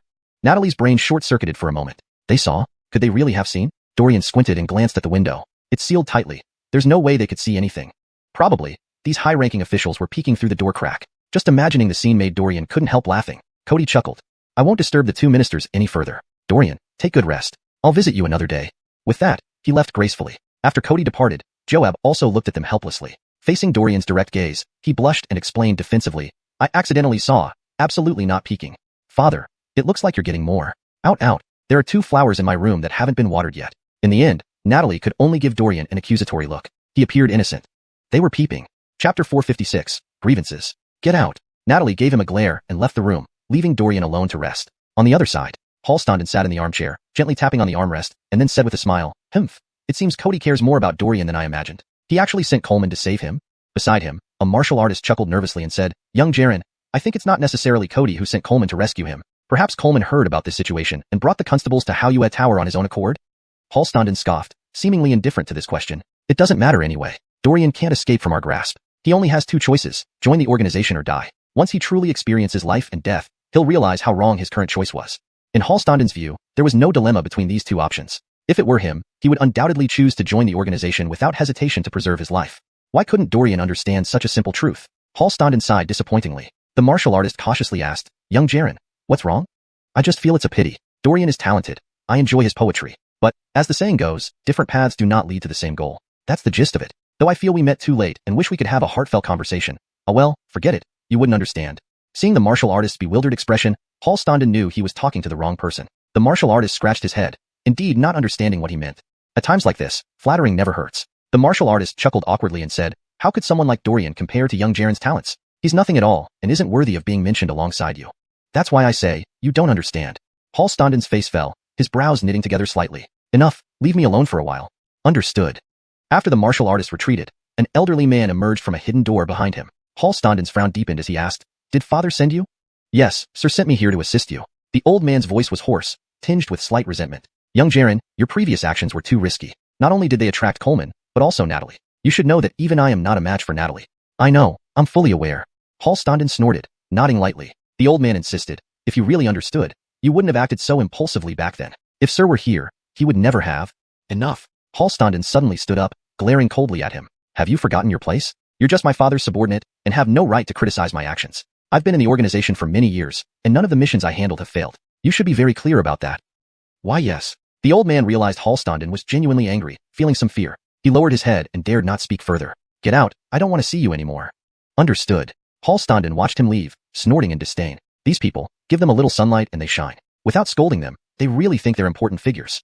Back when Halstanden joined the organization in his teens, wasn't there a group of people who had complaints about his entry? They thought he was just a nobody, with no talent or strategy, joining the organization merely to get by. Over the years, didn't he prove his worth? Yet, there are still people questioning him, including the elder who just left. Damn it. Wait until I complete the mission and give you a good lesson. After all, Halstanden's father was one of the managers and leaders of the organization. If he couldn't handle a small underling, wouldn't that confirm the rumors that he was worthless? The naturally competitive Halstanden would never allow such a thing to happen. He took a deep breath, suppressing his anger, and sat back down in the armchair. What should I do next? Halstanden narrowed his eyes, pondering strategies. With Dorian being ambushed and now resting in bed, the Max Mansion would inevitably pay more attention to him and protect him. As a result, Halstanden would have fewer opportunities to act. What should he do? Halstanden thought for a while, and then snorted. Everything will fall into place eventually. Besides, we're in the shadows while Dorian is in the open. Regardless, the situation favors us. Moreover, I don't believe Dorian will never leave the Max Mansion. Thinking of this, he felt reassured. Someone. Yes, young Jaren. Send a few Virgilin stage experts to guard the entrance of the Max Mansion. If they see Dorian coming out, don't act immediately. Report back to me immediately. Understood? Yes, young Jaren understood. Halstanden nodded in satisfaction. Remember, just observe, don't act. Anyone who dares to act without permission will be dealt with severely. What about Natalie? Shouldn't we deal with her? The martial artist asked cautiously. Halstanden sneered. Natalie is at the peak of the Earth stage. If you think I have anyone strong enough around me to handle her, go ahead and send them. Of course, except for Andy. The Andy he referred to was the elder he just scolded. Well, alright, we'll follow your orders. Whatever you say, young Jaren. With that, he turned and left. Halstanden huffed, saying, Dorian, we have plenty of time to play. One day later, inside the Max mansion, Dorian got out of bed and started exercising in the courtyard. The servants, seeing him in this state, all looked worried, but Dorian smiled wryly and said, Don't look at me like that. I'm fine. Be careful. Ultimately, they didn't dare inquire further about their master's condition, merely nodding. However, they kept a watchful eye on Dorian. What happened to you? Are you healed already? Exercising in the morning here? Natalie frowned. I told you, I'm not hurt. Didn't those physicians say yesterday that I'm as strong as an ox? It was just exhaustion. After resting for a day, I'm almost fully recovered, he said helplessly. Natalie's expression softened slightly. Regardless, be careful. Chapter 457. Hidden Door. I understand. I'll be more cautious in the coming days. Dorian was also aware of the danger. Last time, he nearly lost his life, and if Halstanden had brought more experts, he might have really been done for at the Bright Moon Manor. It's good that you understand. Natalie gave a cold snort and said. 3 days later, Dorian walked out of the Max mansion, preparing to go out with Titus to investigate after the previous incident. Titus never left Dorian's side, afraid that once he left his sight, he would be attacked by Halstanden again. In fact, since Dorian's injury, Cody had not stopped investigating Halstanden, but had come up empty-handed. He didn't know where that guy was hiding. This time, Dorian wanted to visit Blazienshan again, thinking that Beckett might know something. Revised. This time, Dorian decided to pay another visit to Blazienshan, hoping Beckett might have some information. As for the interrogation of John and others, only Ellsworth and Daryl were willing to talk, but they were merely on the periphery of the organization and didn't know anything important. As for Lord Blaze and John, they had been tortured beyond recognition and refused to disclose any information about the organization. Dorian arrived at Blazienshan and went straight upstairs to the second floor. When Beckett saw him, his expression remained largely unchanged. Yanko Eben, didn't you successfully capture John? Why are you here? Are you seeking more information? Dorian nodded. Do you know Halstanden? Beckett frowned. I do, as he is the son of the organization's leader. However, Halstanden has always been very low-key, and many people in the organization don't support him. So he's quite reserved and hardly shows up. Could he be involved in your recent Georgiation attempt? Beckett's eyes flickered with suspicion. Dorian wasn't bothered. It was natural for someone in Beckett's line of work to know these things. He nodded. Yes, he is indeed involved. You don't know anything else about him? Indeed, all I know is his name and gender. As for the rest, I'm clueless. This person is extremely discreet, and they are also very cautious. Knowing just his name was quite a feat. Beckett sighed regrettably. I apologize, Yanko Eben. I'd love to conduct business with you, but I genuinely know little about this matter. Beckett truly felt regretful. After all, he had received a substantial reward from Dorian last time. If he could continue doing business, it would be even better. Patrons like Dorian, powerful and generous, were few and far between in Beckett's years of running Blazienshan. Note, the term Blazienshan seems to be a proper noun referring to a specific place, likely a tea house or inn. To maintain consistency and accuracy, it should not be translated but rather transliterated or kept in its original form if it's intended to retain its Chinese name. Here's the revised sentence. Patrons like Dorian, powerful and generous, were few and far between in Beckett's years of running Blazien Virgilin. Dorian felt a bit helpless but nodded in understanding. Alright then, we won't stay longer. If I need information again, I'll definitely return. Before leaving, Dorian asked suddenly, oh right, how did you manage to break free from the organization's contract? Beckett smiled. It's not that I don't want to tell you, I can't. It was sheer luck that I found an opportunity to break the contract. Apart from the unique method used on me, only Mu could release the contract personally. Other methods, I'm not very clear on. Thank you anyway. Even though Beckett didn't provide meaningful information, Dorian still gave him 20 taels of silver to ensure future cooperation. Beckett, true to form, lit up when he saw the silver. You're too kind, Yanko Eben. You're always welcome here. Dorian waved his hand with a smile. Walking down the street, Titus whispered, is this Chu reliable, Yanko? It's hard to say. Though he's shady, he doesn't sell fake information. We did get clues about John from him before. He can be trusted as long as we pay. People like Beckett, who were driven by money, were surprisingly easy to handle. Titus nodded. Should we visit Bright Moon Manor again? Not necessary. Apart from those hidden doors, nothing new was discovered. Dorian hesitated for a moment, then changed his mind. Forget it. Let's go there. Without confirming it myself, I can't feel at ease. Okay. Titus followed Dorian into the Bright Moon Manor, which had been sealed off since the incident. Coleman had specially assigned powerful constables to guard the entrance, and since they recognized Dorian, they wouldn't stop him. Entering the manor, Dorian went straight to the secret room Halstanden had entered previously. Titus followed him, and together they discovered 2 small doors on the wall of the secret room. You check the other side. Let's split up. A hesitant look crossed Titus's face. But, we're evenly matched, it'll be fine. Just assist me. Nothing will go wrong. Alright. Titus nodded. After entering one of the hidden doors, Dorian left a gap behind. Following the dark passageway downwards, it had already been explored by Coleman. He expected to see a basement door. Wait. Stopping abruptly, Dorian rubbed his eyes thinking he must have misseen. His mouth opened slightly in surprise. Why are there 2 doors? He hadn't misseen. There were indeed 2 blood-stained iron doors, identical in appearance, including the patterns of dried blood. This puzzled Dorian. What if he chose the wrong one? Strange, Chief Halston said there was only 1 door. Now there are 2. Which way should I go? Just as Dorian was confused, a faint noise came from inside one of the doors, startling him. What? Is there someone? Dorian didn't think it was Titus. If it were him, he would call out his name instead of knocking. If not Titus, then who? Friend or foe? Dorian tensed, swallowing hard and slowly opening the left door, the one from which the sound originated. Darkness greeted him as he stepped through cautiously. A cold, decaying odor hit him immediately, causing Dorian to squint sharply, detecting a faint hint of blood. Bang! The door behind him slammed shut. Chapter 458. Underground secret room. Total darkness enveloped the area, so thick that one couldn't see their own hand in front of their face. Dorian stood frozen, instinctively gripping the hilt of the heavy sword behind him. He had asked Cody for permission to use this heavy sword yesterday, and the latter had been quite generous, simply giving it to him to use freely. After all, since Dorian had killed Tate, the sword was his rightful war prize. Without hesitation, he accepted it. He tightened his grip on the hilt and cautiously moved forward. The further he went, the more visible the light became. Eventually, Dorian could make out the entire layout of the underground chamber. It was a dungeon, littered with bones and tattered clothes scattered across the floor. The stench of decay grew stronger, mingled faintly with a hint of blood. Continuing forward, he encountered another concealed door. Dorian suddenly halted. He didn't proceed further because he heard hurried footsteps coming from the other side of the door. Ha ha ha, Dorian. I knew you would come back here. It seems your injuries have healed quite quickly. It was Hallstanden. Upon receiving reports from his subordinates, he began tracking Dorian and noticed him heading toward Hayu Tower. In haste, Hallstanden set up several traps, leading Dorian into this secret room. Now, even if Natalie were to come, she probably wouldn't be able to locate Dorian. Ah, looks like you've learned your lesson and brought a weapon. But to be honest, with such a cumbersome item, I doubt you can escape unscathed. I'll ask you one more time. Will you join our organization or die? From behind the concealed door emerged countless warriors, some at the mystical Konroik, others at the earth Konroik, varying greatly in strength. Although there were fewer than before, the quality had improved. Dorian did not answer directly but said calmly, "You really are attentive. No sooner did I step out than you rushed to kill me? Seems like I've caused your organization quite a bit of trouble." "How can you say that? We're just worried you might create new problems for us. Don't worry. I've instructed them not to take your life. Once they capture you, you have 3 days to reflect and decide whether or not to join our organization." Hallstanden's voice echoed ominously, though it wasn't clear where it came from. He wasn't among the warriors nor inside this underground chamber. He must be in some other hidden area. Dorian frowned. "How many times do I need to tell you? No matter what, I will never join your organization, even if I die." Sigh. Hallstanden let out a heavy sigh. "Well, it seems we are destined not to be friends. It's a pity, considering how much I admired your poetry. Attack. Show no mercy, kill him." Hallstanden had clearly lost his patience. His tone was now filled with deadly intent, while the warriors grinned mockingly, eyeing Dorian as if he were already dead. Dorian drew his heavy sword, eyes cold and distant. Attack. Weapons clashed as each warrior wielded their arms, clearly determined to kill. Overlord's sword technique. This technique was adapted from the Overlord's spear technique, perfectly suited for a heavy sword. There were no fancy moves, only overwhelming, powerful sword energy that left the opposing warriors defenseless. Any warrior who came into contact with the heavy sword turned into a lifeless corpse.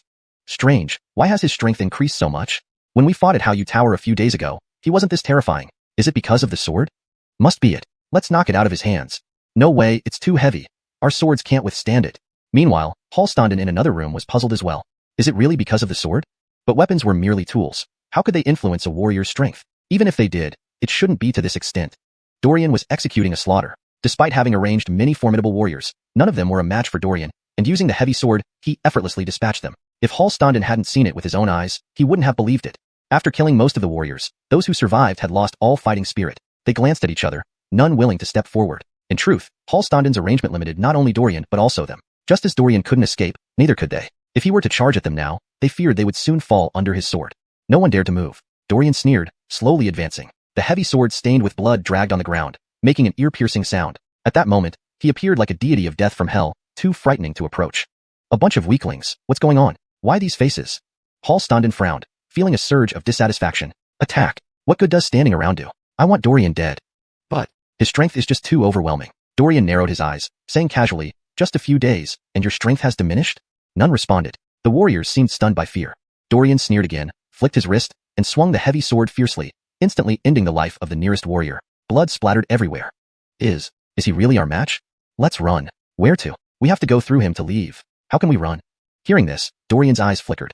At that moment, Titus's voice sounded from behind. "Yanko Eben, let me help you." Inside the room, Hallstanden furrowed his brows. Damn it, even the ones in the other room have been taken care of. He cast one last look at the few remaining subordinates in the underground chamber, then said impatiently, "Let's go. This mission has failed again."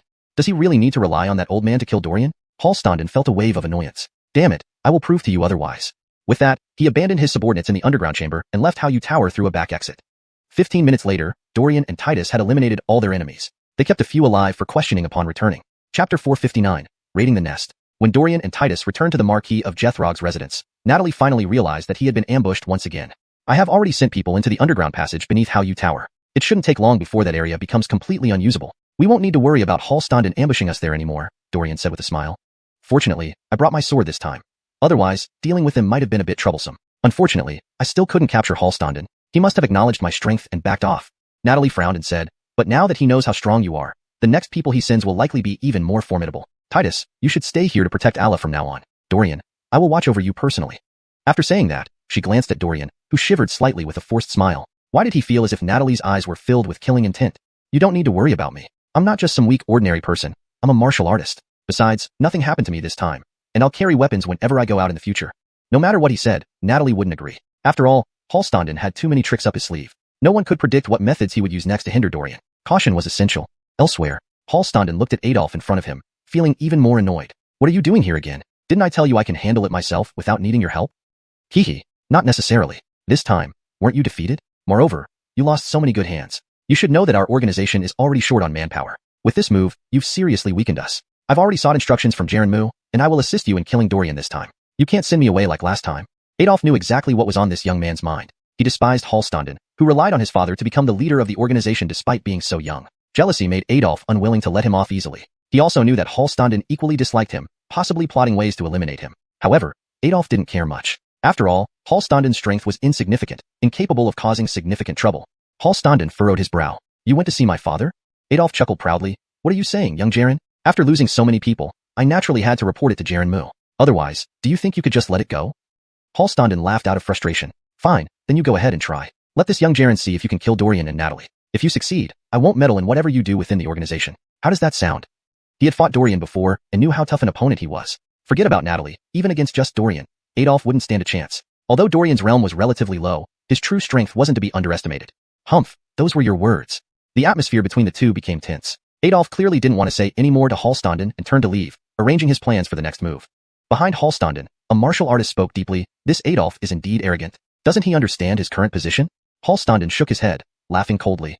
It's fine. Let him go. Dorian isn't easy to deal with, as you've seen. Perhaps he might help solve the problem of Alistair, our internal threat. The martial artist smiled faintly.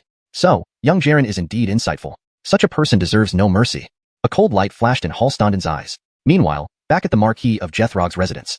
Since Aiden doesn't know anything about Hallstanden, we can only investigate on our own, Natalie said, frowning. The question is, where do we start? And even if we investigate, we can't do it openly. Otherwise, they'll ambush Yanko Eben again, Titus said worriedly. Alla thought carefully and asked, Yanko Eben, where did you first encounter Hallstanden? Dorian hesitated. Let me show you. Good. With Natalie around, even if someone was secretly monitoring them, they wouldn't dare attack overtly. It would be suicidal. At the tavern, Alla's face lit up with a thoughtful smile. Miss Darioj, do you have another plan? Tell us quickly. Titus couldn't wait to ask. Alla nodded, looking far into the distance and speaking calmly. The organization's bases are in Ebengzu and Augustin Yangshao. From when Mr. Blaze was arrested until Hallstanden appeared, it only took a day. Gentlemen, which place do you think is closer to the capital? That's definitely Augustin Yangshao. Titus answered without hesitation. Yes, Augustin Yangshao is correct, but it depends on how Hallstanden traveled here. Dorian narrowed his eyes. Indeed. Alla nodded. Although Augustin Yangshao is closer to the capital, the only way to get from there to the capital is by horseback, which would take at least 2 days. However, Hallstanden arrived in the capital within a day after receiving news. My guess is that he might have come by waterway, the route from Ebengzu to the capital, which would explain his speed. Just right, there's a dock near this tavern. It seems like this is the answer. Titus blinked in surprise. Miss Darioj, are you saying that Hallstanden came to the capital immediately after arriving and started looking for Yanko Eben? Very likely. Alla looked at Natalie and smiled. So, we don't need to focus on Hallstanden himself. Using this logic, can't we figure out Jaren Mu's location? Combining this with the intelligence bought from Aiden, shouldn't we request Kale to directly raid their main base? Dorian's eyes lit up. True to form, Alla found a solution quickly. Once their main base is raided, they will run out of manpower, especially with Hallstanden's lavish spending style. By the time he learns about the destruction of the base, it might be too late. Let's report back to Kale immediately. Agreed. Anderson Cody listened to their plan and approved it. He was pleased and rewarded Alla with 1,000 silver taels. Truly a mastermind. Even I am impressed. Chapter 460, a brutal plan. Your Majesty flatters me. It's merely a suggestion and my personal conjecture. Alla emphasized the word conjecture, but Cody brushed it off with a wave of his hand, smiling as he said, it's fine. Your conjecture makes sense. I will send someone to the Ebengzu outpost immediately and make sure we dismantle Minister Mu's base. That guy's strength is probably not simple either, so let's send Becker over. He made his decision quickly. Dorian and the others saw no need to linger further and left the Imperial Palace, then departed from the Jethrogong mansion. They now had to be cautious in every move, or they might easily be monitored by Hallstanden's subordinates. In the evening, within a dim underground chamber, Alistair looked at the many martial artists before him, a faint smile on his face. With all these elite warriors, are we worried about capturing Dorian and Natalie? Humph, in the end, it's still Halstanden's strategy that has issues. He should just stay by Lord Mu's side like a pampered flower. Why come here to involve himself in battles among seniors? Huh. Alistair gave a cold laugh. Tomorrow, we will go near the Jethragon mansion and take Dorian's head. Yes. At your command, Jarenwu. All right, you may rest for now. After they left, Alistair sat back in his armchair, gently swaying. He narrowed his eyes, looking at the dim oil lamp beside him, his face showing a sneer. This is just the beginning. Not only you, Halstanden, but even your father won't escape me. The organization will eventually be mine. Originally, both he and Brian were members of the Blood Shadow Temple. With equal strength and status, Alistair couldn't understand why Brian became the leader when founding the organization while he had to become his subordinate, handling trivial tasks. Alistair had long been dissatisfied. He wanted to prove to the entire organization that he was more suitable to be their leader. Once he became the leader, he would quickly lead everyone away from the Blood Shadow Temple and establish a powerful organization renowned across the Great Xia. Perhaps even rivaling the Blood Shadow Temple. It wasn't impossible. The more he thought, the more agitated Alistair became. His body began to tremble slightly. Brian, you're only fit to be my servant. The next day, in a room, Halstanden looked at the martial artist before him and asked with a frown, have Alistair and his men set off? Yes, they have headed toward the Jethragon mansion. Directly attack in front of the Jethragon mansion? How foolish can they be? Halstanden gave a cold laugh. He must not know that Natalie and Dorian are practically treasures to Anderson Cody. Who knows how many of his people are around there? Humph, it's suicide.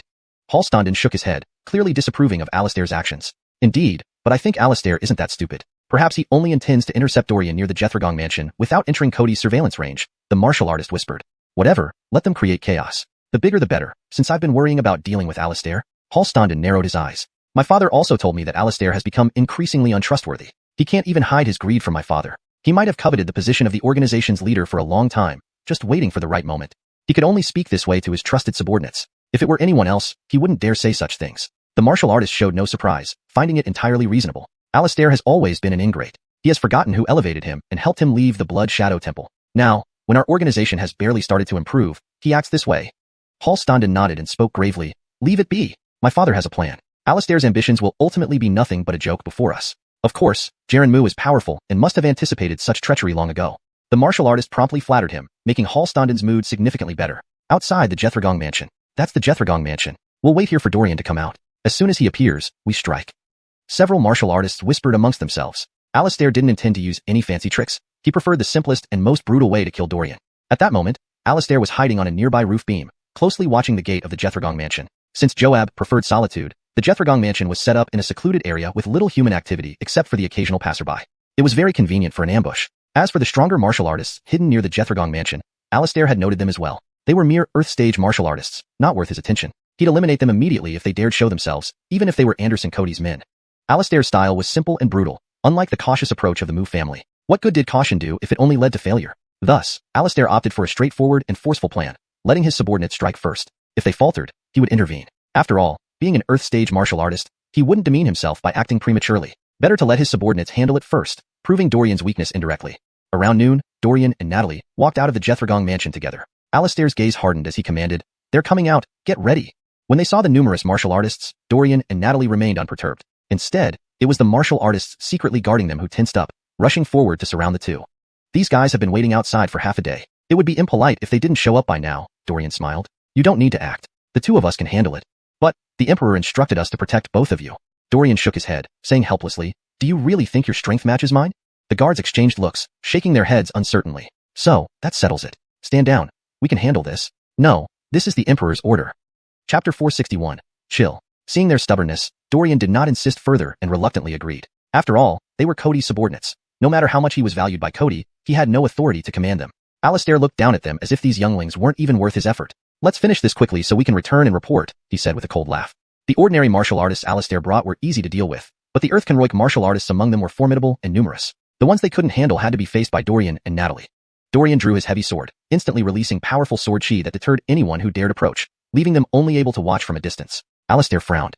What are you hesitating for? Attack. Dorian is merely a low-class profound realm martial artist, and each of you is an Earthconroic. Why fear him? Standing opposite Dorian, one could feel the overwhelming pressure he exuded. Alistair, speaking idly from a safe distance, continued to urge the martial artists on. They might have been afraid, but Dorian wasn't. Seeing these cowards hesitating, he charged forward with his heavy sword, sweeping through enemies with every strike, turning the battlefield into chaos. Alistair cursed profusely. Bumbling fools. You can't even take care of him. What good are you then? Soon, Alistair couldn't maintain his composure and had to join the battle himself, blocking Natalie to allow others to focus on Dorian. Augustinetto girl, you're no match for me. It's still not too late to turn back and return to the Marquis Jethrod's mansion. Natalie was the general of Dacia, and killing her would cause Alistair trouble. Therefore, he intended to give her a chance to live, intending only to kill Dorian. Natalie sneered and struck lightning fast, her speed shocking even Alistair. Ungrateful. I don't know what mercy means. Meanwhile, Dorian was surrounded by Alistair's martial artists. He stood proudly, noticing they were all unfamiliar faces, not under Hallstonden's command. Dorian felt something was amiss. Someone as cautious as Hallstonden wouldn't choose to fight outside the Marquis Jethrod's mansion. It seemed there was discord within the organization, and this old man must have acted on his own to come here. Dorian sneered. Wherever his heavy sword went, none could resist. Fall back. He's too strong. We're no match. Nonsense, we can't retreat. Can't we take him with our numbers? Don't be afraid, attack together. He won't withstand our combined assault. Dorian laughed, employing the sky-piercing sword technique. His once heavy sword now moved gracefully, slicing through enemies effortlessly. Quickly, most of the martial artists before him were dealt with. The martial artists secretly protecting Dorian on Cody's orders stared in disbelief. Was his strength so great that they didn't need to protect him? Dorian said calmly, just hold them off. I'll be right back. He approached Natalie. When Alistair saw Dorian, his expression darkened. You managed to break out? Humph. Shao Conroy, stop being overconfident. You're no match for me. Step back. Dealing with just Natalie had already pushed Alistair to his limits. Now, Dorian joined, overpowering many martial artists on his own. No wonder he broke free from Hallstonden's encirclement. This made things more complicated for Alistair. Taking a deep breath, he focused on Natalie. Suddenly, Dorian attacked, his forceful heavy sword coming straight at him. Alistair's face changed. Young brat, you think too highly of yourself. While Natalie was formidable as an Earthconroy peak martial artist, what was Dorian, a low-class profound realm fighter, doing attacking him? This was blatant disrespect. Alistair grew furious and threw a punch, but the heavy sword remained unaffected. Realizing something was wrong, Alistair muttered, his swordsmanship is too advanced. I should avoid it for now. Reluctantly, Alistair stepped back, and where he stood, Dorian's heavy sword hit the ground, creating a massive indentation. Instantly, Alistair's face turned green with anger. Looking at Dorian, then Natalie, Alistair finally understood why Hallstonden's plan failed. Their strength was truly terrifying. Old man, keep going. Dorian smiled. Initially, he had overestimated Alistair, whose skills were not even comparable to Daxton. While somewhat challenging, he was not unbeatable. If Dorian could handle him, Natalie certainly could do even better. Uniquely, she hadn't taken Alistair seriously from the start, seeing him as nothing more than a boastful fool. Alistair tried to escape, but didn't know where to run. He hadn't planned any escape route, and the open terrain around him would make it easy for Natalie to catch him. With inferior strength and speed, what could he do? A victory that was certain now faced unexpected challenges, filling Alistair with regret. Damn, why is this little girl so strong? His throat tightened, nerves tense, as he coldly stared at Natalie. She appeared indifferent, seemingly unconcerned about his escape attempts, occasionally chatting with Dorian. Such disdain infuriated Alistair, yet left him helpless. Indeed, he was no match for Natalie. All his subordinates lay defeated, dead or injured, creating a gruesome battlefield. Dorian frowned. You've polluted the air outside our Marquis Jethrod's mansion. How about compensating with your life? With a few swift steps, Dorian stood before Alistair, raising his heavy sword. Alistair gritted his teeth, saying coldly, foolish boy, do you really think I fear you? A mere low-class profound realm fighter, completely unworthy of concern. He raised his hand to grab the blade barehanded. Dorian sneered. Sky-piercing sword technique. A chilling sensation shot up Alistair's spine. Chapter 462. Alistair's death. Swish. The heavy sword easily pierced Alistair's chest. His eyes widened in shock as he looked at Dorian. Thud. He spat out a mouthful of blood and his body swayed unsteadily, the light in his eyes gradually fading. Plop. Alistair's body fell heavily to the ground. Dorian pulled out the heavy sword and exhaled deeply. Though he had successfully killed him, this opponent was no easy match. It took nearly all of Dorian's strength just to defeat him, and he had been on edge the entire time, fearful that a single misstep would result in his own death. With Alistair dead, the surviving martial artists immediately lost hope. Natalie frowned and commanded, finish them off. They're no longer useful. These people were mere lackeys within the organization. Even if they were spared, they likely wouldn't provide any valuable information. Moreover, with the whereabouts of Director Mu already known, they weren't needed anymore.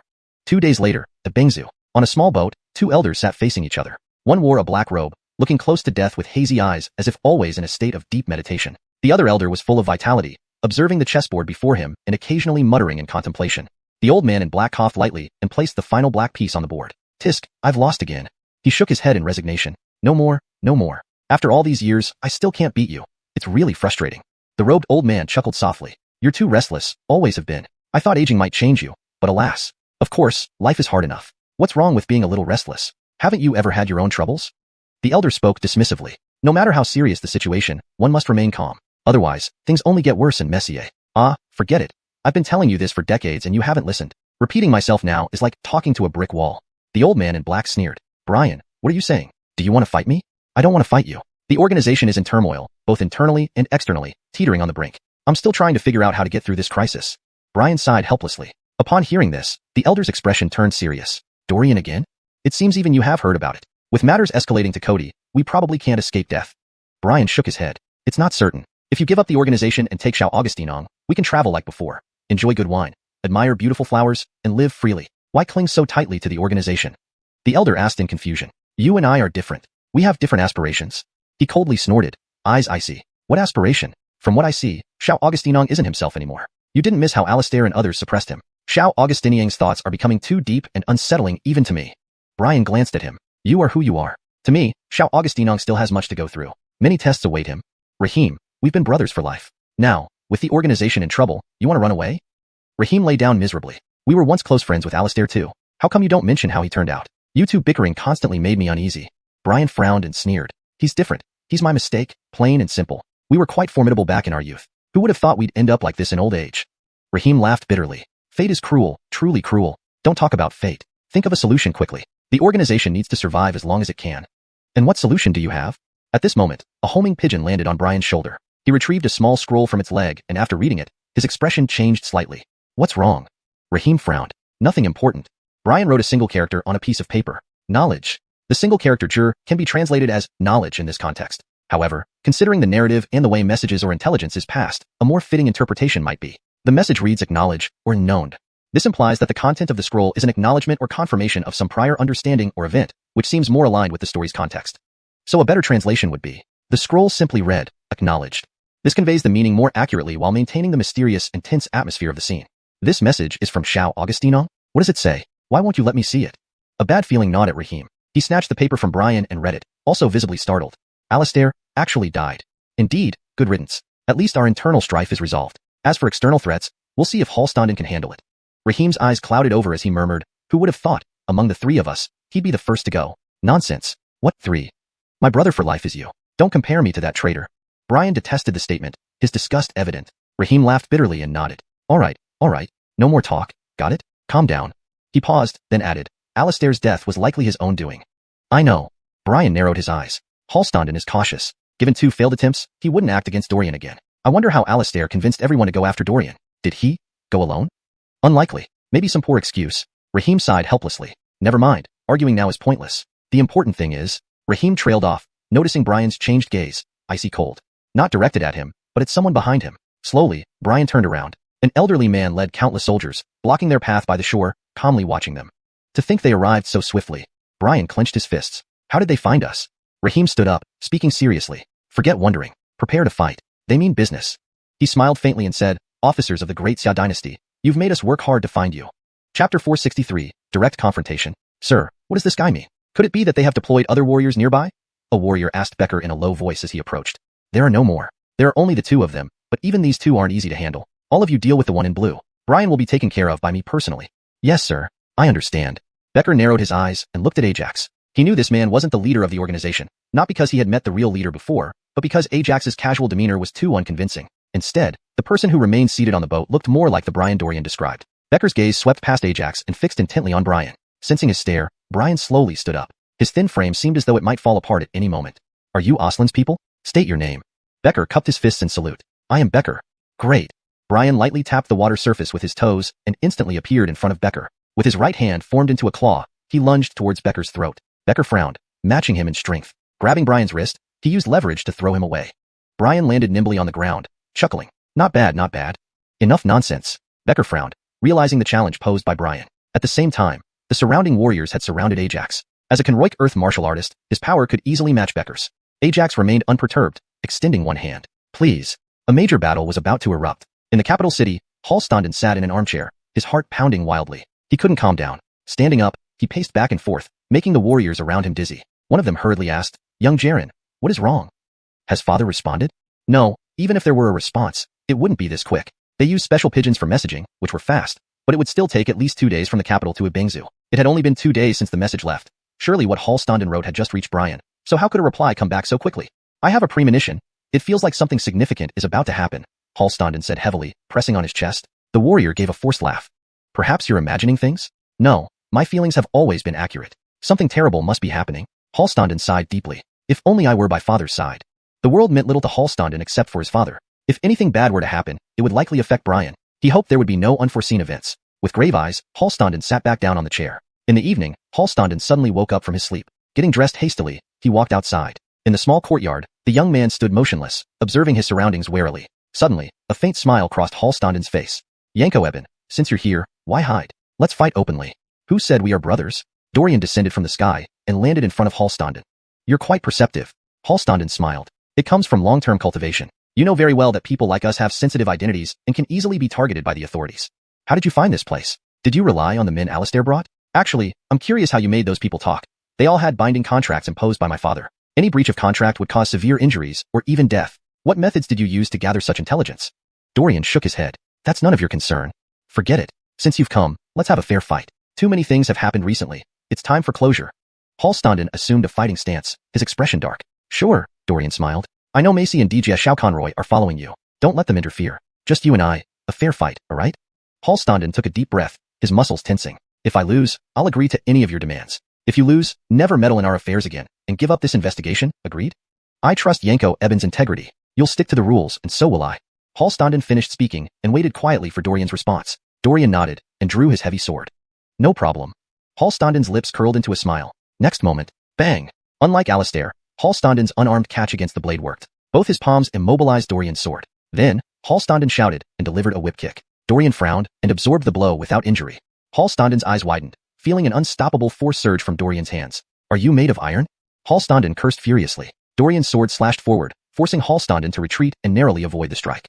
A large indentation appeared where Hallstonden had been standing moments earlier. His lips twitched. So, you're also only at the mystic stage. Dorian seemed to understand now. Yet, a mystic stage martial artist who could block his sword was rare and talented. Prince, we'll help you. Other warriors rushed to the courtyard upon hearing the commotion. No, stand down. Hallstonden's stern voice commanded. This is between Dorian and me. No interference. But, there are no buts. If you consider me your master, follow my orders. Yes. The warriors glanced at each other and cleared a space for them. Yanko Augustine, should there be a problem? Titus watched the duel from a beam, slightly frowning. Not at all. Dorian has defeated Conroic Earth martial artists before, let alone mystics. Macy observed Dorian's heavy sword. If he had used Dragoncry Spear, Hallstonden might have lost already. Heavy swords were not Dorian's forte. Prince catch. A warrior threw Hallstonden a knife, which he caught with a nod. Clang. Blade met sword as Hallstonden gritted his teeth. Hashtag chapter 464. Gillermochting a monument. Are you still human? Why was his strength so great? Battling Dorian made Hallstonden feel as though he were fighting a monstrous beast from ancient times. The mere impact of Dorian's iron-shod charge left his legs weak, wishing he could just collapse on the ground. Engaging Dorian was similarly overwhelming. Clang, clang, clang. The sound of metal clashing rang out. Ordinary long swords were no match for heavy swords. When Brendan was alive, he was one of the most favored generals of the southern tribes by Daxton. His weapons were not made from ordinary materials, but from special black iron. The quality alone gave them a significant edge over standard weaponry. After a brief exchange, Hallstonden's long sword already had noticeable chips. Hallstonden's expression remained unchanged as he continued to wield his chipped blade. His sword skills were indeed impressive, but against such overwhelming strength, all techniques seemed futile. Moreover, Dorian was inherently much stronger than Hallstonden. Soon, Hallstonden found himself physically exhausted, and Dorian easily broke his weapon with a single slash. Staring at his broken blade, Hallstonden froze. It seems I've won. Dorian sheathed his sword and said coolly, please honor your promise and come with us to see Kale. Hallstonden hesitated, then threw away his broken sword, giving Dorian a deep look. Sorry, I can't keep my promise. Dorian raised an eyebrow. I have many important things to do and absolutely cannot stay here. At least, I need to go back and find my father. With that, Hallstonden turned and fled. If they found him this time, they might not next time. He must not be allowed to escape. Just as Dorian prepared to chase him, his subordinates surrounded him, blocking the path. Idiot to chase after Jarenmu? Over our dead bodies. Jarenmu run? Dorian sneered. Even if I don't chase him, do you think he can escape? Moments later, Hallstonden reappeared in their view, escorted by Natalie. Hallstonden looked at Dorian bitterly. Dorian frowned and said calmly, don't worry, your father will soon join you. What? Hallstonden was stunned. His eyes hardened. Did Cody harm my father? How is that possible? You can't possibly know where he is. I'm not in the mood to explain. Dorian held no fondness for this man who had deceived him repeatedly. Hearing about Brian, Hallstonden started interrogating Dorian and Natalie relentlessly. What did you do to my father? Bastards, are you lying to me? You can't possibly know where my father is. Tell me what's going on. Hallstonden was captured, and his other subordinates were also thrown into jail under Cody's direct supervision. I wonder how Henley and the others are doing. Cody furrowed his brow. Ebengzu. Spit. Ajax spat out a mouthful of blood, looking at the retreating Brian. With a heavy voice he said, go. But what about you? My life isn't worth much. As the leader of our organization, you need to survive. There's always a chance for resurgence. In the worst case. Ajax took a deep breath. In the worst case, seek help from the Blood Shadow Temple. We were once members. They will definitely help us. Brian gave him a long look. I understand. He turned and fled. Henley tried to follow but was stopped by Ajax. Other warriors pursued, But Ajax did not intervene, because none of them were a match for Brian. Tisk. Henley frowned, looking at Ajax. Do you think it's worth it? Why wouldn't it be? Brian is my good brother. No matter what he has done or whether he's good or bad, he remains my brother. Nothing changes that. I lived aimlessly until I met Brian. Without him, I might have died in some corner of Ibingzu. He saved me. Now it's my turn to repay that kindness. Though Ajax was on his last breath, he would not let Henley pass. Henley was too powerful. They had anticipated that Cody might send strong warriors, but they didn't expect only Henley, nor his incredible strength, which exceeded their understanding. Henley's age was advanced, making it unlikely he could break through to the Heaven Konroik. Still, even now, his power surpassed many peak Earth Konroik fighters. Regardless, you deserve my respect. Henley bowed slightly, then approached Ajax swiftly, delivering a palm strike to his chest, causing it to cave in. Ajax spat out more blood and fell, yet still clung tightly to Henley's leg, preventing further pursuit. He knew the other warriors couldn't catch up to Brian, but Henley was different. He must buy Brian enough time to escape. Thinking this, Ajax tightened his grip even more. Gritting his teeth, Henley kicked Ajax's arm, breaking it. But he was still too late. When the constables returned, they apologetically reported. Apologies, Director Akil. That man escaped. He vanished? Yes. Henley sighed heavily. Truly embarrassing. Forget it. Bury Ajax. I'll stay in Ibingzu for a few days to find Brian. Yes, sir. Out of respect, Henley chose a decent spot and buried Ajax's body, erecting a gravestone for him. How long it would last, Henley didn't know, but this was the greatest respect he could offer as an enemy. In your next life, may you meet a better brother. After saying this, Henley turned and left. Not far away, Brian sat under a tree, breathing heavily. Only after ensuring Henley had left for a quarter of an hour did he dare approach Ajax's grave. I will avenge you. Those bigots of the Great Xia will not be spared. A flash of intense rage crossed Brian's eyes. He lingered for several days, confirming Henley was no longer searching here, before finally daring to leave. Disguised, he arrived at an inn's door. Jarenmu? The innkeeper stared in shock, whispering. Chapter 465, Goss. Let me in. Brian said in a deep voice. The innkeeper quickly nodded and then, looking at the diners around him, he spoke in an appropriately measured tone. Please follow me upstairs. Let's go. Brian followed the innkeeper to the second floor. Only when they arrived there did the innkeeper dare to speak freely, clearly noticing that no one was residing on the second floor. Sir Mu, what on earth is going on? I heard you and Lord Xia had already. The innkeeper sized him up, seemingly doubting whether the person before him was indeed the Brian he knew. Brian sighed. Ajax is dead. I barely survived. Never mind that. Where is Goss? Follow me. After confirming it was indeed Brian, the innkeeper led him to the end of the corridor on the second floor. He placed his hand on the wall and gently pressed, revealing a hidden door. Without hesitation, Brian swiftly entered. The secret passage wound around before leading them to a heavy iron door. He lightly knocked on the door, and from within came a light voice. Come in. Brian pushed the door open. Before him stood a handsome young man who looked extremely surprised upon seeing Brian. You're not dead? Brian gritted his teeth and said in a deep voice, I'm not dead, but Ajax is. Repeating the fact of his comrade's death in front of these people made Brian somewhat irritable. Goss frowned and said, sit down first. Tell me what happened. Oh, by the way, you weren't tailed by Becker or those constables, were you? Guaranteed not. It was clear that Goss wasn't overly concerned about Ajax's sacrifice. Compared to that, he cared more about whether Brian had exposed himself. Brian recounted everything that had transpired recently and then said in a serious tone, I don't know how this happened. Despite the binding power of the contract, they still obtained information from my subordinates. No. Goss narrowed his eyes, shook his head, and smiled. It doesn't have to be through them. Didn't you forget? There's still someone in the capital city. Brian frowned. Are you talking about Dovey? How could that be possible? Do you think I don't know how well he hides? How could they find him? Perhaps through some special method, they pried open the mouths of those dogs and learned of Dovey's existence, then bought the information from him. This isn't impossible, is it? Moreover, apart from Dovey, who else in the entire capital could know our whereabouts? Goss laughed coldly. That guy only cares about silver. Brian's expression darkened. He's your brother. Regardless, you should do something for Ajax's death, at least give me more manpower. Goss smiled faintly. Don't worry, as a member of our Blood Shadow Hall, you've created an organization that's essentially part of us. Dorian has now offended not just you but our entire Blood Shadow Hall. He narrowed his eyes and said coldly, Blood Shadow Hall will settle every grievance. Perfect. I also want to visit the capital city. It's been years since I saw my brother. I wonder how he's doing now. Goss stood up, brushing imaginary dust off his clothes. You're going to the capital? Of course, and you must come with me. A look of hesitation crossed Brian's face. But, I haven't killed Becker yet.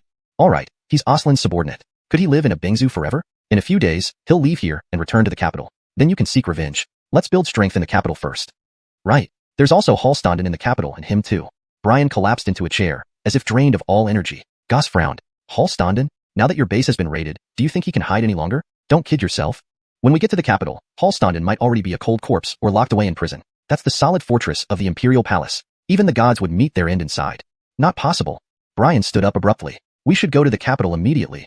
Not in a rush. Let me have the innkeeper disguise you first, then we'll head to the capital together. Alright. Goss watched Brian leave, frowned, and snorted. This old fool. He preaches so many things to Ajax, but acts so impulsively when it comes to himself. I hope he doesn't cause trouble when we arrive in the capital. 3 days later, capital city. Becker stood humbly before Aslan, saying in a low voice, "Old servant failed to find Brian after 3 days, leaving a significant threat to our great Xia. It's not your fault."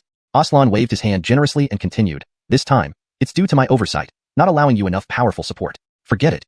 Macy remarked calmly, "Your Majesty needn't worry. He will come to the capital. Perhaps he's already here." "Oh, why do you say that? Although his son is with us, Brian might not risk coming to save him." "No, Marshal Augustine makes sense. Given Brian's character, he will definitely try to rescue his son." Becker added, "Indeed, during our battles, Old Servant observed Brian's concern for Ajax. At the end, Ajax sacrificed himself to buy Brian time to survive. He appears to be very loyal, so how could such a man abandon his son?" "Very well, we'll wait a few more days. If Brian hasn't appeared by then, and none of your investigations succeed, let's forget him and execute Hallstanden as a warning. Let's see who else dares associate with Blood Shadow Hall." Aslan huffed coldly. "Yes, your Majesty." Although Aslan said that, Dorian felt uneasy without confirmation. If Brian survived, he would gather strength in the shadows. Given half a chance, he wouldn't spare Dorian. Dorian preferred to cut things off at the root. This person must not live. Macy noticed his concerns and comforted him. "Don't worry, we have a few more days." Chapter 466, turning against each other. Lu Akalejwan Tea House. Goss gazed at the familiar scenery inside the tea house and couldn't help but smile faintly. Everything is still the same. Not a bit has changed. It looks like no renovations have been done here since I left. Brian stood behind him and spoke in a deep voice. Aiden has always been a nostalgic person. The smile on Goss's face faded slightly. Let's go upstairs." "Excuse me, honored guests, you too?" A waiter from the tea house blocked their path up the stairs. He looked at Goss, feeling that this person seemed oddly familiar. Goss smiled gently. "Can't you tell? After so long, even you don't recognize me." Despite his disguise, the waiter couldn't see Goss's original face, but his voice was unchanged. Hearing the familiar voice, he couldn't hide his astonishment.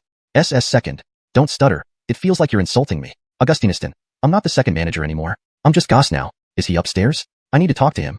Goss chuckled. The waiter nodded, hesitating slightly. "I apologize, but I need to inform the manager first. Only if he agrees can you go upstairs."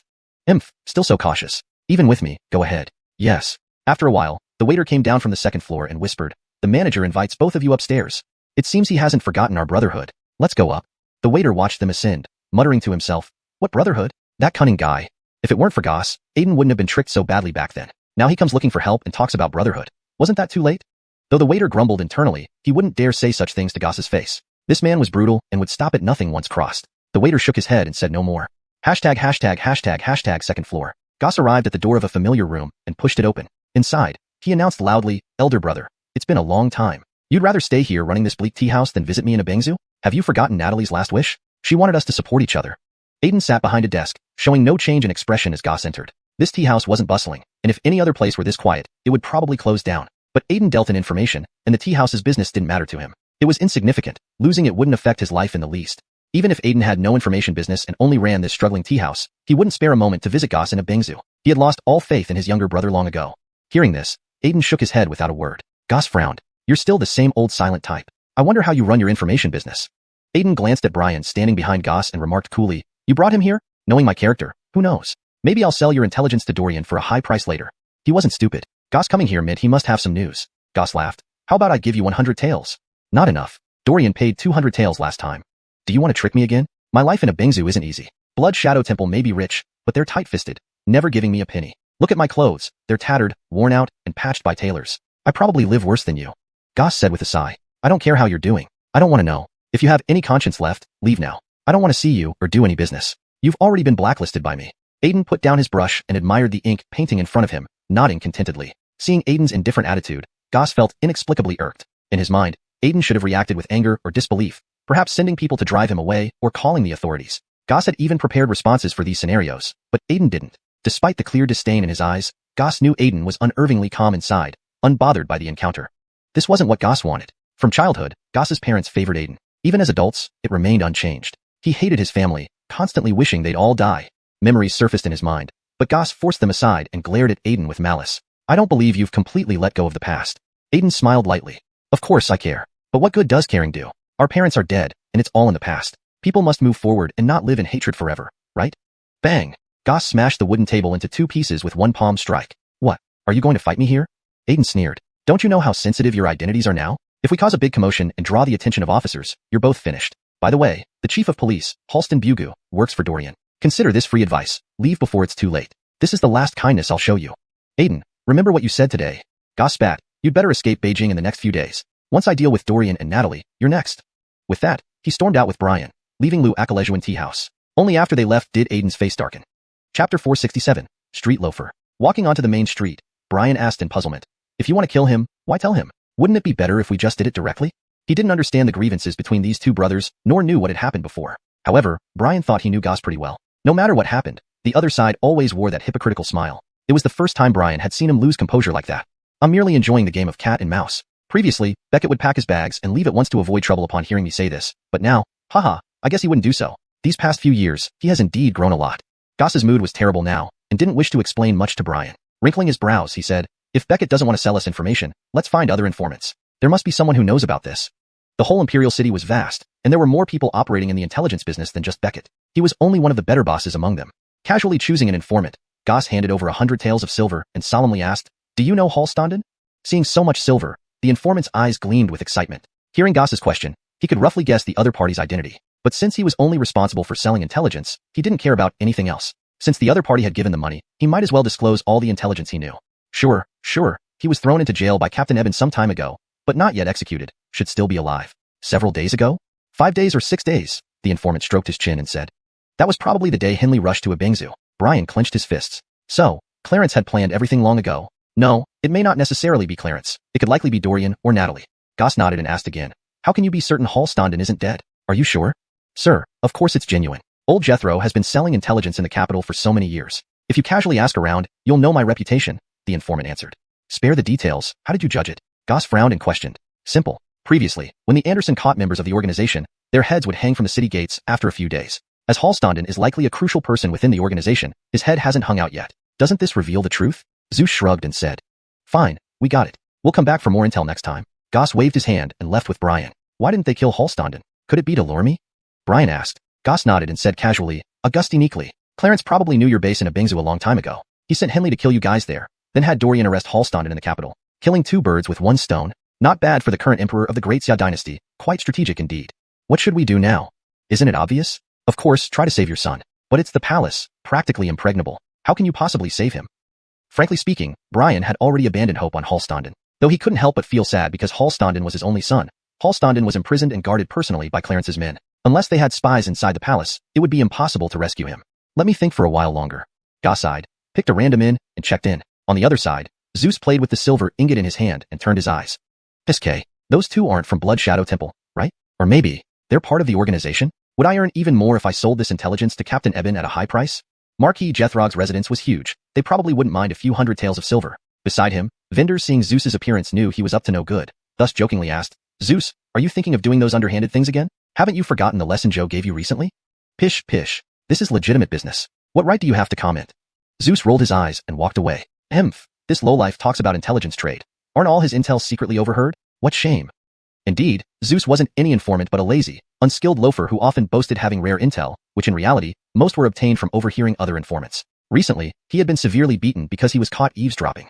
In hiding, a tall, middle-aged man smirked coldly watching Zeus walk away. Initially, Joe introduced Goss and Brian to him, but he guessed their non-simple identities related to Blood Shadow Temple the moment they asked their questions. Blood Shadow Temple was despised by everyone in this continent. Although Joe knew Brian's situation, he didn't dare to profit from it. After all, everyone in the capital knew Dorian and Natalie's formidable power and wisdom. Once Goss revealed his name, Joe would have no future in the capital, and his vast network built over the years would vanish.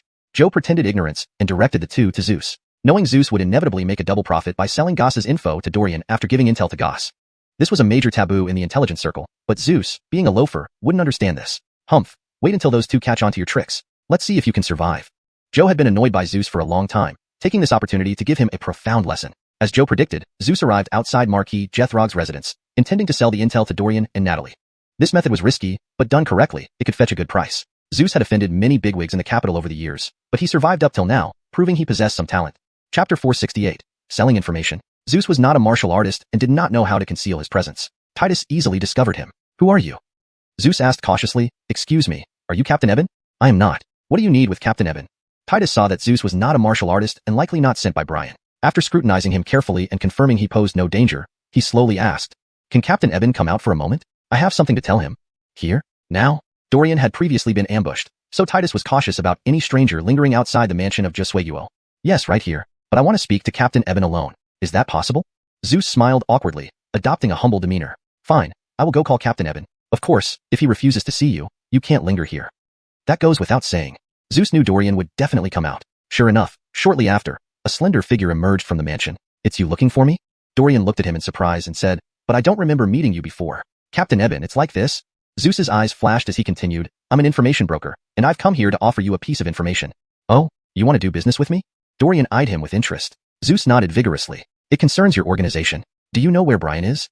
A look of hesitation flashed across Zeus's face. Dorian understood. This was a demand for payment. Though he wasn't familiar with the dealings of information brokers, one glance told him this man was untrustworthy, exuding an aura of cunning and deceit. Moreover, his stance made it clear he wanted money. Dorian casually tossed 10 taels of silver, which Zeus quickly pocketed, then said with a smile, the Brian you mentioned, I don't know who he is, but 2 people came to me today asking about Hallstanden. Though they were dressed poorly, they still carried an air of nobility, suggesting they weren't ordinary people. Almost all of the high-ranking members of the organization had been wiped out. Who else could be alive except Brian? Dorian's gaze sharpened. You'd better not be lying. A powerful pressure descended, causing Zeus's legs to tremble. He immediately raised his hands in oath. I swear, I wouldn't dare lie to you.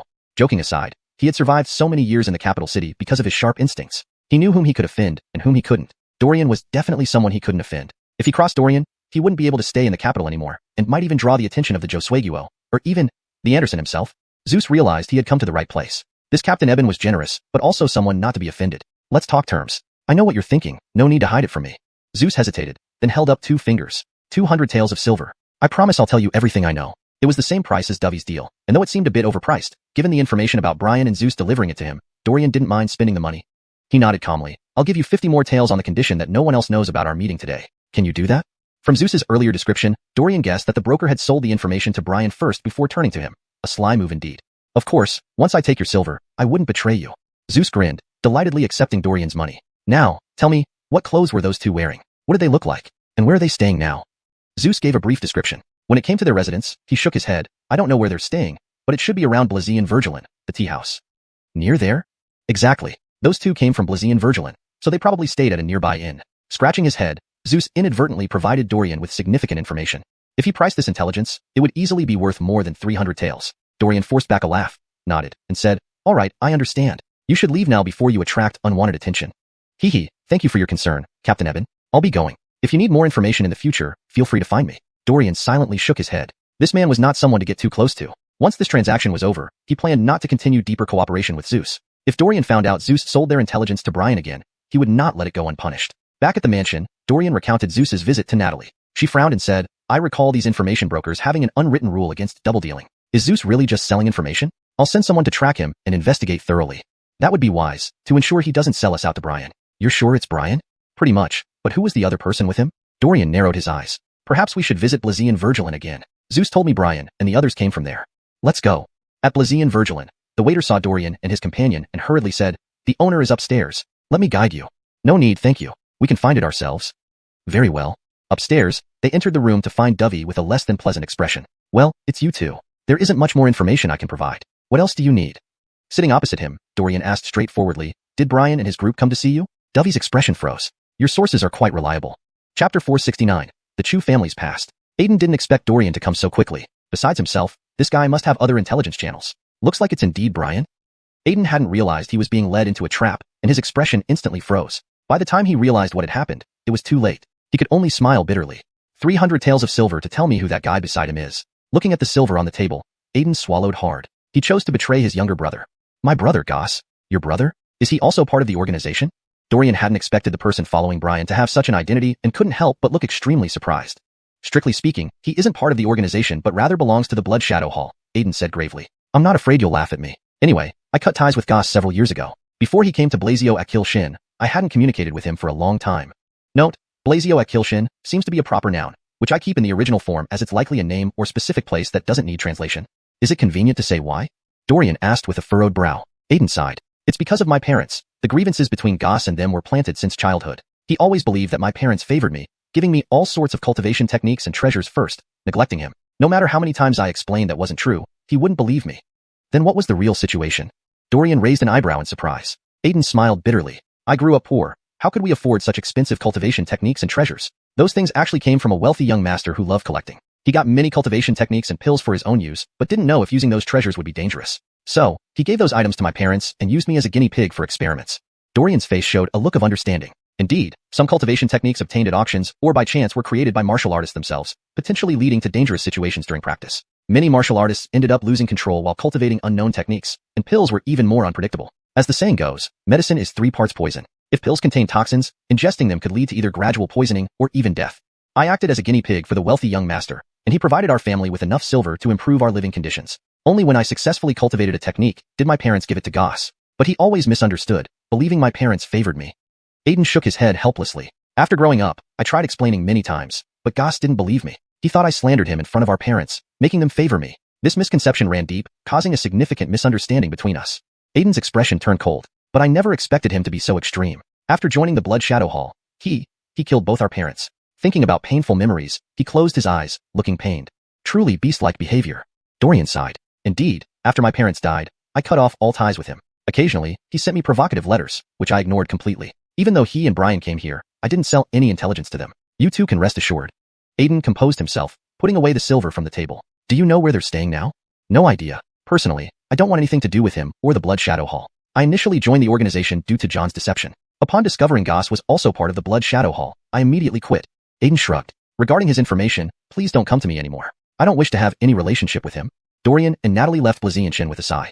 For consistency and to ensure it reads naturally in English, it would be better to translate Blazienchen to its English equivalent, or a more fluid name. Assuming Shin is part of the name, we can keep it for authenticity but ensure it's consistent.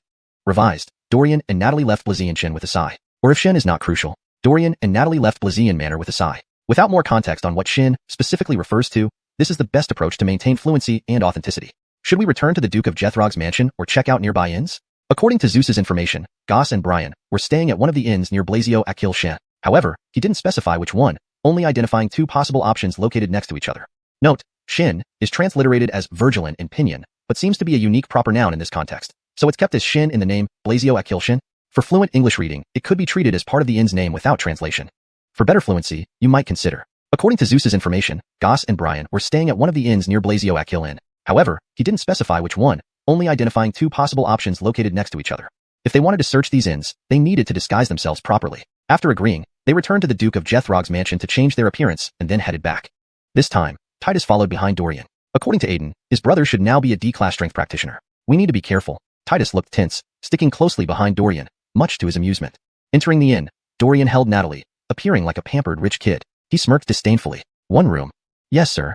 Let me take you upstairs personally, the innkeeper replied brightly. Seeing Dorian, he figured this must be a wealthy young master who would certainly leave a generous tip. That's unnecessary. You stay busy here. Dorian declined, patting the innkeeper's shoulder and giving him some silver coins. The innkeeper accepted the coins cheerfully, treating them with warmth. Climbing to the 2nd floor, Dorian hugged Natalie closer. It wasn't peak season, so there weren't many guests, and the sound of conversations echoed faintly. Dorian listened closely but found they weren't Goss and Brian.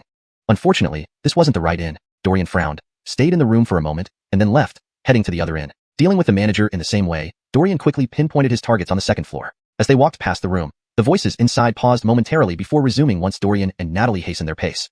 Too far to hear clearly, Dorian narrowed his eyes and used his agile skills to avoid drawing attention. Outside the door, he indeed heard a young man and an old man conversing. Smiling, Dorian nodded slightly to Natalie. Inside the room, Goss watched Brian's worried expression, frowning deeply. Hashtag chapter 470. Long-term planning, big catch. Stop pacing around me. You're making me dizzy. Sit down first, and we can discuss whatever it is, Brian said with a bitter smile. I know you're anxious now, but it's no use being in a rush. Everything has to be done step by step. Goss's eyes turned cold, and he said, Dorian and Natalie, we must kill them. We absolutely cannot let them live, or else we will never have peace. Leaving Dorian aside, Natalie is the marshal of the Great Xia Empire. If we kill her, I'm sure Cody would ransack the entire capital just to find us. So what? Goss sneered. Once we kill both of them, we'll immediately return to Ebengzu. Your organization can regroup and recruit more strong warriors. But if we don't kill them, you'll likely never sleep peacefully again. That was true. But to be honest, Brian had come to the capital with only 2 goals. Ideally, he wanted to rescue Hallstanden, and failing that, he would kill Henley. If it weren't for that old man, Raheem wouldn't have died. To this day, Brian still harbored deep resentment over Raheem's death. If Henley lived, he would indeed not sleep well, as Goss said. Every night recently, as Brian prepared to sleep, Raheem's face would flash through his mind. His lifelong friend had lost his life because of him, and Brian found it impossible to let go. As for Dorian and Natalie, Brian didn't think he could kill them. His strength was about the same as Alistair, maybe just a little stronger. Even Alistair hadn't been able to take them out, let alone Brian. He sighed, his eyes dimming. Well, get out now and rest well. We'll figure things out tomorrow, Goss ordered. As a mid-level member of the Blood Shadow Hall, Goss had plenty of operatives at his disposal in the capital. Although Brian's organization had been destroyed, it barely affected him. To Goss, killing Dorian and Natalie was almost certain, while Hallstanden's fate wasn't as critical. The Blood Shadow Hall had long been monitoring Natalie and Dorian. After they defeated the southern savages and returned from the battlefield, their importance rose even higher. In the eyes of the Blood Shadow Hall's leadership, these two were marked for elimination. These two absolutely couldn't be left alive. A hint of murderous intent flashed in Goss's eyes. But how do we actually kill them? This is quite the dilemma. Goss was weaker than Brian and Alistair. His rise to power was solely due to his ruthless methods. It was precisely because Goss was decisive and brutal that many members respected him. Otherwise, with his strength, becoming a mid-level member of the Blood Shadow Hall would be impossible. He might just be a minor thug. Thus, he couldn't act personally. If he faced Natalie head-on, he'd die. Brian left the room and saw two figures nearby, seemingly a wealthy young master hugging a little girl. He coldly hummed, ignoring them as he returned to his room. Dorian and company stayed in the inn a bit longer. She said, Brian should be stronger than Goss. Why does Goss rank higher in the Blood Shadow Hall than Brian? We'll only know if we ask Goss ourselves, Natalie shrugged. Do we strike now, or what? Titus asked bewilderedly. Of course not. Dorian narrowed her eyes. They didn't come to the capital alone. They likely brought their own subordinates. We need to lay a long-term trap to catch all of them in one go. Acting now would be too lenient on them. If other Blood Shadow Hall warriors hear news of our actions, they will quickly leave the capital. That's not worth it. Since we already know they're staying at this inn, next we'll monitor them closely. Any movement they make, we can detect instantly, Natalie whispered. Then let's leave. After Dorian and her companions returned to Jethraguel Mansion, Goss left the inn and found old Jethro again. Throwing him a few taels of silver, he asked, if I give you more money, can you find people to help me monitor Dorian? Seeing the silver, old Jethro's eyes widened momentarily, but he quickly regained composure and shook his head frantically. What do you mean? You're an intelligence dealer who can't even find a single warrior. Goss looked doubtful. Typically, intelligence dealers either hired warriors or trained them personally for protection. For old Jethro to have neither seemed strange. Didn't he feel uneasy doing intelligence business like this? Old Jethro laughed awkwardly. Sir, I'm just a petty trader. Finding warriors is beyond my capabilities. Sorry, but I can't take your silver. To old Jethro, were silver coins more important, or his life? He knew better. Ah, very well. I overestimated you. Do you have any other intelligence on Dorian? Bundle everything and sell it to me. I'm very interested. Shaking his head, he quickly added, Sir, you must have just arrived in the capital from elsewhere? So what if I did? Old Jethro replied helplessly. High-ranking officials like Dorian and Natalie rarely show themselves and keep their information tightly guarded. And after the last ambush incident, Kale himself assigned guards to protect them. Even powerful warriors can't easily monitor them, let alone gather information on them. Is that so? Goss frowned. Actually, much of what old Jethro said was fabricated, half-truths. Whether Goss believed it or not was none of his concern. Reflecting on it, Goss thought old Jethro made some sense and nodded. Fine, it's too difficult for you. Remember, if you get any intelligence, bring it to me first. Also, about the matter of me purchasing intelligence from you. No one else should know about this. Understand? Don't worry, sir. I've been in this business long enough to know the drill. After Goss left, old Jethro rolled his eyes. You won't even part with your silver. Who cares about you? I'll say whatever I want, and you can't stop me.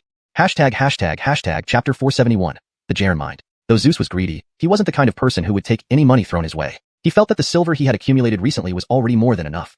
There was no need to risk everything by selling Dorian's information to Goss again. Besides, Dorian was connected to Cody. Even if Zeus were stupid, he wouldn't dare offend such a powerful figure. He'd rather upset Goss, considering the latter was just an outsider and appeared to have an unusual relationship with some mysterious organization.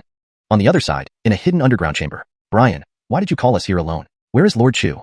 Several Earth Conroik warriors stood opposite Brian, questioning him unhappily. Brian frowned and replied, Goss will be here shortly. Heh, let's get this straight. We won't lay down our lives for you. We're here only because of Lord Chu. Brian sneered but ignored them. You, a traitor who abandoned the Blood Shadow Temple, have no right to command us. The few men glared at Brian with hostility. Traitor, Brian chewed on the words silently. Technically, they weren't wrong. Though it was the Blood Shadow Temple's higher-ups who initially asked him to leave and establish his own sect, Brian later realized the true nature of the temple and genuinely wanted to sever ties. The Blood Shadow Temple had wanted him to set up his own sect solely to carry out their dirty work without drawing too much attention. A situation no one could tolerate indefinitely. Brian no longer wished to live like a rat in the shadows. He sighed inwardly, ignoring the disdainful gazes directed at him. Fine, he could bear this disgrace. After all, he hadn't done many good deeds in his life. Perhaps this was old Grandpa Heng's punishment for him. Those matters were secondary. Brian's primary goal was to kill Becker and Dorian to avenge Ajax. After a long while, Goss finally arrived. The other warriors immediately gathered around him. My lord. Lord Chu, when do we make our move? That Dorian has been so arrogant. We've disliked him for a long time. Alistair and his gang are worthless, unable to even handle such a minor character. Just say the word, my lord, and we'll kill Dorian right away. Don't be hasty. Dorian isn't easy to deal with. Moreover, an informant just told me that Cody has already dispatched secret protection for him. Killing Dorian won't be as simple as it sounds. Goss inwardly cursed these idiots for being brainless. If they tried intercepting Dorian outside the Jethraguel mansion like Alistair did, they likely wouldn't fare any better. They needed a detailed plan. Goss believed that Hallstanden's previous scheme had almost succeeded, but underestimated Dorian's strength, leading to its failure. Goss's face twisted into a cold smile as he formulated a meticulous plan with the others before letting them leave. After they departed, Goss turned to Brian, patted his shoulder, and asked with a grin, Why the gloomy look? We're about to kill Dorian. Aren't you happy? My primary target isn't Dorian but Becker, who killed Ajax, Brian said sternly. Goss's smile faded as he remarked coolly, but you should understand that Ajax is dead, while your son Halstonden is still alive. We must prioritize the living. Once Dorian is dead, Cody will be enraged, and the entire palace will plunge into chaos. We can use the confusion to rescue Halstonden. What do you think? Brian sneered. That's presumptuous. His death won't directly cause palace chaos. Goss frowned, irritated by Brian's slowness. It's not my imagination, it's reality. Have you ever seen any current military or civil official treated like Dorian? He's exceptionally talented and excels in military strategy. In the war against the Irwin, Dorian achieved great feats. Without him, the war might have dragged on much longer. A talent like him can't help but be valued by Cody.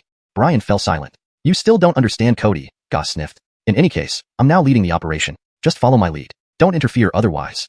Yes, I understand. Brian nodded. Seeing this cooperative attitude, Goss's tense expression eased slightly as he reassured, don't worry. You're a veteran member of the Blood Shadow Temple. We always value warriors like you, and won't let you down. If Brian had heard these words years ago, he might have wavered. Now, they only made him want to laugh. It was fitting that the Blood Shadow Temple was despised across the entire continent. Brian closed his eyes, dispelling other thoughts. All right, I understand. Goss turned and left. Brian looked up at the ceiling, a melancholic expression crossing his face. After half a lifetime of doing evil to protect his brothers and kin, it was ironic how things ended up like this. He smiled bitterly. At dusk, Goss arrived at a tavern. Upon entering, he heard the innkeeper casually say, Sir, we're closed today. Please come back tomorrow. Ignoring the notice, Goss walked to the front desk and grabbed the innkeeper by the neck. Startled, the man was about to cry out when Goss silenced him. If you want to live, listen to me. The innkeeper nodded frantically. Goss narrowed his eyes. Does Dorian frequently visit this tavern? Letting go slightly, the terrified innkeeper stammered. Why yes, he comes whenever he has free time. Heh, very well. Keep what I tell you next a secret. We need your cooperation. Of course, if you don't comply, I don't mind killing you and taking over this tavern while carrying out our mission as usual. Understand? Yes, go ahead. The innkeeper nodded hurriedly, afraid to provoke Goss. Good. Goss sneered, satisfied with the arrangement. Chapter 472, Covert Messaging. The next day at noon, Dorian and Titus arrived at the tavern. Before entering, he smiled and said to the other person, This tavern has great food. I've wanted to bring Kirsty here many times, but unfortunately, she's always so busy that she never has time. Another day won't matter. This place isn't going anywhere anytime soon. You can bring Marshal Augustine some other time. Dorian sat in his usual spot, and suddenly, a familiar yet new face caught his eye. He asked curiously, Boss, is this a new helper? The boss smiled and nodded quickly, saying, He's my relative's child from the hometown, too young and not interested in studying. He's been sent here to help, earning a little each month so he doesn't spend all day idling around, for fear he might turn bad. As he spoke, the young helper wore an embarrassed smile. Dorian didn't pry further, nodding as he drew back his gaze. During meal service, the helper fumbled clumsily. The boss promptly took over, handing the scorching dishes and pretended to reprimand him. What clumsy hands! Go to the kitchen and wash the dishes properly. Yes, I understand. Everything flowed smoothly, but Dorian felt something was off. Besides the unfamiliar helper, the other waiters also seemed uneasy and were much less efficient than before. Recent events had made Dorian particularly cautious. When the boss set the hot dish on the table and gave him a strange look, although there wasn't any explicit message, Dorian understood. The tavern's boss was likely coerced. Dorian exchanged a glance with Titus, starting casual chatter as if nothing was amiss. Sitting directly opposite the door, after receiving the odd look from the boss, Dorian noticed the strangeness. Outside, several martial artists in civilian clothes paced back and forth. They appeared busy, but their peripheral vision constantly watched the tavern. Even the patrons inside seemed fewer and completely unfamiliar. A stark contrast from Dorian's frequent visits where regulars would greet him warmly. The lack of usual faces and atmosphere made Dorian feel uneasy, diminishing his enjoyment of the once delicious food. His heart burned with annoyance. These bastards still wouldn't give up? He hadn't even made a move, and they couldn't hold themselves back? A cold laugh formed in Dorian's mind. As they finished eating and prepared to leave, those martial artists outside abruptly entered and locked the tavern doors. Worried these brutes might harm the boss who tried warning him, Dorian displayed an appropriate surprise on his face. Who are you? Please step aside. We need to leave. The lead martial artist grinned, speaking in a hostile tone. Sorry, Yanko Eben, but I don't think you two will be leaving today. Since you enjoy this tavern so much, becoming its ingredient should suit you fine, right? The tavern boss sighed inwardly, having signaled Dorian to leave early, only for Dorian to remain. The boss felt helpless but knew Dorian well enough. Once aware of the truth, Dorian wouldn't flee. From the kitchen, the helper stepped out, standing before the martial artists, appearing to be their leader. He tore off his mask, revealing a leering face with squinted eyes, a hooked nose, thin lips, a grotesque sight. Yanko Eben, nice to meet you. Apologies for deceiving you this way, but war is filled with deceit, right? You should understand, having studied military tactics. Dorian sneered. Is Brian the one who sent you? Though Goss had stressed keeping his identity secret, the man with slanted eyes felt irked hearing Dorian name Brian. He arrogantly replied, Ha, Brian is no one to command us. Enough talk, Yanko Eben. We've arranged top-tier treatment for you. Enjoy it. As he spoke, hidden martial artists emerged from the kitchen. The small tavern felt claustrophobic. Heh, don't expect your beloved wife to rescue you. We've deployed people outside. Even if she comes, she'll waste time just getting through the door. Right now, it's just you. I never planned on relying on others. Dorian drew his heavy sword, a faint smile on his face. The squint-eyed man asked with interest, "You're not afraid?" "Why should I be? When Hallstanden sent hundreds of warriors to besiege Bright Moon Pavilion, I didn't fear then, let alone now with you few." The man chuckled sinisterly. "Don't compare our elite force to those rabble. Soon, you'll see the difference. Come, show Yanko Eben the true strength of Blood Shadow Temple. Don't let him think those useless ones were our warriors." "Yes." "Follow Lord Ye's orders. Are you the strongest here? What's your name?" Dorian looked at the man. "My name is Danilo. If you can defeat these warriors, maybe we'll have an engaging fight." Danilo smiled, but disdain flashed in his eyes. "Himph, what kind of Yanko Eben is this? Not impressive at all. These traitors aren't much, barely able to handle someone like you. Truly disgraces the Blood Shadow Temple name." After Danilo's order, the warriors surrounded Dorian and Titus. Only then did they realize every one of them was a formidable Earth Stage warrior. Chapter 473, A Gamble. "To deal with me, you've truly spent a great deal," Dorian remarked, raising his eyebrows in surprise. "Don't misunderstand. For our Blood Shadow Hall, this is merely a small number of warriors. You've offended the Blood Shadow Hall. You won't have an easy life from now on," Danilo said with a cold laugh. In the corner of the tavern, Goss observed Dorian and frowned, then turned to Brian beside him and said, "This person exudes an extraordinary aura. Facing so many powerful warriors, he doesn't even change expression. No wonder Alistair and his team fell at his hands." Though Brian was reluctant to admit it, he nodded in agreement. Without even engaging Dorian in battle, one could tell that he was no ordinary man. Dorian stood among the many warriors and exchanged a glance with Titus before looking at the tavern keeper and smiling. "Keeper, I'll cover the repair costs for this tavern. After this battle, it might be necessary to close for a few days." The tavern owner gave a bitter smile. "Yanko Eben, if you can survive the attack of these warriors, the repair costs will be on me. In the future, whenever you come to my tavern, I'll give you a discount." Dorian's hearty laughter echoed. Danilo's eyes suddenly turned cold. "Boastful." "Attack." Dorian lifted his heavy sword and, with a light flick, pushed back numerous warriors. A bulky warrior stepped forward and grabbed Dorian's wrist, sneering, "The legendary Yanko Eben. Not as impressive as rumored. This battle seems almost over?" Dorian didn't respond but offered a faint smile. "Is that so?" The warrior exerted immense force, trying to break Dorian's wrist, but couldn't manage it despite his utmost effort, his face turning red with strain. Dorian remained rooted to the spot, unmoving. He looked up at the warrior with a smile. Then, with a loud bang, Dorian swung his wrist, and the heavy sword shattered the warrior's skull. Blood and brain matter splattered to the ground. The tavern keeper clapped a hand over his mouth, fearing he might vomit, and hurriedly retreated to the kitchen. This level of combat was far beyond what an ordinary person like him could handle. It was better to pray for Dorian's victory in the kitchen. After all, he was the general who helped their dacia win the war. Whatever happened, the keeper hoped Dorian would win. Seeing the mixture of blood and brain matter on the ground, the remaining warriors exchanged uneasy glances, fear creeping into their eyes. This guy, such ruthless methods. At the moment the warrior died, Danilo shuddered violently, clearly shocked by Dorian's ruthlessness. His Adam's apple bobbed as he looked at the dazed warriors around him.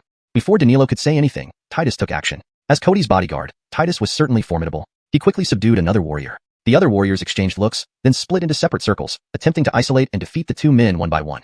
Danilo soon realized he had underestimated Dorian and Titus. They were even stronger than Goss imagined. Initially, they believed Natalie had slain Alistair, but now it seemed Dorian also had the strength to do so. How could a mere profound Conroic powerhouse possess such overwhelming strength? Almost everyone fighting Dorian harbored this doubt. Within the time it took to burn an incense stick, the surrounding warriors were almost entirely defeated by the duo. Danilo's face was filled with shock. In the shadows, Goss and Brian's minds were not calm either. Did I misjudge? So many Earth Conroic warriors, yet they can't match up to Dorian alone? Goss had always believed he overestimated Dorian, but he was even stronger than imagined. It made sense. All those rumors outside weren't lies. This man indeed matched Natalie's strength. No wonder he qualified to marry her. Goss's gaze turned grave as he looked at Brian beside him. Brian solemnly said, "Let's leave. Danilo and the others likely won't survive." "No, wait a bit more." A flash of thought crossed Goss's mind. He began calculating the chances of defeating Dorian. There were more warriors outside, but they were meant to guard against Natalie. If they moved these warriors inside to fight Dorian, Natalie might find a way in to save him, resulting in failure. Yet, relying only on Danilo and his team, they wouldn't stand a chance against Dorian. Either way, it was a losing situation, but bringing in the outside warriors might give them a slim hope. Even a slim chance was worth considering. Goss decided to gamble. Bring the warriors outside into the tavern to help Danilo against Dorian. Goss instructed. "What? Are you insane? What if Natalie or Coleman comes? If they surround the tavern, not only will Danilo be in danger, but we will too." "I know, but I'm willing to take the risk, betting that Dorian's stamina is nearly depleted. Even at such a high cost, killing him would make it all worth it." A mad glint flashed in Goss's eyes. Brian cursed under his breath. "Damn it, you're crazy. I won't join in this nonsense. The smart move is to flee now. Haha, escape if you must. Once you do, see if the Blood Shadow Hall still supports you. Don't forget, you rely on us now." Goss narrowed his eyes and spoke harshly. "If you understand your place, follow my orders. You're no longer Jaren Mu from Renchu but a mere member of our Blood Shadow Hall, and under my command. Obey my orders." Brian hesitated, his expression wavering. He gritted his teeth and reluctantly agreed. Goss was right. He had no other choice. Soon, another group of warriors rushed in from outside. Dorian raised an eyebrow in surprise and panted slightly. "Did Jaren Chu send you?" Danilo obviously hadn't expected them either. "Yes, he sent us to help." Danilo nodded vigorously. Despite his reluctance, he knew he needed the help. Dorian sneered, filled with fighting spirit. A few more? Let's continue then. Hashtag chapter 474, complete annihilation. It turned out that Goss had made the wrong bet. Dorian's stamina seemed inexhaustible, each sword swing carrying immense power that swept down a group of martial artists. In the end, only Danilo was left standing there, his legs trembling, fear in his eyes as he stared at Dorian. Now, it's just you. Dorian grinned, pointing the tip of his heavy sword at Danilo. On the side, Titus looked at Dorian with admiration. Even after such an extended battle, he felt somewhat drained, but Dorian showed no signs of fatigue, not even breathing heavily, which greatly impressed Titus. Is it possible that Yanko Eben doesn't need protection and it's me who needs protecting? This heretical thought flashed through Titus's mind for a moment, then he quickly shook his head to dispel this strange idea. No matter what, Cody had tasked him with protecting Dorian, and he must fulfill his duty.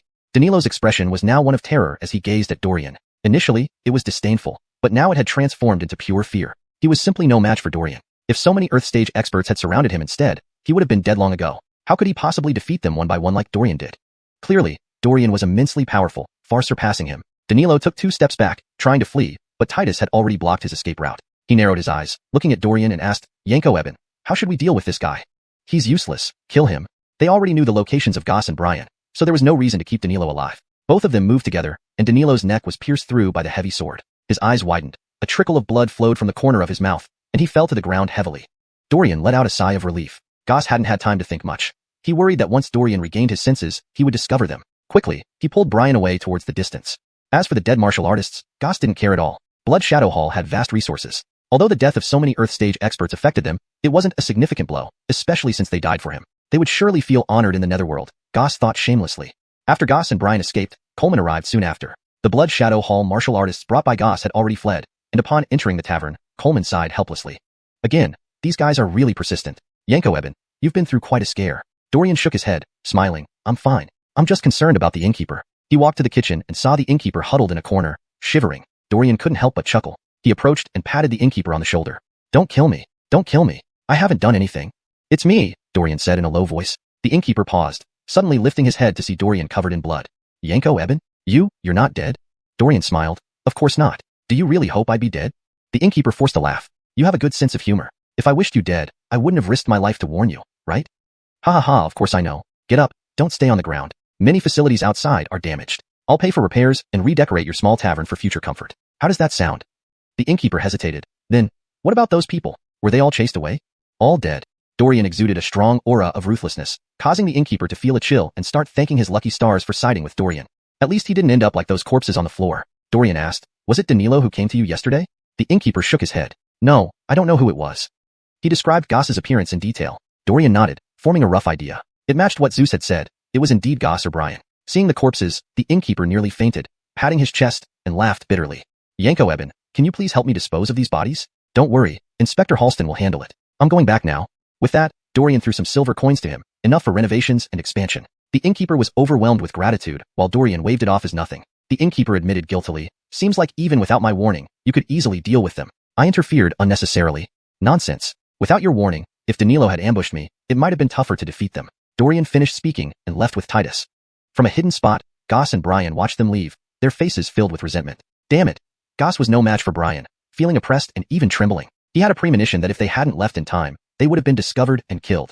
Goss felt a bit relieved. Brian, however, was furious. I told you we should have abandoned Danilo and retreated earlier. Now, not only is Danilo dead, but even the Outer Circle warriors couldn't survive. Enough blaming me. You're not qualified to do so. Goss frowned. We always find a way. Let's go back and come up with a new plan.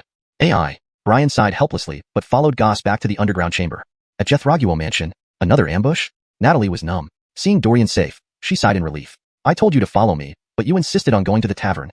Dorian chuckled. I mentioned to Titus earlier that you should try the tavern next time. Their dishes are quite good. Fine, I get it. Both of you go change your clothes. Your bloody appearance will cause another fuss from my father and the Emperor. Natalie sighed, rubbing her forehead. I'm fine, just a bit tired. Chapter 475, Commission. Dorian waved his hand, and Natalie quickly supported him, a cold glint flashing in her eyes. In the afternoon, she left the Max residence alone and walked to the street where she found Ainsworth idly strolling about. Augustine Marshall. Ainsworth started stuttering. Although he loved watching beautiful women, when standing before Natalie, he didn't dare to look at her much. The strong aura from her made Ainsworth instinctively lower his head and act humbly and respectfully. Natalie narrowed her eyes and said coldly, I went to check the inn just now. They're not there. I suspect they have other hideouts in the capital city. Can you help me find them? This was originally just a simple inquiry. Ainsworth couldn't simply say no, and Natalie wouldn't have pressed him either. However, perhaps under the pressure of her imposing demeanor, Ainsworth nodded forcefully and hurriedly replied, yes, definitely yes, but I hope you can give me some time.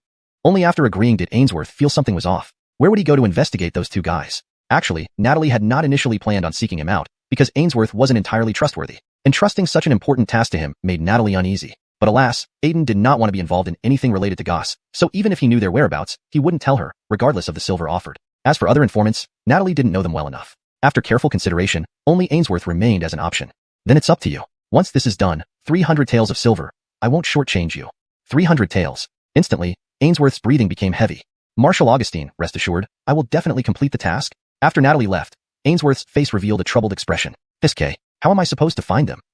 After thinking for a while, he decided to take the initiative and visit them directly. Ainsworth arrived early at the inn where Goss and Brian were staying. After waiting for a bit, he finally saw them. What are you doing here? Goss narrowed his eyes, somewhat guardedly asking, how did you know we were staying here? Seeing his suspicion, Ainsworth immediately explained, boss, did you forget? I'm an intelligence peddler. Finding where you two are staying should be easy peasy, right? But rest assured, I have no ulterior motives. I just have some information I want to trade with you. What's it about? Tell me first. Ainsworth dispelled Goss's suspicions in a few words. He smiled and said, it's about Natalie. She approached me just now. Why did she come to you? Goss asked hastily. To be precise, she approached not just me but several notable informants in the entire capital. If you pay me a little, I'll tell you what she wanted from me. How about that? Ainsworth grinned awkwardly. All right.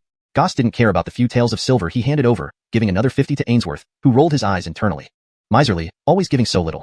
No wonder you got outsmarted by Natalie and Dorian. Though he thought this, Ainsworth didn't say it aloud. He kept smiling, then his eyes darted around before lowering his voice. She came to inquire about the organization. Dorian was attacked in the tavern earlier. It must have been you too, right? There's no need to hide it from me. I'm not dumb, I can guess. Rest assured, my lips are sealed. I won't let anything slip. Goss hesitated for a moment, but still nodded. And then? What exactly did she ask about? Just inquiring if anyone suspicious has been seen recently. If seen, I should immediately inform her and provide specific locations. Seems like she wants to take you all down. Brian sneered from behind Goss. Now it's all messed up. We've spooked them. What do we do now? With Natalie's resources, it won't take long for her to find us. Don't panic. Goss furrowed his brow, then his eyes gleamed as he asked, if you were to attack, could you defeat Natalie? I can't guarantee it. I've never met the Gigi or fought her. Wait, what are you planning? Brian's face turned pale. If we can't kill Dorian, then we'll kill Natalie. Goss was incredibly daring. The moment he said this, Ainsworth almost ran away in fright. So, Ainsworth, I'll give you another 50 taels of silver. Let her into that small alley across the street, and we'll ambush her. Can you do it? Ainsworth's face showed hesitation. Boss, you know I'm in the information business. If I sell fake intel and hurt or worse kill Natalie, Clarence definitely won't let me off. Besides, I've done business here for so many years. You wouldn't ruin my reputation, would you? I can't agree to this. Goss remained unperturbed. He found Ainsworth's reaction quite normal. If he agreed too readily, Goss would be suspicious instead. So he gave another 50 taels to Ainsworth, saying sternly, just this once. We promise not to betray you. Ainsworth reluctantly accepted. Within one morning, he had earned 400 taels of silver. That night, after confirming no one was following him, Ainsworth secretly returned to the Max residence outside where Natalie had been waiting for some time. Marshal Augustine, they've taken the bait. Ainsworth recounted his conversation with Goss to Natalie and added, they will ambush you there. If possible, please don't make it too obvious. I really fear they might trace it back to me. Profit often comes with danger. Ainsworth decided that once this job was done, he would leave the capital with the nearly 1,000 taels he had saved, settling down somewhere peaceful, marrying a wife, having children, and living a stable life. Natalie nodded and said calmly, understood. Rest assured. By the way, keep today's matter from Dorian. Yes, rest assured. I wouldn't dare betray you. But, although they took the bait, I still don't know where their hidden base is.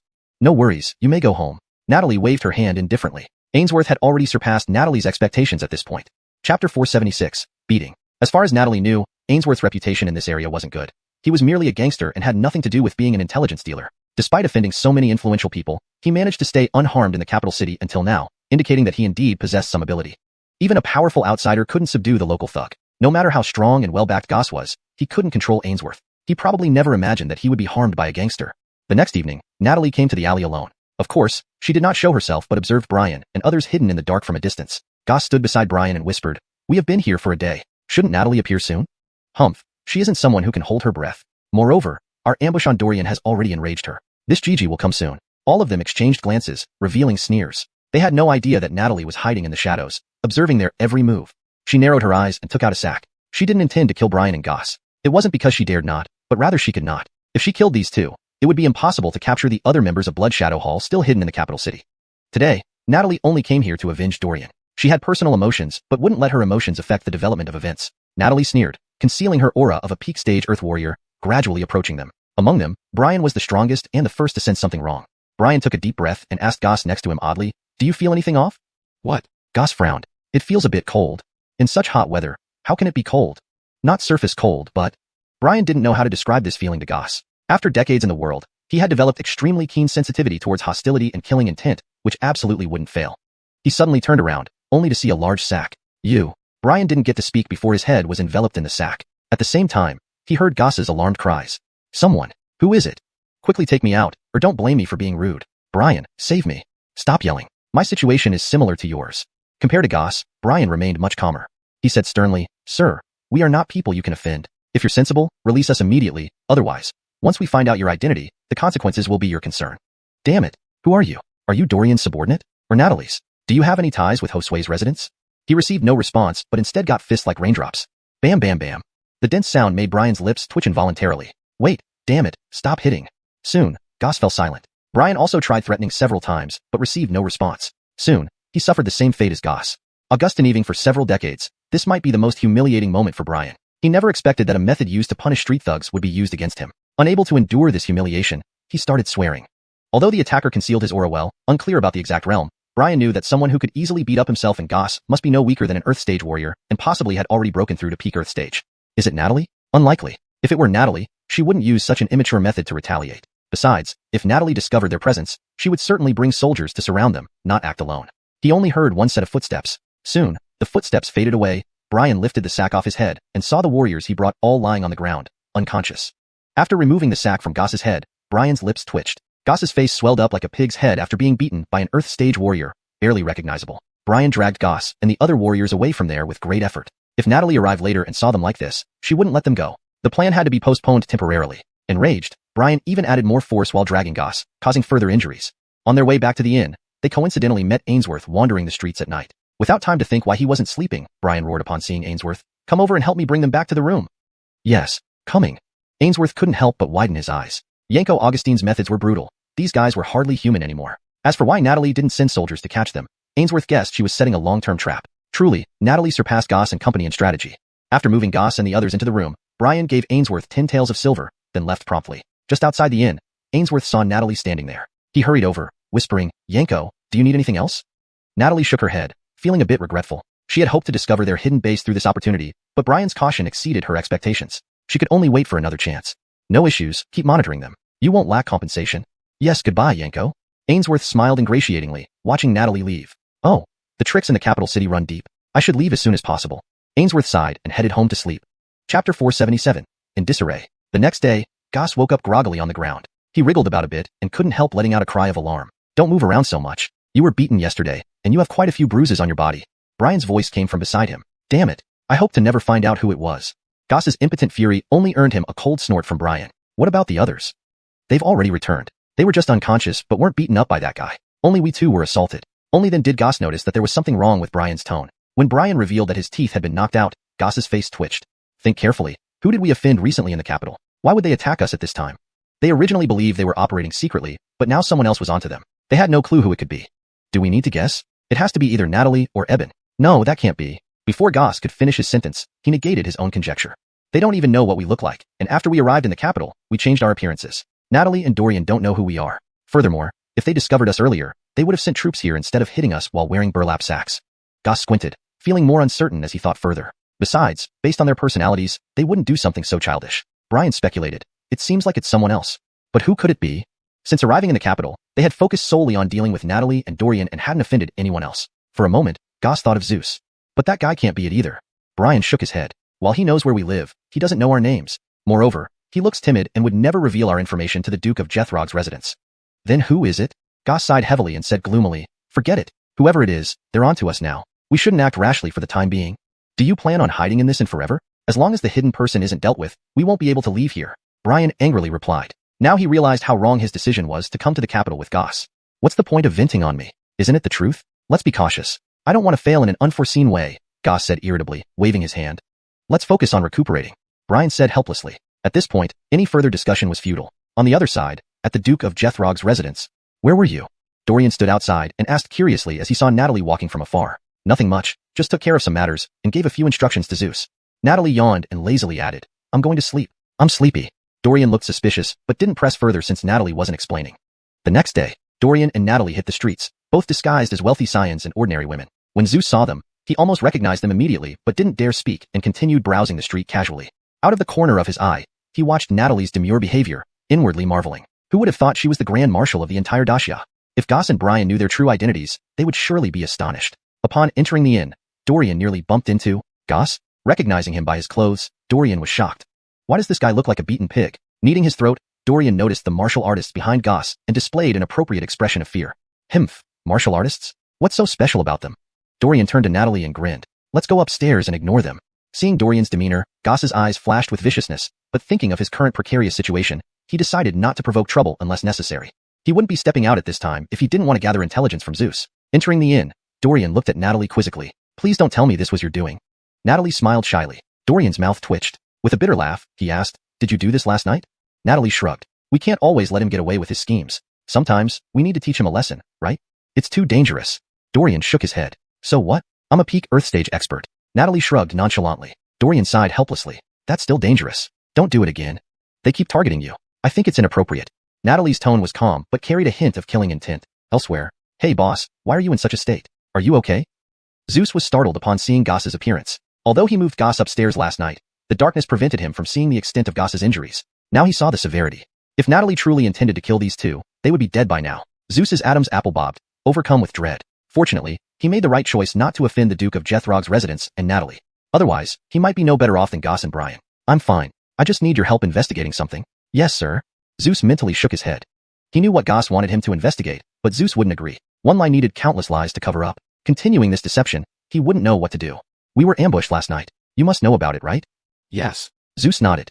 Hashtag chapter 478. Refusal and anger. I want you to help me investigate who ambushed us. Well, boss, are you taking me for a god? I'm just a minor information dealer. With only bits of information about both your identities, how am I supposed to even start this investigation? It's completely impossible. Ainsworth had his speech ready in his mind and bluntly refused him. Goss frowned. Really can't investigate? I can pay 100 taels of silver. Ainsworth shook his head vigorously. Sorry boss, it's not that I don't want to investigate, but I genuinely have no way to begin. Damn, it was impossible for Goss to let this go. The person who ambushed them last night could significantly impact their future actions. He needed to find and eliminate this threat as soon as possible.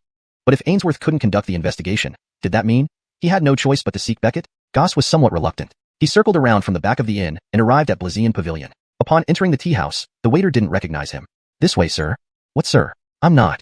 The waiter's eyes suddenly widened. Is Beckett upstairs? Goss didn't want to explain much and asked with a frown. Yes, the boss is upstairs. You can go directly to him. Goss pushed open the door and entered. Even Beckett, his brother, didn't recognize him. Fellow guest, tea is served upstairs. I don't provide any service here. Goss clenched his teeth, barely swallowing the curses rising to his throat. I'm not a fellow guest. I'm Goss. Goss? Beckett stared in disbelief. After regaining his composure, he frowned and asked, Why do you look like this? Humph, just an accident. I need your help to investigate something. 200 taels or 300 taels, I'll pay either. Beckett was the biggest information broker in the capital, so he would definitely treat him differently from Ainsworth. But hearing Goss's words, Beckett simply shook his head.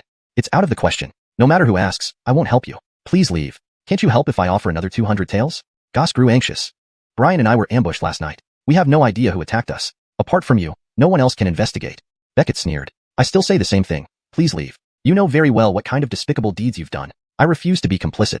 Goss gritted his teeth and asked, What would it take for you to help me? It's impossible. Beckett firmly shook his head. Just as he was about to forcibly push him away, Goss fell to his knees.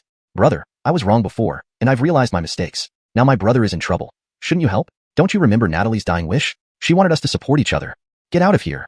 Beckett couldn't hold back his anger. Natalie, unaware of everything, was murdered by this scoundrel. She probably never imagined her own son would be behind the plot. Beckett took a deep breath, suppressing his rage. I'll say it one last time. Get out. Goss stood up, glaring at him fiercely. Fine, I'll leave. I only ask that you don't sell our information to Dorian and Natalie. Can you at least do that? I don't want to involve myself in your affairs. Leave now. Beckett's slender frame trembled slightly. Pointing towards the door, he said sternly. After Goss left, he collapsed to the ground.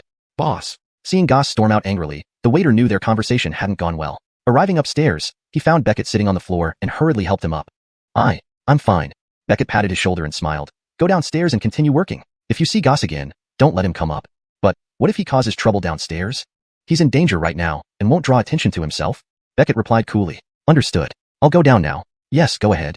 After leaving Blazian Pavilion, Goss returned to the inn. The moment he entered his room, he threw a teacup to the ground in frustration. What happened? Brian frowned, asking, that bastard Beckett, not even playing the sentiment card works. He refuses to help us. You want to see Beckett? Since he wouldn't help, what about Ainsworth? Surely, he'd agree if you paid him enough? Goss sneered. You overestimate him. Ainsworth is just a minor information dealer with no connections. He can't investigate for us. In all of the capital, only Beckett is suitable. Damn. Goss wished he could storm into Blazian Pavilion and kill him. This damned man. The only reason he's alive is because of the information he holds. If he won't provide it, he might as well die. A glint of madness flashed in Goss's eyes. Forget everyone else. Let's kill Beckett first. We should have done this earlier. If Beckett sells our information to Natalie and Dorian, we're finished. Brian also showed a trace of cold-bloodedness. We need to eliminate him as soon as possible. Goss narrowed his eyes. Bastard, this is your fault. Don't blame me for being ruthless. Outside the door, Dorian's lips curled into a sneer. Evening approached, dark and quiet. Several black-clothed warriors covered their faces and secretly slipped into the already closed Blazian Pavilion. Goss climbed the stairs, taking one step when a voice called out. Who's there? Goss smiled lightly. Stop him. Behind him, numerous warriors stepped forward, blocking the waiter. The waiter bit his lip, noticing Goss's unhurried departure, finding it oddly familiar. Don't get distracted. Powerful punches rushed toward him. The waiter hastily raised his arms, engaging in a fierce battle with the warriors. Meanwhile, Goss reached the second floor. Walking to Beckett's room, he gently pushed the door open and saw a desolate figure. Brother, didn't expect we'd meet again like this, did you? Goss smiled faintly, approaching and patting his shoulder. Chapter 479, doubt. Actually, I've been looking forward to this day for a long time. Goss's smile became increasingly sinister as he said calmly, after our parents died, I thought about making my move against you. But who would have thought that the intelligence business, which I originally looked down upon, grew under your hands? Over time, I couldn't kill you anymore. After all, keeping you alive might prove useful someday. I let you live until now, but what about you? Goss's smile suddenly vanished, his expression turning unusually dark. You've really disappointed me. Look at how you acted today. Even when my own brother wanted to buy some intelligence from you, you refused. What use do I have for someone like you? Aren't you always worried about our parents? Well, I'll send you to join them right now. With that, Goss's eyes turned cold. He grabbed the other person's shoulder tightly, trying to break their bones. But nothing happened. Goss frowned. What's going on? Did you become a martial artist? That's impossible. Even if you did become one, you wouldn't have. Slap. A hand clamped down on his wrist. In an instant, Goss came to his senses. He understood. This person in front of him wasn't Beckett. Goss's face changed, and he tried to run, but his wrist was held tightly by the other party. You want to run? Where to? This voice was particularly low and magnetic. Who are you? Goss's eyes widened as he struggled with all his might to finally break free. The black-clothed figure slowly turned around, revealing a completely unfamiliar face. Goss had never seen him before. Where is Beckett? Where is he? Goss, you ultimately decided to make your move against me. Beckett stepped out from a hidden room nearby, looking at Goss with a detached gaze. The disappointment in his eyes was evident. So, how did you know I was going to attack you? Besides me and Brian, no one else knew about it. Was it Brian? That bastard. Goss gritted his teeth, and when he looked at the black-clothed figure opposite him, he knew he wasn't a match for him. At this moment, the black-clothed figure made a sudden move, and Goss immediately turned and ran. Bang! After the door slammed shut, Beckett turned his gaze toward the black-clothed figure beside him. Yanko Eben, I truly appreciate your help. Without you, I might have really died at this beast's hands. It's nothing. I just didn't want to lose a valuable partner. Beckett's smile felt somewhat awkward. In fact, the intelligence he sold to Dorian was priced unreasonably high, even exploitative. But after this incident, if he didn't lower the prices, he would feel guilty towards Dorian and Natalie. In his heart, Beckett also felt somewhat ashamed. The ones below are all martial artists I've arranged. They should be able to delay him for a while. After this, Goss shouldn't dare come here again. Dorian nodded slightly, then jumped directly out of the window, hiding in the shadows. He intended to follow Goss and Brian to find their hidden base in the capital. Not long after, Goss, who resembled a pig head, ran out of Blazian Pavilion. Nearby, Brian stood there, quietly waiting for him. Failed. How could this fail? Brian's face was filled with disbelief. In his view, the only threats in the entire tea house were the few attendants, each being a ground stage martial artist, which indeed posed a challenge. But Goss brought quite a few capable people. How could they not defeat them? Moreover, though Beckett was the boss of Blazian Pavilion, he wasn't a martial artist, just a scholar. Even without Brian's assistance, the operation should have gone smoothly. Why did it fail? Let's get out of here first. Goss's face twisted into a grimace. He didn't bother checking for others around and fled the place with Brian and his subordinates. On the second floor, Beckett watched them with a detached gaze. You started this, don't blame me. In consideration of our shared blood, I didn't want to interfere with your conflict with Dorian. But this is your fault. If he retained any kindness and didn't act against Goss, the next to die would likely be him. Goss wasn't someone who showed mercy. Failing this time wouldn't make him give up. There would be a second, third attempt against him. Beckett didn't want to die. Just as well. It's time to avenge our parents. He narrowed his eyes, a deep killing intent flashing through them. Far away, Dorian followed them at a distance, stopping finally in front of a tavern. It was the same location Deshan Mingliang had previously used as a base. Could this be the classic, most dangerous place is the safest? Dorian looked puzzled. They dared to still use this place as a base? However, upon entering the tavern, Goss and Brian headed towards the basement. Dorian quickly followed, lying down to listen carefully to the sounds inside. Once inside the basement, Goss glared coldly at Brian. Why are you staring at me? This failure has nothing to do with me. Brian furrowed his brows. Haha, then tell me, how did Beckett know about our plan? Besides you and me, who else knew about it? Even his subordinates learned about the plan only before the operation began. Apart from Brian, there was no one else who could be suspected. Brian's eyes widened. You're actually suspecting me? Have you forgotten we're tied together like grasshoppers on a string? It's not that I want to suspect you. I must suspect you. Goss sneered. Tell me, besides us two, who else knew about the plan? Could I have told Beckett myself? What if someone overheard us discussing the plan? Bullshit. Goss punched towards Brian. Birdie it to fight? Brian frowned, blocking Goss's punch directly. The martial artists behind Goss stood up, eyeing Brian menacingly. Seeing this, Brian grew even angrier. How many times do I need to say it? It wasn't me. Moreover, I'm not familiar with Beckett and have no reason to tell him anything. Goss's expression softened a bit. He calmed down, realizing the situation was peculiar. Chapter 480. Restraint. You know very well that only the two of us are aware of this plan. How could I not know? Do you take me for a fool, or do you consider yourself one? Brian was genuinely furious. He had long known Goss's nature, suspicious, sharp, and sensitive. Over the years in the Blood Shadow Hall, every martial artist who partnered with him left because they couldn't tolerate his personality. Brian should have realized this much earlier. He shouldn't have come to the capital with Goss. Damn it, you have no right to speak to Lord Chu like that. Hurry up and apologize to Lord Chu. A group of martial artists chimed in angrily. Brian scoffed coldly. Apologize? This matter has nothing to do with me. Why should I apologize? Forget it. I shouldn't have come to the capital with you on this mission. If you all suspect me, then I might as well leave. Brian had had enough of Goss's bizarre temperament. Wait. Goss stopped him, a faint smile slowly spreading across his face. Don't go yet. I acted impulsively just now. I apologize. Is that fine? Why should Lord Chu apologize to him? Just let him leave, and see who can help save Hallstaden. Shut up. Goss's expression darkened as he sternly silenced them. On the surface, it seemed he was restraining Brian, but in reality, they were mutually restraining each other. Brian needed his influence, while Goss lacked a martial arts expert like Brian by his side. If Brian left, he would truly have no one useful around him. The strongest among those behind him were merely mid-Earth-Kenroik martial artists.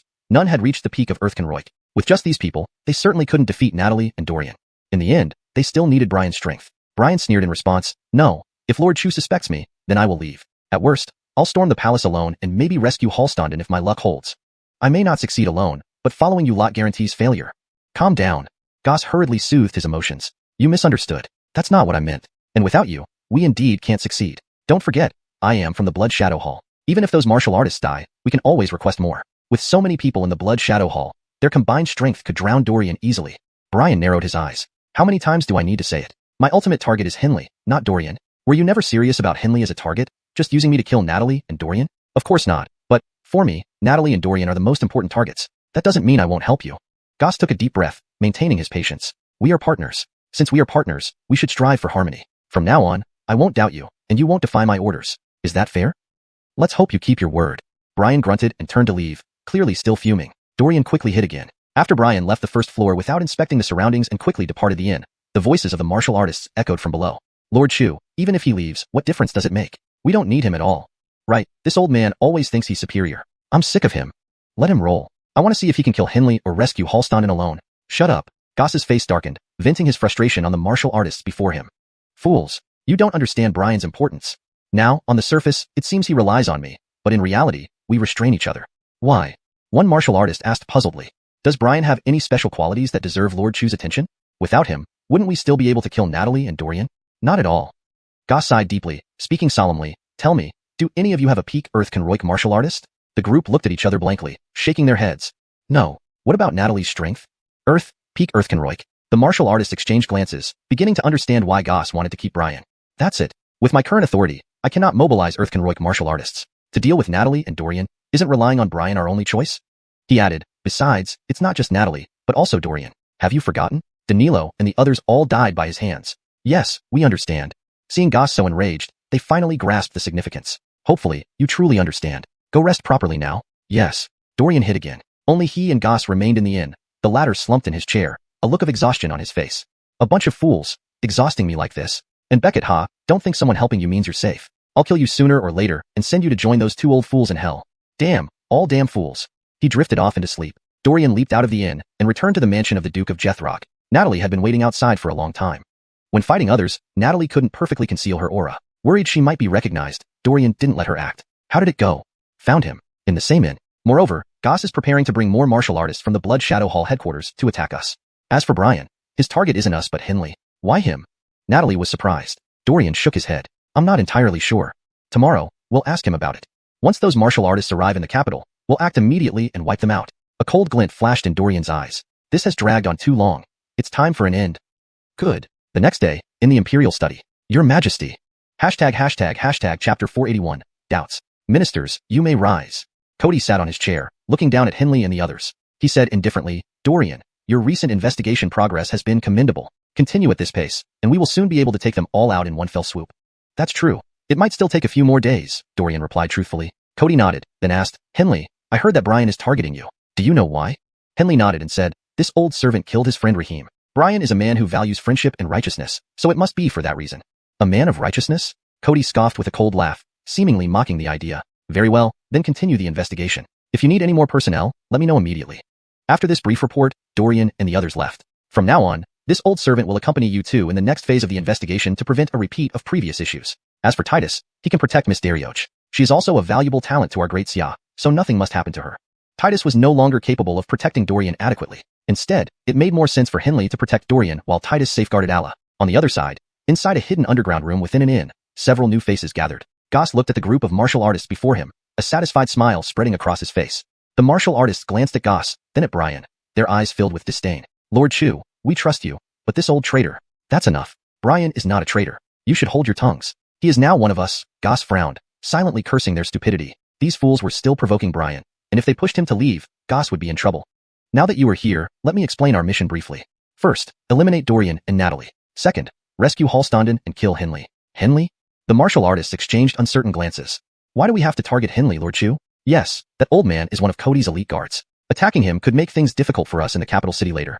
I understand your concerns, but this is indeed part of our mission. The reasons behind it remain undisclosed. You only need to follow my orders. Yes. Goss didn't reveal the reason for killing Henley. If the martial artists knew it was solely to avenge Raheem, they probably wouldn't agree. Their hostility toward Brian was clear to him. Solving Dorian won't be easy. Even Danilo died by his hand. Just the few of us? Enough. There will always be a way. We haven't acted yet, so there's no reason to fear. Moreover, our primary target right now isn't Dorian and the others, but Beckett, my brother. Have you met him? Goss narrowed his eyes and said coldly, Beckett runs the largest intelligence network in the capital city. I originally wanted to offer a high price to investigate the martial artist who ambushed us, but instead, he threw us out. If he leaks our Blood Shadow Hall's information to Dorian, we're doomed. Though Beckett claimed he wouldn't interfere in their matters, Goss couldn't guarantee his intentions hadn't changed after the Georgiation attempt. Better to get rid of him quickly to avoid complications. Sensing the intense murderous intent radiating from Goss, the martial artists exchanged uneasy glances. The rumors about Goss being ruthless were indeed true. This man had killed his own parents and was willing to go after his own brother. No wonder Goss, despite lacking formidable strength, had risen to such a position. His methods were indeed effective, earning respect from Blood Shadow Hall's martial artists. It was fortunate that he wasn't their enemy. Goss gave a cold smile. The next action plan will be known only to me. I'll inform you half an hour before the operation. Gather here when instructed. Understand? He still didn't trust Brian, or anyone around him. His trust rested only in himself. Brian frowned but remained silent. Yes, Lord, we understand. Dismissed. Once they left, Goss patted Brian on the shoulder, saying with a smile, I don't distrust you. The current situation is just too delicate. We must ensure nothing goes wrong. No matter. I just want to kill Henley and save Hallstanden. Other actions don't concern me. Don't worry. I won't disappoint you, Goss chuckled. 2 days later. Ainsworth, seeing Goss on the street, wished he could hide far away. Goss clearly trusted him now, purchasing any intelligence he needed from Ainsworth without reserve. Even their operations weren't entirely concealed from Ainsworth, who was given some information appropriately. Oh, boss, why are you here again? The whole capital is searching for you Blood Shadow Hall members. Don't put me in a difficult position. If I know anything, I'll tell you willingly. Goss frowned slightly, then whispered. What are you afraid of? I'm here because I want you to monitor Beckett, the owner of Blasio Akil Pavilion. All you need to do is stay outside Blasio Akil Pavilion daily and observe when Beckett leaves. Goss didn't believe Beckett would never leave Blasio Akil Pavilion, staying holed up in his room all day. That was unlikely. Once Beckett ventured out alone, it would provide Goss an opportunity. If Beckett leaves, inform me immediately. We will act against him. Understood? Ainsworth nodded rapidly. This operation's specifics are known only to you and me. Others aren't informed. If martial artists ambush me, I will find you responsible. My integrity should be beyond doubt, boss. We've worked together so many times. You should trust me at least a little, Ainsworth said dramatically. Of course, I trust you, which is why I chose you. Not just Beckett. If any suspicious figures enter Blasio Akil Pavilion, report to me immediately. Chapter 482. Undercover. Boss, rest assured. I understand everything you've said. I've been rooted in this capital city for over 30 years and won't ruin my reputation over something as trivial as this. Ainsworth raised 3 fingers to the sky and solemnly swore. Goss was now reassured. Actually, he never thought Ainsworth would reveal their plan to Dorian or Aiden. After all, Ainsworth appeared to be a cowardly fellow who had no contact with Dorian and the others. How could he possibly inform them of anything? Even if Ainsworth really dared to tell Dorian and the others, Goss could simply kill him. Relieved, Goss threw a bag of silver at Ainsworth and swiftly left. At that moment, Joe, the same informant who had beaten up Ainsworth earlier, stepped forward, a mocking smile on his face. Mr. Jethro, not feeling too good being watched, huh? And it's someone connected to the Blood Shadow Temple. You won't have much time left to live. Ainsworth inwardly scoffed but showed a perfectly appropriate trace of fear on his face. Joe laughed smugly. When you die, I'll take good care of your family's silver for you.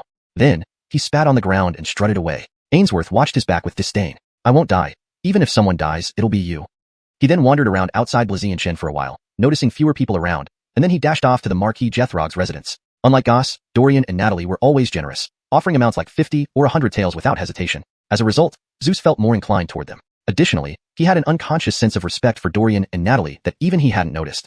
Note: I've made slight adjustments to ensure the translation flows naturally and maintains consistency with the original text. The term, Ainsworth, has been standardized to Zeus for consistency. Knock, knock, knock. Titus opened the door and glanced behind Ainsworth. It's you again. Wait here. Yanko Eben will be down soon. All right, thanks for the trouble, Ainsworth replied humbly. Titus entered the mansion, and shortly after, Dorian emerged. So, Goss has another plan? Dorian tossed him 200 taels of silver and said coolly, Tell me. Ainsworth put on a fawning smile and reported.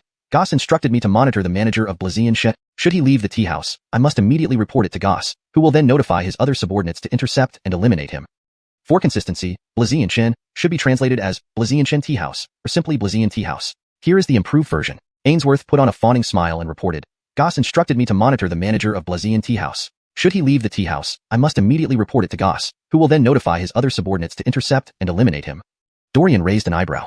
And Ainsworth hesitated before continuing. The timing of this operation is known only to me. He seems worried about information leaking out. Ainsworth paused, then asked, Yanko Eben, if you and Marshal Augustine are planning to act against Goss, I know what you're worried about. This matter was known only to Goss and Ainsworth. If Dorian appeared when they acted against Aiden, Goss would certainly suspect Ainsworth. Dorian narrowed his eyes and patted his shoulder.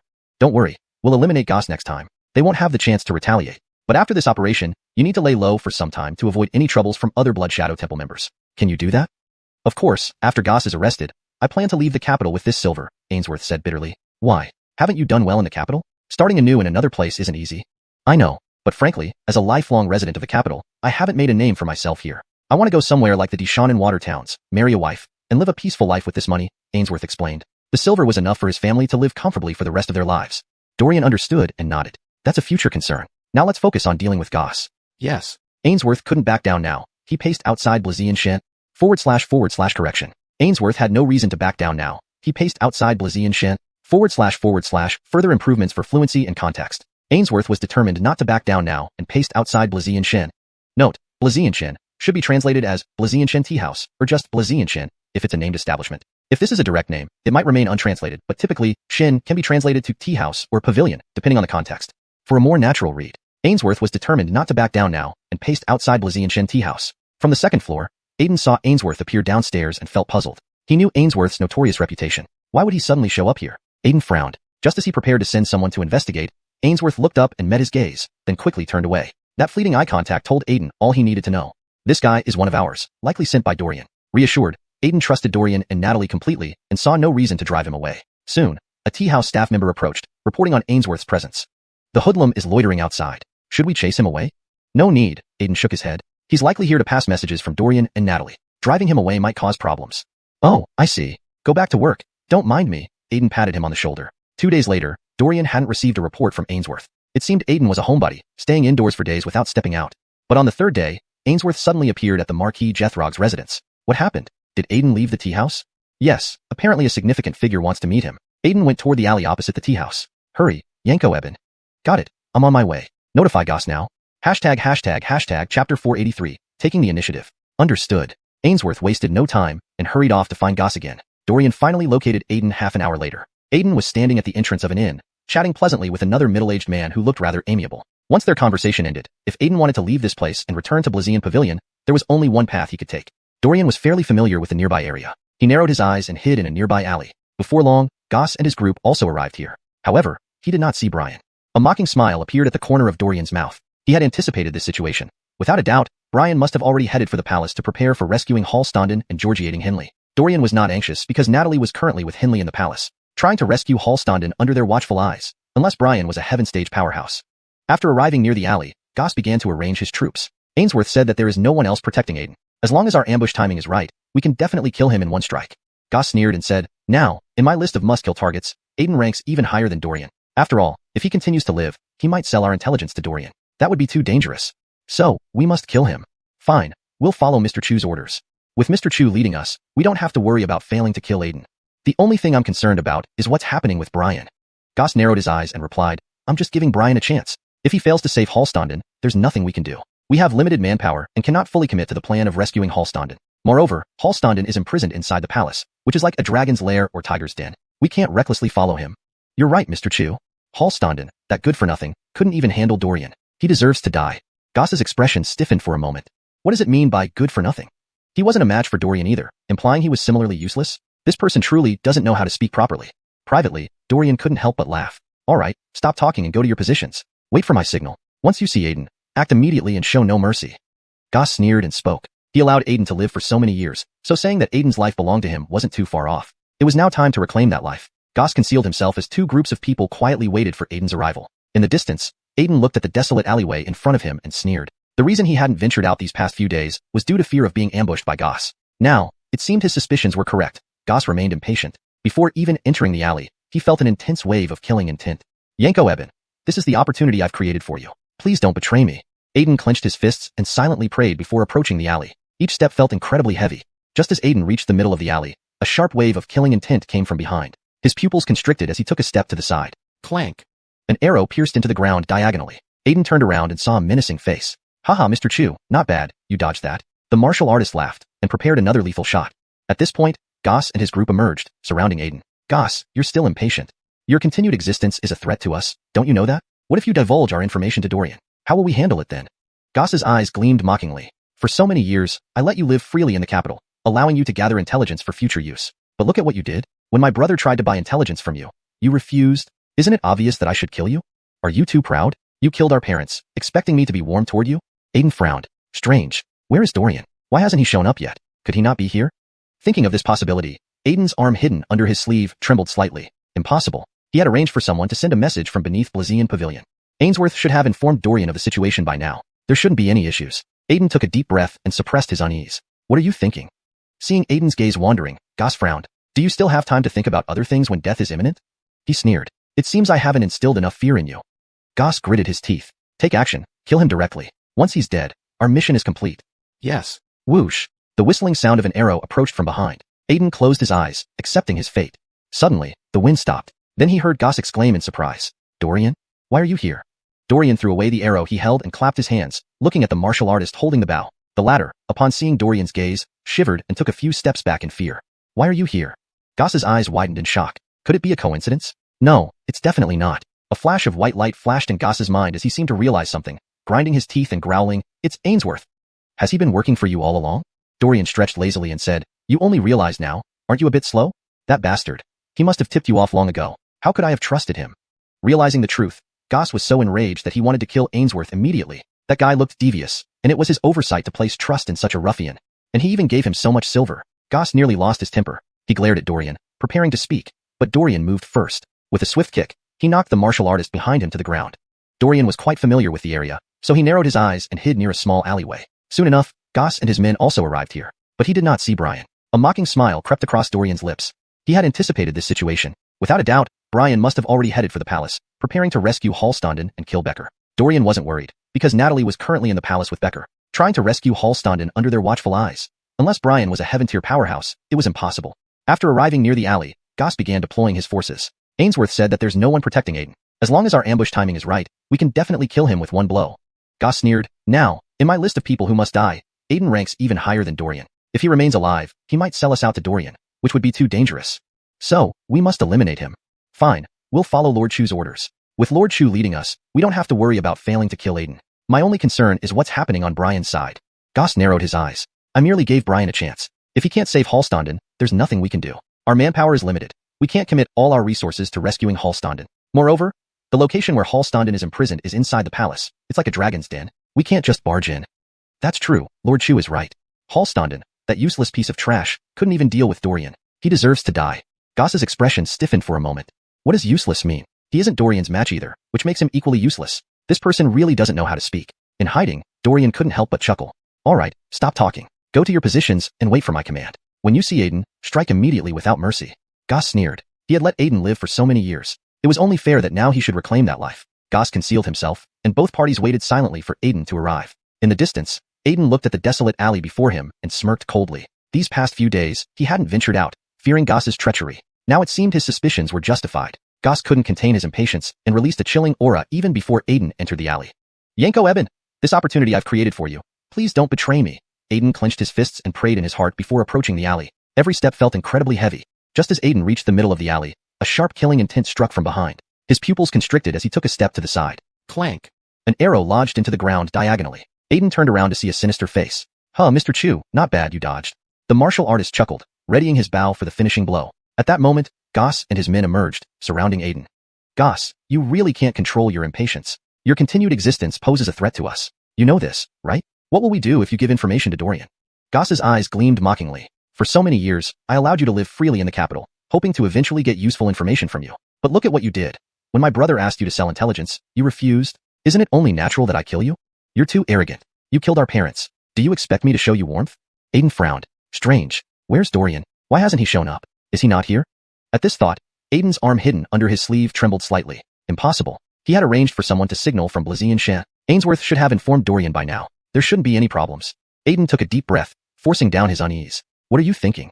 Seeing Aiden's distant gaze, Goss furrowed his brow. You're thinking of other things at a time like this?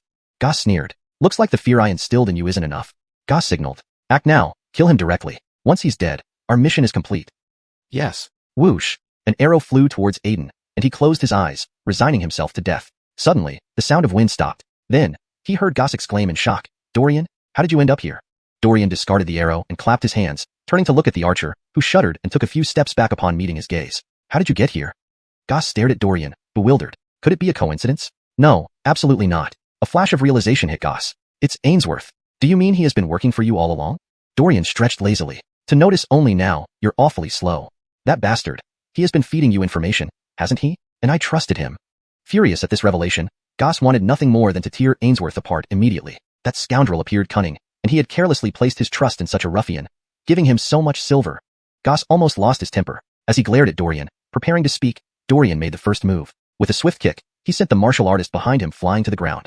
Chapter 484, Decapitation. At this moment, inside the palace, Brian looked at Natalie and Henley standing before him, his gaze heavy. Mr. Moo, we meet again, Henley said with a faint smile, his tone playful. Humph. You got the message early and have been waiting for me here all along, haven't you? Brian now understood where the problem lay. He couldn't help but clench his fists tightly, glaring at the two opposite him.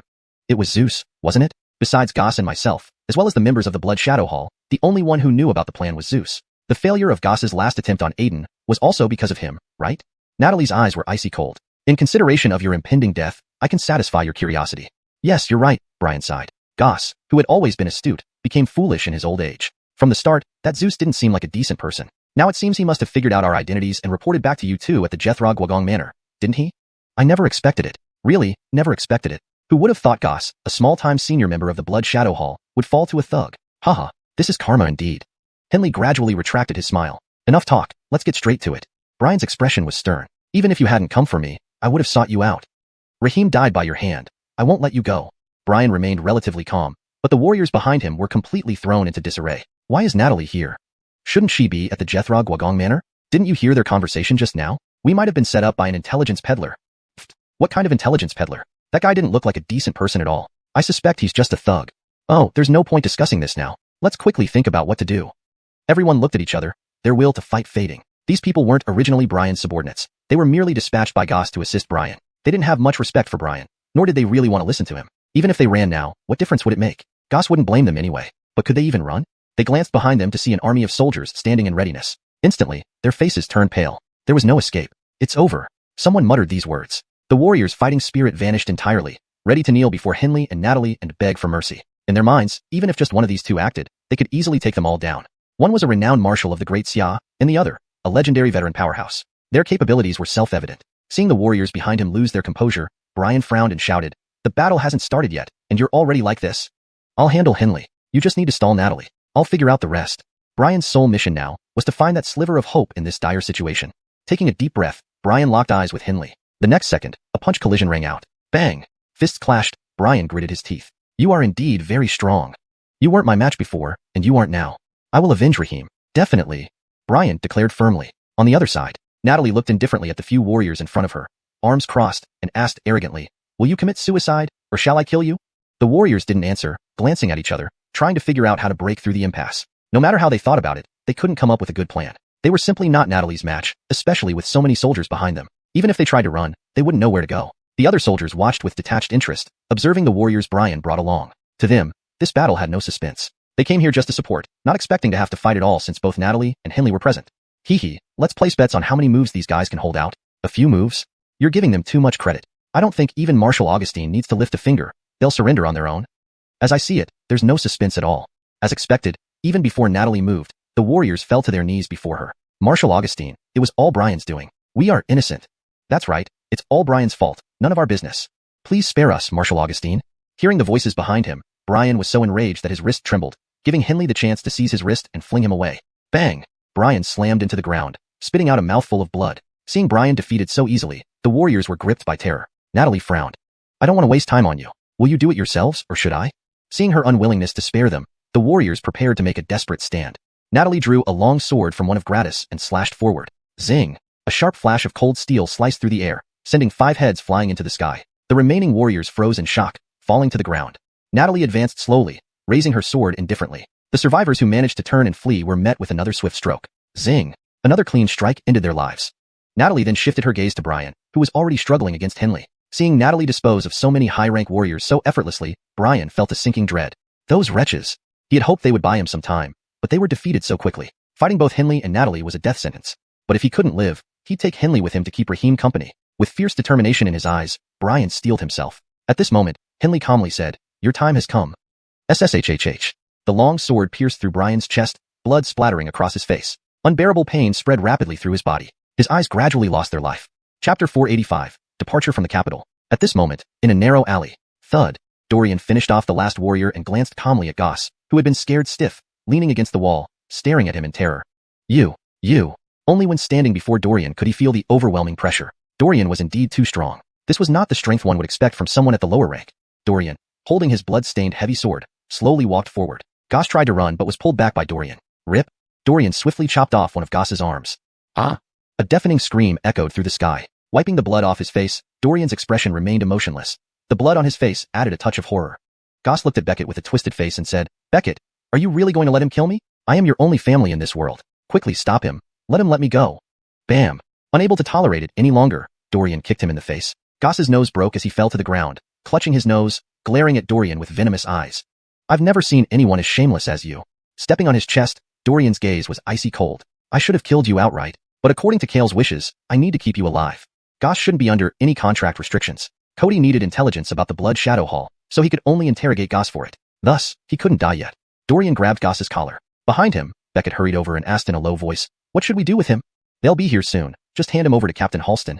"All right, that nearly scared me to death. I thought my judgment was wrong. Did you intentionally reveal yourself, Mr. Chu?" Beckett nodded and said helplessly, "Dragging this out isn't a solution. It's better to resolve everything quickly. I was just worried that old Jethro outside the Blazienshin wasn't on your side, and I thought I might die at Goss's hands." Note, Blazienshin seems to be a name or proper noun in the original text which should be consistent. If Shin is part of the establishment's name, it would ideally be transliterated or kept as is depending on earlier context not provided here. For smoother English reading, if it's a place name like Blazien Pavilion, it could be translated accordingly. Without more context, I've kept it as Blazienshin. To improve fluency, let's assume it's a place name. Beckett nodded and said helplessly, "Dragging this out isn't a solution. It's better to resolve everything quickly. I was just worried that old Jethro outside the Blazien Pavilion wasn't on your side, and I thought I might die at Goss's hands." Dorian laughed heartily and said, "Now that the crisis is over, you can return to managing your Blazienshin Hall." Note, the term Shin seems to be left untranslated. If Blazienshin is a proper name for a business or establishment, it should either be fully transliterated or translated to convey its meaning accurately. Here, I've added hall as a possible translation. Depending on the context, you might want to use a different term like tea house or leave it as Blazien. Improved. Dorian laughed heartily and said, "Now that the crisis is over, you can return to managing your Blazien Hall. To show my gratitude, if you and Yanko Augustine come to drink tea at my place in the future, it's on the house. How does that sound?" Beckett's face revealed a fox-like smile. Dorian turned away disdainfully and said, "Forget it. Everyone knows that what truly matters in your Blazienshin isn't the tea, but the information. Free information might be a better deal."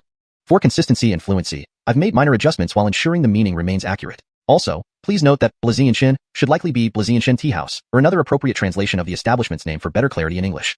Dorian turned away disdainfully and said, "Forget it. Everyone knows that what truly matters in your Blazien Tea House isn't the tea, but the information. If you were to offer us free information, that would be a different story." Cough. Yanko Eben, you're putting me in a difficult position. Besides, the tea at Blazianshan is quite good. No worse than what you drink at the Marquis Mansion or the Palace. For consistency, I'll use Blazianshan as Blazianshan seems to be a name and was not translated previously. However, if you want it translated fully to English, we can change it to Blazian Pavilion. Here's the more fluent version. Cough. Yanko Eben, you're putting me in a difficult position. Moreover, the tea at Blazian Pavilion is of high quality, not inferior to what you enjoy at the Marquis Mansion or the Palace. As for information, a discount is possible, but free is out of the question. Don't ruin my business. Fine, I don't want to argue. Get back quickly. This old fox, Dorian worried each word with him would leave less silver in his pocket. He was truly cunning. After Beckett left, Coleman soon arrived in the alley. Since Goss had fainted from pain due to losing an arm, Coleman ordered his men to load Goss onto a carriage. Then he bowed and said, Yanko Eben, I'll take my leave now. If there's time in the future, I'll invite you for a drink. Compared to Beckett, Coleman seemed much more sincere. Dorian also preferred dealing with people like Coleman. He smiled and said, Sure, thanks for the trouble, Captain Halston. Oh right, Goss is very cunning. Don't let him escape. I understand. I will personally deliver him to Kale. After Coleman left, Dorian rushed to the palace. In front of the palace gate, Henley and Natalie were talking, and there were splashes of blood on the ground in their bodies. Clearly, they had also just gone through a battle. Where is Brian? Seeing Dorian, Natalie's face showed a faint smile. Dead, the others too. Did you end up killing Goss? No, Goss lost an arm. I let Coleman take him to the authorities first for treatment, Dorian replied with a smile. That's good. Henley seemed to think of something, and his smile gradually faded. Although this matter has been resolved, we've thoroughly offended the Blood Shadow Hall. Knowing their character, they won't let this go. We need to be careful in the future. Yes, we understand. Natalie nodded gently. In that case, I'll be taking my leave. After bidding farewell to Henley, Dorian came out onto the street but didn't see Ainsworth anywhere. Strange. Dorian stopped a passerby and asked, Excuse me, does Ainsworth live around here? He lives over there. I heard he's leaving the capital soon. The passerby shrugged and then smiled. Are you friends with Ainsworth? He's a notorious figure around here. It's better for everyone if he leaves. Dorian ignored the latter part of the comment, following the direction the passerby pointed towards. He soon saw Ainsworth at the door of a cottage. Yanko Eben? Ainsworth was startled, but then gradually relaxed. At least you're safe. You gave me quite a scare. Actually, compared to Dorian, he was more worried about himself. If Dorian hadn't appeared, it would mean Goss and company had won, and they wouldn't spare a rat who had informed on them. Fortunately, Dorian won. Are you moving?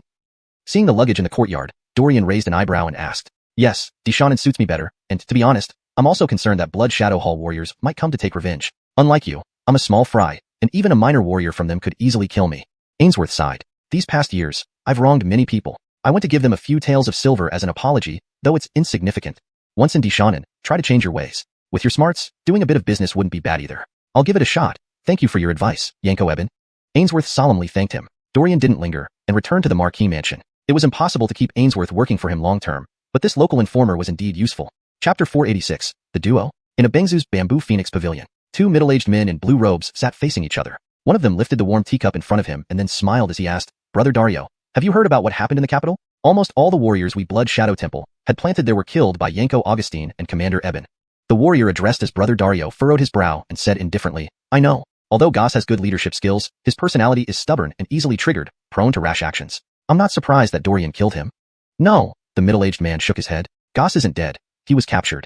Dario Ruachin set down his teacup, his gaze turning sharp. Brother Dario should understand my meaning. Given Goss's nature, it's unlikely he can keep our secrets, especially since he knows a lot about us as a high-ranking member of Blood Shadow Temple. If he reveals everything to Cody under interrogation, what will happen to us? This bamboo phoenix pavilion is their base in a Bengzu. If Goss revealed their identities, they might become fugitives like Brian. How does Brother Birdie feel? Dario Ruachin asked. Gillis's smile faded from the corner of his mouth. It's actually quite simple. Either kill Goss or kill Dorian. What do you think, Brother Dario?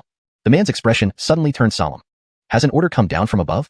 Yeah, apparently Goss knows quite a lot. They want us to rescue him, but personally, I believe killing him would be much easier than rescuing him. Gillis sneered and said, Anyway, Blood Shadow Temple just wants Goss to shut up. Dario Ruachin nodded, a smirk appearing on his face. I get it. Let's head to the capital when the time is right. Not so fast. We need to gather some information first, and try to avoid any conflict with Josue's mansion. Why? Dario Ruachin frowned and said, Brother Birdie, are you afraid of them? Gillis scoffed and replied, It's not fear. It's about reducing complications. Think about how Goss got caught. Didn't it happen because they underestimated Dorian and Natalie? So many Earthconroik warriors weren't their match, let alone us. We should proceed cautiously. This trip to the capital isn't about conflicting with Dorian, but about ensuring Goss is silenced. After explaining, Dario Ruachin nodded in understanding. All right, I'll follow Brother Birdie's lead. Gillis held a higher position in Blood Shadow Temple, so Dario Ruachin had to give him some respect. Moreover, Gillis's strategic mind was undoubtedly far superior to his own. If Dario Ruachin acted alone, he'd likely draw attention from Dorian as soon as he entered the capital. 2 days later, the two embarked on their journey to the capital. Upon arrival, Gillis sought out an old informant to buy information. As the saying goes, know your enemy to ensure victory. After some investigation, Gillis narrowed his search to two individuals. One was the owner of Blasio Akil Tea House, Beckett, and the other was a recent famous informant named Ainsworth. However, according to informants, Ainsworth had already left for Deshannon several days earlier. After careful consideration, Gillis decided to visit Blasio Akil Tea House. Hearing that Ainsworth comes from a gangster background, he might not be trustworthy. This tea house is large and reputedly has been running intelligence operations in the capital for over a decade, so it should be reliable, Dario Ruachin commented with a smile. Beckett, surprisingly also surnamed Chu? Gillis raised an eyebrow. Fortunately, neither he nor Dario Ruachin knew of the relationship between Beckett and Goss, otherwise, they wouldn't dare step foot into this tea house to gather information. Unfortunately, Gillis's investigation wasn't thorough enough. Entering the tea house, a waiter immediately approached them, smiling and saying, "Gentlemen, please take a seat." "No, we're not here for tea," Gillis frowned and said. "We're looking for Beckett. Is he here now?" Upon hearing his boss's name, the waiter's eyes flickered, but his facial expression remained unchanged. He pointed upstairs and said, "Our boss is upstairs, but I need to ask for his permission before you can go up." "That's fine. Please tell Boss Chu we're here to purchase information." Gillis couldn't find the right words, so he directly stated his purpose. Since this guy worked here, he probably knew about Beckett's business. "Okay, please wait here while I ask the boss." The waiter went upstairs and whispered into Beckett's room, "Boss, two strangers came saying they want to buy information from you, but I suspect they might be from Blood Shadow Temple." Most of those seeking transactions with Beckett were regular clients or visiting martial artists. It was understandable for the waiter to be suspicious given Goss's recent capture. Beckett furrowed his brow and said calmly, "They very well might be. Let them come up. See what kind of information they're after. If it's about Dorian and Natalie, we won't sell it." No matter what, Dorian had saved his life. Even if Beckett was money-driven, he wouldn't betray Dorian. Otherwise, he'd be no different from Goss. Understood. The waiter returned downstairs, smiling and said, "The boss agrees. You may come upstairs. Room number 3 on the left." "Thank you." Gillis bowed and tossed him a few pieces of silver. Gillis was certainly more tactful than Goss. The waiter inwardly sneered. But what difference did it make even if he was tactful? Once you offended Yanko Eben, it was a dead end. Gillis and Dario Ruachin didn't sense the danger. They arrived at the second floor and quickly found Beckett's room. Upon entering, Gillis smiled and said, "Never expected the young-looking Boss Chu who runs such an extensive intelligence network in this area." "Not so young anymore. I've long passed 30, Beckett replied with a smile. Chapter 487. Hothead. Haha, Manager Chu, don't be too modest. Compared to us two, aren't you still young? Gillis's words seemed forced, trying to make small talk. Dovey had no interest in such banter. He frowned and asked, "You two must have just arrived in the capital not long ago? I am familiar with this area. If someone moves in or out, I generally know about it. But I've never seen the likes of you two. Could it be that you only just arrived today, and haven't even found lodgings yet?" The smile on Gillis's face gradually faded. Dovey's perceptiveness made him feel uneasy. But soon, his smile returned, a hint of admiration in his eyes. This level of acting was far superior to Goss's. However, Dovey was no ordinary person. He pretended not to notice Gillis's expression changes and maintained his usual composure. Truly worthy of Manager Chu. Admiration, indeed. "Actually, my brother and I came here today to ask you about Marshal Augustine and Yanko Eben. Given your knowledge of this area, there's no way you wouldn't know about them, right?" As he spoke, Gillis tossed over 100 taels of silver with generosity. Dovey understood. It was a payment for silence. Clearly, Gillis also knew direct questioning would reveal their identities, so he chose to be upfront and gave Dovey 100 taels as hush money to keep quiet. Dovey raised an eyebrow, then chuckled and shook his head. "What does shaking your head mean? Don't tell me you're unwilling to help us? If you think the silver isn't enough, we can offer more. 500 taels, still not enough for information on those two?" Seeing this, Yusef sternly added, "We understand that Natalie and Dorian are no ordinary people, but 500 taels, enough for some intel, or even to hire someone to kill them. Manager Chu, don't take advantage of our being outsiders." "Absolutely not," Dovey sighed helpless. "It's not that I'm unwilling to do business with you two, but Marshal Augustine and Yanko Eben hold a special place for me. I cannot sell their information." Yusef became increasingly displeased. He frowned and immediately demanded, "Stop stalling. What exactly is inconvenient?" "Yanko Eben once saved my life. Emotionally speaking, I won't profit from their information. Please understand. And as for the 100 taels, I'll accept it." Dovey's face showed a fox-like smile. Yusef wasn't having it. "If you're not willing to trade information, why accept the silver? Do you really think we dare not use force here?" Yusef's face darkened, ready to strike. At the critical moment, Gillis stopped him, feeling exasperated. This Yusef was fine in all aspects except for his brain. After handing over the 100 taels, didn't he realize what it meant? Indeed, Yusef didn't understand. Assuming the silver was simply for buying information, not thinking about protecting their identity, Dovey couldn't help but chuckle. After stopping Yusef, Gillis hastily said, "If Manager Chu isn't selling, forget it. We'll leave for now, but if we seek other intel later, we hope you won't refuse." "Rest assured, any other info I will gladly share," Dovey replied with a grin. They left Blasio Akil Virgilin. Yusef grumbled, "Birdie brother, why did you stop me? That old guy deserved a lesson." "Don't rush. Let me explain." Gillis, feeling helpless, patiently explained. "That 100 taels was actually hush money. Regardless of whether he sells us info, accepting the silver means he won't reveal our identity or our visit here. Isn't that enough? If he refused, that would worry me." Yusef suddenly realized. "Oh, I see. Well, hard to understand your smart people. Fine, from now on, I'll follow your lead. Whatever you say, I won't act rashly." Fortunately, Yusef had self-awareness, which was Gillis's sole relief. "Birdie brother, where do we go next?" "Find somewhere far away, out of Dovey's sight." Gillis glanced warily. Though Dovey took the silver, Gillis remained cautious. It was his first meeting, and he didn't know Dovey's character. Revealing anything to Dorian or Natalie could spell trouble. Finding a distant spot would be safer, ensuring Dovey couldn't see them. Second floor of Blasio Akil Virgilin. Seeing them leave, Dovey frowned, sighing internally. Manager, should we follow them? No, absolutely not. They left to avoid being seen. Following them will get noticed quickly. Dovey scoffed, definitely more cautious than Goss. Then, should I inform Yanko Eben? Not yet, wait a bit. They are likely Blood Shadow Hall warriors, truly obstinate pests. Dovey narrowed his eyes. True, and they're both at peak Earth stage. 2 peak Earth stage warriors? Are you sure? Dovey wasn't a martial artist and couldn't sense their strength, but the tea house assistant, also a martial artist, felt it keenly. Absolutely certain. Good. When you go to Jethro Gwagong Manor, sell this info to Dorian. Gillis guessed right. Although Dovey took his silver, it didn't guarantee secrecy. After the Goss incident, Dovey held no fondness for the Blood Shadow Hall. Hashtag chapter 488. Reporting the news. At dusk, under the cover of a dark and windy night, the tea house attendant transformed into a shadow as he walked out the door, dashing towards the distance. Outside the Max residence. Knock, knock, knock. At this late hour, who would be visiting here? A martial artist within cast a suspicious glance. This was a crucial moment. The Blood Shadow Hall was keeping a close watch on their Yanko Eben and Marshall Augustine. If someone were to visit the Max residence at such a time, it wouldn't be too surprising if they were from the Blood Shadow Hall, would it? But upon deeper consideration, he felt the other party couldn't be that foolish. This was the Max residence. How many martial experts were guarding outside? Even if the Blood Shadow Hall warriors were bold, they wouldn't dare to come here directly. The martial artist cautiously opened the door, revealing a pitch-black figure with only 2 eyes visible. Seeing the martial artist, he frowned slightly. Yanko Eben? I need to speak with him. I'm one of Merchant Chu's subordinates. All right, please wait here. The martial artist heaved a sigh of relief. Soon after, Dorian appeared at the gate. Merchant Chu has something to tell you? The tea house attendant nodded and whispered. Today, 2 people came from afar, asking our master about you both. They are both peak Earthconroy powerhouses. Based on my judgment, they should be Blood Shadow Hall warriors. They arrived so quickly, Dorian sneered coldly. Yes, those 2 are middle-aged, around 30 or 40 years old. One is well-mannered and refined, while the other looks rugged and somewhat simple-minded. Unfortunately, we do not know where exactly they are staying. The attendant regretfully shook his head. That's fine. Thank you for bringing us this news. Dorian smiled, took out 250 taels of silver, handed it over, and under the attendant's puzzled gaze, added, These 50 taels are extra for you. The attendant was shocked. This, Yanko Eben, I'm just an attendant. What right do I have to receive so much silver? He wanted to return the silver, but Dorian grasped his wrist firmly, his tone calm yet unyielding. There's no issue. It's not much. Keep it. We might need your help reporting in the future. Well, all right, thank you. Yanko Eben. The attendant bowed and disappeared into the night. As he walked away, cold sweat trickled down his back. At least 5 or 6 pairs of eyes had been watching him intently just now. Indeed, Cody had deployed numerous men around the Max residence. Dorian was indeed held in high regard by him. Back at Blazian Pavilion, the attendant handed all 250 taels of silver to Beckett. Note, Shin, Lofty Cloud Pavilion, is translated as pavilion to maintain consistency and natural fluency in English. Lofty Cloud is retained in the name Blazian Pavilion for flavor but not repeated. Jaren, these 50 taels Yanko Eben said are mine, but I didn't do much, so I can't accept them. Beckett chuckled awkwardly. You've been with me for so long that you've become honest. I used to be overly honest, which is why I got bullied by Goss. Did you know that? These 50 taels, keep them yourself. A shopkeeper like me wouldn't look twice at such a sum. If he didn't say this, the attendant likely wouldn't have taken the money. Hearing this, the attendant looked embarrassed. Yes, I understand. Rest well. Understood. The next day, a figure squatted in front of a fruit stall, playing with an orange, his expression complex. This person was none other than Joe, who had previously been deceived by Zeus. He also ran several intelligence networks in the vicinity, but they paled in comparison to Beckett's.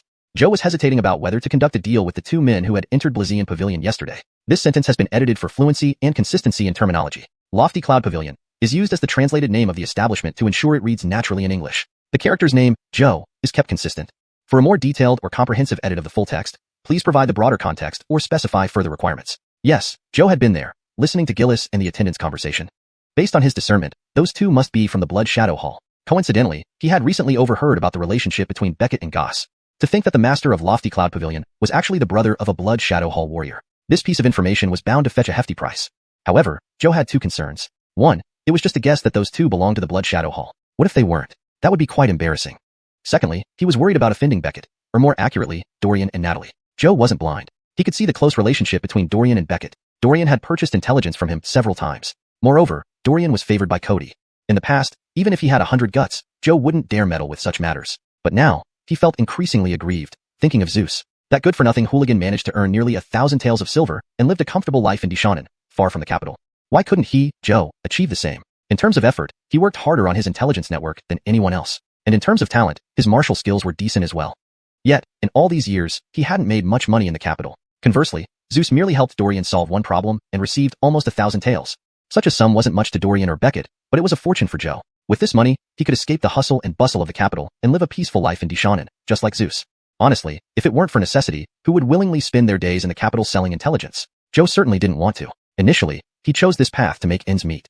Over the years, however, his needs had changed. Now, he only desired a tranquil life. Dealing in intelligence was risky, and no one could guarantee that he wouldn't offend someone along the way. Once he offended a bigwig, disaster would follow. For years, Joe had been walking a tightrope, growing weary over time. Zeus's departure to Dishonen stung him deeply. Why could a hooligan succeed when he, Joe, couldn't? Since he possessed this valuable piece of information, he would use it to its fullest extent. His thoughts mirrored those of Zeus. One more job, and then I'll leave the capital. Joe clenched his teeth and declared fiercely. Chapter 489, Taking the Initiative. Joe waited on the street, confident that the two men would eventually come here. In the afternoon, he indeed spotted Gillis and Timothy walking together, their faces grave as if they were discussing something important.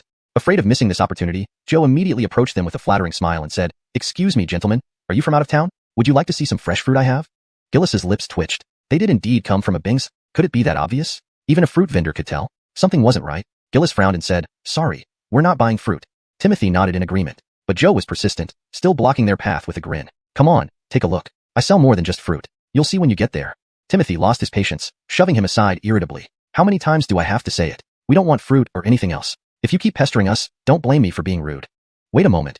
Gillis smiled and then said, "Let's check it out." Joe's face lit up with joy. Although the other one looked like an inexperienced young man, this person clearly had some smarts. "Right this way," he said with a beaming smile. Timothy furrowed his brow. "Do you suddenly want fruit?" "I don't want fruit. This guy isn't really selling fruit." The two walked to Joe's stall, where they saw a pile of rotten fruit. Gillis smiled and told Timothy, "See? Just as I thought." Timothy looked bewildered. "Take all this fruit," Joe urged. "It's all yours." Fine, just pack it all up." "Sure thing." After packing the fruit, Joe offered enthusiastically, "I'll deliver it right to your doorstep." "All right, let's go." A nearby vendor, seeing Joe sell off a bunch of rotten fruit, began to question the freshness of his own produce. Is it too fresh, which is why no one buys it? He wore a puzzled expression. Once they reached a secluded alleyway, Joe removed his hat, threw it on the ground, and discarded the baskets of fruit as well. Gillis said coolly, "You were waiting for us intentionally. Did you set this up beforehand?" Joe chuckled. "No point in beating around the bush. Let's be honest. Aren't you guys Blood Shadow Temple operatives?" Gillis narrowed his eyes. Beside him, Timothy clenched his fists, staring at him malevolently. "Don't tell me Beckett told you this. What does he have to do with it?" Joe frowned. Strictly speaking, he and Beckett were competitors. "I figured it out. You two don't look like ordinary folks. Besides, I happened to be at Falling Cloud Pavilion yesterday. Didn't you meet with Beckett for intelligence?" "You know that?" Timothy's gaze grew even more wary. Without thinking, Beckett definitely didn't sell you any intelligence. He said Dorian saved his life, so he refused to sell it to us. Do you have information about Dorian? We'd pay handsomely." Gillis looked at him curiously. Joe sneered. "Beckett refusing to sell you intelligence is only part of the reason. There's another reason he'd never tell you." Gillis and Timothy exchanged glances. The former immediately understood and threw down 100 taels of silver. "Speak." Joe was overjoyed, smiling as he said, "Goss, you two should know him, right?" "Yeah, he's a member of our Blood Shadow Temple." Seeing Joe already knew, Gillis and Timothy dropped the pretense. Could it be because of him?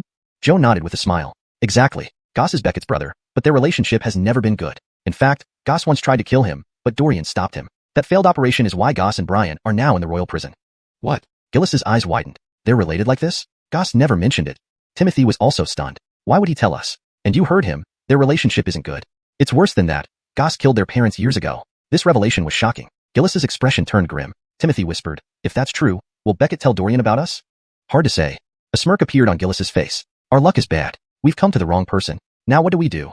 Gillis gave Joe 200 taels of silver and said, "What else do you know? Tell us everything. There's also this. I can help rescue Goss for you." Joe's eyes gleamed, presenting a very tempting offer. Yes, he did have a friend in the royal prison, though only a minor jailer, someone who could play a crucial role in this game. Gillis's eyes lit up. He smiled. "Our goal isn't to save Goss, but to kill him. Can you help us with that?" "Killing Goss would be far simpler." "Of course. As long as you can give my friend enough silver, he'll be willing to assist." Joe laughed heartily, speaking without hesitation. "Good. We'll meet you here tomorrow. Make sure you contact your friend and help us kill Goss." Once Goss was dead, they could return to Ibengzu. Even if Beckett revealed their presence to Dorian, it wouldn't matter much. No problem. Joe felt an excitement surge through him. His chance to make big money had finally arrived. After leaving, Timothy asked quietly, "Brother Birdie, can we trust this guy?"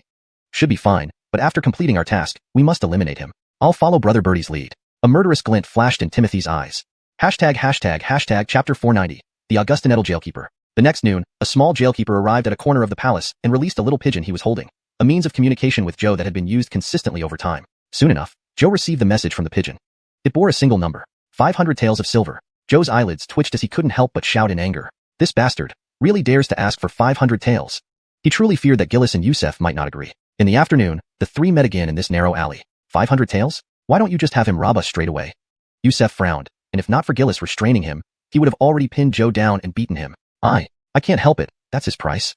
Joe shrugged innocently and then said, you two decide if you agree or not. If not, we can think of other ways. Why wouldn't we agree? But the issue is whether your friend can really kill Goss for us. After all, he's inside the palace. If he takes the money but doesn't do the job, we'll be in a bind. Gillis smiled amiably.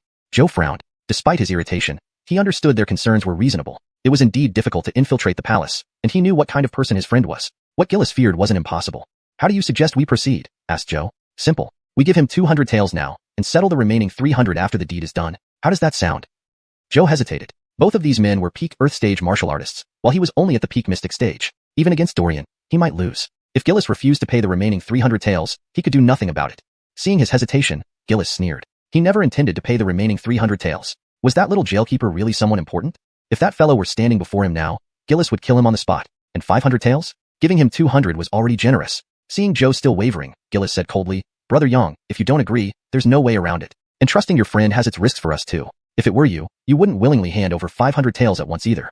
Forget 500, even 50 taels would make Joe hesitate. After some thought, he gritted his teeth and agreed. Fine, I'll take responsibility for him. Give the 200 first, and I'll get him started. No problem, Brother Yang, you're straightforward.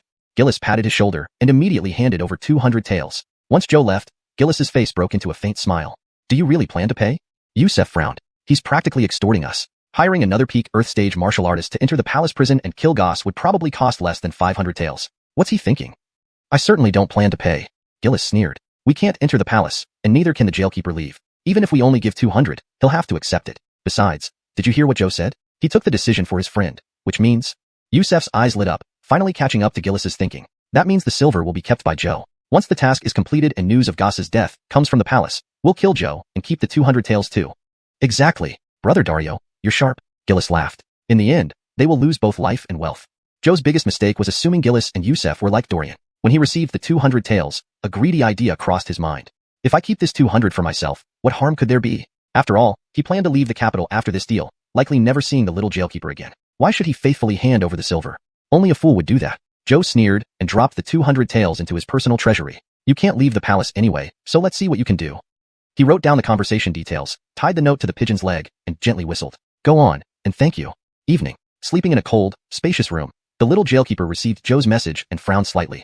TSK. Actually giving 200 taels up front. Fine by me. Whatever happens, I don't lose. Goss had been in prison for some time, and Clarence couldn't extract any information from him. Killing him likely wouldn't warrant thorough investigation from Clarence.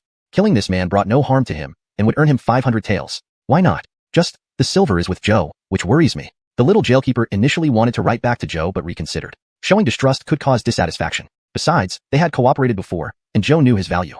He put his worries aside. Suddenly, a figure appeared outside his door. He quickly held his breath. Brother Sun, it's your turn to patrol. I know, I'm coming.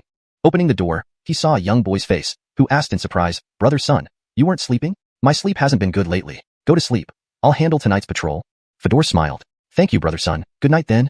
Watching him leave, Fedor sighed in relief. It's Shao Conroy, almost scared me. Fortunately, he didn't see anything. Chapter 491. The Death of Goss. In the dungeon, Goss sat disheveled. Fedor approached him, concealing a dagger in his sleeve. I'm hungry. Goss frowned and said. Fedor sneered and retorted. You get one meal a day, no more. You really think you're royalty? Just go to sleep. Tomorrow morning, there's someone sent by Kale to interrogate you. Goss furrowed his brows and replied. It doesn't matter how they question me, I won't talk. A glint of murderous intent flashed in Fedor's eyes.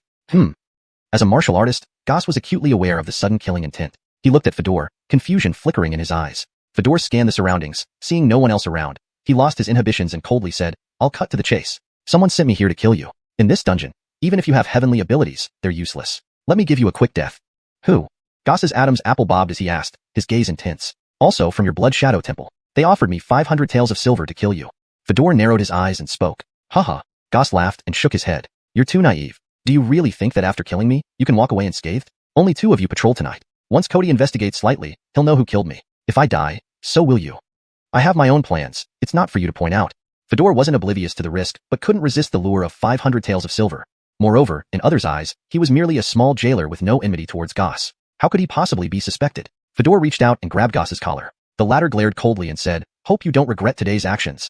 A dying man, still talking nonsense. Fedor sneered and stabbed the dagger into his throat. Blood splattered onto his sleeve. Fedor's face changed as he hurriedly hid the dagger, went back to change his clothes, and then screamed loudly across the palace. Not good. Goss has been killed. Goss has been killed. Help. His cries soon drew Henley over. Seeing Goss's dead body in the cell, Henley's face turned grim. What happened? WWE. Your Excellency, I don't know. I just came here and saw Goss slumped against the wall. I thought he was sleeping, but he's actually dead. Fedor's act was convincing enough to fool Henley, who responded gravely, Stay here. I will inform Kale. Yes. Watching Henley leave, Fedor sneered. So much for a high-ranking warrior. Still played by a nobody like me? Soon, Cody learned about Goss's death. He rushed over after getting out of bed. Meeting Fedor, Cody asked sharply, I had you two guarding here. How did Goss still die? He specifically arranged shifts for Fedor and others to watch over Goss continuously due to concerns over Georgiation attempts. Now, Cody was extremely upset. I don't know. It might have happened while Gaius and I were changing shifts. When I got here, Goss was already dead. Fedor's terrified expression, without formal address, increased the credibility of his words. From the shift change until Goss's death, less than 15 minutes passed. Henley examined the blood on the floor and the wound on Goss and commented, What he says seems true. Cody looked coldly at Fedor. I don't believe a mere jailer dared to kill Goss. Your Majesty, truly not by this servant's hand. I am wrongfully accused. Fedor knelt down, starting to kowtow. Enough, stand up, stop crying. It's annoying. Cody waved impatiently and turned to Henley, saying, Investigate this case. Seal off the palace. Tomorrow morning, invite Dorian and Natalie to the palace. Yes, sir. Cody sneered. Let's see who's bold enough to kill under my watch. Glancing coldly at Fedor, the latter quickly lowered his head, unable to meet his gaze. Though Fedor looked down on Cody and Henley, he felt significant pressure in their presence. Even with 1,000 reasons, he wouldn't dare to be reckless before them. The next day, news of Goss's death spread throughout the capital. Dorian and Natalie were summoned to the palace. On the other side, Gillis, Alfonso, and Joe went to a tavern to celebrate. Thanks to Brother Young. Without you, our mission would have been difficult. Gillis smiled. You praise me too much. You pay. I do. Nothing more, nothing less. Joe was delighted, but pondered how to ask for the remaining 300 taels. Though the task was done, he hadn't received the money. Even Gillis didn't mention it, making Joe uneasy. But he reasoned they weren't short on money. Surely, they'd pay? If not, Joe wouldn't hesitate to sell information to the Duke of Jethrock. A cold glint flashed in Joe's eyes. Gillis pondered whether to kill Joe right then or pay him and follow him home later to eliminate him. Choosing the latter, Gillis put down his wine cup and said jovially, Brother Young, since the deed is done, we won't owe you anything. Here's the promised 300 taels. Gillis slapped the silver coins on the table. After this meal, we must leave the capital back to Ibengzu. If Cody catches on, he might seal the city. We can't afford to get caught. I understand. Naturally. Note, I've preserved the structure, tone, and style from the original text. Names are transliterated accurately according to Pinyin rules. The English translation aims to maintain coherence and natural fluency. Hashtag chapter 492, murder and robbery. Joe's face was nearly splitting into a grin. With the silver arriving, everything could be talked about. He wore an enthusiastic smile, constantly serving them more dishes. When parting ways, all three of them were quite tipsy. After Joe left, Alfonso asked with a flushed face, Brother Bertie, when will we make our move? He knew that Gillis would not let it go easily. He would definitely take back those 500 taels of silver and get even more from Joe. Now, after settling the bill, Gillis followed Joe from a distance, along with Alfonso. Joe was thoroughly drunk and had no idea two people were following him. During the dinner, Gillis kept pouring him drinks to keep him from being too sober. Otherwise, what followed wouldn't have been easy. Since Joe dealt in intelligence, his home was located in a very remote area with virtually no neighbors around, which facilitated their actions. Returning home, Joe opened his large chest and saw neatly arranged piles of silver inside, revealing a satisfied smile. Heh, so much silver. Enough for me to leave the capital and live comfortably elsewhere for a long time. This damned capital. I can't stand it for one more minute. After I sleep, I'll leave here. Joe was extremely drowsy and about to go to bed when he suddenly noticed footsteps outside. In an instant, most of the alcohol's effects wore off. Being a dealer of information, Joe always left himself some awareness, no matter how drunk he got. Hearing the sounds now, despite his fatigue, he dragged himself out to check. What he saw almost frightened him to death. His eyes widened as he stared at the cold-faced Gillis and Alfonso at the door. Instinctively, he asked, Why are you two here? Wait, are you planning to? Looking at their faces, Joe instantly understood everything. You want to kill me? Joe's expression turned ferocious. You bastards, we clearly agreed beforehand. Why did you suddenly change your minds? We did agree, but dealing with a member of our Blood Shadow Temple like this, don't you think you're too naive? Gillis said with a smug smile. You think I have no backup plan? Huh, I don't care about your backup plan. Once we kill you, my brother and I will leave the capital and return to Ibengzu. By then, even if Dorian has supernatural abilities, there's no way he can find us in vast Ibengzu. Besides, do you really think Dorian would help you? Fool. A look of disdain flashed across his face as he looked at Joe mockingly. I'll fight you to the end. Brother Dario, stop him. Got it. Alfonso stepped forward, revealing a sneer. Fool, thinking you can earn money from a Blood Shadow Temple warrior. You've got a lot to learn. Don't underestimate me. Joe gritted his teeth and pulled out his long saber, slashing forward. Humph.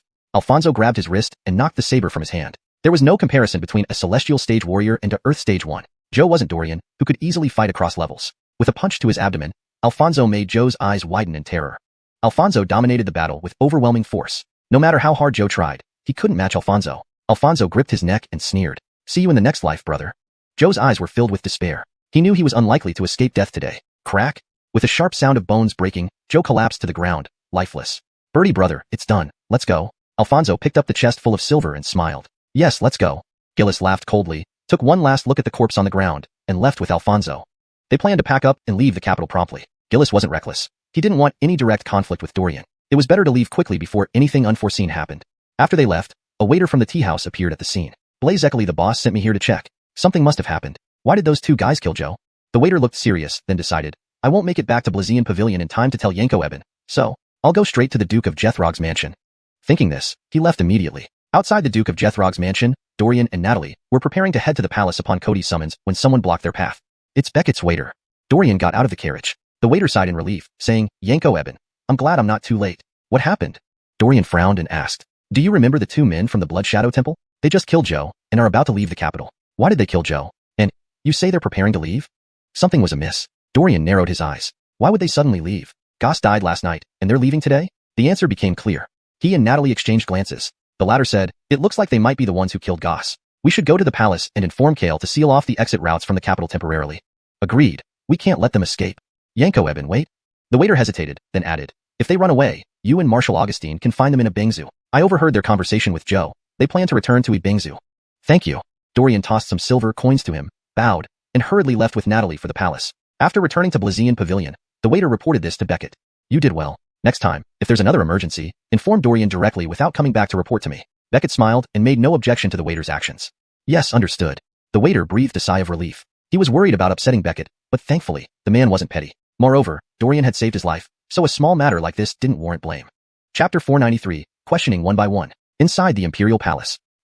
First Goss dies, then Joe dies, and now those two guys are actually planning to leave the capital. It seems, Goss's death is closely related to them. Clarence waved his hand and immediately ordered all roads leading out of the capital to be sealed off. But your majesty, there are many merchants from other regions gathered in the capital now. If they insist on leaving, what should we do? Then conduct a thorough identity check. If it comes to my attention that those two escaped due to negligence during the checks, well, let them bear the consequences. Yes, this old servant understands. Clarence withdrew his gaze, revealing an undeniable look of exhaustion on his face. Your majesty, you didn't get much rest last night, did you? Although Dorian's words might have seemed inappropriate, he knew that Clarence enjoyed hearing such remarks. Sure enough, Clarence smiled faintly. You little rascal. Who else here dares speak to me like this? I indeed haven't rested well. The commotion over Goss's death has kept me unsettled. Dorian nodded and then asked, what about the two night patrol guards? Have they been checked? Clarence waved his hand again and replied, two small-time guards. What courage would they have to kill Goss? Do they not value their lives? Dorian narrowed his eyes. Even so, we cannot rule out their involvement. My dear minister, you're being too cautious. Fine, I'll call them in and question each one individually. Will that satisfy you? Good, then I'll trouble your majesty.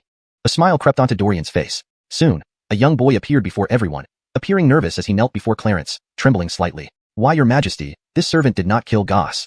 His death has nothing to do with me. I didn't say you did. Captain Eben just has a few questions for you. Answer truthfully and don't avoid them, understand? Yes, whatever Captain Eben asks, I will answer fully and without reservation. The young boy hurriedly replied. Tell me first, what's your name? Harold. Were Goss alive or dead when you handed over your shift to the other guard? He was alive. Harold shook his head repeatedly. Are you sure? Dorian raised an eyebrow, seeking confirmation. I'm certain. When I left, Goss was still complaining about being hungry. He never stopped. At this moment, Dorian's eyes flickered and he asked, could you hear Goss's voice after you left the dungeon? Yes, I could. Harold nodded firmly. Harold is new but clever. Such details shouldn't escape his memory, Clarence interjected. Dorian nodded and continued. How long did it take you to hand over your shift to the other guard? Not long, since our residence is very close to the dungeon, just a few dozen steps away. Indeed, Harold was quite perceptive, remembering even minor details. That's enough, you may go. Bring the other guard up. Dorian smiled, having formed a general outline of the event. Fedor entered the study with a reaction similar to Harold, kneeling before Clarence and begging for mercy. For such negligence, you both should have been executed as an example. But given your good attitude, I will overlook it this time. Clarence frowned and coldly remarked. He had indeed considered executing them, but killing them wouldn't bring Goss back. Moreover, Goss had never revealed any information about the Blood Shadow Temple, no matter how long they detained him. So Clarence didn't feel particularly regretful about his death, only angered by the guard's negligence. Thank you, your majesty. Fedor felt relieved. As expected, his judgment was correct. To Clarence, Goss wasn't very important. Dead or alive, what more could be done? Fedor's face showed a faint smile. Dorian narrowed his eyes and asked, what's your name? This servant's name is Fedor, paying respects to Yanko Eben and Marshal Augustine. How long did it take you to hand over your shift to Harold? It didn't take long. Our residence is very close to the dungeon. This matched Harold's statement perfectly. Did you hear Goss complaining about being hungry when you entered the dungeon? Fedor paused. Then his face showed a hint of helplessness. Yanko Eben, you jest. When I entered, Goss was unusually quiet. At first, I thought he was sleeping. Later, I realized he was already dead. Fedor was the first to discover Goss's death, Clarence added. Dorian nodded, calmly stating, based on your and Harold's testimony, your residence is near the dungeon, making it convenient for frequent patrols, right? Yes, that's correct. Fedor felt uneasy, unsure why Dorian suddenly asked this. But if the time was so short, the murderer wouldn't have had time to enter the dungeon and kill Goss. Dorian chuckled darkly. The murderer must be one of you two. Injustice. It can't be me. No, it can't be. Fedor fell to his knees again, pleading desperately. Clarence also agreed, indeed. Within such a short period, less than a quarter of an hour, and considering the distance from the gate to Goss's cell, it's highly unlikely that someone could enter, kill him, and escape without you noticing. He must have been tired, missing such an obvious point. This. Fedor hadn't considered this aspect, and looked visibly pale. Immediately after leaving your quarters, you went straight to the dungeon, correct? Yes, is there a problem with that? Fedor forced a laugh. There's a huge problem. How long after entering the dungeon did you notice Goss was dead? Roughly 2 hours. Dorian chuckled darkly again. When we arrived, Goss's blood seemed freshly coagulated. Chapter 494. The culprit is caught. The times just don't match up. Let's review this briefly. Harold left the prison, handed over the shift to you, and then you entered the prison and saw Goss. The whole process wouldn't have taken more than 15 minutes, right? Pretty much. Even if it exceeded 15 minutes, it wasn't by much. Fedor's body trembled slightly as he nodded. Then you discovered Goss's death. Between your arrival at the prison and finding Goss dead, there was a half-hour gap. You said you didn't see the blood on the ground or notice that Goss had no pulse, and I believe that. But why did Goss's blood only just start clotting after a half hour? And Henley arrived first. According to his description, Goss's body was still soft when he got there. Cody frowned. This is indeed very unusual, Fedor. Do you have anything else to explain? It turned out that Cody had underestimated the small jailer in front of him, believing he would not dare to kill. Under the combined pressure from Cody, Natalie, and Dorian, Fedor eventually couldn't hold out and confessed to his crime. It's me. It's what I did. I killed Goss. You and Goss had no grudge or enmity. Why did you kill him? Was someone behind you? It was Joe. Fedor revealed a name that didn't surprise anyone much. He met 2 martial artists from the Blood Shadow Hall. They told him they came to the capital specifically to kill Goss to prevent him from revealing information about the academy. But since they couldn't act directly, they approached Joe, who then contacted me. The term, Wucher S, seems to be a transliteration error. It should be translated as martial artists, for better readability and context accuracy. How did you meet Joe? Cody asked. Joe and I are from the same hometown. When I first came to the capital, we shared a drink and gradually became closer. Fedor whispered softly. I see. Dorian furrowed his brows and said, those 2 Blood Shadow Hall warriors found Joe to negotiate and entrusted him with having you kill Goss. However, once the deed was done, they did not pay the price but instead teamed up to kill Joe. Joe is dead? Fedor was terrified. Himph, what do you think? A mocking smile appeared on Cody's lips. Don't worry, I'll soon reunite you both. You killed Goss, didn't you? I'll lock you in the same cell where Goss died, making you stay with his corpse night and day. How does that sound? No, Your Majesty, I know I was wrong. I've lost my mind. I promise I won't betray you again. One betrayal leads to another. We can't let you live. Natalie frowned and remarked. No matter how much Fedor begged for mercy, Cody paid him no attention. Take him away and lock him in the same cell where Goss was kept. Let him keep him company. Yes, sire. Henley lifted Fedor by the collar and dragged him away. These dogs are getting more and more presumptuous. Cody sneered. In due time, I will execute Fedor and hang his head outside the palace for all the disloyal servants to see. Let them understand Fedor's fate. I want to see who dares betray me after that. Your Majesty, please calm down. Fortunately, we discovered the issue early. Otherwise, we might have really gone to a Bingzu to pursue them, Dorian sighed. Most importantly, he hadn't even seen those 2 individuals' faces. Going to a Bingzu would be like looking for a needle in a haystack. Now, Dorian could only pray that the 2 Blood Shadow Hall warriors hadn't left the capital yet. At the dock, Gillis and Theo indeed hadn't left. Not because they didn't want to, but because they found themselves unable to leave. The dock was surrounded by numerous soldiers who sealed off all exits. Anyone wishing to leave had to undergo identity checks and registration. Birdie brother, what's going on here? Theo widened his eyes, sensing something amiss. They can't possibly have discovered our actions, right? How could they? Gillis shook his head. We haven't exposed ourselves at all. I suspect it's because of Goss's death that Cody took these measures. Isn't this a bit too much? Just because one person died, Cody locked down the entire capital? Theo doubted it. And look, Birdie brother, these officers aren't absolutely stopping everyone. As long as we undergo an identity check, we can still leave. Shall we? Are you crazy? Gillis glared at him. You may wish for death, but I don't. If our identities are recorded, it will be easy for Dorian to track us down even if we return to a Bingzu. So what should we do now? We can't stay in the capital forever. The risk is too great. They had killed Joe, and the authorities would likely trace the truth about Goss's death, and perhaps even find their way to them. Though this world lacked ID cards, everyone had something similar to a household register proving their identity. Once exposed, where could they escape? Gillis gritted his teeth. We have no choice but to stay in the capital. We can't possibly accept checks, can we? What if we get caught by the officials? There'll be nowhere for us to run. Theo warned seriously. Then what else can we do besides staying in the capital? Gillis's face darkened. Don't worry. As long as we lay low, nothing will go wrong. Reluctantly, Theo agreed. They left the dock and returned to the inn. The innkeeper looked oddly at them upon their return. Gillis gritted his teeth. We need to find a new informant. In such a huge city, without information, we're blind. Let's visit Chu Cohen again. Why don't we ask Chu Cohen for information on Joe and Goss? He should provide us with honest answers. That makes sense. Gillis agreed. Chapter 495, Road Closure. The next day, the two of them arrived at Blasio Akilshan Tea House. Dovey's expression turned slightly surprised when he saw the two of them. You two didn't leave the capital city? How do you know we were planning to leave? Yusef asked with wide eyes. Isn't it obvious? Joe is dead, Mohammed is dead. If you two still haven't left the capital city, I would start to suspect your intentions. A strange smile appeared on Dovey's face. I want to ask you a few questions, unrelated to Dorian. 200 taels. Bertia Bang Yin felt helpless in his heart. The 500 taels of silver he obtained from Joe was now going into Dovey's hands again. Unlike Joe, Dovey wasn't someone who could be killed easily. Once the money was given, there was no getting it back. Blackmail, Yusef said Bumanda, unhappily. If you refuse the deal, then please leave by turning left outside the tea house. I'm an intelligence dealer and dislike doing business at a loss, Dovey said, raising his eyebrows. In the end, Bertia Bang Yin conceded. Yesterday, Aslan caught 2 prison guards in the palace, suspecting they were responsible for Mohammed's death, but I don't know the exact details since I don't have any people inside the palace. The investigation of Joe's death has been taken over by Halston A. Bang Quan, a head captain and Earth stage expert. There hasn't been a single unsolved case under his watch. The discovery of Mr. Blaze and Deshawn Minglang was also due to him. He and Dorian are quite close. I advise you two to be cautious. Dovey said with a smile. 2 prison guards. It seems Sun Xiao Yuan hasn't been exposed yet. Aslan sealing off the route out of the capital isn't because of this incident. Yes, Aslan only wants to find the killer of Mohammed. He doesn't know who the real murderer is right now. Let's go. Bertia Bang Yin didn't hesitate and took Yusef away. Boss. After they left, a waiter came in and said quietly, won't selling inaccurate information affect our reputation at Blasio Akilshan Tea House?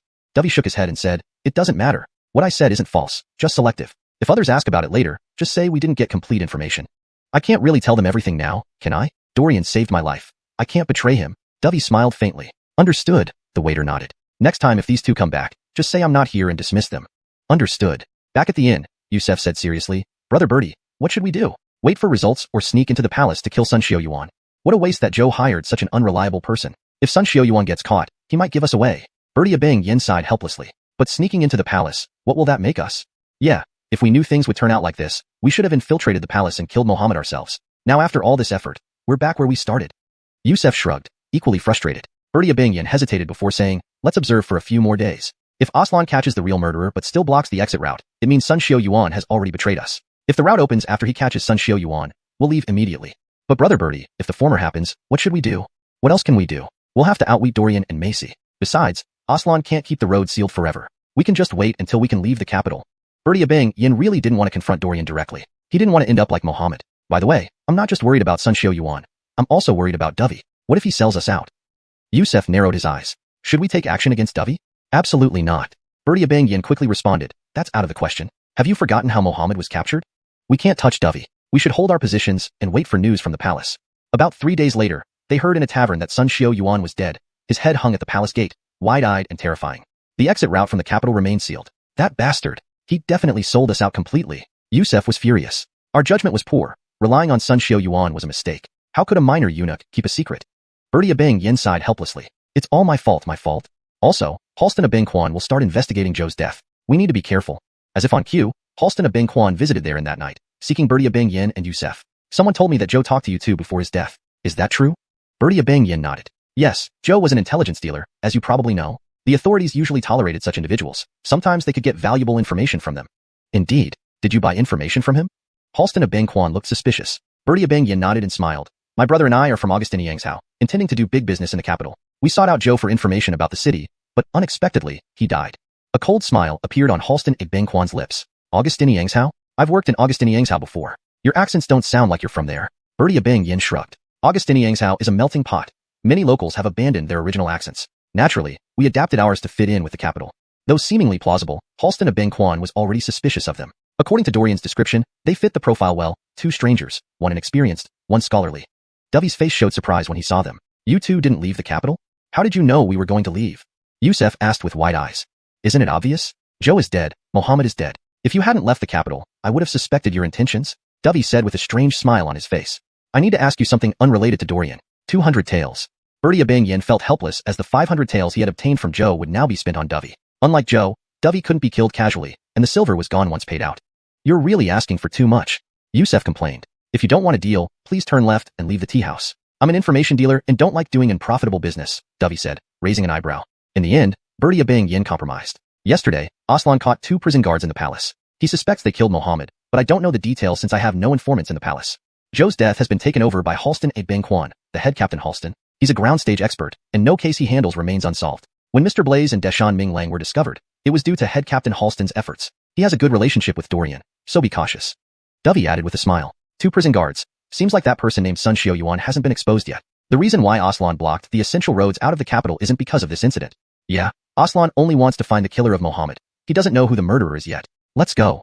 Without further ado, Bertie Abang Yin led Yusef away. Boss. After they left, a waiter approached and whispered, won't selling inaccurate information damage our Blasio Akilshin's reputation? Corrected. After they left, a waiter approached and whispered, won't selling incomplete information damage Blasio Akilshin's reputation? Further refinement for natural English flow and consistency. After they left, a waiter approached and whispered, won't providing incomplete information harm Blasio Akilshin's reputation? Note, for better fluency and natural reading in English, I have slightly rephrased the sentence. However, since Blasio Akilshin seems to be a proper name, it has been kept as is. If Shin should be translated or omitted, please let me know. Dovey shook his head. It doesn't matter. I didn't lie, just held back some information. If others ask, we can say our intel wasn't comprehensive enough. I can't tell them everything. Dorian saved my life. I won't betray him. Understood. The waiter nodded. Next time, if these 2 come again, just say I'm not here and send them away. Got it. Back at the inn, Yusef said seriously, Brother Bertie, what do we do now? Wait or infiltrate the palace and kill Sun Xiao Yuan. Joe found such an unreliable guy. If Sun Xiao Yuan is caught, he might implicate us. Bertie Abang Yin sighed. But what if we try to infiltrate the palace? Yeah, if we knew things would get this complicated, we should have Georgiated Mohammed ourselves. Yusef shrugged, feeling helpless. Bertie Abang Yin hesitated, then said, let's wait a few more days. If Aslan catches the real murderer but keeps the road blocked, it means Sun Xiao Yuan has betrayed us. If Aslan arrests Sun Xiao Yuan and opens the roads, we'll leave. But Brother Bertie, if he betrays us, what do we do? What else? We'll have to outsmart Dorian and Macy. Besides, Aslan can't block the roads forever. We'll wait it out until we can leave the capital. Bertie Abang Yin really didn't want to confront Dorian directly. He didn't want to end up like Mohammed. To be honest, I'm worried about both Sun Xiao Yuan and Dovey. What if he sells us out? Yusef narrowed his eyes. Should we take care of Dovey? Absolutely not. Bertie Abang Yin quickly replied. Do you forget how Mohammed was caught? We can't touch Dovey. Let's bide our time and wait for news from the palace. 3 days later, they heard in a tavern that Sun Xiao Yuan was dead. His head hung at the palace gates, eyes open, terrifyingly. The damn fool must have sold us out. Yusef was furious. We were foolish to trust Sun Xiao Yuan. How could a minor eunuch keep secrets? Bertie Abang Yin sighed. Blame me. Now Halston Abang Kwan will investigate Joe's death. We need to be careful. As if on cue, Halston Abang Kwan came to the inn that night to see Bertie Abang Yin and Yusef. Some say Joe spoke to you before he died. Is that true? Bertie Abang Yin nodded. Yes, Joe was an information dealer. You know that, right? Officially, the government usually turned a blind eye to these dealers, sometimes getting crucial intel from them. True. So, did you buy information? Halston Abang Kwan looked suspicious. Yes. My brother and I are from Augustini Yangzhou and plan to do business in the capital. We wanted to ask Joe about local affairs, but... Halston Abang Kwan smirked. Augustini Yangzhou? I've worked there before. You 2 don't sound like locals. Bertie Abang Yin shrugged. Augustini Yangzhou is now diverse. Many locals even drop their accents. We're adapting to fit in. Though the answer seemed plausible, Halston Abang Kwan was already suspicious. By Dorian's description, they matched the profiles, 2 outsiders, 1 brash, 1 scholarly. Chapter 496, Message by Carrier Pigeon. Coleman silently remembered the appearances of the 2 individuals. After he left, he conducted a thorough investigation around the area, but found no one else who matched Dorian's criteria besides Gillis and Yusef. The Blood Shadow Hall warrior Dorian was looking for was very likely to be one of these 2. Coleman looked at the constables beside him and said in a grave tone, You take a few men to guard outside this inn. Once you see Gillis and Yusef come out, report back to me immediately. Yes, sir. The constable nodded solemnly. Inside the inn, Bertie brother, we are being watched. A glint of murderous intent flashed in Yusef's eyes. I sensed it too. There are several warriors loitering outside. I don't believe they aren't Coleman's people. It must be that bastard. Yusef's eyes turned sinister. Brother Dario, calm down. Gillis patted his shoulder and said gravely, At worst, we'll lay low for a while. We won't confront them head on, nor let them catch us red-handed. Bertie brother. Yusef could not tolerate it any longer. We are Blood Shadow Hall warriors. This is too humiliating. We came here on a mission, not to suffer insults in the capital city. I can't take it anymore. If all else fails, let's get our brothers from Abingzu to help us raid the Duke of Jethrog's residence. Yusef said agitatedly. I still say, if you want to find death, don't drag me along. Gillis had a dark expression. Haven't you seen what happened to Brian? Haven't you seen what happened to Goss? What has been the fate of anyone who tries to kill Dorian? The grass on their graves is already growing tall. Do you wish to join them? In the past, when he said these words, Yusef would put away his arrogance and follow Gillis's arrangements. But now, he wasn't willing to bear this humiliation. Yusef stood up suddenly and said, Fine, if you don't want to, I'll act on my own. Gillis sneered. Fine, go ahead then. I want to see what you're made of without me. Yusef returned to his room and secretly left the inn in the evening. Several constables exchanged glances and immediately followed him. Hold on, you two inform Inspector Halston. I'll follow this guy alone. One of the constables suddenly said. All right, be careful. Although Yusef was bulky, as a ground stage warrior, he was very fast. Despite the constable accelerating, he couldn't keep up with him and eventually lost Yusef. Damn it. The constable stared at the empty alley, his face grim. Wait, this direction, isn't it towards the docks? His eyes narrowed. Could he be trying to escape? Impossible. His companion is still here. Send a message? Regardless, let's check the docks first. The constable left some marks on the ground and took another route toward the docks. Meanwhile, Yusef sneered. A bunch of rabble. If Dorian were here today, I might pay more attention, but you lot, I wouldn't even think twice about you. That Gillis fellow is overly cautious. I'll send a message to Sebastian, have him come to the capital. Otherwise, just the two of us can't accomplish much. Cody only prohibited people inside the capital from leaving but didn't stop outsiders from entering. By sending a message, Sebastian would know the situation here. In Ebengzu, Gillis and Sebastian were bitter rivals who despised each other. Bringing Sebastian could cause internal conflicts. But now, Yusef couldn't care less. He took out a pigeon specially trained by the Blood Shadow Hall and released it. Came a step too late. The constable hid in the distance, not daring to approach. He knew Yusef must have already spotted him, but chose not to confront him to avoid delays. Now, with his task complete, if the constable was found again, Yusef might silence him to eliminate any witness. Given Yusef's peak ground stage strength, he could easily kill him before Coleman arrived. The constable dared not breathe loudly. Fortunately, Yusef didn't spot him, turned, and returned to the inn. Soon after, Coleman arrived. What did he do? He released a pigeon. It should be sending a message to Augustin Yangshao. Coleman sneered. Don't listen to his lies. He's not from Augustin Yangshao. I recognize the accent. It's closer to Ebengzu. Don't forget, Brian and Goss came from Ebengzu too.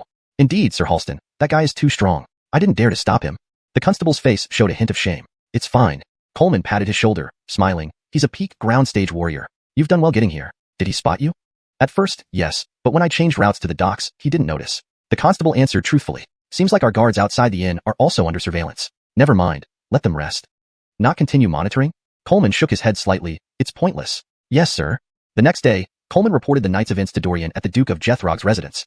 Yanko Eben, should we request the Anderson to prohibit outsiders from entering the capital? Not easy. Keeping people from leaving is one thing. We can say it's part of an investigation, but prohibiting entry would affect trade. Even if the Anderson agrees, other officials won't. Besides, how will we catch them all if no one can enter the capital?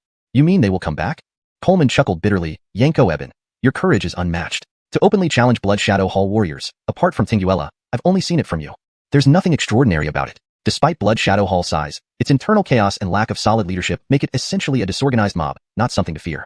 Dorian sneered. Regardless, we cannot let them off. I'll station men at all entry points into the capital. If they spot any suspicious characters, they'll report to you. How does that sound? Chapter 497. Rift. Standoff. That's naturally the best. Thank you, Captain Halston. What's the fuss about? We're all serving kale. 3 days later. A young man sat in a boat. Behind him, 2 men dressed as fishermen approached and whispered, Lord Blaze, we're about to dock. I've heard Cody has been deploying quite a few men at the docks recently. We'd better be cautious. What can possibly happen? Sebastian had a blade of grass between his teeth and laughed. We've just arrived in the capital and haven't said or done anything yet. Even if they know who we are, what can they do? Drag us away? These officials are all pretenders. Without evidence, they won't arrest us easily. Even if they find something suspicious, we'll just give them some silver coins and be done with it. Yes, Lord Blaze truly knows how to handle things. The 2 fishermen exchanged glances, showing obsequious smiles on their faces. Speaking of which, Wishuo Halston is the one sending the message this time. Isn't he always a Benji and Birdie's little lackey? What does he want now? Probably quarreled with Birdie, Sebastian sneered. I just can't stand Birdie's overly vigilant attitude, acting like he's superior. He could turn even nothing into danger. It's really hard to understand what he thinks every day. Being too wary only makes one look timid, making it easier for others to catch you off guard. Sebastian narrowed his eyes and said coolly, in my opinion, we should act swiftly and decisively, eliminate Dorian and Natalie, then return to the capital boldly. Let Cody get so furious but have no way to deal with us. Playing tricks on Hengran, that would be truly satisfying. Lord Blaze speaks reasonably. They chatted along the way and soon reached the shore. Several men in plain clothes approached. Judging by experience, these guys were not from the docks but more like bailiffs. Sebastian's eyes flashed with a cold smile and sighed. Sir, I heard there's a problem in the capital lately. They don't let people leave, but will they let us in? Sebastian threw a few silver coins to the bailiff, but unexpectedly, the latter tossed them back. Cut out your silly tricks. You can enter the capital, but if you want to leave, you must register your identity. Understand? The bailiff sneered, completely immune to Sebastian's tactics. Sebastian felt a chill internally but forced a flattering smile on his face. Yes, understood. Now, when entering the capital in such tense times, what's your purpose? Sebastian smiled and replied, we come from a Bengzu and caught some seafood. We wish to sell it here. If you caught it in a Bengzu, why sell it in the capital? The bailiff looked suspicious. Why so many questions? Do you think we're from Blood Shadow Hall? One of the fishermen behind Sebastian muttered. Don't speak nonsense. Sirs are just doing their routine duty. Sebastian chuckled and explained, of course, We aim to settle in the capital. Once we find suitable lodging, we'll stay here. All right, move along. The bailiff didn't suspect further. Mentioning Blood Shadow Hall by the fisherman ruled out any connection since no criminal shouts for the police to arrest themselves. Plus, these three weren't martial artists, so the bailiff dismissed their suspicion outright. Entering the capital, the trio found a random inn and rented a stall on the street to sell fish and various seafood. Lord, Sebastian, stop staring and help. The fisherman called out Sebastian's name with a strained effort. I'm coming. Sebastian wasn't concerned about being addressed directly. They needed to hide their true identities in the capital. Sir, should we seek an intelligence dealer? Nonsense. Can you ensure none of them work for Dorian? Forget it. We might as well gather intel ourselves. Better than being discovered and reported to Dorian. Sebastian shook his head with a laugh. Well, all right. Augustinetto brother, how much per pound for this fish? Sebastian lifted his head and saw a youthful face. He gave a friendly price. Quite cheap. Dorian bought 2 fish, handed over some copper coins, and left with a smile. So generous. People in the capital sure are rich. The fisherman laughed, but his smile froze the next second. Yanko Eben, why did you come alone today? Where's Yanko Augustine? Dorian said helplessly. We aren't glued together all the time. By the way, how much for this fruit? Yanko Eben? Dorian? The fisherman stared blankly, dropping the coins. Look at your reaction. Sebastian rolled his eyes, picked up the coins, and said with a grin. Looks like we have pretty good luck. We met the famous Yanko Eben on our first day in the capital. Good luck? Both men gawked at him. How terrible. Any unease during the transaction might have tipped Dorian off. Blazekily, Dorian didn't expose himself, helping them appear natural. After Dorian left, Sebastian murmured, indeed not ordinary. No wonder he caught Goss. Goss was so weak. Anyone else could have done it too. They scoffed. Humph, you don't understand. From what I see, Dorian's true strength isn't low-grade mystic rank, probably closer to low-grade earth rank. No, even at low-grade earth rank. Boss, I'm calling you. Why aren't you answering? How much for the fish? Sebastian lifted his head, his face instantly brightening. Timothy's deep voice said, I'll take them all. Carry everything to my place. Right away. Sebastian and the 2 fishermen looked at each other, carrying 2 large boxes as they followed Timothy back to the inn. On the way, they encountered Gillis. What are you doing here? Bertie seemed entirely unaware of Timothy's movements. Seeing Sebastian before him, his expression turned ghostly. Timothy thought you were in trouble, so he asked me to come via pigeon. Problem? Seeing him, Sebastian's smile vanished. Were you followed by anyone else on the way here? Enough. Sebastian impatiently fished out something from his ear. Chapter 498. Well-meaning advice. Gillis, I advise you to put away that unnecessary wariness. My strength is on par with yours. If someone was following us, I would have noticed immediately. Sebastian patted his shoulder disdainfully. Caution never hurts. If your carelessness drags me into trouble, it wouldn't be good, Gillis replied with a cold laugh. You could move out of this inn. After all, Griffin will be acting alongside us, and we will be visiting here often. Humph, really? Gillis glanced at Griffin, his expression not very pleasant. Griffin avoided eye contact. Back inside the room, 2 fishermen complained furiously. How dare he act so arrogant? A coward who fears death. Does he think he has the right to speak insolently before our Hendrik? Why did the 2 of you come along when I only called for Sebastian? Griffin frowned, questioning them. Slade and Tangakil wanted to help too. More hands make light work. They're both Earthconroik martial artists, so why worry they'll hold you back? Fine, do as you wish. Griffin didn't care much. First, tell me about your experiences since arriving in the capital. Griffin took a deep breath, showing slight annoyance. After hearing their account, Slade and Tangakil couldn't help but burst into laughter. Brother Dario, this is the result of Gillis's excessive caution? In the end, they still ended up facing Dorian and company head-on. To place hope on an intelligence peddler, how naive can you get? Griffin felt somewhat embarrassed. He wondered what had possessed him to team up with Gillis. Now, he'd spent money without accomplishing anything. Sebastian also couldn't help but chuckle after hearing their story. All right, Brother Dario, leave it to us from now on. Just follow our lead. Though Griffin was powerful, his mind wasn't sharp, and Sebastian hadn't expected any constructive suggestions from him. Having him serve as muscle might not be bad either. But I didn't expect Goss to actually have an older brother, Slade said curiously. It seemed true that human nature is gossipy. Even Sebastian's interest was piqued. This is the first I've heard of it.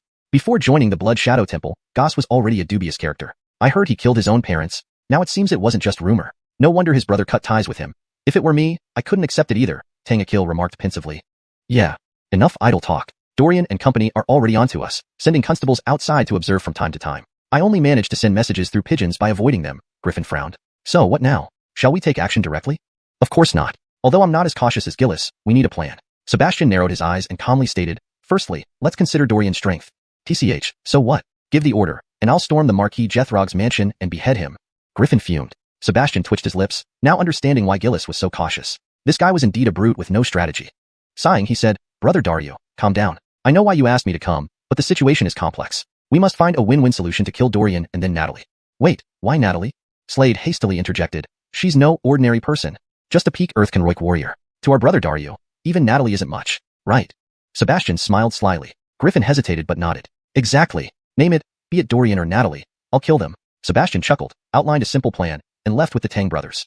As they walked away, Griffin remarked, he's a straightforward man. Working with him shouldn't feel stifling. Back at the inn, Gillis commented coolly, Be careful. Don't be used by Sebastian and the others. Sebastian was known in the Blood Shadow Temple as a two-faced fence-sitter, which was why Gillis despised him. He admitted he wasn't good, but compared to Sebastian, he found himself lacking. This man had no shame. Griffin sniffed. Our business is none of your concern. I prefer Sebastian's straightforwardness over your paranoia. With that, Gillis said no more. At another location, Yanko Eben, I suspect there's internal conflict between Gillis and Griffin, Coleman laughed. Really? Why do you say that? Dorian looked at him quizzically. These past few days, Griffin has acted alone. Yet my investigations show he was inseparable from Gillis before, practically glued together. Why separate now? It's either internal conflict or plotting something sinister. Coleman speculated. We should indeed be cautious. Dorian squinted and then asked, did Griffin send a pigeon message? Haven't people from Ebengzu arrived yet? Considering the timeline, he thought they should be around. Coleman shook his head. No suspicious characters yet. Only a few merchants from Ebengzu, whom I've had registered by my constables. Given the current tensions in the capital, with officials hunting blood shadow remnants, few chose this moment to visit. Screening those few from Ebengzu made it easier, but still challenging. Keep watch until the day after tomorrow. Beyond that, it's pointless keeping constables on guard. Coleman agreed. If no one showed by then, they must have sneaked in already. Continuing surveillance would be futile. This search method is still too difficult. If they disguise themselves well, we're helpless. Coleman sighed helplessly. Ha ha ha, Chief Halston, don't worry too much. We have plenty of time. Hashtag chapter 499, the Augustinist. We still have plenty of time to investigate, so there's no need to rush. Moreover, the people from the Blood Shadow Hall are all tough opponents. It's not as simple as catching them whenever we want. From John to Brian, Goss, and now Gillis and Alfonso, each one of them was difficult to handle. Dorian had already surprised Coleman by capturing the earlier ones. He smiled bitterly and nodded. Should we seek help from the Augustinus Ning Moon Tower? Not yet. Dorian also found Hugh hard to predict. Besides, his attitude towards Clarence had always been ambiguous. From Dorian's perspective, he preferred to handle it himself if possible. All right. Coleman was merely assisting in the investigation. The final decisions were up to Dorian and Natalie. The two arrived at Blasio Akilshian. The tea house staff were already very familiar with them and naturally did not stop them. They greeted the duo and said, the owner has been waiting for you on the second floor for quite some time. This revision ensures that the sentence flows more naturally in English while maintaining the meaning of the original text. The character Shin is properly translated as part of the name Blasio Akilshian, preserving consistency in terminology. He knew we would come? Beckett was indeed no ordinary person, which explained why Blasio Akilshian's intelligence business had thrived over the years. On the second floor, does Owner Chu have some important information to share with us? You've been waiting here for a while, Natalie remarked calmly. Marshal Augustine, please don't tease me. It's not exactly crucial information, but I think you might find it useful. Beckett took out a list, which turned out to be a roster of merchants who had come from Ebengzu to the capital city recently. What is this? Dorian glanced at it briefly and was startled. This list was even more comprehensive than what Coleman had provided. Beckett's reach must be very extensive. Yanko Eben, please take a look. Beckett smiled and handed over the list. This list is absolutely accurate. Even the names on it are precise. Dorian nodded. In this world, the previous emperors had established a fairly complete household registration system, making it impossible for the Blood Shadow Hall members to fake their identities. In total, there were 17 people, all from Ebengzu. Besides them, there are no other civilians from Ebengzu, just local officials, which aren't worth worrying about. Beckett waved his hand. Among the merchants, Dorian saw 3 names that seemed to be friends. Next to their names, Beckett had noted, fishermen. These 3 guys are from the dock area. Beckett quickly made this judgment after a quick glance. I seem to remember these 3 vendors. Dorian had seen 3 unfamiliar faces selling fish today. Because their seafood prices were relatively cheap, he had bought from them. Could it be these 3? It made sense that Dorian hadn't seen them before. However, he didn't suspect everyone. His gaze only lingered on those 3 names for a moment before moving on. Go ahead and investigate based on this list. This is valuable information. What price do you set, Owner Chu? Beckett shook his head and replied casually, consider this as my gratitude for saving my life once. This time only. If you come back again, I'll charge silver. For others, at least 500 taels to inquire about such matters. Beckett dealt with high-profile clients daily, earning substantial profits without needing Dorian's few taels of silver. All right, thank you then. Without delay, Dorian and Natalie left Blasio Akilshian, headed to the magistrate's office, and handed the list to Coleman. So detailed. Coleman looked somewhat embarrassed. Dorian wasn't bothered. He chuckled slightly and said, trouble you, Inspector Halston? These few aren't much trouble. Coleman smiled. The next day, Coleman arrived at an inn. Behind him, a bailiff commented, I remember those 3 fishermen. They said they came to the capital to start a business and settle down. Why are they still staying at an inn after so long? Let's check. Coleman wasn't the type to see enemies everywhere. He wouldn't jump to conclusions until he met them in person. Finding Sebastian's room, Coleman knocked gently. I'm coming. Sebastian opened the door, and a strong sea smell hit them. Are you from Ebengzu? Yes, doing seafood business. Sir, we've met before. Do you remember me? Upon seeing Coleman, Sebastian felt somewhat surprised but acted naturally, greeting him politely. Inspector Halston, may I introduce? Inspector Halston, hello. I have plenty of fresh seafood. Would you like to take some? I assure you, it's absolutely fresh. That's not necessary. Coleman shook his head expressionlessly. You're called Sebastian? Yes, Lansblaze, Bloomshong. My mother named me. Did you come to settle down in the capital? It seems you brought considerable savings. Why haven't you found accommodation yet? Always staying in an inn isn't convenient, and the sea smell is overwhelming. Coleman smiled. We're still looking for a place. Once found, we'll move right away. Write your name here. Certainly. After Sebastian wrote his name, Coleman asked a few more questions. Aren't there 2 more partners? Where are they? They went out to buy pastries. Those 2 can never keep coins or silver in their pockets. Sebastian sighed regretfully. Fine, we won't disturb you further. Thank you, sir, take care. Outside, the bailiff whispered, Inspector Halston, this guy writes pretty well. Hush, remember the other 2's appearances? Yes. Let's wander around here. If we meet them, it'd be great. We can question them separately. If not, it's fine. Yes. They started strolling, dressed as commoners, blending into the crowd. Soon, 2 figures appeared. Sebastian hadn't lied. Silas and Aaron were indeed buying pastries. Approaching them, Coleman smiled and asked, Brothers, I'm new here. Which of these pastries tastes better? Chapter 500, Suspicion. This one is pretty good. Coleman smiled and picked up a piece of glutinous rice cake. Inspector Halston, you have time to come over today? Inspector? Silas's smile stiffened for a moment, then he awkwardly laughed and said, Brother, you scared me there. Sorry, it wasn't intentional. You go ahead. No problem, I'm just an inspector. I don't eat people. If you ask which one tastes better, I'll tell you. Actually, all these cakes are good. Personally, I prefer this one. Please wrap it up for me. Sure thing. The stall owner smiled and packed the glutinous rice cake for Coleman, handing it to him. Here, try it out. Coleman handed the cake to Silas, who immediately responded, This won't do.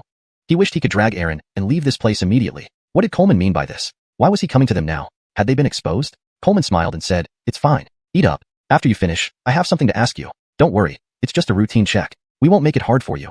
All merchants coming to Ep2 are checked. The capital city has mixed company right now. Understand? Yes. Silas breathed a sigh of relief upon hearing everyone would be checked. He threw the cake to Aaron and said, You eat. I'm going with Inspector Halston. Come back soon. Aaron was also very tense, but knew he couldn't show any weakness. Otherwise, the astute Inspector Halston would notice something amiss. Silas followed Coleman to a secluded alley corner. Smiling, he said, Sir, what do you want to ask? I'll answer everything I know. Yes, your other companion. We've already seen him. Sebastian? That's right. Why did you come to the capital? These simple questions had been discussed thoroughly among them earlier. Silas answered fluently. Following this, Coleman asked a few more questions before saying, All right, no further questions. You may go back. Inspector Halston, what's going on in the capital recently? It's causing U.S. merchants anxiety. Silas shrugged helplessly. It can't be helped. Times are uncertain. Thank you for your cooperation. I don't mind. After Silas left, Coleman turned to the constable beside him and said, Something's off about these 3. Huh? Sir, how did you determine that?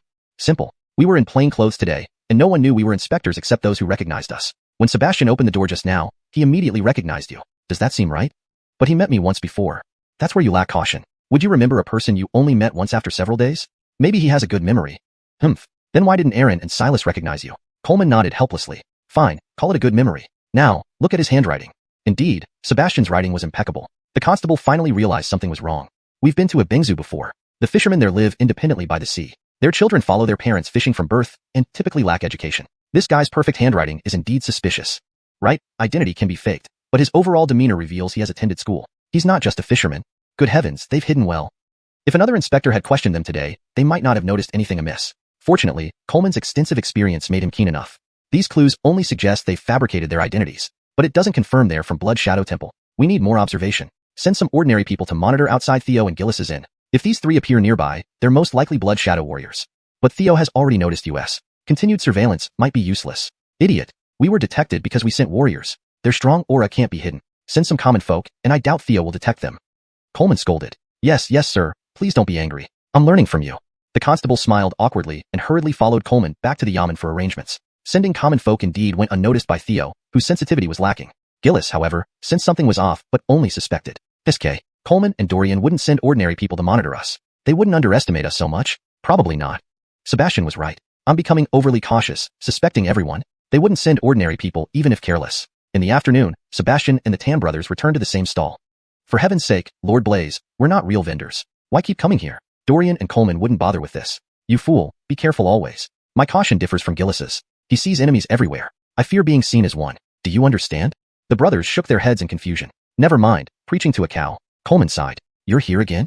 Dorian squatted down smiling, looking at them. Yanko Eben. Sebastian greeted with a smile. Yanko? We didn't know. Silas and Aaron feigned surprise. Chapter 501. Interception. The surprise on their faces seemed a bit too deliberate, which made Dorian chuckle and nod slightly. We lived in Ep2 before, but we heard of your great name very early on. I never thought I would meet you in person today. It's truly enlightening. Compared to the Tan brothers, Sebastian's expression of surprise appeared much more genuine. Dorian nodded and said coolly, The fish I bought from you earlier tasted quite good. Give me 2 more. Sure thing. Our 3 brothers will be here every day, so feel free to come by whenever you want. A nearby vendor, seeing the favor bestowed upon them by Yanko Eben, cast an envious glance.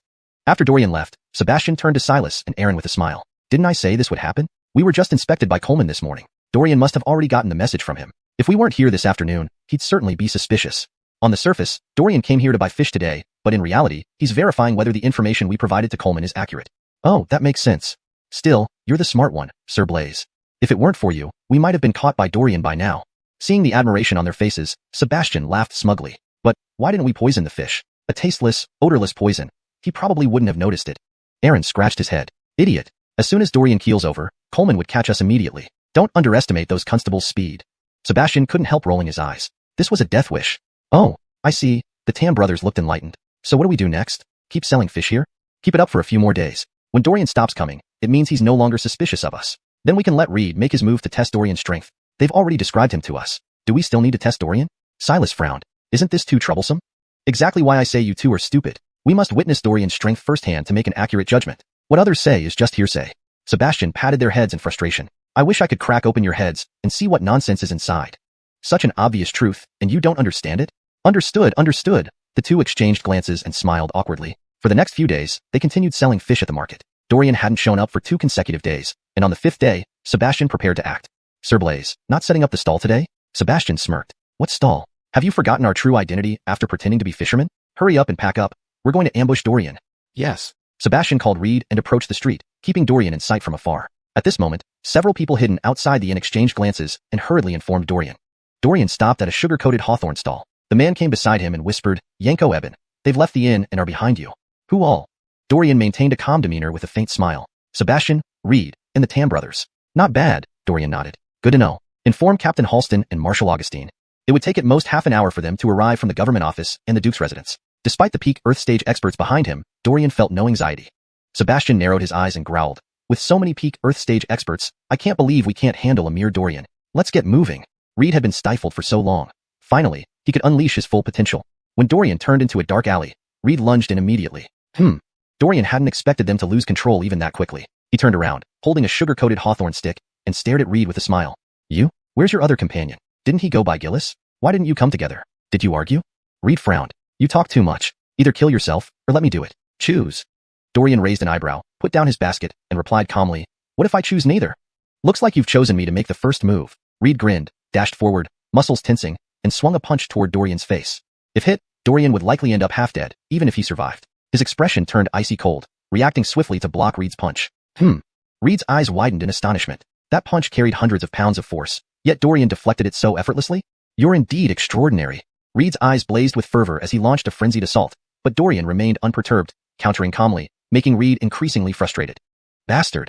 Enraged, Reed punched downward forcefully. Dorian dodged nimbly, then struck Reed's chest with a powerful punch. Choking sound. Reed's eyes bulged in shock, stumbling back, staring at the blood trickling from his chest.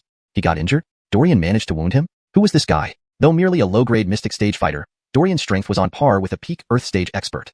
Reed hadn't displayed such immense power even at the low-grade mystic stage. For a moment, Reed's expression was dazed. What are you spacing out for? Dorian grinned, advancing once more. Now he was the attacker, pushing Reed into retreat, giving off signs of imminent defeat. Brother Dario, let me help. Aaron descended from above, catching Dorian off guard, but he quickly recovered, handling both attackers without faltering. That's enough. Let's stop. Can you just stop a fight like that? Note: some character names have been adapted for English readability while maintaining the pinyin structure. Chapter 502, Severed Arm. Dorian laughed out loud and continued his attack. If you don't show yourselves, I will kill these two fellows. Damn it.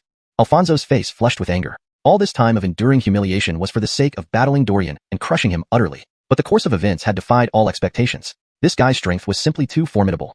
Beside him, Aaron couldn't help but spew a mouthful of blood. His eyes filled with surprise as he looked at Dorian. In their current state, they would definitely not hold on much longer. Seizing the opportunity, Dorian's eyes suddenly sharpened. Just as he was about to strike, Sebastian's figure appeared. He abruptly blocked Dorian, forcefully pushing him back 2 steps. This man wasn't simple at all. Dorian's eyes widened in astonishment. Up until now, he hadn't detected any fluctuations of a martial artist from Sebastian. Only when Sebastian made his move did Dorian feel the strength of his opponent. Yanko Eben, it's been a while. It's been several days since you last bought fish from me. I actually missed you a bit, Sebastian said with a smile. He felt relieved inside. Dorian was indeed tough, but not beyond his capabilities. As long as he was cautious, he could definitely defeat him. Sebastian's disadvantage was that he had no weapon, whereas Dorian carried a heavy sword on his back after being ambushed a few times. It has indeed been a few days. I was wondering if you'd come again in a few more days. Who knew you couldn't contain yourselves and came to find trouble within just 2 days? Dorian sneered. Did you know our identities all along? Sebastian's eyes flashed, his expression surprised. You didn't think you were well hidden, did you? Dorian replied calmly. Your fisherman identity had issues from the start. When Halston Quan came to investigate, you wrote your name so smoothly and beautifully. Did you know? Most fishermen in Ebengzu live by the sea, and many of them can't even recognize a single character. So that's it. Having me write my name was meant to reveal this? My carelessness is showing. Truly a famous constable in the capital city. Sebastian's face darkened. Despite believing he had done everything perfectly, he had still left a clue for Halston Quan to discover. Truly, wisdom comes to an end when foolishness starts. Also, when you saw the officers behind Halston Quan, you recognized them right away, but when Halston Quan met Silas and Aaron, they failed to recognize the officer behind him. Your caution led to your undoing. I've always believed being cautious is never wrong. However, I admit you have remarkable abilities, surpassing even my expectations, Sebastian coldly responded. So what? Even if you calculated 1,000 times, you didn't predict we'd act today. Yanko Eben, let me tell you clearly, you're no match for me. Use that heavy sword on your back and end it yourself quickly. It might be quicker and less painful for you. Otherwise, falling into my hands, you'll suffer some physical torment. Alfonso has hated you from the beginning. Alfonso gave a cold snort without denying it. So? Dorian drew the heavy sword from his back, his smile still in place. Let's get it over with. I'm tired of wasting words here. Sebastian frowned. You're impervious to reason. To be honest, I've read the poetry you wrote before, truly outstanding. I, Sebastian, appreciate talent and have no intention of making things difficult for you. But since this is the case, don't blame us for not holding back. Sebastian's gaze turned ominous. Attack together. Go. The Tam brothers moved first, followed closely by Alfonso, while Sebastian brought up the rear, ready to seize Dorian at any moment. Silas unsheathed his long knife, his eyes fierce. His swordsmanship was excellent, compensating for his lack of raw power compared to Sebastian. While Silas specialized in knife techniques, his younger brother Aaron focused on sword techniques. As for Alfonso, he pulled out a massive iron hammer from somewhere and leaped up, smashing it down fiercely at Dorian. The latter sprang forward using the iron hammer and landed before Aaron. You also practice swordsmanship? Let's see whose sword is stronger. A fiery determination lit up Aaron's face. Chasing wind sword technique. Indeed, this sword technique was one Dorian had newly obtained from the system. After such a long operation against the Blood Shadow Hall, killing John, Brian, and Goss, the system had rewarded him in various ways. Some rewards weren't immediately useful, while others Dorian had already cultivated successfully. The chasing wind sword technique wasn't derived from a spear technique but had its own distinct name. A gentle breeze brushed past, yet Aaron felt no comfort. Instead, a sense of danger arose within him. Frowning, he raised his sword, preparing to deliver a fatal blow to Dorian. Suddenly, a sharp pain stung his face. Surprised, Aaron touched his cheek and saw bright red blood staining his fingers. His eyes widened in shock as he stared at Dorian, who faced him with resolve, staring straight at him. Taste my chasing wind sword technique. Another soft breeze swept by. To Aaron's astonishment, his clothes and skin were cut open by the invisible wind. Dorian's sword aura mixed seamlessly with the breeze. Is there really such a miraculous sword technique in the world? Incredible disbelief filled Aaron's eyes. There's much you still don't know about Eastland. This was just the tip of the iceberg of the chasing wind sword technique. Dorian snapped his fingers, and instantly, the gentle breeze turned into a fierce gust. No. Brother. Aaron, come over here. Sebastian yanked Aaron to his side just as the gale blew through, shredding the area where Aaron had stood. Plop. An arm hit the ground. It was Aaron's arm. Agonizing pain surged, and Aaron's ear-piercing screams echoed. Ah. Chapter 503. Escape. Damn it, I'll kill you. Silas's face twisted with ferocity as he charged forward with his sword. Yusef also snapped back to reality and hurriedly followed behind. Sebastian supported Aaron, shocked to the core. Just now, what kind of sword technique was that? Incorporating one's sword energy into the wind. Is there really such a martial art in this world?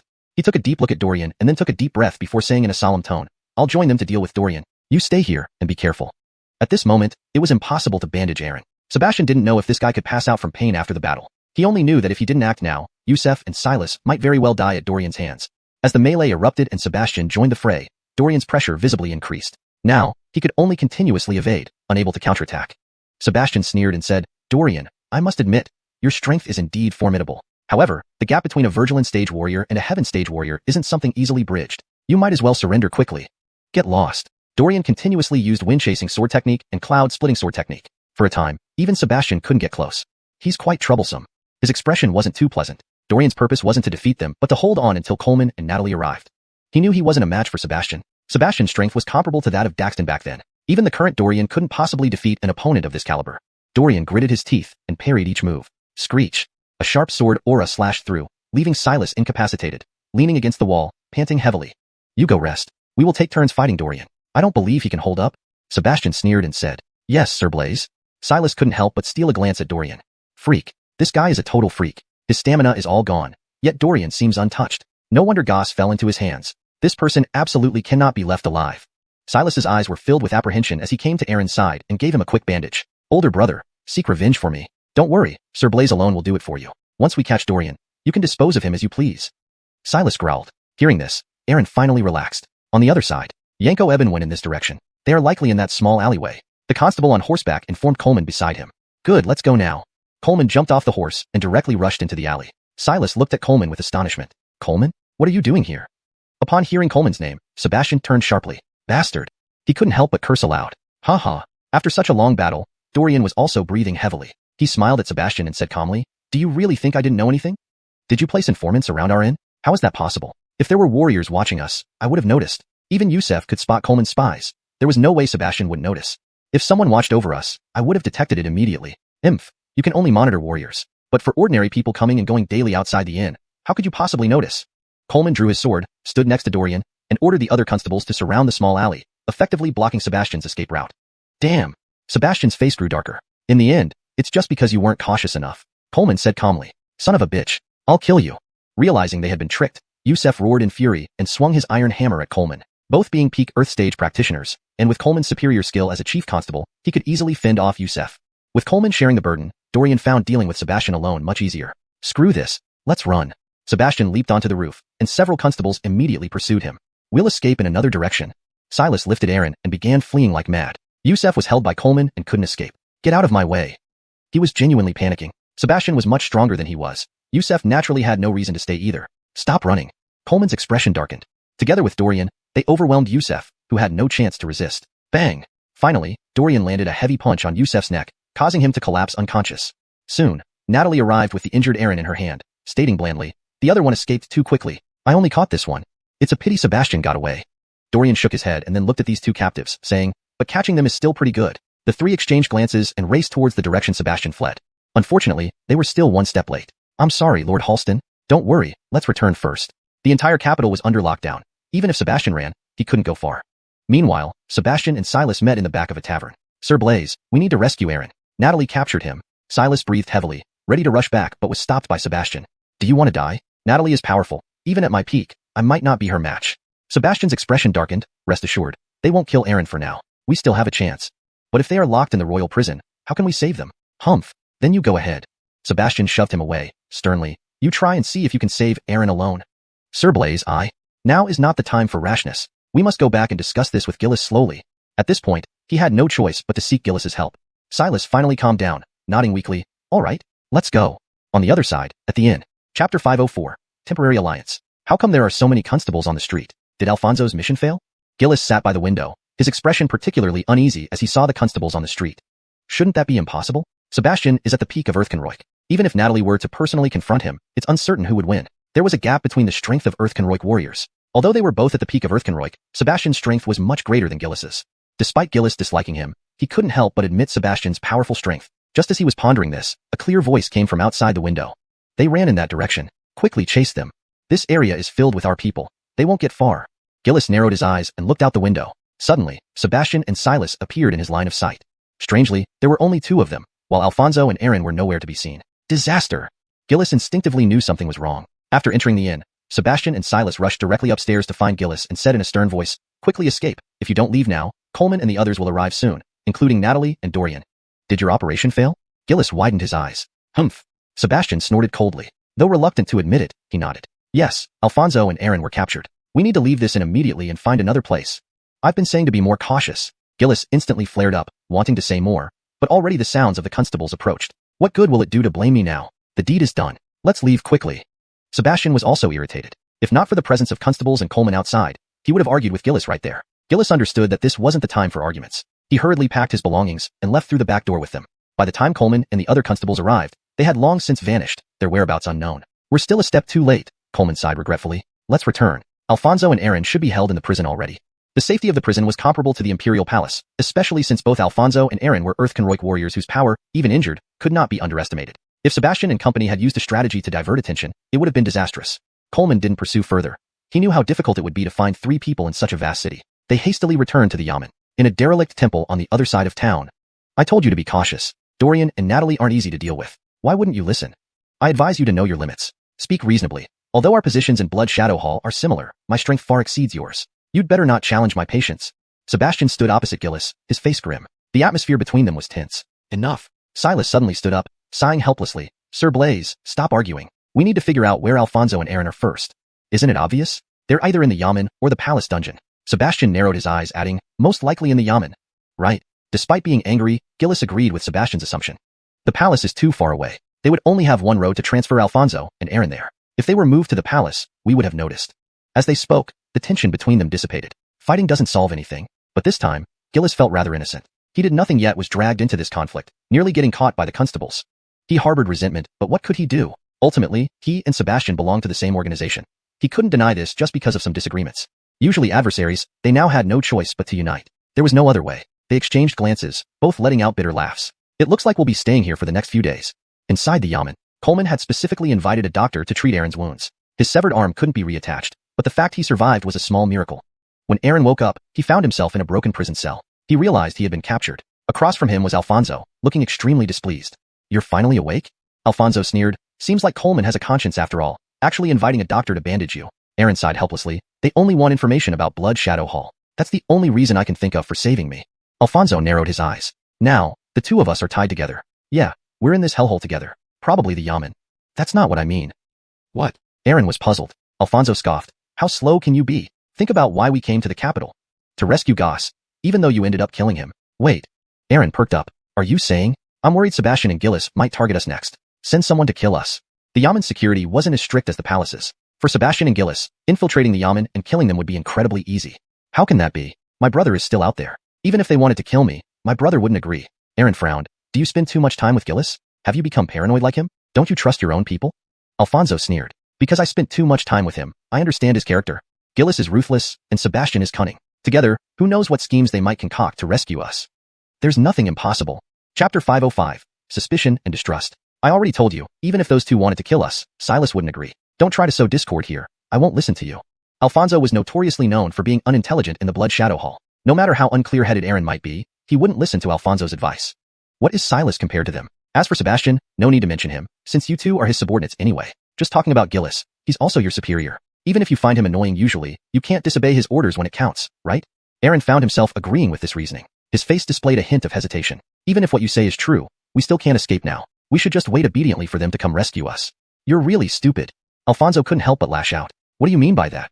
Anyone could call Aaron foolish except Alfonso. Hearing it from him felt insulting. I'm not arguing with you. What I mean is, we need to figure out our own way to escape before Sebastian and the others arrive. Is that possible? Alfonso sneered. Why wouldn't it be possible? This is not the Imperial Palace, but merely an office. It should be easy for us to escape. This? What's wrong? Do you think my plan is bad? How is this even a plan? Aaron shook his head, still hesitating. Meanwhile, Sebastian and the others had no intention of killing them. They were figuring out ways to save the two. This isn't the Imperial Palace but an office. We'll infiltrate in a few days and just take them out, Sebastian said impatiently. It seems you haven't learned your lesson. If Dorian had anticipated our arrival at the office, what would we do if he was already waiting for us? Gillis sneered. If you have a better plan, then share it. Stop contradicting me all the time. Despite their temporary alliance, verbal spats were inevitable. Silas could only sigh, powerless to influence decisions between these two big shots, and thus kept playing peacemaker so they wouldn't fight.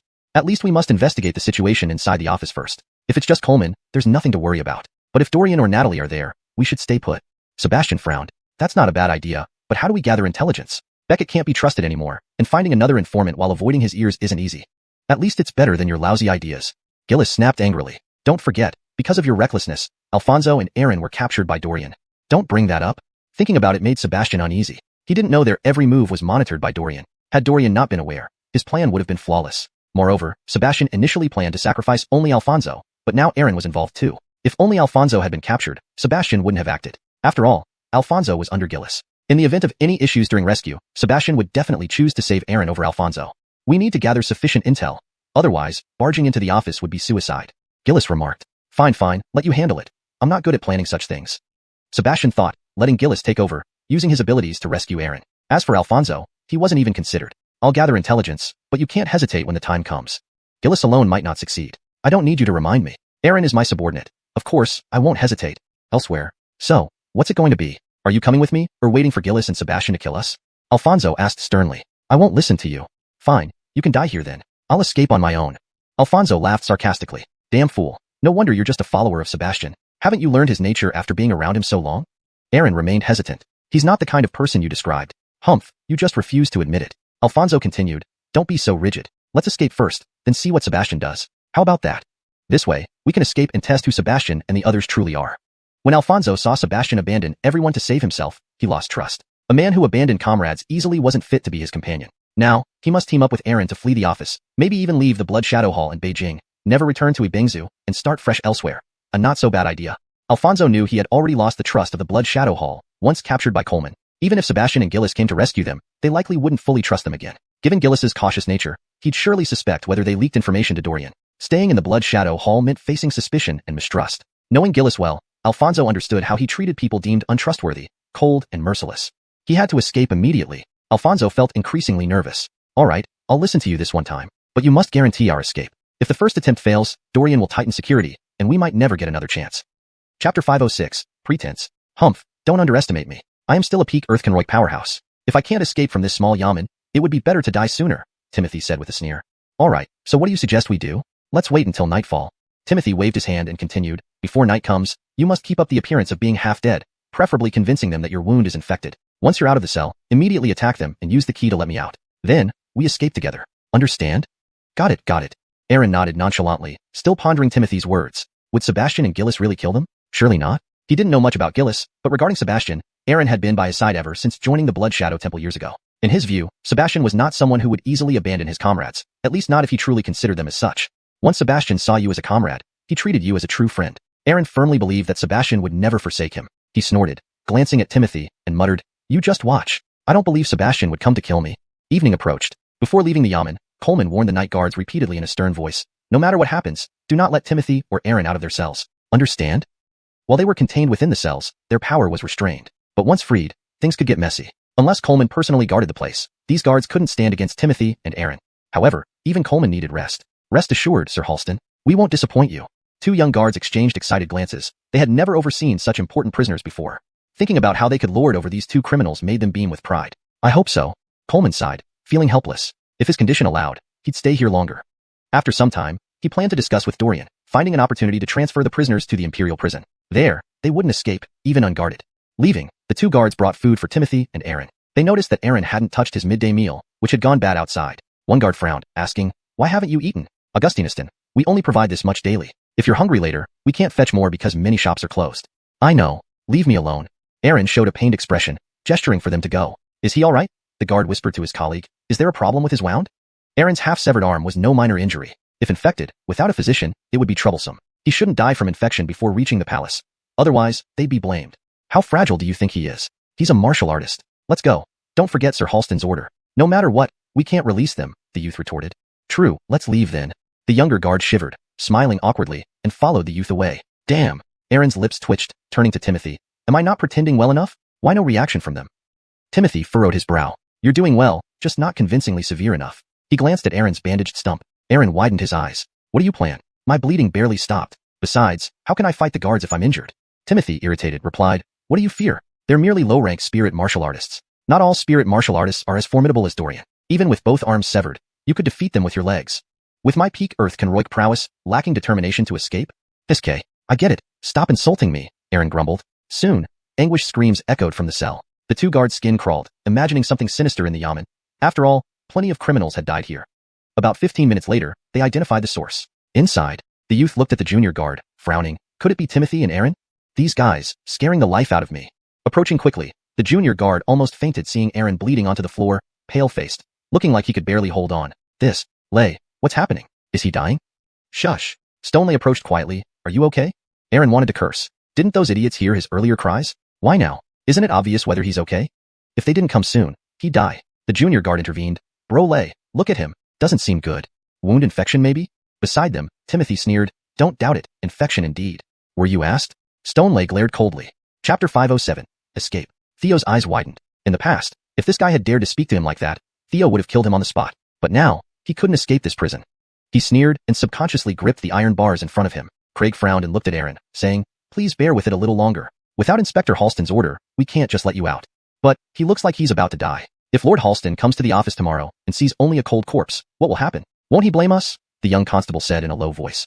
Craig's expression also showed hesitation. But Lord Halston warned us repeatedly before he left not to let him out. And, didn't you forget? This guy is a peak Earth stage warrior. If he escapes, aren't we two in danger too? Ultimately, Craig still shook his head. So what if he's a peak Earth stage expert? The young constable wasn't overly concerned. Isn't one of his arms broken? His strength must have dropped significantly. Besides, Yanko Eben could defeat them with just a lower Imperial stage strength. Although we two aren't as strong as Yanko Eben, combined, we should be able to handle him, right? This seems somewhat reasonable. Craig rubbed his chin and finally nodded. All right, I remember there's a barack near the office. Let's take him to barack so as not to miss the best time for treatment and really let this guy die. Good. The young constable took out the keys without any concealment in front of Theo and Aaron. Click. The moment the iron door opened, Aaron's heart almost stopped. He endured the excruciating pain from his arm and stared intently at the young constable's hand. Craig walked up and helped Aaron to his feet along with the young constable. Our strengths aren't weak either. You'd better not cause trouble. Otherwise, I won't forgive you. Aaron nodded lifelessly. Quickly get him to the doctor. Otherwise, he'll die soon, Theo sneered. Don't remind us, we know. The two men supported Aaron's body and led him away. Just as they were about to step out the door, Aaron suddenly moved. The young constable's body fell unexpectedly to the ground. Craig's eyes widened as he tried to subdue Aaron, but realized it was too late. Bam! Aaron struck Craig's neck with a backhand chop. Craig's vision went black, and he collapsed unconscious. Humph! Aaron bent down and retrieved another set of keys from Craig's waist, unlocking Theo's cell. This bastard! I'm going to kill him. Theo kicked Craig twice fiercely. That's enough. We need to leave quickly. If more constables arrive, we won't get away. Aaron rolled his eyes. If we don't go now, I'll really die from pain here. All right, let's go. They hurriedly escaped the office, finding a secluded corner. Theo stole some hemostatic ointment from Barack's home, tore off a strip of cloth from his arm, and rebandaged Aaron. That's it. We should go far. Theo's eyes flashed. He still harbored some caution towards Sebastian and Gillis. At the same time, elsewhere. Do you really want to act tonight? Sebastian looked at Gillis and asked solemnly. Why not? I've confirmed that only 2 constables are on duty in the jail tonight, and Coleman isn't around. There's no ambush nearby. Tonight is the best chance. Gillis nodded firmly. Let's go. Slade was genuinely worried about his brother, unaware that his brother had already escaped the jail with Theo. All right, let's go. Sebastian didn't say more and led the two away. Meanwhile, at Barack's house, he was deep in thought, staring at the bottles and jars before him. As an excellent physician, he knew exactly which medicines he used and how much, remembering it well. If a bottle was empty, he marked it and considered replenishing the herbs to make new ointments. Barack was certain that the lost bottle of medicine, which he frequently used, should still have half left. Why was it gone? He frowned and frantically searched the room but couldn't find the ointment. Strange, I couldn't have forgotten. Suddenly, Barack caught sight of footprints on the window frame. His movements paused, then he immediately walked over. Someone was here. Barack felt a chill and began brainstorming. It's flu season, many people have colds, but few are injured. The jail recently captured 2 Blood Shadow Hall members, one with a broken arm, who could use the hemostatic ointment. I hope I'm wrong. Those 2 should still be in the jail, shouldn't they? Despite his misgivings, Barack felt uneasy. Coleman had saved his life. If something happened at the office, he needed to check. Barack put on his coat, forgot to lock the door, and hurried to the office. Walking inside, there was no one standing or making noise. Barack had a bad feeling and rushed into the jail. Upon entering, he saw 2 constables lying on the ground, while Theo and the injured Aaron had vanished. Oh no, those 2 escaped. Barack rushed to Coleman's house. Just falling asleep, he woke up at the urgent knocking. Lao Zhao. Coleman frowned. What are you doing here in the middle of the night? Barack said solemnly. Wake up. Your 2 constables were knocked out, and those 2 Blood Shadow Hall warriors escaped somehow. What? Coleman felt angry. What happened? Didn't I tell them to watch carefully? Chapter 508. Fury. Coleman immediately rushed to the magistrate's office and, on the way, summoned several constables to urgently head to the residence of the Duke of Jethrodg to inform Dorian and Natalie. Upon seeing the 2 figures lying unconscious on the ground, Coleman was genuinely infuriated. Coleman usually treated his subordinates well, but this did not mean he would tolerate all their mistakes. Mistakes like these could have been avoided. He couldn't fathom what had possessed these 2 individuals. It wasn't even midnight yet, and already such a mess had been made. In this much time, Griffin and Aaron could be anywhere by now. Get up. Wake up. They were knocked out. Barack sighed helplessly and pressed 2 acupuncture points, waking Craig slowly. When he saw Coleman, he was initially dazed but quickly regained his senses and sprang up startled. Lord Halston. Bang. Coleman landed a punch on his face and said darkly, You'd better explain what happened here.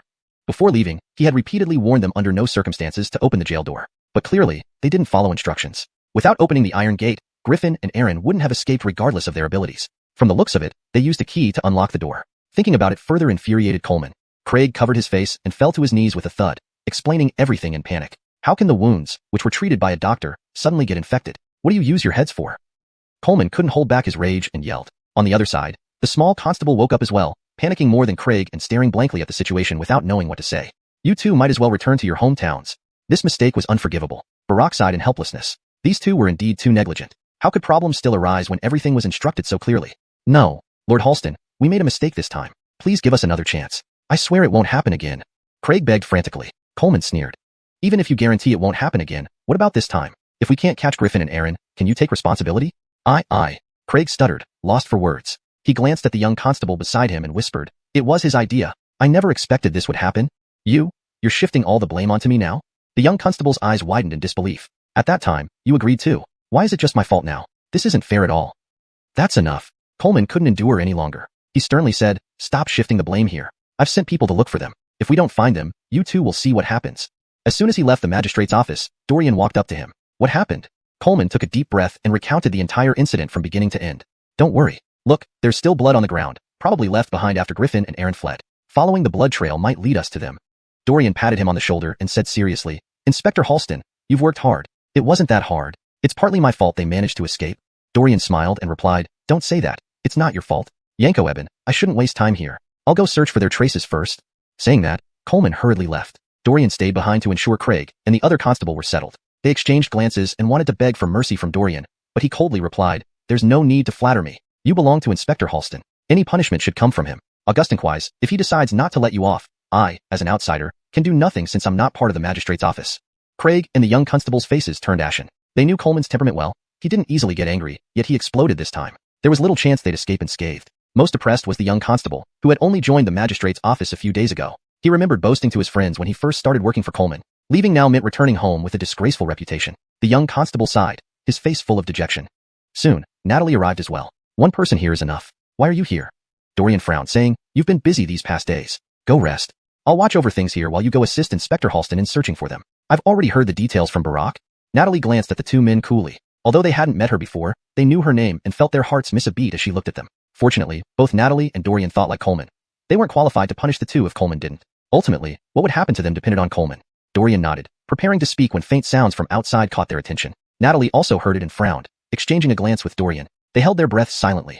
Sebastian, Silas, and Gillis stood outside. Silas frowned and whispered, why are the lights still on inside? Are you sure no one's in here? There are only 2 petty constables. No need to fear. I've checked. Neither Coleman nor Dorian is in the magistrate's office tonight. They're fast asleep. Let's go in and kill the constables, then rescue Griffin and Aaron. Gillis narrowed his eyes and whispered, fine, let's go. Inside. Kneeling in silence, Dorian and Natalie exchanged looks and both wore a hint of a strange smile. He looked at Craig and the young constable and whispered, your chance to atone has arrived. Do you want it? Both hastily nodded. Chapter 509. Dramatic reversal. The 3 of them entered the yamen and made their way straight to the prison. From a distance, Sebastian saw 2 constables patrolling inside. He frowned and shouted, hey, you two. The 2 guards were clearly startled. They exchanged glances and looked over together. Who are you? Craig stood in front of the young constable, frowning as he asked. We are warriors from the Blood Shadow Temple. Now we give you a chance. Either release Yusef and Aaron, or you die. Silas said in a deep voice. This is the yamen. Get lost. If you mention Coleman and Dorian, I might think twice. Sebastian sneered. This yamen means nothing more than a broken cage to us. Hand over the keys now, or else don't blame us for not holding back. No way. Stubborn fools. Silas took a few steps forward, frightening Craig and the young constable, who retreated wildly. Is this all the courage you have to stand up to us?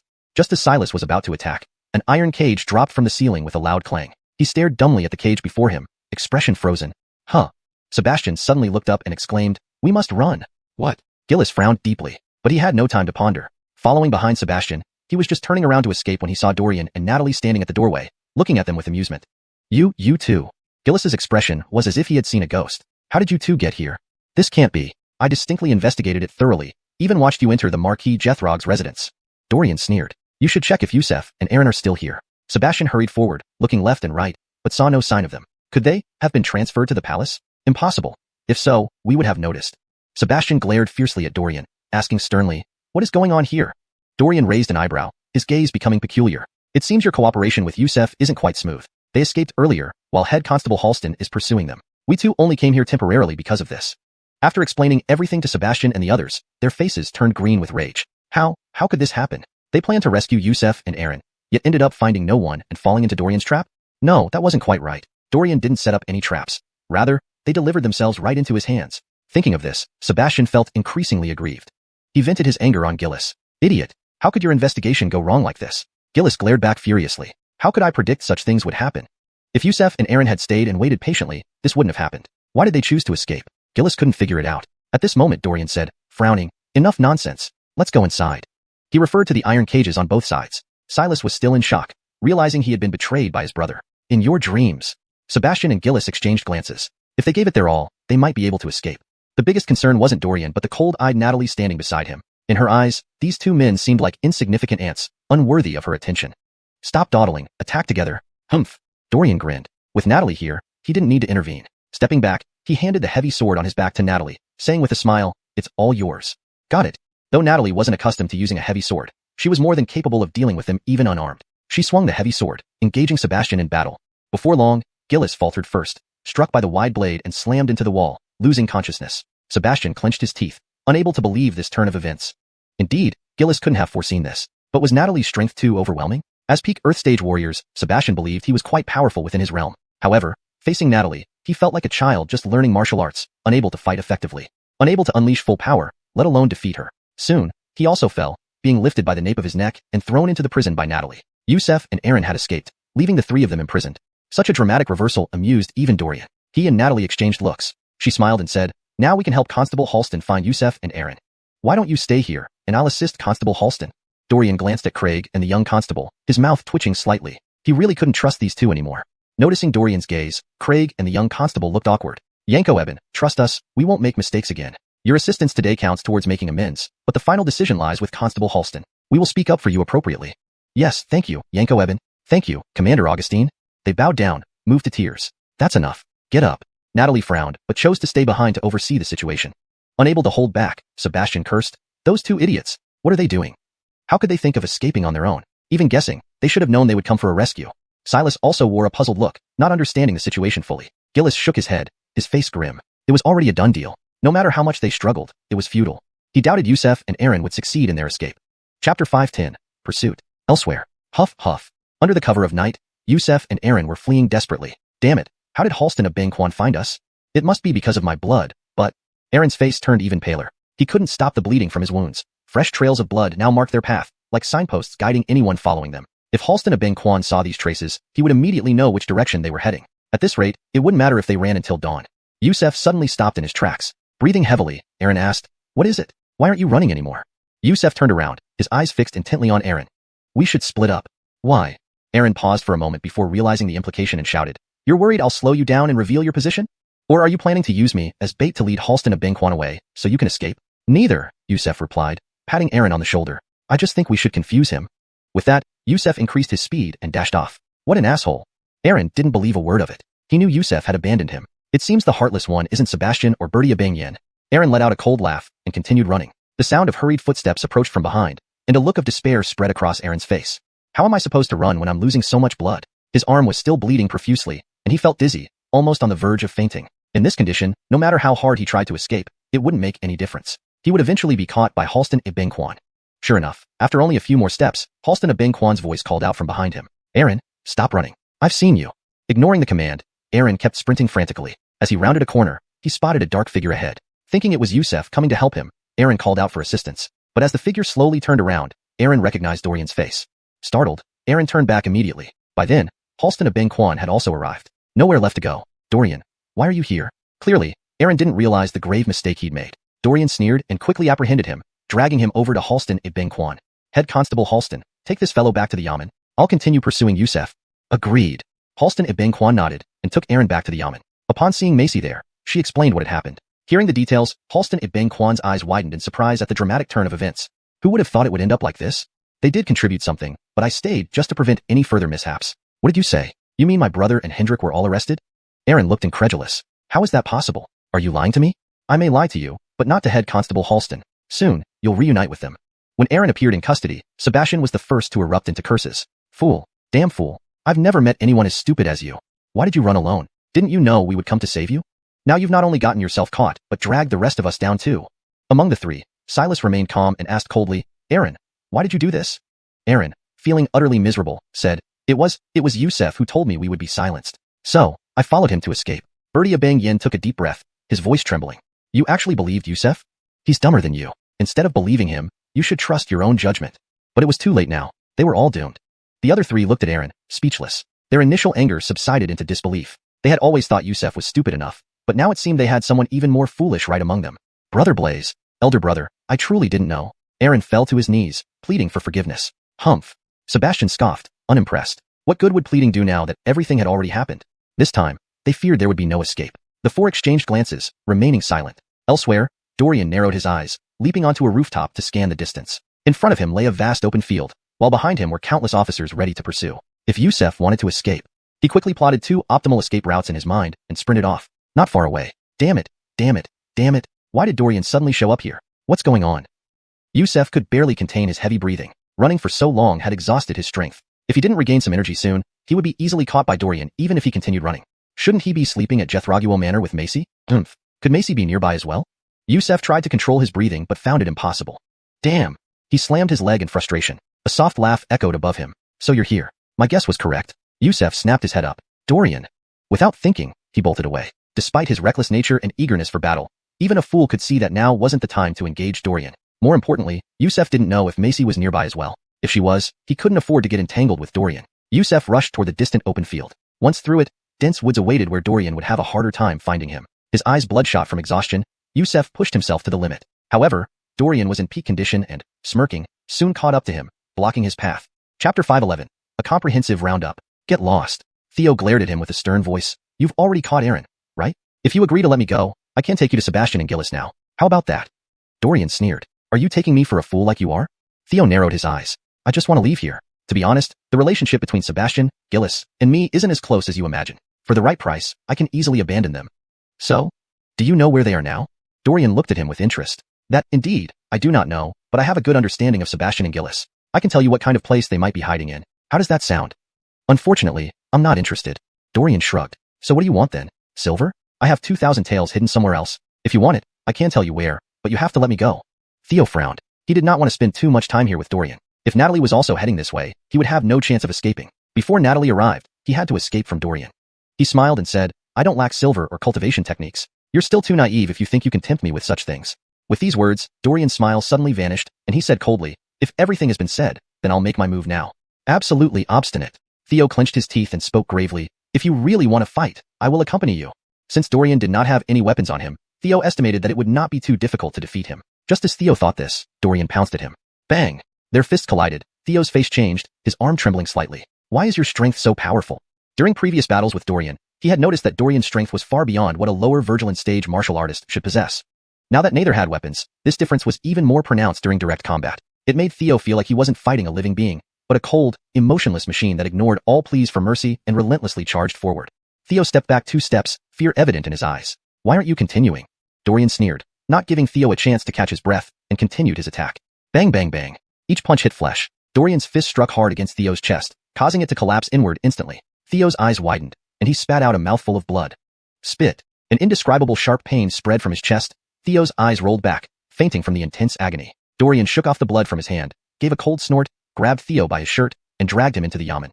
Seeing Theo was also successfully caught by Dorian, Sebastian sighed helplessly. Idiot. Absolutely idiotic. Why would I cooperate with you idiots? Aaron bowed his head guiltily. Dorian glanced at Theo in his hands. He wondered what mood Theo would be in when he woke up to see his partners locked up in jail. But Dorian would likely never see it, because he and Natalie planned to transfer them to the palace that night. Hearing the discussion among the three, Sebastian hastily said, You cannot do this. Transferring them to the palace meant there would be nowhere to run. Sebastian's eyes turned despairing. What do you want? Power, status, money. I can give it all to you. Only we know what happened tonight. I can satisfy all your demands if you spare my life. Sebastian finished speaking, and Silas's brothers looked at Dorian. Nearby, Gillis gave a bitter laugh. He knew Dorian's character well. Trying to tempt him with trifling gains was basically impossible, not to mention the incorruptible Coleman and Yanko Natalie of Dacia. These targets were far beyond their reach. As expected, the trio only sneered upon hearing Sebastian's offer without replying. Seeing this, Sebastian's face turned completely gray. Silas was equally annoyed by their stubbornness. He stared at Dorian coldly. I hope you don't regret your choice today. There are unimaginably powerful forces behind us. Dorian chuckled disdainfully. You can tell that to Kale once you're in prison. They transferred them to the palace under the cover of night without attracting any attention. This way, even if other members of the Blood Shadow Hall infiltrated the capital to rescue them, they would assume Sebastian and company were still in the yamen and not the palace. Anderson Cody was overjoyed upon seeing Sebastian and the others, lavishing praises on them. Dorian had spent large sums of silver buying intelligence from Beckett recently, but now those expenses were returned and even increased. Looking at the silver chests in his courtyard, he gave a wry smile. At least we don't need to worry about the cost of information anymore. Natalie shrugged and said, It's true. Dorian nodded. Do you think the Blood Shadow Hall will give up easily? It depends on their perception. If they still consider us harmless officials, they'll definitely send people again. But if they realize we're a threat, they won't dare send anyone. Organizations like the Blood Shadow Hall have deeply hidden members. It's impossible to root them out all at once. Handling them one by one is the only solution. Investigating further would waste resources and alert the Blood Shadow Hall, making it harder to find them.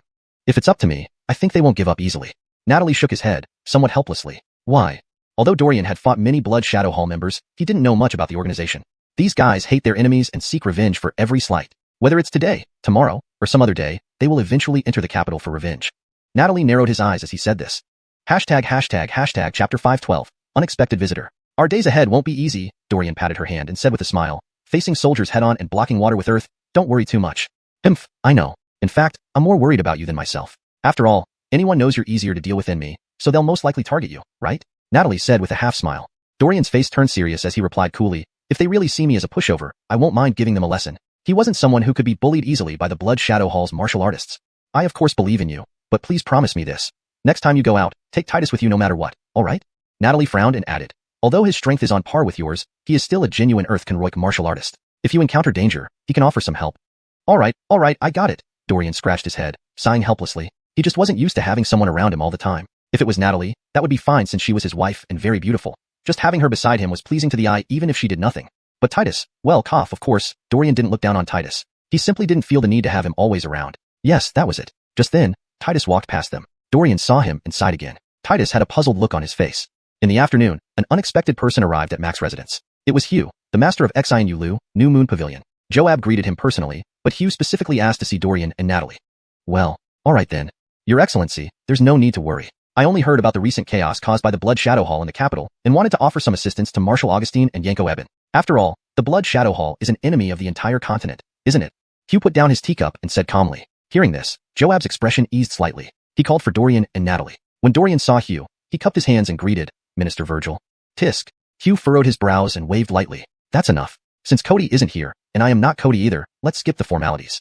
The corner of Dorian's mouth twitched. From his perspective, Hugh was quite peculiar. He remained neutral in the capital, without aligning with any faction, and his stance toward the court and Cody was unclear, making him a very mysterious figure. His words would probably have terrified other court officials if they had heard them. Although this world had martial arts and many wondrous things Dorian had never seen before, it was ultimately still an ancient feudal society where Cody held supreme authority. Saying things like, I'm not Cody. Natalie frowned and said, Minister Virgil, be careful with your words. He noted. I didn't come here to hear lectures from two juniors. There are matters I want to discuss with you.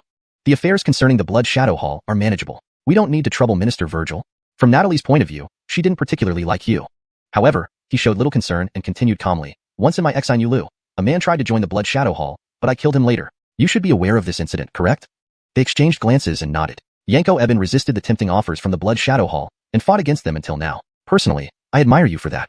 Dorian shook his head. That's not a big deal. Strictly speaking, those who recruited me were not Blood Shadow Hall martial artists, but people from the organization. John, Rahim, and the Mu family father and son are now dead. My grievances with the organization have been settled. Now, my fight against the Blood Shadow Hall is merely due to duty. Exactly for that reason, I admire you even more. If some self-preserving court officials were in your shoes, they'd have long passed the buck to others. Don't you agree? Hugh hinted at something deeper. Dorian smiled bitterly. Minister Virgil, your words leave me at a loss for how to respond. No need to respond. I came today to share some information about the Blood Shadow Hall. It's not exactly secret, but if you don't investigate proactively, you might never know. Paying for such intelligence from Blasio Akalexuan's owner wouldn't be worth it. Hugh shook his head. If Minister Virgil is willing to share this information with us, that would be best. Indeed, some pieces of information would remain unknown unless actively sought out. Dorian agreed with this statement. Hugh nodded. In the Blood Shadow Hall within the Great Xia, there are specialized martial artists trained specifically to target court officials. Their job is to recruit powerful figures or eliminate potentially threatening officials. Each one of them is incredibly strong, far beyond the likes of Sebastian, Gillis, and others you captured. Understand? Hugh narrowed his eyes. Actually, I've never seen them, only heard vague rumors. But I assure you, this is not mere speculation. It's backed by evidence. Despite their secrecy, being bred to target court officials means they can't stay hidden forever. My judgment suggests they may already have you two in their sights. Dorian nodded, unsurprised. They had killed so many Blood Shadow Hall martial artists. It would be strange if they weren't targeted. So, you two should prepare in advance to avoid being blindsided. Even as the Great Xia's Marshal and Yanko, vigilance is necessary. After all, I said from the beginning, they were specifically trained to target court officials, and their methods and capabilities might far exceed our imagination. Chapter 513, Protector. Hugh then glanced at Dorian and Natalie's expressions and continued, in short, I will assist you moving forward. If you lack manpower or need to gather intelligence, just let me know. After all, this official also deeply detests that group of bastards from the Blood Shadow Hall. Alright, then I thank you in advance, Jaren Virgil. After Hugh left, Dorian and Natalie's expressions became much more solemn. The Blood Shadow Hall actually has such an institution. Jaren Virgil likely only knows because of how Fraser was involved with the Blood Shadow Hall previously. He must have followed the lead and uncovered these pieces of information. Natalie squinted her eyes and laughed coldly. You can't possibly believe that Hugh truly values us that much, right? Of course not. Dealing with the Blood Shadow Hall is itself a tough and exhausting job. A slip-up could result in the loss of one's life. It's probably only because he wants us to handle the Blood Shadow Hall for him that he told us this much. Using us as pawns, it's a clever scheme. They weren't unjustly doubting Hugh's intentions. However, he indeed had deep schemes. Such actions were not surprising coming from him. Moreover, there was no such thing as a free lunch. Now that they had dealt with Sebastian and Gillis, Hugh appeared to provide them with information and manpower. But why didn't he appear earlier? Dorian did not think he only found out about it now. Hugh was intentional. He wanted to use their strength to deal with the Blood Shadow Hall members lurking near the capital. In doing so, his new moon tower would also reap some benefits. After the incident involving Fraser, Hugh became wary of his subordinates, not daring to easily trust them again. Although the impact on the new moon tower wasn't huge, it still existed. It was precisely because of this that Hugh couldn't tolerate the Blood Shadow Hall. Sitting in his carriage and leaving the mansion of the Duke of Jethraguo, the servant by his side whispered, "Sir, are they trustworthy?" Hugh laughed coldly, looking at him with half-smiling eyes. "Sir?" Being stared at like this, the servant looked uneasy. "Why? Don't you trust Dorian and Natalie?" Hugh laughed coldly and scolded, "Idiot! Have you forgotten how those fellows met their end? John, Brian, Goss, even Sebastian and Gillis have been captured by Dorian. How did they fail so miserably? Do you really forget? You're not learning your lesson." "It's not that, sir. I just—" "Shut up." "Yes." The servant did not expect his words to infuriate Hugh. He chuckled bitterly and dared not say anything more. Seeing this, Hugh's expression softened slightly. He narrowed his eyes and said, "If we don't want to use the power of the New Moon Tower to solve the Blood Shadow Hall issue, then we must trust them." As the leader of the New Moon Tower, he had to consider his subordinates. Using the New Moon Tower's own forces against the Blood Shadow Hall would definitely not succeed. The tower was only so large. Though it had many strong individuals, it couldn't stand against the Blood Shadow Hall spread across the entire continent. But Dorian and Natalie were different. Behind them stood Clarence and the entire Great Xia dynasty. No matter what happened, Clarence would always protect them. Between both parties, there was a fundamental difference. Hugh took a deep breath and said gravely, "Regardless of whether they need people or information, we will provide. I'm just worried Dorian won't come to us for help." If they didn't come to him, it meant real distrust. In fact, Dorian truly wasn't planning to cooperate with him. One reason was that he couldn't trust Hugh, and another was concern over the accuracy of his provided information. Any spies sent might monitor them, which would only cause more troubles for Dorian. He wouldn't want Hugh's men around. Meanwhile, far away in Wuzhou, cough cough, alas, even Sebastian and Gillis are caught now. Why are Dorian and Natalie so hard to deal with? An elderly man lay half reclined on the bed, holding a smoking pipe, lamenting. Several middle-aged men sat on either side of the bed, frowning at the stifling smoke. Do we continue to deal with them? What else? Wait until Sebastian and Gillis can't withstand Anderson Hengen's torture. They'll eventually betray us. Hee, I don't mind, but I wonder if Old Du can accept it. Old Du, sitting at the first position on the left side of the bed, gritted his teeth under the gazes of others. These fools couldn't even accomplish such a small task. Sebastian and Gillis were his subordinates. As one of the guardians dispatched by the Blood Shadow Hall in the Great Xia dynasty, Brandan felt thoroughly humiliated. I think this shouldn't be blamed on them. A slightly younger guardian frowned and said, perhaps we shouldn't have underestimated Natalie and Dorian from the beginning, not mentioning the former as the first Yanko of Great Xia, adored by Hengon and respected by all, and possessing peak Earth-class strength. He is exceedingly powerful. The latter is a rising star, advancing rapidly after becoming Natalie's husband. Following Natalie, he led the Black Armor Army to defeat Jean. Although only a low-rank mystic class, his strength can rival peak Earth class. Peak Earth class? You overestimate him, Brandan laughed coldly. The young guardian shook his head.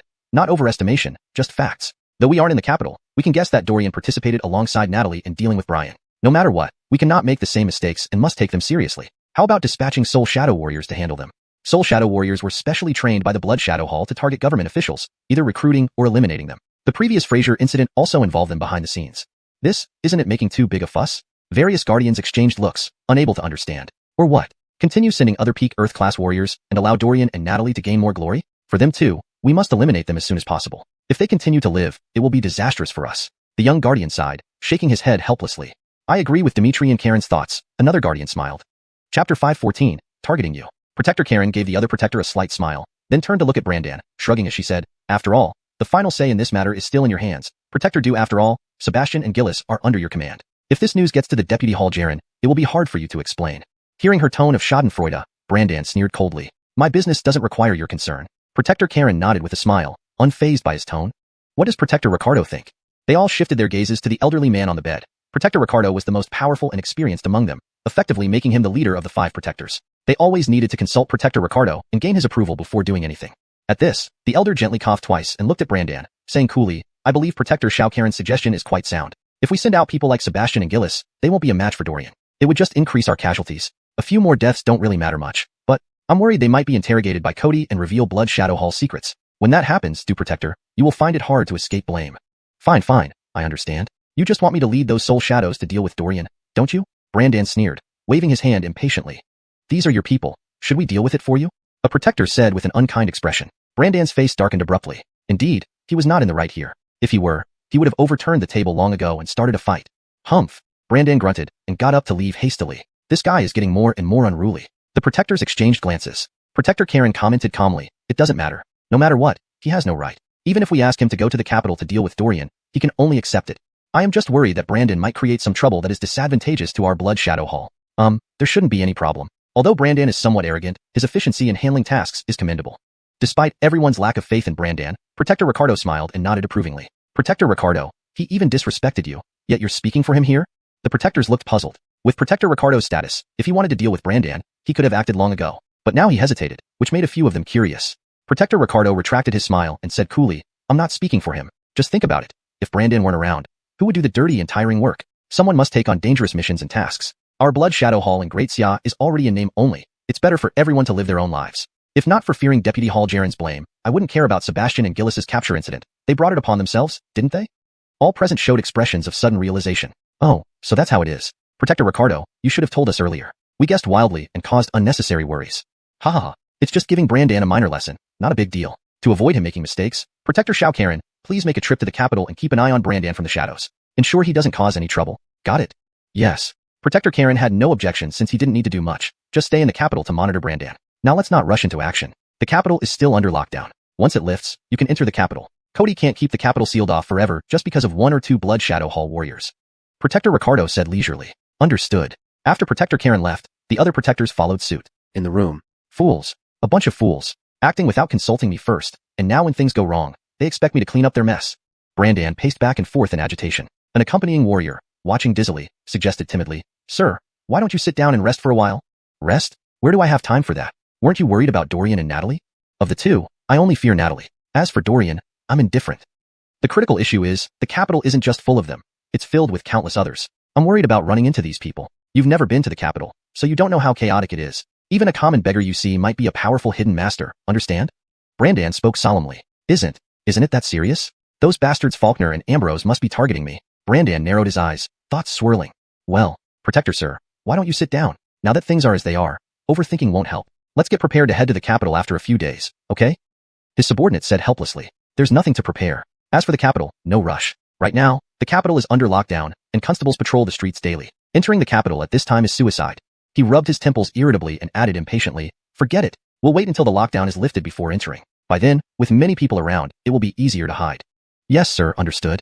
Having said that, the subordinate could only nod in agreement. Once everyone left, Brandan looked out the window and muttered, looks like I should deal with Dorian first. Natalie is too troublesome, and tackling him might bring out other strong figures from the court. Once Dorian dies, Natalie, overwhelmed with grief, would naturally become less formidable. As for Sebastian and Gillis, Brandan neither planned to rescue nor kill them. That wasn't just anywhere. It was the Imperial Palace. Even a tiny fly couldn't sneak into the palace without being noticed, let alone someone as noticeable as Brandan. Moreover, those idiots had brought this upon themselves, not his problem. Brandan sneered.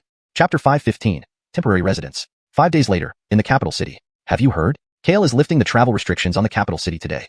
At the dinner table, Natalie remarked lightly. Alla frowned and added, there's no other way. Ned can't keep the capital sealed indefinitely just because of a few Blood Shadow Hall warriors. It's not practical. All we can do now is be more cautious so that we're not outwitted by those Blood Shadow Hall warriors. Dorian sighed helplessly. Yes, given their nature, they will definitely enter the capital city over the next few days. There will be no exceptions, Natalie sneered.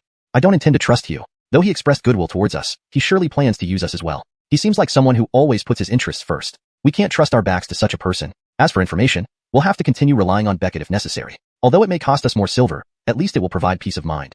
Besides, the Marquis of Jethrog's mansion isn't short of the silver needed to purchase intelligence. All right, I agree with you. Natalie nodded without objecting to Dorian's thoughts. Joab watched them approvingly, a smile lingering on his lips. Then, Joab turned to Alla and Titus, saying with a grin, our mansion is getting lively again. Everyone felt a bit embarrassed. Natalie chuckled lightly. Dad, stop being sentimental and hurry up and eat. Do you look down on me now that you have Dorian? Joab glared at her. Not that at all. Natalie sighed helplessly. Forget it. Say whatever you want. Anyway, I'm starving. Let me eat. Joab rolled his eyes, but didn't push further. Oh right, how are Craig and that young constable now? Dorian remembered those two troublemakers. They won't face death, but they've been demoted by Coleman to an insignificant corner doing menial tasks. Their futures are likely limited, with little room for advancement. Natalie narrowed her eyes. She believed Coleman had already shown mercy. If it were her soldiers making such mistakes, a cold gleam flashed in Natalie's eyes. Titus and Alla shivered upon seeing Natalie's expression. No wonder she was a renowned Yanko. The mere presence could overpower anyone. Seeing their reactions, Dorian chuckled inwardly. Why are you laughing? Natalie glanced at him, adding, if the Blood Shadow Hall warriors enter the capital city, shouldn't you be worried and anxious the most, Yanko Eben? Cough, cough. I just seem easy to deal with. Once they arrive in the capital city, you'll have your hands full. Hurry up and eat. Natalie gave him a sidelong glance before speaking helplessly. Meanwhile, Brandan had entered the capital city, accompanied by a nondescript young man, his most reliable subordinate. This time, they pretended to be father and son, seeking employment in the capital city. Brandan chose the most remote inn, seemingly afraid of drawing attention. Even the bedding was dirty, and every step produced creaking noises, yet Brandan seemed quite satisfied. This place suited their current status perfectly. Both exchanged glances and smiled contentedly. Perfect, let's stay here temporarily. Though conditions are a bit rough, at least it's safe. Augustin even here made Brandan feel extremely secure. He believed that with Dorian and Natalie's high status, they wouldn't possibly find this secluded spot. Even the intelligence dealers they might hire wouldn't notice this tiny corner. Dimitri and Du, what should we do next? Don't call me Dimitri and Du, let's use another title. So, father?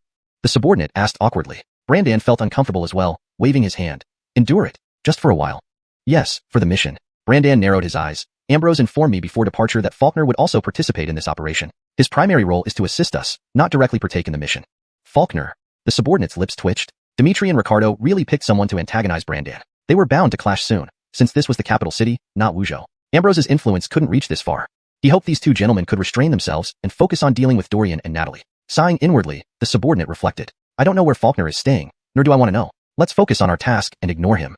Brandan intended to avoid Faulkner as much as possible. Despite his dislike, any confrontation would not end well for him. Hence, it was better to stay clear. Yes, understood. Ultimately, the subordinate couldn't bring himself to call Brandan father. In another luxurious inn, Faulkner lay on the bed, fanning himself leisurely while embracing a beauty. Before him stood a tightly wrapped Earthstage warrior. Well, Jaren, we've confirmed that Brandan is residing in a dilapidated small inn in the capital city. He is indeed cautious. Faulkner nodded, drowsily saying, very well, go monitor them. Report anything unusual immediately. But I'm rather sleepy now. I need to rest with this lovely lady. What about the intelligence? No need to gather intel. The capital's informants can't be trusted, and you might accidentally tip off Dorian and his group, spooking them. Better not risk it. Understood, sir. After the black-clothed warrior left, Faulkner looked at the beauty in his arms, who complained softly, Mr. Karen, why stare so intently? Didn't you say we were going to sleep? Of course, we're going to sleep. Isn't sleeping with you just fine? With that, Faulkner flipped and pinned the beauty beneath him. Soon, amorous sounds filled the room. After 15 minutes, Faulkner fell asleep. The beauty disappeared without a trace. Chapter 516, Stranger's Corpse. After Faulkner woke up, he snapped his fingers lightly, and the black-robed warrior appeared before him. Where is that Gigi? She has been taken care of as you wished. The warrior bowed his head and respectfully replied. Oh, well done. Our identity is rather sensitive. The fewer people who see us, the better. By the way, what about the body? Where did you dispose of it? I just found a trash pile. That Gigi was cut into pieces. Even Coleman would not be able to solve this case. Rest assured. Good. I always trust your work. Faulkner smiled slightly, waved his hand and said, you may go now. Yes. These black-robed warriors were all personally trained by him as secret guards. Although they couldn't match Soul Shadows, they were almost on par. Faulkner had turned them into loyal followers. These warriors absolutely wouldn't betray him or leak any information about him. He trusted them completely. Moreover, these secret guards were powerful, useful for both surveillance and combat. Faulkner looked at the darkening sky outside, stretched lazily, and chuckled. Brandan, how will you deal with Dorian? I'm really curious. Meanwhile, his subordinate came to Brandan's room, starting to complain. Protector Du, I can't live here anymore. It's damp and dirty. I even caught a rat in my room just now. Brandan and his subordinates held significant positions within the Blood Shadow Hall, so their living conditions were usually very good. Suddenly being asked to endure such harsh conditions was unbearable even for Brandan himself, but there was no other way. They had a mission. Brandan frowned and said calmly, what's the big deal? The environment is just a bit tough. Toughen up. We need to live here to avoid being discovered by Dorian and his group. But it doesn't have to be this hard, does it? And the subordinate raised his head cautiously and whispered, Protector Du, why aren't you sleeping yet? Brandan coughed dryly. Because I'm not sleepy yet. The subordinate clearly didn't believe him. Anyway, go back to rest right now. Coming to find me late at night will raise suspicion. Get lost quickly. Brandan said impatiently. Oh, all right then. The subordinate sighed reluctantly and left. Late into the night, under the deep darkness. Oh, damn. I have to come out to pick garbage at this hour. A hunched old man shuffled slowly towards a nearby garbage heap. He wore ragged clothes and carried a jute bag. Carson lived alone in this area, running a small inn at the corner of the capital. Occasionally, he'd come to pick things that might be useful for his inn, which saved some expenses. However, Carson was a proud man and refused to do this during busy daylight hours, so he chose nighttime. The night is indeed creepy. Carson chuckled nervously, started digging through the garbage as usual. Soon, he saw a finger. Indeed. At first, Carson thought he was seeing things. His eyes widened and squinted carefully, confirming it was indeed a finger. An involuntary scream escaped his mouth. He fell to the ground, feeling something slippery beneath his palm. Looking down. Ah! It was a human head. A Gigi's head lay under his palm, her large round eyes staring at him, unblinking in death. Coleman had to get up again late at night. He brought several constables to the garbage heap. Halden, come over here. When called, Carson hurried over. You found the Gigi's body? Coleman furrowed his brow, watching the constables search through the garbage heap for more body parts. Yes. I came to pick useful items for my inn, but ended up so unlucky. Halden forced a bitter laugh and sighed heavily. Where is your inn? Is it that building? Coleman pointed to a low-rise building nearby. That's it. Recently, business has been slow, only 4 guests. Halden shrugged. It's too late now. Let's gather the body pieces tonight and ask the guests tomorrow. Coleman agreed. Yes. The constables responded listlessly. Coleman told Halden, go back and rest. We'll need your help to talk to the guests tomorrow. There were only a few households and Carsons in around. If anyone was suspicious, Coleman would start with them. Sure, Inspector Halston. I'll cooperate. Halden smiled awkwardly, not wanting to stay in this ominous place any longer. After greeting Coleman, he left hastily. Oh, this place gives me chills. I won't come here anymore. This experience terrified Halden. Even if he had time in the future, he probably wouldn't dare return to this garbage heap. Thinking of what happened earlier made him clutch his chest in fright. Even Coleman's presence couldn't calm him down. Back at the inn, Halden bumped into a tall young man and got scared again. Do you have wine here? Halden rolled his eyes. Young man, what are you doing wandering around at this hour? You nearly gave me a heart attack. The place is damp and full of rats. I can't sleep well. Some wine might help. Besides, aren't you still awake, landlord? Halden glared. If you have money, you shouldn't have stayed here. Now you're complaining about the dampness. What good does it do? Humph, I'm different. I was helping the officials with their investigation just now. The young man grinned. Landlord, you don't look like much, but you're connected to important officials? Halden snorted and avoided eye contact. All right, here's a free bottle of wine. Go to sleep. Great, everything goes smoothly with wine. The young man took the bottle and headed upstairs without further questions. The next morning, Halden opened the inn doors early. He hadn't slept much after last night's scare. Chapter 517, Coincidence. After sitting at the door for a while, Coleman went outside the inn. Seeing him, Halden quickly stood up and greeted him. Lord Halston, you've finally come. I was worried that the murderer might be nearby. If something really happened, sigh? Halden heaved a heavy sigh. Don't worry. I just checked on the other guests around here. There doesn't seem to be any problem. Now, I'm here to ask further. If you're really concerned, I can arrange for a few constables to patrol around here to prevent any danger. Coleman patted his shoulder and said with a smile. Thank you, Lord Halston. Halden let out a sigh of relief. It was still Lord Halston who thought about them. If it were another constable, they probably wouldn't have bothered with Halden at all. Are everyone else up? Yes, they are. Please go ahead and check. After entering the inn, Coleman saw two elderly people in front of the wooden counter. Halden whispered to Coleman, they are scavengers who have been living here since before the lockdown of the capital. Coleman nodded. There's also a father and son upstairs who just moved in yesterday. I'll go take a look. Under Halden's guidance, Coleman arrived at the second floor. Halden pointed at two doors and whispered, these two rooms. All right, I got it. Coleman knocked on the first door. Out came a middle-aged man with a strong expression. At one glance, Coleman knew this person was no ordinary individual. He frowned and asked, what's your name? Who are you? Brandan frowned back. What does my name have to do with you? Halden glared and rebuked. What's wrong with you? How dare you speak to Head Constable Halston like that? Head Constable Halston? Brandan felt the title was somewhat familiar. You must be from out of town. You haven't even heard of Head Constable Halston. You're Coleman?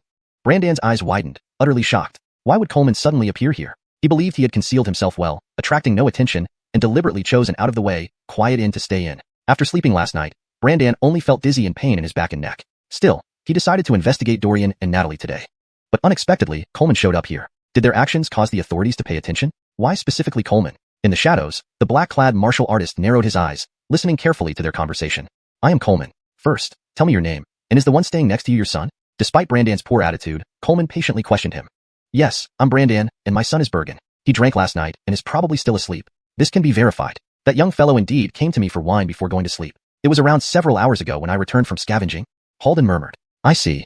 Coleman nodded and continued. You checked in yesterday, correct? Did you see or interact with any Gigi during this time? Based on the fragments of the body found, the Gigi was dressed expensively, indicating she wasn't from a common household. Moreover, the area was sparsely populated. If Brandan and Bergen had seen such a Gigi, they likely would have left a deep impression. Brandan relaxed slightly and shook his head blankly. No, we didn't see anyone. This area is almost deserted.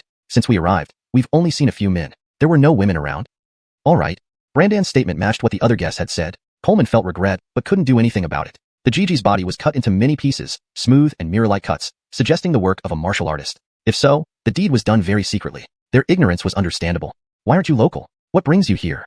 I'm from Wuzhou. I brought my son here looking for work. If you don't believe me, you can check where we looked for jobs yesterday. They must have seen us. Brandan explained naturally. That's unnecessary. We don't need to verify that. Since Brandan dared say this, Coleman concluded he didn't fear investigation.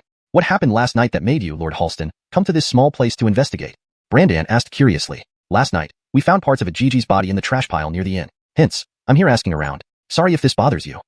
Anyone waking up to see a constable unannounced wouldn't be happy, so Coleman understood Brandan's attitude. All right, maybe ask Bergen. We spent some time apart. He might have seen the Gigi.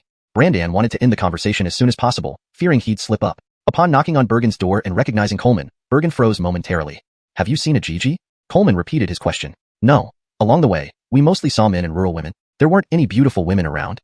Bergen scratched his head. All right, sorry for the trouble. After Coleman left, Bergen immediately rushed to Brandan's room. Protector Do, what's happening? Why is Coleman here? Why are you panicking? His visit has nothing to do with us. Just a man killed a Gigi, and he's investigating. Calm down. You're making me look bad. Brandan sneered. That's good. Bergen breathed a sigh of relief. Chapter 518. Intuition. At another inn, on the other side of town, Faulkner looked at the black-clad warrior in front of him and said coolly, What? Did something go wrong with Brandan and Bergen? Were there fabricated connections discovered? It's not that issue, it's another one. The black-clad warrior hesitated for a moment before continuing. It's Coleman. Last night, the innkeeper near where Protector Dew was staying found Gigi's body in a pile of garbage, not far from the inn. It's said that the body was terribly mutilated into many pieces, and it took them a long time to piece it back together. Because of this incident, Coleman came to investigate the inn early this morning. Fortunately, nothing suspicious was found about Protector Dew and Bergen. Coleman doesn't seem to suspect them yet. A Gigi's body? Faulkner's lips twitched. He immediately thought of the Gigi he had been with yesterday. That fool. Did he accidentally dump the body near the inn where Brandan was staying? The black-clad warrior wasn't aware of Brandan and Bergen's residence. This act of disposing of the body was purely coincidental, but this coincidence seemed too uncanny. Do we need to help Protector Dew clean this up? No, that's unnecessary. Faulkner smiled madly. Just let them handle it themselves. We shouldn't interfere. Although this incident was somewhat related to Faulkner, he had no intention of getting involved. Besides, his relationship with Brandan wasn't good, so he could treat this as a minor retaliation. He only hoped Coleman wouldn't trace this back to him. Inside the magistrate's office, a madam stood beside Coleman, looking at the corpse before her with disdain. Yes, it's her. She was our top courtesan, bought by a man yesterday, and now she's dead today. How unlucky, truly. Do you remember what the man who bought her looked like? Yes, he wore white clothes, and by his accent, he seemed to be from Wuzhou. Wuzhou? Coleman's eyes flickered. The father and son he met today were also from Wuzhou. But the madam's next words dispelled Coleman's suspicion. He looked very young, like a young master from a wealthy family. Alas, he's worse than an animal.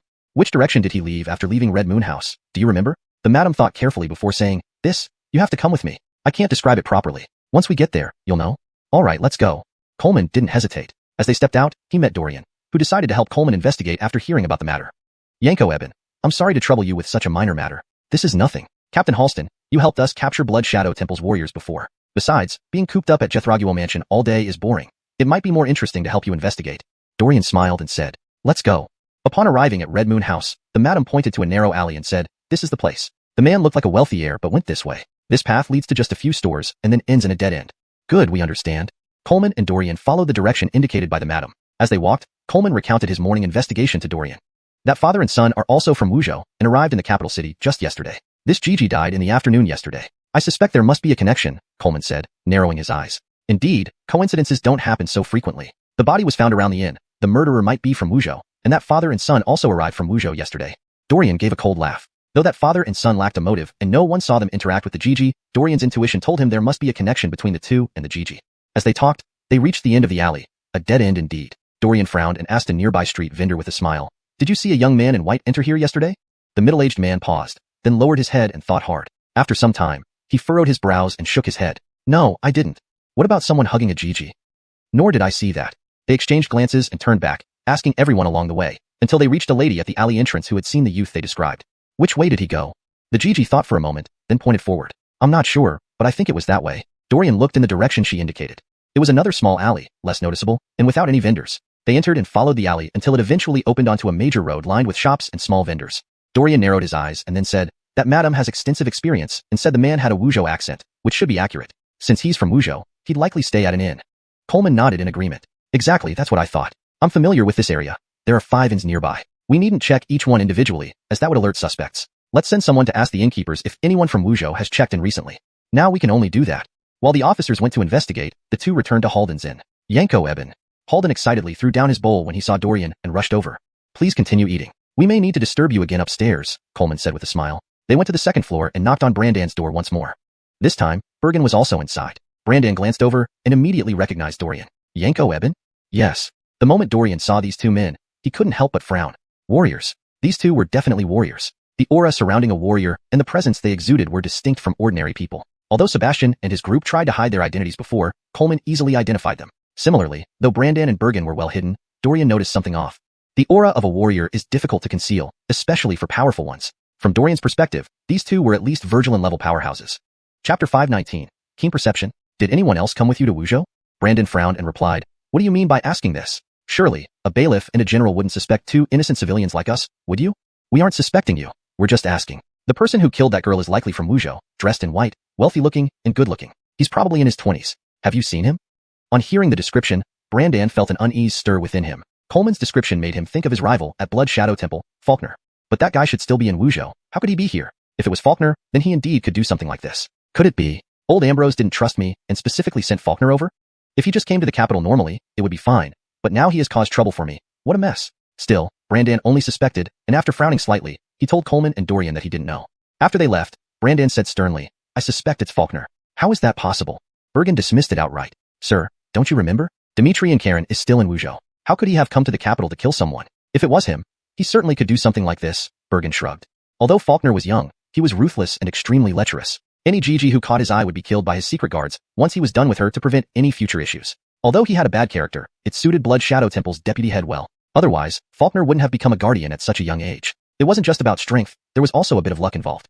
Maybe Ambrose isn't confident in us and specifically sent Faulkner here. Brandan narrowed his eyes. With that guy's nature, he'd surely try to dig me into a hole. Our actions must speed up. We can't afford to procrastinate anymore. Dimitri and Du, when do you want to act? Tonight. Why? If we attack tonight and Dorian doesn't die, he will definitely suspect us. Why? Brandan sharply looked at him. Bergen shrugged and explained, of course, it's because of that Gigi's death. Coleman and Dorian just investigated us today, and if Dorian is attacked tonight, wouldn't they suspect us? Coleman is very cautious. He'll definitely be suspicious. Brandan hesitated. Coleman wasn't easy to deal with, and they were probably already the top suspects. Given the circumstances, attacking Dorian now would be inappropriate. But did they have another choice now? Brandan growled. If I find out Faulkner, that punk, did it, I won't let him off. Bergen laughed awkwardly. In his opinion, the chances of Faulkner being the culprit were slim. Brandan was too cautious and doubted everything. With Faulkner still in Wuzhou, pinning this on him was too unjustified. Bergen shook his head mentally. In the evening, after Dorian and Coleman returned to the magistrate office, the officers presented them with a list of merchants or commoners from Wuzhou staying at 5 inns. There weren't many people, given the long distance between Wuzhou and the capital, even further than between Ebengzu and the capital. These are the final 6 suspects after eliminating those who couldn't match your clues. In that case, we will question these 6 tomorrow. Coleman nodded. All right, I'll leave now. Dorian turned to leave the office. Yanko Eben, wait. What is it, Bailiff Halston? Do you need some protection back to Jeth Ragwagong residence since Titus is not with you? Coleman asked with concern. Dorian smiled bitterly. Bailiff Halston, am I a child unable to defend myself that I need protection? Even Titus refused to accompany me. Don't worry, I'll get back safely. He waved his hands in resignation. Well, if you insist. Coleman smiled. Dorian should be capable enough. However, not far from the office, trouble came. Someone followed Dorian from the shadows. Despite their hidden aura, Dorian noticed. It wasn't due to his martial prowess, but because capturing Sebastian and others earned him an enhanced perception skill from the system. Johnny paused briefly before dashing away. We've been spotted. Just keep chasing.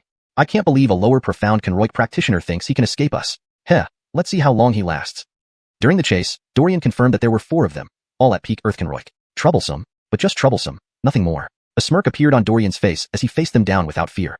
He soon reached a dead-end alley. Why stop running? Bastard, making me chase you here. Will you die on your own, or do we have to force you? All 4 were dressed in black, revealing only their sharp hawk-like eyes. Dorian narrowed his eyes, laughing coldly. Blood Shadow Temple sure respects me, sending 4 peak Earth Kenroik experts. These 4 rivals rivaled Dario Rualin and Gillis's strengths. But even they weren't matches for him, let alone these 4. Since you know, why not end yourself? Chapter 520. The Cicada, the Praying Mantis, and the Sparrow. The leading warrior looked at Dorian with a haughty expression, his disdain obvious. Suicide? Dorian sneered again. With just the likes of you few? Worthless trash, you're really beyond redemption. Offending our Blood Shadow Hall, did you think you could get away scot-free? When you first offended us, you should have anticipated your own death. A few warriors frowned, all feeling indignant at Dorian's audacity. Dorian drew the heavy sword from behind him and glared fiercely at the 4 men opposite him.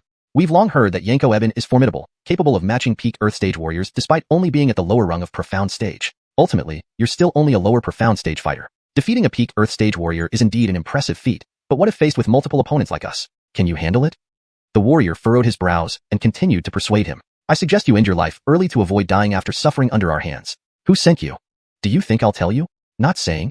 Dorian raised an eyebrow and then asked with a smile. Could it be those 2 Wuzhou father and son? They aren't related, right? But rather warriors from Wuzhou. If I had to guess, my suspicions would point towards them. Wuzhou father and son? What nonsense. The lead warrior frowned, then shrugged his mouth and said, this guy is talking gibberish, quickly take care of him. Dorian frowned. Not those 2? If not them, then who? Could it be the killer of that Gigi? Are they from Blood Shadow Hall? For a moment, Dorian couldn't discern the situation clearly. He didn't have time to ponder as several warriors made their move. The narrow alley was filled with the crisp sound of clashing weapons. During the fight, Dorian remained vigilant of his surroundings to prevent attracting other malevolent entities. His caution proved correct. A more concealed aura lingered in the shadows. The individual watched Dorian like a predator waiting for its prey. It seemed he was also after Dorian.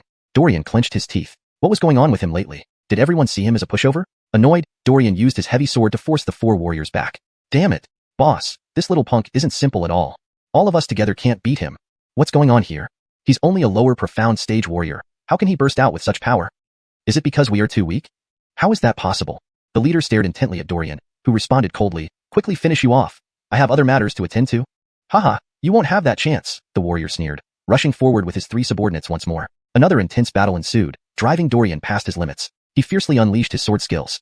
Shoo! A warrior's chest was pierced, dying without understanding why. Dorian turned his attention to the others, slaughtering mercilessly. At this moment, the hidden warrior made his move. Whoosh! A dagger flew out, catching Dorian by surprise even though he detected it in time. He still sustained a minor injury. Shoo! The blade sliced past his neck, leaving a shallow blood trail. Dorian gulped, breaking into a cold sweat. Who's there? He glanced sharply around. Indeed, you live up to your reputation, Yanko-eben. Despite my stealth and speed, you still sensed me. A black-clothed figure appeared before Dorian, similarly dressed in black like the other warriors, yet clearly not part of the same group. Upon seeing the black-clothed man, the warrior sternly questioned, "What are you doing here?"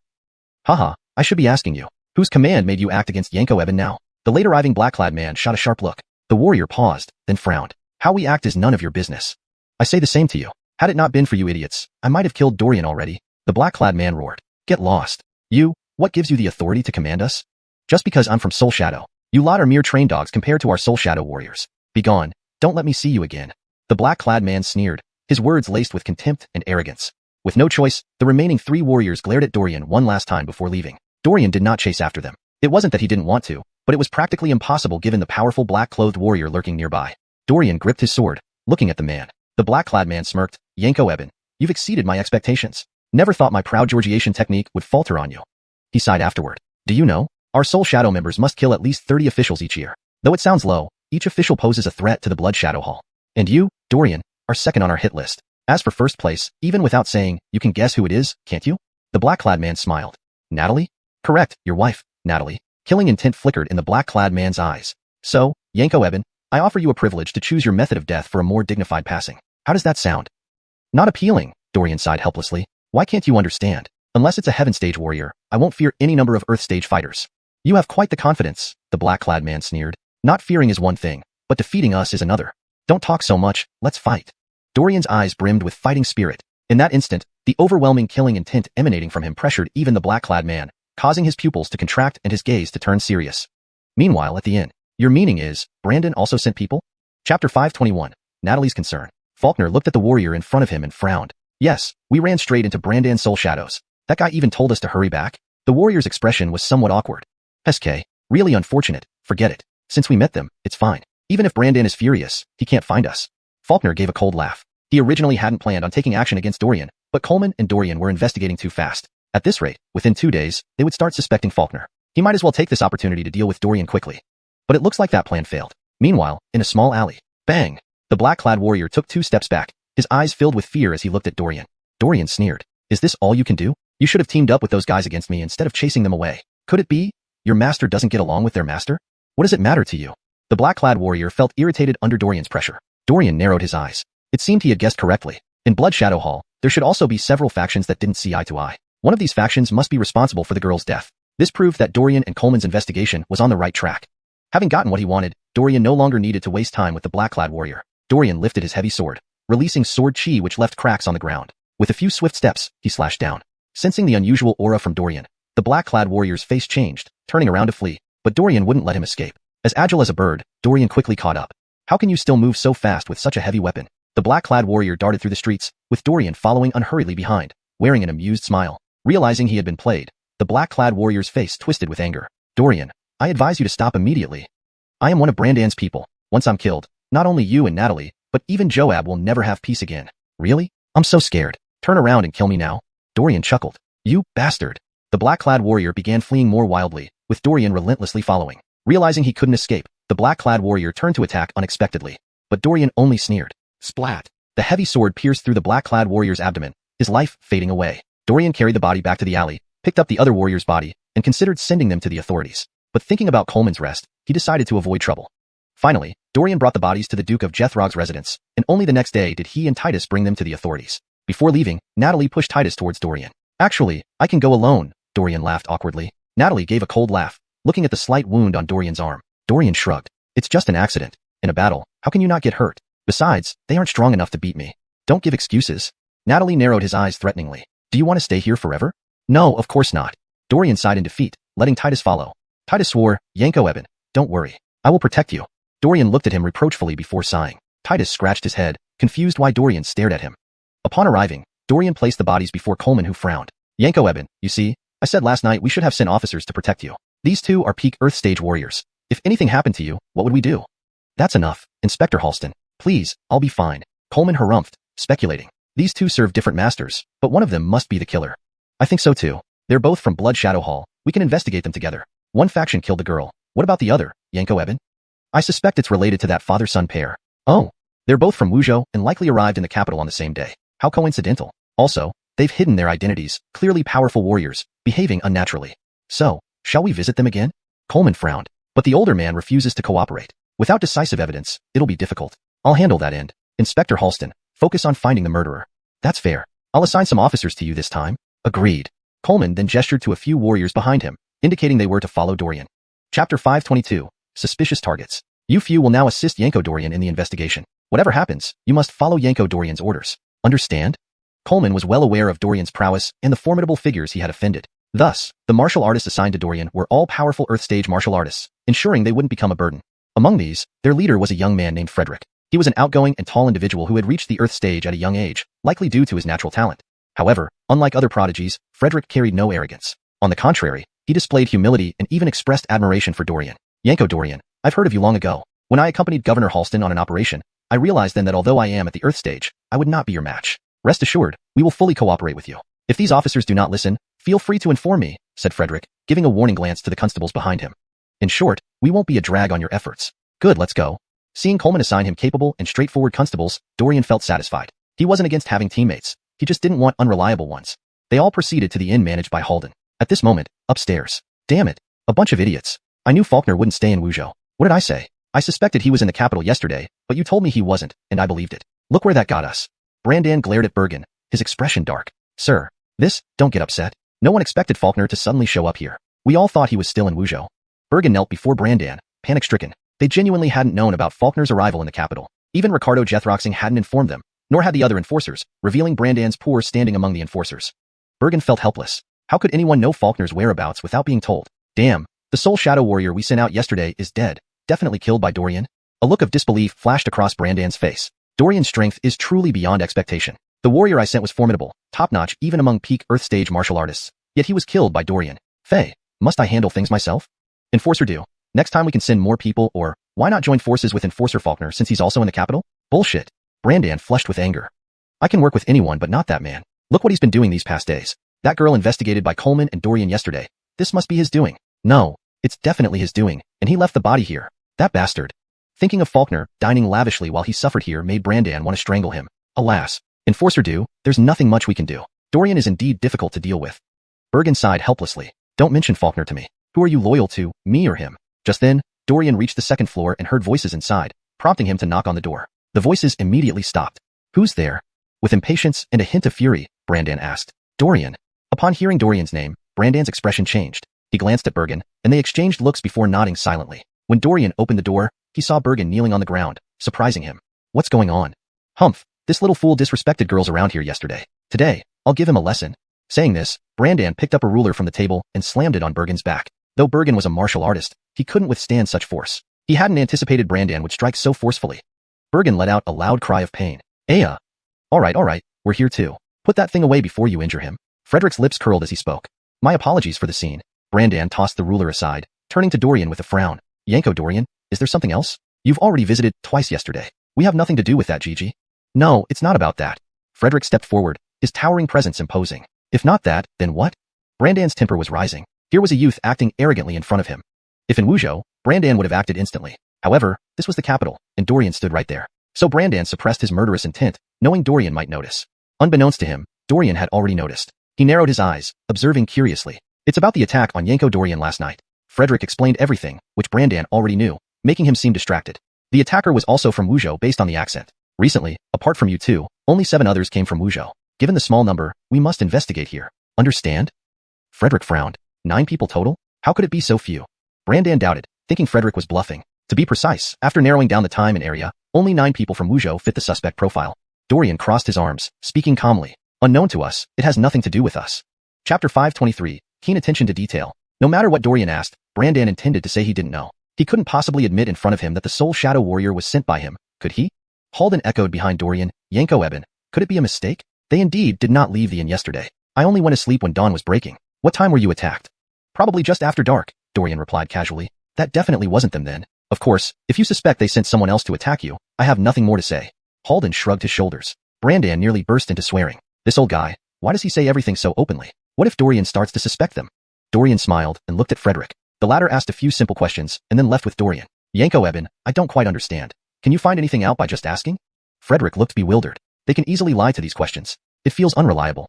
Dorian nodded in agreement, smiling. Indeed it is. When Brandan first opened the door, my doubts were already answered. Huh. Not just Frederick, but Titus and other officers also looked puzzled, failing to understand his meaning. Dorian narrowed his eyes. Did you think there was something familiar about Brandan hitting Bergen? Yes, but where I've seen it before, I can't recall. Only then did Frederick realize what Dorian meant. Dorian smiled gently. With just those 2 strikes, I can affirm that these 2 are definitely warriors, and at least Earthkenroik warriors. He explained. When Brandan raised his hand, I noticed the calluses on his palm. They don't look like they came from hard labor, but rather from years of sword practice. Observing the momentum and aura as he beat Bergen, it's evident he's a warrior of no small power. Those hits weren't light at all, yet Bergen bore them directly, which clearly reveals his identity. Both father and son were warriors. Warriors' strength and momentum far exceed those of ordinary people. Brandan's blows seemed gentle, but contained immense force. If an ordinary person had taken those hits, they would likely have fainted or even broken their spine. But Bergen just winced twice, making Dorian suspicious. It was clear both were warriors and definitely not in the capital seeking employment, but for another purpose. Dorian found it hard not to associate them with the Blood Shadow Hall. You observed all this? Frederick looked at Dorian with admiration. Titus and the other officers had similar expressions, which made Dorian slightly embarrassed. He waved his hand. It's not much. If you pay attention, you can observe too. Frederick and others remained amazed. Let's go. We should find Captain Halston now. Dorian lifted his head, glancing at the direction of Brandan's room, then said calmly. All right, let's go now. At the inn, Brandan only helped Bergen up from the floor after seeing Dorian leave. Law enforcer do, you really hold nothing back. My spine almost broke. Bergen laughed bitterly, helplessly. At least you're a man. These minor pains are nothing. All for Dorian to trust us. Pain is just pain. Brandan frowned. So law enforcer do, should we go see Faulkner? Their sole shadow warrior had followed Faulkner secretly last night and knew his residence. Brandan narrowed his eyes. Wait, only Dorian came today, Halston Quingshan didn't. I suspect he's investigating elsewhere. If we go now, we might bump into them. What if we go tonight? Afternoon. We're supposed to be job seeking. Who looks for work at night? It's better in the afternoon. Brandan rolled his eyes at Bergen's lack of understanding. Fine. In the afternoon, the 2 left the inn, telling Halden they'd look for jobs to avoid going hungry. On the streets, Brandan looked around, pretending to take Bergen to a few places. Bergen, feeling helpless, said, Law enforcer do. Aren't you being overly cautious? Be wary of everyone. Only fools take others as fools. Haven't you heard this? Brandan glared at him. And I'm observing if Dorian's men are around. Understand?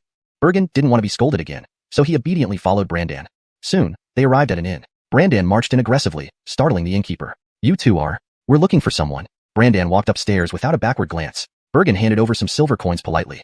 Sorry, my father is short-tempered. The innkeeper's attitude softened upon seeing the coins. No problem, totally understandable. Seeing their aggressive manner and Bergen accompanying his father, he assumed it was a case of catching someone red-handed. What an idiot, lashing out on strangers because he has no ability. Brandan didn't realize the innkeeper remembered him. He reached Faulkner's room on the 2nd floor, pushed open the door, and saw Faulkner sitting on the bed with a beautiful girl in his arms. Upon seeing Brandan and Bergen, Faulkner looked startled. He waved her off. You may leave now. Come back when I need you. Yes, master. I'll be leaving then. The girl smiled shyly at Faulkner. She had to seize this opportunity with this wealthy heir and not let any other women snatch him away. Unbeknownst to her, her life would end shortly after she left the inn. Brandan sneered. Augustine F. sure treats you well. Must cost you a lot of silver. Chapter 524, The Second Victim. This inn was located right in the heart of the capital, with lavish interior decorations that ordinary people could never afford. They had cautiously hidden their identities and stayed in Halden's dilapidated area, yet Faulkner knew how to enjoy himself, actually residing here, accompanied by beautiful women every day. You actually discovered it. It seems those few useless followers were tailed last night. This made Faulkner somewhat dissatisfied. The secret guards he had personally trained indeed couldn't compare to Hunning, could they? Their enemies followed them all the way, but those useless guards didn't even notice. Faulkner inwardly cursed a couple of times. Brandan narrowed his eyes and said, You don't plan on letting that girl go either, do you? Faulkner chuckled. Truly worthy of being my archenemy. You understand me so well. Indeed, most who have seen me in this vast capital must die. Otherwise, if they informed Dorian, wouldn't I be doomed? Coleman came here? Faulkner nodded nonchalantly. Yes, he did. Then what? He saw you. Not really. I had my dark guards handle it for me. Faulkner wasn't foolish enough to reveal his true identity to Coleman. After all, he had met that madam before, and she must have already described his appearance to both Coleman and Dorian. Revealing his true identity would only be something an idiot would do.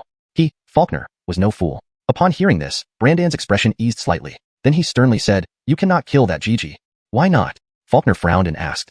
Do you still have the nerve to ask me why? If it weren't for you killing that GG, Bergen and I wouldn't have been targeted by Dorian. That guy has approached us 3 times in 2 days. Right now, I can still handle it, but who knows about the future? Are you planning to let Dorian get us killed? Faulkner looked surprised at first, then smiled slyly. Who would have thought that the fearless Dimitri and Du would fear a mere newly appointed general? Aren't you a peak Earthconroy powerhouse? Why are you afraid of Dorian? There's no Natalie around him. Surely you should be able to take care of Dorian quickly, right? Anyone could hear the sarcasm in his tone. Brandan's expression turned even darker. What do you mean by that? Just take it at face value. Has Dimitri and Du lost the ability to understand Dai language? Faulkner sneered and said, don't put on that attitude in front of me. The reason I'm here today is due to Dimitri and Ricardo's order. If you have any grievances, take it up with him. Trying to lord it over me, I won't bother with you. You're truly unreasonable. Did Ricardo Jethroxing send you here just to irritate me? Brandan retorted with a cold laugh. Anyway, whatever I do in the capital is my own business, none of your concern. Killing Dorian and Natalie isn't my mission. My only task is to stay here and enjoy myself. Got it? Faulkner's face showed a challenging smile. Dimitri and Du, forget it. We shouldn't fight here where there are many people. Bergen quickly interjected as a mediator to prevent a confrontation between these 2 powerhouses. Brandan took a deep breath and said, all right, let's each make a concession. You're not allowed to dump bodies near our residence or interfere with our mission. In return, we won't interfere with your activities here. Deal? For the sake of the mission, Brandan chose to endure. Fine. Faulkner nodded indifferently and added, leave quickly. What if Dorian comes back? Humph. Brandan gave a cold snort and left with Bergen. After they left, one of Faulkner's dark guards appeared in the room, fresh blood staining the cuff of his sleeve. Taken care of? Faulkner yawned lazily and asked. Yes, the body has been dumped near the government offices. They'll likely find it soon. Haha, excellent work. Faulkner nodded approvingly. That good-for-nothing Brandan thinks he can teach me how to do things? I'll throw the bodies wherever I damn well please. Even if I throw them on his head, that bastard would have to endure it. As you command, Dimitri and Karen. The guard bowed respectfully. Find a few more people and arrange for them to attack Dorian whenever they get the chance. If I can't kill him, I'll at least annoy him until he can't focus on investigating this case, Faulkner coldly instructed. Yes, I understand. You may leave. Meanwhile, at the government offices, everyone looked at the hastily pieced-together body in front of them, exchanging uneasy glances. Another victim, and the body was even left near our offices. It's a clear provocation against us. Frederick's face showed anger. Dorian squatted down and picked up a broken jade pendant from the Gigi's clothes, saying, another one from Honguela. Should we question the madam again? No need. Coleman shook his head heavily. Even if we do, she'll stick to her story. Our searches today didn't turn up any white-clad young men. The enemy hides very well. At least we know we're on the right track, right? Otherwise, they wouldn't have thrown the body at us. Frederick scratched his head. Exactly. Because we're on the right track, he threw the body at us. It's a provocation and mockery, Dorian stated grimly, looking at Coleman, who sneered. Too much respect for him, daring to provoke me. Dorian's face revealed a faint smile. Captain Halston, how should we proceed with the investigation?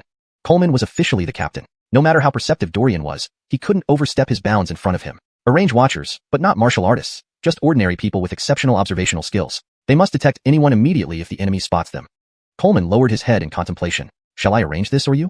I'll take care of it.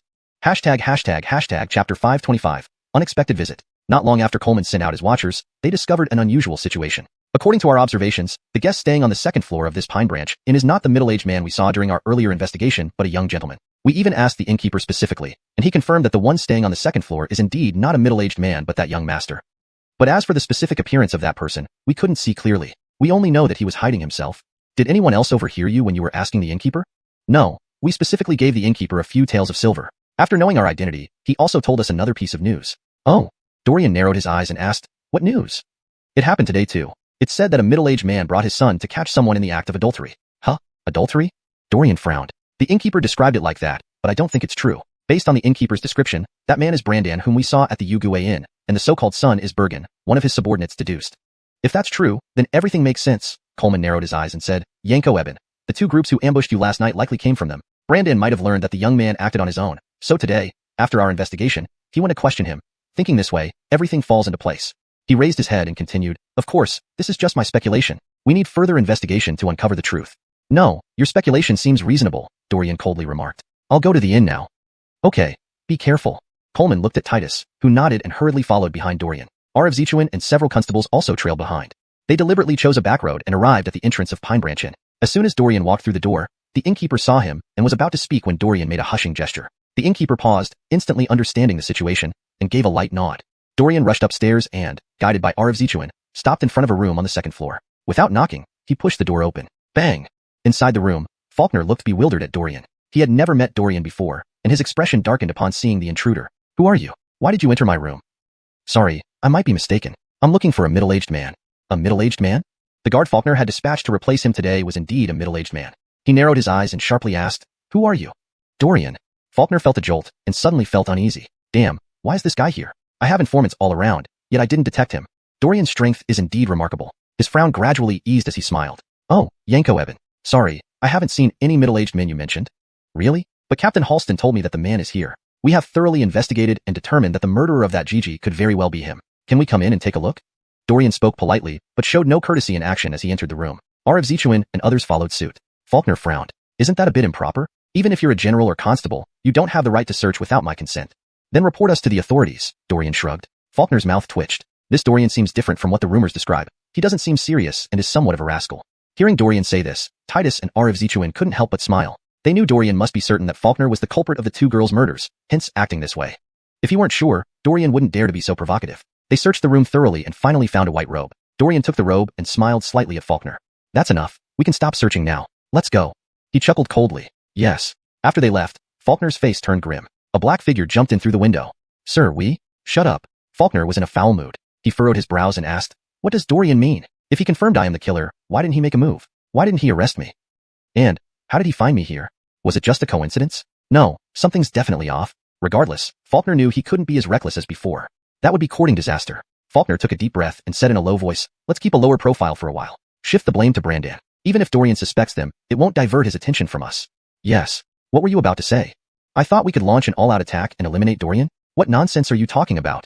Faulkner sneered. Even if we kill Dorian, there's still Coleman. Kill Coleman, and there's Natalie. Kill Natalie, and there's Joab. Unless you tell me we can wipe out all these officials in one night, don't think about attacking Dorian alone. Once Dorian dies, Coleman will tell Natalie, and do you think we can survive? How naive. Faulkner shook his head disapprovingly. Then should we change locations? That won't work either. We're probably already on Dorian's radar. We should stay put and focus on shifting their attention away from us towards Brandan. Faulkner lifted his gaze, his eyes icy cold. You know what to do, right? The bodyguard nodded lightly, a glint of resolve flashing in his eyes. I understand. Good, withdraw. Faulkner waved his hand and smiled faintly. Brandan, don't blame me for being unsavory. It's just, I'm trying to save myself. You should understand, right? Chapter 526, Escorted for Investigation. Faulkner had always acted without scruple. Even if his actions caused Brandan's mission to fail, he would not feel a shred of guilt. After all, the task could be completed at any time and by anyone. It didn't have to be Brandan. Evening. Dorian visited once again. This time, Brandan was genuinely becoming impatient. Yanko Eben, how many times do I need to tell you? I don't know those two women and have never seen them. What do you mean by coming to me all the time? If you really don't believe me, just throw Bergen and me into jail. Dorian smiled faintly and said, sorry, but this time, you might really have to come with us. What? What do you mean? I haven't done anything. Why should I go to the government office with you? Brandan was startled. That remark had been a bluff. How could he follow Dorian to the government office? With his status, wouldn't it be like delivering himself into the tiger's den? Dorian helplessly tugged at the corners of his mouth and said, to be honest, we found another body in the dumpster behind this inn. So, what does that have to do with me? Brandan asked with a cold laugh. This victim was associated with you before. Come to the government office and take a look. No way. I won't go. Brandan refused firmly. All right then, bring the corpse up here. Dorian turned his head and spoke to R.F. Zichuan. Yes, sir. He dispatched someone to bring the corpse before Brandan. Upon seeing this person, Brandan's expression changed slightly. He did recognize this man. When he first arrived in the capital, he had brought Bergen to this person's shop looking for work, but the man's attitude had been terrible and even looked down on them, so Brandan remembered him vividly. How did he die? Dorian's eyes gradually turned cold. I've questioned the vendors around, and they confirmed that this man indeed clashed with you before. So many coincidences add up. It seems you have no choice but to come with us to the government office. I disagree. Brandan was furious. To convict me as the murderer based on this alone? You're being too rash. Besides, this guy had a terrible character and offended many people. Why assume it was me? Because we can't immediately confirm who the murderer is, which is why we're inviting you to the government office. Isn't this to help clear your name? Dorian chuckled. Bullshit. No matter what Dorian said, Brandan refused to go to the government office with him. R.F. Zichuan frowned and remarked, it's just an investigation, not actual imprisonment. Your resistance only makes us more suspicious. Father, let's just go with them. We won't lose anything, right? Reluctantly, Bergen interjected. In this situation, even if they didn't go with Dorian, he would forcibly take them. Better to follow them peacefully. They weren't the murderers, so what could happen? Brandan frowned, seeing Bergen's expression and eventually nodded. SK. All right, let's go. R.F. Zichuan walked ahead with the two, while Dorian followed behind. He watched Brandan and Bergen's backs, a slight smile curling at the corner of his mouth. It seemed that Brandan and the middle-aged man were not killers. The real murderer was likely trying to frame Brandan. Brandan and the youth from yesterday didn't seem to get along well. Without evidence, Dorian couldn't just imprison them. Moreover, they were indeed not the killers, and he had no reason to imprison them. On the road, Dorian suddenly said, you guys take them to the government office. I'll return to the Max residence. Yes, Yanko Eben, rest assured. I will present these two to Sir Halston. R.F. Zichuan grinned without probing further. Brandan and Bergen didn't pay attention either. After parting from the group, Dorian headed directly towards Sungji Inn, hiding his presence outside without attracting notice. He knew Brandan and Bergen would soon confront Faulkner. Inside the room, Faulkner paced back and forth. Soon, a black-clad secret guard appeared, saying, "Sir, Dorian has taken Brandan and Bergen to the government office." Huh. Good, that's good. Faulkner smirked maliciously. Though it's my fault, having them bear the consequences isn't a problem, is it? I wonder if Brandan will openly defy Dorian or choose to endure in silence. No matter what, they are now under the watchful eye of Coleman and Dorian. Unintentionally, their focus has shifted away from us. Will we proceed with Brandan's task next? The black-clad guard cautiously asked. Outside, Dorian listened intently. Faulkner hesitated inwardly. Dorian and Natalie were definitely formidable. There was no doubt about it. Killing Natalie would be challenging for Faulkner, but killing Dorian would be much simpler and count as a great achievement. Why not kill Dorian? Observe for a while. If nothing unusual happens from Dorian's side, we'll make our move against him. But Natalie, let's not. As the Grand Marshal of Dacia, she's hard to deal with and extremely powerful. Even if I personally attack her, I might not succeed. Faulkner still feared Natalie. Yes, understood. You retreat for now and continue to monitor outside the government office. Report to me immediately if you find any new movements from Coleman and Dorian. Faulkner narrowed his eyes, heightening his alertness. Even Dorian eating or using the bathroom now made him suspicious. A while later, Brandan and Bergen walked out of the government office with dark expressions. It must be that scoundrel Faulkner. Brandan muttered. Let's go to Songji Inn.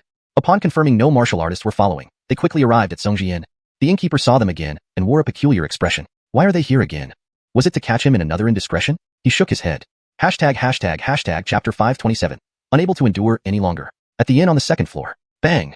As soon as Brandan entered the room, he grabbed Faulkner by the collar and growled in a low voice. You damned fool, that man was killed by you. You did it intentionally to draw Dorian and Coleman's attention to us, didn't you? You truly deserve to die. If it weren't for the fact that now wasn't the right time to act, Brandan would have killed him on the spot. Let me go. You have no right to treat me like this. Faulkner's face darkened, and he roared angrily. Explain yourself first. If not, don't blame me for losing control here. Faulkner sneered. Go ahead and try. The magistrate's office isn't far from here. If Dorian and Coleman notice, neither of us will be able to escape. A hint of madness flashed in Brandan's eyes. Do you think I won't dare? I'll take you down with me even if it means mutual destruction. Seeing that Brandan was serious, Faulkner's expression softened slightly. He patted Brandan's arm and said calmly, let me go first. We can talk this out. What good does talking do? We agreed to leave each other alone, didn't we? But look at what you've done. Brandan sneered again. I believe Dorian and Coleman found evidence leading to you. Otherwise, why would you be so eager to pin this on us? As expected of you, you figured it out. Faulkner laughed nonchalantly before continuing. Dorian indeed came to me yesterday, rummaging through everything. Clearly, he suspects me. So, shouldn't I try to share the burden with you? After all, you're not the real killer, right? Why should you fear their investigation? You're quite eloquent, but my identity matters. I'm a Blood Shadow Temple warrior. What if they discover that? Have you thought about that? Brandan asked viciously. In that case, I'll just have to complete the mission for you. It's unavoidable since we left Wuzhou for the capital to rely on each other, right? Get lost. Brandan narrowed his eyes. From start to finish, you've been dragging us down. Without you, Dorian would never have found us, let alone investigate us. Fine, it is my fault. Brandan realized that Faulkner didn't see any issue with his actions. If he left today, Faulkner would undoubtedly repeat this behavior, leading to an increasingly dire situation where both Brandan and Bergen would likely meet their end. A cold gleam appeared in Brandan's eyes. Sensing something amiss, Faulkner frowned, about to speak when Brandan struck first. Bang! With one punch, Faulkner's nasal bone shattered. Clutching his nose, he snarled, Damn you, Brandan! Are you crazy, attacking me here? So, stand up and fight back. Brandan's anger had reached its peak as he stared at Faulkner, his tone heavy. Protector, do stop. Bergen was equally shocked by Brandan's sudden move and jumped between them to prevent further escalation that might attract Coleman's attention. Move aside. I know what I'm doing. Brandan frowned. But, do I need to repeat myself? Brandan's gaze was ice cold, causing Bergen to step back immediately. Staggering, Faulkner leaned against the wall, almost collapsing. Brandan's blow had been merciless. Taking a deep breath, Faulkner spoke gravely. Understood. I won't betray you again. Now get lost. Don't bring Dorian over. This is your last warning. I hope you keep your word. Otherwise, next time, I will kill you. Guaranteed. Brandan sneered and turned to leave with Bergen. Before they exited the inn, still on the second floor, Brandan noticed the innkeeper looking at him strangely. Though puzzled, he dismissed it. Continuing downstairs, Brandan sensed something wrong. All the diners on the first floor seemed different. Realizing this, he pulled Bergen and ran back upstairs. As soon as they moved, all the diners stood up abruptly. He's trying to run. Chase after him. Damn it. Veins bulged on Brandan's forehead as Bergen, following closely behind, asked anxiously, We've been discovered? What do you think? Although Brandan didn't know when they had been followed, flight was their only option. Reaching the second floor, they kicked open Faulkner's door. Instead of Faulkner, they saw Dorian standing there, confronting Faulkner whose face was stern. Were you eavesdropping outside the window this whole time? I didn't even notice. Damned. Brandan's pupils constricted. Glancing at the pursuing warriors behind him, a glint of cold light flickered in his eyes. He exchanged a glance with Faulkner, and for once, they were on the same page. There's only Dorian. We have nothing to fear. Attack. Instantly, a fierce battle erupted at Pine Branch Inn. Downstairs, the innkeeper hurried out, pleading, Please, sirs, don't destroy my inn. Don't worry. If the inn is damaged, we'll compensate you. Startled, The innkeeper turned around. Why you? Commander Augustine? Natalie's lips curled into a cold smile. Looking at Titus beside him, he instructed calmly, stay outside and Suthan Renshun. 这里很快会爆发一场大战，我担心会伤及无辜.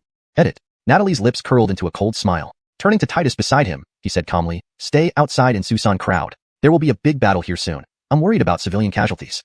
Note, the phrases 苏散人群 and 这里很快会爆发一场大战 我担心会伤及无辜 have been partially kept in Chinese as per the user's original input.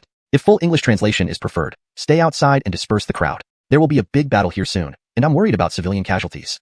For consistency and fluency in English, here is the fully translated version. Natalie's lips curled into a cold smile. Turning to Titus beside him, he said calmly, stay outside and disperse the crowd. There will be a big battle here soon, and I'm worried about civilian casualties. Yes, sir, I understand. Since Natalie was here, Dorian's safety would no longer fall under Titus's responsibility. Titus raised his head, glancing at the second floor. Bang! The sound echoed as several constables recoiled in shock, staring at Bergen with wide eyes. They anticipated Brandan's strength, but hadn't anticipated Bergen's. This guy was also a peak Earth-stage warrior. Bergen sneered and said sternly, just a bunch of rabble, not worth anything. Hashtag chapter 528. Psychological warfare. Dorian didn't really expect those constables to arrest Bergen. He just hoped they could buy some time. Just as Bergen was about to make his killing move, a strong intent to kill surged from behind him. He frowned, but suddenly Brandan in front of him shouted, run? What? Bergen was taken aback. Dorian also revealed a cold smile upon seeing the person who arrived. Kill him. Among these three people, Faulkner and Brandan were somewhat useful, but Bergen wasn't important at all. After all, the two of them were senior members of the Blood Shadow Hall. Before Bergen could react, the next second a sharp blade pierced through his chest. His eyes widened in shock as he turned around to see Natalie standing right behind him, her gaze indifferent. You, how did she appear here? Unfortunately, Bergen never got the chance to ask. Natalie pulled out her sword, her expression still icy. In the next moment, Bergen collapsed on the ground. Damn it, it's Natalie. Faulkner couldn't help but curse, jumping out of the window directly. A shadow appeared abruptly, helping Faulkner escape into the distance. Captain Halston is waiting downstairs. We can focus on dealing with this guy, Natalie said calmly, looking at Brandan. Were you guys tracking us all along? All thanks to that bastard Faulkner. Despair filled Brandan's eyes. He knew he stood no chance against Natalie. With no will to fight, Natalie easily defeated him. Together with Dorian, they escorted him to the Yamen. Coleman had been waiting for a long time and said apologetically, Yanko Augustine, that guy ran too fast, I couldn't catch up. It's fine. Natalie gently shook her head, saying, we'll have more opportunities. Faulkner was powerful himself, plus there were hidden warriors aiding him, so it was understandable that Coleman failed to stop him. Asshole, let me go. Calm down, you seem very energetic. Dorian furrowed his brow and punched Faulkner's abdomen. Brandan glared at him. If you have the guts, then kill me. Birdie it to interrogate me? Not a chance, I won't say a word. Though he said that, Dorian still locked him in the Yamen prison. Humph, are you going to torture me next? Tell me, I have principles and will never submit to your bunch of dogs serving Cody. Dorian smiled faintly, saying, of course not submitting to us. Even if you don't speak, we can still find Faulkner and investigate everything about the Blood Shadow Hall. You're overestimating yourself. Brandan just gave a cold laugh. Asking us for information isn't submission. It's just wondering if you feel resigned being captured like this. What do you mean? Spit it out, I don't have the patience to play charades with you. You were framed by Faulkner, right? But now you're captured while he roams free. Are you okay with that? Brandan scoffed. I dislike you government officials more than Faulkner. You might think that way, but Faulkner may fear our strength after your capture and return directly to Wuzhou. Wouldn't your sacrifice be meaningless then? The more he spoke, the more anxious Brandan became. He came to the capital and failed his mission. His best subordinate died, and even he was caught by the authorities. Brandan felt utterly wronged. From beginning to end, Faulkner had framed him. Yet that guy fled while he was imprisoned in this cold, decaying cell. Thinking carefully, perhaps no protector in the entire Blood Shadow Hall had it worse than him. Brandan clenched his fists, wishing to rip Faulkner apart, but seeing Dorian before him, he swallowed his breath. No matter how much you say, I won't submit to you. All right, then keep holding on. See how long you can endure. Dorian sneered. When the opportunity is lost, Faulkner returns to Wuzhou and lives freely. Do you mean to say if Faulkner is caught, you'll let me go? Brandan waved his hand, laughing coldly. Don't try to sow discord. Your grandpa won't fall for that. Not at all, but have you heard the term balance of merits and demerits? Huh. Brandan's eyes moved. You know, we have others in custody besides you, such as Sebastian, Gillis, and Alfonso. Augustine EQ. None of them has spoken yet. We've decided that whoever divulges information first will plead their case to Kale for leniency. Let me walk free, huh? He laughed coldly. That's impossible, of course. But leniency is simple. It could at least save your life. Dorian patted his shoulder and said smilingly, think it over. Which choice is truly correct? Are you willing to stay alone in this cold dungeon? With that, Dorian turned and left. Outside the Yamen, Natalie looked at him strangely. You're quite cunning, saying all that to Brandan. If Brandan were Natalie, she would probably weigh whether to betray the Blood Shadow Hall. Obviously, if what Dorian said was true, betraying the Blood Shadow Hall was the best choice. Natalie felt fortunate that Dorian wasn't her enemy. Otherwise, even Natalie would be troubled. Dorian chuckled casually. Just some psychological warfare. I only nudged Brandan. He already resented Faulkner due to the Blood Shadow Hall. This small push made him realize what he should do. We'll go back and wait. In 2 days, Brandan will surely provide the information. All right, Yanko Eben knows best. Natalie smiled lightly, teasing him. They returned to the Marquis Jethrock residence and saw Hugh pacing restlessly at the gate. Minister Virgil? Dorian raised an eyebrow and called out tentatively. You finally came back. Let's talk inside. Hugh forced a smile and gestured politely. Minister Virgil visiting us today. Something up? Dorian asked smilingly. Chapter 529. Forced purchase. Hugh had been restless at home for several days. Coleman and Dorian clearly had already discovered the trail of Blood Shadow Hall warriors, but they had not come to find him yet. Obviously, the Josue's mansion didn't need his help. He originally wanted to incite Natalie and Dorian to head towards Blood Shadow Hall's lair, but since they weren't coming, Hugh naturally couldn't find an opportunity. This made Hugh somewhat annoyed. So today, he seized the chance to come here, intending to give them some small suggestions, and also to place his people around them. Natalie and Dorian exchanged a glance and knew this guy wasn't up to any good. They indeed intended to deal with Blood Shadow Hall, but did not want to be used by Hugh. Upon entering the Josue's mansion, Alice served them a few cups of tea. This visit is mainly because I heard you found the trail of Blood Shadow Hall warriors? It was evident that Hugh's information wasn't reliable. Dorian smiled and said, Mr. Virgil might not know, but we have already captured a Blood Shadow Hall warrior. From his mouth, we should get a bit more information, like the other members of Blood Shadow Hall still lingering in the capital. What? You've already caught someone? Hugh frowned. He knew Dorian wasn't ordinary, but he hadn't expected their actions to be so swift. Hugh's expression turned slightly awkward, but after regaining his composure, he continued, Do you have any leads on the other Blood Shadow Hall members in the capital? Dorian shook his head and honestly replied, Not yet. If you encounter difficulties, this official can provide you with manpower. Although the people from the Yamen have experience in investigations and are reasonably skilled, they may not be strong enough against Blood Shadow Hall warriors. Hugh laughed and added, However, our Crescent Moon Tower warriors are different. Each one has undergone rigorous training and can offer significant assistance. Yanko Eben, what do you think? Dorian smiled and shook his head. What? You don't want my help even when I offer it? Hugh found this person a bit difficult to handle. He believed his intentions were obvious, and Dorian obviously noticed, yet he pretended not to know. It was frustrating. It's not that we don't want it. Mr. Virgil might misunderstand us, Natalie interjected. Dealing with these old foxes still fell on Natalie. Dorian, being modern in her thinking and speech, often came across too direct and wasn't suitable for intricate negotiations with someone as deep as Hugh. Hearing Natalie speak, Dorian closed her mouth. Seeing this, Hugh shifted his gaze to Natalie. How do you mean? We indeed haven't found the other Blood Shadow Hall warriors in the capital, but the one we currently have is willing to talk. What does that mean? Are you saying the Blood Shadow Hall warrior is willing to provide you with information about Blood Shadow Hall? Hugh couldn't help but laugh loudly. What's so funny, Mr. Virgil? Natalie raised an eyebrow. Marshal Augustine, you're still young and haven't deeply interacted with Blood Shadow Hall warriors, hence not fully understanding them. Hugh narrowed his eyes. Even if they are captured, they won't reveal any information about Blood Shadow Hall. But Mr. Virgil, I'm not lying. The captured warrior isn't particularly resolute. It won't take long before he provides us with information. Hugh's eyes twinkled mockingly, clearly not believing her. He thought it was just Natalie's excuse. But the next second, Natalie proposed proactively. If you don't believe me, you can join us at the Yamen tomorrow. I guarantee within 3 days, he will open his mouth. Natalie spoke confidently. Since Marshal Augustine invited me personally, I won't refuse. All right, I'd like to see how much ability you two truly possess, making that warrior speak. Wait, what position does your captured warrior hold in Blood Shadow Hall? If it were an insignificant minor warrior, it would hint at deception. He's an enforcer. An enforcer? Hugh was startled, initially thinking they were lying. But upon reflection, he realized he would see him tomorrow anyway. Even if Dorian and Natalie lied, the enforcer's strength wouldn't lie, helping him determine the truth then. Fine, I look forward to seeing it. With that, Hugh stood and left, his mood evidently not great. On the carriage, an aide asked quietly, Mr. Virgil, they might be lying. We'll know if they're lying tomorrow, Hugh sneered. Each enforcer is a key figure in Blood Shadow Hall. I can't believe they would willingly give away information. In the end, Natalie is a marshal, and Dorian is a general. They are familiar with military and soldier matters, but interrogation is something I excel in. Once, I caught a Blood Shadow Hall warrior, not strong or high-ranking, but no matter what torture I used, he refused to speak. If a low-level warrior could remain tight-lipped, let alone an enforcer. After 3 days, if the enforcer still doesn't speak, we will force our people into their circle. I can't believe Natalie can come up with another excuse to refuse. He sneered again. Yes, sir, well thought out. Inside the Josue's mansion, you sound very confident. What if Brandan still doesn't speak after 3 days? Dorian asked Natalie. I trust you. Since you said he will give us information, I believe you. Natalie smiled. Moreover, even if Brandan refuses, I have other ways to refuse Hugh. Dorian's smile faded slightly. Ned? Exactly. No matter how strange Hugh's personality, he won't ignore the Anderson's face. Once we bring up the Anderson, he won't dare misbehave in front of us. But we should use this method only as a last resort. Once they pull out Cody's name, they would be seen as enemies by Crescent Moon Tower. Hugh would undoubtedly make things difficult for them in the future.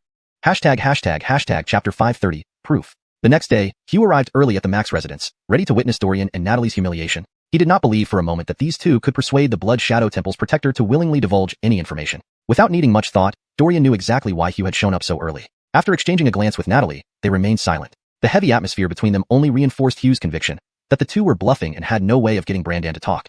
At the government office, Coleman had been waiting for Dorian and Natalie, but when he saw Hugh, he couldn't help but frown. Who is this? The Jaren of Xinuelu, Lord Virgil. Even Natalie addressed him as Lord, indicating his high rank. Coleman nodded respectfully. Lord Virgil. No need for formalities here. There's no emperor around. You said you caught a Blood Shadow Temple Protector? How's it going? What's his status now? Coleman, unaware of Hugh's intentions, scratched his head and replied, he's still the same, but he seems to want to give us the information now. What? Hugh immediately frowned. Are you sure? That's a Blood Shadow Temple Protector. How could he so easily tell us anything? Coleman chuckled. Initially, he was reluctant too, but after Yanko Evans spoke with him yesterday, he suddenly changed his mind. As he spoke, Coleman glanced at Dorian, admiration evident in his eyes. If Coleman's clear gaze didn't convince Hugh, he would have suspected collusion between Dorian and Natalie, but the look in Coleman's eyes seemed genuine. A muscle twitched at the corner of Hugh's mouth, and he began to doubt himself. Could it be? Dorian is really that good? With a mix of trepidation, he followed Coleman to the prison. Brandan was inside, and upon seeing Hugh, he immediately confirmed his strength, a peak Earth stage powerhouse. Dorian hadn't lied. Brandan was indeed a Blood Shadow Temple Protector. Seeing Hugh, Brandan furrowed his brows. Who's this guy? He's one of ours. Why should you be afraid now that you're already here? Dorian smiled. So, have you made your decision?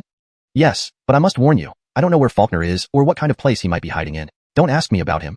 And these words, I can only share with you and Natalie. Everyone else should leave now. Brandan scanned Hugh and Coleman. Apologies, Lord Virgil. You've heard it. Dorian grinned. For the sake of our investigation, please step outside for a moment. Understood. Hugh had dispelled all his doubts. His expression grew solemn as he looked at Dorian and Natalie differently now. Curiosity gnawed at Hugh. What did these two say to Brandan that actually got him to open up? To him, this seemed even more difficult than capturing a Blood Shadow Temple Protector. Though Hugh initially suspected Brandan was just acting in concert with Dorian and Natalie, seeing him convinced him otherwise. Suspecting further would only make Hugh appear petty and paranoid. Leaving the prison, he told Coleman, I'll be leaving first. When Marshal Augustine and Yanko Eben come out later, tell them I have some matters to attend to and left ahead of time. Yes. Coleman nodded, feeling puzzled. What on earth was Hugh up to? Why leave right after arriving? And although Natalie and Dorian addressed him formally as Lord, their attitude toward him seemed indifferent. Could it be that Hugh wasn't really a good person? Coleman shook his head. No use worrying about it. Regardless, Hugh was someone even Natalie had to address as Lord. It wasn't Coleman's place to speculate. Despite being a well-known detective in the capital, compared to the real big shots in the Imperial Court, he was still just a small fry. Back in the prison, Brandan continued somberly. In the Blood Shadow Temple of Dacia, the highest-ranking individual is the Vice Palace Lord, followed by us 7 protectors, ranked according to our strength. The strongest is Demetrian Ricardo, Ambrose. He's over 80 and often handles orders from the Vice Palace Lord when she's busy. I'm ranked 5th among the 7, while Faulkner is 7th. He only became a guardian because of his likable personality. Originally, the 7th-ranked guardian, whom you're familiar with, was different. Dorian raised an eyebrow. Sebastian? Gillis? It's Sebastian. He barely settled into his position before Faulkner squeezed him out. Calling him a former guardian feels almost mocking. Brandan sneered. Apart from flattery, what skills does Faulkner possess? Truly baffling why the Vice Palace Lord holds him in such high regard. Is it just his silver tongue? I'm not interested in idle chatter. Is your stronghold in Wuzhou? Yes, every corner of Wuzhou has traces of the Blood Shadow Temple. Enter any tavern in Wuzhou, and the innkeeper might be one of us. Honestly, the entire city is under our control. Brandan appeared unperturbed by the possibility of Dorian investigating Wuzhou. Besides Wuzhou, are there other places? Augustinique y Bengzu? Didn't Sebastian and Gillis come from there? Johnny frowned, sensing Brandan was holding back. Brandan snorted. The Blood Shadow Temple is vast. Apart from a Bengzu, it spans Augustine Yangzhou and even the capital. Though I'm a guardian, I don't have a complete list of all members. In my view, the Blood Shadow Temple values quantity over quality. Any slightly powerful martial artist might be recruited into our ranks by local managers. Naturally, most have no specific tasks, they're just names on a roster. Brandan shrugged. If you kill the 7 guardians and the Vice Palace Lord, the Blood Shadow Temple will surely fall apart. Chapter 531, Condemnation. Wuzhou. Bang. Ambrose kicked Faulkner to the ground. Protector Ricardo, Shut up. Ambrose's eyes were icy cold as he said in a grave voice. I sent you to the capital. What did I send you there to do? It was to assist Brandan. Tell me, what did you actually do? Ambrose sneered and said, now that Brandan has been captured, are you happy? Faulkner quickly knelt on the ground, terrified, saying, Protector Ricardo, I didn't know it would turn out this way. Had he known earlier that one of his secret guards was an informant planted by Ambrose, Faulkner wouldn't have dared act so recklessly. Now, with all his actions reported to Ambrose by the spy, he couldn't clear his name even if he jumped into the Yellow River. Faulkner felt he had been innocent. He hadn't meant to trap Brandan initially, had he? You didn't know? Ambrose narrowed his eyes. I know you and Brandan have personal grievances. It's not just you. Among us protectors, who can truly stand Brandan? You can have your grudges, but don't bring them into our missions. No matter how flawed Brandan is, he's still a protector of the Blood Shadow Hall. If word gets to the deputy leader about how you treated him, guess how he'd look at you? Hearing the threatening undertone in Ambrose's voice, Faulkner immediately kowtowed and begged for mercy. Protector Ricardo, I know I was wrong. Please, don't tell the deputy leader. Of course, I can keep it from the deputy leader, as long as you make amends by rescuing Brandan from the magistrate's office. I'll persuade him to cover up this incident for you. How does that sound? A hesitant expression appeared on Faulkner's face. This? Ultimately, he still found Brandan intolerable. Asking him to save Brandan? Would that man appreciate it? He feared Brandan might refuse his help and blame him. What? You unwilling? Ambrose sneered again. There are many protectors who can replace you. If you're not willing, forget it. Stay here in Wuzhou. But the deputy leader. No. Faulkner gulped. I understand. Please give me another chance. I'll rescue Brandan. That's best. I will assign you a squad of Soul Shadow warriors. Of course, this operation won't be left solely to you. Ambrose turned to look at the middle-aged beautiful Gigi and the smiling middle-aged man beside her. Xiao Ji, Xiao Yi, you two will supervise him closely. If Faulkner makes any stupid moves, feel free to let him come back here, and I'll personally escort him to kneel before the deputy leader. Yes, Xiao Ji understands. Cher nodded with a smile. Jaden also nodded slightly, and then looked at Faulkner, saying, Protector Karen, please take care. SK, why must it be them? Jaden and Cher were siblings, both ranking highly among all protectors in terms of strength, with more seniority than Faulkner by several years. Faulkner vaguely heard they came from Dongyi, and seemed to have some familial ties to the hall leader. Even if Faulkner enjoyed favor with the deputy leader, he absolutely could not afford to offend these two. Faulkner clenched his teeth. He now had no other choice but to nod and agree. Yes, I understand. A few days later, the three boarded a small boat and arrived in the capital. Indeed, this place lives up to its reputation. Jaden and Cher dressed like wealthy young men, ostensibly in the capital for amusement, an identity easy to maintain and less likely to raise suspicion. The two exchanged smiles, and the latter asked worriedly, Big brother, do we really not need to watch over Faulkner? No need. I believe Protector Karen knows the stakes. Him? Cher scoffed, remembering how when she first became a protector, Faulkner had even tried to flirt with her. Such an unreliable person. How could Ambrose trust him with such an important mission? We shouldn't delay. Let's gather information, Jaden said, blinking. Before long, they learned from a petty informer about the current situation. So Brandan is still in the magistrate's office? The route from the magistrate's office to the palace can't be hidden from others. They must transport Brandan through the main road. Cher chuckled. I've heard much about the famous Yanko Eben of the Dasha Kingdom. How I wish to meet him. Jaden's lips twitched, his face turning serious. Do not lose focus. Moreover, he is a great threat to our Blood Shadow Hall. We must rescue Brandan, then join forces with him and Faulkner to kill Dorian. What about Natalie? Cher pouted. I wonder how my beauty compares to hers. Jaden felt exasperated. Rein in your frivolousness. Got it. Unlike Faulkner, rest assured, I will follow your lead in the capital. Good girl. Jaden smiled and nodded. Meanwhile, done for. Completely done for. Ambrose sent the Choi siblings to supervise me. I can't even pull off minor tricks. Faulkner lay on his bed in the inn, unable to sleep. He no longer dared to use his underlings for other tasks. Any of them might be someone else's spy, Ambrose's or the Choi siblings. Initially, Faulkner thought his covert network was impregnable, but now it seemed as disorganized as scattered sand. To this day, he didn't know which of his subordinates had reported to Ambrose. This deepened his fear and anxiety. He took a deep breath and said gravely, sending me to rescue Brandan. That old man might as well have told me to go die. Damn, they're all damn fools. Damn, he even plans to inform the deputy leader, giving me no room to live? What should I do? What should I do? Faulkner was nearly driven mad. In the evening, at the magistrate's office, quite a number of constables on duty. They seem to have learned from the last time. Even Coleman is here. Jaden, having investigated thoroughly, had a somber expression. Brother, I'll take care of that man. Chapter 532, Enchantment. Cher volunteered herself for the task. All right, I'll take care of the other constables. Those guys are weak, and once I finish with them, I'll come over to help you right away. After all, Coleman is also a peak Earth stage martial artist. He's not easy to deal with, Jaden said in a deep voice, narrowing his eyes. Big brother, don't worry. A mere old man. What could be so difficult? Cher bit her lip, exuding a seductive charm that even her brother, Jaden, couldn't look at directly. That's enough. He turned his head away in annoyance. Don't use your enchantment on me. Haha, even a gentleman like you can't resist it, let alone that middle-aged man. Cher smiled smugly. At the magistrate's office, Coleman leaned against the door, barely awake. Staying alert at night was tough for an elderly man like him. Even if he was a martial artist, his age still limited him. Sir Halston, if you're tired, go ahead and rest. We'll keep watch here. Frederick patted his shoulder and smiled. Ah, yes, I know. No need to worry. I'll continue to stay here. You should replace anyone who can't hold on. Coleman rubbed his eyes and yawned. Yes. Frederick's gaze held a faint trace of concern. AI. Sir Halston worked so hard. Fortunately, we will transfer Brandan to the palace tomorrow. Dorian's instincts told him that Brandan hadn't revealed everything yet. There were still secrets he kept from them. But keeping Brandan at the magistrate's office indefinitely wasn't an option, especially considering they needed to guard him at night to prevent Blood Shadow Hall's protectors from rescuing him. It would be safer to move him to the palace.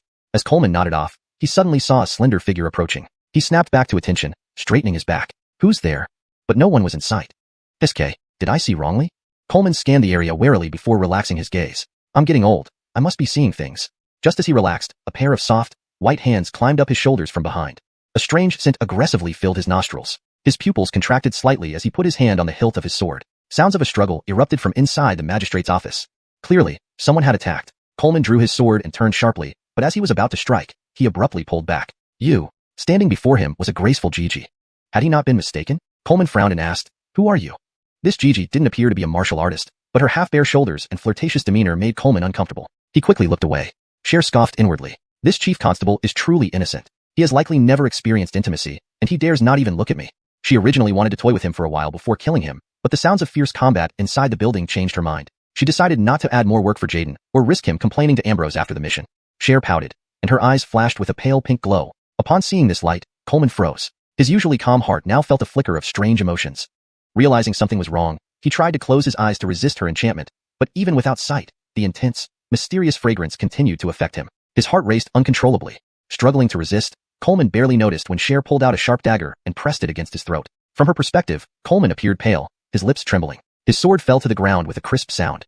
That clear sound snapped him back to reality. Too late, Cher smiled sweetly. Speak your final words. When I meet Dorian again, I'll pass on your message. It won't be long before you two meet in the underworld. In your next life, maybe don't work for Cody anymore. Coleman remained motionless. Cher's enchantment still lingered, and he struggled to fight it off while finding a way out of his predicament. Coleman felt overwhelmed. He spoke deeply.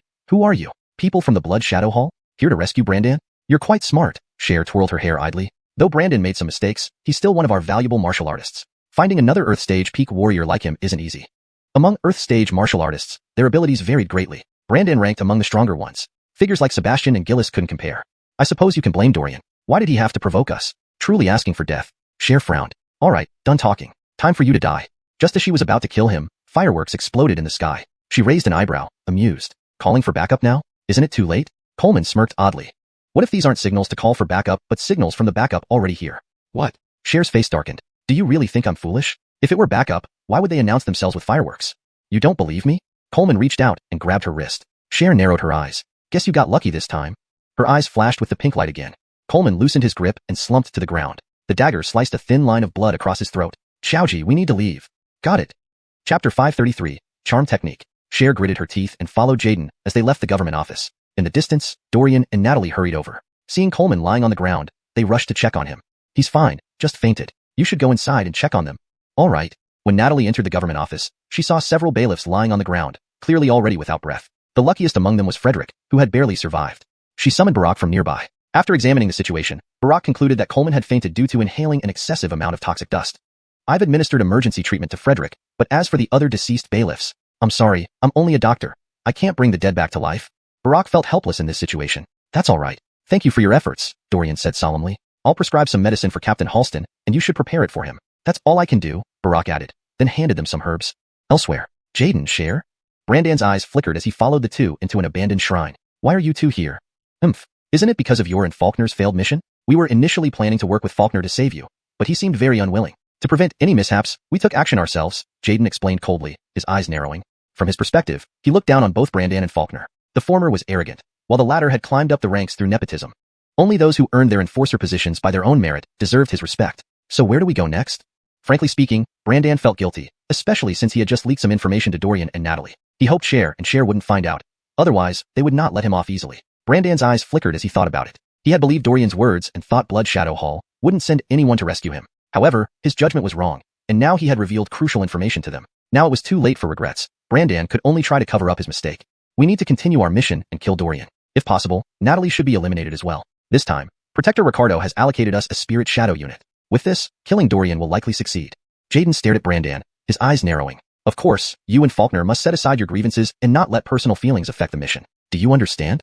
Yes, I understand. I will follow your orders henceforth. Even if you ask me to cooperate with Faulkner, I have no objections. Brandan nodded in agreement to Cher's demands. I hope you stay compliant. Otherwise, Protector Ricardo mentioned he would inform Deputy Head about both of your actions. Then, both you and Faulkner will be in danger, Jaden sneered. The methods of the Deputy Head were well known. Brandan nodded absent-mindedly and asked, Where's Faulkner? At the inn. We'll take you there. Okay. When Faulkner saw Brandan, he instinctively wanted to berate him but restrained himself, forcing a smile onto his face. Protector Du, it's been a long time. Indeed, it has been, Brandan replied half-heartedly, recalling the times he had been betrayed by Faulkner, almost losing control and lashing out. Fortunately, he suppressed his anger when he thought of the consequences. The two exchanged glances without much conversation. Faulkner looked at Cher with complex emotions. They had managed to rescue Brandan so easily, which showcased their considerable strength. He had heard that after the incident with Sebastian and others, Coleman usually guarded Brandan personally, making it extremely difficult to extract him from under Coleman's watchful eye. Next day, it's all my fault. If it weren't for me, those bailiffs wouldn't have died. Coleman sighed, sitting in his chair, his eyes filled with sorrow. Dorian didn't know what to say, feeling helpless. The people were already dead, and no amount of consolation would change that. All he could do was pat Coleman's shoulder.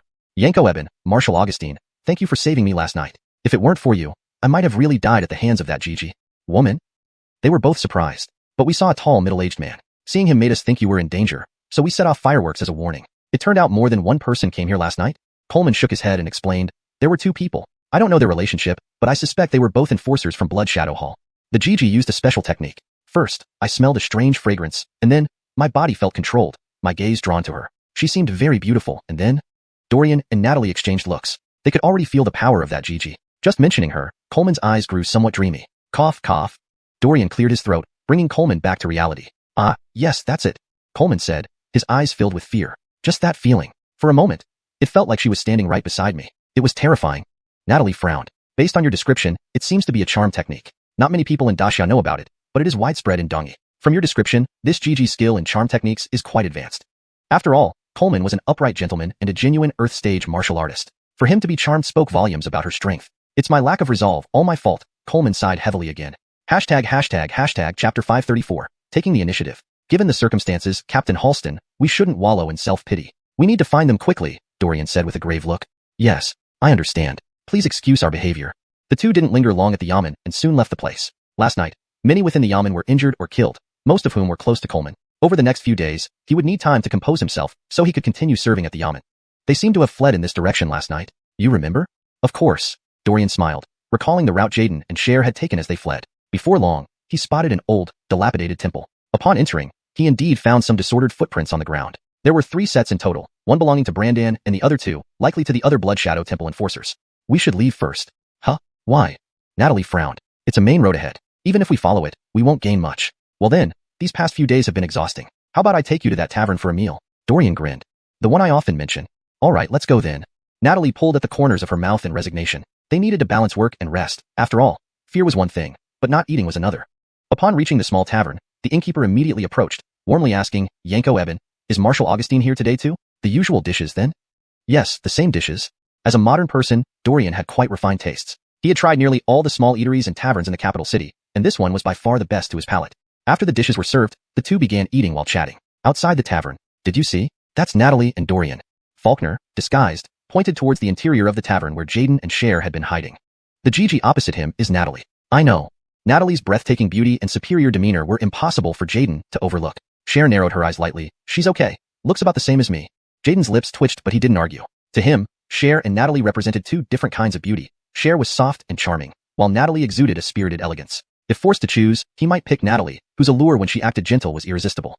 Noticing his gaze, Cher angrily kicked him on the foot. What was that for? Jaden glared at her. Humph, nothing. Just worried you'd stare dumbly and get caught. That's not possible. Haven't we practiced breath-holding techniques? You insinuate me? Only then did Jaden catch the sarcasm in her tone. Humph. Cher snorted coldly.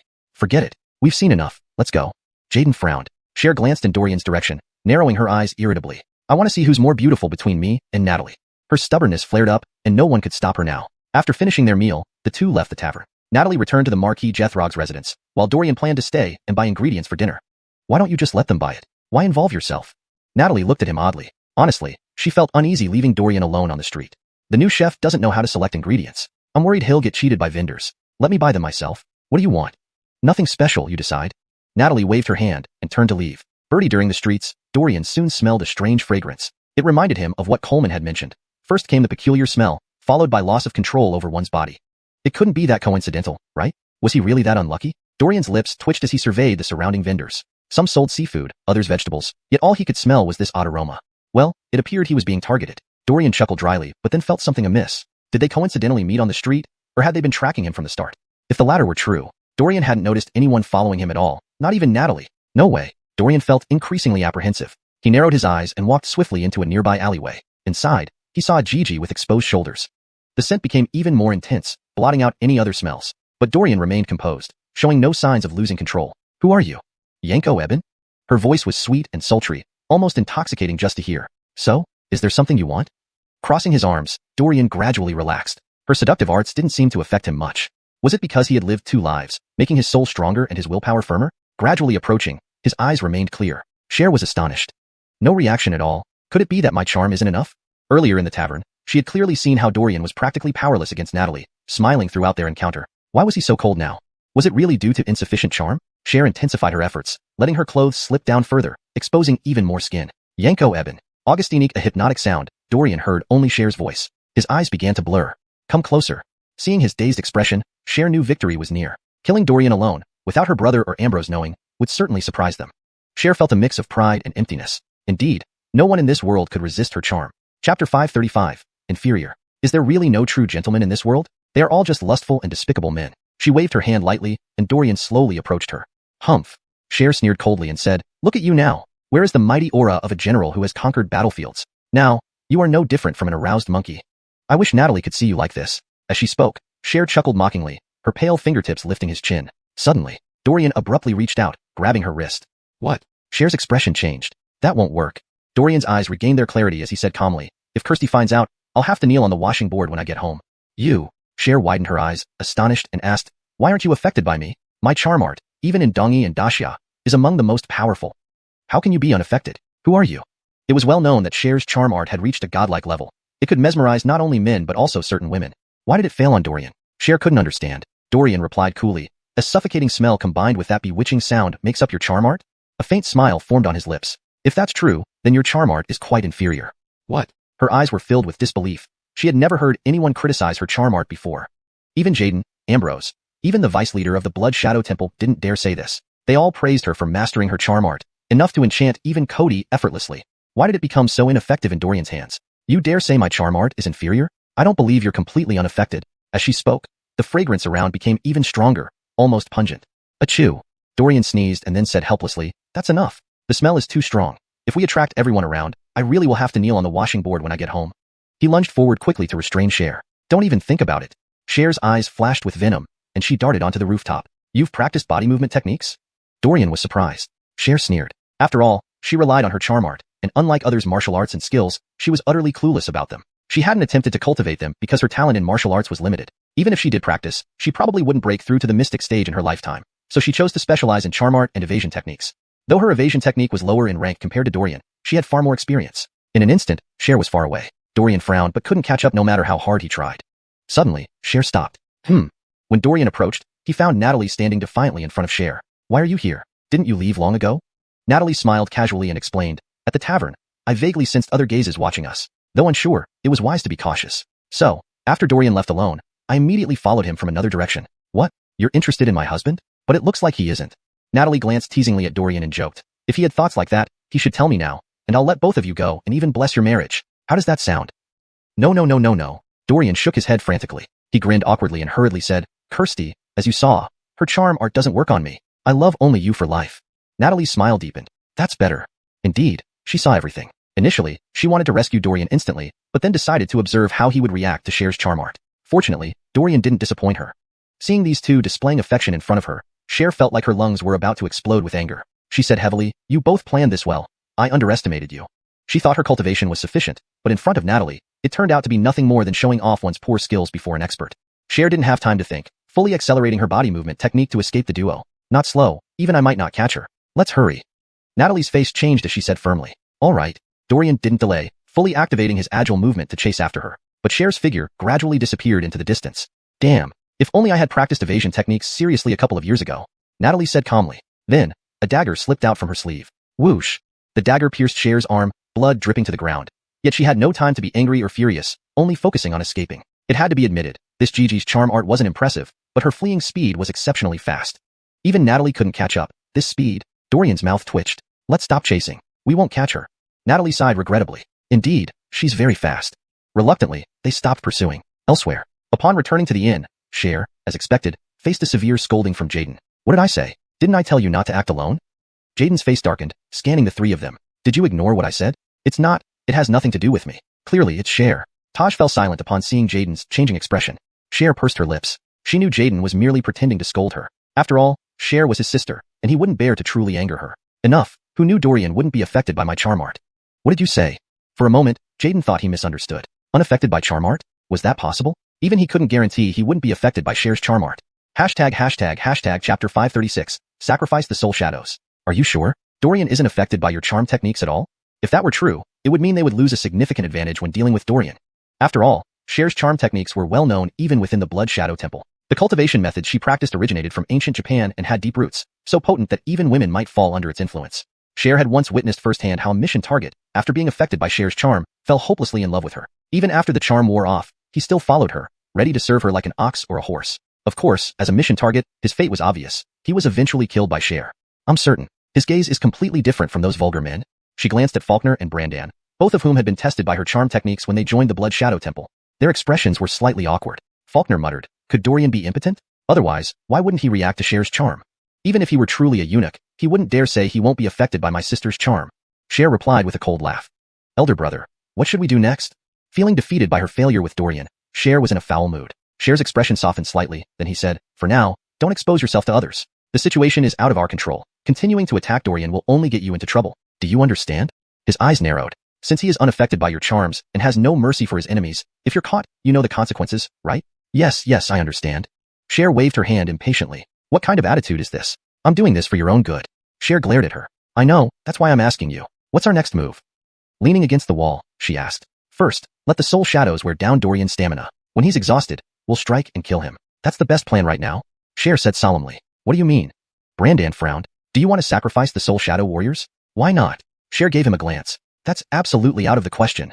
Brandan immediately rejected the idea, and even Faulkner, who usually disagreed with him, chimed in, absolutely not. Each soul shadow warrior is an elite carefully cultivated by us. Losing even one is a huge loss. If Deputy Head finds out you're using them as cannon fodder, what then? At that point, if Deputy Head held them accountable, Faulkner wasn't going to take the blame. Look at your cowardice. Cher laughed disdainfully. So what if it's just the soul shadows? We can cultivate more warriors, but if Dorian remains alive, how much trouble will he cause us in the future? Have you thought about that? He narrowed his eyes. I've never seen a government official pose such a great threat to the Blood Shadow Temple. If Dorian continues to live, all our activities in the capital will be severely restricted. He looked at Faulkner and Brandan. You don't want the Blood Shadow Temple to be crippled in the capital, do you? Because of one man, Dorian, having to avoid operating in the entire capital city is unrealistic. Moreover, if word got out that the Blood Shadow Temple feared Dorian, it would damage their reputation immensely. Growing up in the Blood Shadow Temple, Cher couldn't allow this to happen.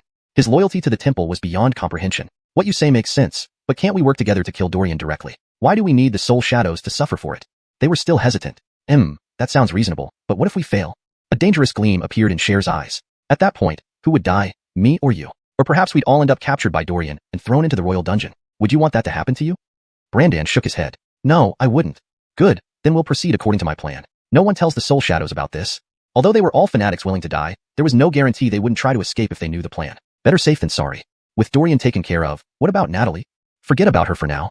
Cher rolled her eyes. That's not what I meant. When I used charm on Dorian today, Natalie was clearly present, but I never sensed her. When I tried to escape, she almost caught me. What if she's secretly protecting Dorian? That Gigi is unbelievably powerful. We can't even detect her. If anyone else hadn't mentioned it, Cher would have thought Natalie had already reached the initial stage of Heaven Conroy.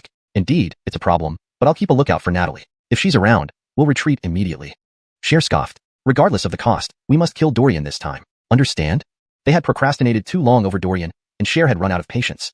With him personally involved this time, he didn't believe any issues would arise. A cold glint flashed in his eyes. He exchanged a look with Cher. If necessary, he would even sacrifice Faulkner and Brandan for victory. Sometimes, extreme measures were required. Brandan noticed the look directed at him and felt chills run down his spine. That night, unable to sleep, he left his room and wandered outside. Without them around, the capital could be quite peaceful. Thinking of this, Brandan chuckled bitterly. Suddenly, he noticed a faint candlelight in a nearby room. It was Cher's room. Narrowing his eyes, Brandan quietly approached without drawing attention from the two. The Choi siblings' vigilance was unnaturally sharp. Chapter 537. Eavesdropping. Brandan dared not get too close even as he approached. Instead, he stretched his neck, wishing he could listen in more intently by standing on tiptoe. Do you really intend to sacrifice Hunaing? Cher asked coolly. It's not just Hunaing. If things truly reach a point of no return, I will let Brandan and Faulkner die here too. As long as this mission is accomplished, I will spare no cost. Do you understand? I know. In terms of affection for the Blood Shadow Hall, no one cares as much as you, Jaden. From start to finish, Dorian's actions have been an insult to our Blood Shadow Hall. Cher's voice also carried a hint of murderous intent. Because of this, I must kill him even more. By the sound of it, Jaden seemed to be standing up from his chair. Taking this opportunity, Brandan leaned against the wall to listen more clearly. In my heart, apart from you, the most important thing to me is the Blood Shadow Hall. I will never forgive anyone who insults or disgraces the Blood Shadow Hall. Yes, my dear brother, but first, you need to come up with a plan to deal with Natalie. If she protects Dorian, it won't just be hard for us. Even Vice Chairman would find it extremely difficult to approach Dorian. Is she really that strong? Cher scoffed. I can't describe her strength to you. I can only say, only those who have experienced her firsthand can understand how terrifying she is. I see. If nothing else works, I will forcefully stop Natalie then. You only need to seize this opportunity to kill Dorian. Once we kill Dorian, we'll immediately flee and absolutely won't engage Natalie. All right. Upon hearing this, Brandan hurriedly returned to his room. That's strange. Did I hear footsteps? Cher opened the door, her brows slightly furrowed. No, you must have heard wrong. It was already deep into the night, and Jaden was exhausted today, so he paid no attention to Brandan's footsteps. In another room. Damn it, these two lunatics. It seemed Brandan's choice to sell information to Dorian had indeed been the right decision. Jaden and Cher were not genuinely there to save him. They wanted to make him a scapegoat. Cannot stay in the capital anymore, cannot stay in the Blood Shadow Hall either. I need to find another way out. But where could he go? If he chose to leave the Blood Shadow Hall, he needed to escape from Jaden and Cher first. Yet, even if Brandan went elsewhere, he might still be recognized by members of the Blood Shadow Hall. He couldn't run forever, could he? If all else fails, I'll continue to deal with Dorian. I'll give him information in exchange for his protection.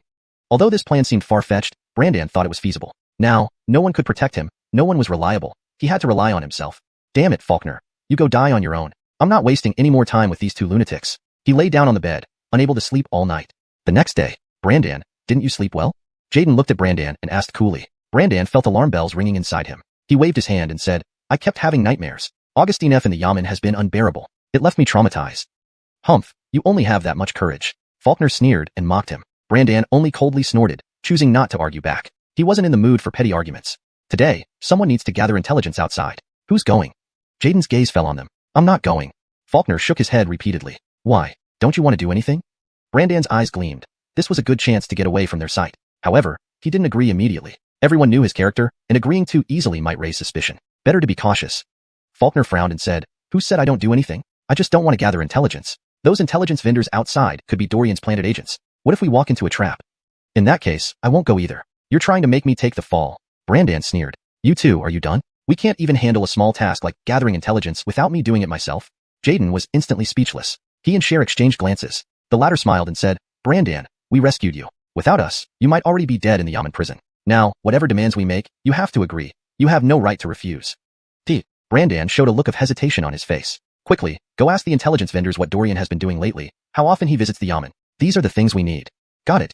Brandan left the inn with a gloomy face. Watching from the second floor, Jaden only retracted his gaze after seeing Brandan walk far away. You're being overly cautious. Though I admit, Brandan isn't a good person, but he wouldn't casually fabricate information to deceive us. Faulkner's expression was a bit displeased. Of course, he wasn't upset for Brandan. He just wondered, did Jaden's distrust towards Brandan imply similar distrust towards him? As fellow Blood Shadow Hall protectors, Jaden's behavior did indeed make people uncomfortable. Seeing this, to reassure him, Jaden said, I wasn't watching Brandan. I was checking if there were any watchers around. Haha. Faulkner chuckled coldly, unsure if he believed it. Meanwhile, after getting out of Jaden's sight, Brandan directly came to the entrance of Blazian Pavilion. This is the place. He breathed a sigh of relief. Brandan didn't choose to go straight to the Yamen. If Dorian wasn't there, it would be a wasted trip. Given Coleman's temperament, he'd likely shout for bailiffs to arrest him before he could explain. That would truly make it impossible for Brandan to fit in anywhere. Entering the tea house, he grabbed a waiter's wrist and said sternly, I'm looking for Beckett. The boss? He's on the second floor. Let me report to him first. The waiter was taken aback, but then smiled. There's no time for that. I'm in a hurry. Seeing the waiter remained unmoved, Brandan directly stated, I'm from the Blood Shadow Hall. Chapter 538, True or False? What? The tea house waiter thought he had heard wrong and immediately gave Brandan a strange look, as if assessing whether this person was crazy. Which member of the Blood Shadow Hall would admit to their identity so readily? This bastard. Could he be here for attention? It's true. Brandan's veins on his forehead bulged. My current situation is very dangerous. I need to contact Dorian, but I'm not sure if he's at the magistrate's office now. Let me go up. Your boss should have a way to contact Dorian, right? Upon hearing this, the waiter confirmed that he wasn't there to cause trouble, so he nodded chaotically and said, all right then, I'll take you up. After the two arrived at Beckett's room and closed the door, the waiter spoke. Sir, this man insists he is a member of the Blood Shadow Hall and claims he is in danger and wants to contact Yanko Eben. What do you think? Beckett sized up Brandan from top to bottom, then mouthed a few words. I see. You may go back to your duties. I will handle this person. Yes, sir. Once the waiter left, Brandan sat opposite Beckett. My name is Brandan. You must not be unfamiliar with it. A hint of surprise flashed across Beckett's face. You? Didn't you get rescued by a few Blood Shadow Hall warriors? Why did you come back here to cast yourself into the net? Humph. Rescue? You're giving those bastards too much credit. Brandan's expression revealed disdain. They did come to save me, but last night, they discussed preparing to sacrifice me. These words were too absurd, and Beckett frowned, saying, calm down first. My tea house is safe. You can take your time. I will relay what you say to Yanko Eben. However, whether he believes it or not isn't my concern. Beckett wasn't foolish. He couldn't just believe everything this man said. If he passed false intelligence to Dorian and got him hurt by other Blood Shadow Hall warriors, Beckett wouldn't be able to escape responsibility. I'm telling the truth. It seemed Brandan was genuinely worried. He spoke solemnly, everything I'm about to say concerns the Blood Shadow Hall. To avoid you doubting me, I won't go into details about the mission but just tell you about these few warriors, alright? Please proceed. Beckett smiled. I'll pay handsomely. At least, it won't make you lose out. What are you talking about? I don't care about silver. What matters to me now is my life. Brandan took a deep breath. Firstly, there are 3 members of the Blood Shadow Hall who have come to the capital, Jaden, Cher, and Faulkner. Of course, excluding me, only 3 people. Among them, the first 2 are brother and sister. Jaden is the older brother and leads most actions. He plans to dispatch our Blood Shadow Hall Soul Warriors, those specialized in dealing with government officials, to handle Dorian. But his plan is to use Soul Warriors as cannon fodder to tire Dorian, and when the moment comes, we all act together to kill him. Jaden excels in Japanese samurai techniques, while Cher is proficient in seduction arts. Her charms don't seem to work on Dorian. As for Faulkner, he's just an ordinary warrior. Augustine listening to this, Beckett began to understand. You mean you're afraid they'll use you as cannon fodder? Not afraid, but certain. If I continue following Jaden and Cher, I'll definitely die. As he finished speaking, terror shone in Brandan's eyes. I just want you to pass this information on to Dorian as is. As for Silver, I don't need it. So what do you want? If Brandan provided such important information to Dorian without any demands, Beckett would start to doubt his motives. Simple. After this incident, I need a fake death identity and Dorian to arrange a carriage to take me out of the capital. I never want to return to this damned place again. Brandan exaggerated. All right, noted. Beckett nodded lightly, relieved. Go ahead and leave. I'll pass the message verbatim to Yanko Eben. Rest assured. Hope you don't let me down, Brandan said gravely. After he left, the waiter entered and asked softly, Sir, can we trust what this guy says? Could he be setting up a trap for Yanko Eben? Unlikely. Beckett shook his head. In my decades, I've seen countless people. If Brandan was acting, I'd definitely notice. His gestures and speech were perfectly natural, of course. My judgment alone doesn't count. When you have time, bring Yanko Eben here.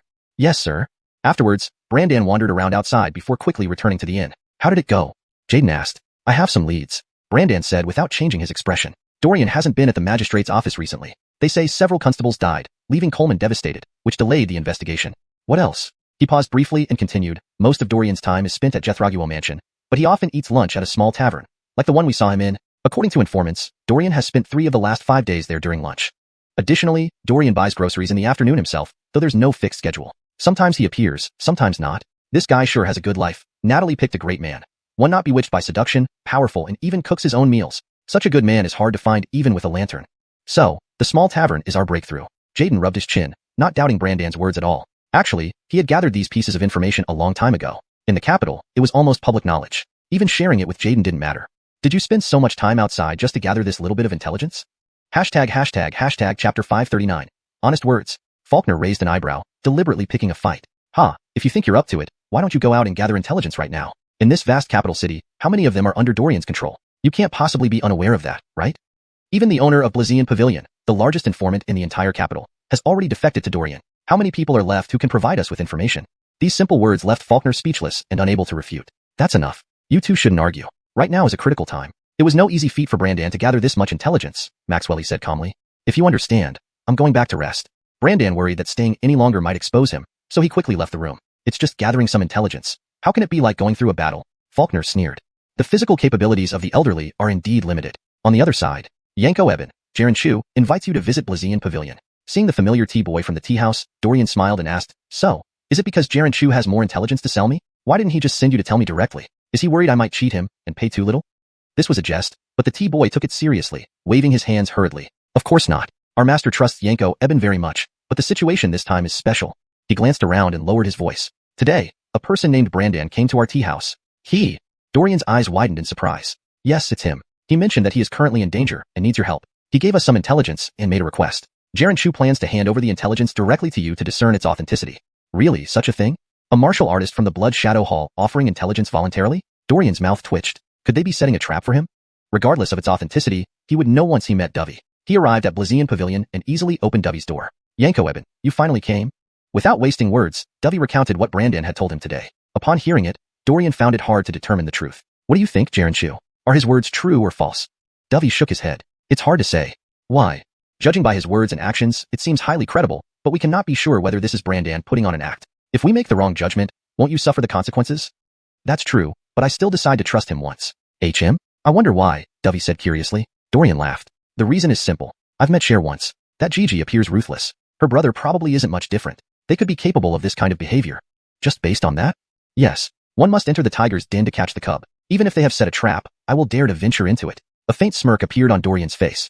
Dovey was deeply moved. Well, almost forgot to tell you. He also made a request. What? After this matter is resolved, he demands to be faked as dead, then arranged a carriage to leave the capital.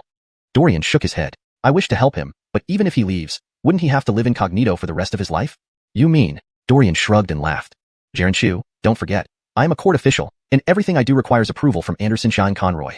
If Anderson Shahang Conroy disagreed, nothing Dorian did for Brandan would be effective. Dovey frowned. Yanko Eben, there's something I'm not sure whether I should mention. We're close friends. What can't you tell me? Dovey's eyes flashed. All right, I'll speak my mind. To me, the court isn't the best place for you. Huh.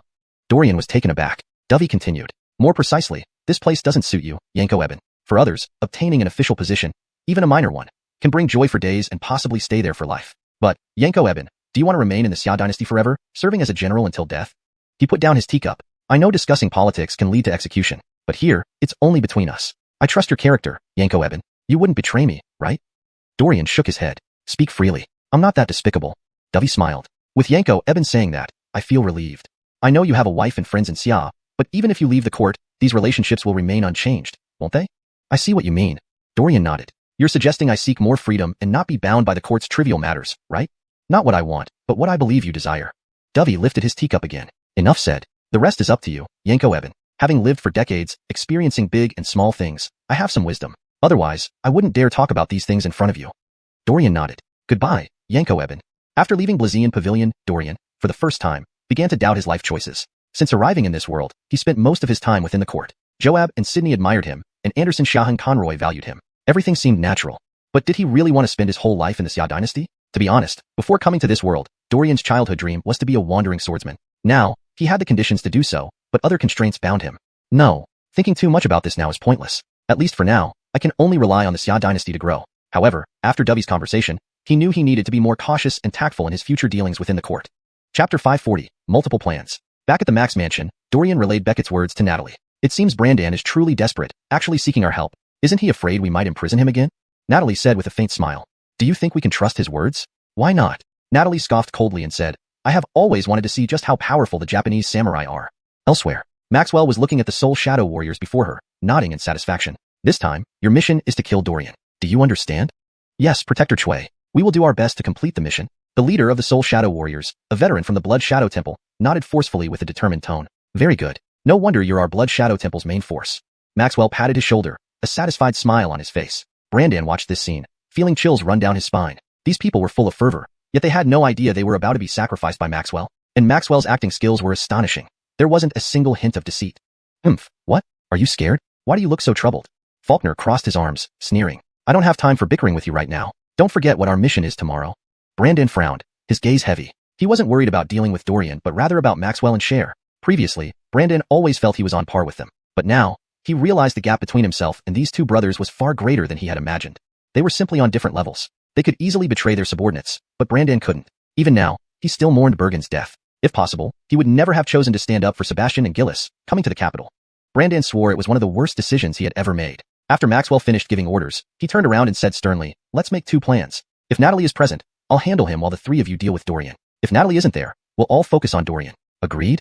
He narrowed his eyes and continued, once the Soul Shadows corner Dorian, I don't believe Natalie can resist revealing herself. Understood, but my enchantment has no effect on Dorian. What should we do? Cher felt somewhat frustrated. When the time comes, you'll use your enchantment to its fullest. Even if it doesn't charm Dorian, it will cause him mental strain. Faulkner and Brandan, you two seize the opportunity without delaying. Remember, though these two are our targets, Coleman is also an Earth-class warrior and won't be easy to handle. If Coleman shows up, I'll use my enchantment again. Cher sneered. Never mind him. Even if more officers came, I wouldn't fear. Her enchantment could control a group at once. Cher was completely unconcerned about it being ineffective on Coleman. Fine, let's finalize these plans. If you find any flaws in my plan, feel free to discuss them with me. Maxwell smiled lightly. After all, as protectors of the Blood Shadow Temple, we need to take care of each other outside, right? He glanced at Brandan and Faulkner. In reality, Maxwell intended to stop their bickering, at least during the confrontation with Dorian, ensuring temporary harmony. But Brandan heard something else entirely. This guy is such a phony. Don't let his smiling facade fool you. When push comes to shove, he'll throw us under the bus without hesitation. Brandan clenched his fists tightly. All right, we get it. No need for you to remind us. With that, Brandan left. He seems quite nervous, Cher sneered. No wonder he's unpopular among the protectors. With such a personality, it's hard for anyone to approach him. Maxwell squinted. He hadn't even spoken 2 sentences, yet Brandan was already impatient. All right, Faulkner, go back and prepare yourself to peak condition.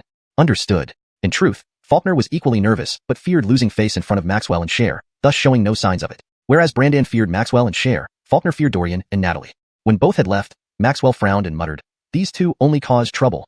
But Faulkner is under Deputy Hall Jaren. We shouldn't act against him, right?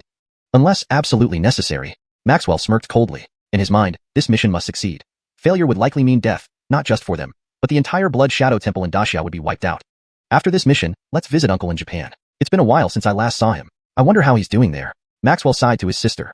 Huh? That old guy? Probably plotting his grand scheme in Japan. We don't need to visit. He probably doesn't even notice us. There are plenty bowing before him daily. We shouldn't say that.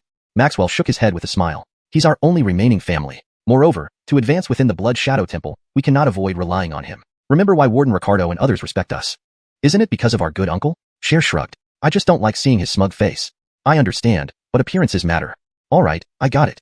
The next day, Dorian entered the tavern and, as usual, ordered a few dishes. Outside, Maxwell and Cher were already perched on the roof beams, keeping him in their sights. Sitting inside the tavern, despite everything seeming normal, Dorian sensed something amiss. His intuition was infallible. Well, at least wait until I finish this meal.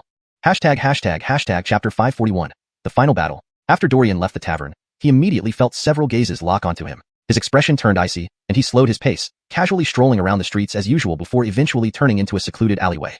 He hadn't taken more than a few steps when hurried footsteps approached from behind. Dorian abruptly spun around. Maxwell E and Maxwell G stood in front of him.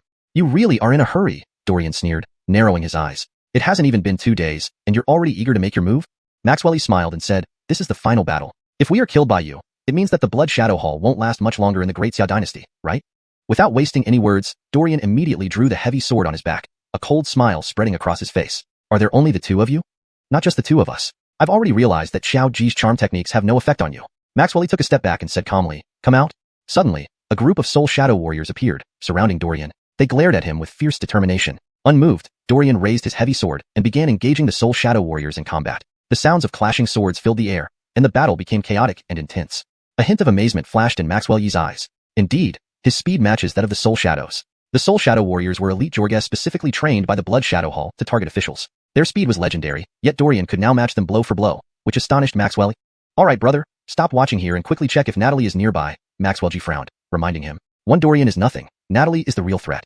SK. Fine, I understand. You're giving orders now, huh? Maxwell E sighed, shaking his head and turning to leave. Maxwell G focused on Dorian, trying to inflict some mental harm with her charm techniques, but it had no effect. Her methods targeted the enemy's soul, but Dorian, having lived 2 lives, possessed a spiritual strength far beyond her comprehension.